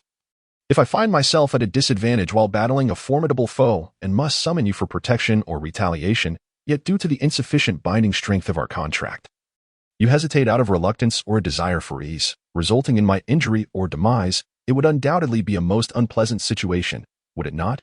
Are you doubting the credibility of our esteemed nine-tailed fox clan? Such a grave affront. Tamamo no Mae grew increasingly dissatisfied, exclaiming, you humans are truly so suspicious. Brett remained unfazed, lifting the contract drafted by Tamamo no Mae and languidly remarked, there's no helping it. After all, your demands are rather excessive.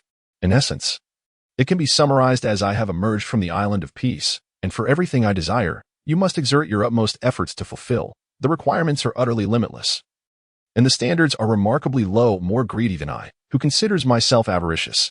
Tamamo no Mae, now adorned with a beaming smile, feigned modesty and replied, do not worry, my Lord Brett. I swear, I am an exceedingly easily satisfied individual. To which Brett coldly retorted, I do not place any faith in a woman's vow, especially one transformed by the nine-tailed fox. Brett suddenly perceived Tamamo no Mae as a paradoxical individual, exhibiting traits of a deranged mind, at times astute to the point of instilling fear, while at other moments displaying an absurd naivete. It was as if, with merely a slight probing, he could elicit information regarding the current state of the nine-tailed fox clan and some of Tamamo no Mae's contemplations. The disparity between her intellect in light of the conditions surrounding the spirit contract was utterly incongruous. I am not a mere entity at your beck and call. The little ones are manageable, yet you must also safeguard their well-being. Tamamo amended the spirit covenant. What say you? Let us be swift and devoid of unnecessary prattle. Brad perused the surroundings with a general sense of indifference, biting his finger to seal the blood pact. Onward, onward, onward. To the world beyond, I come, he exclaimed. Suddenly, Tamamo reached out, effortlessly tossing the unsuspecting Brad aside, and with a flick of her 9 tails, a magnificent golden-furred white-faced 9-tailed fox emerged, towering over 20 meters. Her form was both elongated and graceful, catching Brad as he soared through the air. Now that we are companions, could you enlighten me on the precise location of Peaceful Isle? Brad inquired, seated atop Tamamo head. With a hint of embarrassment, she replied, in truth, I am equally uncertain. The passage of centuries has severed our connection to the outside world for 700 or 800 years. Brad pondered and said, nearly 800 years ago. The world government was established. You must be aware of this. The world government? Tamamo was taken aback. Braid, with a calm demeanor, replied, pray tell. How old are you this year? Fool, is a woman's age something to be casually inquired about? Yu Zhaoqian retorted angrily. Brad was beset by melancholy. You have witnessed the birth of the art of spirit communication with your own eyes and have participated in its refinement. Who, then, is the creator of this mystical practice? The 6 Paths old man, Otsutsuki Kagaya, and Tamamo Brad was momentarily struck with horror, rendered speechless. Soon after, Tamamo halted and said, you shall first traverse the barrier, then employ your spirit summoning technique to call upon me. As the light in Braid's eyes flickered and vanished, he remarked, summoning you may require an immense amount of energy. I am uncertain if I am capable. You, a man, cannot claim inability, Yu Zhaoqian interjected, abruptly transforming into a human form. She grasped Braid, who had fallen onto the surface of the sea, and with a resolute pat on his shoulder, she clenched her fist in encouragement, urging him onward. Braid, the astute Tamamo is not easily deceived. Braid initially sought to learn from her. After all, she once had dealings with the legendary sage of 6 Paths. Chapter 14. A true delight within the doldrums that separate the West Sea from the Grand Line, and in close proximity to the world's largest island, Wano Country, lies the location of Peace Island. This conclusion was drawn by Braid as he traversed the doldrums and encountered the naval forces and those surrounding Wano.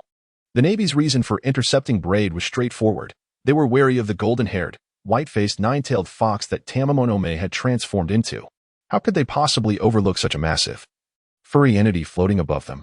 They could not help but perceive it as an ambiguous, formidable beast of great danger or a summoned creature controlled by the ninjas of Wano, probing into their secrets. Thus, coincidentally, there was a familiar face in the Navy whom Braid was only slightly acquainted with, allowing him to temporarily rest and recuperate. So, you are now part of the Naval Air Combat Division? Braid remarked, observing the airships that had been applied to military use in just a few short years. With a smirk, he teased, otherwise, how could someone like you, with such a disheveled appearance, resembling more of a thief or a lewd criminal rather than a naval officer, have been promoted to the rank of Rear Admiral so swiftly? Clearly, you have benefited from the advent of this new type of military unit. Hey, your words are rather vicious, kid. It was none other than the somewhat renowned Rear Admiral Kizaru, whose prematurely aged face bore a look of discomfort. As he seemed to admonish, our relationship does not appear to be at a level where such jests are appropriate. Brad radiated a brilliant smile. Am I not stating the truth? Paulicelino, indeed, exemplified the distinctive nature of an agent. Not only was he adept at covert operations, but he also possessed an impressive resilience to criticism. Would Paulicelino become angry? Never, not ever. His guiding principle was fundamentally rooted in joy. Happiness was paramount. Thus, after a brief moment of speechlessness, he endeavored to formulate a response to counter Brett's assertion. Braid maintained his smile, referencing a conversation from years past when he first encountered Borsalino, playfully echoing Borsalino's words that defended him against a teasing remark. One who is close to ink is bound to be stained by it. Little did he anticipate that the once fleeting encounter would leave him, pure as he thought himself, tainted by this very shadow. Borsalino, having a significant impression of Braid, would not have invited him today had he not recognized the jest. Unable to match wits, Borsalino deftly shifted the conversation to the view of Tamamo outside the airship's window. Is she a yokai? Any issues? Braid replied. Borsalino shrugged. None. But I strongly advise against bringing her to Mariewa. Meeting Borsalino's gaze, Braid nodded. Comprehending the unspoken warning about the denizens of Mariewa, some of the most formidable and unruly pirates in the world. Is Wano enjoyable? Braid inquired, surmising that with Borsalino's restless nature, he must have stealthily slipped into Wano. You mustn't make baseless accusations. I have certainly not violated military orders by sneaking into Wano. Borsalino exaggeratedly widened his eyes, pointing at Braid. Brett interrupted Borsalino's defense, expressing his curiosity. The prevailing power structure in Wano Country is predominantly derived from the ninjutsu, taijutsu, and genjutsu fueled by the chakra of ninjas. Additionally, a faction of samurai and swordsmen adheres to a system that combines swordsmanship with the strength of haki. However, you, on the other hand, are an adept of the natural type devil fruit abilities, which can undoubtedly inflict harm upon those who are elemental. Can the former truly affect an elemental being like you? There exists a technique known as sage art, a form derived from chakra that can indeed harm natural type devil fruit users. Borsalino abruptly ceased his discourse, asserting, in any case, I have certainly not violated military orders to stealthily infiltrate Wano Country. Brett had no intention of probing further to ascertain whether Borsalino had indeed violated military orders by stealthily entering the land of Wano. What mattered most was that he had acquired valuable intelligence. After an hour's stay aboard Borsalino's airship, Brett departed. The welcoming demeanor of Borsalino did not reflect the sentiments of the naval base, for he was, after all, an operative of Cypher Paul. His destination was the headquarters of the Hunters Guild on the Twin Islands. As they journeyed, Brett jested, Lady Tamamo, why do you remain silent? Mimicking her tone in a playful taunt at the once loquacious Tamamo. She, however, chose to ignore Brett's jibe, murmuring, how much things have changed. My recollections of the vast lands have now been replaced by an endless expanse of ocean. Do you know about the mystical arts? Brett interjected suddenly. Tamamo, still somewhat bewildered, instinctively replied, I do. I have learned from the old sage of the six paths. Will you teach me as well? Brett coaxed gently. The beastly form of Tamamo, with her large, fox-like eyes glinting knowingly, responded softly, very well, Lord Brett. Brett felt a vague sense of unease as he asked, what is the currency in the human world now? Tamamo retorted unexpectedly. Brett contemplated with utmost caution and declared, money, Tamamo no me. Regardless of the currency that governs the human realm, as a token of your tutelage in sorcery, I demand 100, no, 500. I desire to procure new garments and indulge in the experience of human existence. Tamamo no me resolutely asserted, adopting a tone that seemed intent on rendering Brett bankrupt. Brett could hardly contain himself and exclaimed, really? To which Tamamo no me responded with skepticism. Braid brought his fingers together and exclaimed, I swear. It was evening at the Hunters Guild headquarters on Twin Islands. A guest, graciously, paid 500 berries. The gentle owner of the ice cream shop politely requested payment for the large ice cream from Tamamo no me, holding a melon-flavored ice cream. She bit her red lips in a daze, and after a moment, with a pitiful gaze towards Braid, she burst into tears, exclaiming, cheater. Brett stifled a chuckle and retrieved his wallet to pay for Tamamo no me. Indeed, she was an antique. Having thrived in a time when the universal currency was gold coins, though seldom used, as people preferred bartering. Hurry and savor the ice cream. It will melt, Brett urged. With tears glistening in her eyes, Tamamo no me took a scoop of ice cream and placed it in her mouth, promptly closing her eyes in ecstasy. So delightful.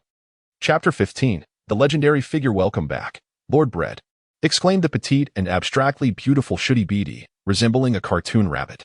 Upon spotting Brett, she joyfully bounded over, only to come to an abrupt halt upon seeing Tamamo no me. It was as if she had turned to stone in the wind, collapsing to the ground in a sorrowful manner. A sound of delicate shattering echoing in the air. Tamamo no me had changed her attire, donning a white garment paired with a striking long red skirt that concealed her 9 resplendent golden tails, with white socks and wooden clogs. Her long hair was bound with a red ribbon, and she wore an enigmatic fox mask that revealed a hint of her exquisite visage, exuding a fresh and sacred aura, while embodying the enchanting grace of a golden-haired, white-faced 9-tailed fox in human form. What a peculiar little thing, Tamamo no me remarked, gazing down at Shooty with astonishment. Delivering a heartwarming blow. Please, Lady Tamamo no me, have mercy, Shooty implored. What troubles you, Shooty? Are you unwell? Just as Shooty sank into an abyss of despair, Brett's gentle voice reached her ears. More importantly, His respectful address towards Tamamo dispelled the misconstrued assumptions that had dampened her spirits. She revived in place. It's nothing. Lord Bread. Should he manage to force a smile, though after a long pause, she found it difficult to utter, Lord Bread? Braid Dao. You have grown up. Chioti appeared flustered and said, Are you aware of the private lives of those star idols? If, one day, you do fall in love, please remember to forgive our selfishness as fans, as we simply cannot bear the thought of the one we admire becoming someone else's partner. Upon finishing his words, Chioti was moved to tears. What a mess. Braid was at a loss for words. Yu Zhaoqian, blissfully savoring snacks, ambiguously inquired, What is a fan? And what defines a star or an idol? Braid pondered countless explanations regarding stars, idols, and fans, yet still found them superficial. Ultimately, he replied, Once you become familiar with the world of the new era, you will understand. Oh. Yu Zhaoqian did not press further, but teased. You possess a captivatingly beautiful face, likely attracting many admirers, most of whom feel too ashamed to express their feelings toward you. Bread responded with a dry jest, Being handsome, wealthy, talented, and of high status is not my fault. Indeed, came the retort. Tamamo, perplexed by Bread's sardonic humor, muttered, In truth, if you were an ugly fellow, I would prefer to remain on Peace Island for eternity rather than pay you any heed, let alone purify you. Bread. The enthusiast for beauty, indeed transcends time and culture. He arrived at Netero's office. With a symbolic knock, he announced his presence. Chairman Netero, Bread greeted, only to feel his pupils constrict sharply the next moment. Netero was engaged in a game of chess. Opposite him sat another elderly gentleman. His hair resembled a white hedgehog. His skin was adorned with wrinkles, and he was draped in a deep blue robe that cloaked his frail frame, yet he sported a rather fashionable pair of sunglasses. There was no mistaking it. Bread's heart raced in astonishment. Uchiha Bido. The chess pieces clashed together. Uchiha Bido shook his head. I have lost. Netero erupted in hearty laughter. Turning to Bread, young Bread, come and assist this old man with the backlog of monsters of the association. Just as Netero intended to pass the work to Bread, he noticed Tamamo. How rude. You little human. You ought to address me as Lady Tamamo, Queen Tamamo, or Your Majesty. Tamamo exclaimed in a fit of anger. Netero reassured. Do not mind her. By chance, she is my spirit contract partner. Bread casually shifted the conversation towards Uchiha Bido. Greetings, esteemed guest at the Hunter Association headquarters. I am Bread Heyman, Vice President of the Hunter Association. Uchiha Bido paid him no mind, slowly rising with the aid of a cane, stating, I am weary. I take my leave. What a pity, your condition, Netero remarked cryptically. At that fleeting moment of passing, Bread slid a business card between his fingers toward Uchiha Bido. I am quite adept at chess.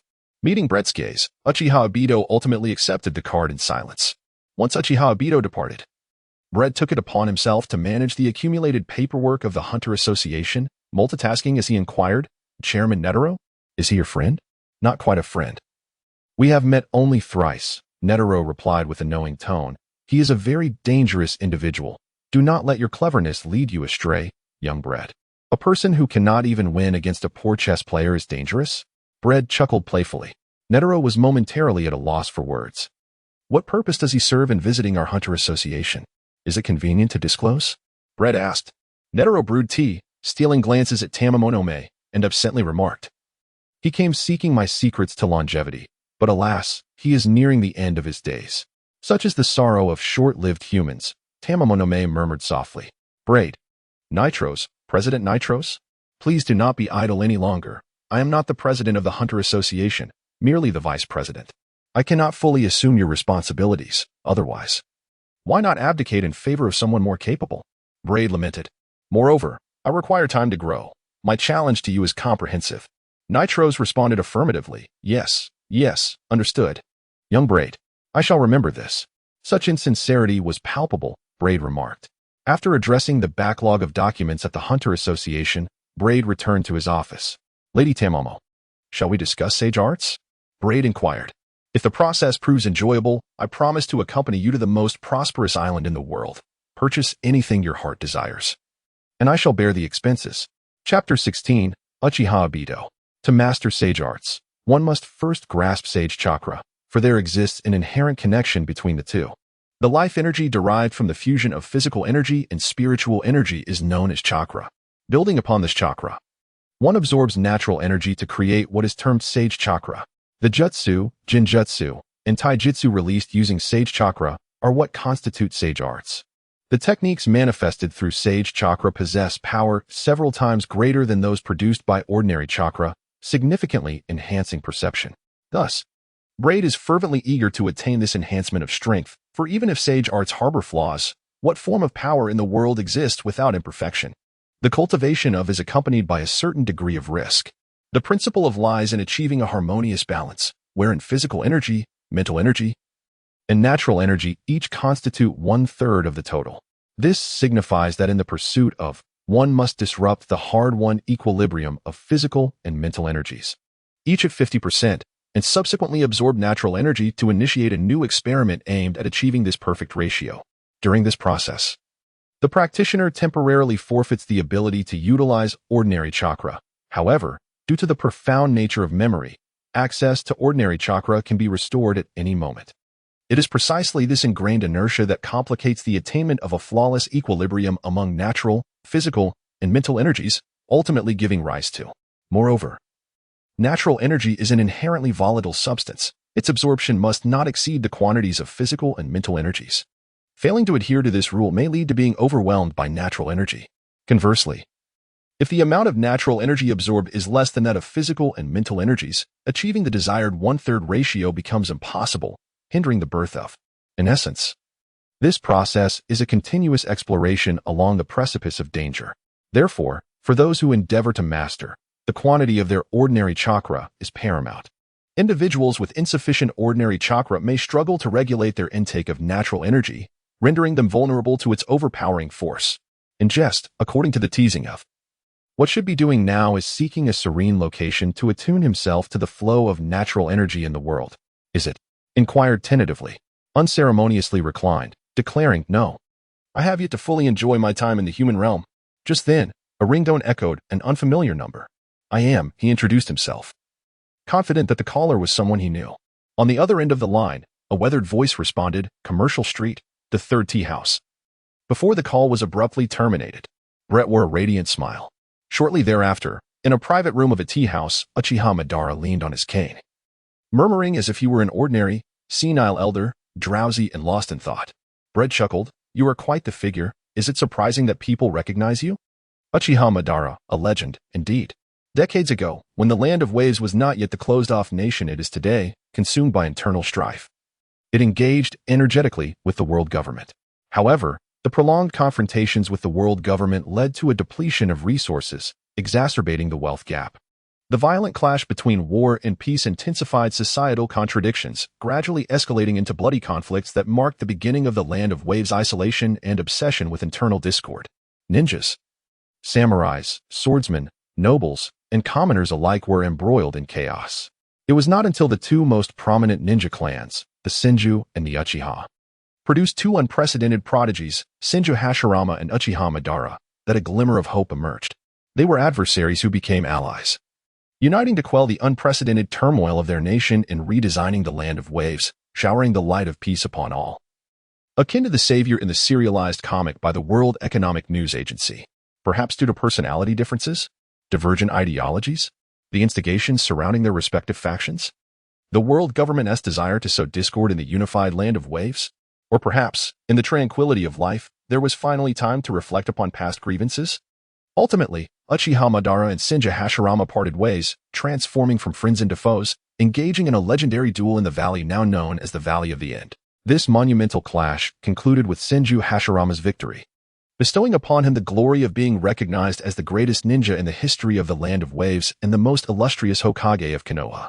However, endowed with an innate and extraordinary power, the mystical Sharingan, Uchiha Madara did not succumb to the death that many anticipated. Instead, he persevered, departing from the Land of Waves to explore a broader world, while Senju Hashirama met his demise shortly after their epic confrontation. In a sense, he was the true victor. As time passed, even someone as formidable as Uchiha Madara could not escape the clutches of age. Nearing the end of his life, he yearned desperately to extend his existence and fulfill certain unaccomplished wishes. "Do not be coy, young man," Uchiha Madara said, removing his sunglasses, his dim, yellowing eyes fixed intently on Brett. I am the specter of the Uchiha, a spirit that ought to have been forgotten by the world. You, neither a citizen of the land of waves nor of mature years, how is it that you recognize me at a glance? Red shrugged. Everyone harbors secrets, do they not? I would advise against delving too deeply. Let us discuss a transaction instead. He paused briefly. Do not attempt to intimidate me with your Sharingan, even the eternal Mangeki Sharingan. Bread stated with an inexplicable confidence. Uchiha Madara frowned, pondering for a moment before inquiring, transaction? What transaction? You seek longevity, while I yearn for power. A subtle smirk graced Bread's lips as he pointed to his small canine tooth. The Imperial Artifact's blood collection. Rapid absorption can aid you in extending your life, or even regaining your youth. A simple bite from me will suffice for you to understand. Uchiha Madara replied slowly. I am aware of the Imperial Artifact. I trust it can indeed prolong my life and restore my youth, but I do not trust you. Hey, Bread responded with an air of exasperation. Mr. Madara, you are quite the skeptic. Uchiha Madara chuckled coldly. You merely wish to bite me.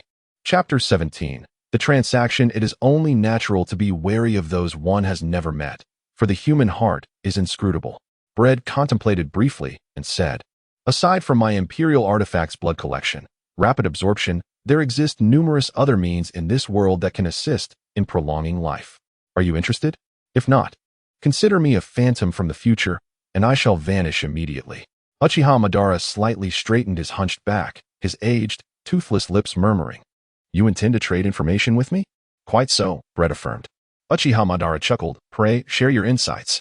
To be frank, I have traveled the world for many years, priding myself on my extensive knowledge, particularly in recent years as I have felt the passage of time weigh heavily upon me, prompting a keen interest in information pertaining to longevity. Madara's speech was slow, measured, and hoarse, yet laced with a mocking condescension, subtly revealing his inherent pride. Or perhaps the information you regard as a secret is mere refuse in my eyes, was the implication of Uchiha Madara's words, which Bread comprehended.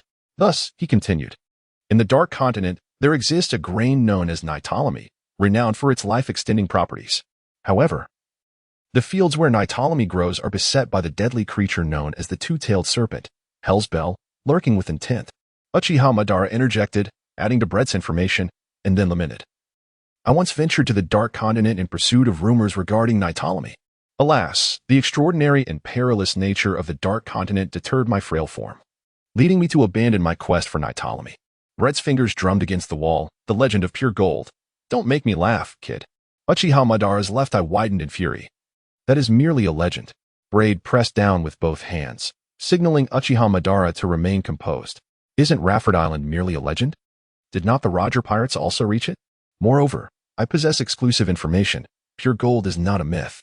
It genuinely exists in history and persists to this day as a miraculous alchemical product that emits a unique light, causing the growth of all things in the world to slow dramatically. This extraordinary creation originated from the hands of scientists on Alchemy Island over 200 years ago. I have personally ventured to the ruins of Alchemy Island. Heh. Uchiha Madara remarked coldly. Burdeo? And then? There is no and then. Uchiha Madara, in a fit of rage, retorted, get lost before you completely provoke me. Red remained unperturbed and spoke leisurely. Then you witnessed the shattered remnants of Alchemy Island. People often believe that its destruction was solely due to humanity's insatiable greed for pure gold. Yet, while human avarice is indeed a contributing factor, it is not the sole cause.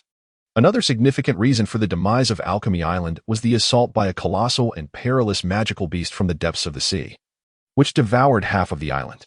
Reflecting upon the ruins of Alchemy Island, Uchiha Madara suppressed his emotions, becoming considerably more serious. The debris of Alchemy Island does indeed resemble the imprints of some monstrous teeth. That enormous and fearsome beast was lured by the radiant allure of pure gold, ultimately consuming half of the island, with pure gold residing within its very belly. Red mused, I am well aware of the sheer magnitude of this formidable creature, even possessing knowledge of its territory and the methods to entice its reemergence. What say you, Mr. Madara? Are you intrigued? What do you seek to gain? Uchiha Madara fell silent for a moment before responding. Technique. Ninjutsu, Genjutsu, Taijutsu. All that you command draws its power from chakra. Young one, do you not think you are being overly greedy? Uchiha Madara remarked. Red smirked and remarked, Madara Uchiha? Life is indeed precious. Most of my techniques are compatible with the Sharingan. Madara, seemingly weary, adjusted his posture, and rested his chin on one hand, replying, "Kid, after acquiring my techniques, do you also wish to claim the Sharingan?" Braid shook his head. Even on a global scale, the Sharingan is widely recognized as a formidable power. With its ability to perceive movements and replicate enemies' techniques, invoking both awe and desire. Particularly terrifying is its silent and invisible genjutsu, which can strike lethally without warning. However, this interpretation is rather one-dimensional. I certainly wish to study the Sharingan, yet I am acutely aware that only those with intense emotions can harness its full potential. Although I am not a creature devoid of ordinary emotions like his death, my emotional depth pales in comparison to that of an average person, rendering the Sharingan unsuitable for me. Provide me with the information, and I shall grant you my technique, as Uchiha Madara once stated. Red wore a smile that was both enigmatic and teasing. First, grant me your technique, Mr. Uchiha. Forgive my candor, but I am still youthful. In any case, it is not I who should be anxious. Uchiha Madara. With a decisive gesture, Madara formed a series of seals, summoning an enormous scroll. Payment upon delivery, he declared. Braidwin extended his hand to open the door. Please fetch something for me, Lady Tamamo, he said, pointing at the scroll beneath Uchiha Madara's hand, whispering softly, later, I will take you shopping, bye. After a moment of hesitation, the usually morose Tamamo's eyes sparkled with excitement as she strode purposefully towards Uchiha Madara. The lantern fish, that colossal and exceptionally perilous beast, was indeed a lantern fish, often roaming the ruins of Alchemy Island, drawn to bright lights. Braidwin did not hesitate. Suddenly, the crimson hue of Uchiha Madara's left eye shimmered, revealing a blood-red iris adorned with intricate patterns. Undoubtedly, it was the eternal Mangeki Sharingan. Eh? Tamamo interjected, blocking Uchiha Madara's gaze towards Braidwin, locking her eyes onto Madara's. The aura of the Sage of Six Paths? Who are you? Uchiha Madara, momentarily taken aback, retorted, You have met the Sage of Six Paths? How rude. Mortal. You have yet to answer my question. Tamamo snatched the scroll from Uchiha Madara, indignantly rebuking him. I care not who you are. You are likely just a descendant of the Sage of Six Paths. I recall he had 2 troublesome sons. Tamamo murmured, her boldness utterly astonishing Uchiha Madara. Eagerly, she tugged at Braidwin's sleeve. Hurry, Lord Braidwin. Chapter 18. My external aid has arrived. How does this outfit look? Lord Braidwin. Very well. And this skirt? Beautiful. You haven't even glanced at me. What matters is that you like it. If you do, then buy it. Use the card. That's all. This was not the scene of 2 love-struck individuals. Rather, it was a delicate and discerning girl, plagued by the common dilemma of choice. Trying on various outfits in a brand-name clothing store. Even a Yukai like Tamamo suffered from the affliction of indecision, and she could not help but seek Braidwin's opinion. For he was her benefactor. Yet, Braidwin, engrossed in perusing the ninjutsu scroll acquired from Uchiha Madara, had neither the time nor the patience to attend to her. Responding with irritation. Really? Tamamo cautiously probed. Braid fumbled through his pockets, murmuring that there should be 50 million berries within. Be quiet. Do not disturb me. Tamamo swiftly snatched away the bank card, fearing that Braid might have a change of heart. Braid, presently preoccupied, diligently perused the scrolls of ninjutsu belonging to Uchiha Madara, ultimately discovering the coveted technique of shadow clone jutsu. Undoubtedly, the majority of techniques mastered by Uchiha Madara, which harness chakra as their source of power, are seamlessly integrated with his ocular prowess, the Sharingan, which possesses the remarkable ability to replicate the techniques of others. Each Uchiha clan member who awakens the Sharingan becomes a legitimate thief, an adept expert in the art of plunder. They adhere to a philosophy of appropriation and are often united by a shared, albeit concealed, penchant for collecting, regardless of their practical utility. Once they set their sights on a particular technique, they are compelled to replicate and document it.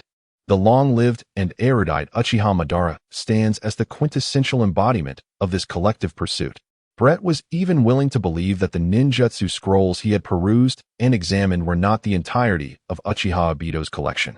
However, Braid incurs no losses. His only expense is a fleeting glimpse of genuine intelligence, while the rewards he reaps are immense.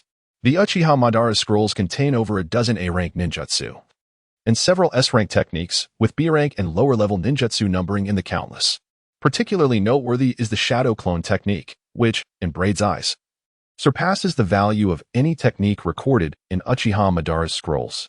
Although the ninjutsu classification of the shadow clone technique is relatively modest, rated merely as B rank, It serves as an extension of the fundamental clone technique. The distinction lies in the fact that the shadow clones possess substance and independent consciousness, capable of wielding all the powers of the original practitioner.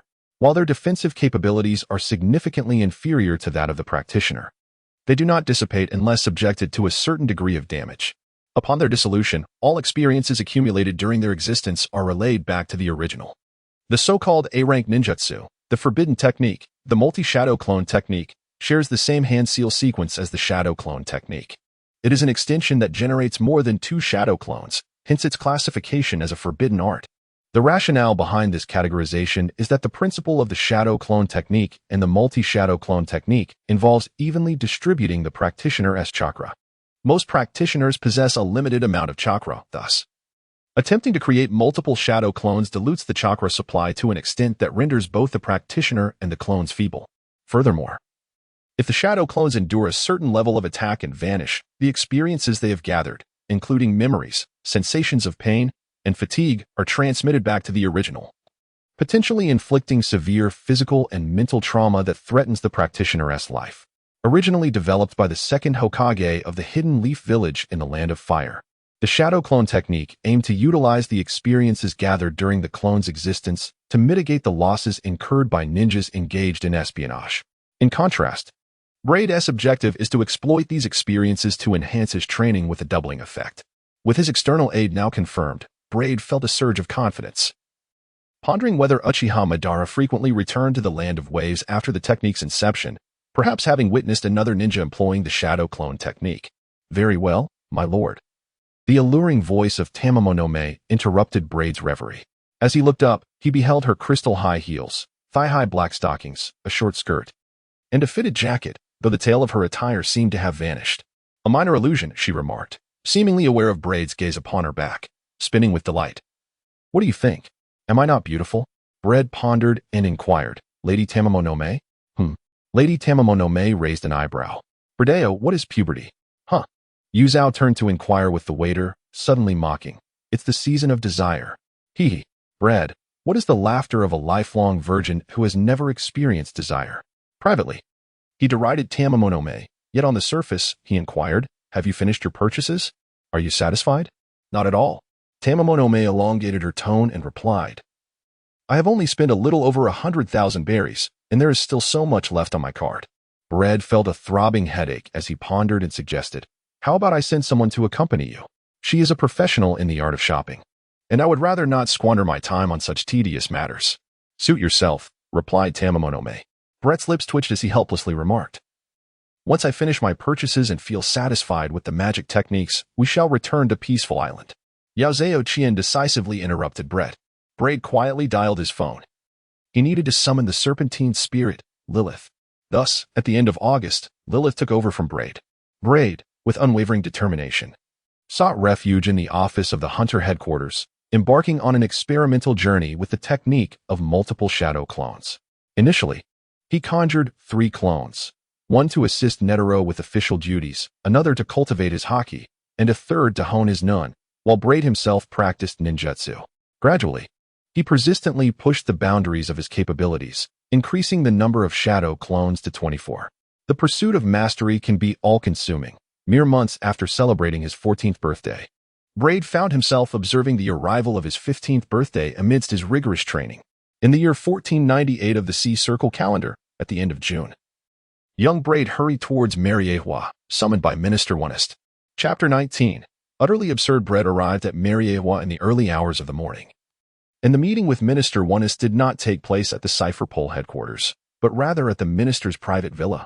The corpulent and lethargic old man appeared rather unwell, likely suffering from elevated blood pressure, clad in what could only be described as a form-fitting nightgown. He was assisted by a maid and unceremoniously sank into the sofa of the parlor, causing it to creak under his weight. Minister Onest, discomfort evident, lamented, "I urge you to return to the Holy Land promptly, yet you, old man, obediently comply. I am nearly driven to my wits' end by your antics. A bunch of inconsiderate rascals. Your issue lies in a lack of activity, old officer," Braid retorted with vigor. "What is the matter?" Your tone on the phone sounded rather urgent. "Roger." Minister Onest took a sip of cool tea, shook his head to clear his thoughts, and stated, "We have received intelligence regarding Roger. Brett's reaction was tepid. Oh, and then? The situation became quite troublesome, as we have reason to suspect that the most malevolent bloodline in history will persist. Witnesses have reported seeing Roger exhibit behavior more reminiscent of a father than that of a pirate. On the island of Baratilara in the South Sea, the typically jovial Minister Wano was unusually grave. There is no worse news than this.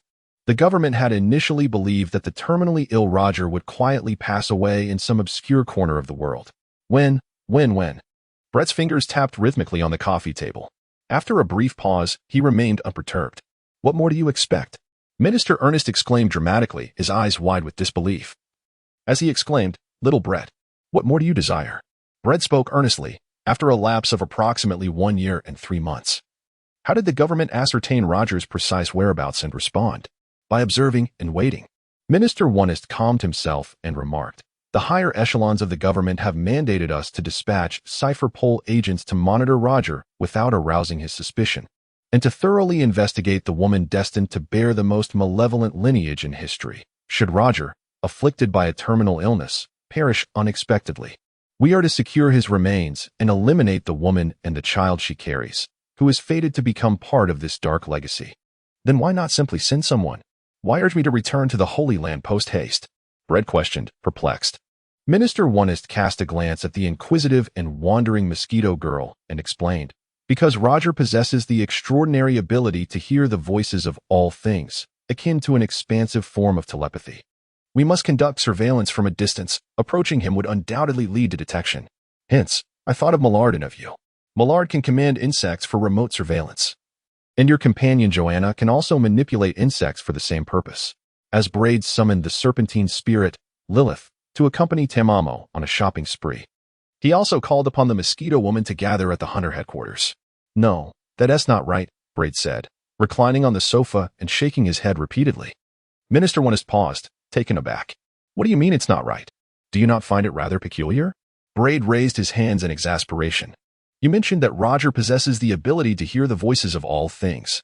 His choice to settle on the remote island of Baratilara for over a year without incident suggests that it is indeed an isolated place, cut off from the world. The indigenous inhabitants are unaware of his presence. They remain wary of outsiders. How could he possibly neglect to utilize his extensive telepathic abilities to ascertain whether any outsiders recognize him? Moreover, how could he allow those who might identify him to depart with news of his actions that are more reminiscent of a father than a pirate? Perhaps he was simply careless, or perhaps he experienced a sudden ailment that rendered him incapable of employing his hearing the voices of all things ability." Minister Wano pondered. "Bordeaux, very well. From which source did the initial information originate regarding the so-called eyewitness who observed Roger exhibiting behavior more akin to that of a father than a pirate? Who exactly is this individual?" At this, Minister Wano was rendered speechless. Brett spoke. "Is there anyone who has witnessed Roger exhibiting behavior more akin to that of a father than a pirate? I am uncertain as to what constitutes paternal behavior, yet at the very least, prior to the child's birth, such demonstrations would necessitate the cooperation of the mother. Would they not? Did he not take a moment to observe Roger's partner, her height, her weight, her hair color, her appearance, and any relevant details regarding her pregnancy?" Minister Wano rose and paced the parlor for a considerable time. The information initially came through the hunter's channels. Yet it remains unclear whether anyone has indeed witnessed Roger behaving in a manner reminiscent of a father. Minister Wano declared sternly, "Especially considering your position as a member of Cipher Pole embedded within the Hunter Association. Serving as the deputy chairman and acting in the capacity of the chairman on behalf of Netero, it is rather astonishing that you learned of this after Cipher Pole." He paused. "Furthermore, no information regarding Roger's partner has come to light either." Red remained silent. However, Roger truly was on the island of Barati in the South Sea.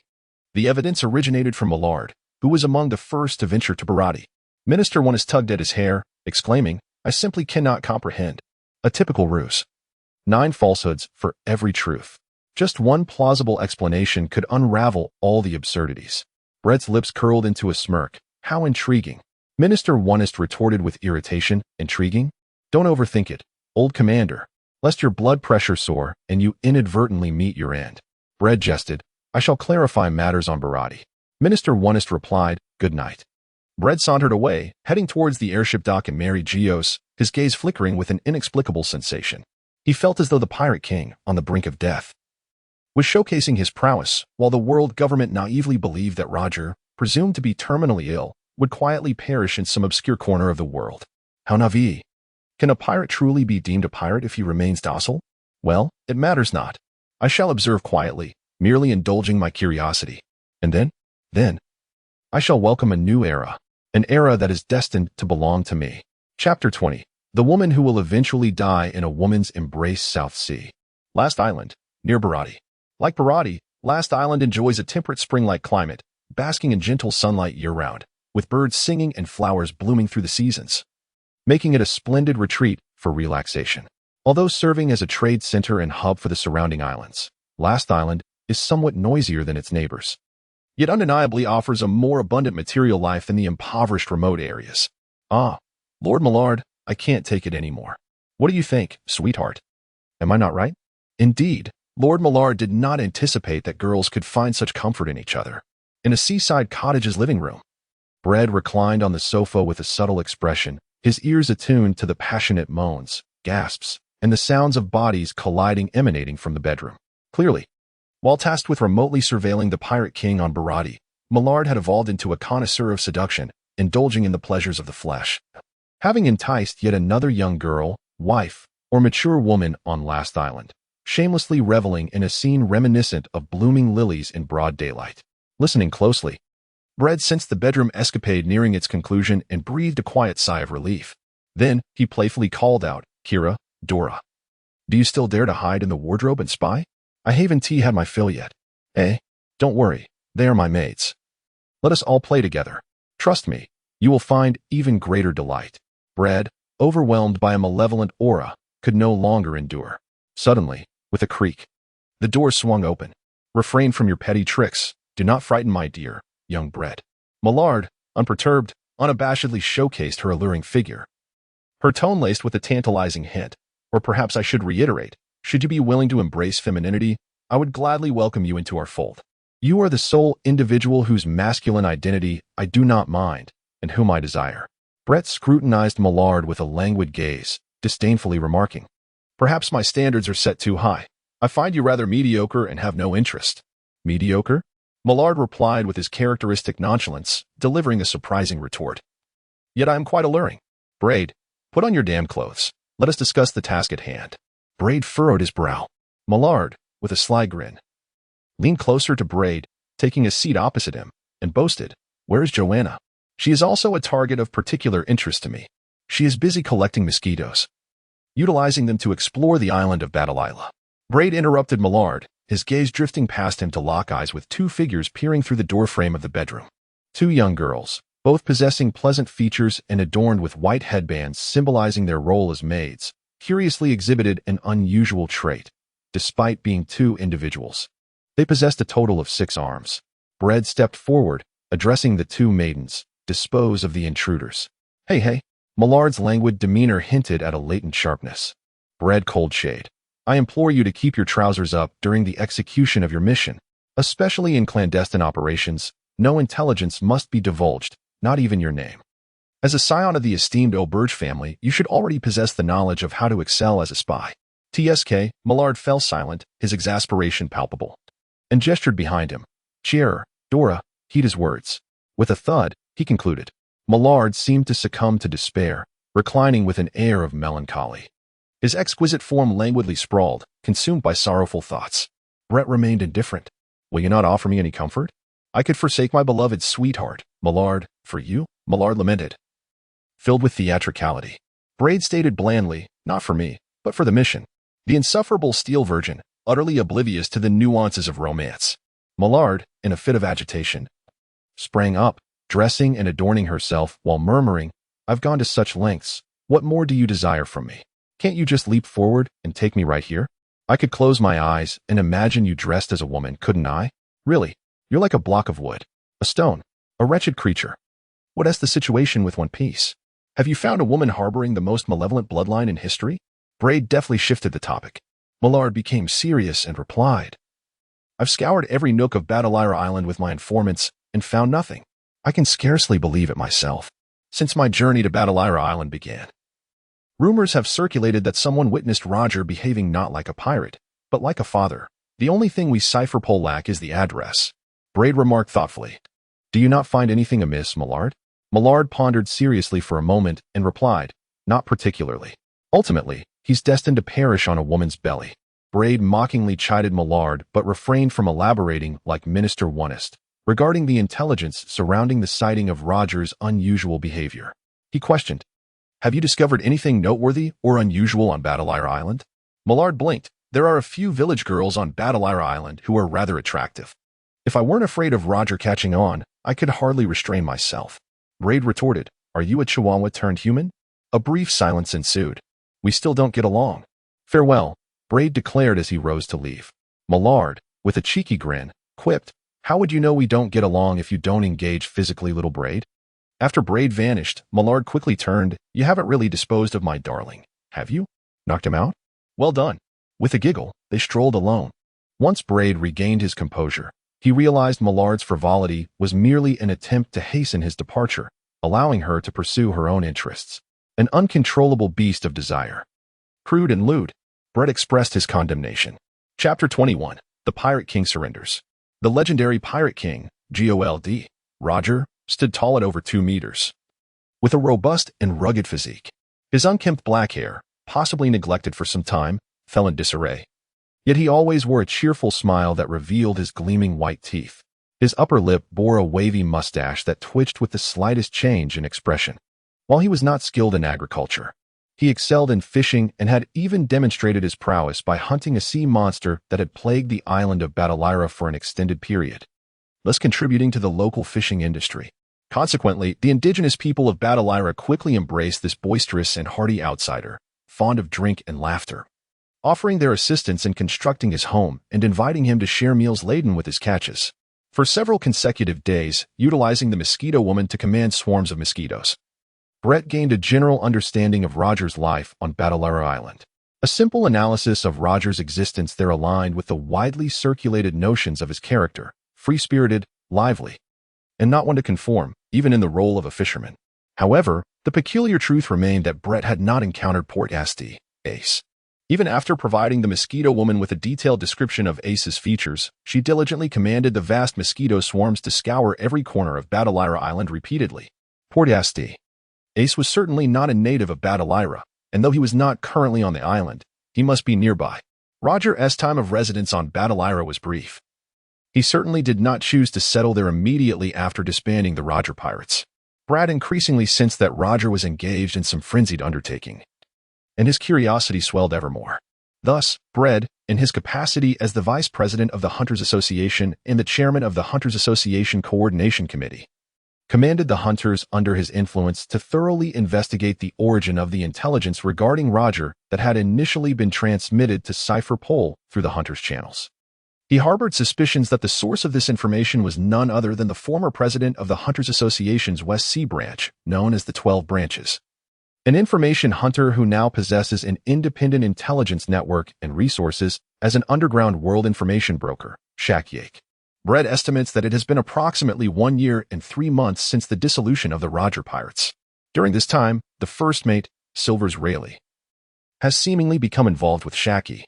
This leads to a reasonable conjecture that before Roger chose to settle on Rosiella Island to execute certain plans, he had a discussion with his most trusted first mate, perhaps requesting Shaky to assist with a minor task. Brett then instructed Mosquito Girl to broaden the search for Port Asti. Rouge, undeterred by the passage of time, meticulously scouring each nearby island. Indeed, the gentle woman with blonde hair and freckled face soon materialized. Intriguingly, the hidden location of Port Asti. Rouge happened to be the very site where Brett and Merrill had been remotely monitoring Roger's base on Latte Island, Rizzuto Island. One could surmise that Roger had orchestrated Port Asti, Rouge's concealment on Rizzuto Island without difficulty, for it served as a bustling trade hub amidst the surrounding islands, a veritable crossroads teeming with people. A perfect locale for anonymity. With the knowledge that Roger would ultimately seek to surrender to the Navy, thereby ushering in a new era, Brett attempted a reverse calculation. His head throbbed. He still couldn't comprehend the madness behind Roger's actions, though he had grasped a sliver of clarity.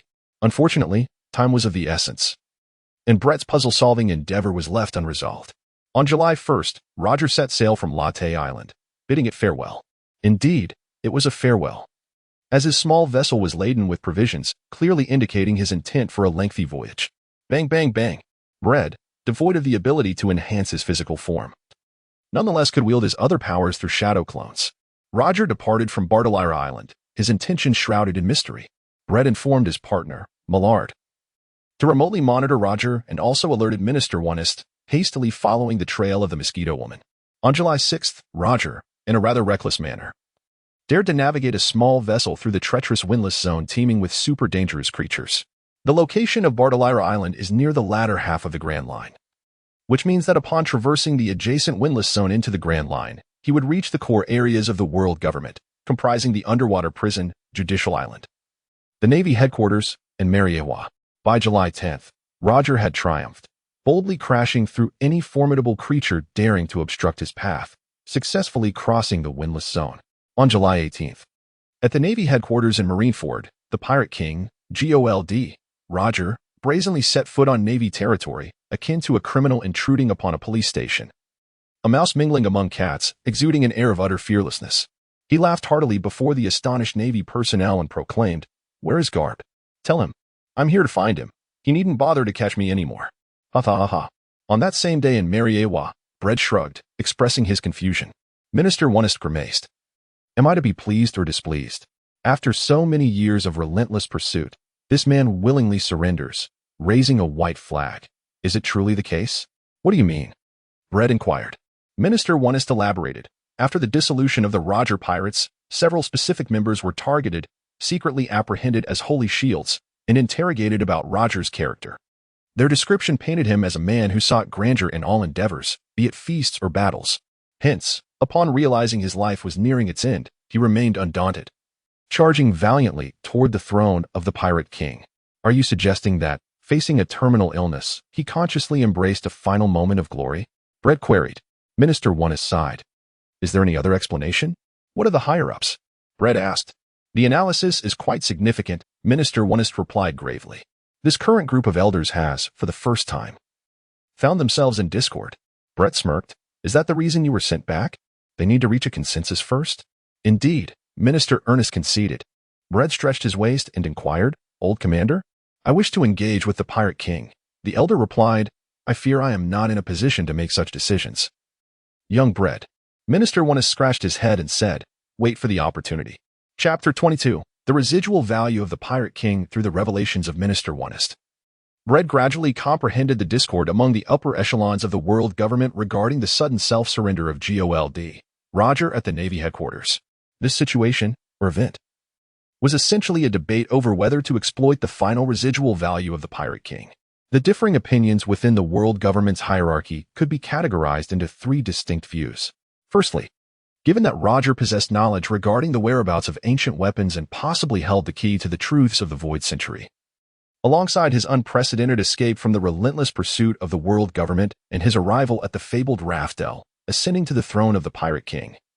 This had not only caused an unprecedented uproar but also cast a long and severe shadow over the authority of the world government. Thus, it was deemed imperative for the world government to publicly announce the arrest of the Pirate King while Roger still drew breath, staging a highly publicized execution to quench the burgeoning tide of piracy ignited by the existence of the Pirate King, thereby stabilizing the world's tumultuous state. Secondly, a clandestine execution of the Pirate King was proposed, as the exposure of the deception surrounding Roger's arrest would be an even greater embarrassment for the world government. The uncertainties surrounding a public execution were too numerous, such as the possibility of Roger's former crew revealing the location of the ancient weapons or the truths of the Void Century during the execution. A secret execution would allow the government to observe the unfolding of global events, monitoring those who might act against the government, identifying potential adversaries, and simultaneously expanding military capabilities to prepare for the eventual confrontation with any dissenters. Thirdly, some suggested a passive approach, observing as the factions contended amongst themselves.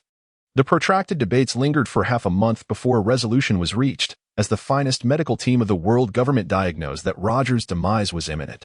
Thus, an urgent announcement was made. Breaking news. The world's most notorious criminal, G.O.L.D., Roger, has been captured by the Navy. The legend of the Pirate King will soon meet its end. On the 1st of September, in the town of Logetown in the East Blue, the public execution of the Pirate King was scheduled. The news of the world government's capture of the Pirate King was disseminated through various official and semi-official media, swiftly permeating every corner of the world and stunning the populace. Meanwhile, in Minister Wonist's office, he remarked, "Did you not wish to witness the Pirate King? Your opportunity has arrived." With that, he revealed a small vial from the palm of his hand. Brett cast a glance at the small vial in Minister Ernest's palm, its contents vibrant in hue, yet clearly unpalatable. And then, he inquired, "The concoction produced by the scientific team shall be administered to the Pirate King by September 1st. We shall no longer have to worry about his ramblings during the highly publicized execution," Minister Ernest replied. Brett firmly declined, stating, "No. I have no desire to visit Marineford and witness the Pirate King. I am not interested in trivial errands." Brett could not guarantee that Roger, having consumed the potion, would remain mute. What would he do if Roger spoke during the highly publicized execution? There would be no river deep enough to cleanse him of the ensuing scandal. "Ah?" Minister Ernest exclaimed in astonishment. "Bredeo, the location for the public execution is Town in the East Blue, the birthplace of the Pirate King. I believe that we, Cypherpole, should also dispatch personnel to assist the Navy in ensuring everything goes flawlessly during the escort of the Pirate King to Town. I shall have ample opportunity to witness the legendary figure of the Pirate King. My curiosity about the renowned Pirate King is pure. Although I have been tasked with monitoring him on Batarilla Island, I have yet to behold him with my own eyes." A brief pause ensued. "Will the executioner of the Pirate King be from the Navy or from Cypherpole?" Bredeo inquired. Minister Wonist looked on with suspicion and replied, "The Navy." "What cunning scheme are you concocting now, young Bredeo?" "It is merely a matter of curiosity," he responded, a gleam of avarice flashing in his eyes as he licked his lips. "Today is August 6th. When will the escort of the Pirate King to the East Blue commence?" Minister Wonist replied, "Around August 24th or 25th. The Navy will secure the area surrounding Town, and we at Cypherpole will also conduct a sweep of the vicinity. This public execution, highly anticipated by the masses, is sure to attract countless individuals willing to take risks. For instance, remnants of the Roger Pirates. Even though the crew has long disbanded, I doubt they would idly watch as their captain's head rolls. Regardless, I am rather bored. I shall take a brief tour of the East Blue and return in time for the escort of the Pirate King," Bredeo declared as he stood up. Minister Wonist, adjusting his rotund belly, reached for a roast chicken and began to indulge, speaking through mouthfuls. "Young Bredeo, do you not think you have too much freedom? It has escalated to the point where you do as you please and disregard what you do not wish to do. If every agent of Cypherpole were like you, what order would remain? Would I not be rendered a mere figurehead? But I am your staunch supporter, esteemed minister. The agents of Cypherpole are not devoid of your admirers." Bredeo pointed at Minister Wonist. The minister laughed heartily. "Indeed. Farewell, old comrade." Leaving Minister Wonist's office, Bredeo gazed up at the azure sky dotted with clouds. Suddenly, he turned to Joanna and asked, "What do you think the blood of the Pirate King would taste like?" Bredeo cast a sideways glance. Mosquito Girl pondered seriously, biting her finger, and answered enigmatically, "He is an incredibly powerful individual, indeed, Bredeo." "Exactly. Precisely." Bredeo beamed with a radiant smile. Little did either the Pirate King or the world government, intent on extracting the final remnants of his value, anticipate that someone would scheme even more egregiously to drain him of his very essence. Chapter 23. Interest. What are you thinking about? The chilling tone, though phrased as a question, was laden with an undeniable authority. In the VIP lounge of the airship, Brett cast a sidelong glance at the ocean through the window, the corner of his eye reflecting a regal, resplendent shadow that belonged to his death. "I wonder, is this vile demeanor a learned trait from the celestial dragons?" Brett remarked with a hint of sarcasm. The sound of chains clinking echoed, followed by a dull thud. The sharp stiletto heels clashed against a human skull, producing a sound that reverberated as the head met the floor. "Oh, are you referring to him?" Beneath his death's feet lay a stripped, battered man, his body marred and broken, rendered unconscious from relentless torment, a chain encircling his neck like that of a dead dog. Brett remained silent. "Unrelated to the celestial dragons. I have no desire to emulate them. He is not my slave. Rather, he stands as one of my most treasured spoils thus far." Esteth rested her chin on her hand, exuding a languid, indifferent, yet cruel demeanor. "Thus, I am reluctant to relinquish the undersea prison, choosing instead to employ my experimental interrogation techniques while savoring the remnants of that fierce battle. Yet, my enthusiasm wanes, despite being hailed as the great pirate. The government has placed a staggering bounty of 360 million berries upon him, And the reality is nothing more than this. Truly a feeble and pitiful wretch. Bread, well, little bread, what do you wish to do? Isteth continued. Minister Onest has dispatched agents to Rog Town with the intention of thoroughly investigating the perilous list of spies surrounding Rog Town. And your name is not on it. As Braddon articulated, akin to those who, upon hearing the government's announcement of a public execution of the Pirate King in the East Sea, were compelled to venture to Log Town out of sheer curiosity and a desire for spectacle. Humanity, regardless of its inherent gentleness, harbors a latent savagery that delights in bloodshed. After all, what could be more exhilarating than the allure of blood and death? It certainly does not sound plausible. Isteth subtly expressed her skepticism regarding Brad's veracity. Braid remarked, You are not the supervising agent responsible for investigating the perilous tasks surrounding Rog Town. A soft chuckle escaped Isteth as she adjusted her posture, although her demeanor remained languid. Her cerulean eyes fixed intently upon Braid, radiating intrigue. You have grown stronger. I find myself intrigued by you, young Braid. Shall we engage in a contest? Perhaps I shall concede that people have not been mistaken in referring to us as the genius twin stars of Cipher Pol for 8 centuries. The battles of the Imperial arms users inevitably lead to death, Braid stated matter-of-factly. Isteth's smile remained undiminished. Are you afraid of death? No, I fear killing you. The aftermath would be difficult to explain to the higher-ups, Braid replied bluntly. Isteth narrowed her eyes, an icy aura enveloping her. The atmosphere grew tense in an instant. Mosquito Girl had already readied herself for combat, while Braid patted her head, locking eyes with Isteth. I have no interest in you. Why? Isteth persistently inquired. Brett remarked with a hint of melancholy. I believe your countenance does not suggest one who will endure for long. Esther's remained silent. Brett engaged in serene meditation, honing his skills in contemplation, refraining from any discourse with Isteth, who was fortuitously present in the same chamber. This state of tranquility persisted until they arrived at the town of Rog. My purpose for venturing into Rog was singular, to hunt. I firmly believed that the public execution of the Pirate King was imminent, attracting not only the curious gaze of commoners, nobles, and merchants, but also stirring the restlessness of pirates and criminals alike, those who were my true targets. Isteth donned her leather gloves. Ready to present her spoils, shall we compare our achievements in this hunting endeavor? Brett shook his head, expressing his lack of time. Boring, he muttered, in dissatisfaction. Esther's grumbled and took the lead in departing. They arrived at Rog Town. Brett was aboard a civilian airship, and as it descended, a military airship was landing nearby. Quick! Organize the equipment. You lazy lot. The commanding shout emanated from a striking female general, her hair styled in a white braid, her violet eyes captivating, and her features exquisite. Draped in a Navy standard cloak, she bore a technologically advanced firearm slung over her shoulder. This was General Najeshitin. The formidable matriarch was not pleased. The well-trained Navy personnel assembled with precision. Quite the physique, isn't it? Brett remarked, as Mosquito Girl playfully rested her chin on his shoulder, whispering. Mosquito Girl's figure was indeed commendable, though modest in her bosom. Brett delivered a sharp blow to Mosquito Girl's head, her weapon, the Imperial Device Romantic Cannon, Pumpkin. Ouch, that hurts, Brett. Mosquito Girl exclaimed, clutching her forehead. As if sensing Brett's presence, Mosquito Girl's partner, Major General Najeshitin, turned and strode towards them with purpose. Greetings. I am Major General Najeshitin of the Navy. We are Cipher Pol. Brett instantly understood Najeshitin's intention to interrogate their identities, given their discreet attire. The petite Najeshitin looked up to assess Brett's features, teasingly inquiring, Where is your proof? When has Cipher Pol ever had a star player? No proof, no problem. Agents have their own rules. Or you could call Minister Onest to describe my appearance and verify my credentials, Brett replied. That's enough. Let's not linger on this. With that, Najeshitin decisively turned to leave. Brett's attention was drawn to Rog Town. Rog Town, which ought to be one of the countless inconspicuous small towns encompassed by the vast East Sea, is characterized by its simplicity, tranquility, and unassuming nature. However, nothing remains unchanged. Recently, the serenity of Rog Town has been shattered by the emergence of Roger, the legendary Pirate King.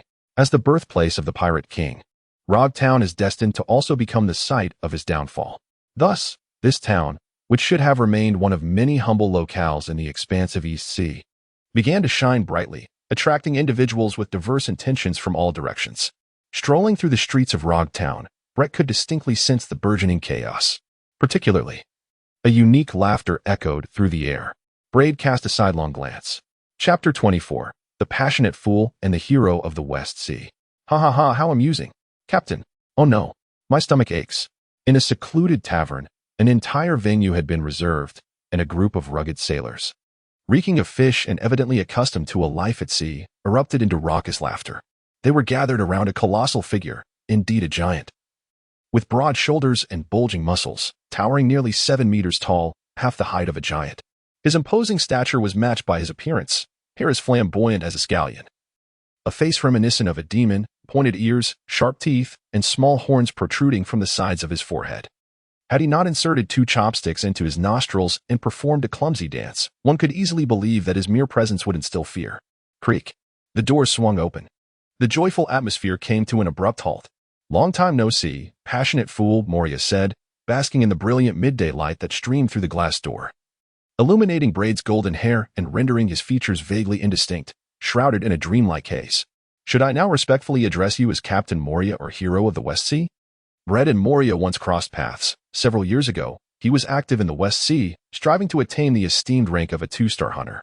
His ambition was to ascend to the ranks of the 12, ultimately realizing his goal of establishing a coordinating committee for the Hunter Association. During his fervent pursuit of capturing pirates and criminals, he fortuitously encountered Moria, who at that time was not yet a pirate, but had already gained a modest reputation as an adventurer in the West Sea. The experience, however, was far from pleasant. The pirate targeted by Braid was drinking with Moria. Then, Braid claimed the head of that pirate, while Moria attempted to intervene. Yet he was no match for Braid. To this day, Braid vividly recalls Moria's insistence that the pirate, whom he had only met once, was a friend. After Braid severed the pirate's head, Moria relentlessly pursued him, declaring with unwavering determination, even in defeat, that he would repay him 100-fold. His confidence and courage painted an indelible image, leading Braid to mockingly label Moria as a hot-blooded fool. With a resounding thud, Moria slammed a large barrel of beer onto the bar, his imposing figure standing tall and proud. "You scoundrel! We have an account to settle," he exclaimed, gleefully brandishing an enormous pair of scissors. Braid raised an eyebrow, his gaze fixed intently on the enormous scissors in Moria's hand, the imperial artifact, Soul Severance. Originally, there were 48 such artifacts, all under the dominion of the world government. Over the passage of time, nearly 8 centuries of history have seen the government lose or damage 16 of these artifacts, leaving them with a mere 32. The colossal scissors in Moria's grasp are among those listed as lost, an imperial artifact forged from the teeth of a legendary dragon-class super-dangerous beast, capable of severing anything in existence. "Is it truly an imperial artifact?" Moria exclaimed, taken aback in a rather comical fashion. "How intriguing," Braid smirked, his lips curling upwards. "I shall grant you one more chance, hot-blooded fool. Go forth and embrace your destiny. I am genuinely curious whether you will continue to exude unwavering confidence and courage. I truly hope that one day in the future, you can still laugh joyously as you do today. Enough with the grandstanding. You scoundrel," Moria shouted. "We still have accounts to settle. Captain, please, do not act impulsively. There are numerous naval officers in Rogue Town, and should we cause a disturbance, it would lead to dire consequences." A dozen pirates struggled to contain the increasingly agitated Moria. Braid chuckled lightly and turned to open the door. "Wait." Moria struggled to suppress his emotions, baring his teeth in a sinister grin. "Who are you?" Braid's slightly tilted face. "Braid Hyman, no need to remember too deeply. I believe we will have ample opportunities to interact." The street. "Originally, I intended to test my strength on him." Braid turned to Mosquito Girl and said, "What a pity." Mosquito Girl tilted her head left and right, then remarked, "Joanna can sense that Braid's stomach is brewing trouble." Hey, anyone can say that about me. But you alone cannot, Joanna," Braid replied with a shrug, expressing his exasperation. Mosquito Girl looked up to the sky, ignoring Braid. Suddenly, she exclaimed, "Hey, Braid. Is there a large bird up there, or is it a person?" She nudged Braid with her elbow as a reminder. Braid looked up. Where a vibrant shade of bright pink soared through the sky, he recognized it. The Mosquito Girl was taken aback. Joanna had no recollection of it. "Bradeo Mary Joa. Penga City, it has been several years. Ignoring him, he is nothing but a nuisance." As he wandered through Rogue Town, Braid observed his surroundings, meticulously analyzing the layout of the town, the precise location for public executions, and the route for escorting the Pirate King to the guillotine. He was plotting how to disguise himself as the executioner, intending to harness his ability to materialize the power of gluttony to extract the life energy of the Pirate King, including a successful retreat and the obliteration of any traces left behind. Brett's mind was incessantly calculating. The rhythmic sound of high heels echoed against the stone pavement. "My Lord Brett," came a fervent embrace. Upon hearing the title, Brett released his tightly clenched fists, initially fearing that his death intended to launch a surprise attack as retribution for his curse, labeling her a harbinger of short-lived fate. Tamamonome smiled alluringly, even obsequiously. "My Lord Brett, I find myself devoid of funds." Brett's reaction was one of exasperation.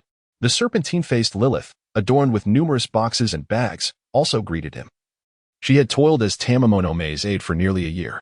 Brett sighed. "You have worked hard, Lilith. I grant you a month of leave, along with a bonus of 2 million berries." "Thank you, Lord Bread," Lilith replied, revitalized and brimming with enthusiasm. "I can still accompany you, Tamamo." "Braid, how did you come to Rogertown?" Braid, feeling somewhat vexed, reached for his wallet. Tamamonome replied nonchalantly to witness the spectacle. 5 million berries. Braid solemnly placed his bank card in the palm of Tamamonome's hand, stating, "Madam Tamamonome, once this sum is exhausted and you fail to uphold our agreement, we shall part ways. You may return to your peace island. I have no objections." Tamamonome interrupted Braid, earnestly bringing her fingers together to signify an oath. Chapter 25, August 25th, may well be destined to be the most humiliating year in the annals of naval history. On July 18th, the Navy had previously mobilized substantial forces countless times to pursue and annihilate, yet they could only watch in astonishment as Gold, Roger, the elusive king of pirates, unexpectedly piloted a small boat to their very headquarters. Rather than an act of surrender, it seemed more a mockery, a derision of the Navy's impotence. Is there anything more ironic? The criminal, whom the enforcers could never apprehend, having grown weary of the chase, casually approached the authorities, brazenly challenging them to come and catch me. More tragically, the enforcers had to conceal the truth, shamelessly asserting to the public, "Yes, we captured him," thus trampling upon their own honor without question. Then, on August 25th, the sky was overcast, clouds shrouded the heavens, and sporadic flashes of lightning danced amidst the gloom. With a fine, unrelenting rain cascading down, a sharp, piercing alarm resonated through Marineford. "Intruders!" Boom, boom. The thunderous roar of smoke grenades mingled with piercing screams. It would be hard for anyone to believe that the world's most formidable armed force, the Navy's headquarters, its core, had encountered a terrorist attack for the very first time in history. The enemy's numbers were, that fellow. The enemy was but one, a solitary individual. A chilling cry echoed through the air. In the plaza before the colossal fortress that symbolized justice and peace, a solitary figure stood amidst a sea of corpses and blood. He was a middle-aged man, his golden mane cascading like a lion's mane, adorned with a fragment of a ship's wheel upon his head. Clad in traditional attire and wooden clogs, he wielded 2 swords, his brows arched fiercely as he savored a cigar, exhaling clouds of smoke. At the zenith of his power, Gold, Roger had yet to conquer the Grand Line and attain the title of Pirate King. The seas were a tumultuous era, rife with rival factions and monstrous disputes. And it was also the era of this man. Even his adversaries were sometimes compelled to concede the title of the strongest to him, acknowledging his unparalleled supremacy in the world of pirates. While formidable contenders like Gold, Roger, and Edward Newgate existed, when it came to the might of their respective crews, the numbers paled in comparison. Even if one were to combine the entire crew of the Oro Jackson from the Roger Pirates with that of the Moby Dick from the Whitebeard Pirates and multiply their strength tenfold, it would still fall short of the vast numbers aboard his Golden Lion, the flying pirate crew. This was in addition to the myriad of pirate fleets under his command, forming an immense armada that cast shadows over the seas. Despite the legendary battles led by Edward Newgate and the Roger Pirates, which nearly pushed Roger's crew to the brink of annihilation, a tempestuous storm ultimately thwarted their victory. The significant losses suffered by the vast armada did not diminish the fact that he remained the undisputed leader of the most formidable pirate force. He was the Lion Demon. He was the Golden Lion. He was the Flying Pirate. He was the world's greatest swordsman. He was the Admiral of the Golden Lion Armada. He was the pirate among pirates, the monster among monsters. He was, indeed, Shiki. How could Roger possibly be captured by you wretched fools? He is a man I wholeheartedly respect. Filled with anger and resentment, Shiki was utterly unwilling to accept this fate, his frustration bordering on hysteria. At the same time, As the execution platform for the Pirate King was being relocated to Log Town in the East Blue, one of the agents working with the Navy, Bread, was stationed at Marineford. He gone mad. Bread shook his head. Admiral Sengoku and Vice Admiral Garp will handle him. We must depart. Indeed, came the response. Huh. The Navy will take the lead. Bread did not linger. He was quite eager to witness the battle of the monsters that occupy the pinnacle of the world. However, the immediate priority was to keep a close watch on the Pirate King. The Navy had dispatched a team to escort the Pirate King, which was rather intriguing. Comprising 3 individuals. One was a rear admiral, codenamed Kizaru, whose real name was Borsellino, an old acquaintance of Bread. The other 2 were distinct in demeanor. 1. A stern figure wearing a baseball cap, held the rank of rear admiral and was codenamed Akainu, known as Sakazuki. The other was a carefree individual with curly hair.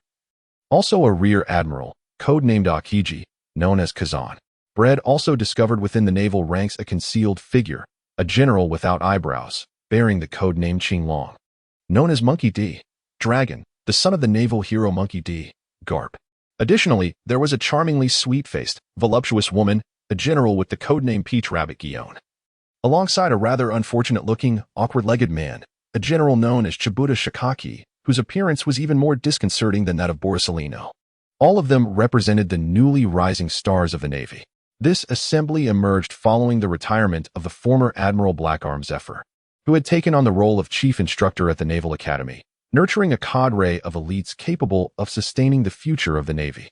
Soon, aboard the airship, Bread bore witness to the Pirate King firsthand and found the experience rather mundane. After all, the illustrious Pirate King was, at the end of the day, merely a common prisoner. Perhaps having ingested a poison concocted by the scientists of the scientific division, the Pirate King remained silent and still. Yet his demeanor exuded an air of calm indifference. Neither joy nor sorrow graced his countenance, as he seemed wholly unconcerned with the impending end of his life. Hey, Bread, care for a wager or 2? Called out Borsellino, deftly shuffling the playing cards. He was certainly no obedient Navy officer. Rather, he relished in seeking out amusement. And if such entertainment eluded him, he would go to great lengths to create it. Bread chuckled. No problem. How much shall we wager? In that fleeting moment of rising from his seat, the king of pirates within the confines of the railing glanced upward. Out of the corner of Brett's eye, he noticed a hint of confusion. Beneath the disheveled, uneven strands of the king of pirates' dark hair, bright eyes reflected his bewilderment, accompanied by a subtle trace of anxiety. Brett hesitated momentarily, then the Pirate King bowed his head, resuming his charade of death. With a slight furrow of his brow, Brett joined the naval game. What Brett failed to notice was that the individual who had taken it upon himself to guard the Pirate King in his stead was none other than Monkey-D, Dragon. It is indeed curious. I wonder what the significance of your lineage marked by the letter D truly is? Does the island of Laugh-Tale genuinely exist? Chapter 26. The Navy in Cipher Pole 1 cannot help but remark that, following the incident involving Master Zifa, the operational capabilities of your Cipher Pole have suddenly seen a remarkable enhancement. Amidst the card games, casual conversations flowed, led by the sole female at the table, Guion, who sat beside Brett. She looked down upon him. Yes, looked down, since none of the Navy's promising stars were of short stature. Even the shortest among them, Monkey-D, Dragon, stood nearly 2 meters tall, while Guion towered at an impressive height of between 2 meters 3 and 2 meters 4. Her stature accentuated by a pair of exquisitely delicate high-heeled shoes. Hey, you brat, keep your wandering eyes in check, Shikaji exclaimed, irritated by Brett's gaze. Braid was captivated by the long, athletic, and fair legs of Guion, truly exquisite, especially accentuated by a pair of slender and delicate high-heeled shoes, paired with hot pants. Yet, his gaze was fixated on a tattoo at the root of her left thigh, a black spider. Were it not for the absence of a serial number, I would have assumed you were not a naval officer, but rather a member of the Phantom Troop, Madam Peach Rabbit. I once infiltrated the Phantom Troop, but alas, my disguise faltered and I revealed my true self, thus leaving behind such a mark. Guion smiled gently, her beauty further enhanced by the beauty mark at the corner of her mouth. Last time at the West Sea, I had anticipated that my reformation at the Naval Academy under Master Zephyr would allow me to assist in eliminating the barbaric bones. Instead, you resolved it single-handedly, which rendered our journey futile. You were simply too slow, Braid remarked, discarding his cards, his luck seemingly waning. So, has Cipher Pole's operational capacity suddenly escalated significantly? Are you referring to this matter? Guion, while examining her cards, replied, No. It is you who has surprisingly ascended to a high-ranking position within the Hunter Association, serving as the vice president of the 12th. Eh? Kazan, still half asleep, was taken aback. Borsellino chuckled. My apologies. I did not realize that young Braid was such an eminent figure. You seem to have a wide array of interests. Braid, unsure if it was a jest, responded nonchalantly. Guillaume maintained her smile. What can I say? Experience shapes one. I was once a hunter, albeit without a license. Hey, Shichiaji exclaimed, growing frantic. Miss Guillaume. Guillaume turned, her smile vanishing. Silence. A few Navy participants at the card table stifled their laughter. Brother T-Pig, it seems you have encountered a formidable rival, Borsellino teased. Look at our young Braid, the ace agent of Cipher Pole, the vice president of the Hunter Association's 12, clearly a prodigy with a promising future. And with such looks, one word, handsome.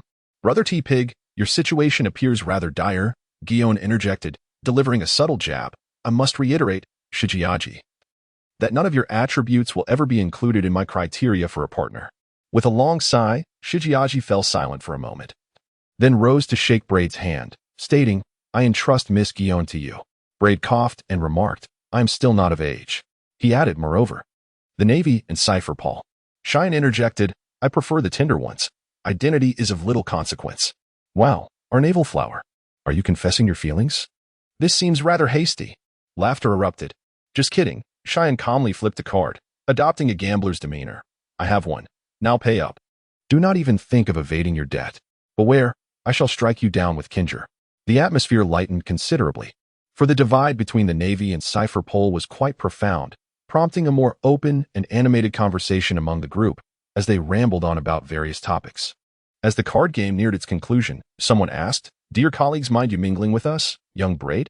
Kazan once again steered the discussion towards the Navy, and Cipher Paul. Braid spoke succinctly. I report directly to Minister Wano. With a shift in tone, he posed a counter-question. Do your colleagues mind your association with me? They should not, murmured Borsellino ambiguously. The reality is that the game has truly come to an end. The Navy is returning their territory, and Braid must relinquish the area of Cipher Pole as well. Minister Wano dispatched agents to escort the Pirate King alongside the Navy. Individuals whom Braid did not recognize and whose appearances were unfamiliar to him. All he knew was that they were both men, masked and enigmatic. Do not entangle yourselves too deeply with the Navy, served as both a reminder and a caution regarding the responsibilities of Cipher Pole, which extend both externally and internally. Braid squinted his eyes, declaring, I have my own methods. The other party remained silent, as still and serene as two stone lions. Bled contemplated for a moment, then chose not to remain in the room, instead gazing out at the scenery from the corridor of the airship. The dusk was approaching its twilight. Bled. The mosquito girl sidled up beside him and whispered, I've found it. Well done, Joanna, Bled replied, affectionately ruffling the mosquito girl's hair in a gesture of praise. Following Bled's instructions, the mosquito girl commanded the swarm of mosquitoes to search the airship, meticulously scrutinizing the naval personnel on board, including weapons and equipment, in order to ascertain the identity of the executioner tasked with carrying out the Pirate King's sentence. Thus, it was concluded, the secret plan of Brad is ready. As the journey has progressed halfway, Brad learns from the Navy that the notorious pirate, the Golden Lion, who dared to venture into the Navy's stronghold at Marineford, has been subdued by Admiral Sengoku and Vice Admiral Garp, and subsequently cast into the depths of the underwater prison. The cost to the Navy has been considerable, with nearly half of Marineford devastated and hundreds, if not thousands, of naval casualties incurred. In an instant, Brett vaguely comprehended the madness behind the Pirate King's actions. Pondering what exactly he was orchestrating, he patiently awaited his turn to guard the Pirate King. The pinnacle of observation hockey allows one to glimpse fleeting moments of the future. Yet there are rare exceptions capable of foreseeing further. Brett's gaze sharpened. Joel D. Roger? How far into the future can you truly see? The clattering of iron chains echoed through the air.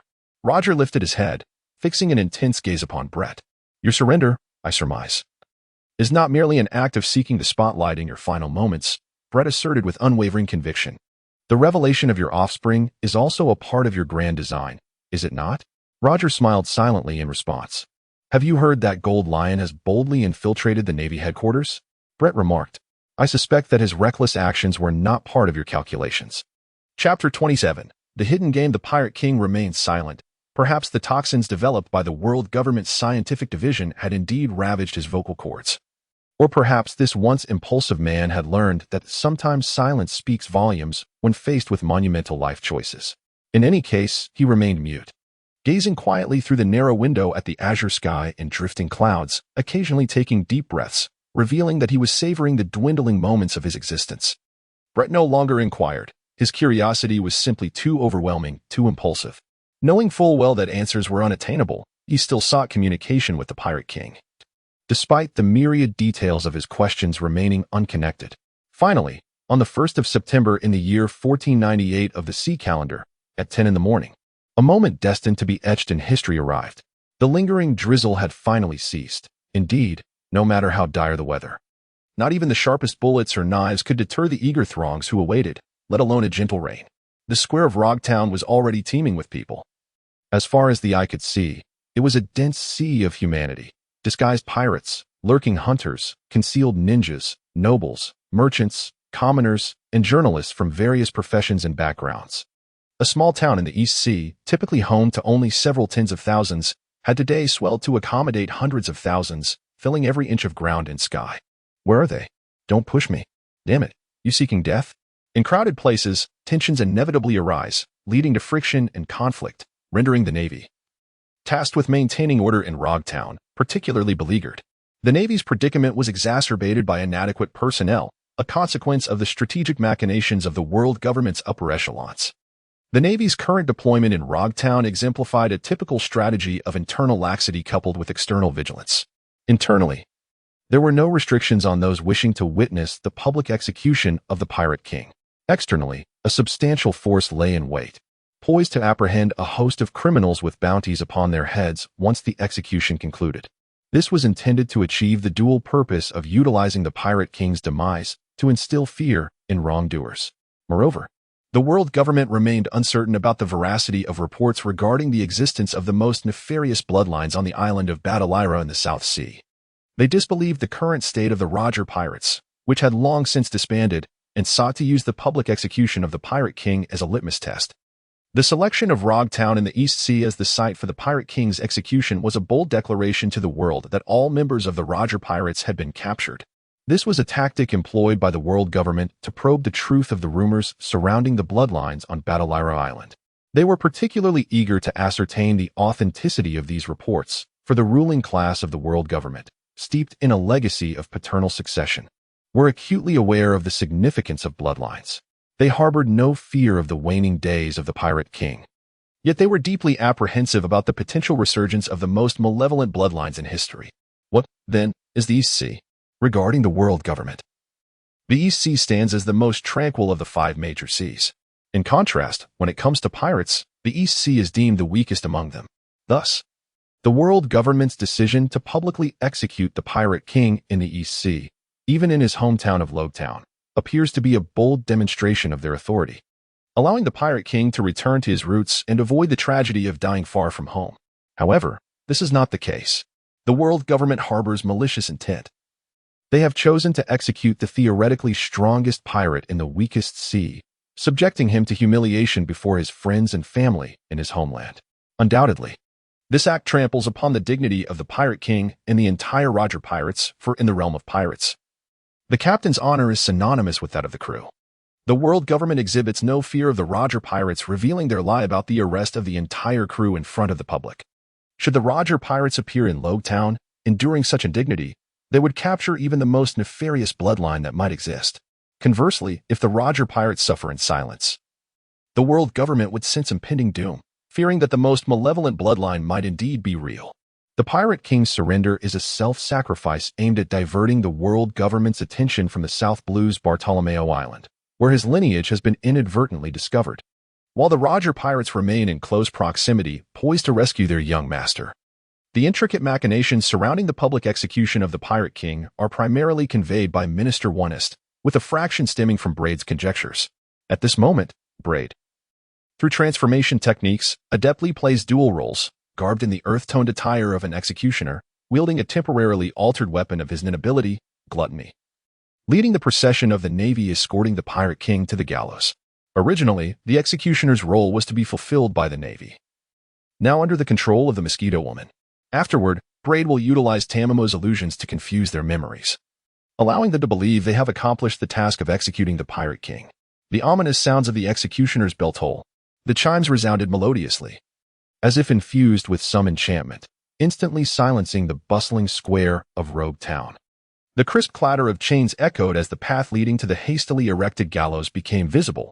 The crowd beheld the figure of the Pirate King. A gentle breeze swept through, tousling his dark hair, while his deep crimson cloak billowed dramatically. Alas, he was devoid of his proud captain's hat. The shackled Pirate King advanced slowly and laboriously, not out of fear of death, nor was he one to shamelessly regret his decisions. The smile etched upon his face denoted his lack of fear. Indeed, he continued to smile, in a manner both perplexing and defiant.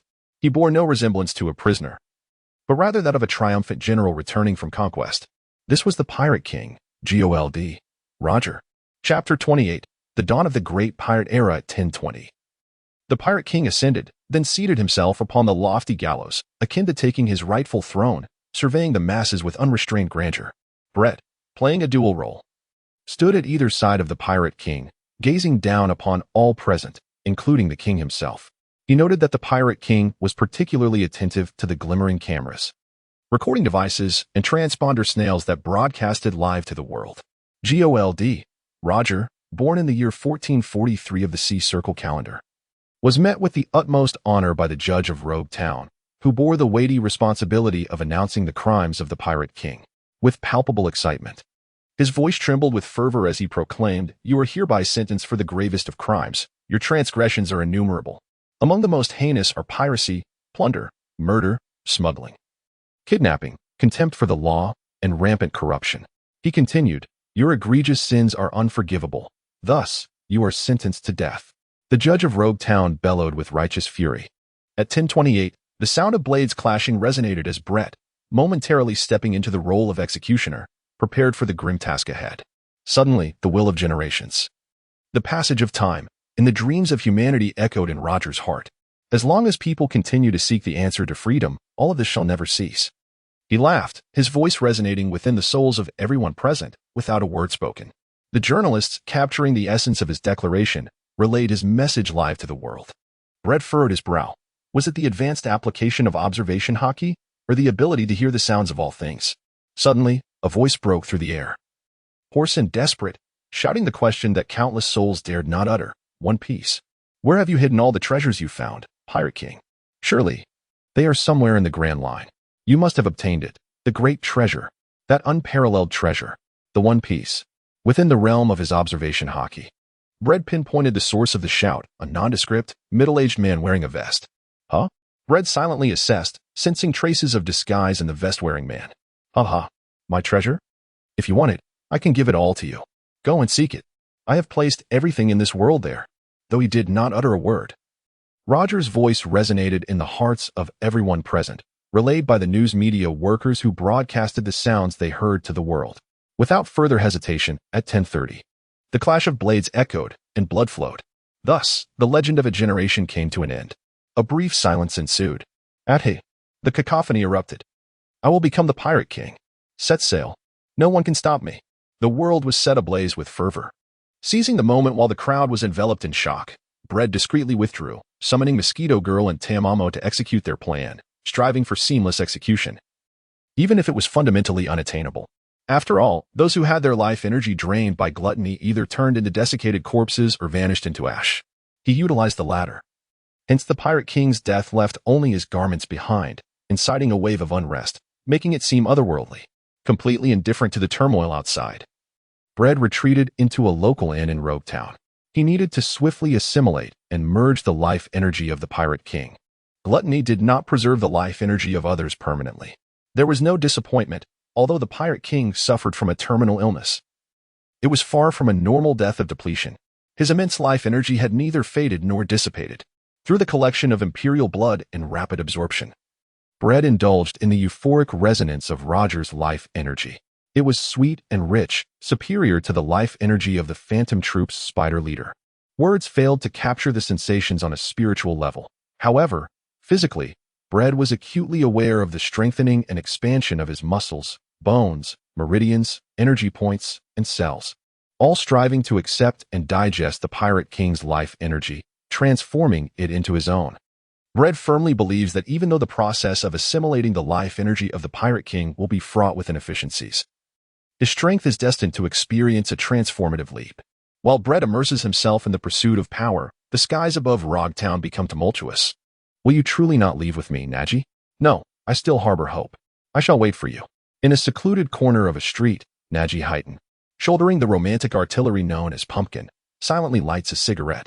Her gaze follows the figure of a renowned individual, the son of the illustrious Marine Vice Admiral Monkey-D. Garp, clad in a blue robe instead of the traditional naval uniform. He is none other than Monkey-D, Dragon, a figure regarded as equal to the likes of Akainu, Kizaru, and Akiji, one of the new generation of elite Marines, a future pillar of the Navy. Not far away, a confrontation ensues between a red-haired youth and a boy with a red nose, their faces marked by tears. Baki, we shall be comrades. I refuse to be your subordinate. The crowd lingering in the plaza erupts with laughter. Ha ha ha. This is merely the beginning. The dawn of a new era has commenced. Ho ho ho, set sail. My ambition is to become the Pirate King. At Mariehua, the upper echelons of the world government stand frozen, rendered speechless. Despite their meticulous calculations, they find themselves outmaneuvered. Time passes, though its measure is lost. Damn it, the remnants of Roger's crew have not shown themselves, which signifies the likelihood of the existence of the most sinister bloodline on the island of Bartolomeo in the South Sea. We must not allow its emergence. What a pity. Roger surrendered, and the Golden Lion has been captured. With the three great pirates of the sea reduced to Whitebeard, at his weakest moment, we have yet to strategize for the new world. Let us confront reality. This year's World Conference must convene. Raising military funds and implementing the Shichibukai plan are of utmost priority. Chapter 29. The Aftermath sets sail, young ones. The legendary great treasure is mine. Ha ha ha. Bang bang bang. Boom. The era of pirates has arrived. The sea is the true home of men. I shall become the Pirate King. The gunfire rages relentlessly, cannonballs explode, and the cacophony of pirates is both jarring and grotesque. Civilians tremble in their homes, yearning for tranquility, while the bewildered populace is left adrift, not knowing where to turn. Panic spreads inexorably, permeating every corner. It has been 12 hours since the public execution of the Pirate King, and his last words have already been disseminated worldwide through the media coverage of the event. Dreamers, opportunists, and nefarious individuals seeking chaos have all begun to take action. Consequently, the entire world has descended into a state of turmoil. It is not merely the relatively peaceful atmosphere that has suffered, but also order, economy, trade, and countless other facets, all enduring immense losses and experiencing a historical regression. Rogue Town in the East Sea is undoubtedly the epicenter of this pirate frenzy, as it is both the birthplace and the place of demise of the Pirate King, imbued with profound significance. Every individual who hoists a pirate flag and sets sail is inevitably drawn here, as if on a pilgrimage. Thus, it stands as the epicenter of this pirate upheaval, and even though the Navy has amassed substantial forces to combat the chaos, they find it exceedingly challenging to rein it in. Those who partake in this mayhem are either driven by compelling motivations or are outright villains harboring sinister intentions. Only in rare moments does the enigmatic Tamamonome earnestly describe the essence of the Pirate King and his actions. Brett sat atop a mound of desiccated corpses, ennui enveloping him as he partook in the hunt against pirates, a perfect opportunity to test his prowess. It mattered little. What was significant was the advent of a tumultuous era. Oh, it seems you are not troubled by your predicament, remarked Tamamonome with a sly smile. Rather, you appear to be rather eager for what is to come. Bread remained silent. What manner of person are you? Lord Bread, as Tamamonome twirled her fingers around her tail, mused, I have gathered quite a bit of knowledge about the world beyond Peace Island. You, who clearly belong to the cipher pole agents under the world government, have surprisingly been accepted by its adversaries. No, perhaps it is more accurate to say by its semi-adversaries, rising to the esteemed position of vice president. Just then, the ringing of a phone interrupted Tamamonome's contemplation. I am Bread, he stated. What is it, old officer? What else could it be? For heaven's sake, young Bread, do you not realize the urgency of the hour? I am nearly at my wit's end. Cannot you take the initiative to lighten my burden? Minister Onist's incessant complaints urged. Hurry back to the Holy Land. The higher-ups have already decided to convene this year's World Conference at the beginning of next month, and I intend for you to oversee the arrangements for this event. Bread pondered and remarked, given the current circumstances. It appears that the Navy is unlikely to undertake the task of escorting the royal attendees to the World Conference this year. Indeed, Minister Wano responded. I shall provide you with further details upon your return to the Holy Land. With that, Bread terminated the communication and turned his attention to Tamamo, saying, please continue. Lady Tamamo. She, with a hint of disinterest, candidly expressed, I merely feel that you lack the qualities of serving the sovereign and being loyal to the state. Perhaps I am more reserved and less expressive. Bread offered a perfunctory reply, Joanna. We must take our leave. After a brief pause, he added, Lady Tamamo, I cannot take you to Mariewa. Will you continue to explore? Tamamo replied straightforwardly. I shall continue to roam. I have not yet had my fill. About a week later, at the Cipher Pole headquarters in Mariewa. In light of the so-called era of great pirates dawning, the global situation has become unprecedentedly dire. Thus, this World Conference differs from those of the past. The selection of member states to participate must be approached with utmost caution. Minister Wano stated gravely, I have summarized 3 essential criteria for you. First, obedience. Second, wealth. And third, significant influence. Rido exclaimed, the Kingdom of Alabastan does not meet any of your selection criteria, Minister Wano. Please, do not jest, young Brido. I am truly at my wit's end. Minister Wano responded, visibly exasperated. Brett smiled. If the sky were to fall, there would be a tall figure to support it. Remain composed, my esteemed former officer. Alas, Minister Wano let out a resigned sigh and pondered, and what of Monkey D. Dragon? Are you familiar with him? Bread raised his hands in exasperation. I only know that he is the son of Admiral Hero Monkey D. Garp. A promising candidate groomed by the Navy to escort the future pirate king to the East Sea. During that time, we scarcely communicated. He is not your ordinary solitary figure. He may have defected. Minister Wano furrowed his brow and corrected himself. No, he is missing. Brett's fingers tapped rhythmically as he pondered the implications surrounding Hero Cap. The government must tread carefully. Until Dolag openly declares himself a pirate or opposes the authorities, they cannot classify his disappearance as defection. A covert investigation into his whereabouts is warranted. Minister Wano remarked, I have my reservations about others, but I place my trust solely in you, young Brett. Your meticulous mind and intelligence assure me that you will handle this matter with utmost care. Brett gasped in astonishment and remarked, Is it true that the urgent summons for my return to the Holy Land was due to the covert investigation of Dorag? The implications are far too extensive. Minister Wano did not deny this, responding with a sigh of resignation. Brett sat in silence for a moment and asked, Is there anything else? Ernest, the minister, responded sluggishly. His exhaustion evident. I am prepared to embark once more on a mission to the Hunters Association. Bredeo, so has the honeymoon phase between the government and the Hunters Association returned? Enough of the nonsense, little Brett. Minister Wano remarked, I hope you can leverage your influence within the Hunters Association to foster cooperation with the government, even if only temporarily. The government requires the leverage of the Hunters Association to maintain stability. Brett's eyes darted as he pondered. Has the second large-scale civil war in Wano truly come to an end? Otherwise, the government would not appear so concerned about mere pirate proliferation. Minister Wano nodded in agreement. Chapter 30. The era of Sin. The Quadrennial World Conference is not only a momentous event that concerns the entire globe, but also serves as an evaluation for the world government of its affiliated nations. Much like the previous cycle's conference, the world government had 172 member nations. However, by this cycle, the number has dwindled to 169, as 3 kingdoms have lost their status as member states. The reasons behind the revocation of a kingdom's membership by the world government typically stem from their perceived threats to the organization or collusion with its adversaries, as well as failures in timely and sufficient remittance of taxes and celestial tributes. Particularly concerning is the latter, as the insatiable greed of hegemonic powers has led to the ruin of countless kingdoms over nearly 8 centuries of history. There are indeed kingdoms that evade tax payments and even avoid scrutiny by the world government. Yet they never fail to be represented in the esteemed list of 50 kingdoms eligible to participate in the World Conference, such as the Kingdom of Alabasta, which is notably the only kingdom consistently favored by the world government.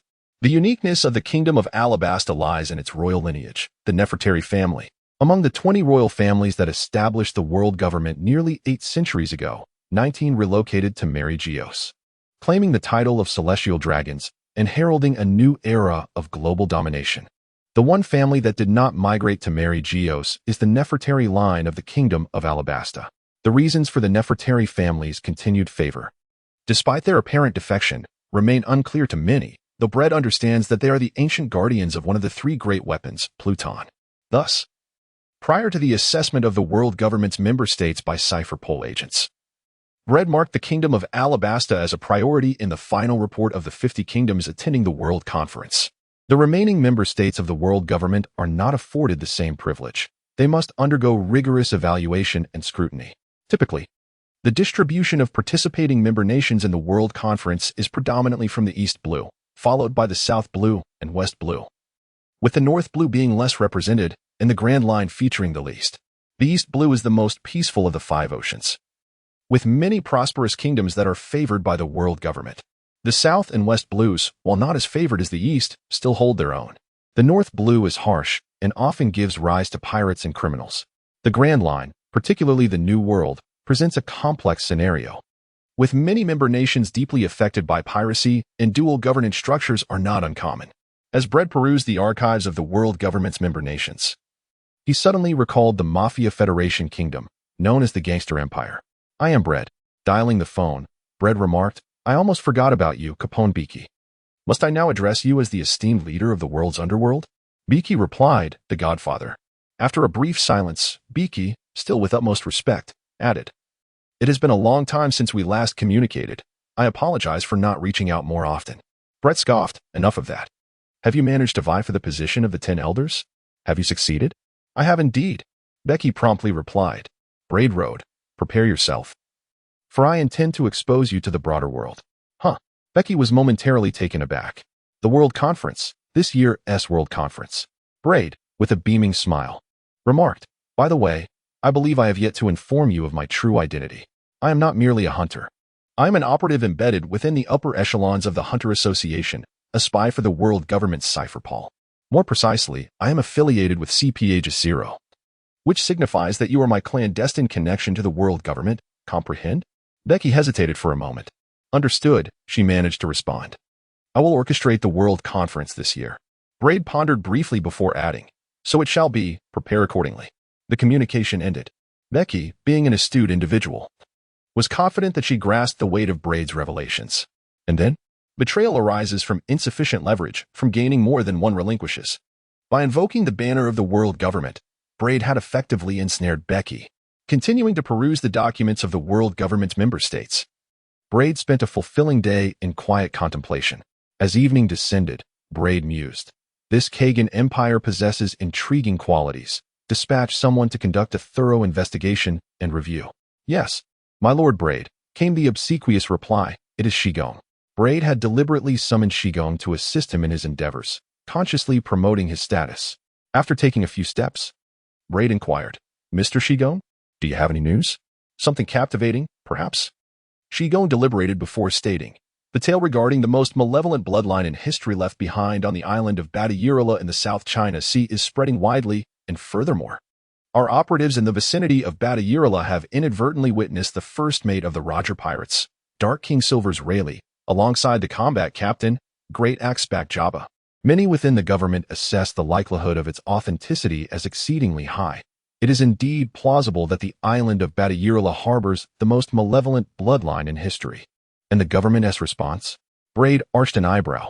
"The majority of the Navy's forces are occupied with quelling piracy, while a small contingent has amassed at Badaurila.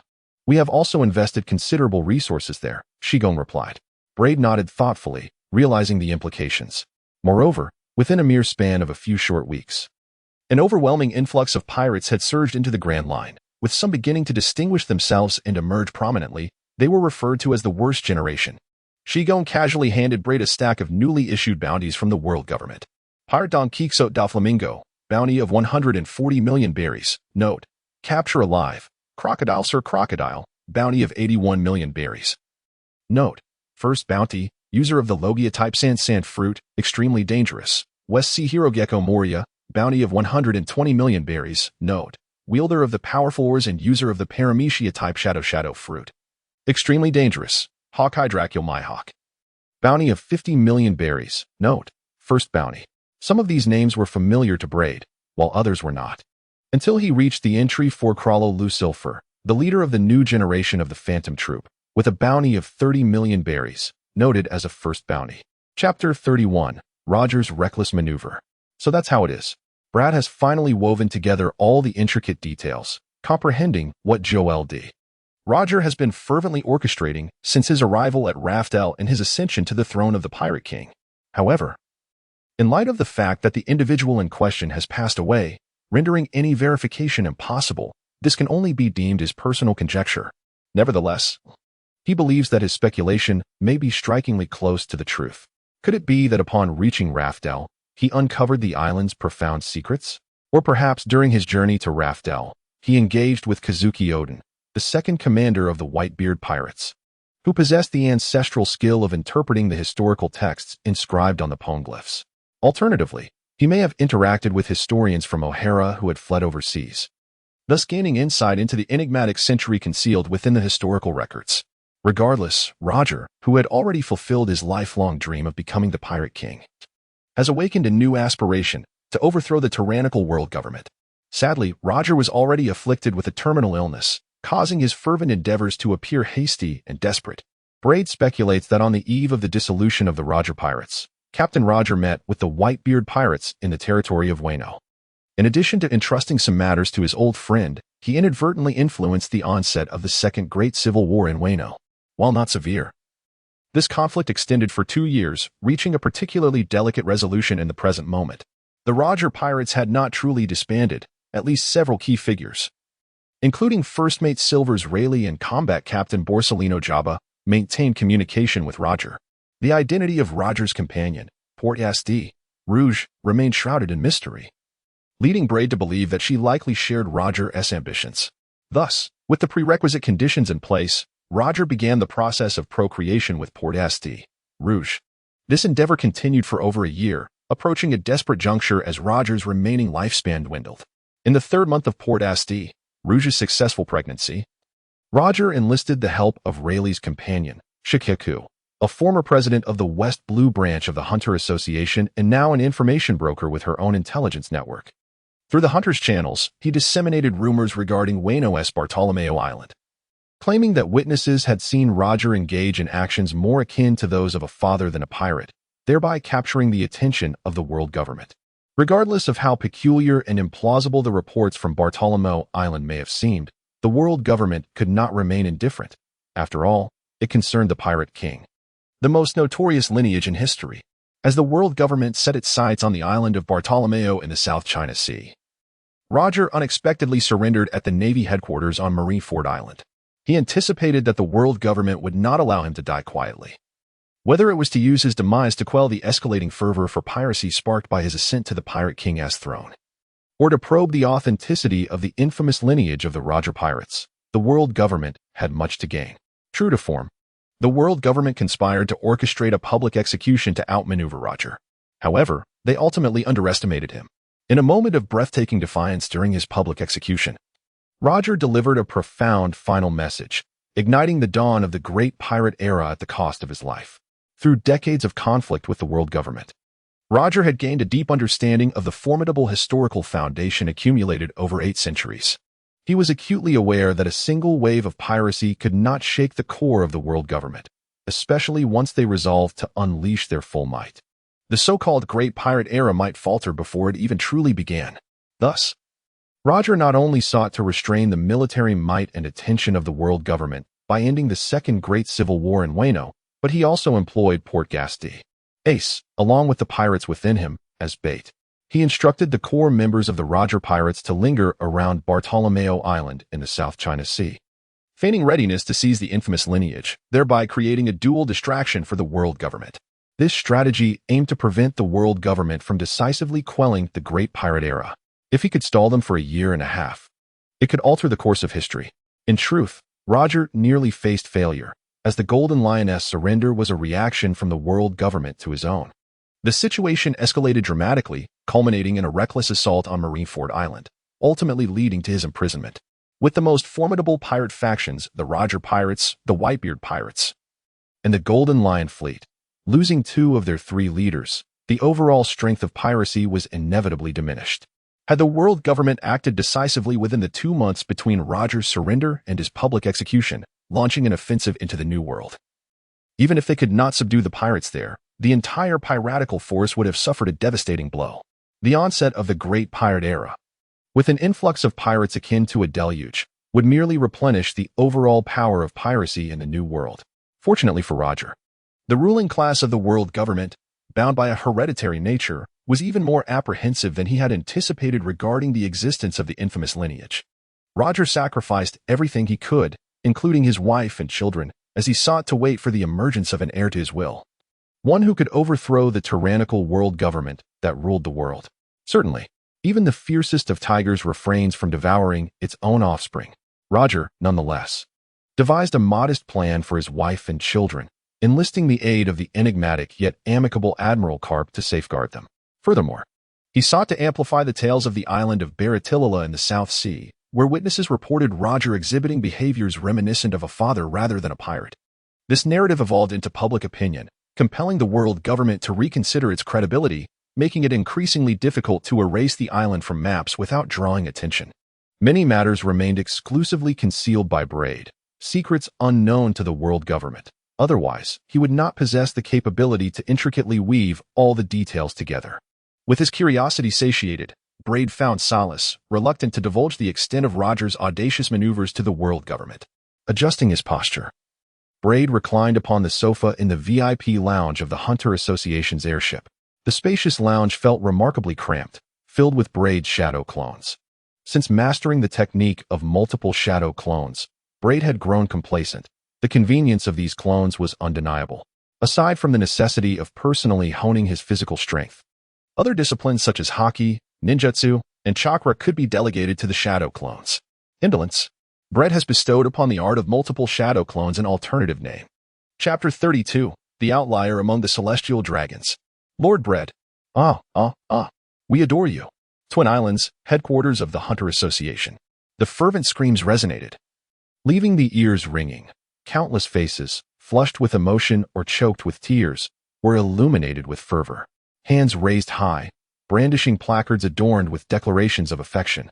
The scene unfolded like the grand arrival of a global superstar. It is truly astonishing how immensely popular you are, remarked Minister Ernest, pausing briefly at the steps of the airship, reflecting on the fact that their adoration was directed towards you. Brett adorned his face with a warm smile. Engaging in earnest nonsense. It is all funded by my expenditures. Oh, Minister Ernest responded, taken aback. Bredkin squinted and urged, hurry up. Old General, you are blocking the way. Upon arrival, he welcomed Minister Wanist. Representing the Bread fan club, Chiote Beatty presented 2 bouquets of flowers, her expression shifting dramatically, one moment beaming at Bread, the next moment frosty towards Minister Wanist. It was not that she harbored a disdain for the world government. Rather, she simply abhorred the coarse appearance and corpulent stature of Minister Wanist. Feigning politeness to his fans, Bread embarked with Minister Wanist towards the headquarters of the Hunter Association. Shortly thereafter, they encountered each other again. Ah, young Wanist. Netero casually addressed the minister, which was hardly inappropriate, considering he was nearing a century of age, while Minister Wanist was not yet half that. The minister greeted him with utmost courtesy. Indeed, Mr. Netero, it is a pleasure to see you. The 5 Elder Stars have also instructed me to convey their regards. What ensued was a remarkably informal meeting, far from the formalities typically expected between nations or powers. Please, take a seat, Netero said nonchalantly. I am well aware of your intentions. The world government hopes that our Hunter Association, in the midst of this grand era of piracy, maintains neutrality and even assists in the extermination of pirates to restore order. Am I correct? My response to that is, no problem. Minister Wanist's eyes widened in surprise. Hunters have always included branches that specifically target pirates and criminals. Our association does not favor chaos, especially since most pirates harbor impure motives. They lack dreams and merely seek to exploit the tumultuous times, creating tragedies everywhere. It is truly detestable and must be met with a severe crackdown. Netero's tone grew serious, far from his usual amiable demeanor. Anticipating a challenging negotiation, Minister Wanist found himself at a loss for words. Being an experienced politician, he pondered briefly before cautiously suggesting, the government would not undertake the favor of the Hunter Association without reciprocity. Should the Hunter Association encounter any difficulties? Netero interjected, indeed. Minister Onest continued, please. Feel free to speak candidly. Netero scratched his shiny forehead, hesitating before stating, I am aware that our hunter association, with its branches such as historical hunters, ancient script hunters, and relic hunters, may have inadvertently offended the world government. Understood, Minister Onest replied readily. I will report this to the 5 Elder Stars and will certainly strive for a clean slate. Thank you so much, Mr. Netero. All for the sake of justice. All for the sake of peace. Nitro quoted a phrase frequently touted by the world government, leaving one to ponder whether it was a sardonic jest or a genuine sentiment. An oily old man and a gaunt, frail figure, these 2 elders exchanged pleasantries about their past encounters before delving into a discussion of the world, largely devoid of substance. Yet, their conversational rhythm was quite captivating, alternating between frenetic interjections and deliberate, measured exchanges. Without exception, they conspicuously chose to ignore the presence of Braid, as though Cypherpole had never had an agent named Braid Hyman infiltrate the upper echelons of the Hunter Association. This selective amnesia persisted until the conclusion of the meeting, when Nitro, in bidding farewell to Minister Onest, conveyed, the 5 elders have instructed me to communicate that the government welcomes the Hunter Association's participation in the World Conference, where we shall collectively determine the future of our world. Minister Onest gravely asserted. Nitro responded with a smile, diplomatically stating, I shall need to contemplate this. Take care, Mr. Nitro, Minister Onest replied, bidding a heartfelt farewell. Braid remained at the headquarters of the Hunter Association, permitted to accompany Minister Onest to the headquarters, yet strictly forbidden from departing alongside him. This arrangement, though perhaps reminiscent of a futile attempt to deceive oneself, afforded him a degree of respite, allowing him to continue misleading the members of the Hunter Association Coordinating Committee regarding his affiliation with the world government, which he vehemently denied. After a circuitous journey, Braid finally returned the airship to Minister Onest. The old fellow, it seemed, would not perish, and as long as he lingered, the government would forever grapple with the Hunter Association. Minister Onest, donning a different demeanor, indulged himself in a hearty meal while muttering discontentedly. Brett jested. Isn't one of your ambitions to outlive him? What? Are you contemplating his demise because you doubt your longevity? But it must be executed flawlessly. I truly cannot fathom how to bring about his end. Minister Ernest replied ambiguously. The Holy Shield? The 3 great admirals of the Navy? The ace agents of Cypherpole? Regardless of who it may be, victory in a one-on-one confrontation is exceedingly challenging, and even in a multiple-against-1 scenario, one must be prepared for significant losses. As for the little tornado, assuming it grows successfully, I believe it should be feasible. Brett rested his chin on his hand, pondering, what is Tornado up to? I haven't been in touch with her for quite some time. He took your advice to heart and has been diligently working on self-improvement. Minister Onest was filled with a sense of satisfaction, as if Tornado were his own daughter. All those with talent strive hard. What reason do I have not to exert myself? Brett sighed and continued his training. Minister Onest indulged himself in a feast, and after a while, he inquired, Little Brett, would you be interested if I were to introduce someone to you? Bredeo. Who is it? The Celestial Dragon. Minister Onest paused and added, an anomaly among the Celestial Dragons. An absolute prime candidate for the next generation of the Gorosei. What can I gain from this? Brett did not refuse. Chapter 33, Major. I have heard everything one has said. Brett, what I wish to convey is that the question does not lie in what you can obtain, but rather in what you desire to acquire, and what you are willing to sacrifice for your aspirations. So, shall we have a conversation? I trust you are not a person devoid of interest. In Mariewa. Within a vacant office at Cypherpole's headquarters, Brett encountered the individual Minister Onest had introduced. With golden short hair, wearing spectacles, clad in a meticulously tailored white suit and black shoes, he was a diminutive, plump man who indeed did not conform to the traditional image of a celestial dragon. While his appearance was unremarkable, it was certainly not unattractive, and he lacked the ingrained arrogance and cruelty typically associated with his kind. His tone was calm, tinged with a hint of languor, easily endearing him to others. If you are unclear about what I wish to obtain, I see no reason to risk my involvement in your war. I could very well remain within my own bounds. Whoever holds the highest position among the celestial dragons, whoever wields the power of the world government, the Gorosei, I shall serve that individual. Brett spoke with measured composure. Neither servile nor arrogant, people are always inclined to pursue the footsteps of victors. Montana. Call me Major. Montana removed his glasses to polish them. Montana Max. The patriarch of the Max family among the celestial dragon cohort, preferred to be addressed as Major rather than Montana. As it pertained to a story he held dear, how he had once concealed his identity to join the Navy, rising from a mere recruit to Major in a mere 6 months, thus proving his talents before his true identity was discovered, forcing him to return to Mariehua. According to Minister One's extravagant praises, Montana was one of the few among the celestial dragons who had awakened to a sense of crisis, advocating for reforms to the antiquated and decaying systems of the world government that had persisted for over 700 years. He was a hawkish and radical leader, undoubtedly the best candidate for the next highest position among the celestial dragons, poised to lead the world government in its quest for global dominance. Minister One held great expectations for Montana's future, having invested early, albeit solely as an individual, and though he was the head of Cypherpole, he did not represent the entirety of Cypherpole. All right, Major, Brett remarked. Adjusting his glasses, Montana responded with a smile. I am okay with that, Brett. I understand your intent. You are an unwavering pragmatist, so I shall refrain from discussing life, dreams, or other frivolities to spare us both the waste of breath. Let us speak of the transaction of power. What you seek is power, is it not? Indeed, power. Brett murmured softly, in truth, what you seek is also power. Montana nodded, reflecting, the manifestations of power are manifold, yet not everyone is entitled to transform it into a controllable and utilizable force.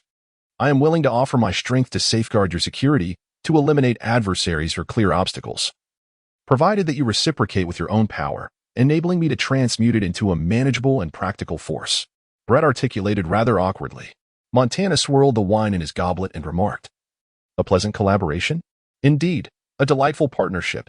However, I abstain from alcohol. Brett furrowed his brow slightly. Do you not suspect that I might seize your power without fulfilling my promises? Montana burst into hearty laughter. Do refrain from jesting, Brett. Ha ha ha. I have already stated that you are an unwavering pragmatist. To put it bluntly, you are a wolf of interests, a greedy creature. As long as you are not yet satiated, and until another offers you greater advantages than I, you shall never breach our alliance. In this regard, I trust you even more than I do Ernest. Brett remained silent, perhaps conceding to Montana's assessment, taking the initiative. He thought he would reach out if needed. Montana, with his slight paunch, cheerfully clasped his hands behind his back and made his exit. As he approached the door, he gestured towards the desk, a small token of appreciation. Once Montana had vanished, silence enveloped the room. Braid surveyed the 2 boxes adorning his desk. The first, a petite container, housed a heart-shaped, pink devil fruit, labeled as the sweet fruit of the paramecia type. The second box contained an ancient scroll. The sweet fruit undoubtedly represented a remarkable and potent devil fruit. Yet its alluring effects were so overwhelming that Braid could scarcely fathom the prospect of people of all ages becoming entranced by it.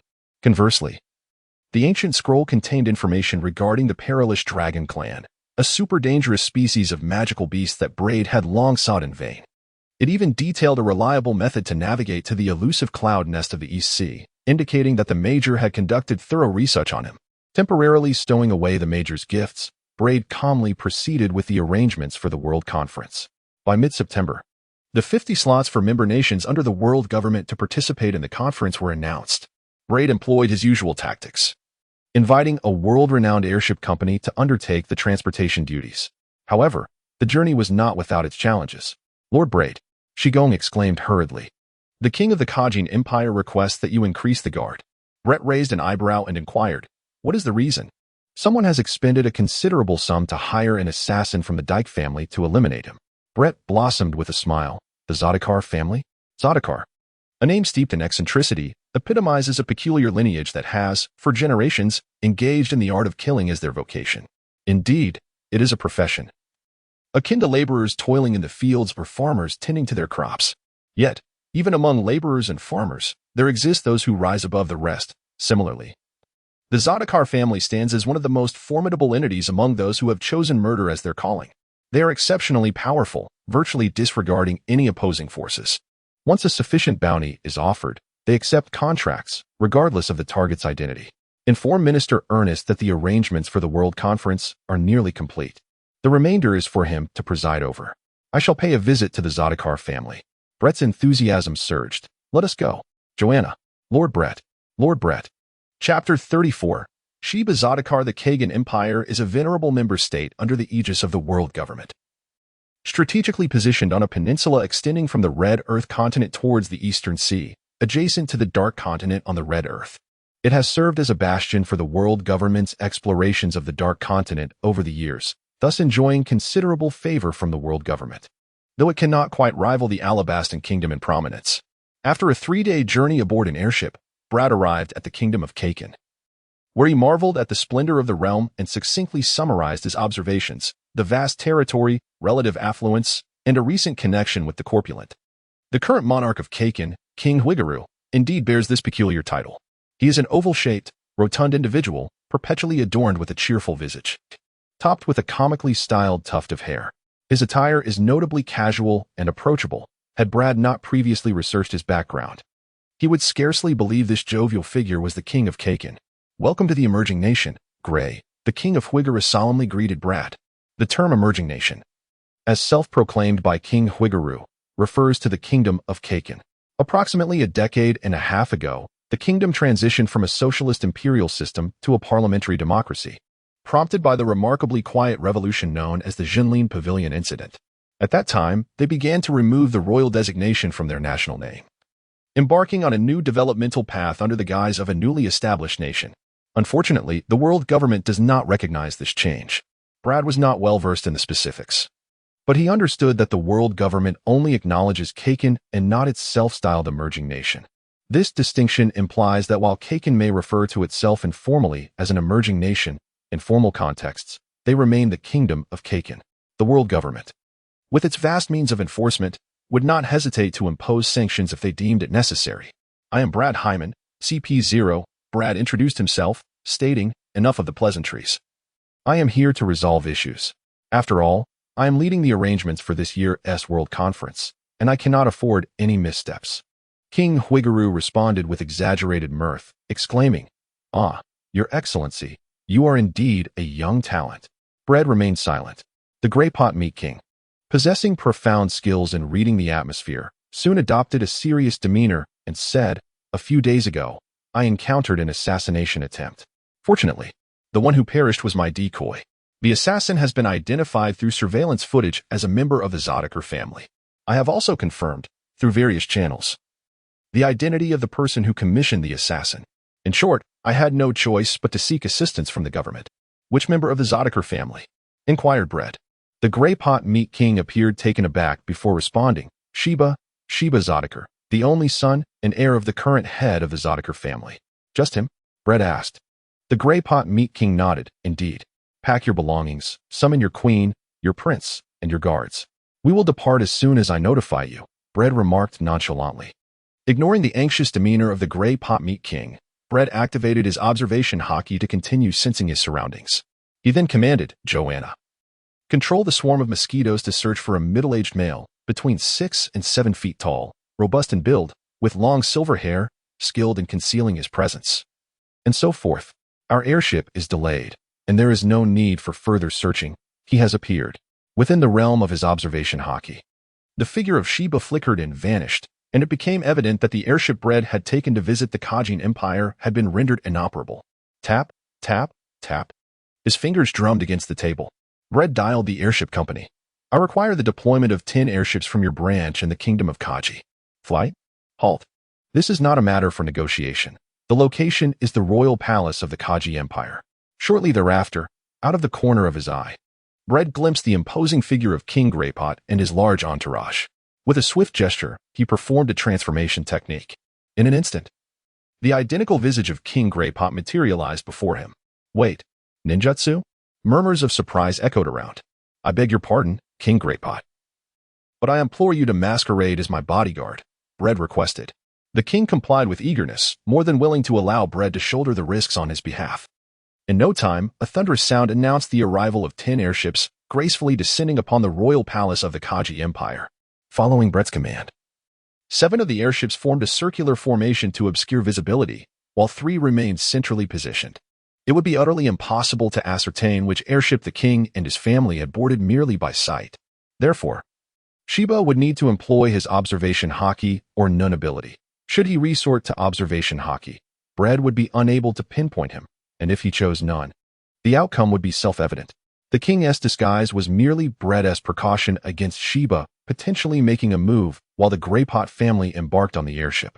Once the Grey Pot family was safely aboard, Bread lifted the transformation, relying on the flying capabilities of Mosquito Girl for escort, remaining vigilant during the ascent of the airships to thwart any mischief from Sheba. As the airships soared to a specific altitude, Bread descended. "Why do you not make a move?" He pondered in confusion. Not far away, Sheba approached, seemingly offering himself up. "Are you from the cipher pole of the world government? Why do you not make a move?" Bread reiterated his question. Sheba replied coolly, "My client wishes to avoid provoking the world government. From the moment you arrived in the Kaji Empire, my commission concluded. You were sabotaging my airships." "This is contradictory," Bread asserted. "I have not damaged your airships." "Check your identity," Sheba responded. "I do not believe you," Bread retorted stubbornly. "Shall we have a contest? I have traveled far, specifically to confront the Doflamingo family. And I have no interest in this," Sheba declared, shaking his head as he turned to depart. A swarm of mosquitoes buzzed in the air. Brett's fingers danced with a playful menace. "I have yet to release you," he warned. "Do not toy with fire, young man." The frigid glint in Sheba's eyes intensified. "Are you angered?" Bread teased. "I was under the impression that assassins were devoid of emotion." Chapter 35. Flaws. As the sole heir and firstborn of the not particularly populous Zoldyck family, Sheba had early on been established as the unequivocal successor to the family legacy. He harbored a profound sense of destiny and confidence regarding his inheritance, and through relentless effort coupled with exceptional talent, he ultimately embodied all the admirable qualities necessary to uphold the family's esteemed profession. The Zoldyck family's vocation is none other than one of the oldest in human history: assassination. Undoubtedly, despite being one of humanity's earliest professions, the Zoldyck family stands out as a paragon within this realm, renowned for their remarkable prowess, audacity, and a staunch adherence to the spirit of contracts. This implies a fearless disposition towards eliminating any target, achieving a notable success rate as long as the remuneration offered is sufficiently generous. Sheba is the latest masterpiece meticulously crafted by the Zoldyck family, poised to become their signature representation. Braid was acutely aware of Sheba's formidable strength, which prompted him to provoke Sheba in order to put his own abilities to the test. "Let me be candid. If you cannot defeat me, you shall not escape," he declared. The contrast between Braid's cheerful demeanor and Sheba's stern countenance was striking. Sheba, with his robust physique, calmly stated as if presenting an undeniable fact, "I wish to leave. No one can stop me. It is impossible." With a swift motion, Braid sprang forward like a leopard. Thrust. Finger gun. Utilizing the 6 forms of body techniques in conjunction with his haki, Braid exuded an overwhelming presence.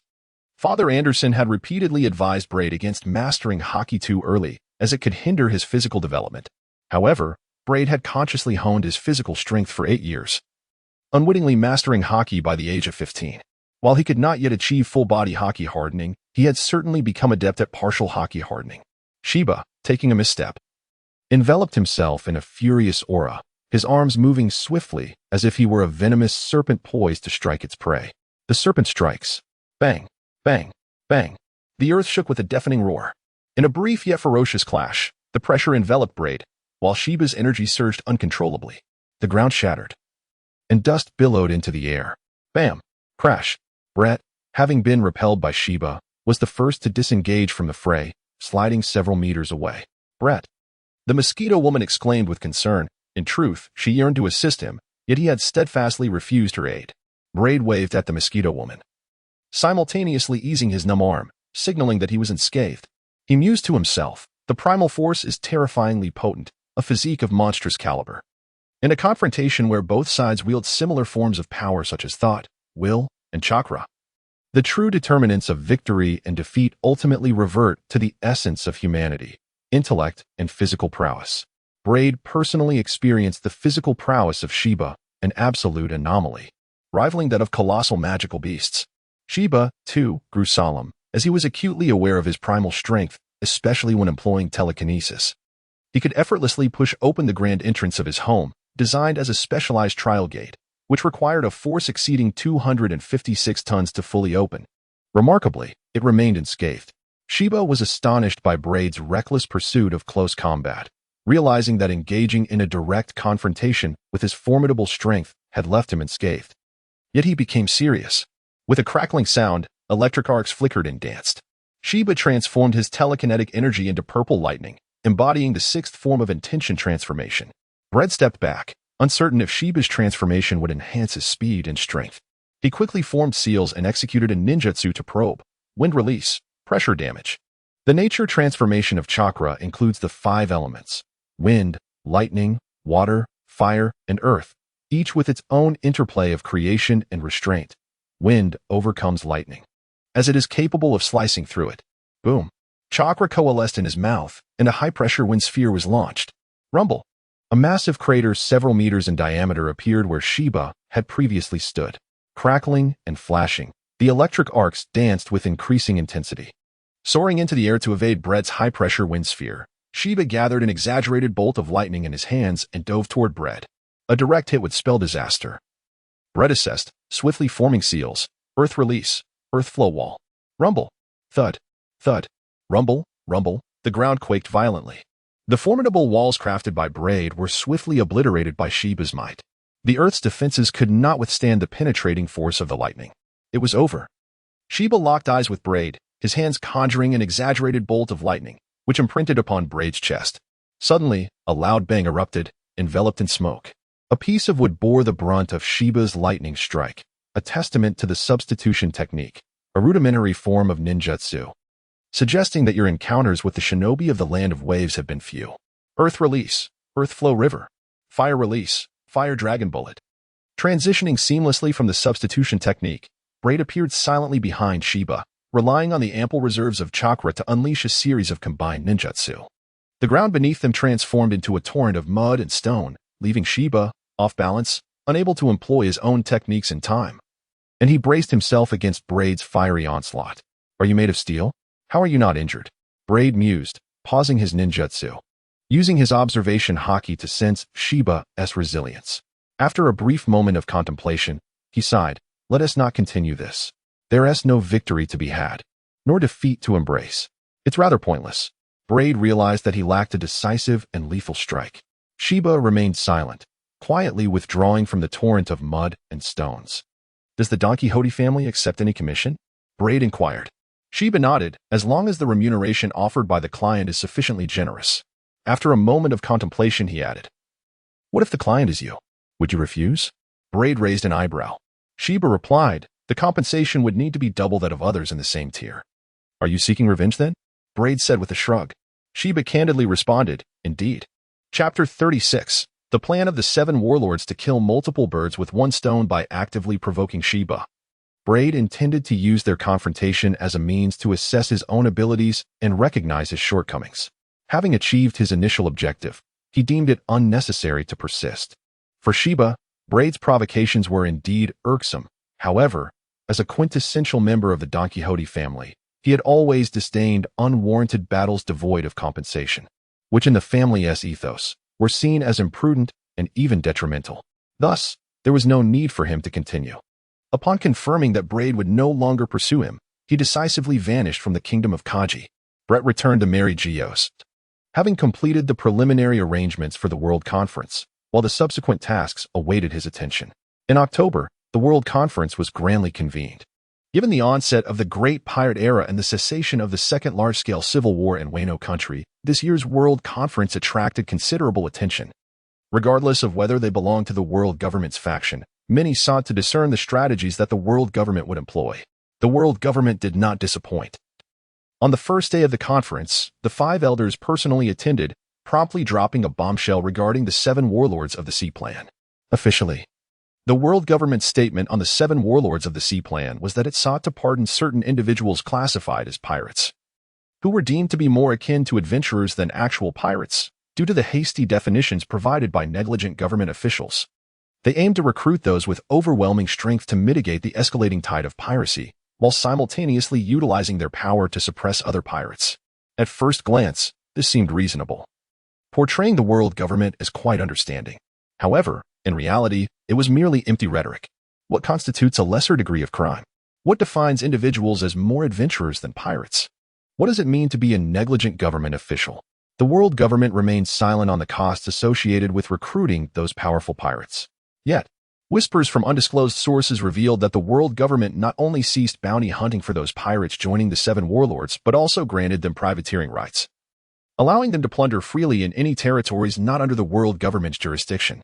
Thus, the stage was set. Bread witnessed firsthand that during the World Conference, over 50 nations, fearing the losses wrought by the King's 7 warlords plan, applied to become affiliated members under the world government, ultimately resulting in 38 nations being recognized and accepted. In a brief span, the number of nations allied with the world government surged to 207. The machinations of political maneuvering are indeed sordid, Bread mused, reflecting upon the cunning strategies employed by the 5 elders, who orchestrated the King's 7 warlords initiative. Regardless of whether the plan succeeded in garnering the endorsement of various affiliated nations, the 5 elders achieved their political aim of subjugating the defiant non-affiliated nations through intimidation.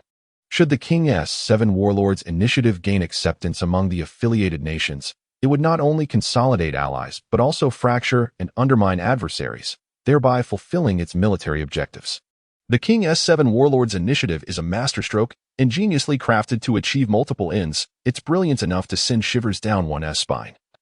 A testament to the experiments and preparations the 5 elders have been conducting through the world destroyer for years. Ultimately, the affiliated nations of the world government could not withstand the strategic machinations of their dominant leader, unwittingly acquiescing to the implementation of the King's 7 warlords plan. Subsequently, the world government extolled the rise of piracy, presenting a series of data analyses to cultivate an atmosphere of panic among the affiliated nations, only to demand military funding thereafter.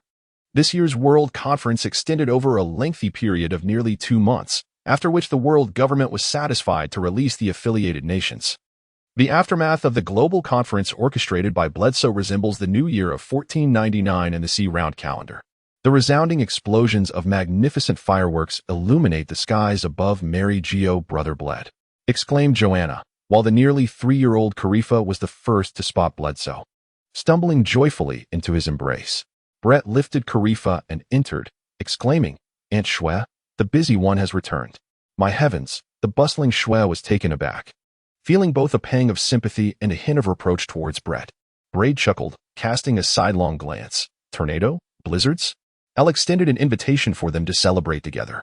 Snowy playfully winked at Braid, exchanging knowing glances. Braid understood, surmising that Snow Fotsy could not bear to see the 2 sisters, Tornado and Blizzara, in their desolate solitude, prompting Eltire to extend an invitation to them. "Braid," Tornado exclaimed joyfully as she leaped onto Braid's shoulder, playfully ruffling his hair. "I thought you had vanished, you scoundrel. How could you neglect to contact me for so long?" "Lord Braid, this is Joanna." "Brother Braid, this is Joanna." They both greeted in turn, while the 2 half-grown girls, aged 7 and 11, remained rather indifferent, engrossed in observing Snow Fotsy's makeup application. "Where's Uncle Rasky?" Braid inquired, scanning the room. Snow Fotsy chuckled. "He has gone out to shop. Please, take a seat. Are you hungry? Shall I prepare something for you and Joanna?" "No, thank you," and Snow Fotsy, Braid replied, settling down to play with Califa and Tornado. Snow Fotsy continued her bustling activities, not forgetting to ask, "How many days can you stay at home this time?" No sooner had the words left her lips than a chorus of eyes in the room converged upon Braid. Brett's lips twitched slightly. After a moment's contemplation, he replied, "At most, a week." "Liar." Tornado huffed in displeasure. "I inquired with that gluttonous pig, and you have no mission at all." "Bread, I mourn for you, Minister Onest. I have arranged to study sorcery, and I must depart for a special location within a week. Joanna will not accompany me," Bread declared. "I wish to visit the amusement park in the Shambadi archipelago."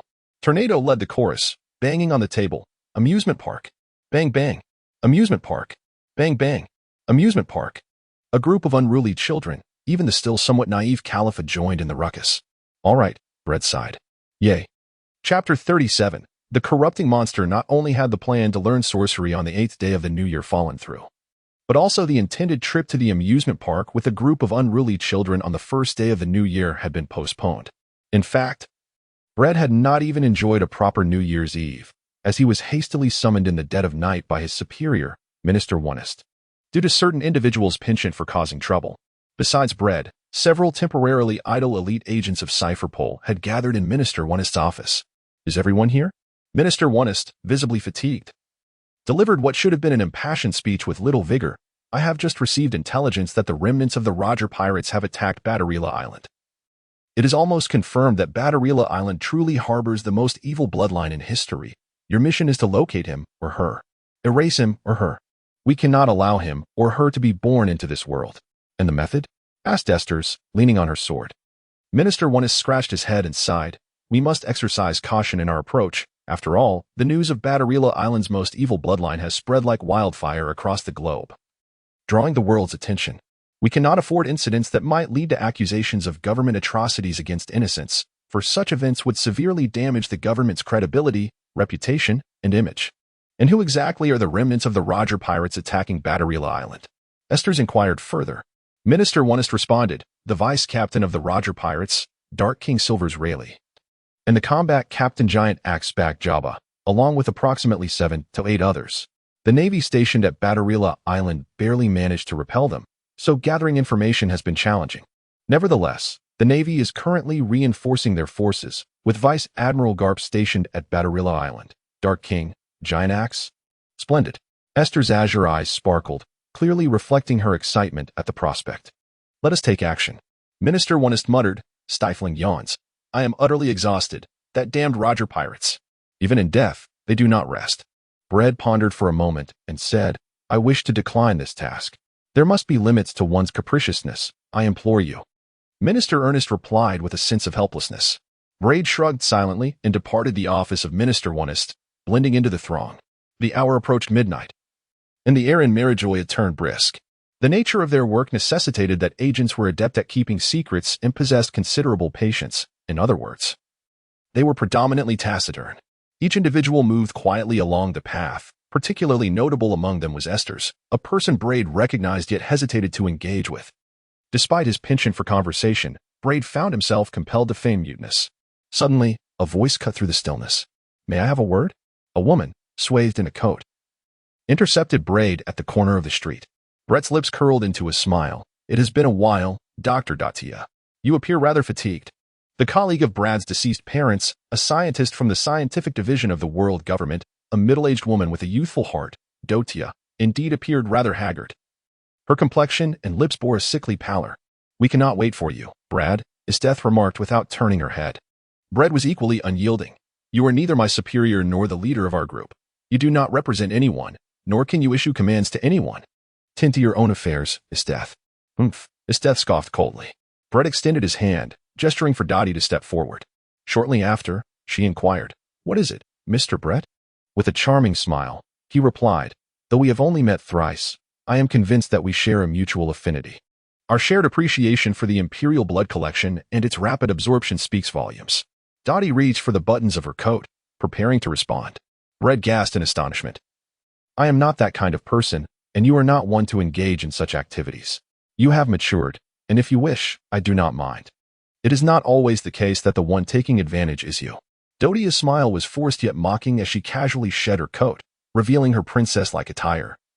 A wave of melancholy washing over her. Lately, I have refrained from dressing extravagantly. While it was once acceptable, now I fear ridicule and whispers behind my back. I see the truth in the mirror. My age no longer permits such frivolity, and it is truly terrifying. No matter how diligently I maintain my appearance, fine lines still emerge at the corners of my eyes. I think I understand now. Brett interrupted Dotia, his fingers grazing his canine teeth. The Imperial blood collection, rapid absorption, possesses the power to grant eternal youth to its wielder. I surmise that this was precisely what you aimed to compete with me for. What? Are you scheming to take it from me? Dotia replied, You are not entirely mistaken. But I harbor no ill intentions. Even if I am a scientist within the most esteemed government scientific division, attempting to seize it from you, the illustrious member of Cipher Pole and the future Holy Shield, would be utterly futile. What I mean is, you should develop it, to the extent that its power can bestow eternal youth upon those beyond the wielders. It is not impossible.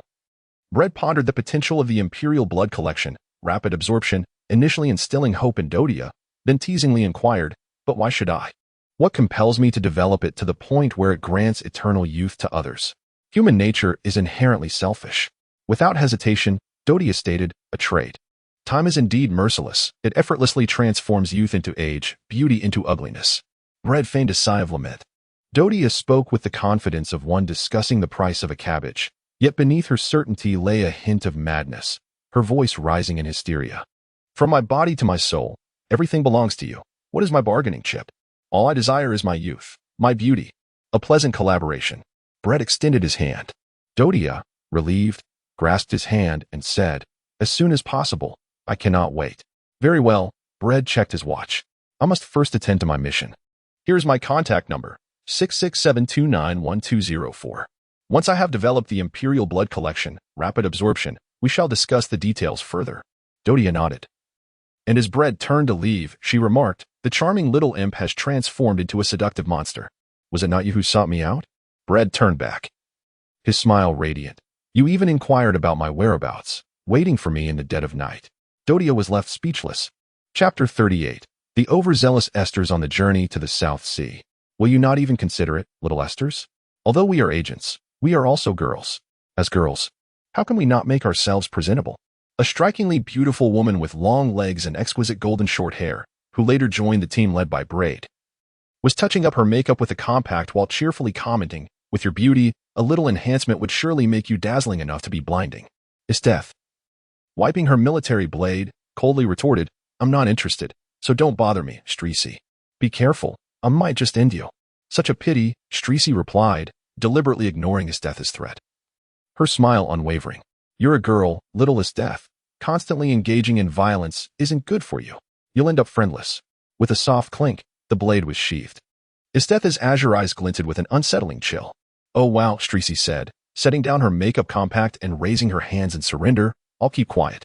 Isteth perused her books, and in less than a minute, Streesy leaned closer to her, whispering enticingly, "One cannot live in this world forever in solitude." Streesy's words succeeded in provoking Isteth. In a flash, Isteth seized Streesy by the throat, lifting her off the ground, her high heel crushing down on Streesy's face, the slender stiletto pressing into her lips. "What do you wish to teach me? Who do you think you are? And who do you think I am?" Isteth glared down at Streesy, her breath fierce. Hey, Isteth." A group of silent agents stood by, unable to remain indifferent. It seemed they were enjoying the spectacle, one a sadist, the other a masochist, a pair of deviants. Not far away, Braid, interrupted from his training, cast an irritated glance and quipped, "Why bother with them?" "Just as I thought." Streesy's face bore an unhealthy flush. It was remembered that she had executed several missions alongside Millard from the Auberge family. It was likely she had fallen under Millard's spell.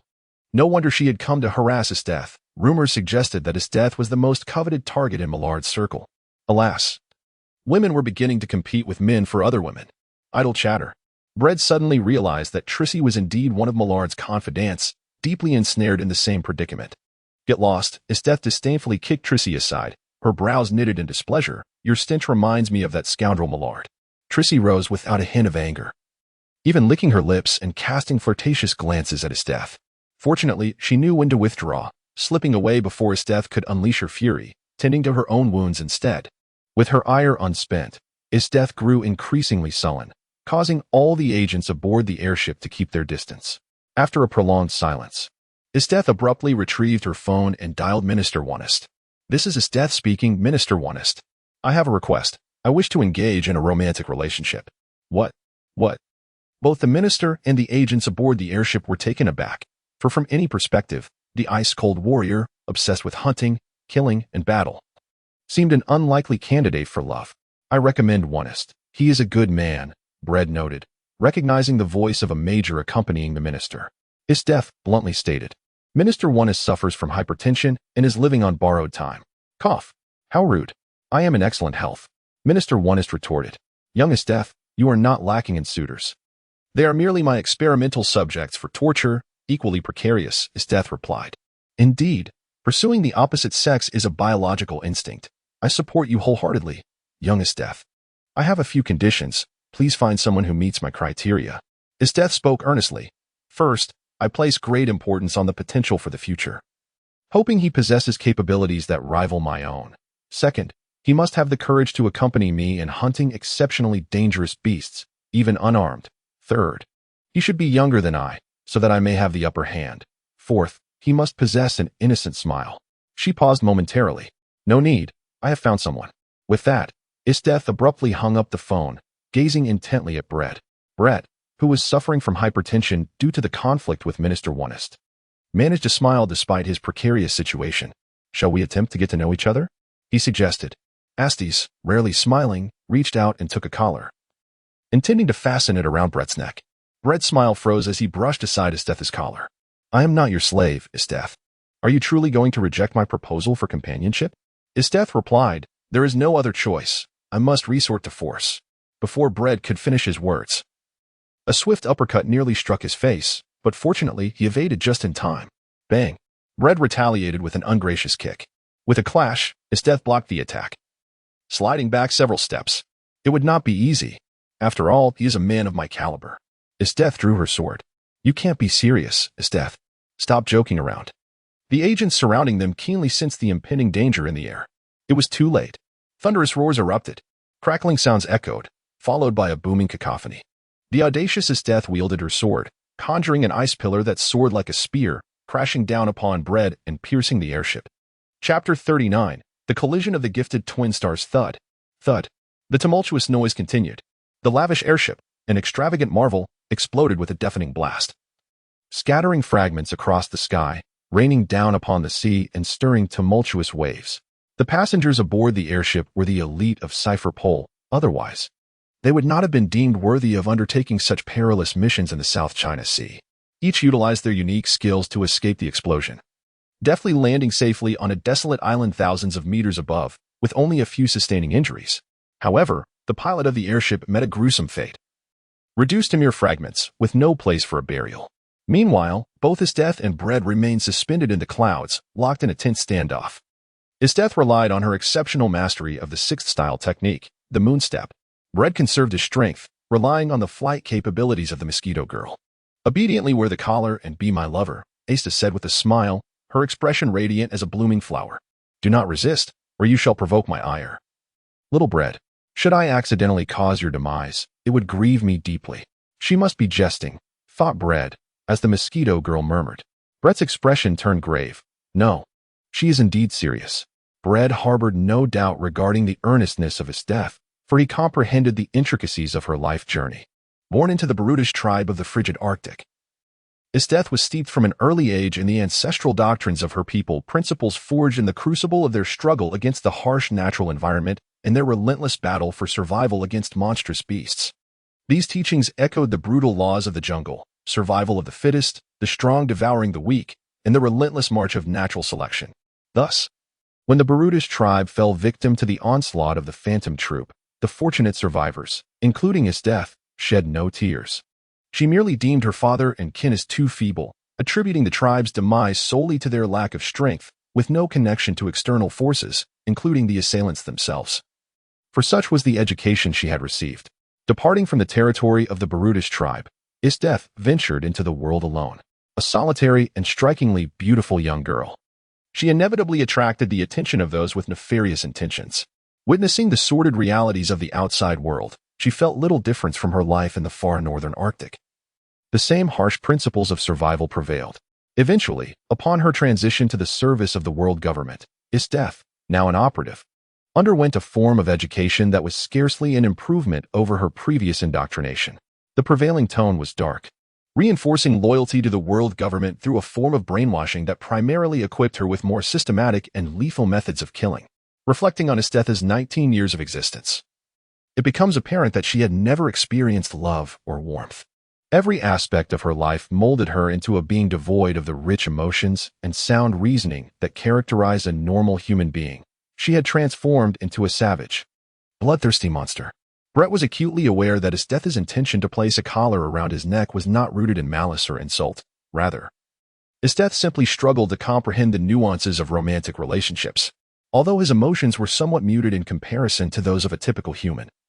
He undeniably possessed the complex emotions and sound reasoning inherent to humanity. He could not allow himself to be reduced to the status of a mere pet. Like the slaves Isteth had previously kept, wearing a collar like a dog, there was no room for negotiation. Brett narrowed his eyes and fixed his gaze upon Isteth, declaring, I do not know if your mind has wandered, but fear not. I can assist in shattering it, granting you complete liberation. Isteth erupted into laughter. What a delightful predicament. Truly, you are indeed little Brett, not so easily subdued. Just right. I must shower you with affection, lest you disobey me once you become my lover. The temperature plummeted. Surrounding Isteth, a multitude of frosty spears coalesced. With a snap of her fingers, a veritable storm of icy spears descended like a torrential rain of pear blossoms. Braid swiftly formed a hand seal. Fire release. Great fireball technique. With a resounding roar, the immense chakra he wielded transformed a mere C-rank ninjutsu into an extraordinary spectacle. The blazing fireball, akin to a meteor from the heavens, collided with a barrage of frost spears, melting and obliterating them, counterattacking towards Esteth. Rather than being startled, Esteth reveled in delight, letting out an excited murmur. With a single sweep of her military blade, she cleaved through Braid's fireball with a stroke of sword energy.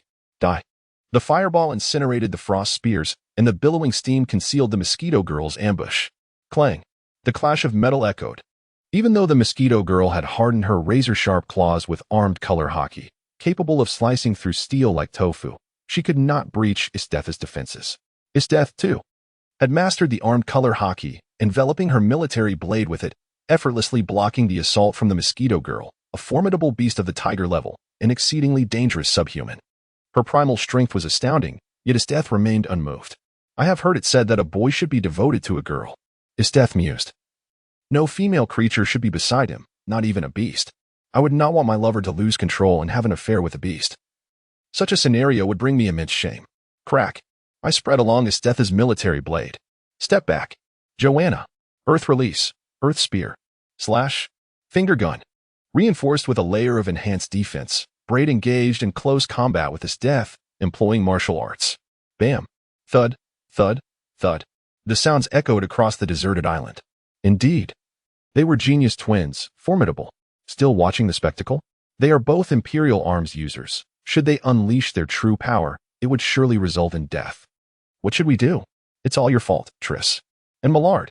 If you hadn't provoked Esteth, she wouldn't have considered romance. It must be that you've annoyed her. Silence. Quickly contact Minister Onest.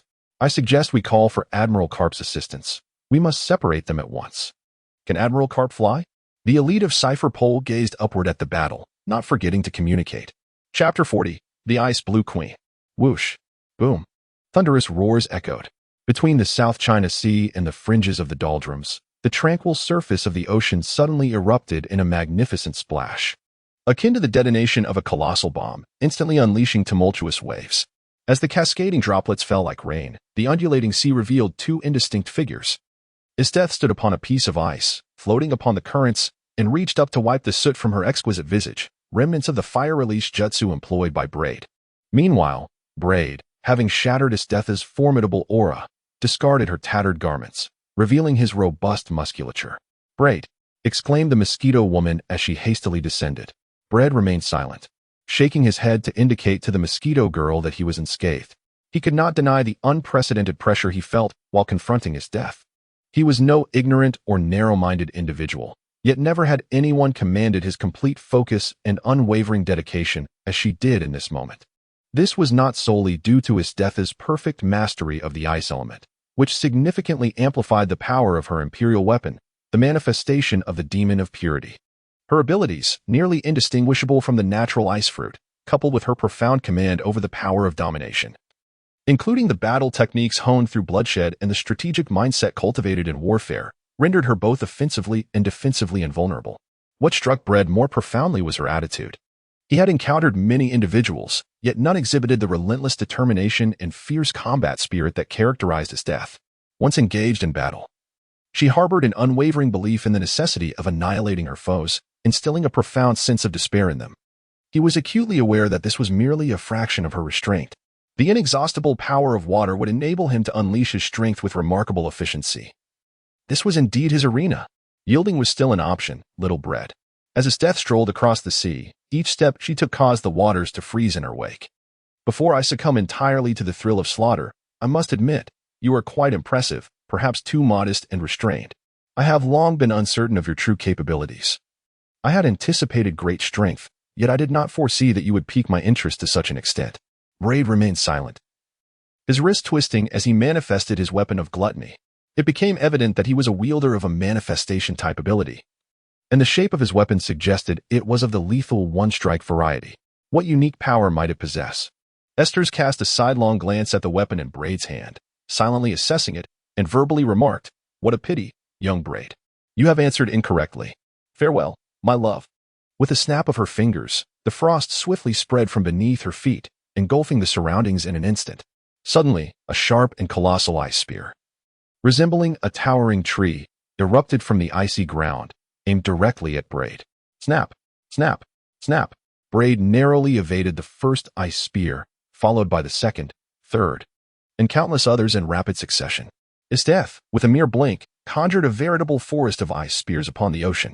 As she gazed skyward, her attention fixed on the mosquito girl, who aided Braid in soaring once more into the heavens. Esteth slashed with her blade, Origin Hail. A cacophony erupted as monstrous ice blocks, reminiscent of celestial meteors, plunged through the clouds with the weight of a mountain. Swish, swish, swish. With a fierce cry, the mosquito girl fortified her arms with haki, executing swift slashes that shattered the ice into fragments. "Go collect the blood. Prepare for the second evolution," Braid commanded. "Joanna." The mosquito girl paused, contemplating. In truth, Braid could summon Lady Tamamo to assist. "Unnecessary. I do not trust her," Braid replied, releasing his grip on the mosquito girl as calf and descending freely onto the icy surface, his toes grazing the ground. Shave. Another close-quarter battle? Esteth beamed with delight at Braid's approach, exclaiming, "Splendid. Little Braid, I find myself increasingly fond of you." Boom. Bang. Boom. The clash intensified, a fierce combat unfolding. Hey, who will stop them? The worst-case scenario had materialized. Had they not yet contacted Minister Onest? If they delayed any longer, lives would be lost. The loss of any one of them would be a significant blow to Cypherpole. The agents on the deserted island were in a state of frantic urgency. Meanwhile, Minister Onest in Mariehua was even more anxious than the agents on site. Urgently, he sought to reach Admiral Hirocarp, the naval officer most likely to intervene and separate Braid from his death. It was only after contemplating the furious circumstances surrounding Braid and Esteth's conflict that Minister Onest erupted in a tirade against Tracy, blaming her for provoking his death, which had led to Esteth's erratic desire for a partner and consequently the clash with Braid. "Criminal. She is the perpetrator. Assign her the most perilous tasks. And should she fail, let her meet her demise." With the recent resurgence of the Bigma pirates, we needed someone to infiltrate and gather intelligence. Shigon, ever sycophantic, suggested. "Let it be so." Minister Onest huffed in exasperation. "She drives me to madness." "What is she?" Little Braid and Little Esteth are the most extraordinary twin prodigies in the over 700 years of Cypherpole's existence. They are the future Holy Shield and one of the world government's most treasured assets. She unexpectedly succumbed, crying out for medicine, medicine, medicine. Minister Onest was truly infuriated. As the conflict between Braid and Estes was utterly absurd, a simple disagreement escalated into a deadly confrontation. Even more despicable was the fact that this was an unwarranted internal depletion. Chapter 41. I am the man you shall never possess. How to defeat, or even kill Estes, without resorting to external forces. Before summoning Tamamonome and diverting the Mosquito Woman, Braid had been contemplating this. After 10 years of relentless perseverance, Braid had never allowed himself a moment's respite, tirelessly honing his skills, cultivating his abilities, and nurturing them with the sweat of his brow, tasting the bittersweet pangs of hardship.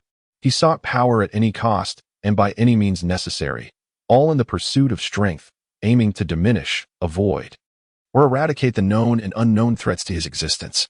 Now, as danger loomed, he too must possess the courage and resolve to confront it. Matching all his preparations with unwavering determination. Boom. Sealing the hand signs, the unsealing commenced. Braid wielded several custom-made shurikens, his mouth brimming with chakra. Fire release, phoenix flower chlorid. Whoosh. The concealed weapons, enveloped in searing flames, whirled and sped forward. Esteth stomped her foot. Boom. An ice wall surged from the ground, shielding Esteth. However, the shurikens executed the shadow clone technique. Braid employed a composite ninjutsu, utilizing a rank shadow shuriken technique to augment the B-rank fire release, phoenix flower claw, serving as the foundation for his concealed projectile assault. Whoosh. Bang. Boom. A torrential downpour of fiery shurikens instantaneously obliterated the ice wall, enveloping Esteth from all directions in an unrelenting storm of iron and flame. The sizzling sound of steam mingled with the sharp, crisp clatter of her high-heeled boots striking the icy surface. Esteth emerged, her delicate features contorting into a fierce and terrifying expression. A gash marred her thigh. I underestimated you. My armament haki is not yet perfected. I must adopt a resolute defense from here on. Let us embrace the inevitability of death, little Bread. I shall no longer hold back. I acknowledge you as my worthy adversary, a foe deserving of battle. The air crackled with the sharp resonance of intertwined black and crimson arcs of electricity, leaping and pulsating, emanating from his death as she transformed into a primordial beast. Embodying the essence of conqueror's haki, Braid steadied his mind, striving to counter the overwhelming presence of his death as it incessantly assailed, disrupted, and pressured him, creating distance between them. With a swift motion, he declared, I shall no longer grant you the opportunity to deplete my strength with your ninjutsu. Your two close-quarter engagements were mere tactics to provoke me. Your true expertise lies in ranged assaults. Death, with her lithe and elongated legs, advanced upon Braid like a fierce panther. Bang! The gluttony of his defense met the military blade. Braid's bright golden eyes met the azure orbs of Death, mere inches apart. As he declared, it is called gluttony. Once struck by it, your fate is sealed. Psychological warfare? Death knelt, aiming directly for Braid's vital points, exhibiting a determination that left no room for mercy, entirely disregarding any notions of well-being. Allow me to enlighten you, young Braid. Under absolute power, all schemes and machinations are rendered futile. I shall make you comprehend just how laughable and pitiable your fighting spirit, your resistance, and your efforts are. With a flourish, she proclaimed, if you remain in a stupor, I would be more than willing to rouse you. Fingertip gun. Bang, bang, bang, evading Death's knee strike. Braid formed a gun shape with his index and middle fingers, pressing the imaginary barrel against her cheek.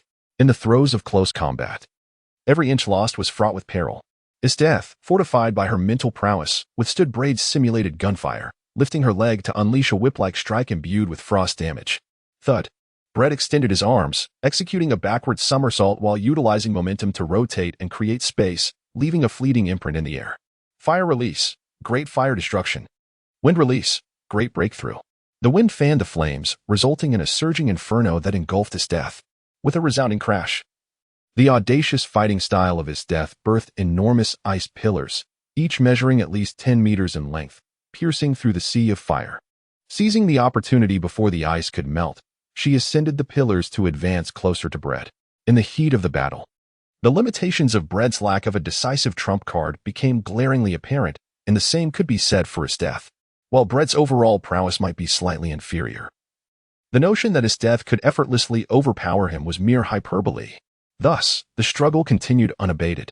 Braid and Death found themselves locked in an unyielding stalemate. An hour passed. Then 3, 6, and finally 12. From noon until sunset, they stood firm. Were they monsters? Undoubtedly, it was truly terrifying. They were indeed the prodigious twin stars of their realm. Death's formidable prowess was well acknowledged, yet Braid, who rarely unveiled his true capabilities, was equally impressive. The combatants themselves showed no signs of fatigue, while the spectators were left weary from the intensity of the battle. Until at last, what a spirited little rascal. Ha! Boom, boom. One figure, two iron fists. Braid and Death each sported a large bump on their heads, standing in their way. A robust old man clad in a tailored suit and draped in a Navy officer's overcoat, adorned with a whimsical dog-headed hat, bore a jovial demeanor that was anything but serious. He was Vice Admiral Monkey D. Garp, the legendary hero of the Navy, who had once brought an end to the reign of a great pirate that dominated an era before the Pirate King and had relentlessly pursued the Pirate King across the globe, often cornering him into desperate situations. Now, behave yourselves, young ones. Garp chuckled, picking his nose while playfully admonishing Braid and Death. Yet his next utterance was, I've witnessed numerous men exhibit strength towards women, but I've yet to see a girl display strength towards a boy. Ha! Such is the spirit of youth. If it weren't for Wano's palpable anxiety, the old man would have lingered a bit longer, for as long as no one perished, there was no cause for concern. Braid. Death. By the way, Wano has asked you to get in touch with him, young one, Kapu said to Braid. Braid nodded and turned around without hesitation. I will not give up, little Braid, said Estes, tidying her appearance and flashing a smile. The fact that I have not eliminated you only makes me like you more. Braid Cold Son, I am the man you shall never possess. Dream on with your desires. Nearby, there were scarcely any beings, and the mosquito woman had to venture far and wide to gather enough blood. In haste, she returned, intending to assist Braid, feeling quite remorseful for failing to protect him. Yes, I apologize. Braid chuckled as he playfully flicked the mosquito girl on the forehead. Let's go. Chapter 42. The journey of learning immortal arts. Speak quickly, old commander. Sitting upon a rocky outcrop in the sea, Brett dialed his phone. Thank heavens.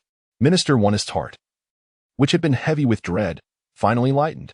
He exhaled a long sigh of relief, only to be met with a torrent of jumbled complaints. Do you have any idea how close I was to being scared to death?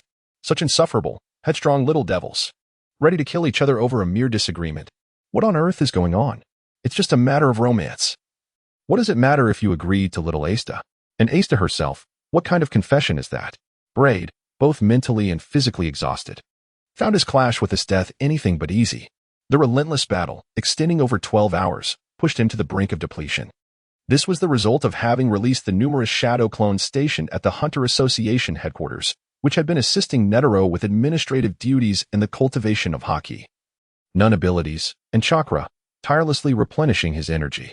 It must be said that the multiple shadow clone technique lived up to the enhancements Braid had bestowed upon it, often referred to as the technique of idleness. Although the experiences accumulated by the shadow clones during their existence would all return to the original caster, encompassing both positive and perilous aspects that could threaten the caster's life, the overall advantages outweighed the disadvantages. After all, the technique served as a sacrificial pawn, a tactical deception, and provided astonishingly high training efficiency, functioning as an energy reservoir. In contrast, its death was equally strained. Lacking the multiple shadow clone technique to continuously replenish her energy, she was nonetheless in her element. As the boundless ocean of water element she so often boasted of was her domain, where her every maneuver yielded exponential results. Even so, after 12 hours of intense combat, she too was nearing her limits. Braid's and his death's extreme fatigue was the reason why Carp could easily separate them, as both had abandoned any intent to kill one another, concealed by their adeptness. In truth, the moment Braid and his death ceased their large-scale ranged attacks and consciously slowed their close-quarters offensive and defensive pace, the Cypher Pole agents observing from the deserted island were capable of intervening without waiting for Carp's involvement. Yet, the display of power and momentum they exhibited was so intimidating that it deterred any attempt to breach the distance. I need to rest, old officer, Braid interrupted Minister Onest. Finally calmed, Minister Onest sighed. Your request for leave is granted. You need not carry out the mission on Bartalara Island. After a brief pause, he added, Young Braid, I hope you will keep your distance from Little Esteth in the future to avoid a recurrence of today's events. I mean no offense. I am fully aware that the fault does not lie with you. However, Esteth is unpredictable, and I cannot reason with someone so erratic. Please. Any casualties arising from senseless internal strife would be a significant loss for Cypher Pole and the government. Understood, Braid replied. Minister Onest expressed his regret. I should have approved your leave request sooner. Alas, good night. Braid hung up the phone, disregarding Minister Onest's theatrics. I got it, Braid. The mosquito girl returned, holding a sea monster that was still alive. Well done, Joanna, Braid said as he ended the creature's life with his weapon, gluttony, and then retracted it. Bloodshed was a prerequisite for the retraction. This was one of the conditions tied to the manifestation of his nun weapon. Leaning against the mosquito girl's thigh, Braid succumbed to a deep slumber. Hey, Braid, have you ever contemplated the type of girl you wish to be with? What if she takes issue with me? Much like the words of his death, am I merely a creature of intellect, possessing a human facade, yet forever incapable of truly resembling humanity? I find myself deeply enamored with Braid as I gaze upon the star-studded sky, the complexities of Mosquito Girl's emotions swirling within her as she murmurs to herself for quite some time. When Braid awakens once more, it is the following morning. In Mary Geos, the headquarters of the Hunter Association, he declares, I must venture into the territory of Tamamonome. It is a place where I cannot bring you along. After a moment of contemplation, Mosquito Girl responds, the headquarters of the Hunter Association. Very well. Braid, a man of few words, formed a series of seals and invoked the art of reverse summoning. With a resounding bang, a cloud of white smoke enveloped him, and he vanished from his original position. Shortly thereafter, in the tranquil realm of Peaceful Isle, I found myself exclaiming, Oh, Lady Tamamo! Lady Tamamo! Lord Braid has arrived. Suddenly, I was greeted by the soft, delicate tongue of the three-tailed white fox, which unexpectedly left me with a face full of drool. Before I could react, she frolicked away, bouncing with glee. Brett, swiftly. When Braid encountered Tamamonome, it was perhaps reminiscent of the unfortunate habits he had contracted from his triangular serpent spirit, Lilith. Tamamonome not only relished in adornment, but also in the art of makeup. At this moment, She donned a form-fitting black leather catsuit and trousers, accentuated by a pair of sleek black stilettos. Even her hair and tail were dyed a deep ebony, and her visage was adorned with a Gothic-style smoky eye makeup. While not devoid of beauty, there was an inexplicable strangeness to her appearance. "Why are you staring at me? Do you harbor ulterior motives, human?" Tamamonome declared with an air of cold elegance, entirely oblivious to the lengths her benefactor had previously gone to please her. Braid felt it necessary to command a measure of respect from Tamamonome.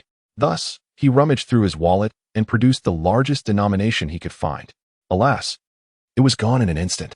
"Welcome to Peaceful Island, my Lord Braid." Tamamonome forced a pained smile, looping her arm through his. "Please, allow me to escort you.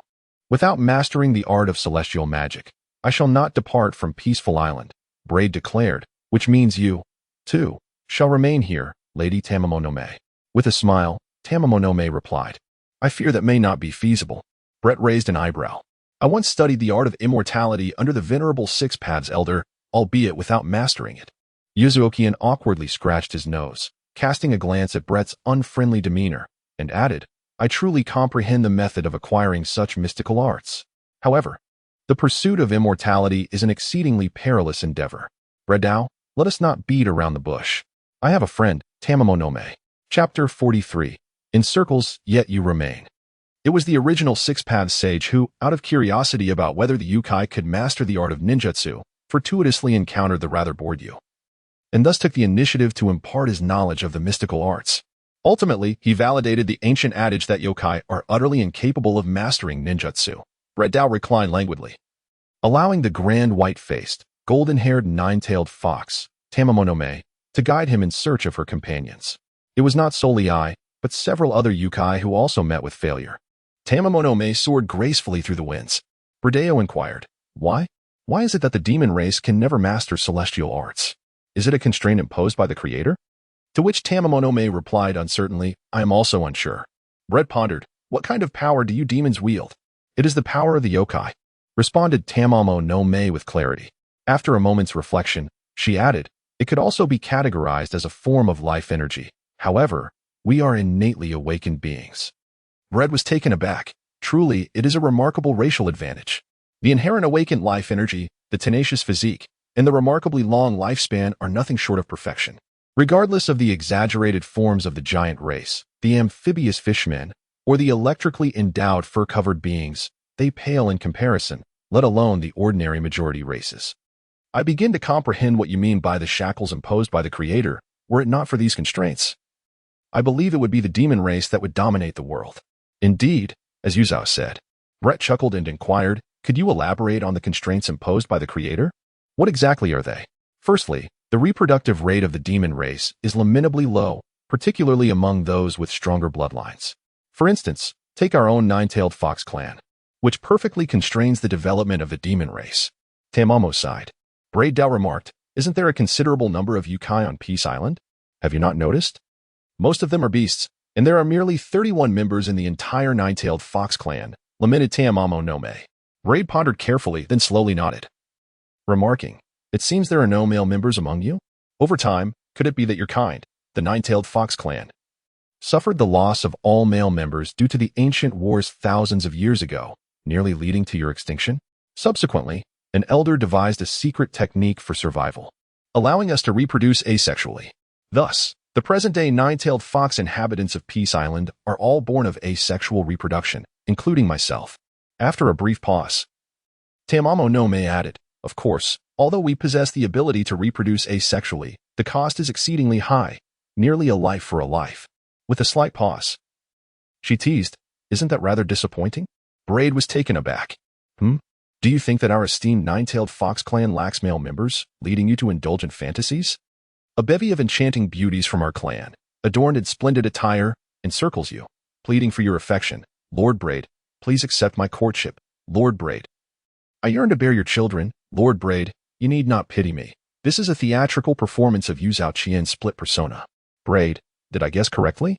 Hee. Tamamonome laughed mischievously, then swiftly adopted a demeanor of cold elegance. Cease your daydreaming. Even if our nine-tailed fox clan faces extinction, we shall never conjoin with humans to produce half-demons. Blood adjusted his seating posture, Do you truly harbor an intense disdain for half-demons? Are you aware of the outcome when a horse and a donkey breed? Tamamo no Me inquired. Bradeo remarked, Indeed, a mule is devoid of reproductive capability. In a similar vein, half-demons are inherently flawed, cursed beings from birth. Uyazuma responded earnestly, Moreover, none could have anticipated the nature of the curse they bear. The most dreadful curse I have ever witnessed led to the annihilation of a once mighty clan of spirits, brought about by the madness of a half-demon. Brett shrugged and said, We seem to have digressed. Shall we continue our discussion on the constraints imposed by the Creator? Tamamo no Me responded. The second constraint set by the Creator upon the Yukai is that the techniques for wielding Yukai power can be learned and mastered through self-realization. However, the accumulation of Yukai power occurs only through the passage of time. It cannot be enhanced like yours through training and cultivation. Thus, Yukai generally grow stronger with age. Red lamented, expressing a profound sense of injustice. While humans often envy the creatures of myth, they remain oblivious to the fact that these very beings secretly admire humanity. After all, when juxtaposed with humans, who possess boundless potential for the future, the prospects of the Yukai are indeed rather constrained. Yu Zhao spoke softly, echoing this sentiment. Braid shifted the topic. Who is your friend? Families. Yu Zhao Qian turned her fox-like eyes, murmuring almost inaudibly, I hope she is still alive. Otherwise, my clothes, cosmetics, and bags. Braid, what I mean is, who is she? Braid emphasized each word carefully. Tamamo understood. Oh, the immensely perilous long-lived species, the Azure Dragon. You once sought the Azure Dragon clan. If it is the Azure Dragon clan you wish to consult for the art of immortality, I can visit them myself. Braid grinned. Not long ago, I acquired information confirming the habitat of the Azure Dragon clan. I am acquainted with many formidable and perilous monster clans skilled in the art of immortality, including the Toad clan, the Serpent clan, and the Slug clan. Tamamo smiled playfully. My Lord Braid, please choose at your leisure. Braid rested his chin upon his hand, jesting with a hint of sarcasm. I regret entering into this spirit contract with you, you indolent vampire. You are utterly useless. How rude. Tamamo no Me let out a disdainful hum. Yet she found herself at a loss to counter Brett's remarks, for it was an undeniable truth that while she had provided him little assistance, she had frequently sought his aid. Brett tilted his head and suggested, How about you offer me your companionship? Let us engage in a purely transactional relationship of money and flesh. Without a hint of anger or annoyance, Tamamo no Me calmly responded, Very well. Let us proceed at this very moment. I am indifferent to the setting. Braid, little sprout, TSK, Tamamo's expression is one of utter disdain, which is not unfounded. At present, her form as a golden-furred nine-tailed fox stands at an imposing height of over 20 meters, rendering Braid nothing more than a mere sprout in comparison. Braid found himself at a loss for words, astonished that he could experience such a moment of speechlessness. Chapter 44. The cloud nest as far as the eye could see. Endless clouds stretched across the horizon, solid ground represented by earth, trees, and flowers, while flowing elements included water, rivers, and waterfalls. Everything was enveloped in a vast expanse of white, devoid of any color, resembling a breathtaking celestial realm. The sea, the aerial island known as the Cloud Nest, served as the dwelling place of the Qinlong clan. At long last, they had arrived. Yuzokian shook her head, casting off Braid from her nose, instantly transforming into her human form, and immediately exclaimed in surprise, Ah? As Braid landed gracefully, he inquired, What happened? Have we matched outfits? Tamamo no Me puffed her cheeks in discontent, exclaiming, I had meticulously prepared my exquisite gown for a visit to an old friend. Resolutely, she declared, This simply won't do. I must change into another dress. Please wait for me here. With that, Tamamo no Me hastily departed, clutching the hem of her white lace backless gown. Braid was filled with a sense of helplessness. Then, history always ascends in a spiraling manner. Ethereal mist swirled as a colossal creature cautiously approached Braid. Its antlers resembled those of a deer, its head that of an ox, its eyes like shrimp, its mouth akin to a donkey, its belly similar to a serpent, its scales resembling fish, its feet like those of a phoenix, and its ears reminiscent of an elephant, yet it was a dragon, youthful and verdant. Its voice, though immense, was as clear as that of a little girl. You are human? I am human, replied Braid, gazing upwards, discreetly assessing the creature's yet unrevealed physique, which he surmised was no less formidable than the white-faced, golden-haired nine-tailed fox form of Tamamo no Me. After a brief silence, the creature licked its lips, akin to how the three-tailed white foxes had greeted him during his 2 visits to Peace Island, confirming his humanity by playfully splattering him with saliva. Caught off guard, Braid exclaimed, "What a bad habit." "Sweet. The taste of humanity is sweet." The Azure Dragon was taken aback, seemingly eager for another taste. "Hey," Braid interjected, swiftly redirecting the dragon's attention. "I am Braid Hyman. Would you care to introduce yourself?" The dragon beamed with delight. "I am Amanda." "Amanda?" Tamamonome reappeared, clad in a casual black ensemble, scrutinizing Amanda before inquiring, "What is your relation to Daenerys?" "Daenerys is my esteemed mother." Amanda bowed her head. "Do you know my esteemed mother?" Tamamonome replied with a warm smile. "Of course." "Where is she?" "I am her friend. My esteemed mother has fallen into slumber again." Amanda could not conceal her disappointment. "Asleep again?" "Honestly, every time I see her, she appears drowsy," Tamamonome remarked. "Indeed. Your Azure Dragon lineage is a rare existence among the super dangerous species of magical beasts, combining both the traits of large and long-lived creatures. It is quite difficult to ensure you don't go hungry or bored without entering slumber. In any case, lead us to her, little one." Amanda chirped with excitement. "No problem. Hop on, hop on." As they mounted Amanda's dragon form, they sped forth like the wind. "Did you feel it?" Tamamonome called out to Braid. Braid pondered thoughtfully. "The essence of nature, so profoundly rich in its presence." Tamamonome remarked, "The cultivation of mystical arts is indeed influenced by the environment." After a few moments, Mother, we have guests. Wake up quickly." Amantha, reminiscent of a fledgling returning to its nest, dove into the embrace of her mother, Danless. In contrast to Amantha's youthful innocence, Danless was a true adult, a mature Azure Dragon, her scales formidable and imposing, stretching an alarming length of over 150 meters. Her mere appearance was strikingly fierce. Even as she slept, her posture sprawled and drooling. "Do not be a nuisance, Amantha. The cloud nest has seen no visitors in 800 years. Danless's voice was deep and hoarse, perhaps a result of her dreams, laced with a hint of languor. "Now, be a good girl and refrain from wandering about. Rest quietly." "You sloth," Tamamonome chuckled. "Will you not open your eyes and gaze upon me?" With a rumble, Danless suddenly turned, lifting her dragon head to fix her gaze upon Tamamonome and Braid. Tamamonome's smile remained undiminished. Braid felt a twinge of nervousness as he personally experienced Danless's formidable aura. Undoubtedly a dragon, a species of immensely perilous magical beasts. "Is it truly you, Sister Tamamo?" Danless beamed, her mouth widening in a human-like smile as she reached out with what might be the sole shortcoming of the Azure Dragon, a pair of tiny arms, attempting to embrace Tamamo. "It has indeed been a long time. The last time I saw you, you had just conceived the dragon egg." Tamamo casually leaped onto Danless's head, surveying the surroundings. "Where is your deceased partner?" Danless sighed deeply, conjuring a gust of strong wind.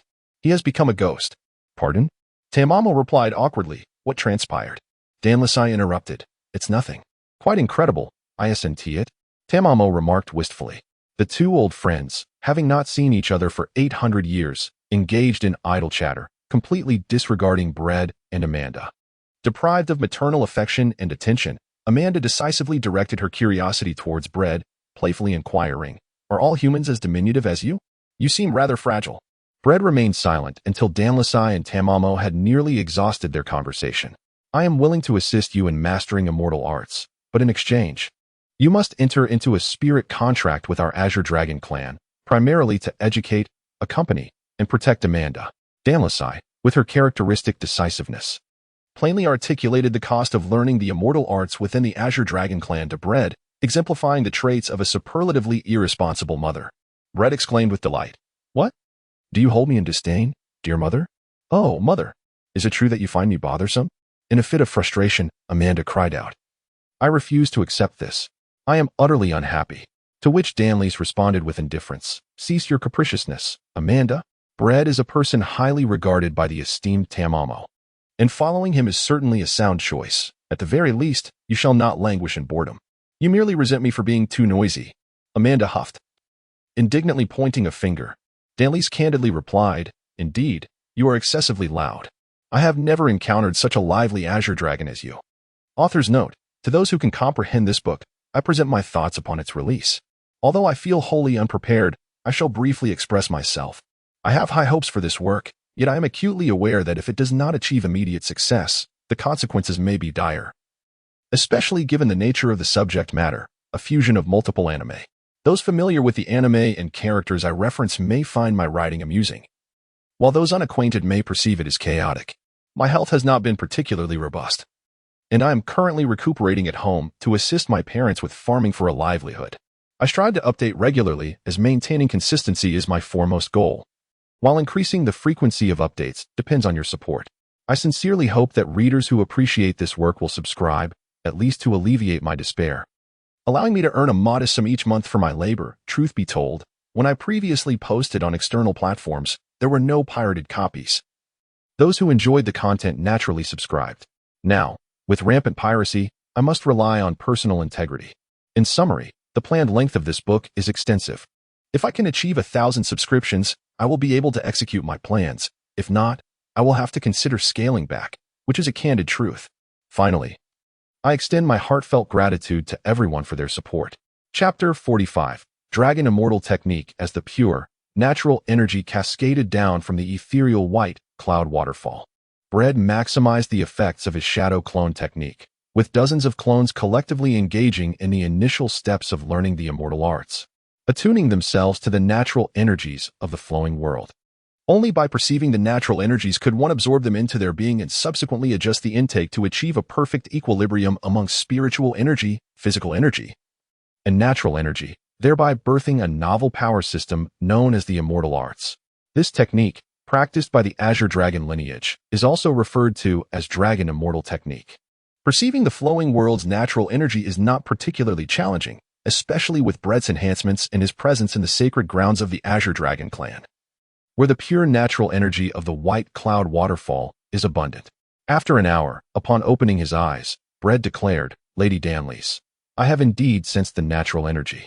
She instructed, "Then depart from the white cloud waterfall and continue to perceive the relatively sparse natural energy outside, until you can sense it freely and effortlessly, at any time and place."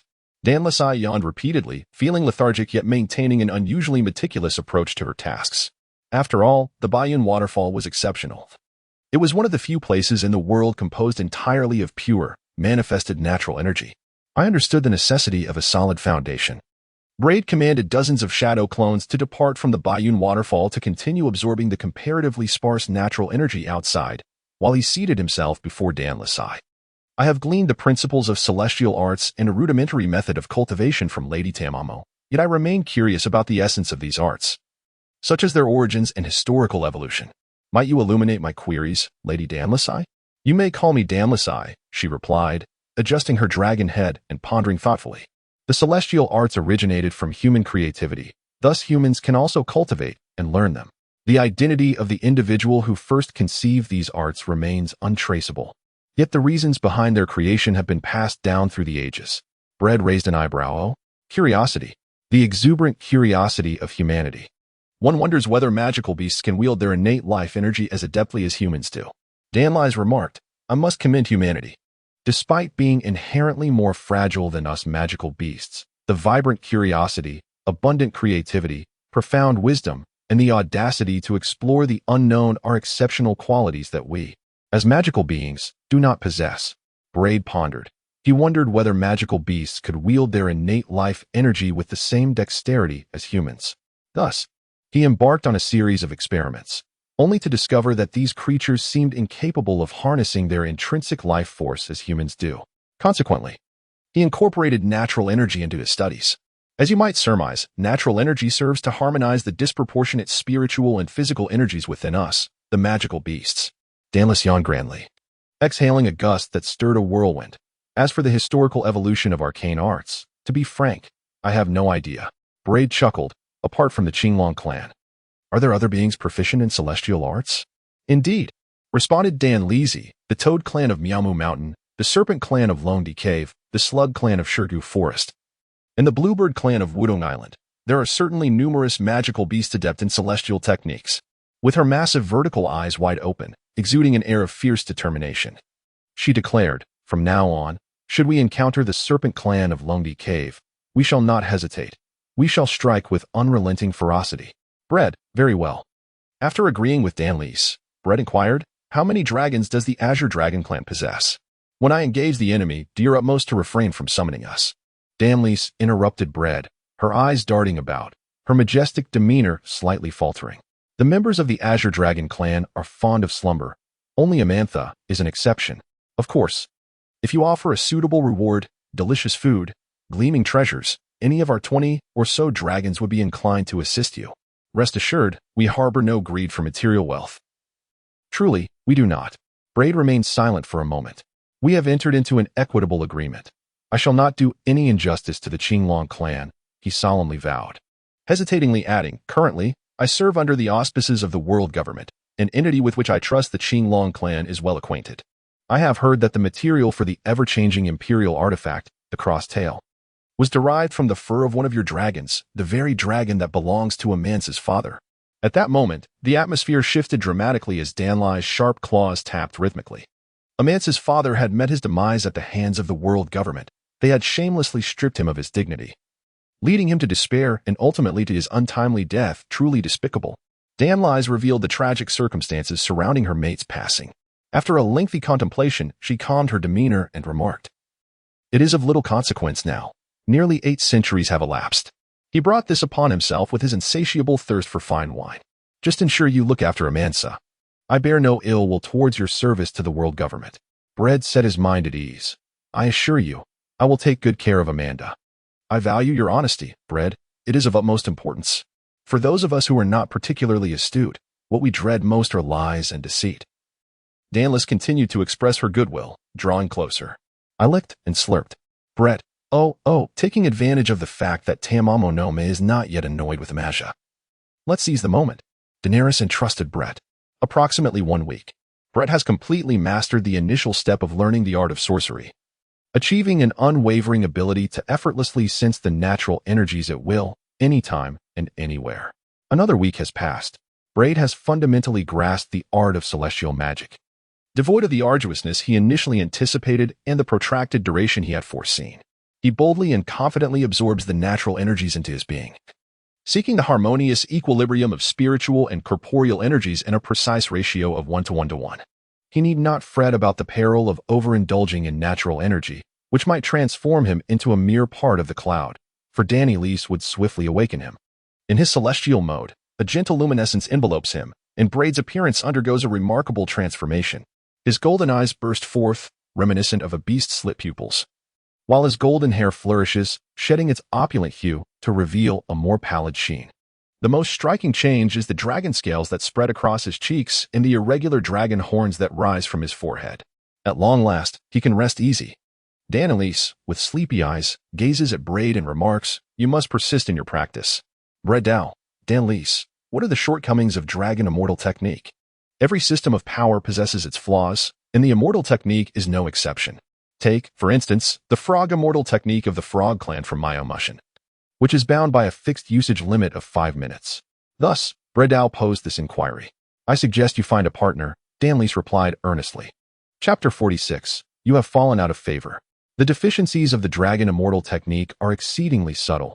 It stimulates the endocrine and nervous systems, inciting feelings of exhilaration and a primal urge for reproduction.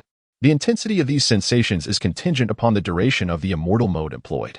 To describe the dragon immortal technique in a straightforward yet fitting manner, it is akin to an aphrodisiac. Upon grasping the drawbacks of the dragon immortal technique, Bredal promptly terminated his immortal mode, falling into a profound silence.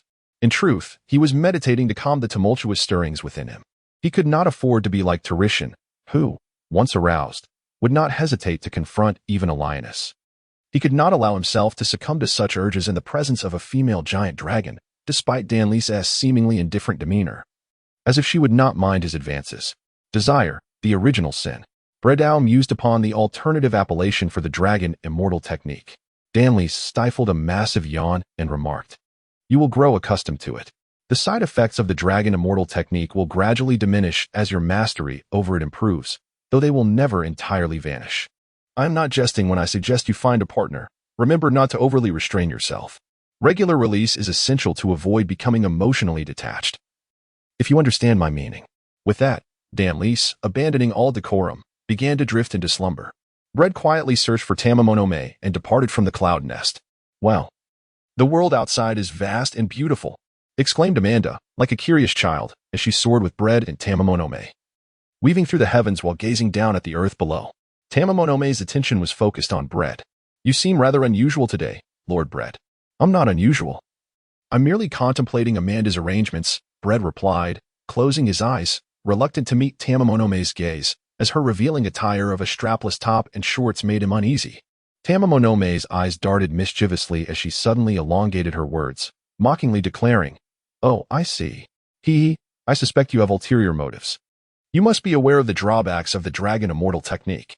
Bread's forehead creased with tension, anger evident in his demeanor. Tamamonome concealed her face, laughing even more mischievously. Akin to a fox that had stolen a chicken. You chose this path yourself. I can tell you I know other practitioners of immortal arts. Not just from the Azure Dragon clan. You'd best be silent and step aside obediently. Beware, I may hold you accountable, Bread retorted, visibly displeased. Have you become flustered? How amusing. Your face is turning red. Tamamonome continued to run ahead, laughing unabashedly, thoroughly enjoying herself. Bread, aimlessly wandering along the East Sea for half a day. Brett managed to thoroughly suppress the impulses surging within him. After releasing a long, heavy sigh, he perused his phone's contact list.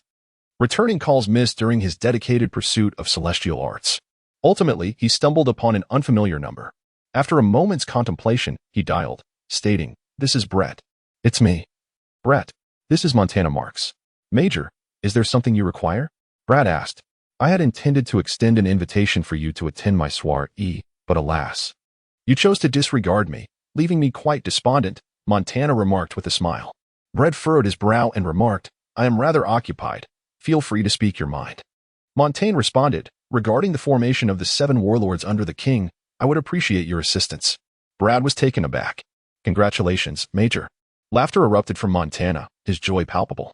Montana intended to leverage the formation of the warlords of the sea to establish his own foundation, preparing for future competition against the celestial dragons. He was not concerned that Brad, a clever individual, might discern his intentions. Rather, he feared that Brad could be foolish enough to misinterpret them, which would hinder their potential for a harmonious collaboration. Some matters could not be openly discussed. "Do you have a goal?" Brad inquired. Montana replied, "I'm sure you've heard of Sand Crocodile, a member of the worst generation and one of this year's pirate supernovas. His initial bounty set by the government reached an astounding 81 million berries. He is indeed worthy of such recognition, being one of the rare natural-type devil fruit users." Brad briefly shared some intelligence regarding Crocodile. "Are you inviting him to join the warlords of the sea?" Montana responded, "I have already sent someone to extend the invitation. But so far there has been no response, and my envoy has yet to return. Do you still wish to invite him to the warlords of the sea?" Brad asked. Montana smiled. "Absolutely. I will find him and persuade him." Brad, calm yet confident, replied, "You are truly reliable, Montana." Montana said, "I shall await your good news." He then ended the call. Brett rose and descended upon the dragon's head of Amandine, taking a seat upon her nasal bridge. "Adjust your course, Amandine. We are bound for the New World." "Yes, my Lord Brett," Amandine replied, brimming with exuberance. "Are we embarking on an adventure, my lord? I recall Mother speaking of the New World, where fireballs rain down from the heavens and colossal sea monsters roam. Is it truly as perilous as they say?" Having endured the tempestuous whims of unruly children, Brett patiently addressed Amandine's inquiries, imparting knowledge of the vast world beyond her previous experience. "You are not so gracious with me, my Lord Brett," interjected Tamamo, unable to suppress her discontent. Braid spoke bluntly, "Amansa is but a child, and are you also a child?" "I am a young girl," replied Tamamonome with unwavering composure. "In light of your consistently poor performance, I hereby declare you fallen from grace." Braid, resolute, added, "This includes your allowance. All privileges shall be halved." In an instant, Tamamonome transformed into a petite, golden-furred nine-tailed fox, not the towering figure of 20 meters, but rather a small creature akin to a house cat. She leaped into Braid's embrace, mimicking Amansa's innocent tone as she playfully coaxed, Lord Braid, I promise to be good. Brett, you are indeed the esteemed Lord Tamamonome, the Queen, your Majesty," Brett remarked with a hint of sarcasm. Tamamonome replied with a tone of distress, "But I am impoverished." Brett was rendered speechless. In order to locate Crocodile and persuade him to join the ranks of the 7 warlords of the sea, He needed to contact the subordinates of Cipher Pole to ascertain Crocodile's whereabouts. Thus, Brett had set his sights on the familiar Twin Islands. Before he could take any action, a call from Estes interrupted him. "Shall we talk, Brett?" Brett replied coldly, "There is nothing for us to discuss." "No, we have much to talk about," Estes asserted confidently. Chapter 47, The Queen's Romance, South Sea. Brett has arrived once more. Estes indeed proposed a compelling offer that captivated Brett, thus he agreed to the meeting. Considering the imposing stature and overly exuberant temperament of Amanda, Brett believed her impulsive appearance in the city could incite unpredictable upheaval. Additionally, he remained wary of Estes, who lacked the rich emotions and sound reasoning characteristic of normal humanity, fearing that a misstep could lead to the collapse of negotiations and another violent confrontation. Consequently, he chose to meet on a deserted island. Even in such desolation, Estes adorned herself splendidly, donning a pure white lace-trimmed gown, her long, athletic legs encased in crystal high heels. Her blue hair was elegantly styled into an updo, embellished with a flower.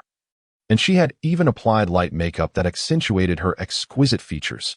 Everything appeared flawless, as if she were a bride, assuming she was not wielding a military knife. "Your new pet?" Upon their convergence, Estes was immediately captivated by Amanda, imposing indeed, befitting a dragon. Amanda was unbothered by Estes referring to her as Brett's pet. Her curiosity was piqued regarding Estes. She swayed her head, inspecting her from side to side, and with a grin, she playfully attempted to lick her, greeting her in a manner passed down through generations. "Amanda, no mischief," Brett swiftly intervened, gently patting Amanda to halt her antics. With a sheepish expression, Amanda promptly exclaimed, "Greetings, Lord Brett. Who is she?" Meanwhile, Estes furrowed her brows, casting a disapproving glare at Tamamane, who, embodying a petite white-faced golden-haired nine-tailed fox, slipped from Brett's embrace, transforming into a human form. Deliberately, she sidled up to Brett, rubbing against him in a display of affection, her sly smile hinting at provocation and mockery. Noticing Estes' particular interest in her, her grin widened further, mischievously teasing. "That creature is also my spiritual contract partner," Brett remarked with a hint of indifference. "Now, let us get straight to the point." Leaning on her military knife, Estes reined in her gaze from Tamamane, stating, "As I have informed you, I am aware of your Imperial Gear's blood collection and rapid absorption abilities. It allows you to grow stronger by consuming the blood of living beings. And since you yearn for power, all that I hunt, aside from what is surrendered to the government, will be yours. I assure you, the quality of the prey I acquire will not disappoint." Brett acknowledged that the quality of the prey hunted by his death would undoubtedly meet his expectations. As the war fanatic relished powerful quarry, with the exponential increase in her strength, only formidable prey could evoke her interest in utterly ravaging her opponent and deriving pleasure from completely shattering them both physically and mentally. She held no regard for ordinary weaklings. "I accept your conditions, but do you still intend to put a collar on me?" Brett inquired. Death candidly replied, "No, that was my mistake. I failed to distinguish between a boyfriend and a slave or trophy. I have reflected on this." "And then?" Brett asked. Death pondered for a moment before stating, "While on missions, I also read several books on male-female relationships and arrived at some conclusions. Relationships between men and women are reciprocal and require mutual maintenance. Just as I am loyal to you, you must also be loyal to me, and infidelity is absolutely intolerable. For instance, Joanna, Tornado, and especially Mara," almost pointing at Tamamane. Death asserted emphatically. Brett nodded. Death smiled, a blush gracing her cheeks. "Then let us officially date." "All right," Brett considered carefully, deciding not to refuse the unexpected benefits. Death stepped closer, seemingly shy, took Brett's hand, and kissed his lips lightly, then continued fervently, "From now on, you belong to me. You are only allowed to treat me well. You must pamper me and never deceive me. You must fulfill every promise made to me. Every word I speak must be sincere. Do not lie to me or scold me, and show concern for me. When I am happy, you should share in my joy. When I am unhappy, you must cheer me up. You must always believe I am the most beautiful. Even in your dreams, you should see me, and in your heart, there should be only me." "Which books did you read? Who is the author?" Brett inquired calmly. Death was taken aback. It's nothing. I suddenly feel like eliminating a few people." Brett beamed brightly. "Let's officially break up. Upon reflection, we are not suited for each other. I still have a few months until I turn 16. I am still a minor. The books also teach us about the dangers of early romance." Long kisses? Passionate kisses, wet kisses, tongue kisses. What are they doing, Lord Bread? Are they eating something? How strange. Tamamonome queried, her eyes wide with curiosity. Indeed, they are consuming saliva. Tamamonome replied playfully. Saliva? Is it tasty? I want to eat it too. Samantha innocently exclaimed. Tamamonome leaped onto Samantha's head. Let us not disturb them. Come along. I shall show you around. As Tamamonome and Samantha departed, their lips parted. Esteth softly remarked, This is my first time experiencing such feelings. What about you, Bread? Are you unhappy, or perhaps frightened? Is it moving too quickly? This is my first kiss, but not yours. Your first kiss was given to Mara. The tale of Bread's misadventure resurfaces. Esteth's expression darkens ominously, yet she quickly forces a smile, explaining, but she is a girl. In an audacious attempt, she wishes to topple Bread, hoping to ignite his fervor and forget the awkwardness of her first kiss. However, Bread retaliates, flipping the situation. Esteth, unable to suppress her inherently dominant nature any longer, declares, No, you must respect my dignity as a man. You promised to treat only me with kindness. You must cherish me. A thunderous tremor shakes the ground. I am the man you shall never possess. Forever. With that, Bread departs. Fearing that their skirmish might escalate into a deadly confrontation akin to their previous encounter, Esteth contemplates calling out to Bread, yet finds herself at a loss for words. Remaining stationary in her turmoil, after a moment, she reflects, The books you recommended were of little use. Well, they weren't entirely ineffective. Recommend a few more. And who are the authors of those books? I shall investigate, locate, and eliminate. Esteth dials her phone. Ah, yes. Commander. Chapter 48, Crocodile. Laugh if you wish. There is no need to stifle it. Reclining beneath the Azure Dragon, gazing toward the new world, Bread nonchalantly observes the intriguing expression of Tamamonome, who frequently gazes at him with a playful demeanor. I do not wish to laugh, he states. Yet, Tamamonome, after turning her head nonchalantly, burst into laughter. It seems you have engaged in a struggle for dominance. Love at the speed of light, breakups at the speed of light. Will you not find yourselves in alternating positions? I have watched some rather peculiar films, and they are quite diverse in style. Cough. Indeed, you are two Navi little apples. You amuse me to no end. Brett, with a look of irritation, exclaimed, Very well. Tamamonome, having had your fill of laughter, I must admit that I find you all quite amusing. Braid closed his eyes. Indifferent to Tamamonome. Braid, I advise you to steer clear of her. Do not harbor any illusions of gaining an advantage. Relinquish your petty schemes before you invite calamity upon yourself. Tamamonome appeared solemn as she spoke, and what is the reason? From the very first glance, I discerned her true nature. She is a mad creature clad in a guise of humanity, yet refuses to embrace the essence of being human. Acting solely upon the primal instincts ingrained deep within her marrow, she is exceedingly perilous, something I have never encountered before. Braid remained silent. Meanwhile, Tamamonome crawled gracefully, gazing down at Braid with a subtle smile. My lord Braid, you are not as innocent as you appear. Such a mischievous fellow. Braid extended his hand to gently push Tamamo's head aside, signaling her to leave. He would deceive anyone and feign cordiality as long as it served his interests. Tamamo, suppressing her smile, shook her head and murmured, In a certain sense, you are even more terrifying than she is. Braid feigned a lack of hearing, fiddling with his phone to contact his subordinates for information regarding the crocodile. Days passed. On Twin Islands, within the Sky Arena, abandoning Tamamo, Almanshaw, Braid embarked on a solitary quest for his target. Without expending much effort, the intelligence operations of Cypherpole proved to be remarkably thorough, allowing Braid to precisely locate Crocodile. In a lavish casino, Braid encountered Crocodile, a tall figure with a striking purple pompadour. His features were relatively handsome, yet his lifeless, fish-like eyes and the manner in which he clenched a cigar added an air of mystery and intimidation. Undoubtedly, his tailored suit and the aura of a successful individual adorned with opulence were significant factors as well. At that moment, Crocodile bore no prominent scars on his face, and both hands were intact as he engaged in gambling. Brett exchanged 500,000 berries for chips and nonchalantly took a seat beside Crocodile, seamlessly joining the gambling game. He greeted, Hello, Sand Crocodile. Crocodile, having already taken note of Brett, had even surmised his identity. Cypherpole? Brett acknowledged, Indeed. Crocodile remained expressionless. You declined the opportunity to become one of the 7 warlords of the sea. What was your reasoning? Brett took the initiative. Crocodile exhaled a plume of smoke and replied, You are mistaken. I did not refuse the chance to join the 7 warlords of the sea.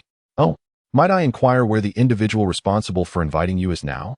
Their prolonged absence and reporting back has understandably displeased their superior, and this displeasure extends to both them and you, which is precisely why I am here. Brett said with a smile. I hope you haven't acted too recklessly, for that would create complications. Crocodile retorted coolly, they are still alive. I merely imparted a minor lesson to those who showed me disrespect. Their survival makes matters manageable. Brett continued, so, do you intend to accept the invitation to join the 7 warlords of the sea? This is a transaction. Crocodile tilted his head slightly. I believe I have the right to understand what I stand to gain and what I must sacrifice. Brett's luck had been exceedingly poor, losing 500,000 berries in just 3 hands, prompting him to withdraw. Firstly, the government would revoke your bounty, granting you official endorsement. The Navy, cipher pole, and all government-controlled forces would cease to trouble you. This alone is a substantial gain. Moreover, aside from the government, you possess a privateering license, enabling you to seize as much as you desire without detection. Should you be discovered, a 50% tribute would be required, testing the cleanliness of your hands in an intriguing game of cat and mouse. Crocodile remarked, this is insufficient. An unreasonable condition. Brett replied, you must seek out those who command the warlords of the sea. Crocodile frowned. As for what you would contribute, the sole obligation of the warlords of the sea is to utilize your strength and renown to eliminate threats to the government. You may operate freely without interference, but in times of emergency, you must respond to the government's summons. Brett stretched, so, will you agree or not? Crocodile mused, if I refuse, it would be impossible. You have lingered at the Sky Arena for some time, seeking formidable allies, ambitiously attempting to challenge the order of the New World. Becoming one of the warlords of the sea would not be detrimental to you. And you do not appear to be someone who staunchly believes that a pirate is merely a pirate. Brett interrupted Crocodile, shifting the tone, if you truly refuse, I regret to inform you that your journey may come to an end. Fine grains of sand gathered at his fingertips as Crocodile bared his teeth. As Crocodile clenched his fist, the hardened armament hockey radiated power. The users of the natural-type devil fruit are not invincible. Tread carefully, lest I shatter your skull. Wahaha. Crocodile's maniacal laughter echoed, leaving the nearby gamblers bewildered. Suddenly, he regained his composure. I accept.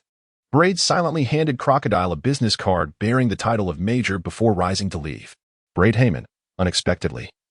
The vice president of the Hunter Association concealed yet another layer of identity. Crocodile murmured softly to Braid. Braid paused, his expression laden with significance, and remarked, countless individuals are aware of my identity, yet they all choose to feign ignorance. Do you comprehend? With a casual wave, Braid departed with an effortless grace. Crocodile took a deep drag from his cigar, lost in profound contemplation. Chapter 49. The Wolf Father. The conversation proceeded smoothly.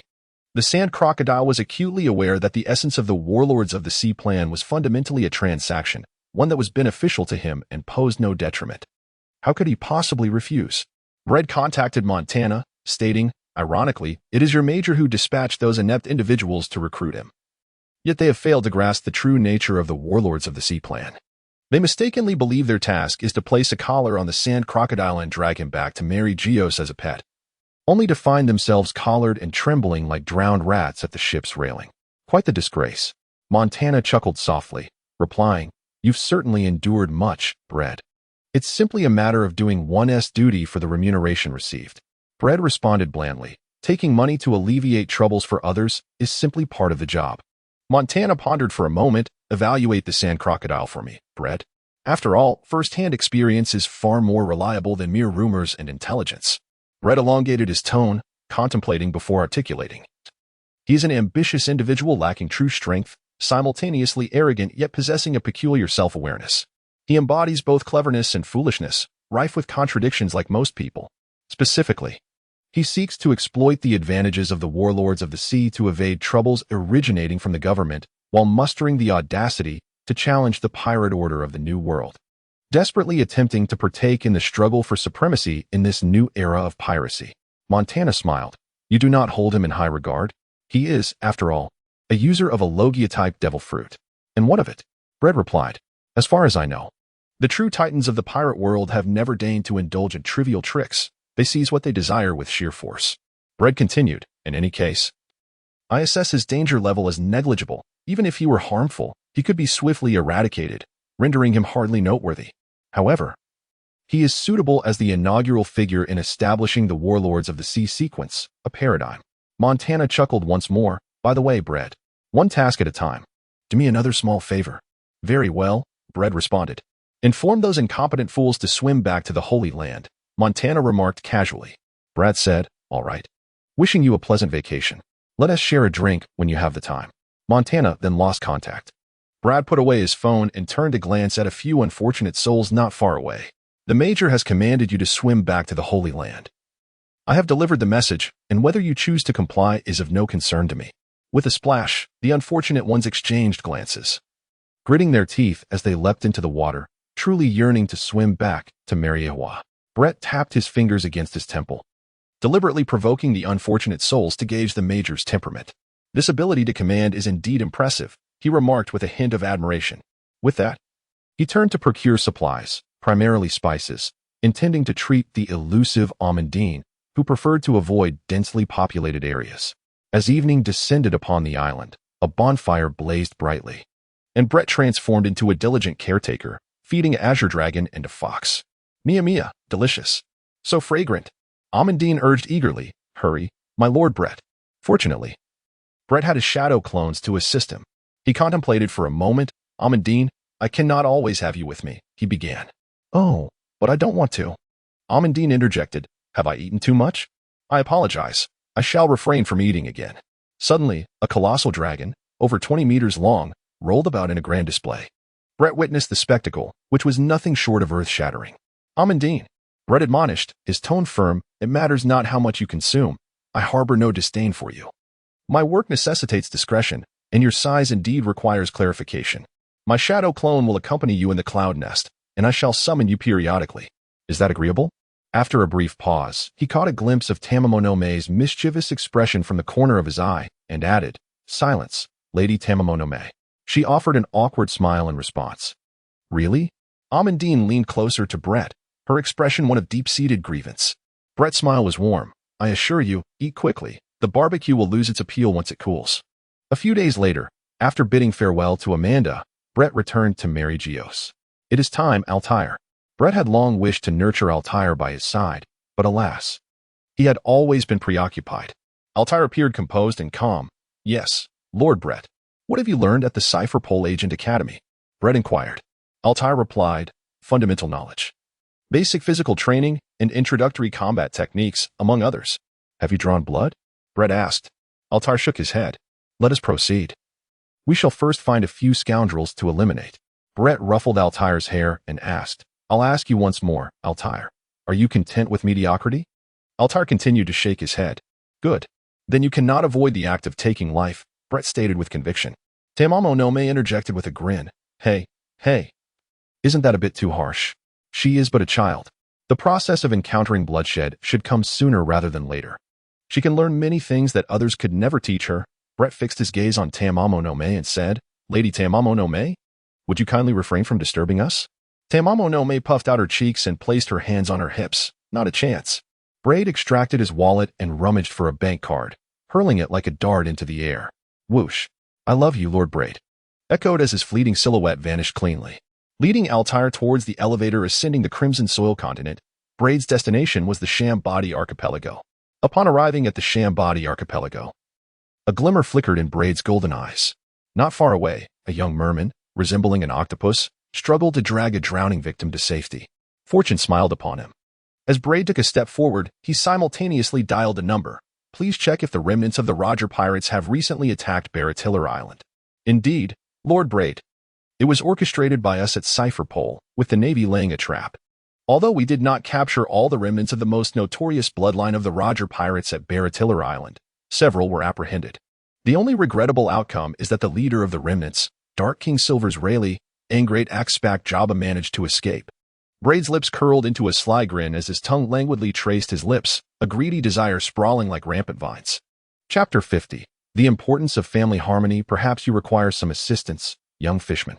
Braid approached the octopus fishman boy, who was straining to rescue the drowning man. Not far from where he stood, the drowning man was a middle-aged male with golden hair and a beard that forked like a trident, ruggedly handsome with strong features. A vertical scar across his right eye added to his allure. He was robust. as evidenced by the octopus fishman boy's struggle to tend to a gaping wound that nearly lacerated his right side and severed his left arm. The man had discarded his shirt, revealing well-defined muscles.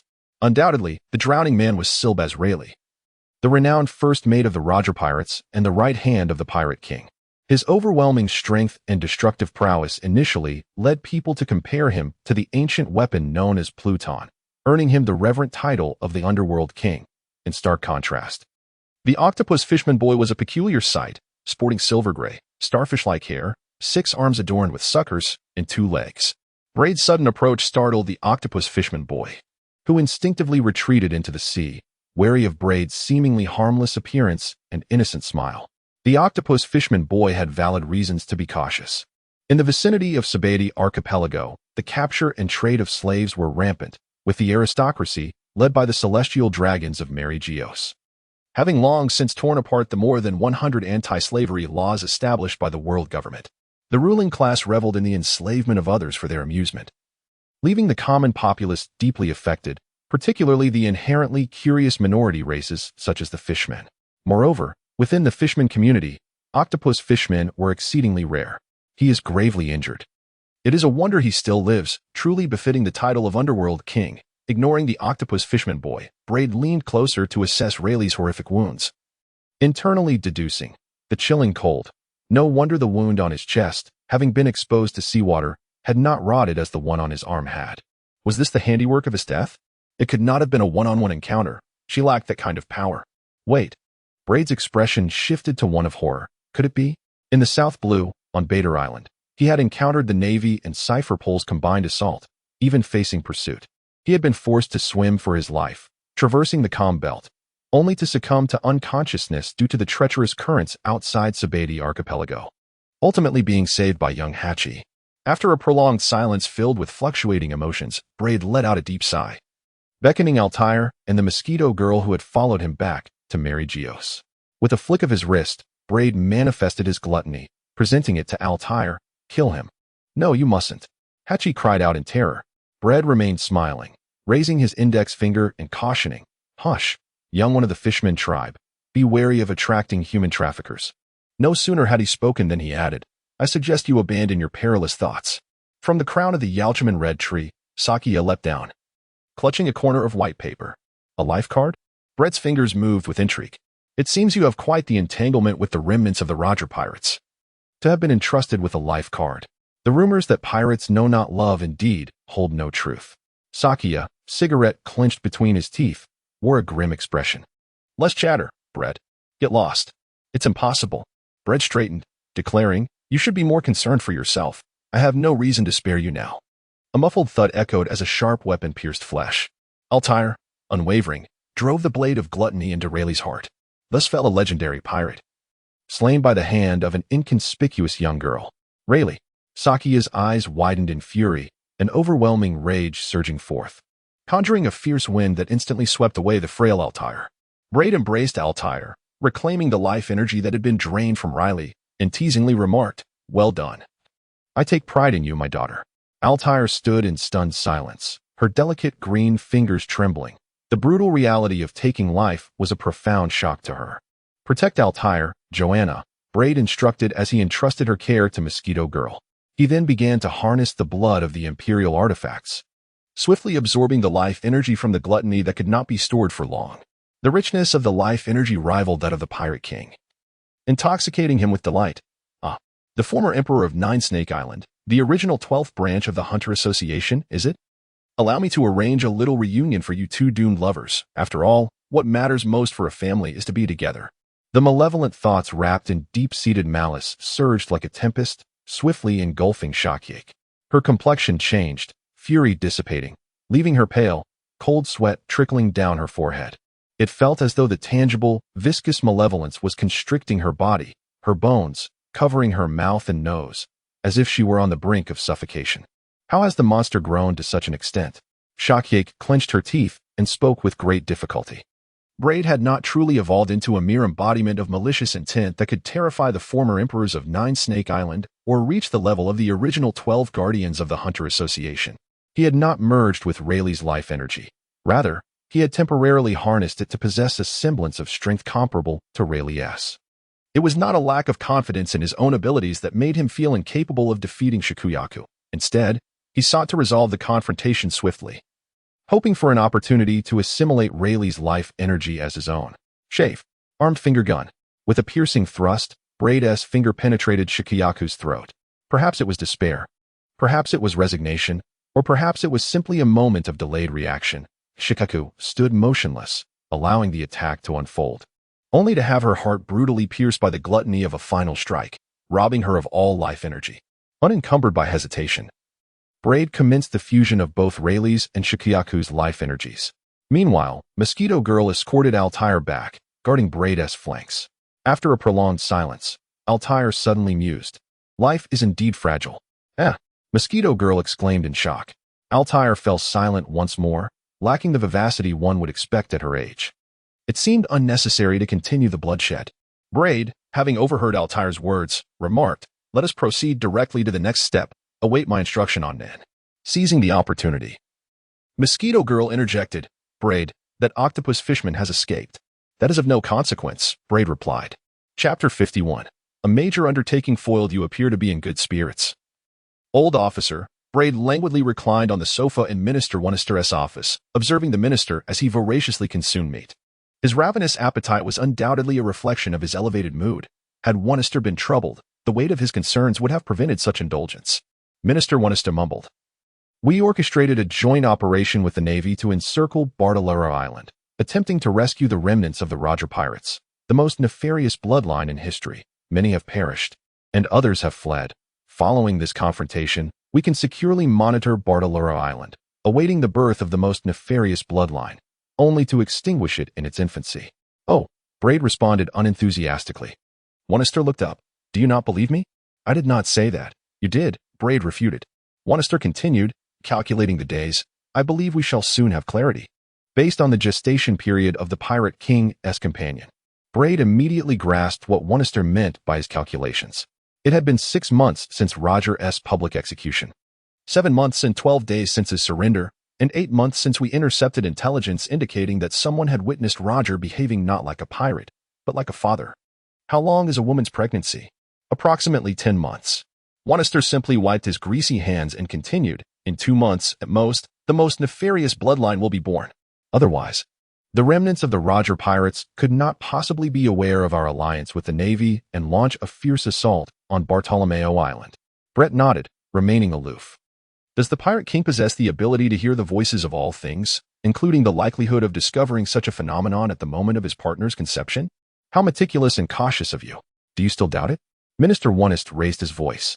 "I never claimed that. It was you who suggested it," Brett replied, spreading his hands.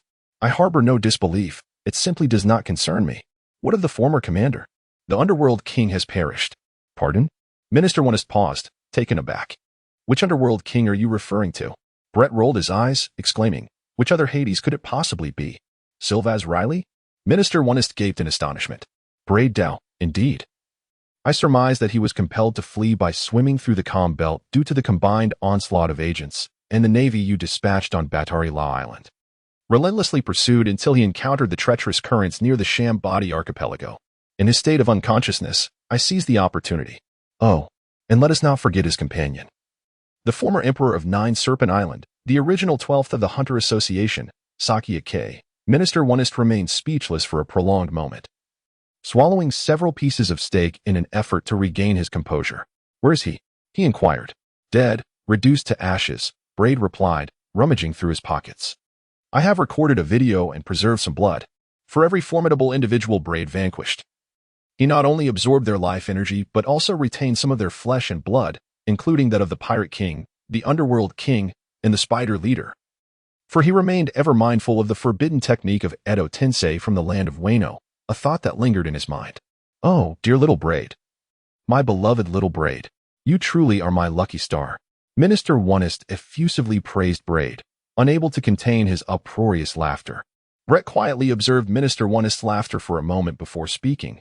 "I have come to seek a reward, esteemed general." "No problem," replied Minister Wanister with generosity. "The merit of eliminating Pluto, the right-hand man of the Pirate King, and leader of the remnants of Roger's pirate crew." is ample justification for you to choose 2 treasures from the sacred treasure vault. Bread waved his hand. I wish to serve in the underwater prison for a while. Hiss. Minister Onest regarded Bread with a peculiar scrutiny, and after a moment, he grasped the crux of the matter. I cannot allow a wolf to mingle among the sheep. Young Bread, do you aspire to achieve great things through the blood of the imperial artifact, swiftly absorbing its powers? Bread shrugged. Indeed, planning to utilize the blood of artifacts to swiftly absorb and empty the Grand Undersea Prison. The deepest level of this prison harbored numerous formidable beings. Rivaling the likes of the Pirate King and the Underworld King, their life force was certainly not inferior to that of these legendary figures. Bread could scarcely fathom the immense power he would wield upon emptying the Grand Undersea Prison. Do not indulge in fanciful dreams, young Bread, Minister Onest lamented. The prisoners of the Grand Undersea Prison are also vital resources for the government. Otherwise, do you think the government would refrain from executing those who have committed heinous crimes? Brett raised an eyebrow, expressing his curiosity. The prisoners confined in the depths of the underwater prison serve as experimental subjects for scientific endeavors. Those incarcerated on levels 1 through 5 are part of the Holy Land's garrison, and every few years, the government assembles an expeditionary force to explore the Dark Continent, for which these prisoners are deemed the most suitable cannon fodder. Minister Onest remarked. You should understand that this is not a secret. Brett remained silent. Please, do not make it difficult for me, young Brett, Minister Onest said earnestly. Brett adjusted his posture, picked up Minister Onest's cigar, and took a puff. I understand, he remarked. The elderly gentleman observed, it seems you have been on holiday for too long, idling about and conjuring up mischief. Minister Onest muttered as he sifted through the documents, saying, this has been dragging on for many years. That group of archaeologists seeking the historical inscriptions of the blank 100 years should be put to rest. It was originally your undertaking. It is only fitting that you bring it to a conclusion. Brett nodded and said, very well. I shall instruct the CP3 and CP4 intelligence divisions to assist you. Should the need arise, you are authorized to summon the assassination unit of CP9, including the Navy. Minister Onest, indulging in a fine drink, remarked. I recall that your direct squad, the Golden Guardians, suffered the loss of a member, did it not? Burdeo remarked, indeed, the only truly useful assets are Wolf Commander and Alhambra. The remaining couple leaves much to be desired. Allow my son to accompany you, and grant him the opportunity to achieve merit. I permit you to re-establish your direct squad. With a maximum of 10 members. Minister Onest smiled. Brett jested, what? Are you contemplating having your son succeed you? To which Minister Onest lamented, he spends his days idly, creating quite the ruckus. Braid, half-jokingly, remarked, I shall educate him well. Hopefully, it won't cause you any distress. As you wish, Minister Onest continued to indulge himself. Chapter 52. The power to act with impunity, by the way. Just as Braid was about to leave Minister Onest's office, one foot already crossing the threshold, he turned back and said, I suddenly recalled that among those searching for the historical texts of the stone tablets and delving into the blank century of history, there are hunters from the Hunter Association. What should be done about them? Minister Onest immediately grasped Braid's implication, slapping his forehead in exasperation. I forgot. Last year, with the onset of the Great Pirate Era, the world's situation underwent a drastic transformation, prompting the world government to adjust its strategies. They had sent Minister Onest to represent them in a visit to the Hunter Association, where he met with its president, Netero, hoping that the Hunter Association would maintain a neutral stance and even assist the world government in suppressing the escalating tide of piracy. Netero had agreed, and in return, the world government absolved the hunters of their responsibility for seeking the historical texts and investigating the blank century of history. Now, as I report to the higher-ups and reassess the agreement with the Hunter Association, Minister Onest felt a headache coming on and said, in any case, you must first locate them and apprehend them. Brett nodded, all right. After a brief pause, he continued, 3 items. Pardon? Minister Onest exclaimed in astonishment. Burdeo, in the Sanctuary of Treasures, choose 3 artifacts at will. Begone, cursed little vampire. Despite Brett's anger fueled by greed, Minister Onest still signed the documents and tossed them to Brett. Brett smiled benignly and remarked, be cautious of high blood pressure. Take care, old officer. I am not ready to depart this world just yet. You rascal. Minister Onest was exasperated. After bidding farewell to Minister Onest, Brett called upon the waiting mosquito lady, Altair, and made his way directly to the sacred treasure vault. The journey was set. Braid undertook a thorough examination of the formation of a new direct squad. First and foremost, Lily and Ricky were certainly excluded. as they hailed from CP3 and CP4 intelligence personnel, proving to be of little practical use in combat. However, Wolf and Alhambra were indispensable. Within the Cipher Pole organization, Wolf was an ace, and Alhambra possessed considerable potential. Braid deemed Altair worthy of inclusion, bringing him into the Golden Guardians. This left 7 positions remaining. The son of Minister Onist was merely a temporary addition to Braid's ranks. With a calm and rational approach, Braid's primary target was set on the enigmatic figure known as Chi Shirt Songren, who happened to be a roommate from his time at the Cipher Pole Academy. One of his few friends. "Hello, this is Braid," he asserted decisively, reaching out to Chi Shirt Songren. On the other end of the line, Chi Shirt Songren responded in his usual nonchalant manner. "It's me, what's the matter?" Braid stated plainly, by order of superiors. "I am to assemble my own direct squad. Are you interested in assisting me?"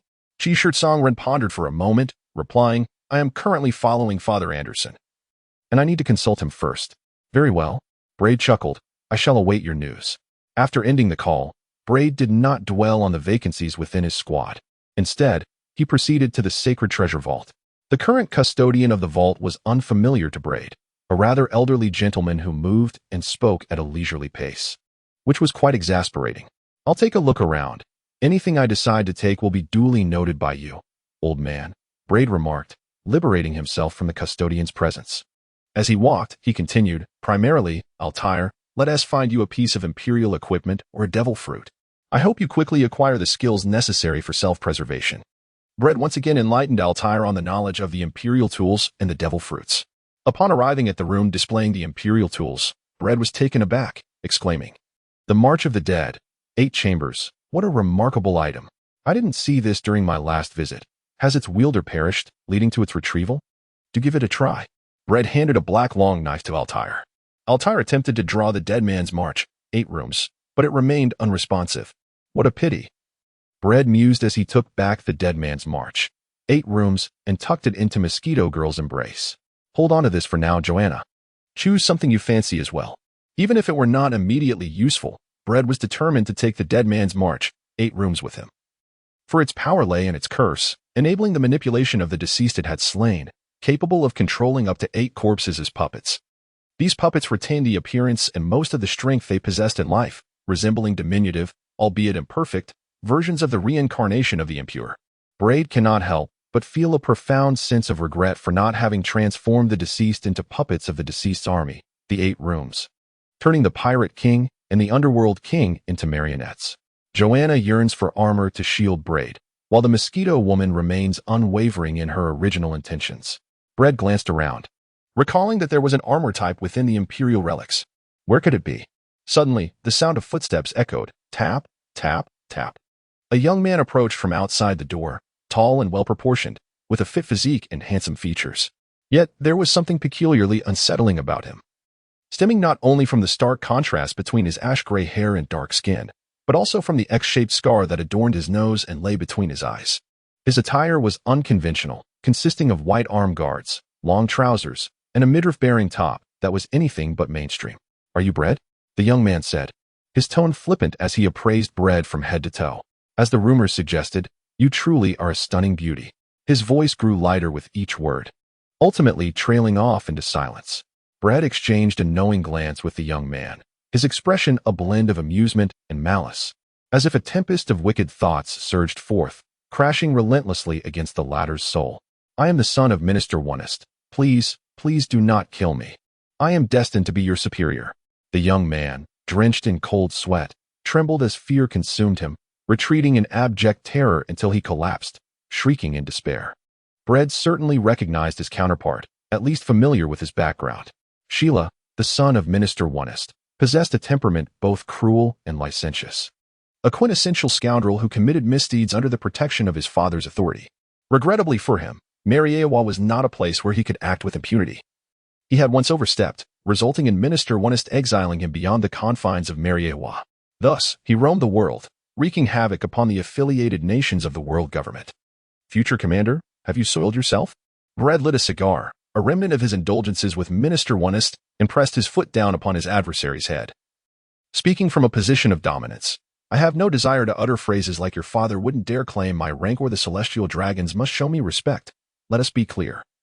I am uncertain whether you will inherit the position of the highest commander of Cipher Pol, but I know this. I can enter Saint Shield whenever I wish. Do you comprehend? Why, yes. Understood, Sheila gasped, reminiscent of a drowning man just saved from the depths. In light of your offense towards me, no. A waft of tobacco-scented meat filled the air. Have you fainted? How dull. I had intended to inform you that the one-eyed has greater presence. Bread rose, discarding the cigar, and turned a glance at the pallid-faced Altair, remarking, Do you see, my daughter? True power allows one to act as one pleases. Believe me, when he returns home to complain, Minister Onest will surely tell him the one-eyed has greater presence as well. Chapter 53, Unassailable.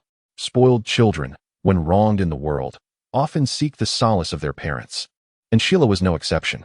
However, before approaching his father, Minister Onest, he first visited the hospital to attend to his grievous right eye injury and to change into a clean pair of trousers devoid of any unpleasant odors.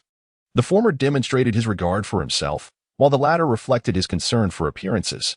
Oh, my poor, beloved Sheila, Minister Onest cried, cradling his injured son. Who could it possibly be? Who has taken your right eye? I shall not forgive them. They shall pay dearly. Sheila pushed away Minister Onest, unaccustomed to such an unprecedented embrace from his father. It was your loyal subordinate, Bread. Ah, Bread. Well then, Minister Onest abruptly ceased his lamentation, an unsettling calm washing over his features, almost as if he were unhinged. The one-eyed is not so bad. The one-eyed possesses greater presence.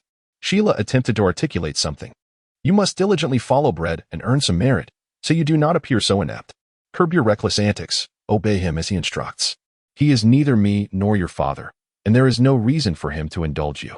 Minister Onest continued to indulge himself, muttering, otherwise, he would not mind my advanced age and the effort required to father another son. Indeed, I would not object to selecting a more suitable mother to bear a child. Sheila felt a chill run through him. The father and son sat in silence for a moment. I wish to understand him, Sheila said, covering his right eye. A monster. Minister Onest expressed himself succinctly, yet felt it insufficient, emphasizing, an absolute monster. Sheila gritted her teeth. With your kind, you should cease dreaming of vengeance. Minister Onest appeared troubled. Gesturing, perhaps your prolonged absence has rendered you unaware of Cipher Pol's current state. As your father, it is my duty to inform you that Cipher Pol now harbors 3 formidable entities you must never provoke: Braid, Estes, and Tornado. They surpass the monsters you once dared not confront. Remember this well. Depart. Humph. With a mix of fury, anger, and pain, Sheila forcefully kicked open the door to Minister Onest's office and exited. Meanwhile, Shi Gong, acting as Minister Onest's assistant, cautiously remarked, You may be too harsh, Minister. This is a form of tough love. It would be disastrous to raise him as a feeble individual. Minister Onest savored his red wine, lamenting. Little Braid has gone too far. Shi Gong refrained from comment. Well, I am certain there are reasons behind it. I am well aware of Sheila's character. He deserves to be less astute, Minister Onest remarked nonchalantly. However, Braid's harsh treatment of Sheila lacked any valid justification. Sheila merely complimented his appearance, which hardly constituted a reason. The true motive was to discipline Sheila as a lesson for Altair, while simultaneously leaving a profound mark on Sheila to prevent future unpleasant interactions that could lead to his potential demise. After all, being the son of Minister Onest, Braid hoped his father would serve as a political shield within the world government. Respect must be afforded. And once he reached a stage where he no longer needed to show deference, the dynamics would shift entirely. At that moment, within the Holy Land's treasure repository, Braid proclaimed, This devil fruit is suited for you, Joanna. He ventured into the area housing the devil fruits, discovering one. Mosquito Girl tilted her head, inspecting the devil fruit resting in Braid's palm, a white, spirally patterned orange. She glanced at its description. Scythe fruit? Capable of delivering scythe-like slashes? Joanna desired armor. Impenetrable and robust. Isn't offense the best defense? Braid countered. Mosquito Girl scratched her head, feeling disheartened. You simply do not like it. Regardless, it is not particularly powerful. Braid did not press her further, taking a leisurely stroll before stating, There are no valuable items left. Let's depart. It's a pity there are still 2 treasures unclaimed. Until next time. They exited the Holy Land's treasure repository. Brett caught sight of Sheila, who sat despondently at the entrance, her figure exuding a sense of melancholy. You haven't become completely useless yet. At least your physical condition is adequate, and your recovery is quite swift. I thought you would remain there indefinitely, he remarked. Sheila. Simply act as a marionette. Keep your mouth shut. and follow orders. Once the mission concludes, your gilded aspirations will also reach their end, and you will be free to go wherever you desire. Brett lightly patted Sheila's head, a gesture that sent a chill through her. All her frustrations and animosities vanished in an instant. She was profoundly afraid of Brett, dreading the possibility that he might inadvertently crush her skull. For she had no doubt of his formidable strength. As Brett marched forward, he communicated with Wolf Commander and Alhambra. Soon, he was greeted with enthusiasm. "Ah, Lord Brett. It has been quite a while." Alhambra, ever cheerful and optimistic, inquired, "Who is this gentleman? He appears to be quite injured." Sierra, in stark contrast to Alhambra, remained silent. For Bell believed that silence is golden and refrained from speaking. "I intend to reform a direct task force. Ricky and Lilith have been excluded," Brett informed, gesturing for Alhambra to sit. "This is Sierra, the son of Minister Onist, a temporary member." "Oh dear," Alhambra exclaimed, exaggerating his tone. My apologies. Bell made a gesture, and the Wolf Commander inquired whether there was a mission. Alhambra instinctively translated. "Brettle Road, indeed. The task I orchestrated some 7 or 8 years ago is finally coming to a close." "Wasn't that around the time when you were merely 7 or 8 years old?" Alhambra grinned widely. Brett remarked in a nonchalant manner, "The task at hand is not particularly daunting. It is merely tedious. Our objective is a group of oblivious individuals who violate government laws in their pursuit of historical inscriptions, delving into the century of silence, predominantly comprised of archaeologists. I suppose it is not of great consequence." Alhambra interjected, "Let us discuss the Golden Guardians team, Lord Brett. I am quite intrigued by our new colleagues. Bredeo, my direct team has expanded by 10 positions. Currently, I have invited the Red Corps from but I still require more members. Do you have any suitable recommendations?" Alhambra, with a playful grin, replied, "I do have someone in mind, though I am uncertain if she meets your standards." Chapter 54. Arrogance. The CP-1 agent, Magic Bullet Shooter Live Van Quinn, a specialist in the manifestation of, possesses a firearm I have witnessed, swift, powerful, and cunning. Alhambra continued to recommend her acquaintance. "I collaborated with her on a mission once. The experience was quite impressive. Importantly, I believe we must occasionally have access to long-range fire support." Braid nodded, neither affirming nor denying, merely gesturing for Alhambra to proceed.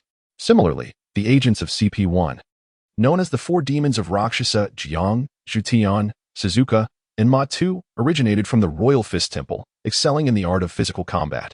Alhambra jested, "By the way, during our studies at the Cypher Pole Agent Academy, the chief instructor responsible for physical training and combat subjects, Gotsi, was once one of the 4 demons of Rakshasa, and he has since been succeeded by his daughter, Ma-2. Brett raised an eyebrow. "The Royal Fist Temple? Ah. It is somewhat akin to an auxiliary division of Cypher Paul. There are similarities with the church. I, along with Tornado and Father Anderson, were all discovered by the church." Alhambra adjusted his top hat and remarked, "Their mission is to adopt orphaned children and war orphans, identifying their talents. Those with exceptional abilities are sent to the Cypher Pole Academy for agents, while the fate of those with lesser skills remains uncertain." Braid suddenly realized, so that is the case. There is also the CP-5 agent, Phantom Blade Solenbriz, a special ability user with a peculiar imperial tool, a dais. As for the CP-6 agents, the Valentine brothers, the elder Luke Valentine and the younger young Valentine, their powers remain unclear to me. Alhambra adjusted his top hat and remarked, "I have a general understanding of these particularly formidable agents." Brett's fingers tapped lightly. 8 individuals? A temporary surplus poses no issue. Please contact them on my behalf. No. Sheila? Sheila instinctively recoiled. Ensure their assembly. They must converge at Mariewa within a week. Ready to embark for the new world, Brett commanded. Sheila, trembling with trepidation, responded, Yes, Master Brett. Brett waved his hand, dismissing Sheila. In truth, Alhambra touched his nose. Contemplating. I have the perfect candidate. Blade gazed into the emerald eyes of Alhambra and softly inquired, Surely, you are not contemplating a tornado, are you? Alhambra shrugged, tacitly conceding. You never learn, Blade sighed in exasperation, recalling their past encounters with the Tempest while searching for the giant centipede clan. A shiver coursed through Alhambra as he realized the folly of his thoughts. I am famished, Blade declared, rising to his feet, following closely behind. Alhambra could not restrain his chatter, remarking upon the unusual dagger held by the Mosquito Woman. Is that the Imperial artifact, the March of the Dead, 8 chambers? Would you care to give it a try, Alhambra? The Mosquito Woman responded with utmost politeness. Alhambra reached out, only to receive no reaction. Alas, we are not compatible. He lamented. Even if you were, I would not bestow it upon you, Blade replied with a half-joking tone, before continuing. I believe I may very well become the first in history to shatter the long-standing rule of wielding but a single imperial artifact. Alhambra's lips twitched as he quietly countered. We are all aware of your exceptional talent and unparalleled gift, Lord Blade. However, for 8 centuries, our predecessors have conducted numerous experiments and have ultimately concluded that it is utterly impossible for anyone to wield 2 imperial artifacts simultaneously. They are they, and I am I. Blade asserted with remarkable confidence, even bordering on arrogance. The primary reasons for restricting the wielder to a single imperial artifact are twofold. First, activating an imperial artifact demands immense physical and mental exertion from the wielder. Second, as I previously discussed with Nishimiya, the primary materials for crafting imperial artifacts are the remains of exceedingly dangerous magical beasts, which retain vestiges of their latent will or instincts. Given the inherent nature of beasts that cannot coexist peacefully, they will inherently reject and despise each other, even in their transformed state as artifacts. Furthermore, there is the matter of selecting the right artifact. The energy for an imperial artifact is drawn from the wielder's spirit and physical strength, and sustaining even one artifact is an arduous endeavor. Yet, the world is not devoid of those who possess heightened spirits and boundless energy, such as myself. The first point poses no issue. As for the second and third, well, exceedingly dangerous magical beasts vary in strength. The remains of these beasts used to forge imperial artifacts also vary in power. My blood collection and rapid absorption derive from the fangs of the blood demon, a beast of the ghostly rank, while the march of the dead. 8 chambers is crafted from the ribs of the corpse dog, a beast of the ghostly rank that is comparatively weaker. The blood demon embodies strength, while the corpse dog does not, particularly since the former represents greed, making it an exceptional anomaly that transcends the typical enmity among dangerous magical beasts, thus enabling me to assert dominion over other artifacts. Red eloquently stated. Indeed, the most vital element remains the essence of humanity. The foundation of all lies in my ability to masterfully command blood collection and rapid absorption, utilizing these capabilities to further wield other imperial tools. Alhambra. 3. The glimmer of the blade. Blade effortlessly drew the deceased's weapon, the 8 rooms of the dead. With a sharp crack, Alhambra's jaw nearly hit the ground. The blade returned to its sheath with a metallic clang.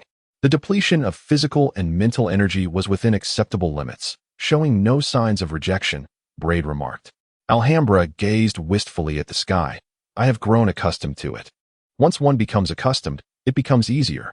What is it that becomes easier, Alhambra? The inquisitive mosquito woman asked. Alhambra wiped his moist eyes. The blows, delivered by genius monsters, penetrate from mind to body, reaching deep into the soul. You do not understand, Joanna. You cannot comprehend. The stoic wolf officer, who rarely spoke, patted Alhambra on the shoulder, offering silent solace. They arrived at the communal dining hall of Cypher Paul Bread, lost in thought, borrowed a computer, and began sifting through intelligence information, accessing channels from both Cypher Pole and the Hunter Association. As he neared the end of his meal, Brett asserted, in the New World, our target lies in the central region, situated between the Navy's G5 fortress and the headquarters of the Hunter Association. Why? The answer is Alhambra.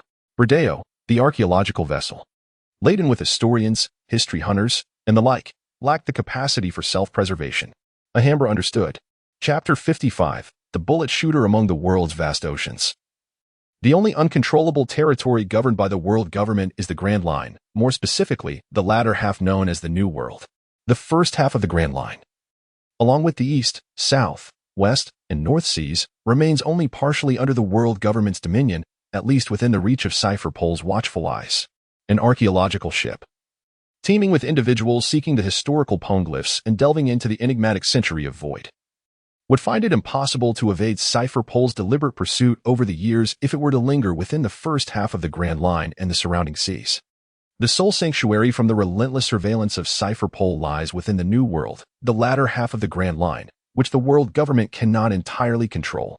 Nevertheless, the New World is not devoid of scrutiny. At its entrance and heart, the world government maintains 2 strongholds, the Marine Forts G1 and G5. Particularly, the G1 stronghold's influence is significant, as the world government has commanded the Marines to eradicate any elements deemed troublesome at all costs to ensure the safety of Mariewa. This means that the archaeological vessel would not be able to remain within the vicinity of the New World's entrance. Since the onset of the Great Pirate Era over 6 months ago, with the fall of the Pirate King and the imprisonment of the Golden Lion, the once dominant trio of pirates has been reduced to the solitary figure of Whitebeard.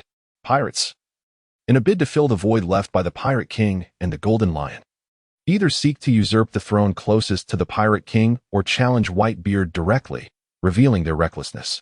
The ensuing conflicts have predominantly erupted in the latter half of the New World, particularly in front of the G5 stronghold, an area where an archaeological vessel, lacking in self-preservation capabilities, would dare not venture, regardless of the number of hunters aboard, who are not primarily skilled in combat. Considering all these factors, Bradeo deduced that the archaeological ship would be positioned in the central New World, situated between the Marine Fort G5 and the headquarters of the Hunter Association. The task at hand was not as effortless as we had anticipated. The Hunter Association must be covertly assisting those individuals, for otherwise, their survival in the New World would be exceedingly arduous, Bradeo muttered while tapping his temple. Alhambra scratched his nose. If not, we shall enlist the Navy's assistance. That makes sense. Bradeo playfully pulled down Alhambra's top hat, obscuring his face, teasing, "You've become quite clever, handsome." Alhambra adjusted his hat, chuckling sheepishly. "I learned from you. Today, we shall sing this song, downing the wine in our goblets. Then, the matters of battle are an inherent duty, bestowed upon your fair hands. Farewell, my love. Farewell, my love. Farewell, farewell." Melodious song. A slender girl with long black hair, a freckled face, and wearing glasses, clad in a black suit, sang and danced as she approached Brad. "The bullet shooter is her, my Lord Brad. Agent Liberty Van Quinn, codenamed the Bullet Shooter, reporting for duty, my Lord Brad." With a cheerful salute, Liberty swayed left and right, like a flagpole dancing in a tempest. Brad extended his hand. "Please, take a seat. Have you been idling in Mary Geos lately? Otherwise, your arrival is rather swift." "Ah, indeed," she replied. "I made a slight miscalculation, inadvertently eliminating the officials I was meant to protect along with their would-be assassins. Quite a blunder." Libra, with her characteristic verbosity, added, "I sincerely appreciate your summons. Otherwise, I would have been cooped up, which would have been exceedingly dull. I hope you will make fewer mistakes under my command and adhere strictly to the orders given." Brett smiled amiably. Libra tossed her head, her long, stray hair swaying. "Understood." Brett, with a shift in tone, seemingly surprised, scrutinized Alhambra. "Oh, Alhambra? When did you arrive?" "I have always been here," Alhambra retorted. Libra chuckled. "Well, it seems that your facade of a handsome man pales in comparison to the true handsome ones beside you. My apologies for not noticing you." Alhambra exclaimed. "What? Another loquacious individual?" Brett sighed and said, "You are free to move about. Assemble at the airship dock at 8 o'clock in the morning, 7 days hence." Braid took Mosquito Girl and returned home, to his own abode. The legendary Lord Braid. How exquisite he is. With his hands cradling his chin, Levi gazed dreamily at Braid's retreating figure. Alhambra fiddled with a deck of cards and remarked, "Do not dwell on it, infatuated one. He is a man forever beyond your reach. Unless one tries, how can one know?" Levi retorted playfully. Alhambra chuckled. "I must inform you, my handsome friend, that your rival is the ice-blue Queen Anne Trembling Tornado. Perhaps I shall reconsider," Levi said, conceding easily, stretching languidly. "Shall we test our skills at the shooting range? By the way, I just noticed Wolf Commander." "Wolf Commander, esteemed predecessor," Alhambra teased, turning to ask, "Will you join us?" Bell's response was a swift departure. Braid arrived home to find it remarkably clean and orderly. A stark contrast to the impression of neglect one might expect after a lengthy absence. Did Annie Snow tidy up? He pondered as he removed his outer garment to prepare for a bath. "Continue your training, Altair. Do not let me remind you. Aside from the obligatory 6 hours of sleep, meals, and nature-esque call, you must make the most of every moment. At your age, I had already mastered my abilities and undertaken significant tasks."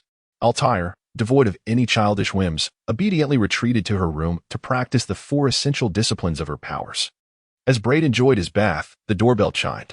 "Ah, Joanna has arrived." The Mosquito Girl exclaimed joyfully as she opened the door, only to be met with fury moments later. "Hello, insect," Esteth greeted with a sly smile. Bang. The Mosquito Girl attempted to slam the door shut, but Esteth blocked her with ease. "I am here for young Braid. This does not concern you." With a brutish force, Esteth pushed the Mosquito Girl aside, leaving her no time to react. The Mosquito Girl, having meticulously donned a pink ensemble, watched as Esteth strode directly into the room. She entered the bathroom and perched herself on the edge of the tub, quietly observing Braid. "We have nothing to discuss," Braid remarked, indifferent to Esteth's presence. Blushing slightly, Esteth shyly confessed, "I have missed you. Now that my work in the South Sea has concluded, I could not wait a moment longer to pursue you. Let us begin anew, young Braid. Let us forget our past grievances." "Very well," Braid replied as he rose. "Kneel and kiss me, and I shall consider our relationship." Chapter 56. The Major's Gathering. Esteth, of course, was unwilling to perform such an act, especially not like a submissive pup. As the self-proclaimed queen of sadism, her initial reaction was to push Braid down and assert herself physically. Despite his mental resistance, Braid's body inevitably responded. After all, Esteth was stunning, with an alluring figure that transcended conventional beauty standards. Moreover, her carefully curated attire only amplified her charm and allure. How painful. The book certainly misled me. Esteth reveled in her triumph, successfully taking the upper hand, yet it felt far from the bliss she had envisioned. Braid gazed coldly at Esteth, who appeared lost in thought, resembling a despondent fish. "Are you not happy, little Braid?" Esteth inquired, leaning down to embrace him. Her whispers soft against his ear. "I will take responsibility for you. Why does it still hurt?" Esteth lamented, reaching for the discarded dress and rummaging through her pockets for her phone. It turned out she had entered the wrong place. She apologized and adjusted her position, only to let out a muffled groan. "Does it hurt, little Braid? Now that we are finally together, how wonderful." Braid rested his head on his arm, a subtle satisfaction gracing his features, yet his expression remained impassive. "I do not require your accountability, nor shall I ever acknowledge our relationship. It is solely your unilateral aggression towards me, and I reserve the right to engage legal counsel to pursue action against you." With a scoff, he dismissed her words as foolish. The situation had escalated to such an extent. Estes rode forth with unbridled fervor. A moment of restrained ecstasy lingered, culminating in a shuddering climax that enveloped Braid entirely. In the aftermath, Estes, her cheeks flushed, donned her garments with a certain bashfulness. As she prepared to depart, she bestowed a lingering kiss upon Braid, her posture awkward as she exited. Encountering the mosquito woman outside, she felt an unexpected shyness wash over her. "Braid, are you all right?" The mosquito woman stepped into the bathroom, her expression a tapestry of complex emotions, predominantly tinged with disappointment. Though her understanding was limited, she grasped certain truths. Reproduction is an inherent instinct of all living beings. Brett was cleaning himself up, dismissively stating, "It's nothing." I had initially planned to seize the opportunity to sink my teeth into her, draining her of her lifeblood, but the consequences would indeed be unpredictable. Joanna, emboldened, gathered her courage to convey her feelings. Braid interrupted Mosquito Girl, requesting her to fetch him a set of clothing. After a moment of silence, she complied and departed quietly. Shortly thereafter, Esteth dispatched two formidable criminals, fulfilling her promise to Braid to provide him with powerful beings upon their engagement. This would allow him to harness the blood of these beings, swiftly absorbing their life energy to enhance his own strength. However, in Braid's estimation, Esteth's intention seemed akin to gifting him two old hens, subtly implying, "I am pleased with your performance. These hens shall serve as nourishment to bolster your health." Was he being kept? Braid found the notion exceedingly peculiar. What troubled him further was the rapid dissemination of news regarding his association with his death by cipher pole from Mariewa. Even Minister Onist congratulated him over the phone, likely a scheme contrived by one of his death's subordinates to influence public opinion and apply pressure on Braid. As evening fell, Braid received an invitation from the Major to attend a gathering at a villa in the outskirts of Mariewa. Braid did not bring the Mosquito Girl, Altair, and he was unaware of the nature of the Celestial Dragon's gathering, thus avoiding any inappropriate scenarios. "We welcome your presence, Lord Braid." The butler of the Max family courteously guided him. As the head of the Max family, Montana also extended his courtesy by greeting him at the villa's entrance, his plump face beaming with joy. "Congratulations, Braid. You've won the heart of a beauty. Haha, you and Esteth are truly a perfect match. A golden boy and a jade girl, Major. If you refrain from such remarks, I would gladly step inside." Braid interrupted Montana. Montana's smile widened. "Ha, all right, all right." Upon entering Montana's villa, Braid found it far less resplendent than he had envisioned. In comparison to the ostentatious abodes of other celestial dragons, it appeared rather modest. The space was ample, featuring a grand rectangular dining table, a billiard table, and a coffee table, all contributing to a sense of spaciousness. Some guests had already arrived at the gathering, including a young woman with light golden hair and fair skin, appearing to be around 21 or 2 years old.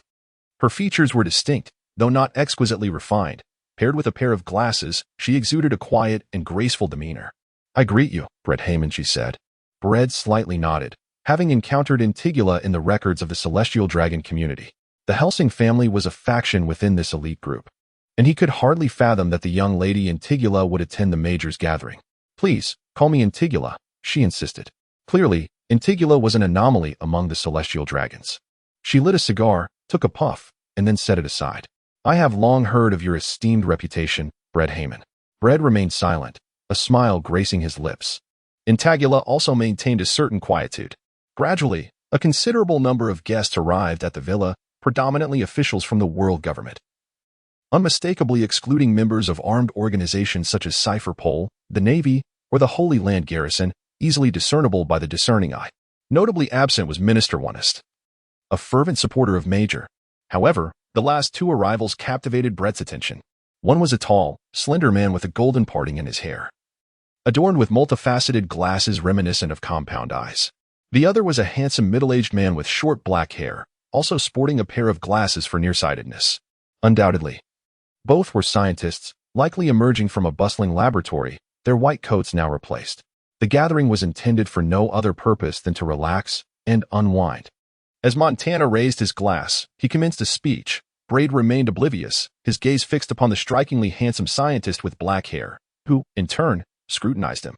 As the announcement of unrestrained revelry echoed through Montana, the scientist introduced himself. "I am Kinos." Dr. Kinos, a colleague of Braid's parents, was instrumental in the creation of the Mosquito Girl. "It is I." "Greetings, Dr. Kinos," Braid replied with a nonchalant tone. Kinos nodded and turned to leave, but not before uttering, "Let us converse sometime." "A fellow who clings to life and fears death," Braid mused with a smirk, stroking his canine tooth, contemplating the rapid absorption of blood collection. Chapter 57. The Royal Order of Knights. Bread harbored skepticism towards the Major's gathering of dozens merely for indulgence in revelry, relaxation, and the liberation of spirit. Thus, regardless of the Major's entreaties and heartfelt invitations, he remained impervious, casting a cold gaze upon the assembly of world government officials, engrossed in their hedonistic pursuits, quaffing copiously and engaging in frivolous banter. Individuals like Bread, including Dr. Kinos, discerned his character through mere observation. His extreme rationality bordered on aloofness, indifference, and even ruthlessness, for he was unwilling to squander precious time on what he deemed trivial distractions. Lady Antigula, whose status and gender rendered her participation in such social engagements impractical, was escorted away by her butler shortly after the festivities commenced, merely making a fleeting appearance. Noteworthy was her butler, a courteous and well-mannered middle-aged gentleman sporting a ponytail and single-lens spectacles, named Walter C. Dennis. Walter C. Dennis, formerly known as the Grim Reaper, was a Cipher Pol ace and a former member of the Holy Shield, a piece of information that Dr. Kinos casually mentioned upon noticing Brett's curiosity. "Is Mosquito Girl faring well?" he inquired, multitasking as he worked on his computer, clearly engaged in a dual endeavor. "Bredeo, indeed." The rhythmic clattering of the keyboard resonates. After a considerable pause, "It is not the evolution of human civilization that I pursue, but rather the artificial evolution of humanity itself, a lifelong dream of mine." My fingers momentarily cease their dance upon the keys. As Dr. Kinos turns to fix his gaze upon Bredeo, it is a lamentable truth that while many extol my intellect, they deem my ideas perilous and radical, including certain individuals within the government, until I encountered the Major. Bread rested his chin on his hand. "I am indifferent to your past." "Your thoughts, Dr. Kinos. Your parents were among the few who acknowledged my ideas, yet alas, fate can be unpredictable," replied Dr. Kinos. Brett lazily inquired, "What exactly do you wish to convey?" "Datia has sought your assistance." Dr. Kinos responded, "I am well aware of the function of the Imperial Relic's blood collection and its rapid absorption. I require its aid. Unlike Datia, who yearns for youthful beauty, my pursuit is for the invaluable essence of time. You have already observed the wrinkles at the corners of my eyes. My energy and vigor have considerably waned, and I fear it may be a challenge to sustain myself long enough to realize my aspirations." Dr. Kinos offered, "I can provide you with superior specimens like the Mosquito Woman, which have emerged from countless evolutionary experiments." Braid bore a smile that was both enigmatic and mocking. "Do you comprehend the extent of the sacrifices Dr. Dodia has made to secure my assistance? Allow me to enlighten you. From her corporeal form to her very essence, she is entirely at my disposal. In my eyes, she is but a mere monkey adorned with a crown. Dr. Kino spoke as if narrating an undeniable truth. Brett smiled. I understand, but I must first examine your chips. Not at the moment, Dr. Kino's replied, as the sound of typing continued to resonate. Shortly after, Brett inquired. I am curious about the mosquito woman. How did you create her? Dr. Kino's focused intently on the computer screen. It involves another experiment, but that is of no concern. Her design was inspired by the ancient creatures nurtured by the Helsing family vampires. A fusion of your mother's genes, the genetic material of the perilous mosquito-type superbeast, and the remaining genes of the long-extinct, highly dangerous blood demon dragon species fortuitously resulted in her creation. Brett's eyes widened in disbelief. Is the mosquito woman truly my sister, or perhaps my sibling? After a moment of silence, Brett keenly detected the hidden message in Dr. Kino's words. The ancient creatures nurtured by the Helsing family, vampires? Do vampires truly exist? Indeed, Dr. Kino's replied succinctly. Brett raised an eyebrow. The major tasked you with replicating vampires? Well, Dr. Kino's acknowledged it, but promptly added, a dreadful idea, utterly futile. At present, the experimental project is under the purview of scientists. Scientist? Brett suddenly realized it referred to the scientist who had accompanied Dr. Kino's to the major's gathering. What are you discussing? Montana. One hand clutching a wine glass and the other draped over the leg of a beautiful woman, appeared somewhat short. Brad ignited a cigar, savoring its flavor. What's the matter, Major? He inquired. If the purpose of today's gathering is merely to indulge in revelry and relaxation, then I shall take my leave. Patience, Brad.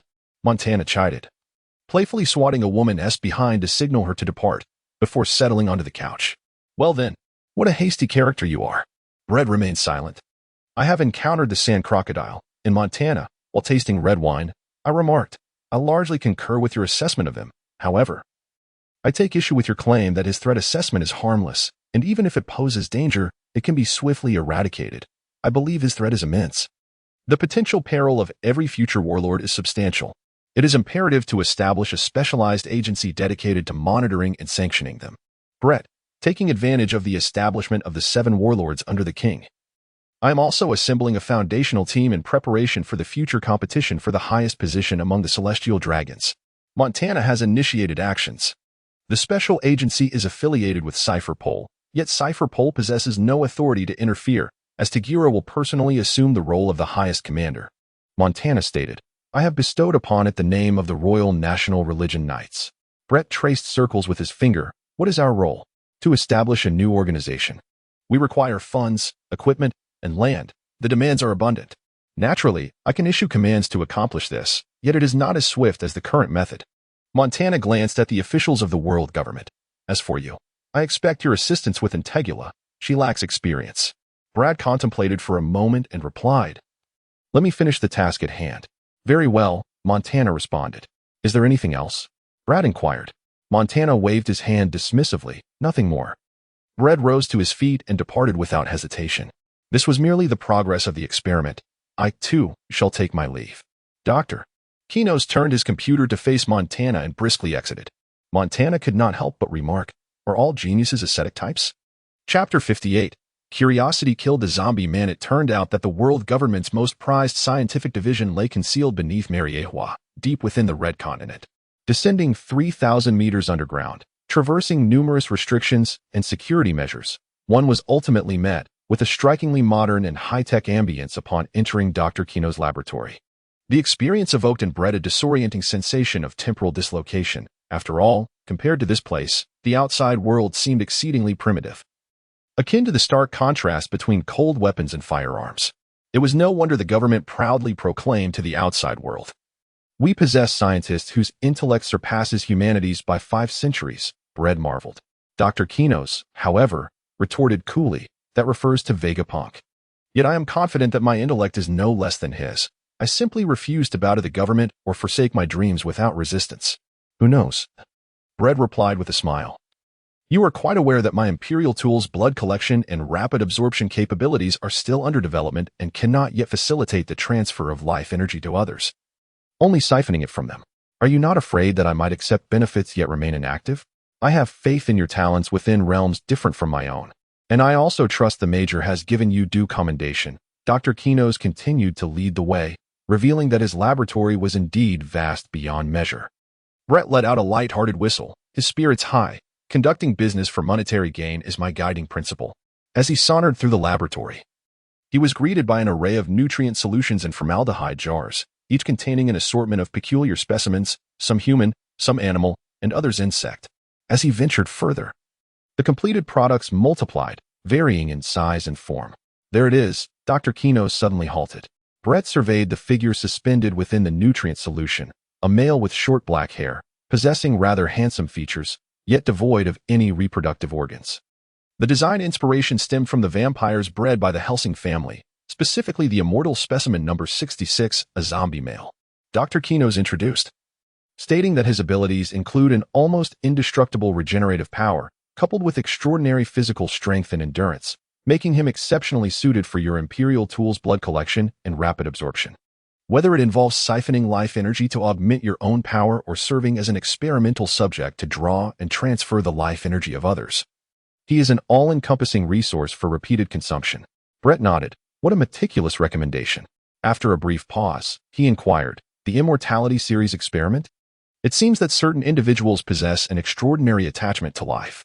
I refer to the celestial dragon populace. The desire for immortality is an intrinsic human yearning. Is it not?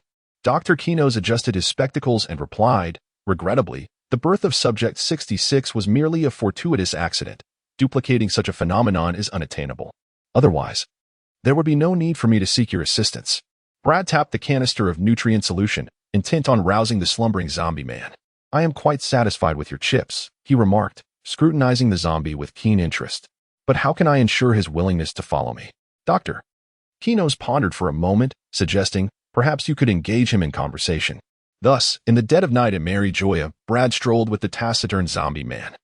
The zombie was not truly dull. He was silently observing, absorbing, and contemplating the myriad of external stimuli. What is your name? Brad initiated the dialogue. The zombie responded thoughtfully. Number 66, if that counts as a name. What are your thoughts?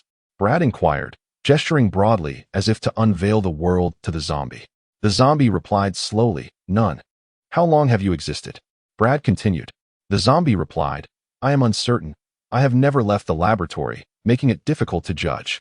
Given your eloquence and literacy, have you read any books? Brad probed. The zombie nodded. Kino's permits me to move freely, provided I do not disrupt the laboratory. I may as well follow you temporarily. After all, I have no particular purpose at the moment, and I shall guide you in discovering the world. Brad proposed. The zombie contemplated briefly. Very well. It is indeed a pleasant exchange. Are you truly immortal? Brad asked with curiosity. The zombie instinctively touched his neck, recounting, I have had my head severed by Kino's. My heart obliterated, endured fire, drowning, poisoning, and yet I remain alive. I wish to test this. Is that permissible? Brad, with a charming smile, manifested a weapon of thought, gluttony. The zombie did not refuse. With a swift thrust, the sharp gluttony pierced the zombie's chest, greedily consuming his life energy. The zombie remained silent, his visage gradually aging, muscles withering, bones deteriorating, until he ultimately transformed into a desiccated corpse. Thud! With a whoosh, the corpse collapsed to the ground, dissipating into smoke. Hey, number 66? After several minutes of patient waiting without any response, Brad called out, reflecting on Dr. Kino's brutal experiments on the zombie that had failed to terminate him. Brad felt reassured as he utilized the blood of the Imperial artifact to collect and swiftly absorb the life energy harvested from the zombie. Though the quality was low, the quantity was abundant, truly delightful. And then, there was no further development. Until dawn broke, the zombie did not revive. Blade misinterpreted the situation, the Imperial artifact, blood collection, rapid absorption, and the manifested weapon of thought, gluttony, represent fundamentally different modes of siphoning life energy. The former is confined to extracting the life energy encapsulated within blood, while the latter operates destructively, leaving no cellular remnants in its wake. He smacked his forehead. Filled with frustration, the steady income has vanished. Disheartened, he returned to Dr. Kino's laboratory. Where is Subject 66? Dr. Kino's inquired, noticing the absence of the zombie male, his brow furrowing in concern. Has he escaped? Brad sighed. It's over. Don't joke around, Brad. Your humor is anything but amusing, Dr. Kino's remarked. Bradeo stated, indeed. What I wield is not an Imperial tool, but rather my own weapon materialized through thought. Kinos remained skeptical and summoned a laboratory mouse for Bradeo to demonstrate. After a brief pause, Kinos remarked, "I have compensated you for your efforts, yet it is you who has brought about your own misfortune. It is akin to shopping at a supermarket.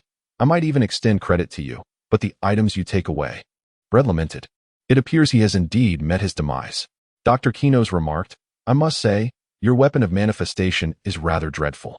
Bread, feeling unwell, strode outside, stating, "Once I have developed the imperial blood collection and rapid absorption techniques, I shall contact you. Rest assured, my principle in life is to conduct business for remuneration." Chapter 59. The Direct Task Force in early May, on Twin Islands, East Island, within the Sky Arena. The true nature of the Sky Arena is that it serves as Cypherpole's stronghold in the New World, a method employed by the world government to infiltrate this realm. Akin to how the Navy utilizes the G5 and G1 fortresses. Only at Brett's rank did he come to understand this matter.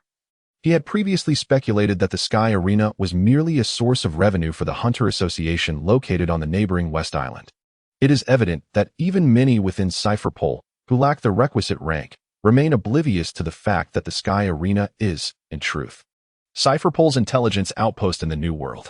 How could outsiders be any wiser? To the outside world, fighters regard the Sky Arena as their sacred battleground. While the underground intelligence circles consider it the largest hub for clandestine information, nobles and the affluent perceive it as a lavish casino.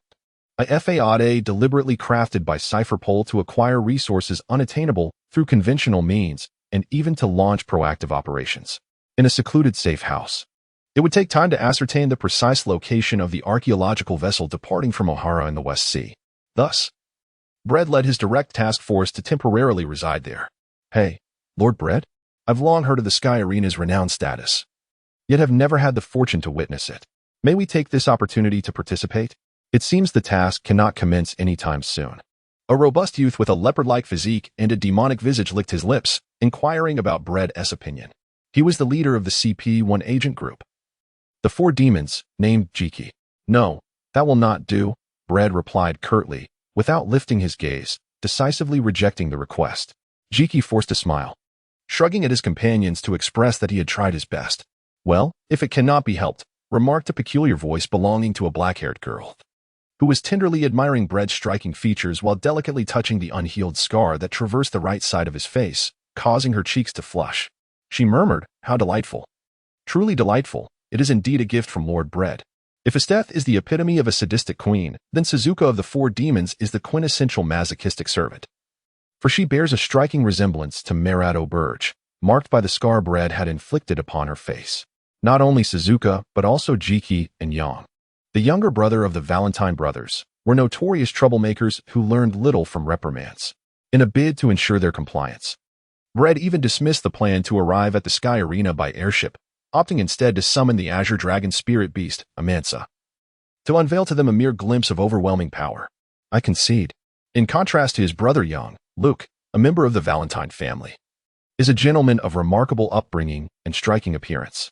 He often adorns himself in a pristine white suit, and his long, golden hair, cascading to his waist, is elegantly secured with a white hairband. Conversely, Yang, rather than being referred to as an agent, is more aptly described as a petty rogue, sporting non-mainstream metallic piercings and an abundance of crude language. At this moment, Yang finds himself entangled with Sheila, both subjected to a punishment by Brad. Standing against the wall with sheets of paper clenched between their legs, their heads precariously balanced atop cups of water, Braid cast aside the chess piece, remarking with a hint of disdain, "Boring." With a sidelong glance, he added, "There is no need for pleasantries, Jutian and Matu. I have appointed you as trainers to enhance Altair's physique, not as her caretakers." "Understood, Lord Braid." Matu is the daughter of Gotsi, Braid's instructor at the Cypherpole Academy. A petite girl with sun-kissed skin, likely around 13 or 14 years of age, spirited and lively, quickly forging a bond with Altair in just a few short days. As for Zhu Tian, he is a robust, burly man with a balding head and a thick beard. Regardless of the minor characters such as the 4 ghosts of Russ and the Valentine brothers, Braid's focus lies primarily on the formidable sharpshooter, Lai Van Quinn, and the taciturn, muscular woman with short hair, Soline Breeze, whose body is adorned with enigmatic tattoos. They are truly formidable figures, possessing remarkable strength, albeit in specialized areas. I must make a trip to the Hunter Association headquarters. Mr. Wolf, I entrust you with their supervision. If they prove disobedient, deal with them on the spot. Braid commanded nonchalantly before vanishing in an instant. Bell nodded in acknowledgement. Before long, at the Hunter Association headquarters, in Braid's office, Shooty Beatty was momentarily taken aback upon catching sight of Braid, accompanied by the enigmatic Mosquito Girl, whose presence nearly made it impossible to discern whether he was an illusion or the real thing. Her surprise was palpable. With a cheerful smile, Braid inquired, "Thank you for your hard work, Cutie. How is everyone faring?" "All is well, Lord Braid," Cutie replied, smiling brightly. With a decisive gesture, Braid dismissed the shadow clone left at the Hunter Association headquarters to assist Netero with his duties, taking his place to receive information. "Has President Netero stepped out?" Braid furrowed his brow. "Yes, indeed. President Netero has wandered off again," Cutie responded. "Where to?" Braid pressed. Cutie shrugged, leaving the implication unspoken. Suddenly, there was a knock. The door creaked open, and an intriguing figure appeared. "Is that you, the original?" The increasingly alluring 12 Zodiacs, she said, her eyes narrowing in surprise and suspicion as she scrutinized Braid.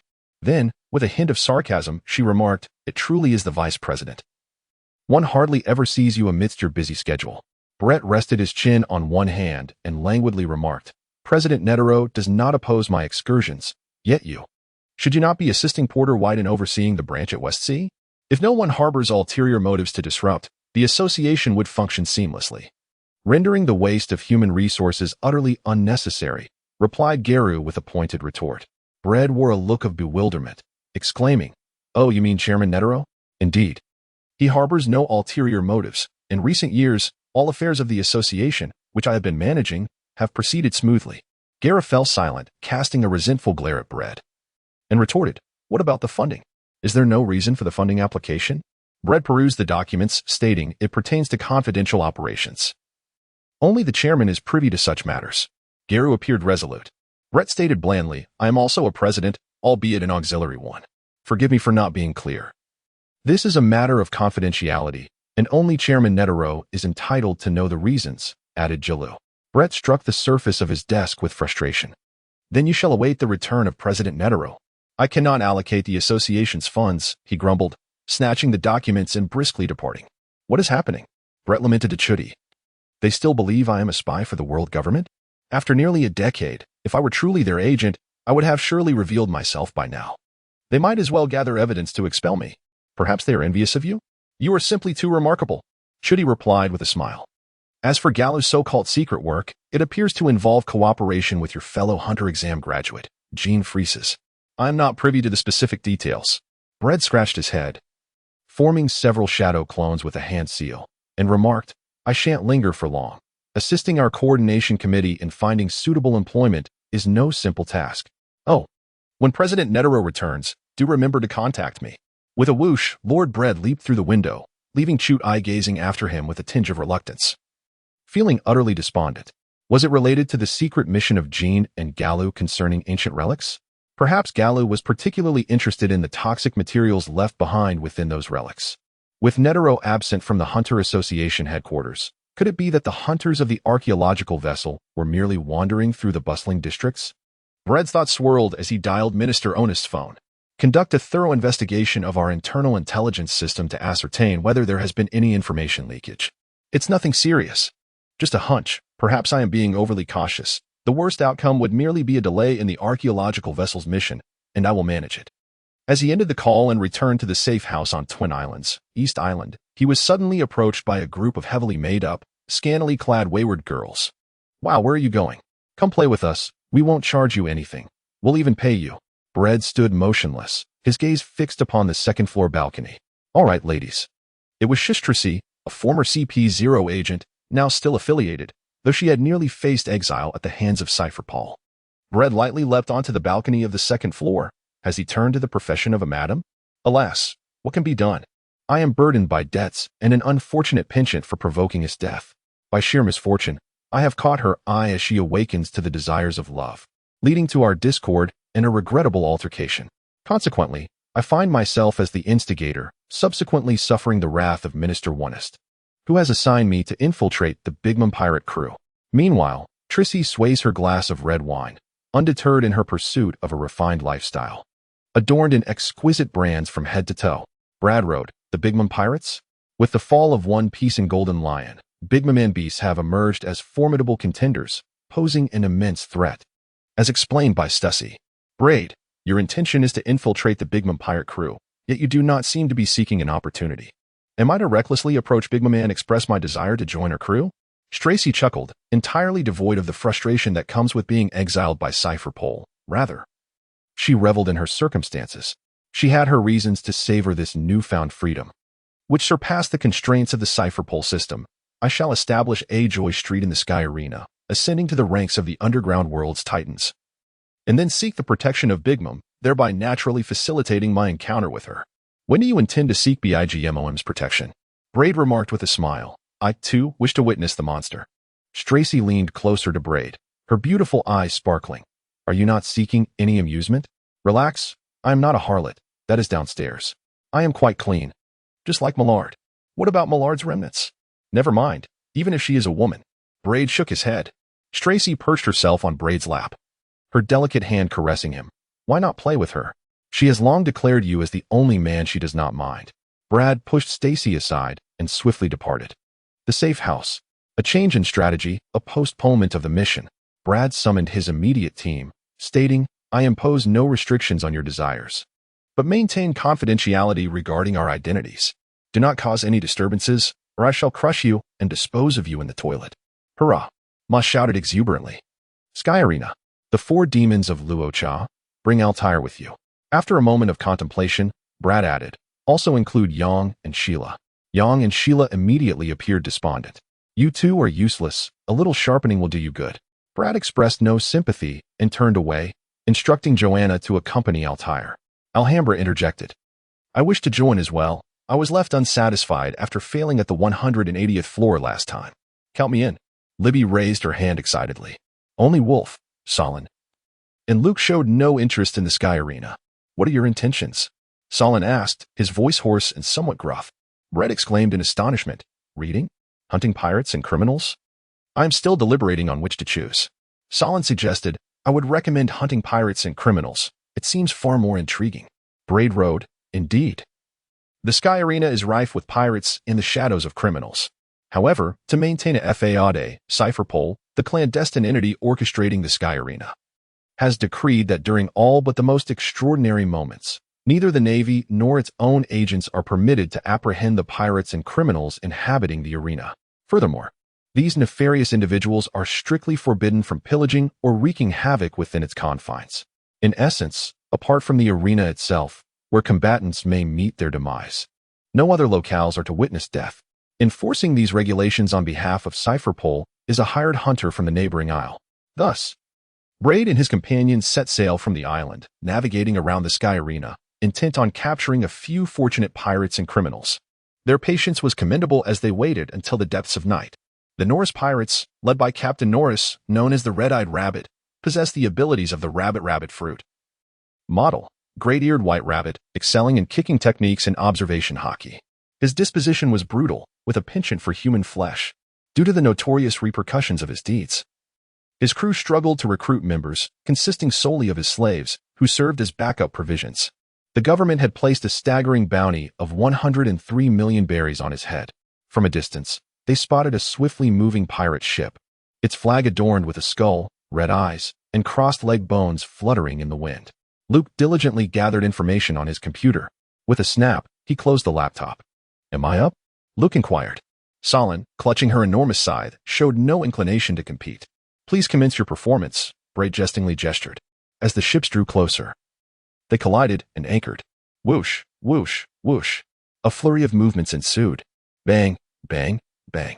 The deck was strewn with corpses and severed limbs. Quite swift. An extension of the 6 techniques, Sara? Braid observed. No, there's also Sara, switching between paper and ink at remarkable speed.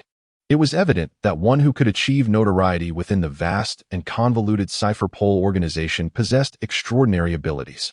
His blade is exquisite, Solon remarked, focusing on the short blade in Luke's grasp, but it is rumored he is a marksman.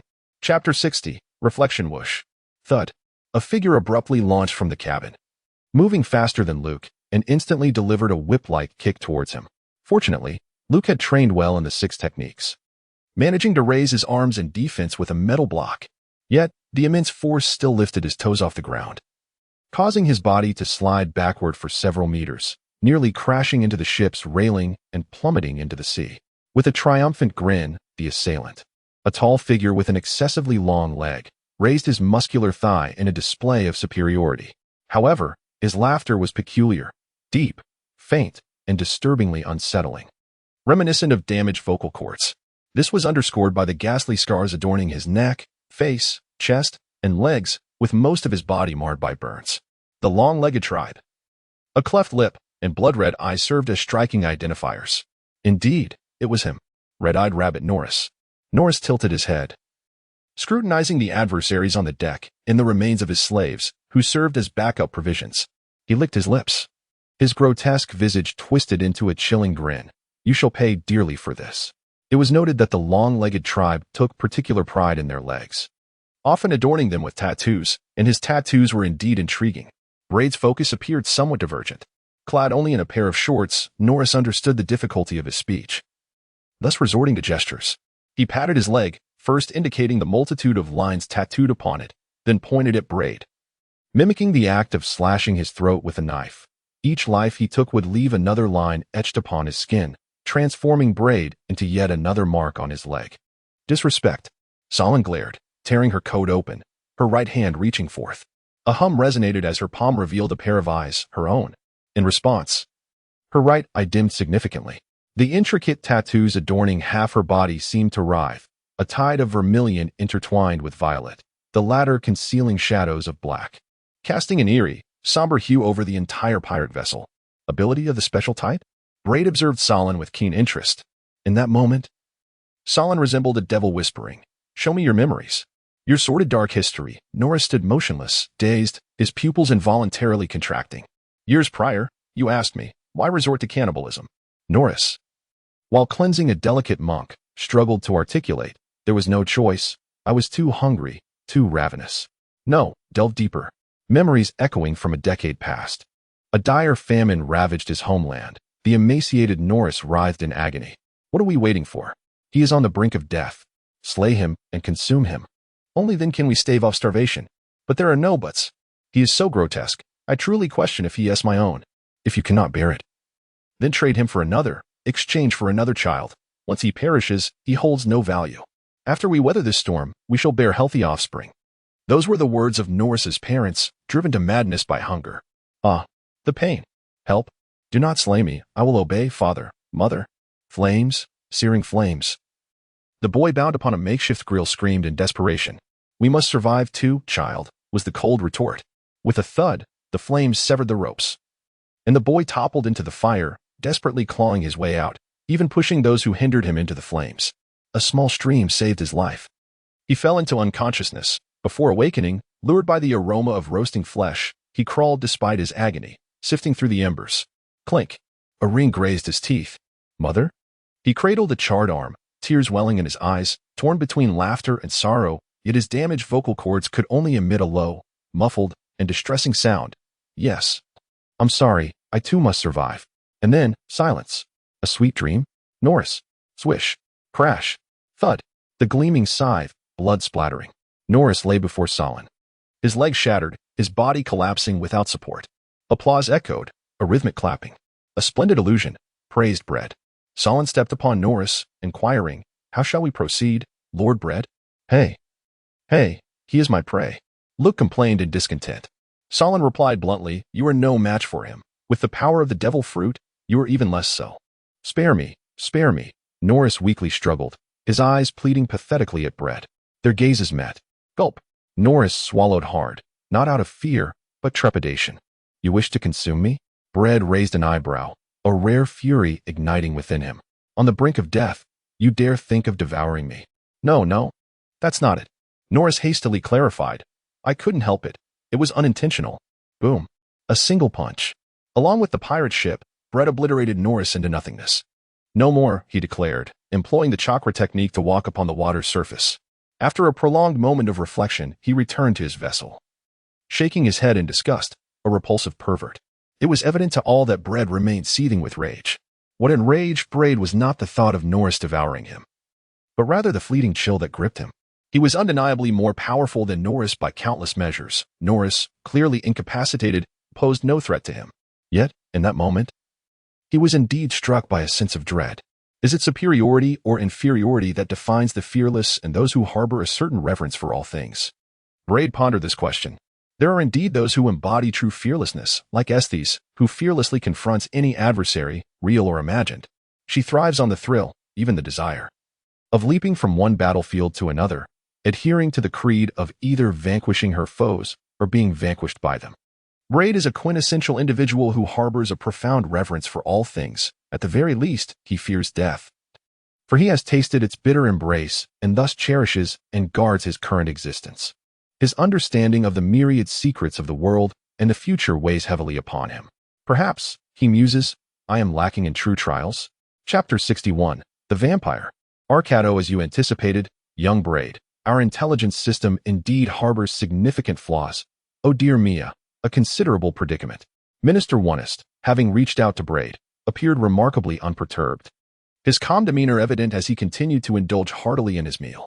It became apparent that news of the government's impending arrest of the archaeological vessel had been leaked, and I have already issued orders for the execution of the one responsible for this breach. Braid leaned against the sofa, his brow furrowed. And then, the Hunter Association learned of the government's intention to arrest the archaeological vessel, which employed hunters from the association. Consequently, Netero invited the old man to discuss this matter. Regrettably, it was not within the old man's purview to decide. Thus, he might even represent the Hunter Association, marking a historic first meeting with the 5 elders in Mariewa. Minister Onest remarked, of course, regardless, that group seeking the historical stone tablets, the blank century, must not be taken lightly. Even though the government previously agreed to pardon the hunters aboard the archaeological vessel in exchange for the association's assistance due to the rampant piracy. Does that not display a lack of contractual integrity? Braid smirked slightly. The government risks losing its credibility. Minister Onest replied earnestly, no, it will not. The government will certainly pardon the hunters aboard the archaeological vessel for their pursuit of the historical stone tablets, the blank century, but will not absolve them of any crimes beyond that. What I mean is, will the issues within our intelligence system remain unresolved? Simply executing 2 individuals who leaked information is utterly futile. Heaven knows if there will be a next time. Braid sighed. Failing to eliminate potential hazards is indeed troubling. Minister Onest lamented, it's quite challenging. There is nearly no way to rectify it. Little Braid? Cipher polls CP3 and CP4, while having few core registered personnel, are inundated with external members, many of whom are unknown even to themselves. The mafia, merchants, the underworld, pirates, and churches all serve as their channels for information, simultaneously. They gather intelligence from any entity or power. To implement reforms would mean severing ties, discarding connections, ultimately leading to a blockage and paralysis of the intelligence system. Braid adjusted his posture. Very well. A brief pause. Is Netero on the archaeological vessel? He inquired. Minister Onest replied, he should be, but it remains uncertain. I still have to wait? Braid expressed his dissatisfaction. What a waste of time. Minister Onest pondered and suggested. Why not leave your direct squad behind and return to Mariewa to assist in the construction of the Royal National Church Knights at the Incula Palace? With that, Braid hung up the phone and cast a sidelong glance at Bell. Mr. Wolf? Did you hear everything? Bell nodded sullenly. Keep an eye on them. Braid stood up and left the sky arena decisively. Days later, the roar of a dragon echoed through the skies of Mariewa. Amantha. Braid patted the dragon's horn, signaling her to be quiet, and then surveyed the surrounding super-dangerous magical beasts encircling him. I am Braid Hyman, an agent of CP0, not an enemy invading Mariewa. The skies of Marijoya are inhabited by the perilous aerial beasts nurtured by the Imperial artifacts. Braid had long been aware of their existence, yet this was his first encounter. In the past, while traveling by airship, he had never laid eyes upon them. He surmised that they must have sensed the presence of the Azure Dragon. With the body of a lion and the wings of an eagle, their sharp fangs and claws made them formidable. They were griffins, a complete clan of them. Each griffin measured no less than 10 meters in length, with the leader of the pack exceeding 15 or 16 meters. Can they communicate? Braid scrutinized the griffin leader. Amantha is my spirit beast, and her mother is a dragon-class apex predator. With a flurry of wings, the griffin flock dispersed. The strength of the griffins varied. Most were at the wolf or tiger level, with the mightiest among them, the leader, merely reaching the ghost level. They dared not provoke a dragon-class apex predator. All right, Amantha. I shall summon you again in a few days, Bread chuckled. Amantha puffed her cheeks, appearing reluctant, yet obediently replied, Yes, yes, very well, Master Bread. Farewell. With a whoosh. Bang, bang, bang. Brett leaped gracefully from atop Amanda's head, executing the sixth style of the moonwalk to ensure a safe descent, and landed directly at the window of Minister Wonist's office. Bang, bang. Brett knocked on the window, startling Minister Ernest, who stood mesmerized before the glass, gazing up at the heavens. With a swift motion, the window was drawn open. Have you located the Azure Dragon clan? Minister Ernest inquired with a peculiar expression, allowing Bread to enter the room. Breedle. What's the matter? Not much, haha. Minister Woners chuckled awkwardly and sighed. How splendid. It is truly remarkable that you have managed to gain the favor of the perilous magical beast residing in the legendary aerial isle of the East Sea, Cloud Nest, and forge a blood pact with them. Then, shifting the subject, he continued, Little Breedle, I implore you, never bring them to Mariewa again. My high blood pressure can hardly withstand it.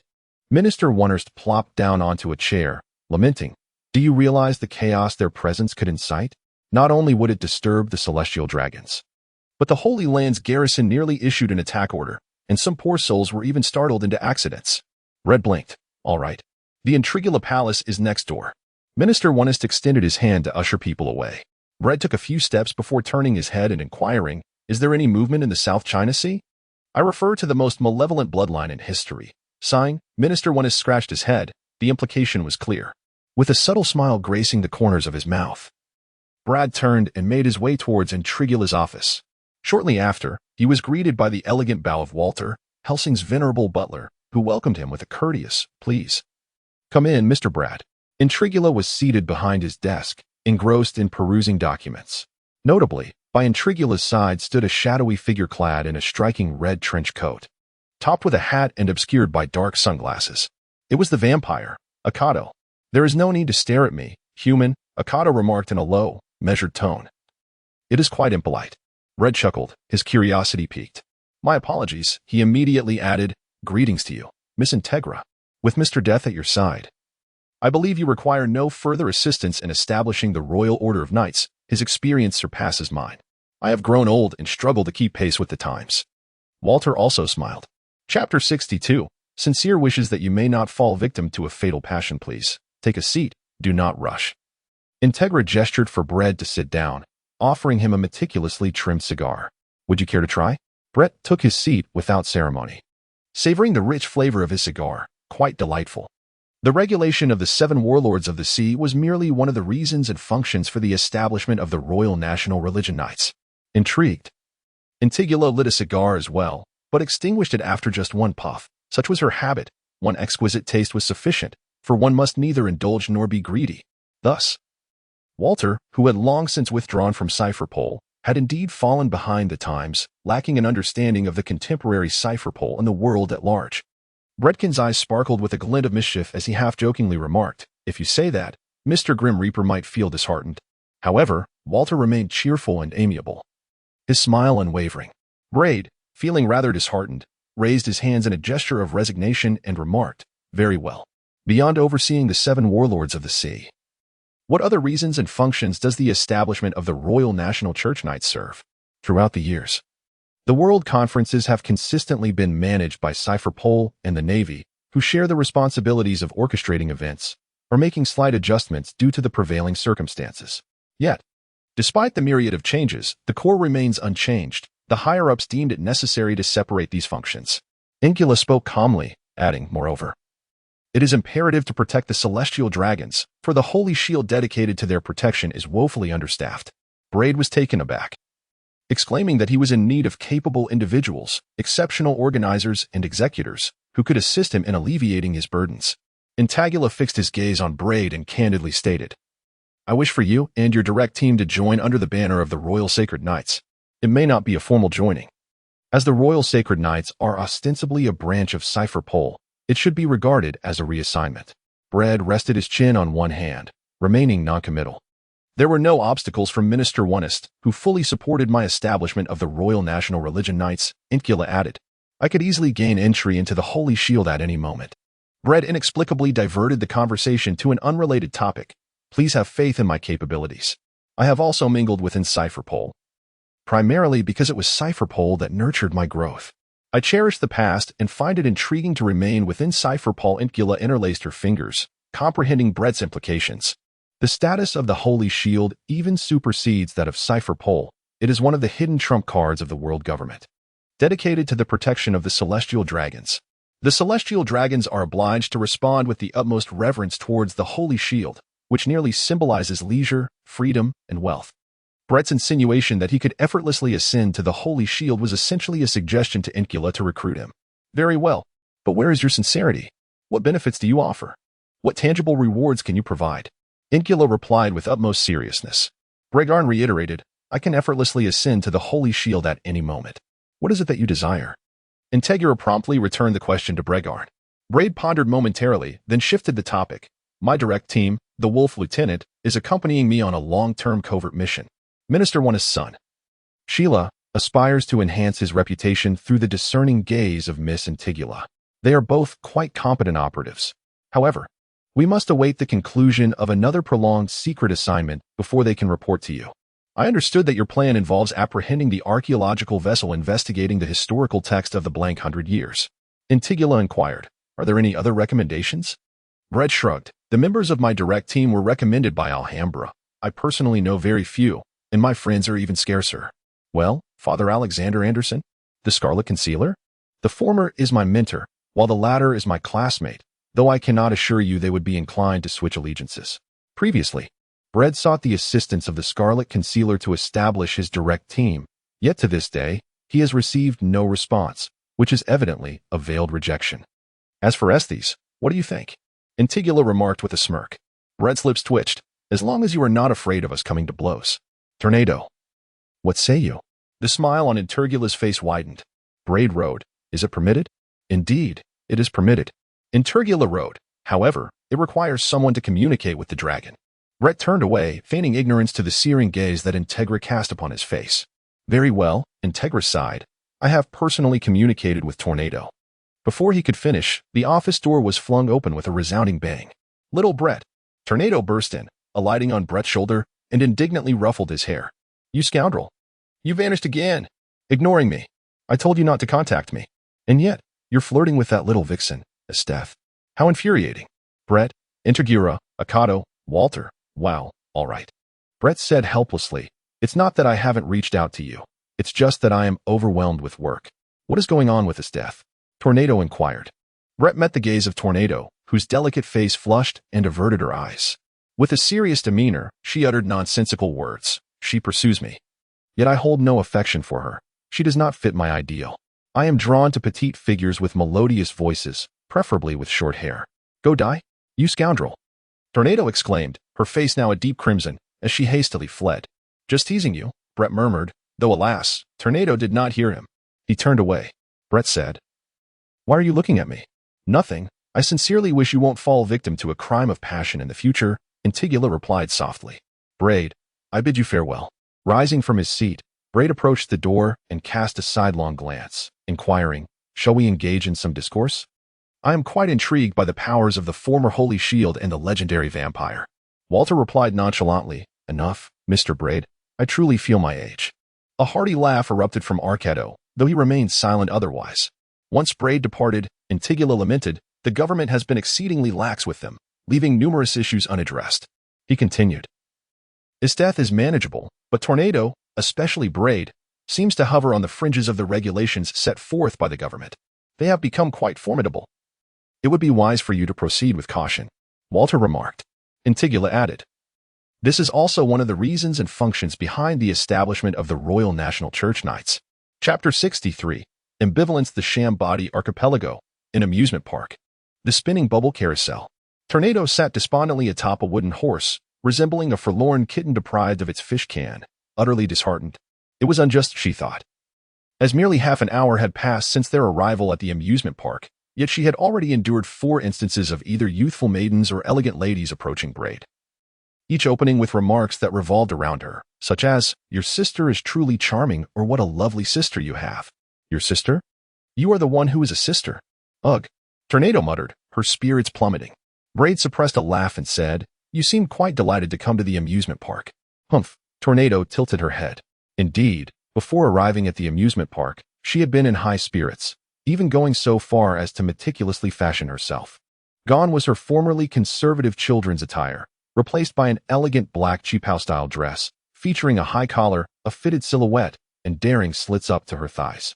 In the words of the enchanting designer, this dress perfectly accentuated the subtle allure of Madame Tornado, sure to captivate certain unsavory gentlemen. However, the outcome was disappointing. Sister? Hee. You used to be indifferent to others, Braid chuckled. Well, if you're not happy, we needn't play. Let us find a place to enjoy a drink. Tornado effortlessly took flight to perch on Braid's shoulder, deliberately swinging her delicate, lotus-like legs to nudge him. Observing his reaction, which was one of disappointment, Braid remained unresponsive. Hey, ouch. Frustrated, Tornado leaned down to nip at Braid's ear, reminiscent of their playful antics from the past. Managing to catch Tornado, Braid held her close, gazing into her eyes. What's the matter? Nothing at all, Tornado pouted, resembling a cartoon character. Brett no longer teased Tornado and said, Surely you don't believe that inviting you to the amusement park constitutes a date? Tornado's face flushed with embarrassment, her heart racing as she stammered. And no, of course not. You jerk. We are merely friends. Brett, you are one of my few friends, Tornado added. Brett gently tousled Tornado's vibrant green hair. Tornado, suddenly infuriated, swatted Brett's hand away and broke free from his embrace, exclaiming, I am neither your sister nor your daughter, so keep your hands off my head. Fool. Idiot. Brett, with a radiant smile that could light up the sun, silently led the way into a dessert shop. He sipped his cold drink in silence. Little Brett, you, and his death. In a bashful manner, inquired about the whirlwind of emotions. Brett feigned confusion, exclaiming, Huh? Oh, it's nothing, really.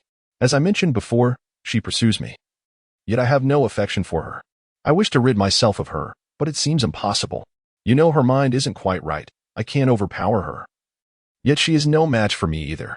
In summary, it is exceedingly troublesome, so I've decided to let it be and allow her to continue as she pleases. Shall I offer my assistance? Volcanic, with a glimmer of enthusiasm in his eyes, eagerly volunteered. Braid inquired with genuine curiosity, How can we assist? Shall we eliminate her? The government does not permit us to indulge in internal strife. No, Tornado stammered, striving to maintain her composure. Do you truly have an affinity for petite, sweet-voiced Lolas? What do you think of me? She hesitated momentarily. If you had a legitimate girlfriend, then Esteth would cease her harassment of you. Well, Tornado hastened her words. And as soon as the words escaped her lips, she felt a wave of embarrassment wash over her. Oh dear, this is so awkward. Shouldn't I wait for him to confess? What if he rejects me?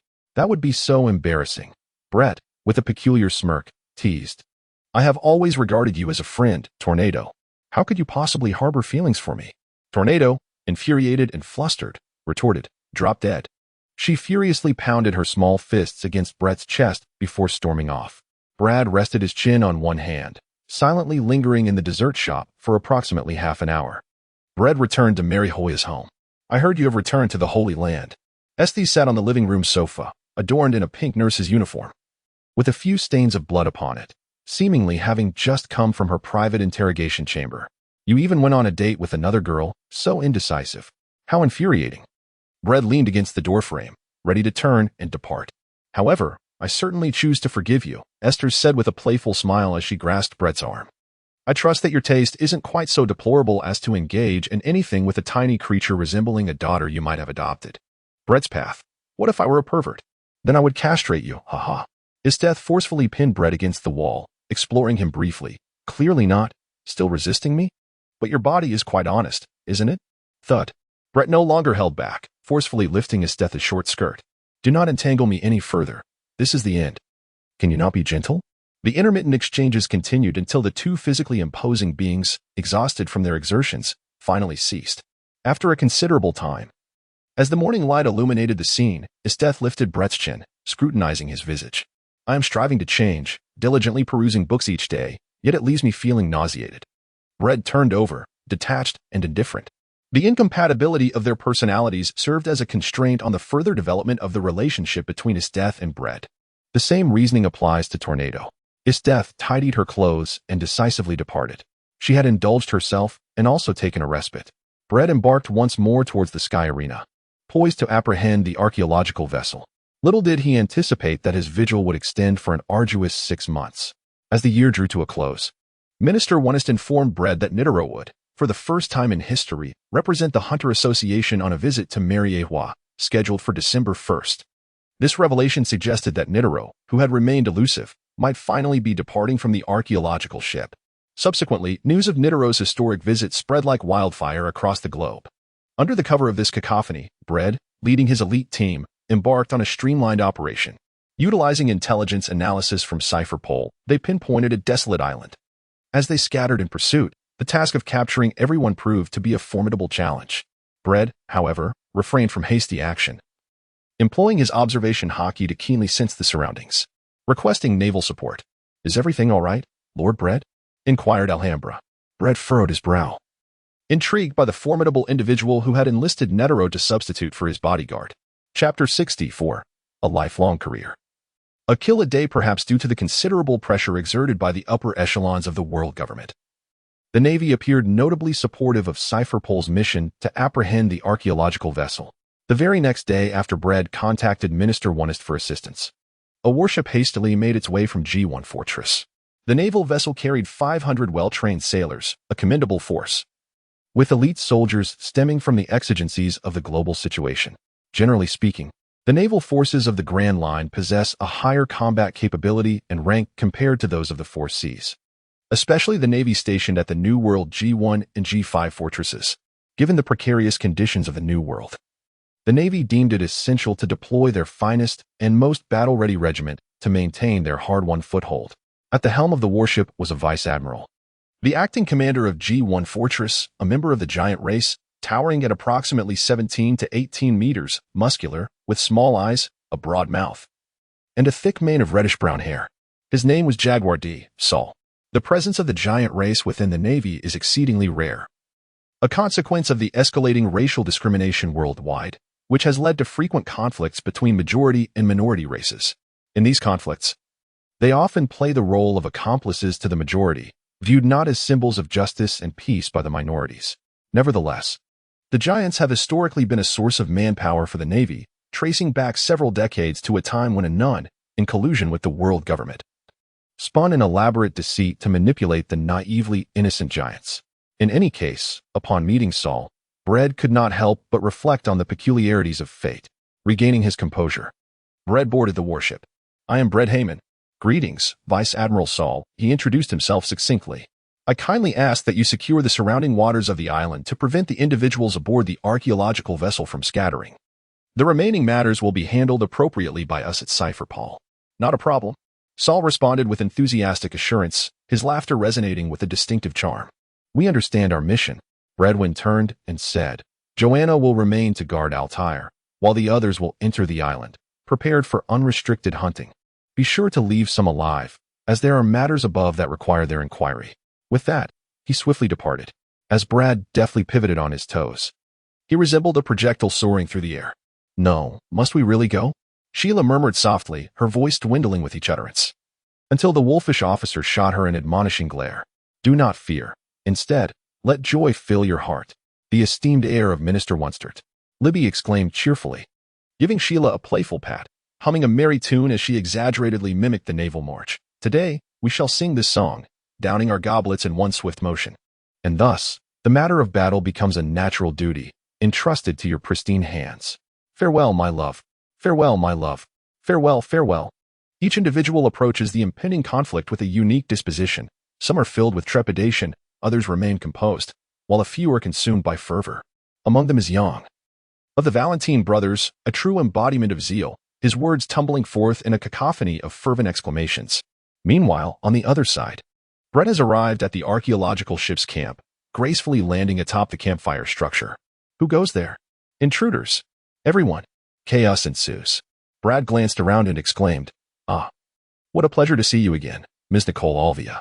Alvia had lost considerable weight, yet her allure remained as captivating and intellectual as ever. However, the horror-stricken expression on her face and the beads of cold sweat cascading down marred part of her beauty. "Brad, it's been years. I've grown up." "And you still recognize me," she stammered. Brad smiled gently. What a heartless mother to abandon her own daughter. Do you not realize that little Robin has not fared well? Enough. Alvia interjected, her emotions flaring, as she slumped despondently. Who is he, after all? He is the vice president of our Hunter Association. The president of the coordinating committee of the largest faction within the association, the son of 12, Brad Heyman. Not an enemy? She questioned, incredulous. I fear he might be. Rumor has it that he is a spy from Cypherpole embedded in our Hunter Association, and it is he who secretly harmed Alvia's husband. The archaeological vessel housed not only scholars from O'Hara Island and other regions, but also hunters, historical hunters, ancient script hunters, relic hunters, and more. While their familiarity with Brad was limited, he was at least not a stranger to them. Will you all surrender obediently, or shall I take matters into my own hands? Brad leisurely lit a cigar. I am aware that President Netero represents the Hunter Association in its historic first visit to the world government, attempting to secure your pardon while ensuring your safety. He has even arranged for bodyguards for you. It matters not. I shall blow his brains out and advise him to mind his own business. Suddenly, a sharp hand, resembling a blade, pierced Brad's hardened back with the power of hockey. Oh, I await your attempt to blow his brains out, came a voice. An elderly man, silver-haired, diminutive in stature, hunched over. Dawn, with a badge proclaiming 1 kill a day, launched a surprise attack.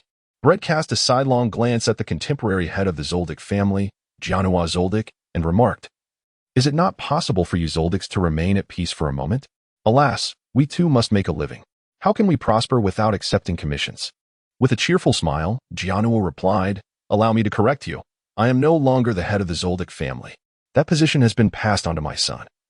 Sheba, Brett gasped, his movements swift as he raised his leg to drive back Gino. Disperse and break through, but be wary of ambushes. This fellow is no easy opponent. And I lack the energy to assist you further. Gino flexed his arms, solemnly reminding the archaeological vessel, channeling his concentration and employing the techniques of his craft with unwavering resolve. Braid understood that Gino was a formidable opponent, a seasoned assassin of remarkable prowess and experience. From the outset, he had to exert every ounce of his strength. Otherwise, revealing even the slightest vulnerability would come at a steep price. Enveloped in a mystical aura, Braid's appearance underwent a remarkable transformation. His golden eyes flared open, resembling the slitted pupils of a wild beast, while his hair, once resplendent in gold, grew wild and unkempt, revealing a pallor beneath. The most striking feature was the dragon scales that spread across his cheeks, accompanied by irregular dragon horns sprouting from his forehead.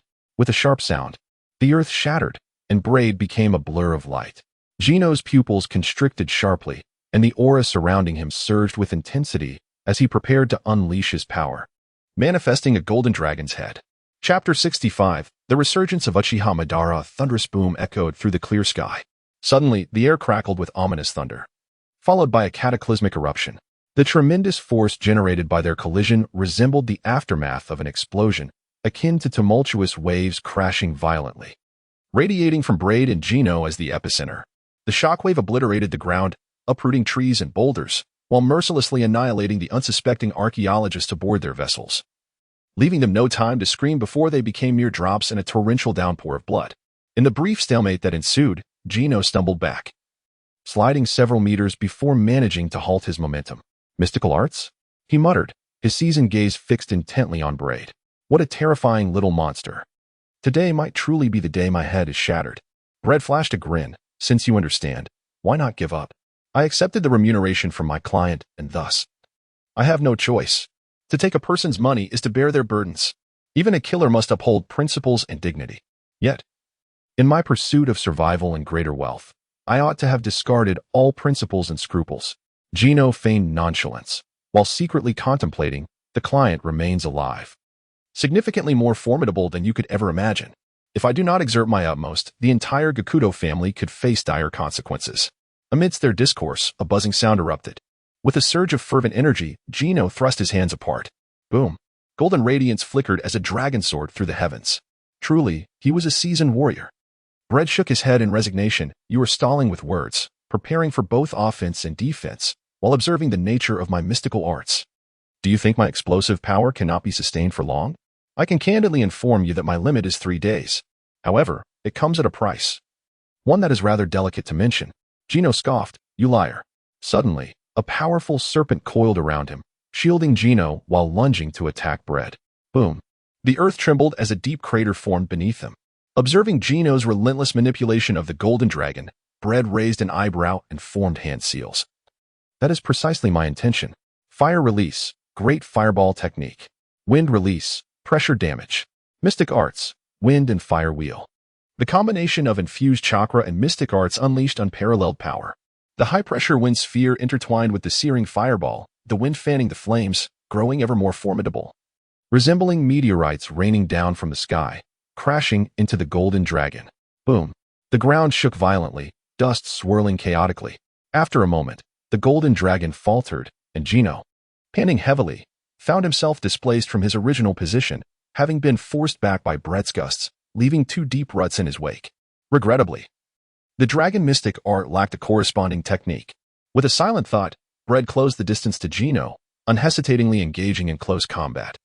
Uncertain of Gino's true capabilities, whether they were of the release type, manipulation type, or transformation type, he was at least certain they were not of the enhancement type. A flurry of rapid punches and kicks ensued, a breathless rhythm that rendered them almost as mere shadows of light. Suddenly, with a resounding thud, Gino was caught off guard by a heavy blow from Brett, sent hurtling through the air. It was over. Brett descended like a falcon, his fingertips brimming with lethal intent. Fire release, great fireball technique. A tremendous roar echoed as a colossal fireball hurtled towards him, abruptly halting his actions. Coughing, he recognized Uchiha Madara, who appeared even more frail and aged than the last time Brett encountered him, yet emanated an exponentially greater sense of peril. Are you also one of Netaro's recruits? Netaro has certainly made a grand investment. Brett squinted. How was I unable to sense your presence before? Uchiha Madara replied languidly. I possess my own methods to elude detection. Netaro has promised to assist me in tracking down that exceptionally dangerous creature, the lanternfish. Braid fell into silence for a moment. Have you awakened the Rinnegan? He inquired cautiously, his hands moving swiftly. Summoning technique. With a resounding bang, Tamamo no Me lazily appeared, glancing around with annoyance. What on earth is happening? This is delaying my beauty regimen. Enough with the chatter, Braid replied. You have encountered the descendant of the 6 paths, Uchiha Madara. I suspect he has awakened the Rinnegan. Tamamo tilted her head, examining Uchiha Madara. Oh, she said, her tone shifting as she cast a sidelong glance at Braid. How long have you been using your Dragon Sage technique? 3 minutes? Braid, uncertain, closed his eyes to unleash his Kenbunchika haki, avoiding direct eye contact with Uchiha Madara. Am I not in a perilous situation? Tamamo appeared visibly anxious. Brett's forehead was visibly tense. Your focus is rather peculiar. Either cooperate with me, and we shall contemplate those trivial matters after victory, or stand by and watch me perish. In which case you need not concern yourself with the repercussions of the dragon sorcery upon me. Yu Xian raised her hands in a gesture of surrender, interrupting Brett, and murmured, to directly resolve this with such determination is quite uncharacteristic of you. Braid took a deep breath. I must grow stronger. Only by transcending life and death can one surpass their limits. Meanwhile, Lord Gino remarked, Uchiha Madara remained icy. I will hold off this brat. You protect the archaeologists. They are approaching in numbers. If the archaeologists perish, our efforts would be rendered meaningless. Understood, Gino replied thoughtfully, nodding. However, I have not allowed you to depart. Braid swiftly intervened, gesturing to Tamamo no Me. Go.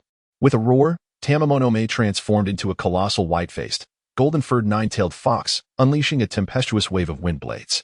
Gino nimbly evaded, running continuously. Uchiha Madara remained unperturbed. Suddenly, space twisted, and a vortex devoured the wave of wind blades. Observing Uchiha Madara's eyes, they were encircled by bizarre patterns. Undoubtedly the Rinnegan. Susanoo. Aware of his own frailty, he endeavored to counter the immense 9-tailed fox by conjuring a towering purple skeletal giant. It could absorb energy as it approached him. Braid leapt onto Tamamo no Me's head. I trust one need not remind you. You have encountered the 6 paths. Tamamo no Me sheepishly replied. Time flies. I've forgotten many details about the Rinnegan. Braid, it has been many years since I last engaged in battle. I hope you provide me with a worthy challenge, boy. Deep down, Uchiha Madara remained the combative warrior he always was, even as his bones neared decay. As he spoke, the skeletal giant began to grow flesh, forming limbs and forearms, each wielding curved colossal swords. Damned, Braid muttered through gritted teeth. Chapter 66, Chaos of Battle. Once one masters the manipulation of life energy, such as haki, nin, or chakra, They essentially transcend the realm of the ordinary human. Thus, every individual who passes the Hunter Association's rigorous test is deemed a hunter, possessing at least a minimal understanding of martial arts. This minimal threshold implies that hunters who have successfully cultivated their nin to join the ranks of hunters are all superhuman monsters. Yet, even among these superhumans, there exists a distinction between the powerful and the weak, the skilled in combat and those lacking such prowess. Undoubtedly, the historical hunters aboard the archaeological vessel, such as relic hunters and ancient script scholars, belong to the weaker, non-combatant category. They are more akin to scholars, especially when facing the world government's formidable battle machines, Cypherpole, and the elite naval forces. Furthermore, they must also consider the true scholars who are utterly defenseless, without assistance for the archaeological vessel. Their fate would surely be to be captured en masse, with not a single one escaping. This truth was clear to Braid, as well as to Uchiha Madara and Gino. You may leave without concern. He will no longer impede your path. Uchiha Madara spoke slowly, as if recounting an established fact. Gino, with his hands clasped behind his back, revealed a smile upon his lean cheeks. No problem, Mr. Madara. The Akatsuki clan, renowned as a world-class family of assassins, possessed formidable channels of intelligence. Even in the secluded nation of Wano, he had already deduced and confirmed Uchiha Madara's identity. Summoning technique. Unfazed by the considerable expenditure of chakra, Braid once again invoked the summoning technique. With a resounding boom, smoke billowed and dissipated. In a dramatic display spanning over 150 meters, a colossal dragon-class super dangerous beast emerged. Braid did not summon Amanda. Instead, he invoked her mother, Danlith, the leader of the Azure Dragon clan. After all, in a conflict of such magnitude, the inexperienced young Azure Dragon could not possibly partake, her celestial skills being quite rudimentary. Braid speculated that Uchiha Madara's Rinnegan should still be incapable of absorbing ordinary sage techniques. Wake up, Lady Danairis. Braid's lips twitched as he called upon the slumbering lazy Qinglong. I'm in trouble. Hey, Lady Danairis. Just then, Universal Pull. Uchiha Madara, encased within his Susanoo, extended a hand to strike first. Braid, Tamamonome, and Danairis all found themselves within the range of his jutsu, as a terrifying gravitational force forcibly drew them towards the four curved great swords held aloft by Susanoo's arms. Now, Uchiha Madara loudly alerted Gino, evidently not expecting a decisive victory in one blow. He also did not believe Braid would be left helpless, for Braid's previous performance had sufficiently demonstrated his understanding of the Rinnegan. Without hesitation, Gino stepped forward, swiftly evading. The resounding clash of metal echoed mightily, as Tamamonome, transformed into a white-faced, golden-furred nine-tailed fox, was drawn in by the universal pull. She quickly used the still-sleeping lazy Qinglong as a shield, allowing the gravitational force to hurl him against the four curved swords of Susanoo. The Qinglong clan's fur was so resilient that it could be fashioned into the divine tool known as the ever-changing crosstail, with the longest strands even being dubbed as the unbreakable boundary threads. Clearly, its defensive capabilities were exceedingly high, impervious to ordinary attacks. Susanoo appeared minuscule compared to the lazy Qinglong, and the abrupt impact caused it to sway and stagger, forcing Uchiha Madara to cease the universal pull due to his destabilized center of gravity. Don't think you can escape. The length of Tamamonome's tails, resembling 9 frenzied serpents or 9 sharp spears, swiftly closed the distance on Gino, who had just attempted to retreat. Roar! A paw swatted down the intruding Susanoo. And only then did Danairis, her dragon eyes blazing with fury, survey her surroundings. Braid, Lord Tamamonome? Danairis paused. Be careful. As soon as Braid's voice fell, Shinra Tensei. Boom. The overwhelming repulsive force erupted, instantly sending Danlisai flying, and both Braid and Tamamo were also significantly affected. Caught off guard, Danlisai rose from the ground, covered in dirt, bewildered. What on earth is that guy up to? The Rinnegan. Tamamo's 9 tails swayed gracefully. Surely the Qinglong clan must have some legends regarding this? In any case, it is quite troublesome. Otherwise, Lord Braid would not have summoned me and you. Danlisai shook her dragon head, regaining some clarity, and said cautiously, I never imagined the Rinnegan would reappear one day. However, there is no need to panic too much. His Rinnegan has only recently awakened, and his life is nearing its end. Unable to reach the heights of the Sage of the Six Paths, Braid asserted, Lady Tamamo, keep an eye on Gino. Lady Danlisai, cooperate with me to utilize our sage arts, test him, exhaust him, and if he inadvertently reveals a flaw, we shall eliminate him. Understood. Danless eyes soared into the clouds, catching Braid as he leaped, fiercely advancing straight towards Uchiha Madara. However, just moments before, Braid interrupted Danless's musings, declaring, though time is limited, however fleeting, we possess an opportunity. Is your trump card merely them? A single monster, a supremely dangerous beast, and two mere creatures? Uchiha Madara, filled with bravado, scoffed disdainfully. Huh. The Susanoo underwent a rebirth, donning armor and expanding its wings, coalescing into a manifestation of a divine warrior, complete Susanoo. Drink. Boom. Boom. No longer utilizing gravitational or repulsive forces, Uchiha Madara commanded the Susanoo to clash head-on with the significantly larger Azure Dragon. Rumbling, the turbulent energy surged forth, leveling the very heart of the deserted island. Fire. Whoosh. Danless inhaled deeply, unleashing a tempestuous breath. Fire style, great fireball technique. Meanwhile, Braid exhaled with fervor. The flames, fueled by the winds, ignited the sky in a brilliant crimson, enveloping the Susanoo. Fire style, great fireball technique. Uchiha Madara's response was refreshingly straightforward. He countered with a mirror of their own technique. Though aged, the amalgamation of Senju Hashirama's cells within him endowed his body with boundless life energy, rendering him unafraid of any long-range assault. The flames danced back and forth in a fierce tug-of-war. After a time, Danless could no longer contain herself and lashed out with her dragon's tail. Clang. The Susanoo, sword held horizontally, stood vigilant. Have you forgotten something? Tamamo no Mae, having seamlessly shifted to her human form, stealthily approached the back of the Susanoo's head. Her delicate hands poised dangerously, glinting with a lethal glimmer. Silent as the grave, Gino moved in perfect synchrony with Tamamo no Mae, chuckling. Heh. Have you also forgotten something? Summary. In the year 1525 of the Sea Circle calendar, he who once obliterated the Hunter Association and ended the Great Pirate Era, who single-handedly annihilated the ninjas and samurai of the Land of Harmony, while simultaneously decimating the alliance of giants and yokai, has ultimately achieved the supremacy of the individual over the world government. An accomplishment so profound that even the enigmatic creatures of the Dark Continent and the terrifying calamities of the Grand Line pose no threat.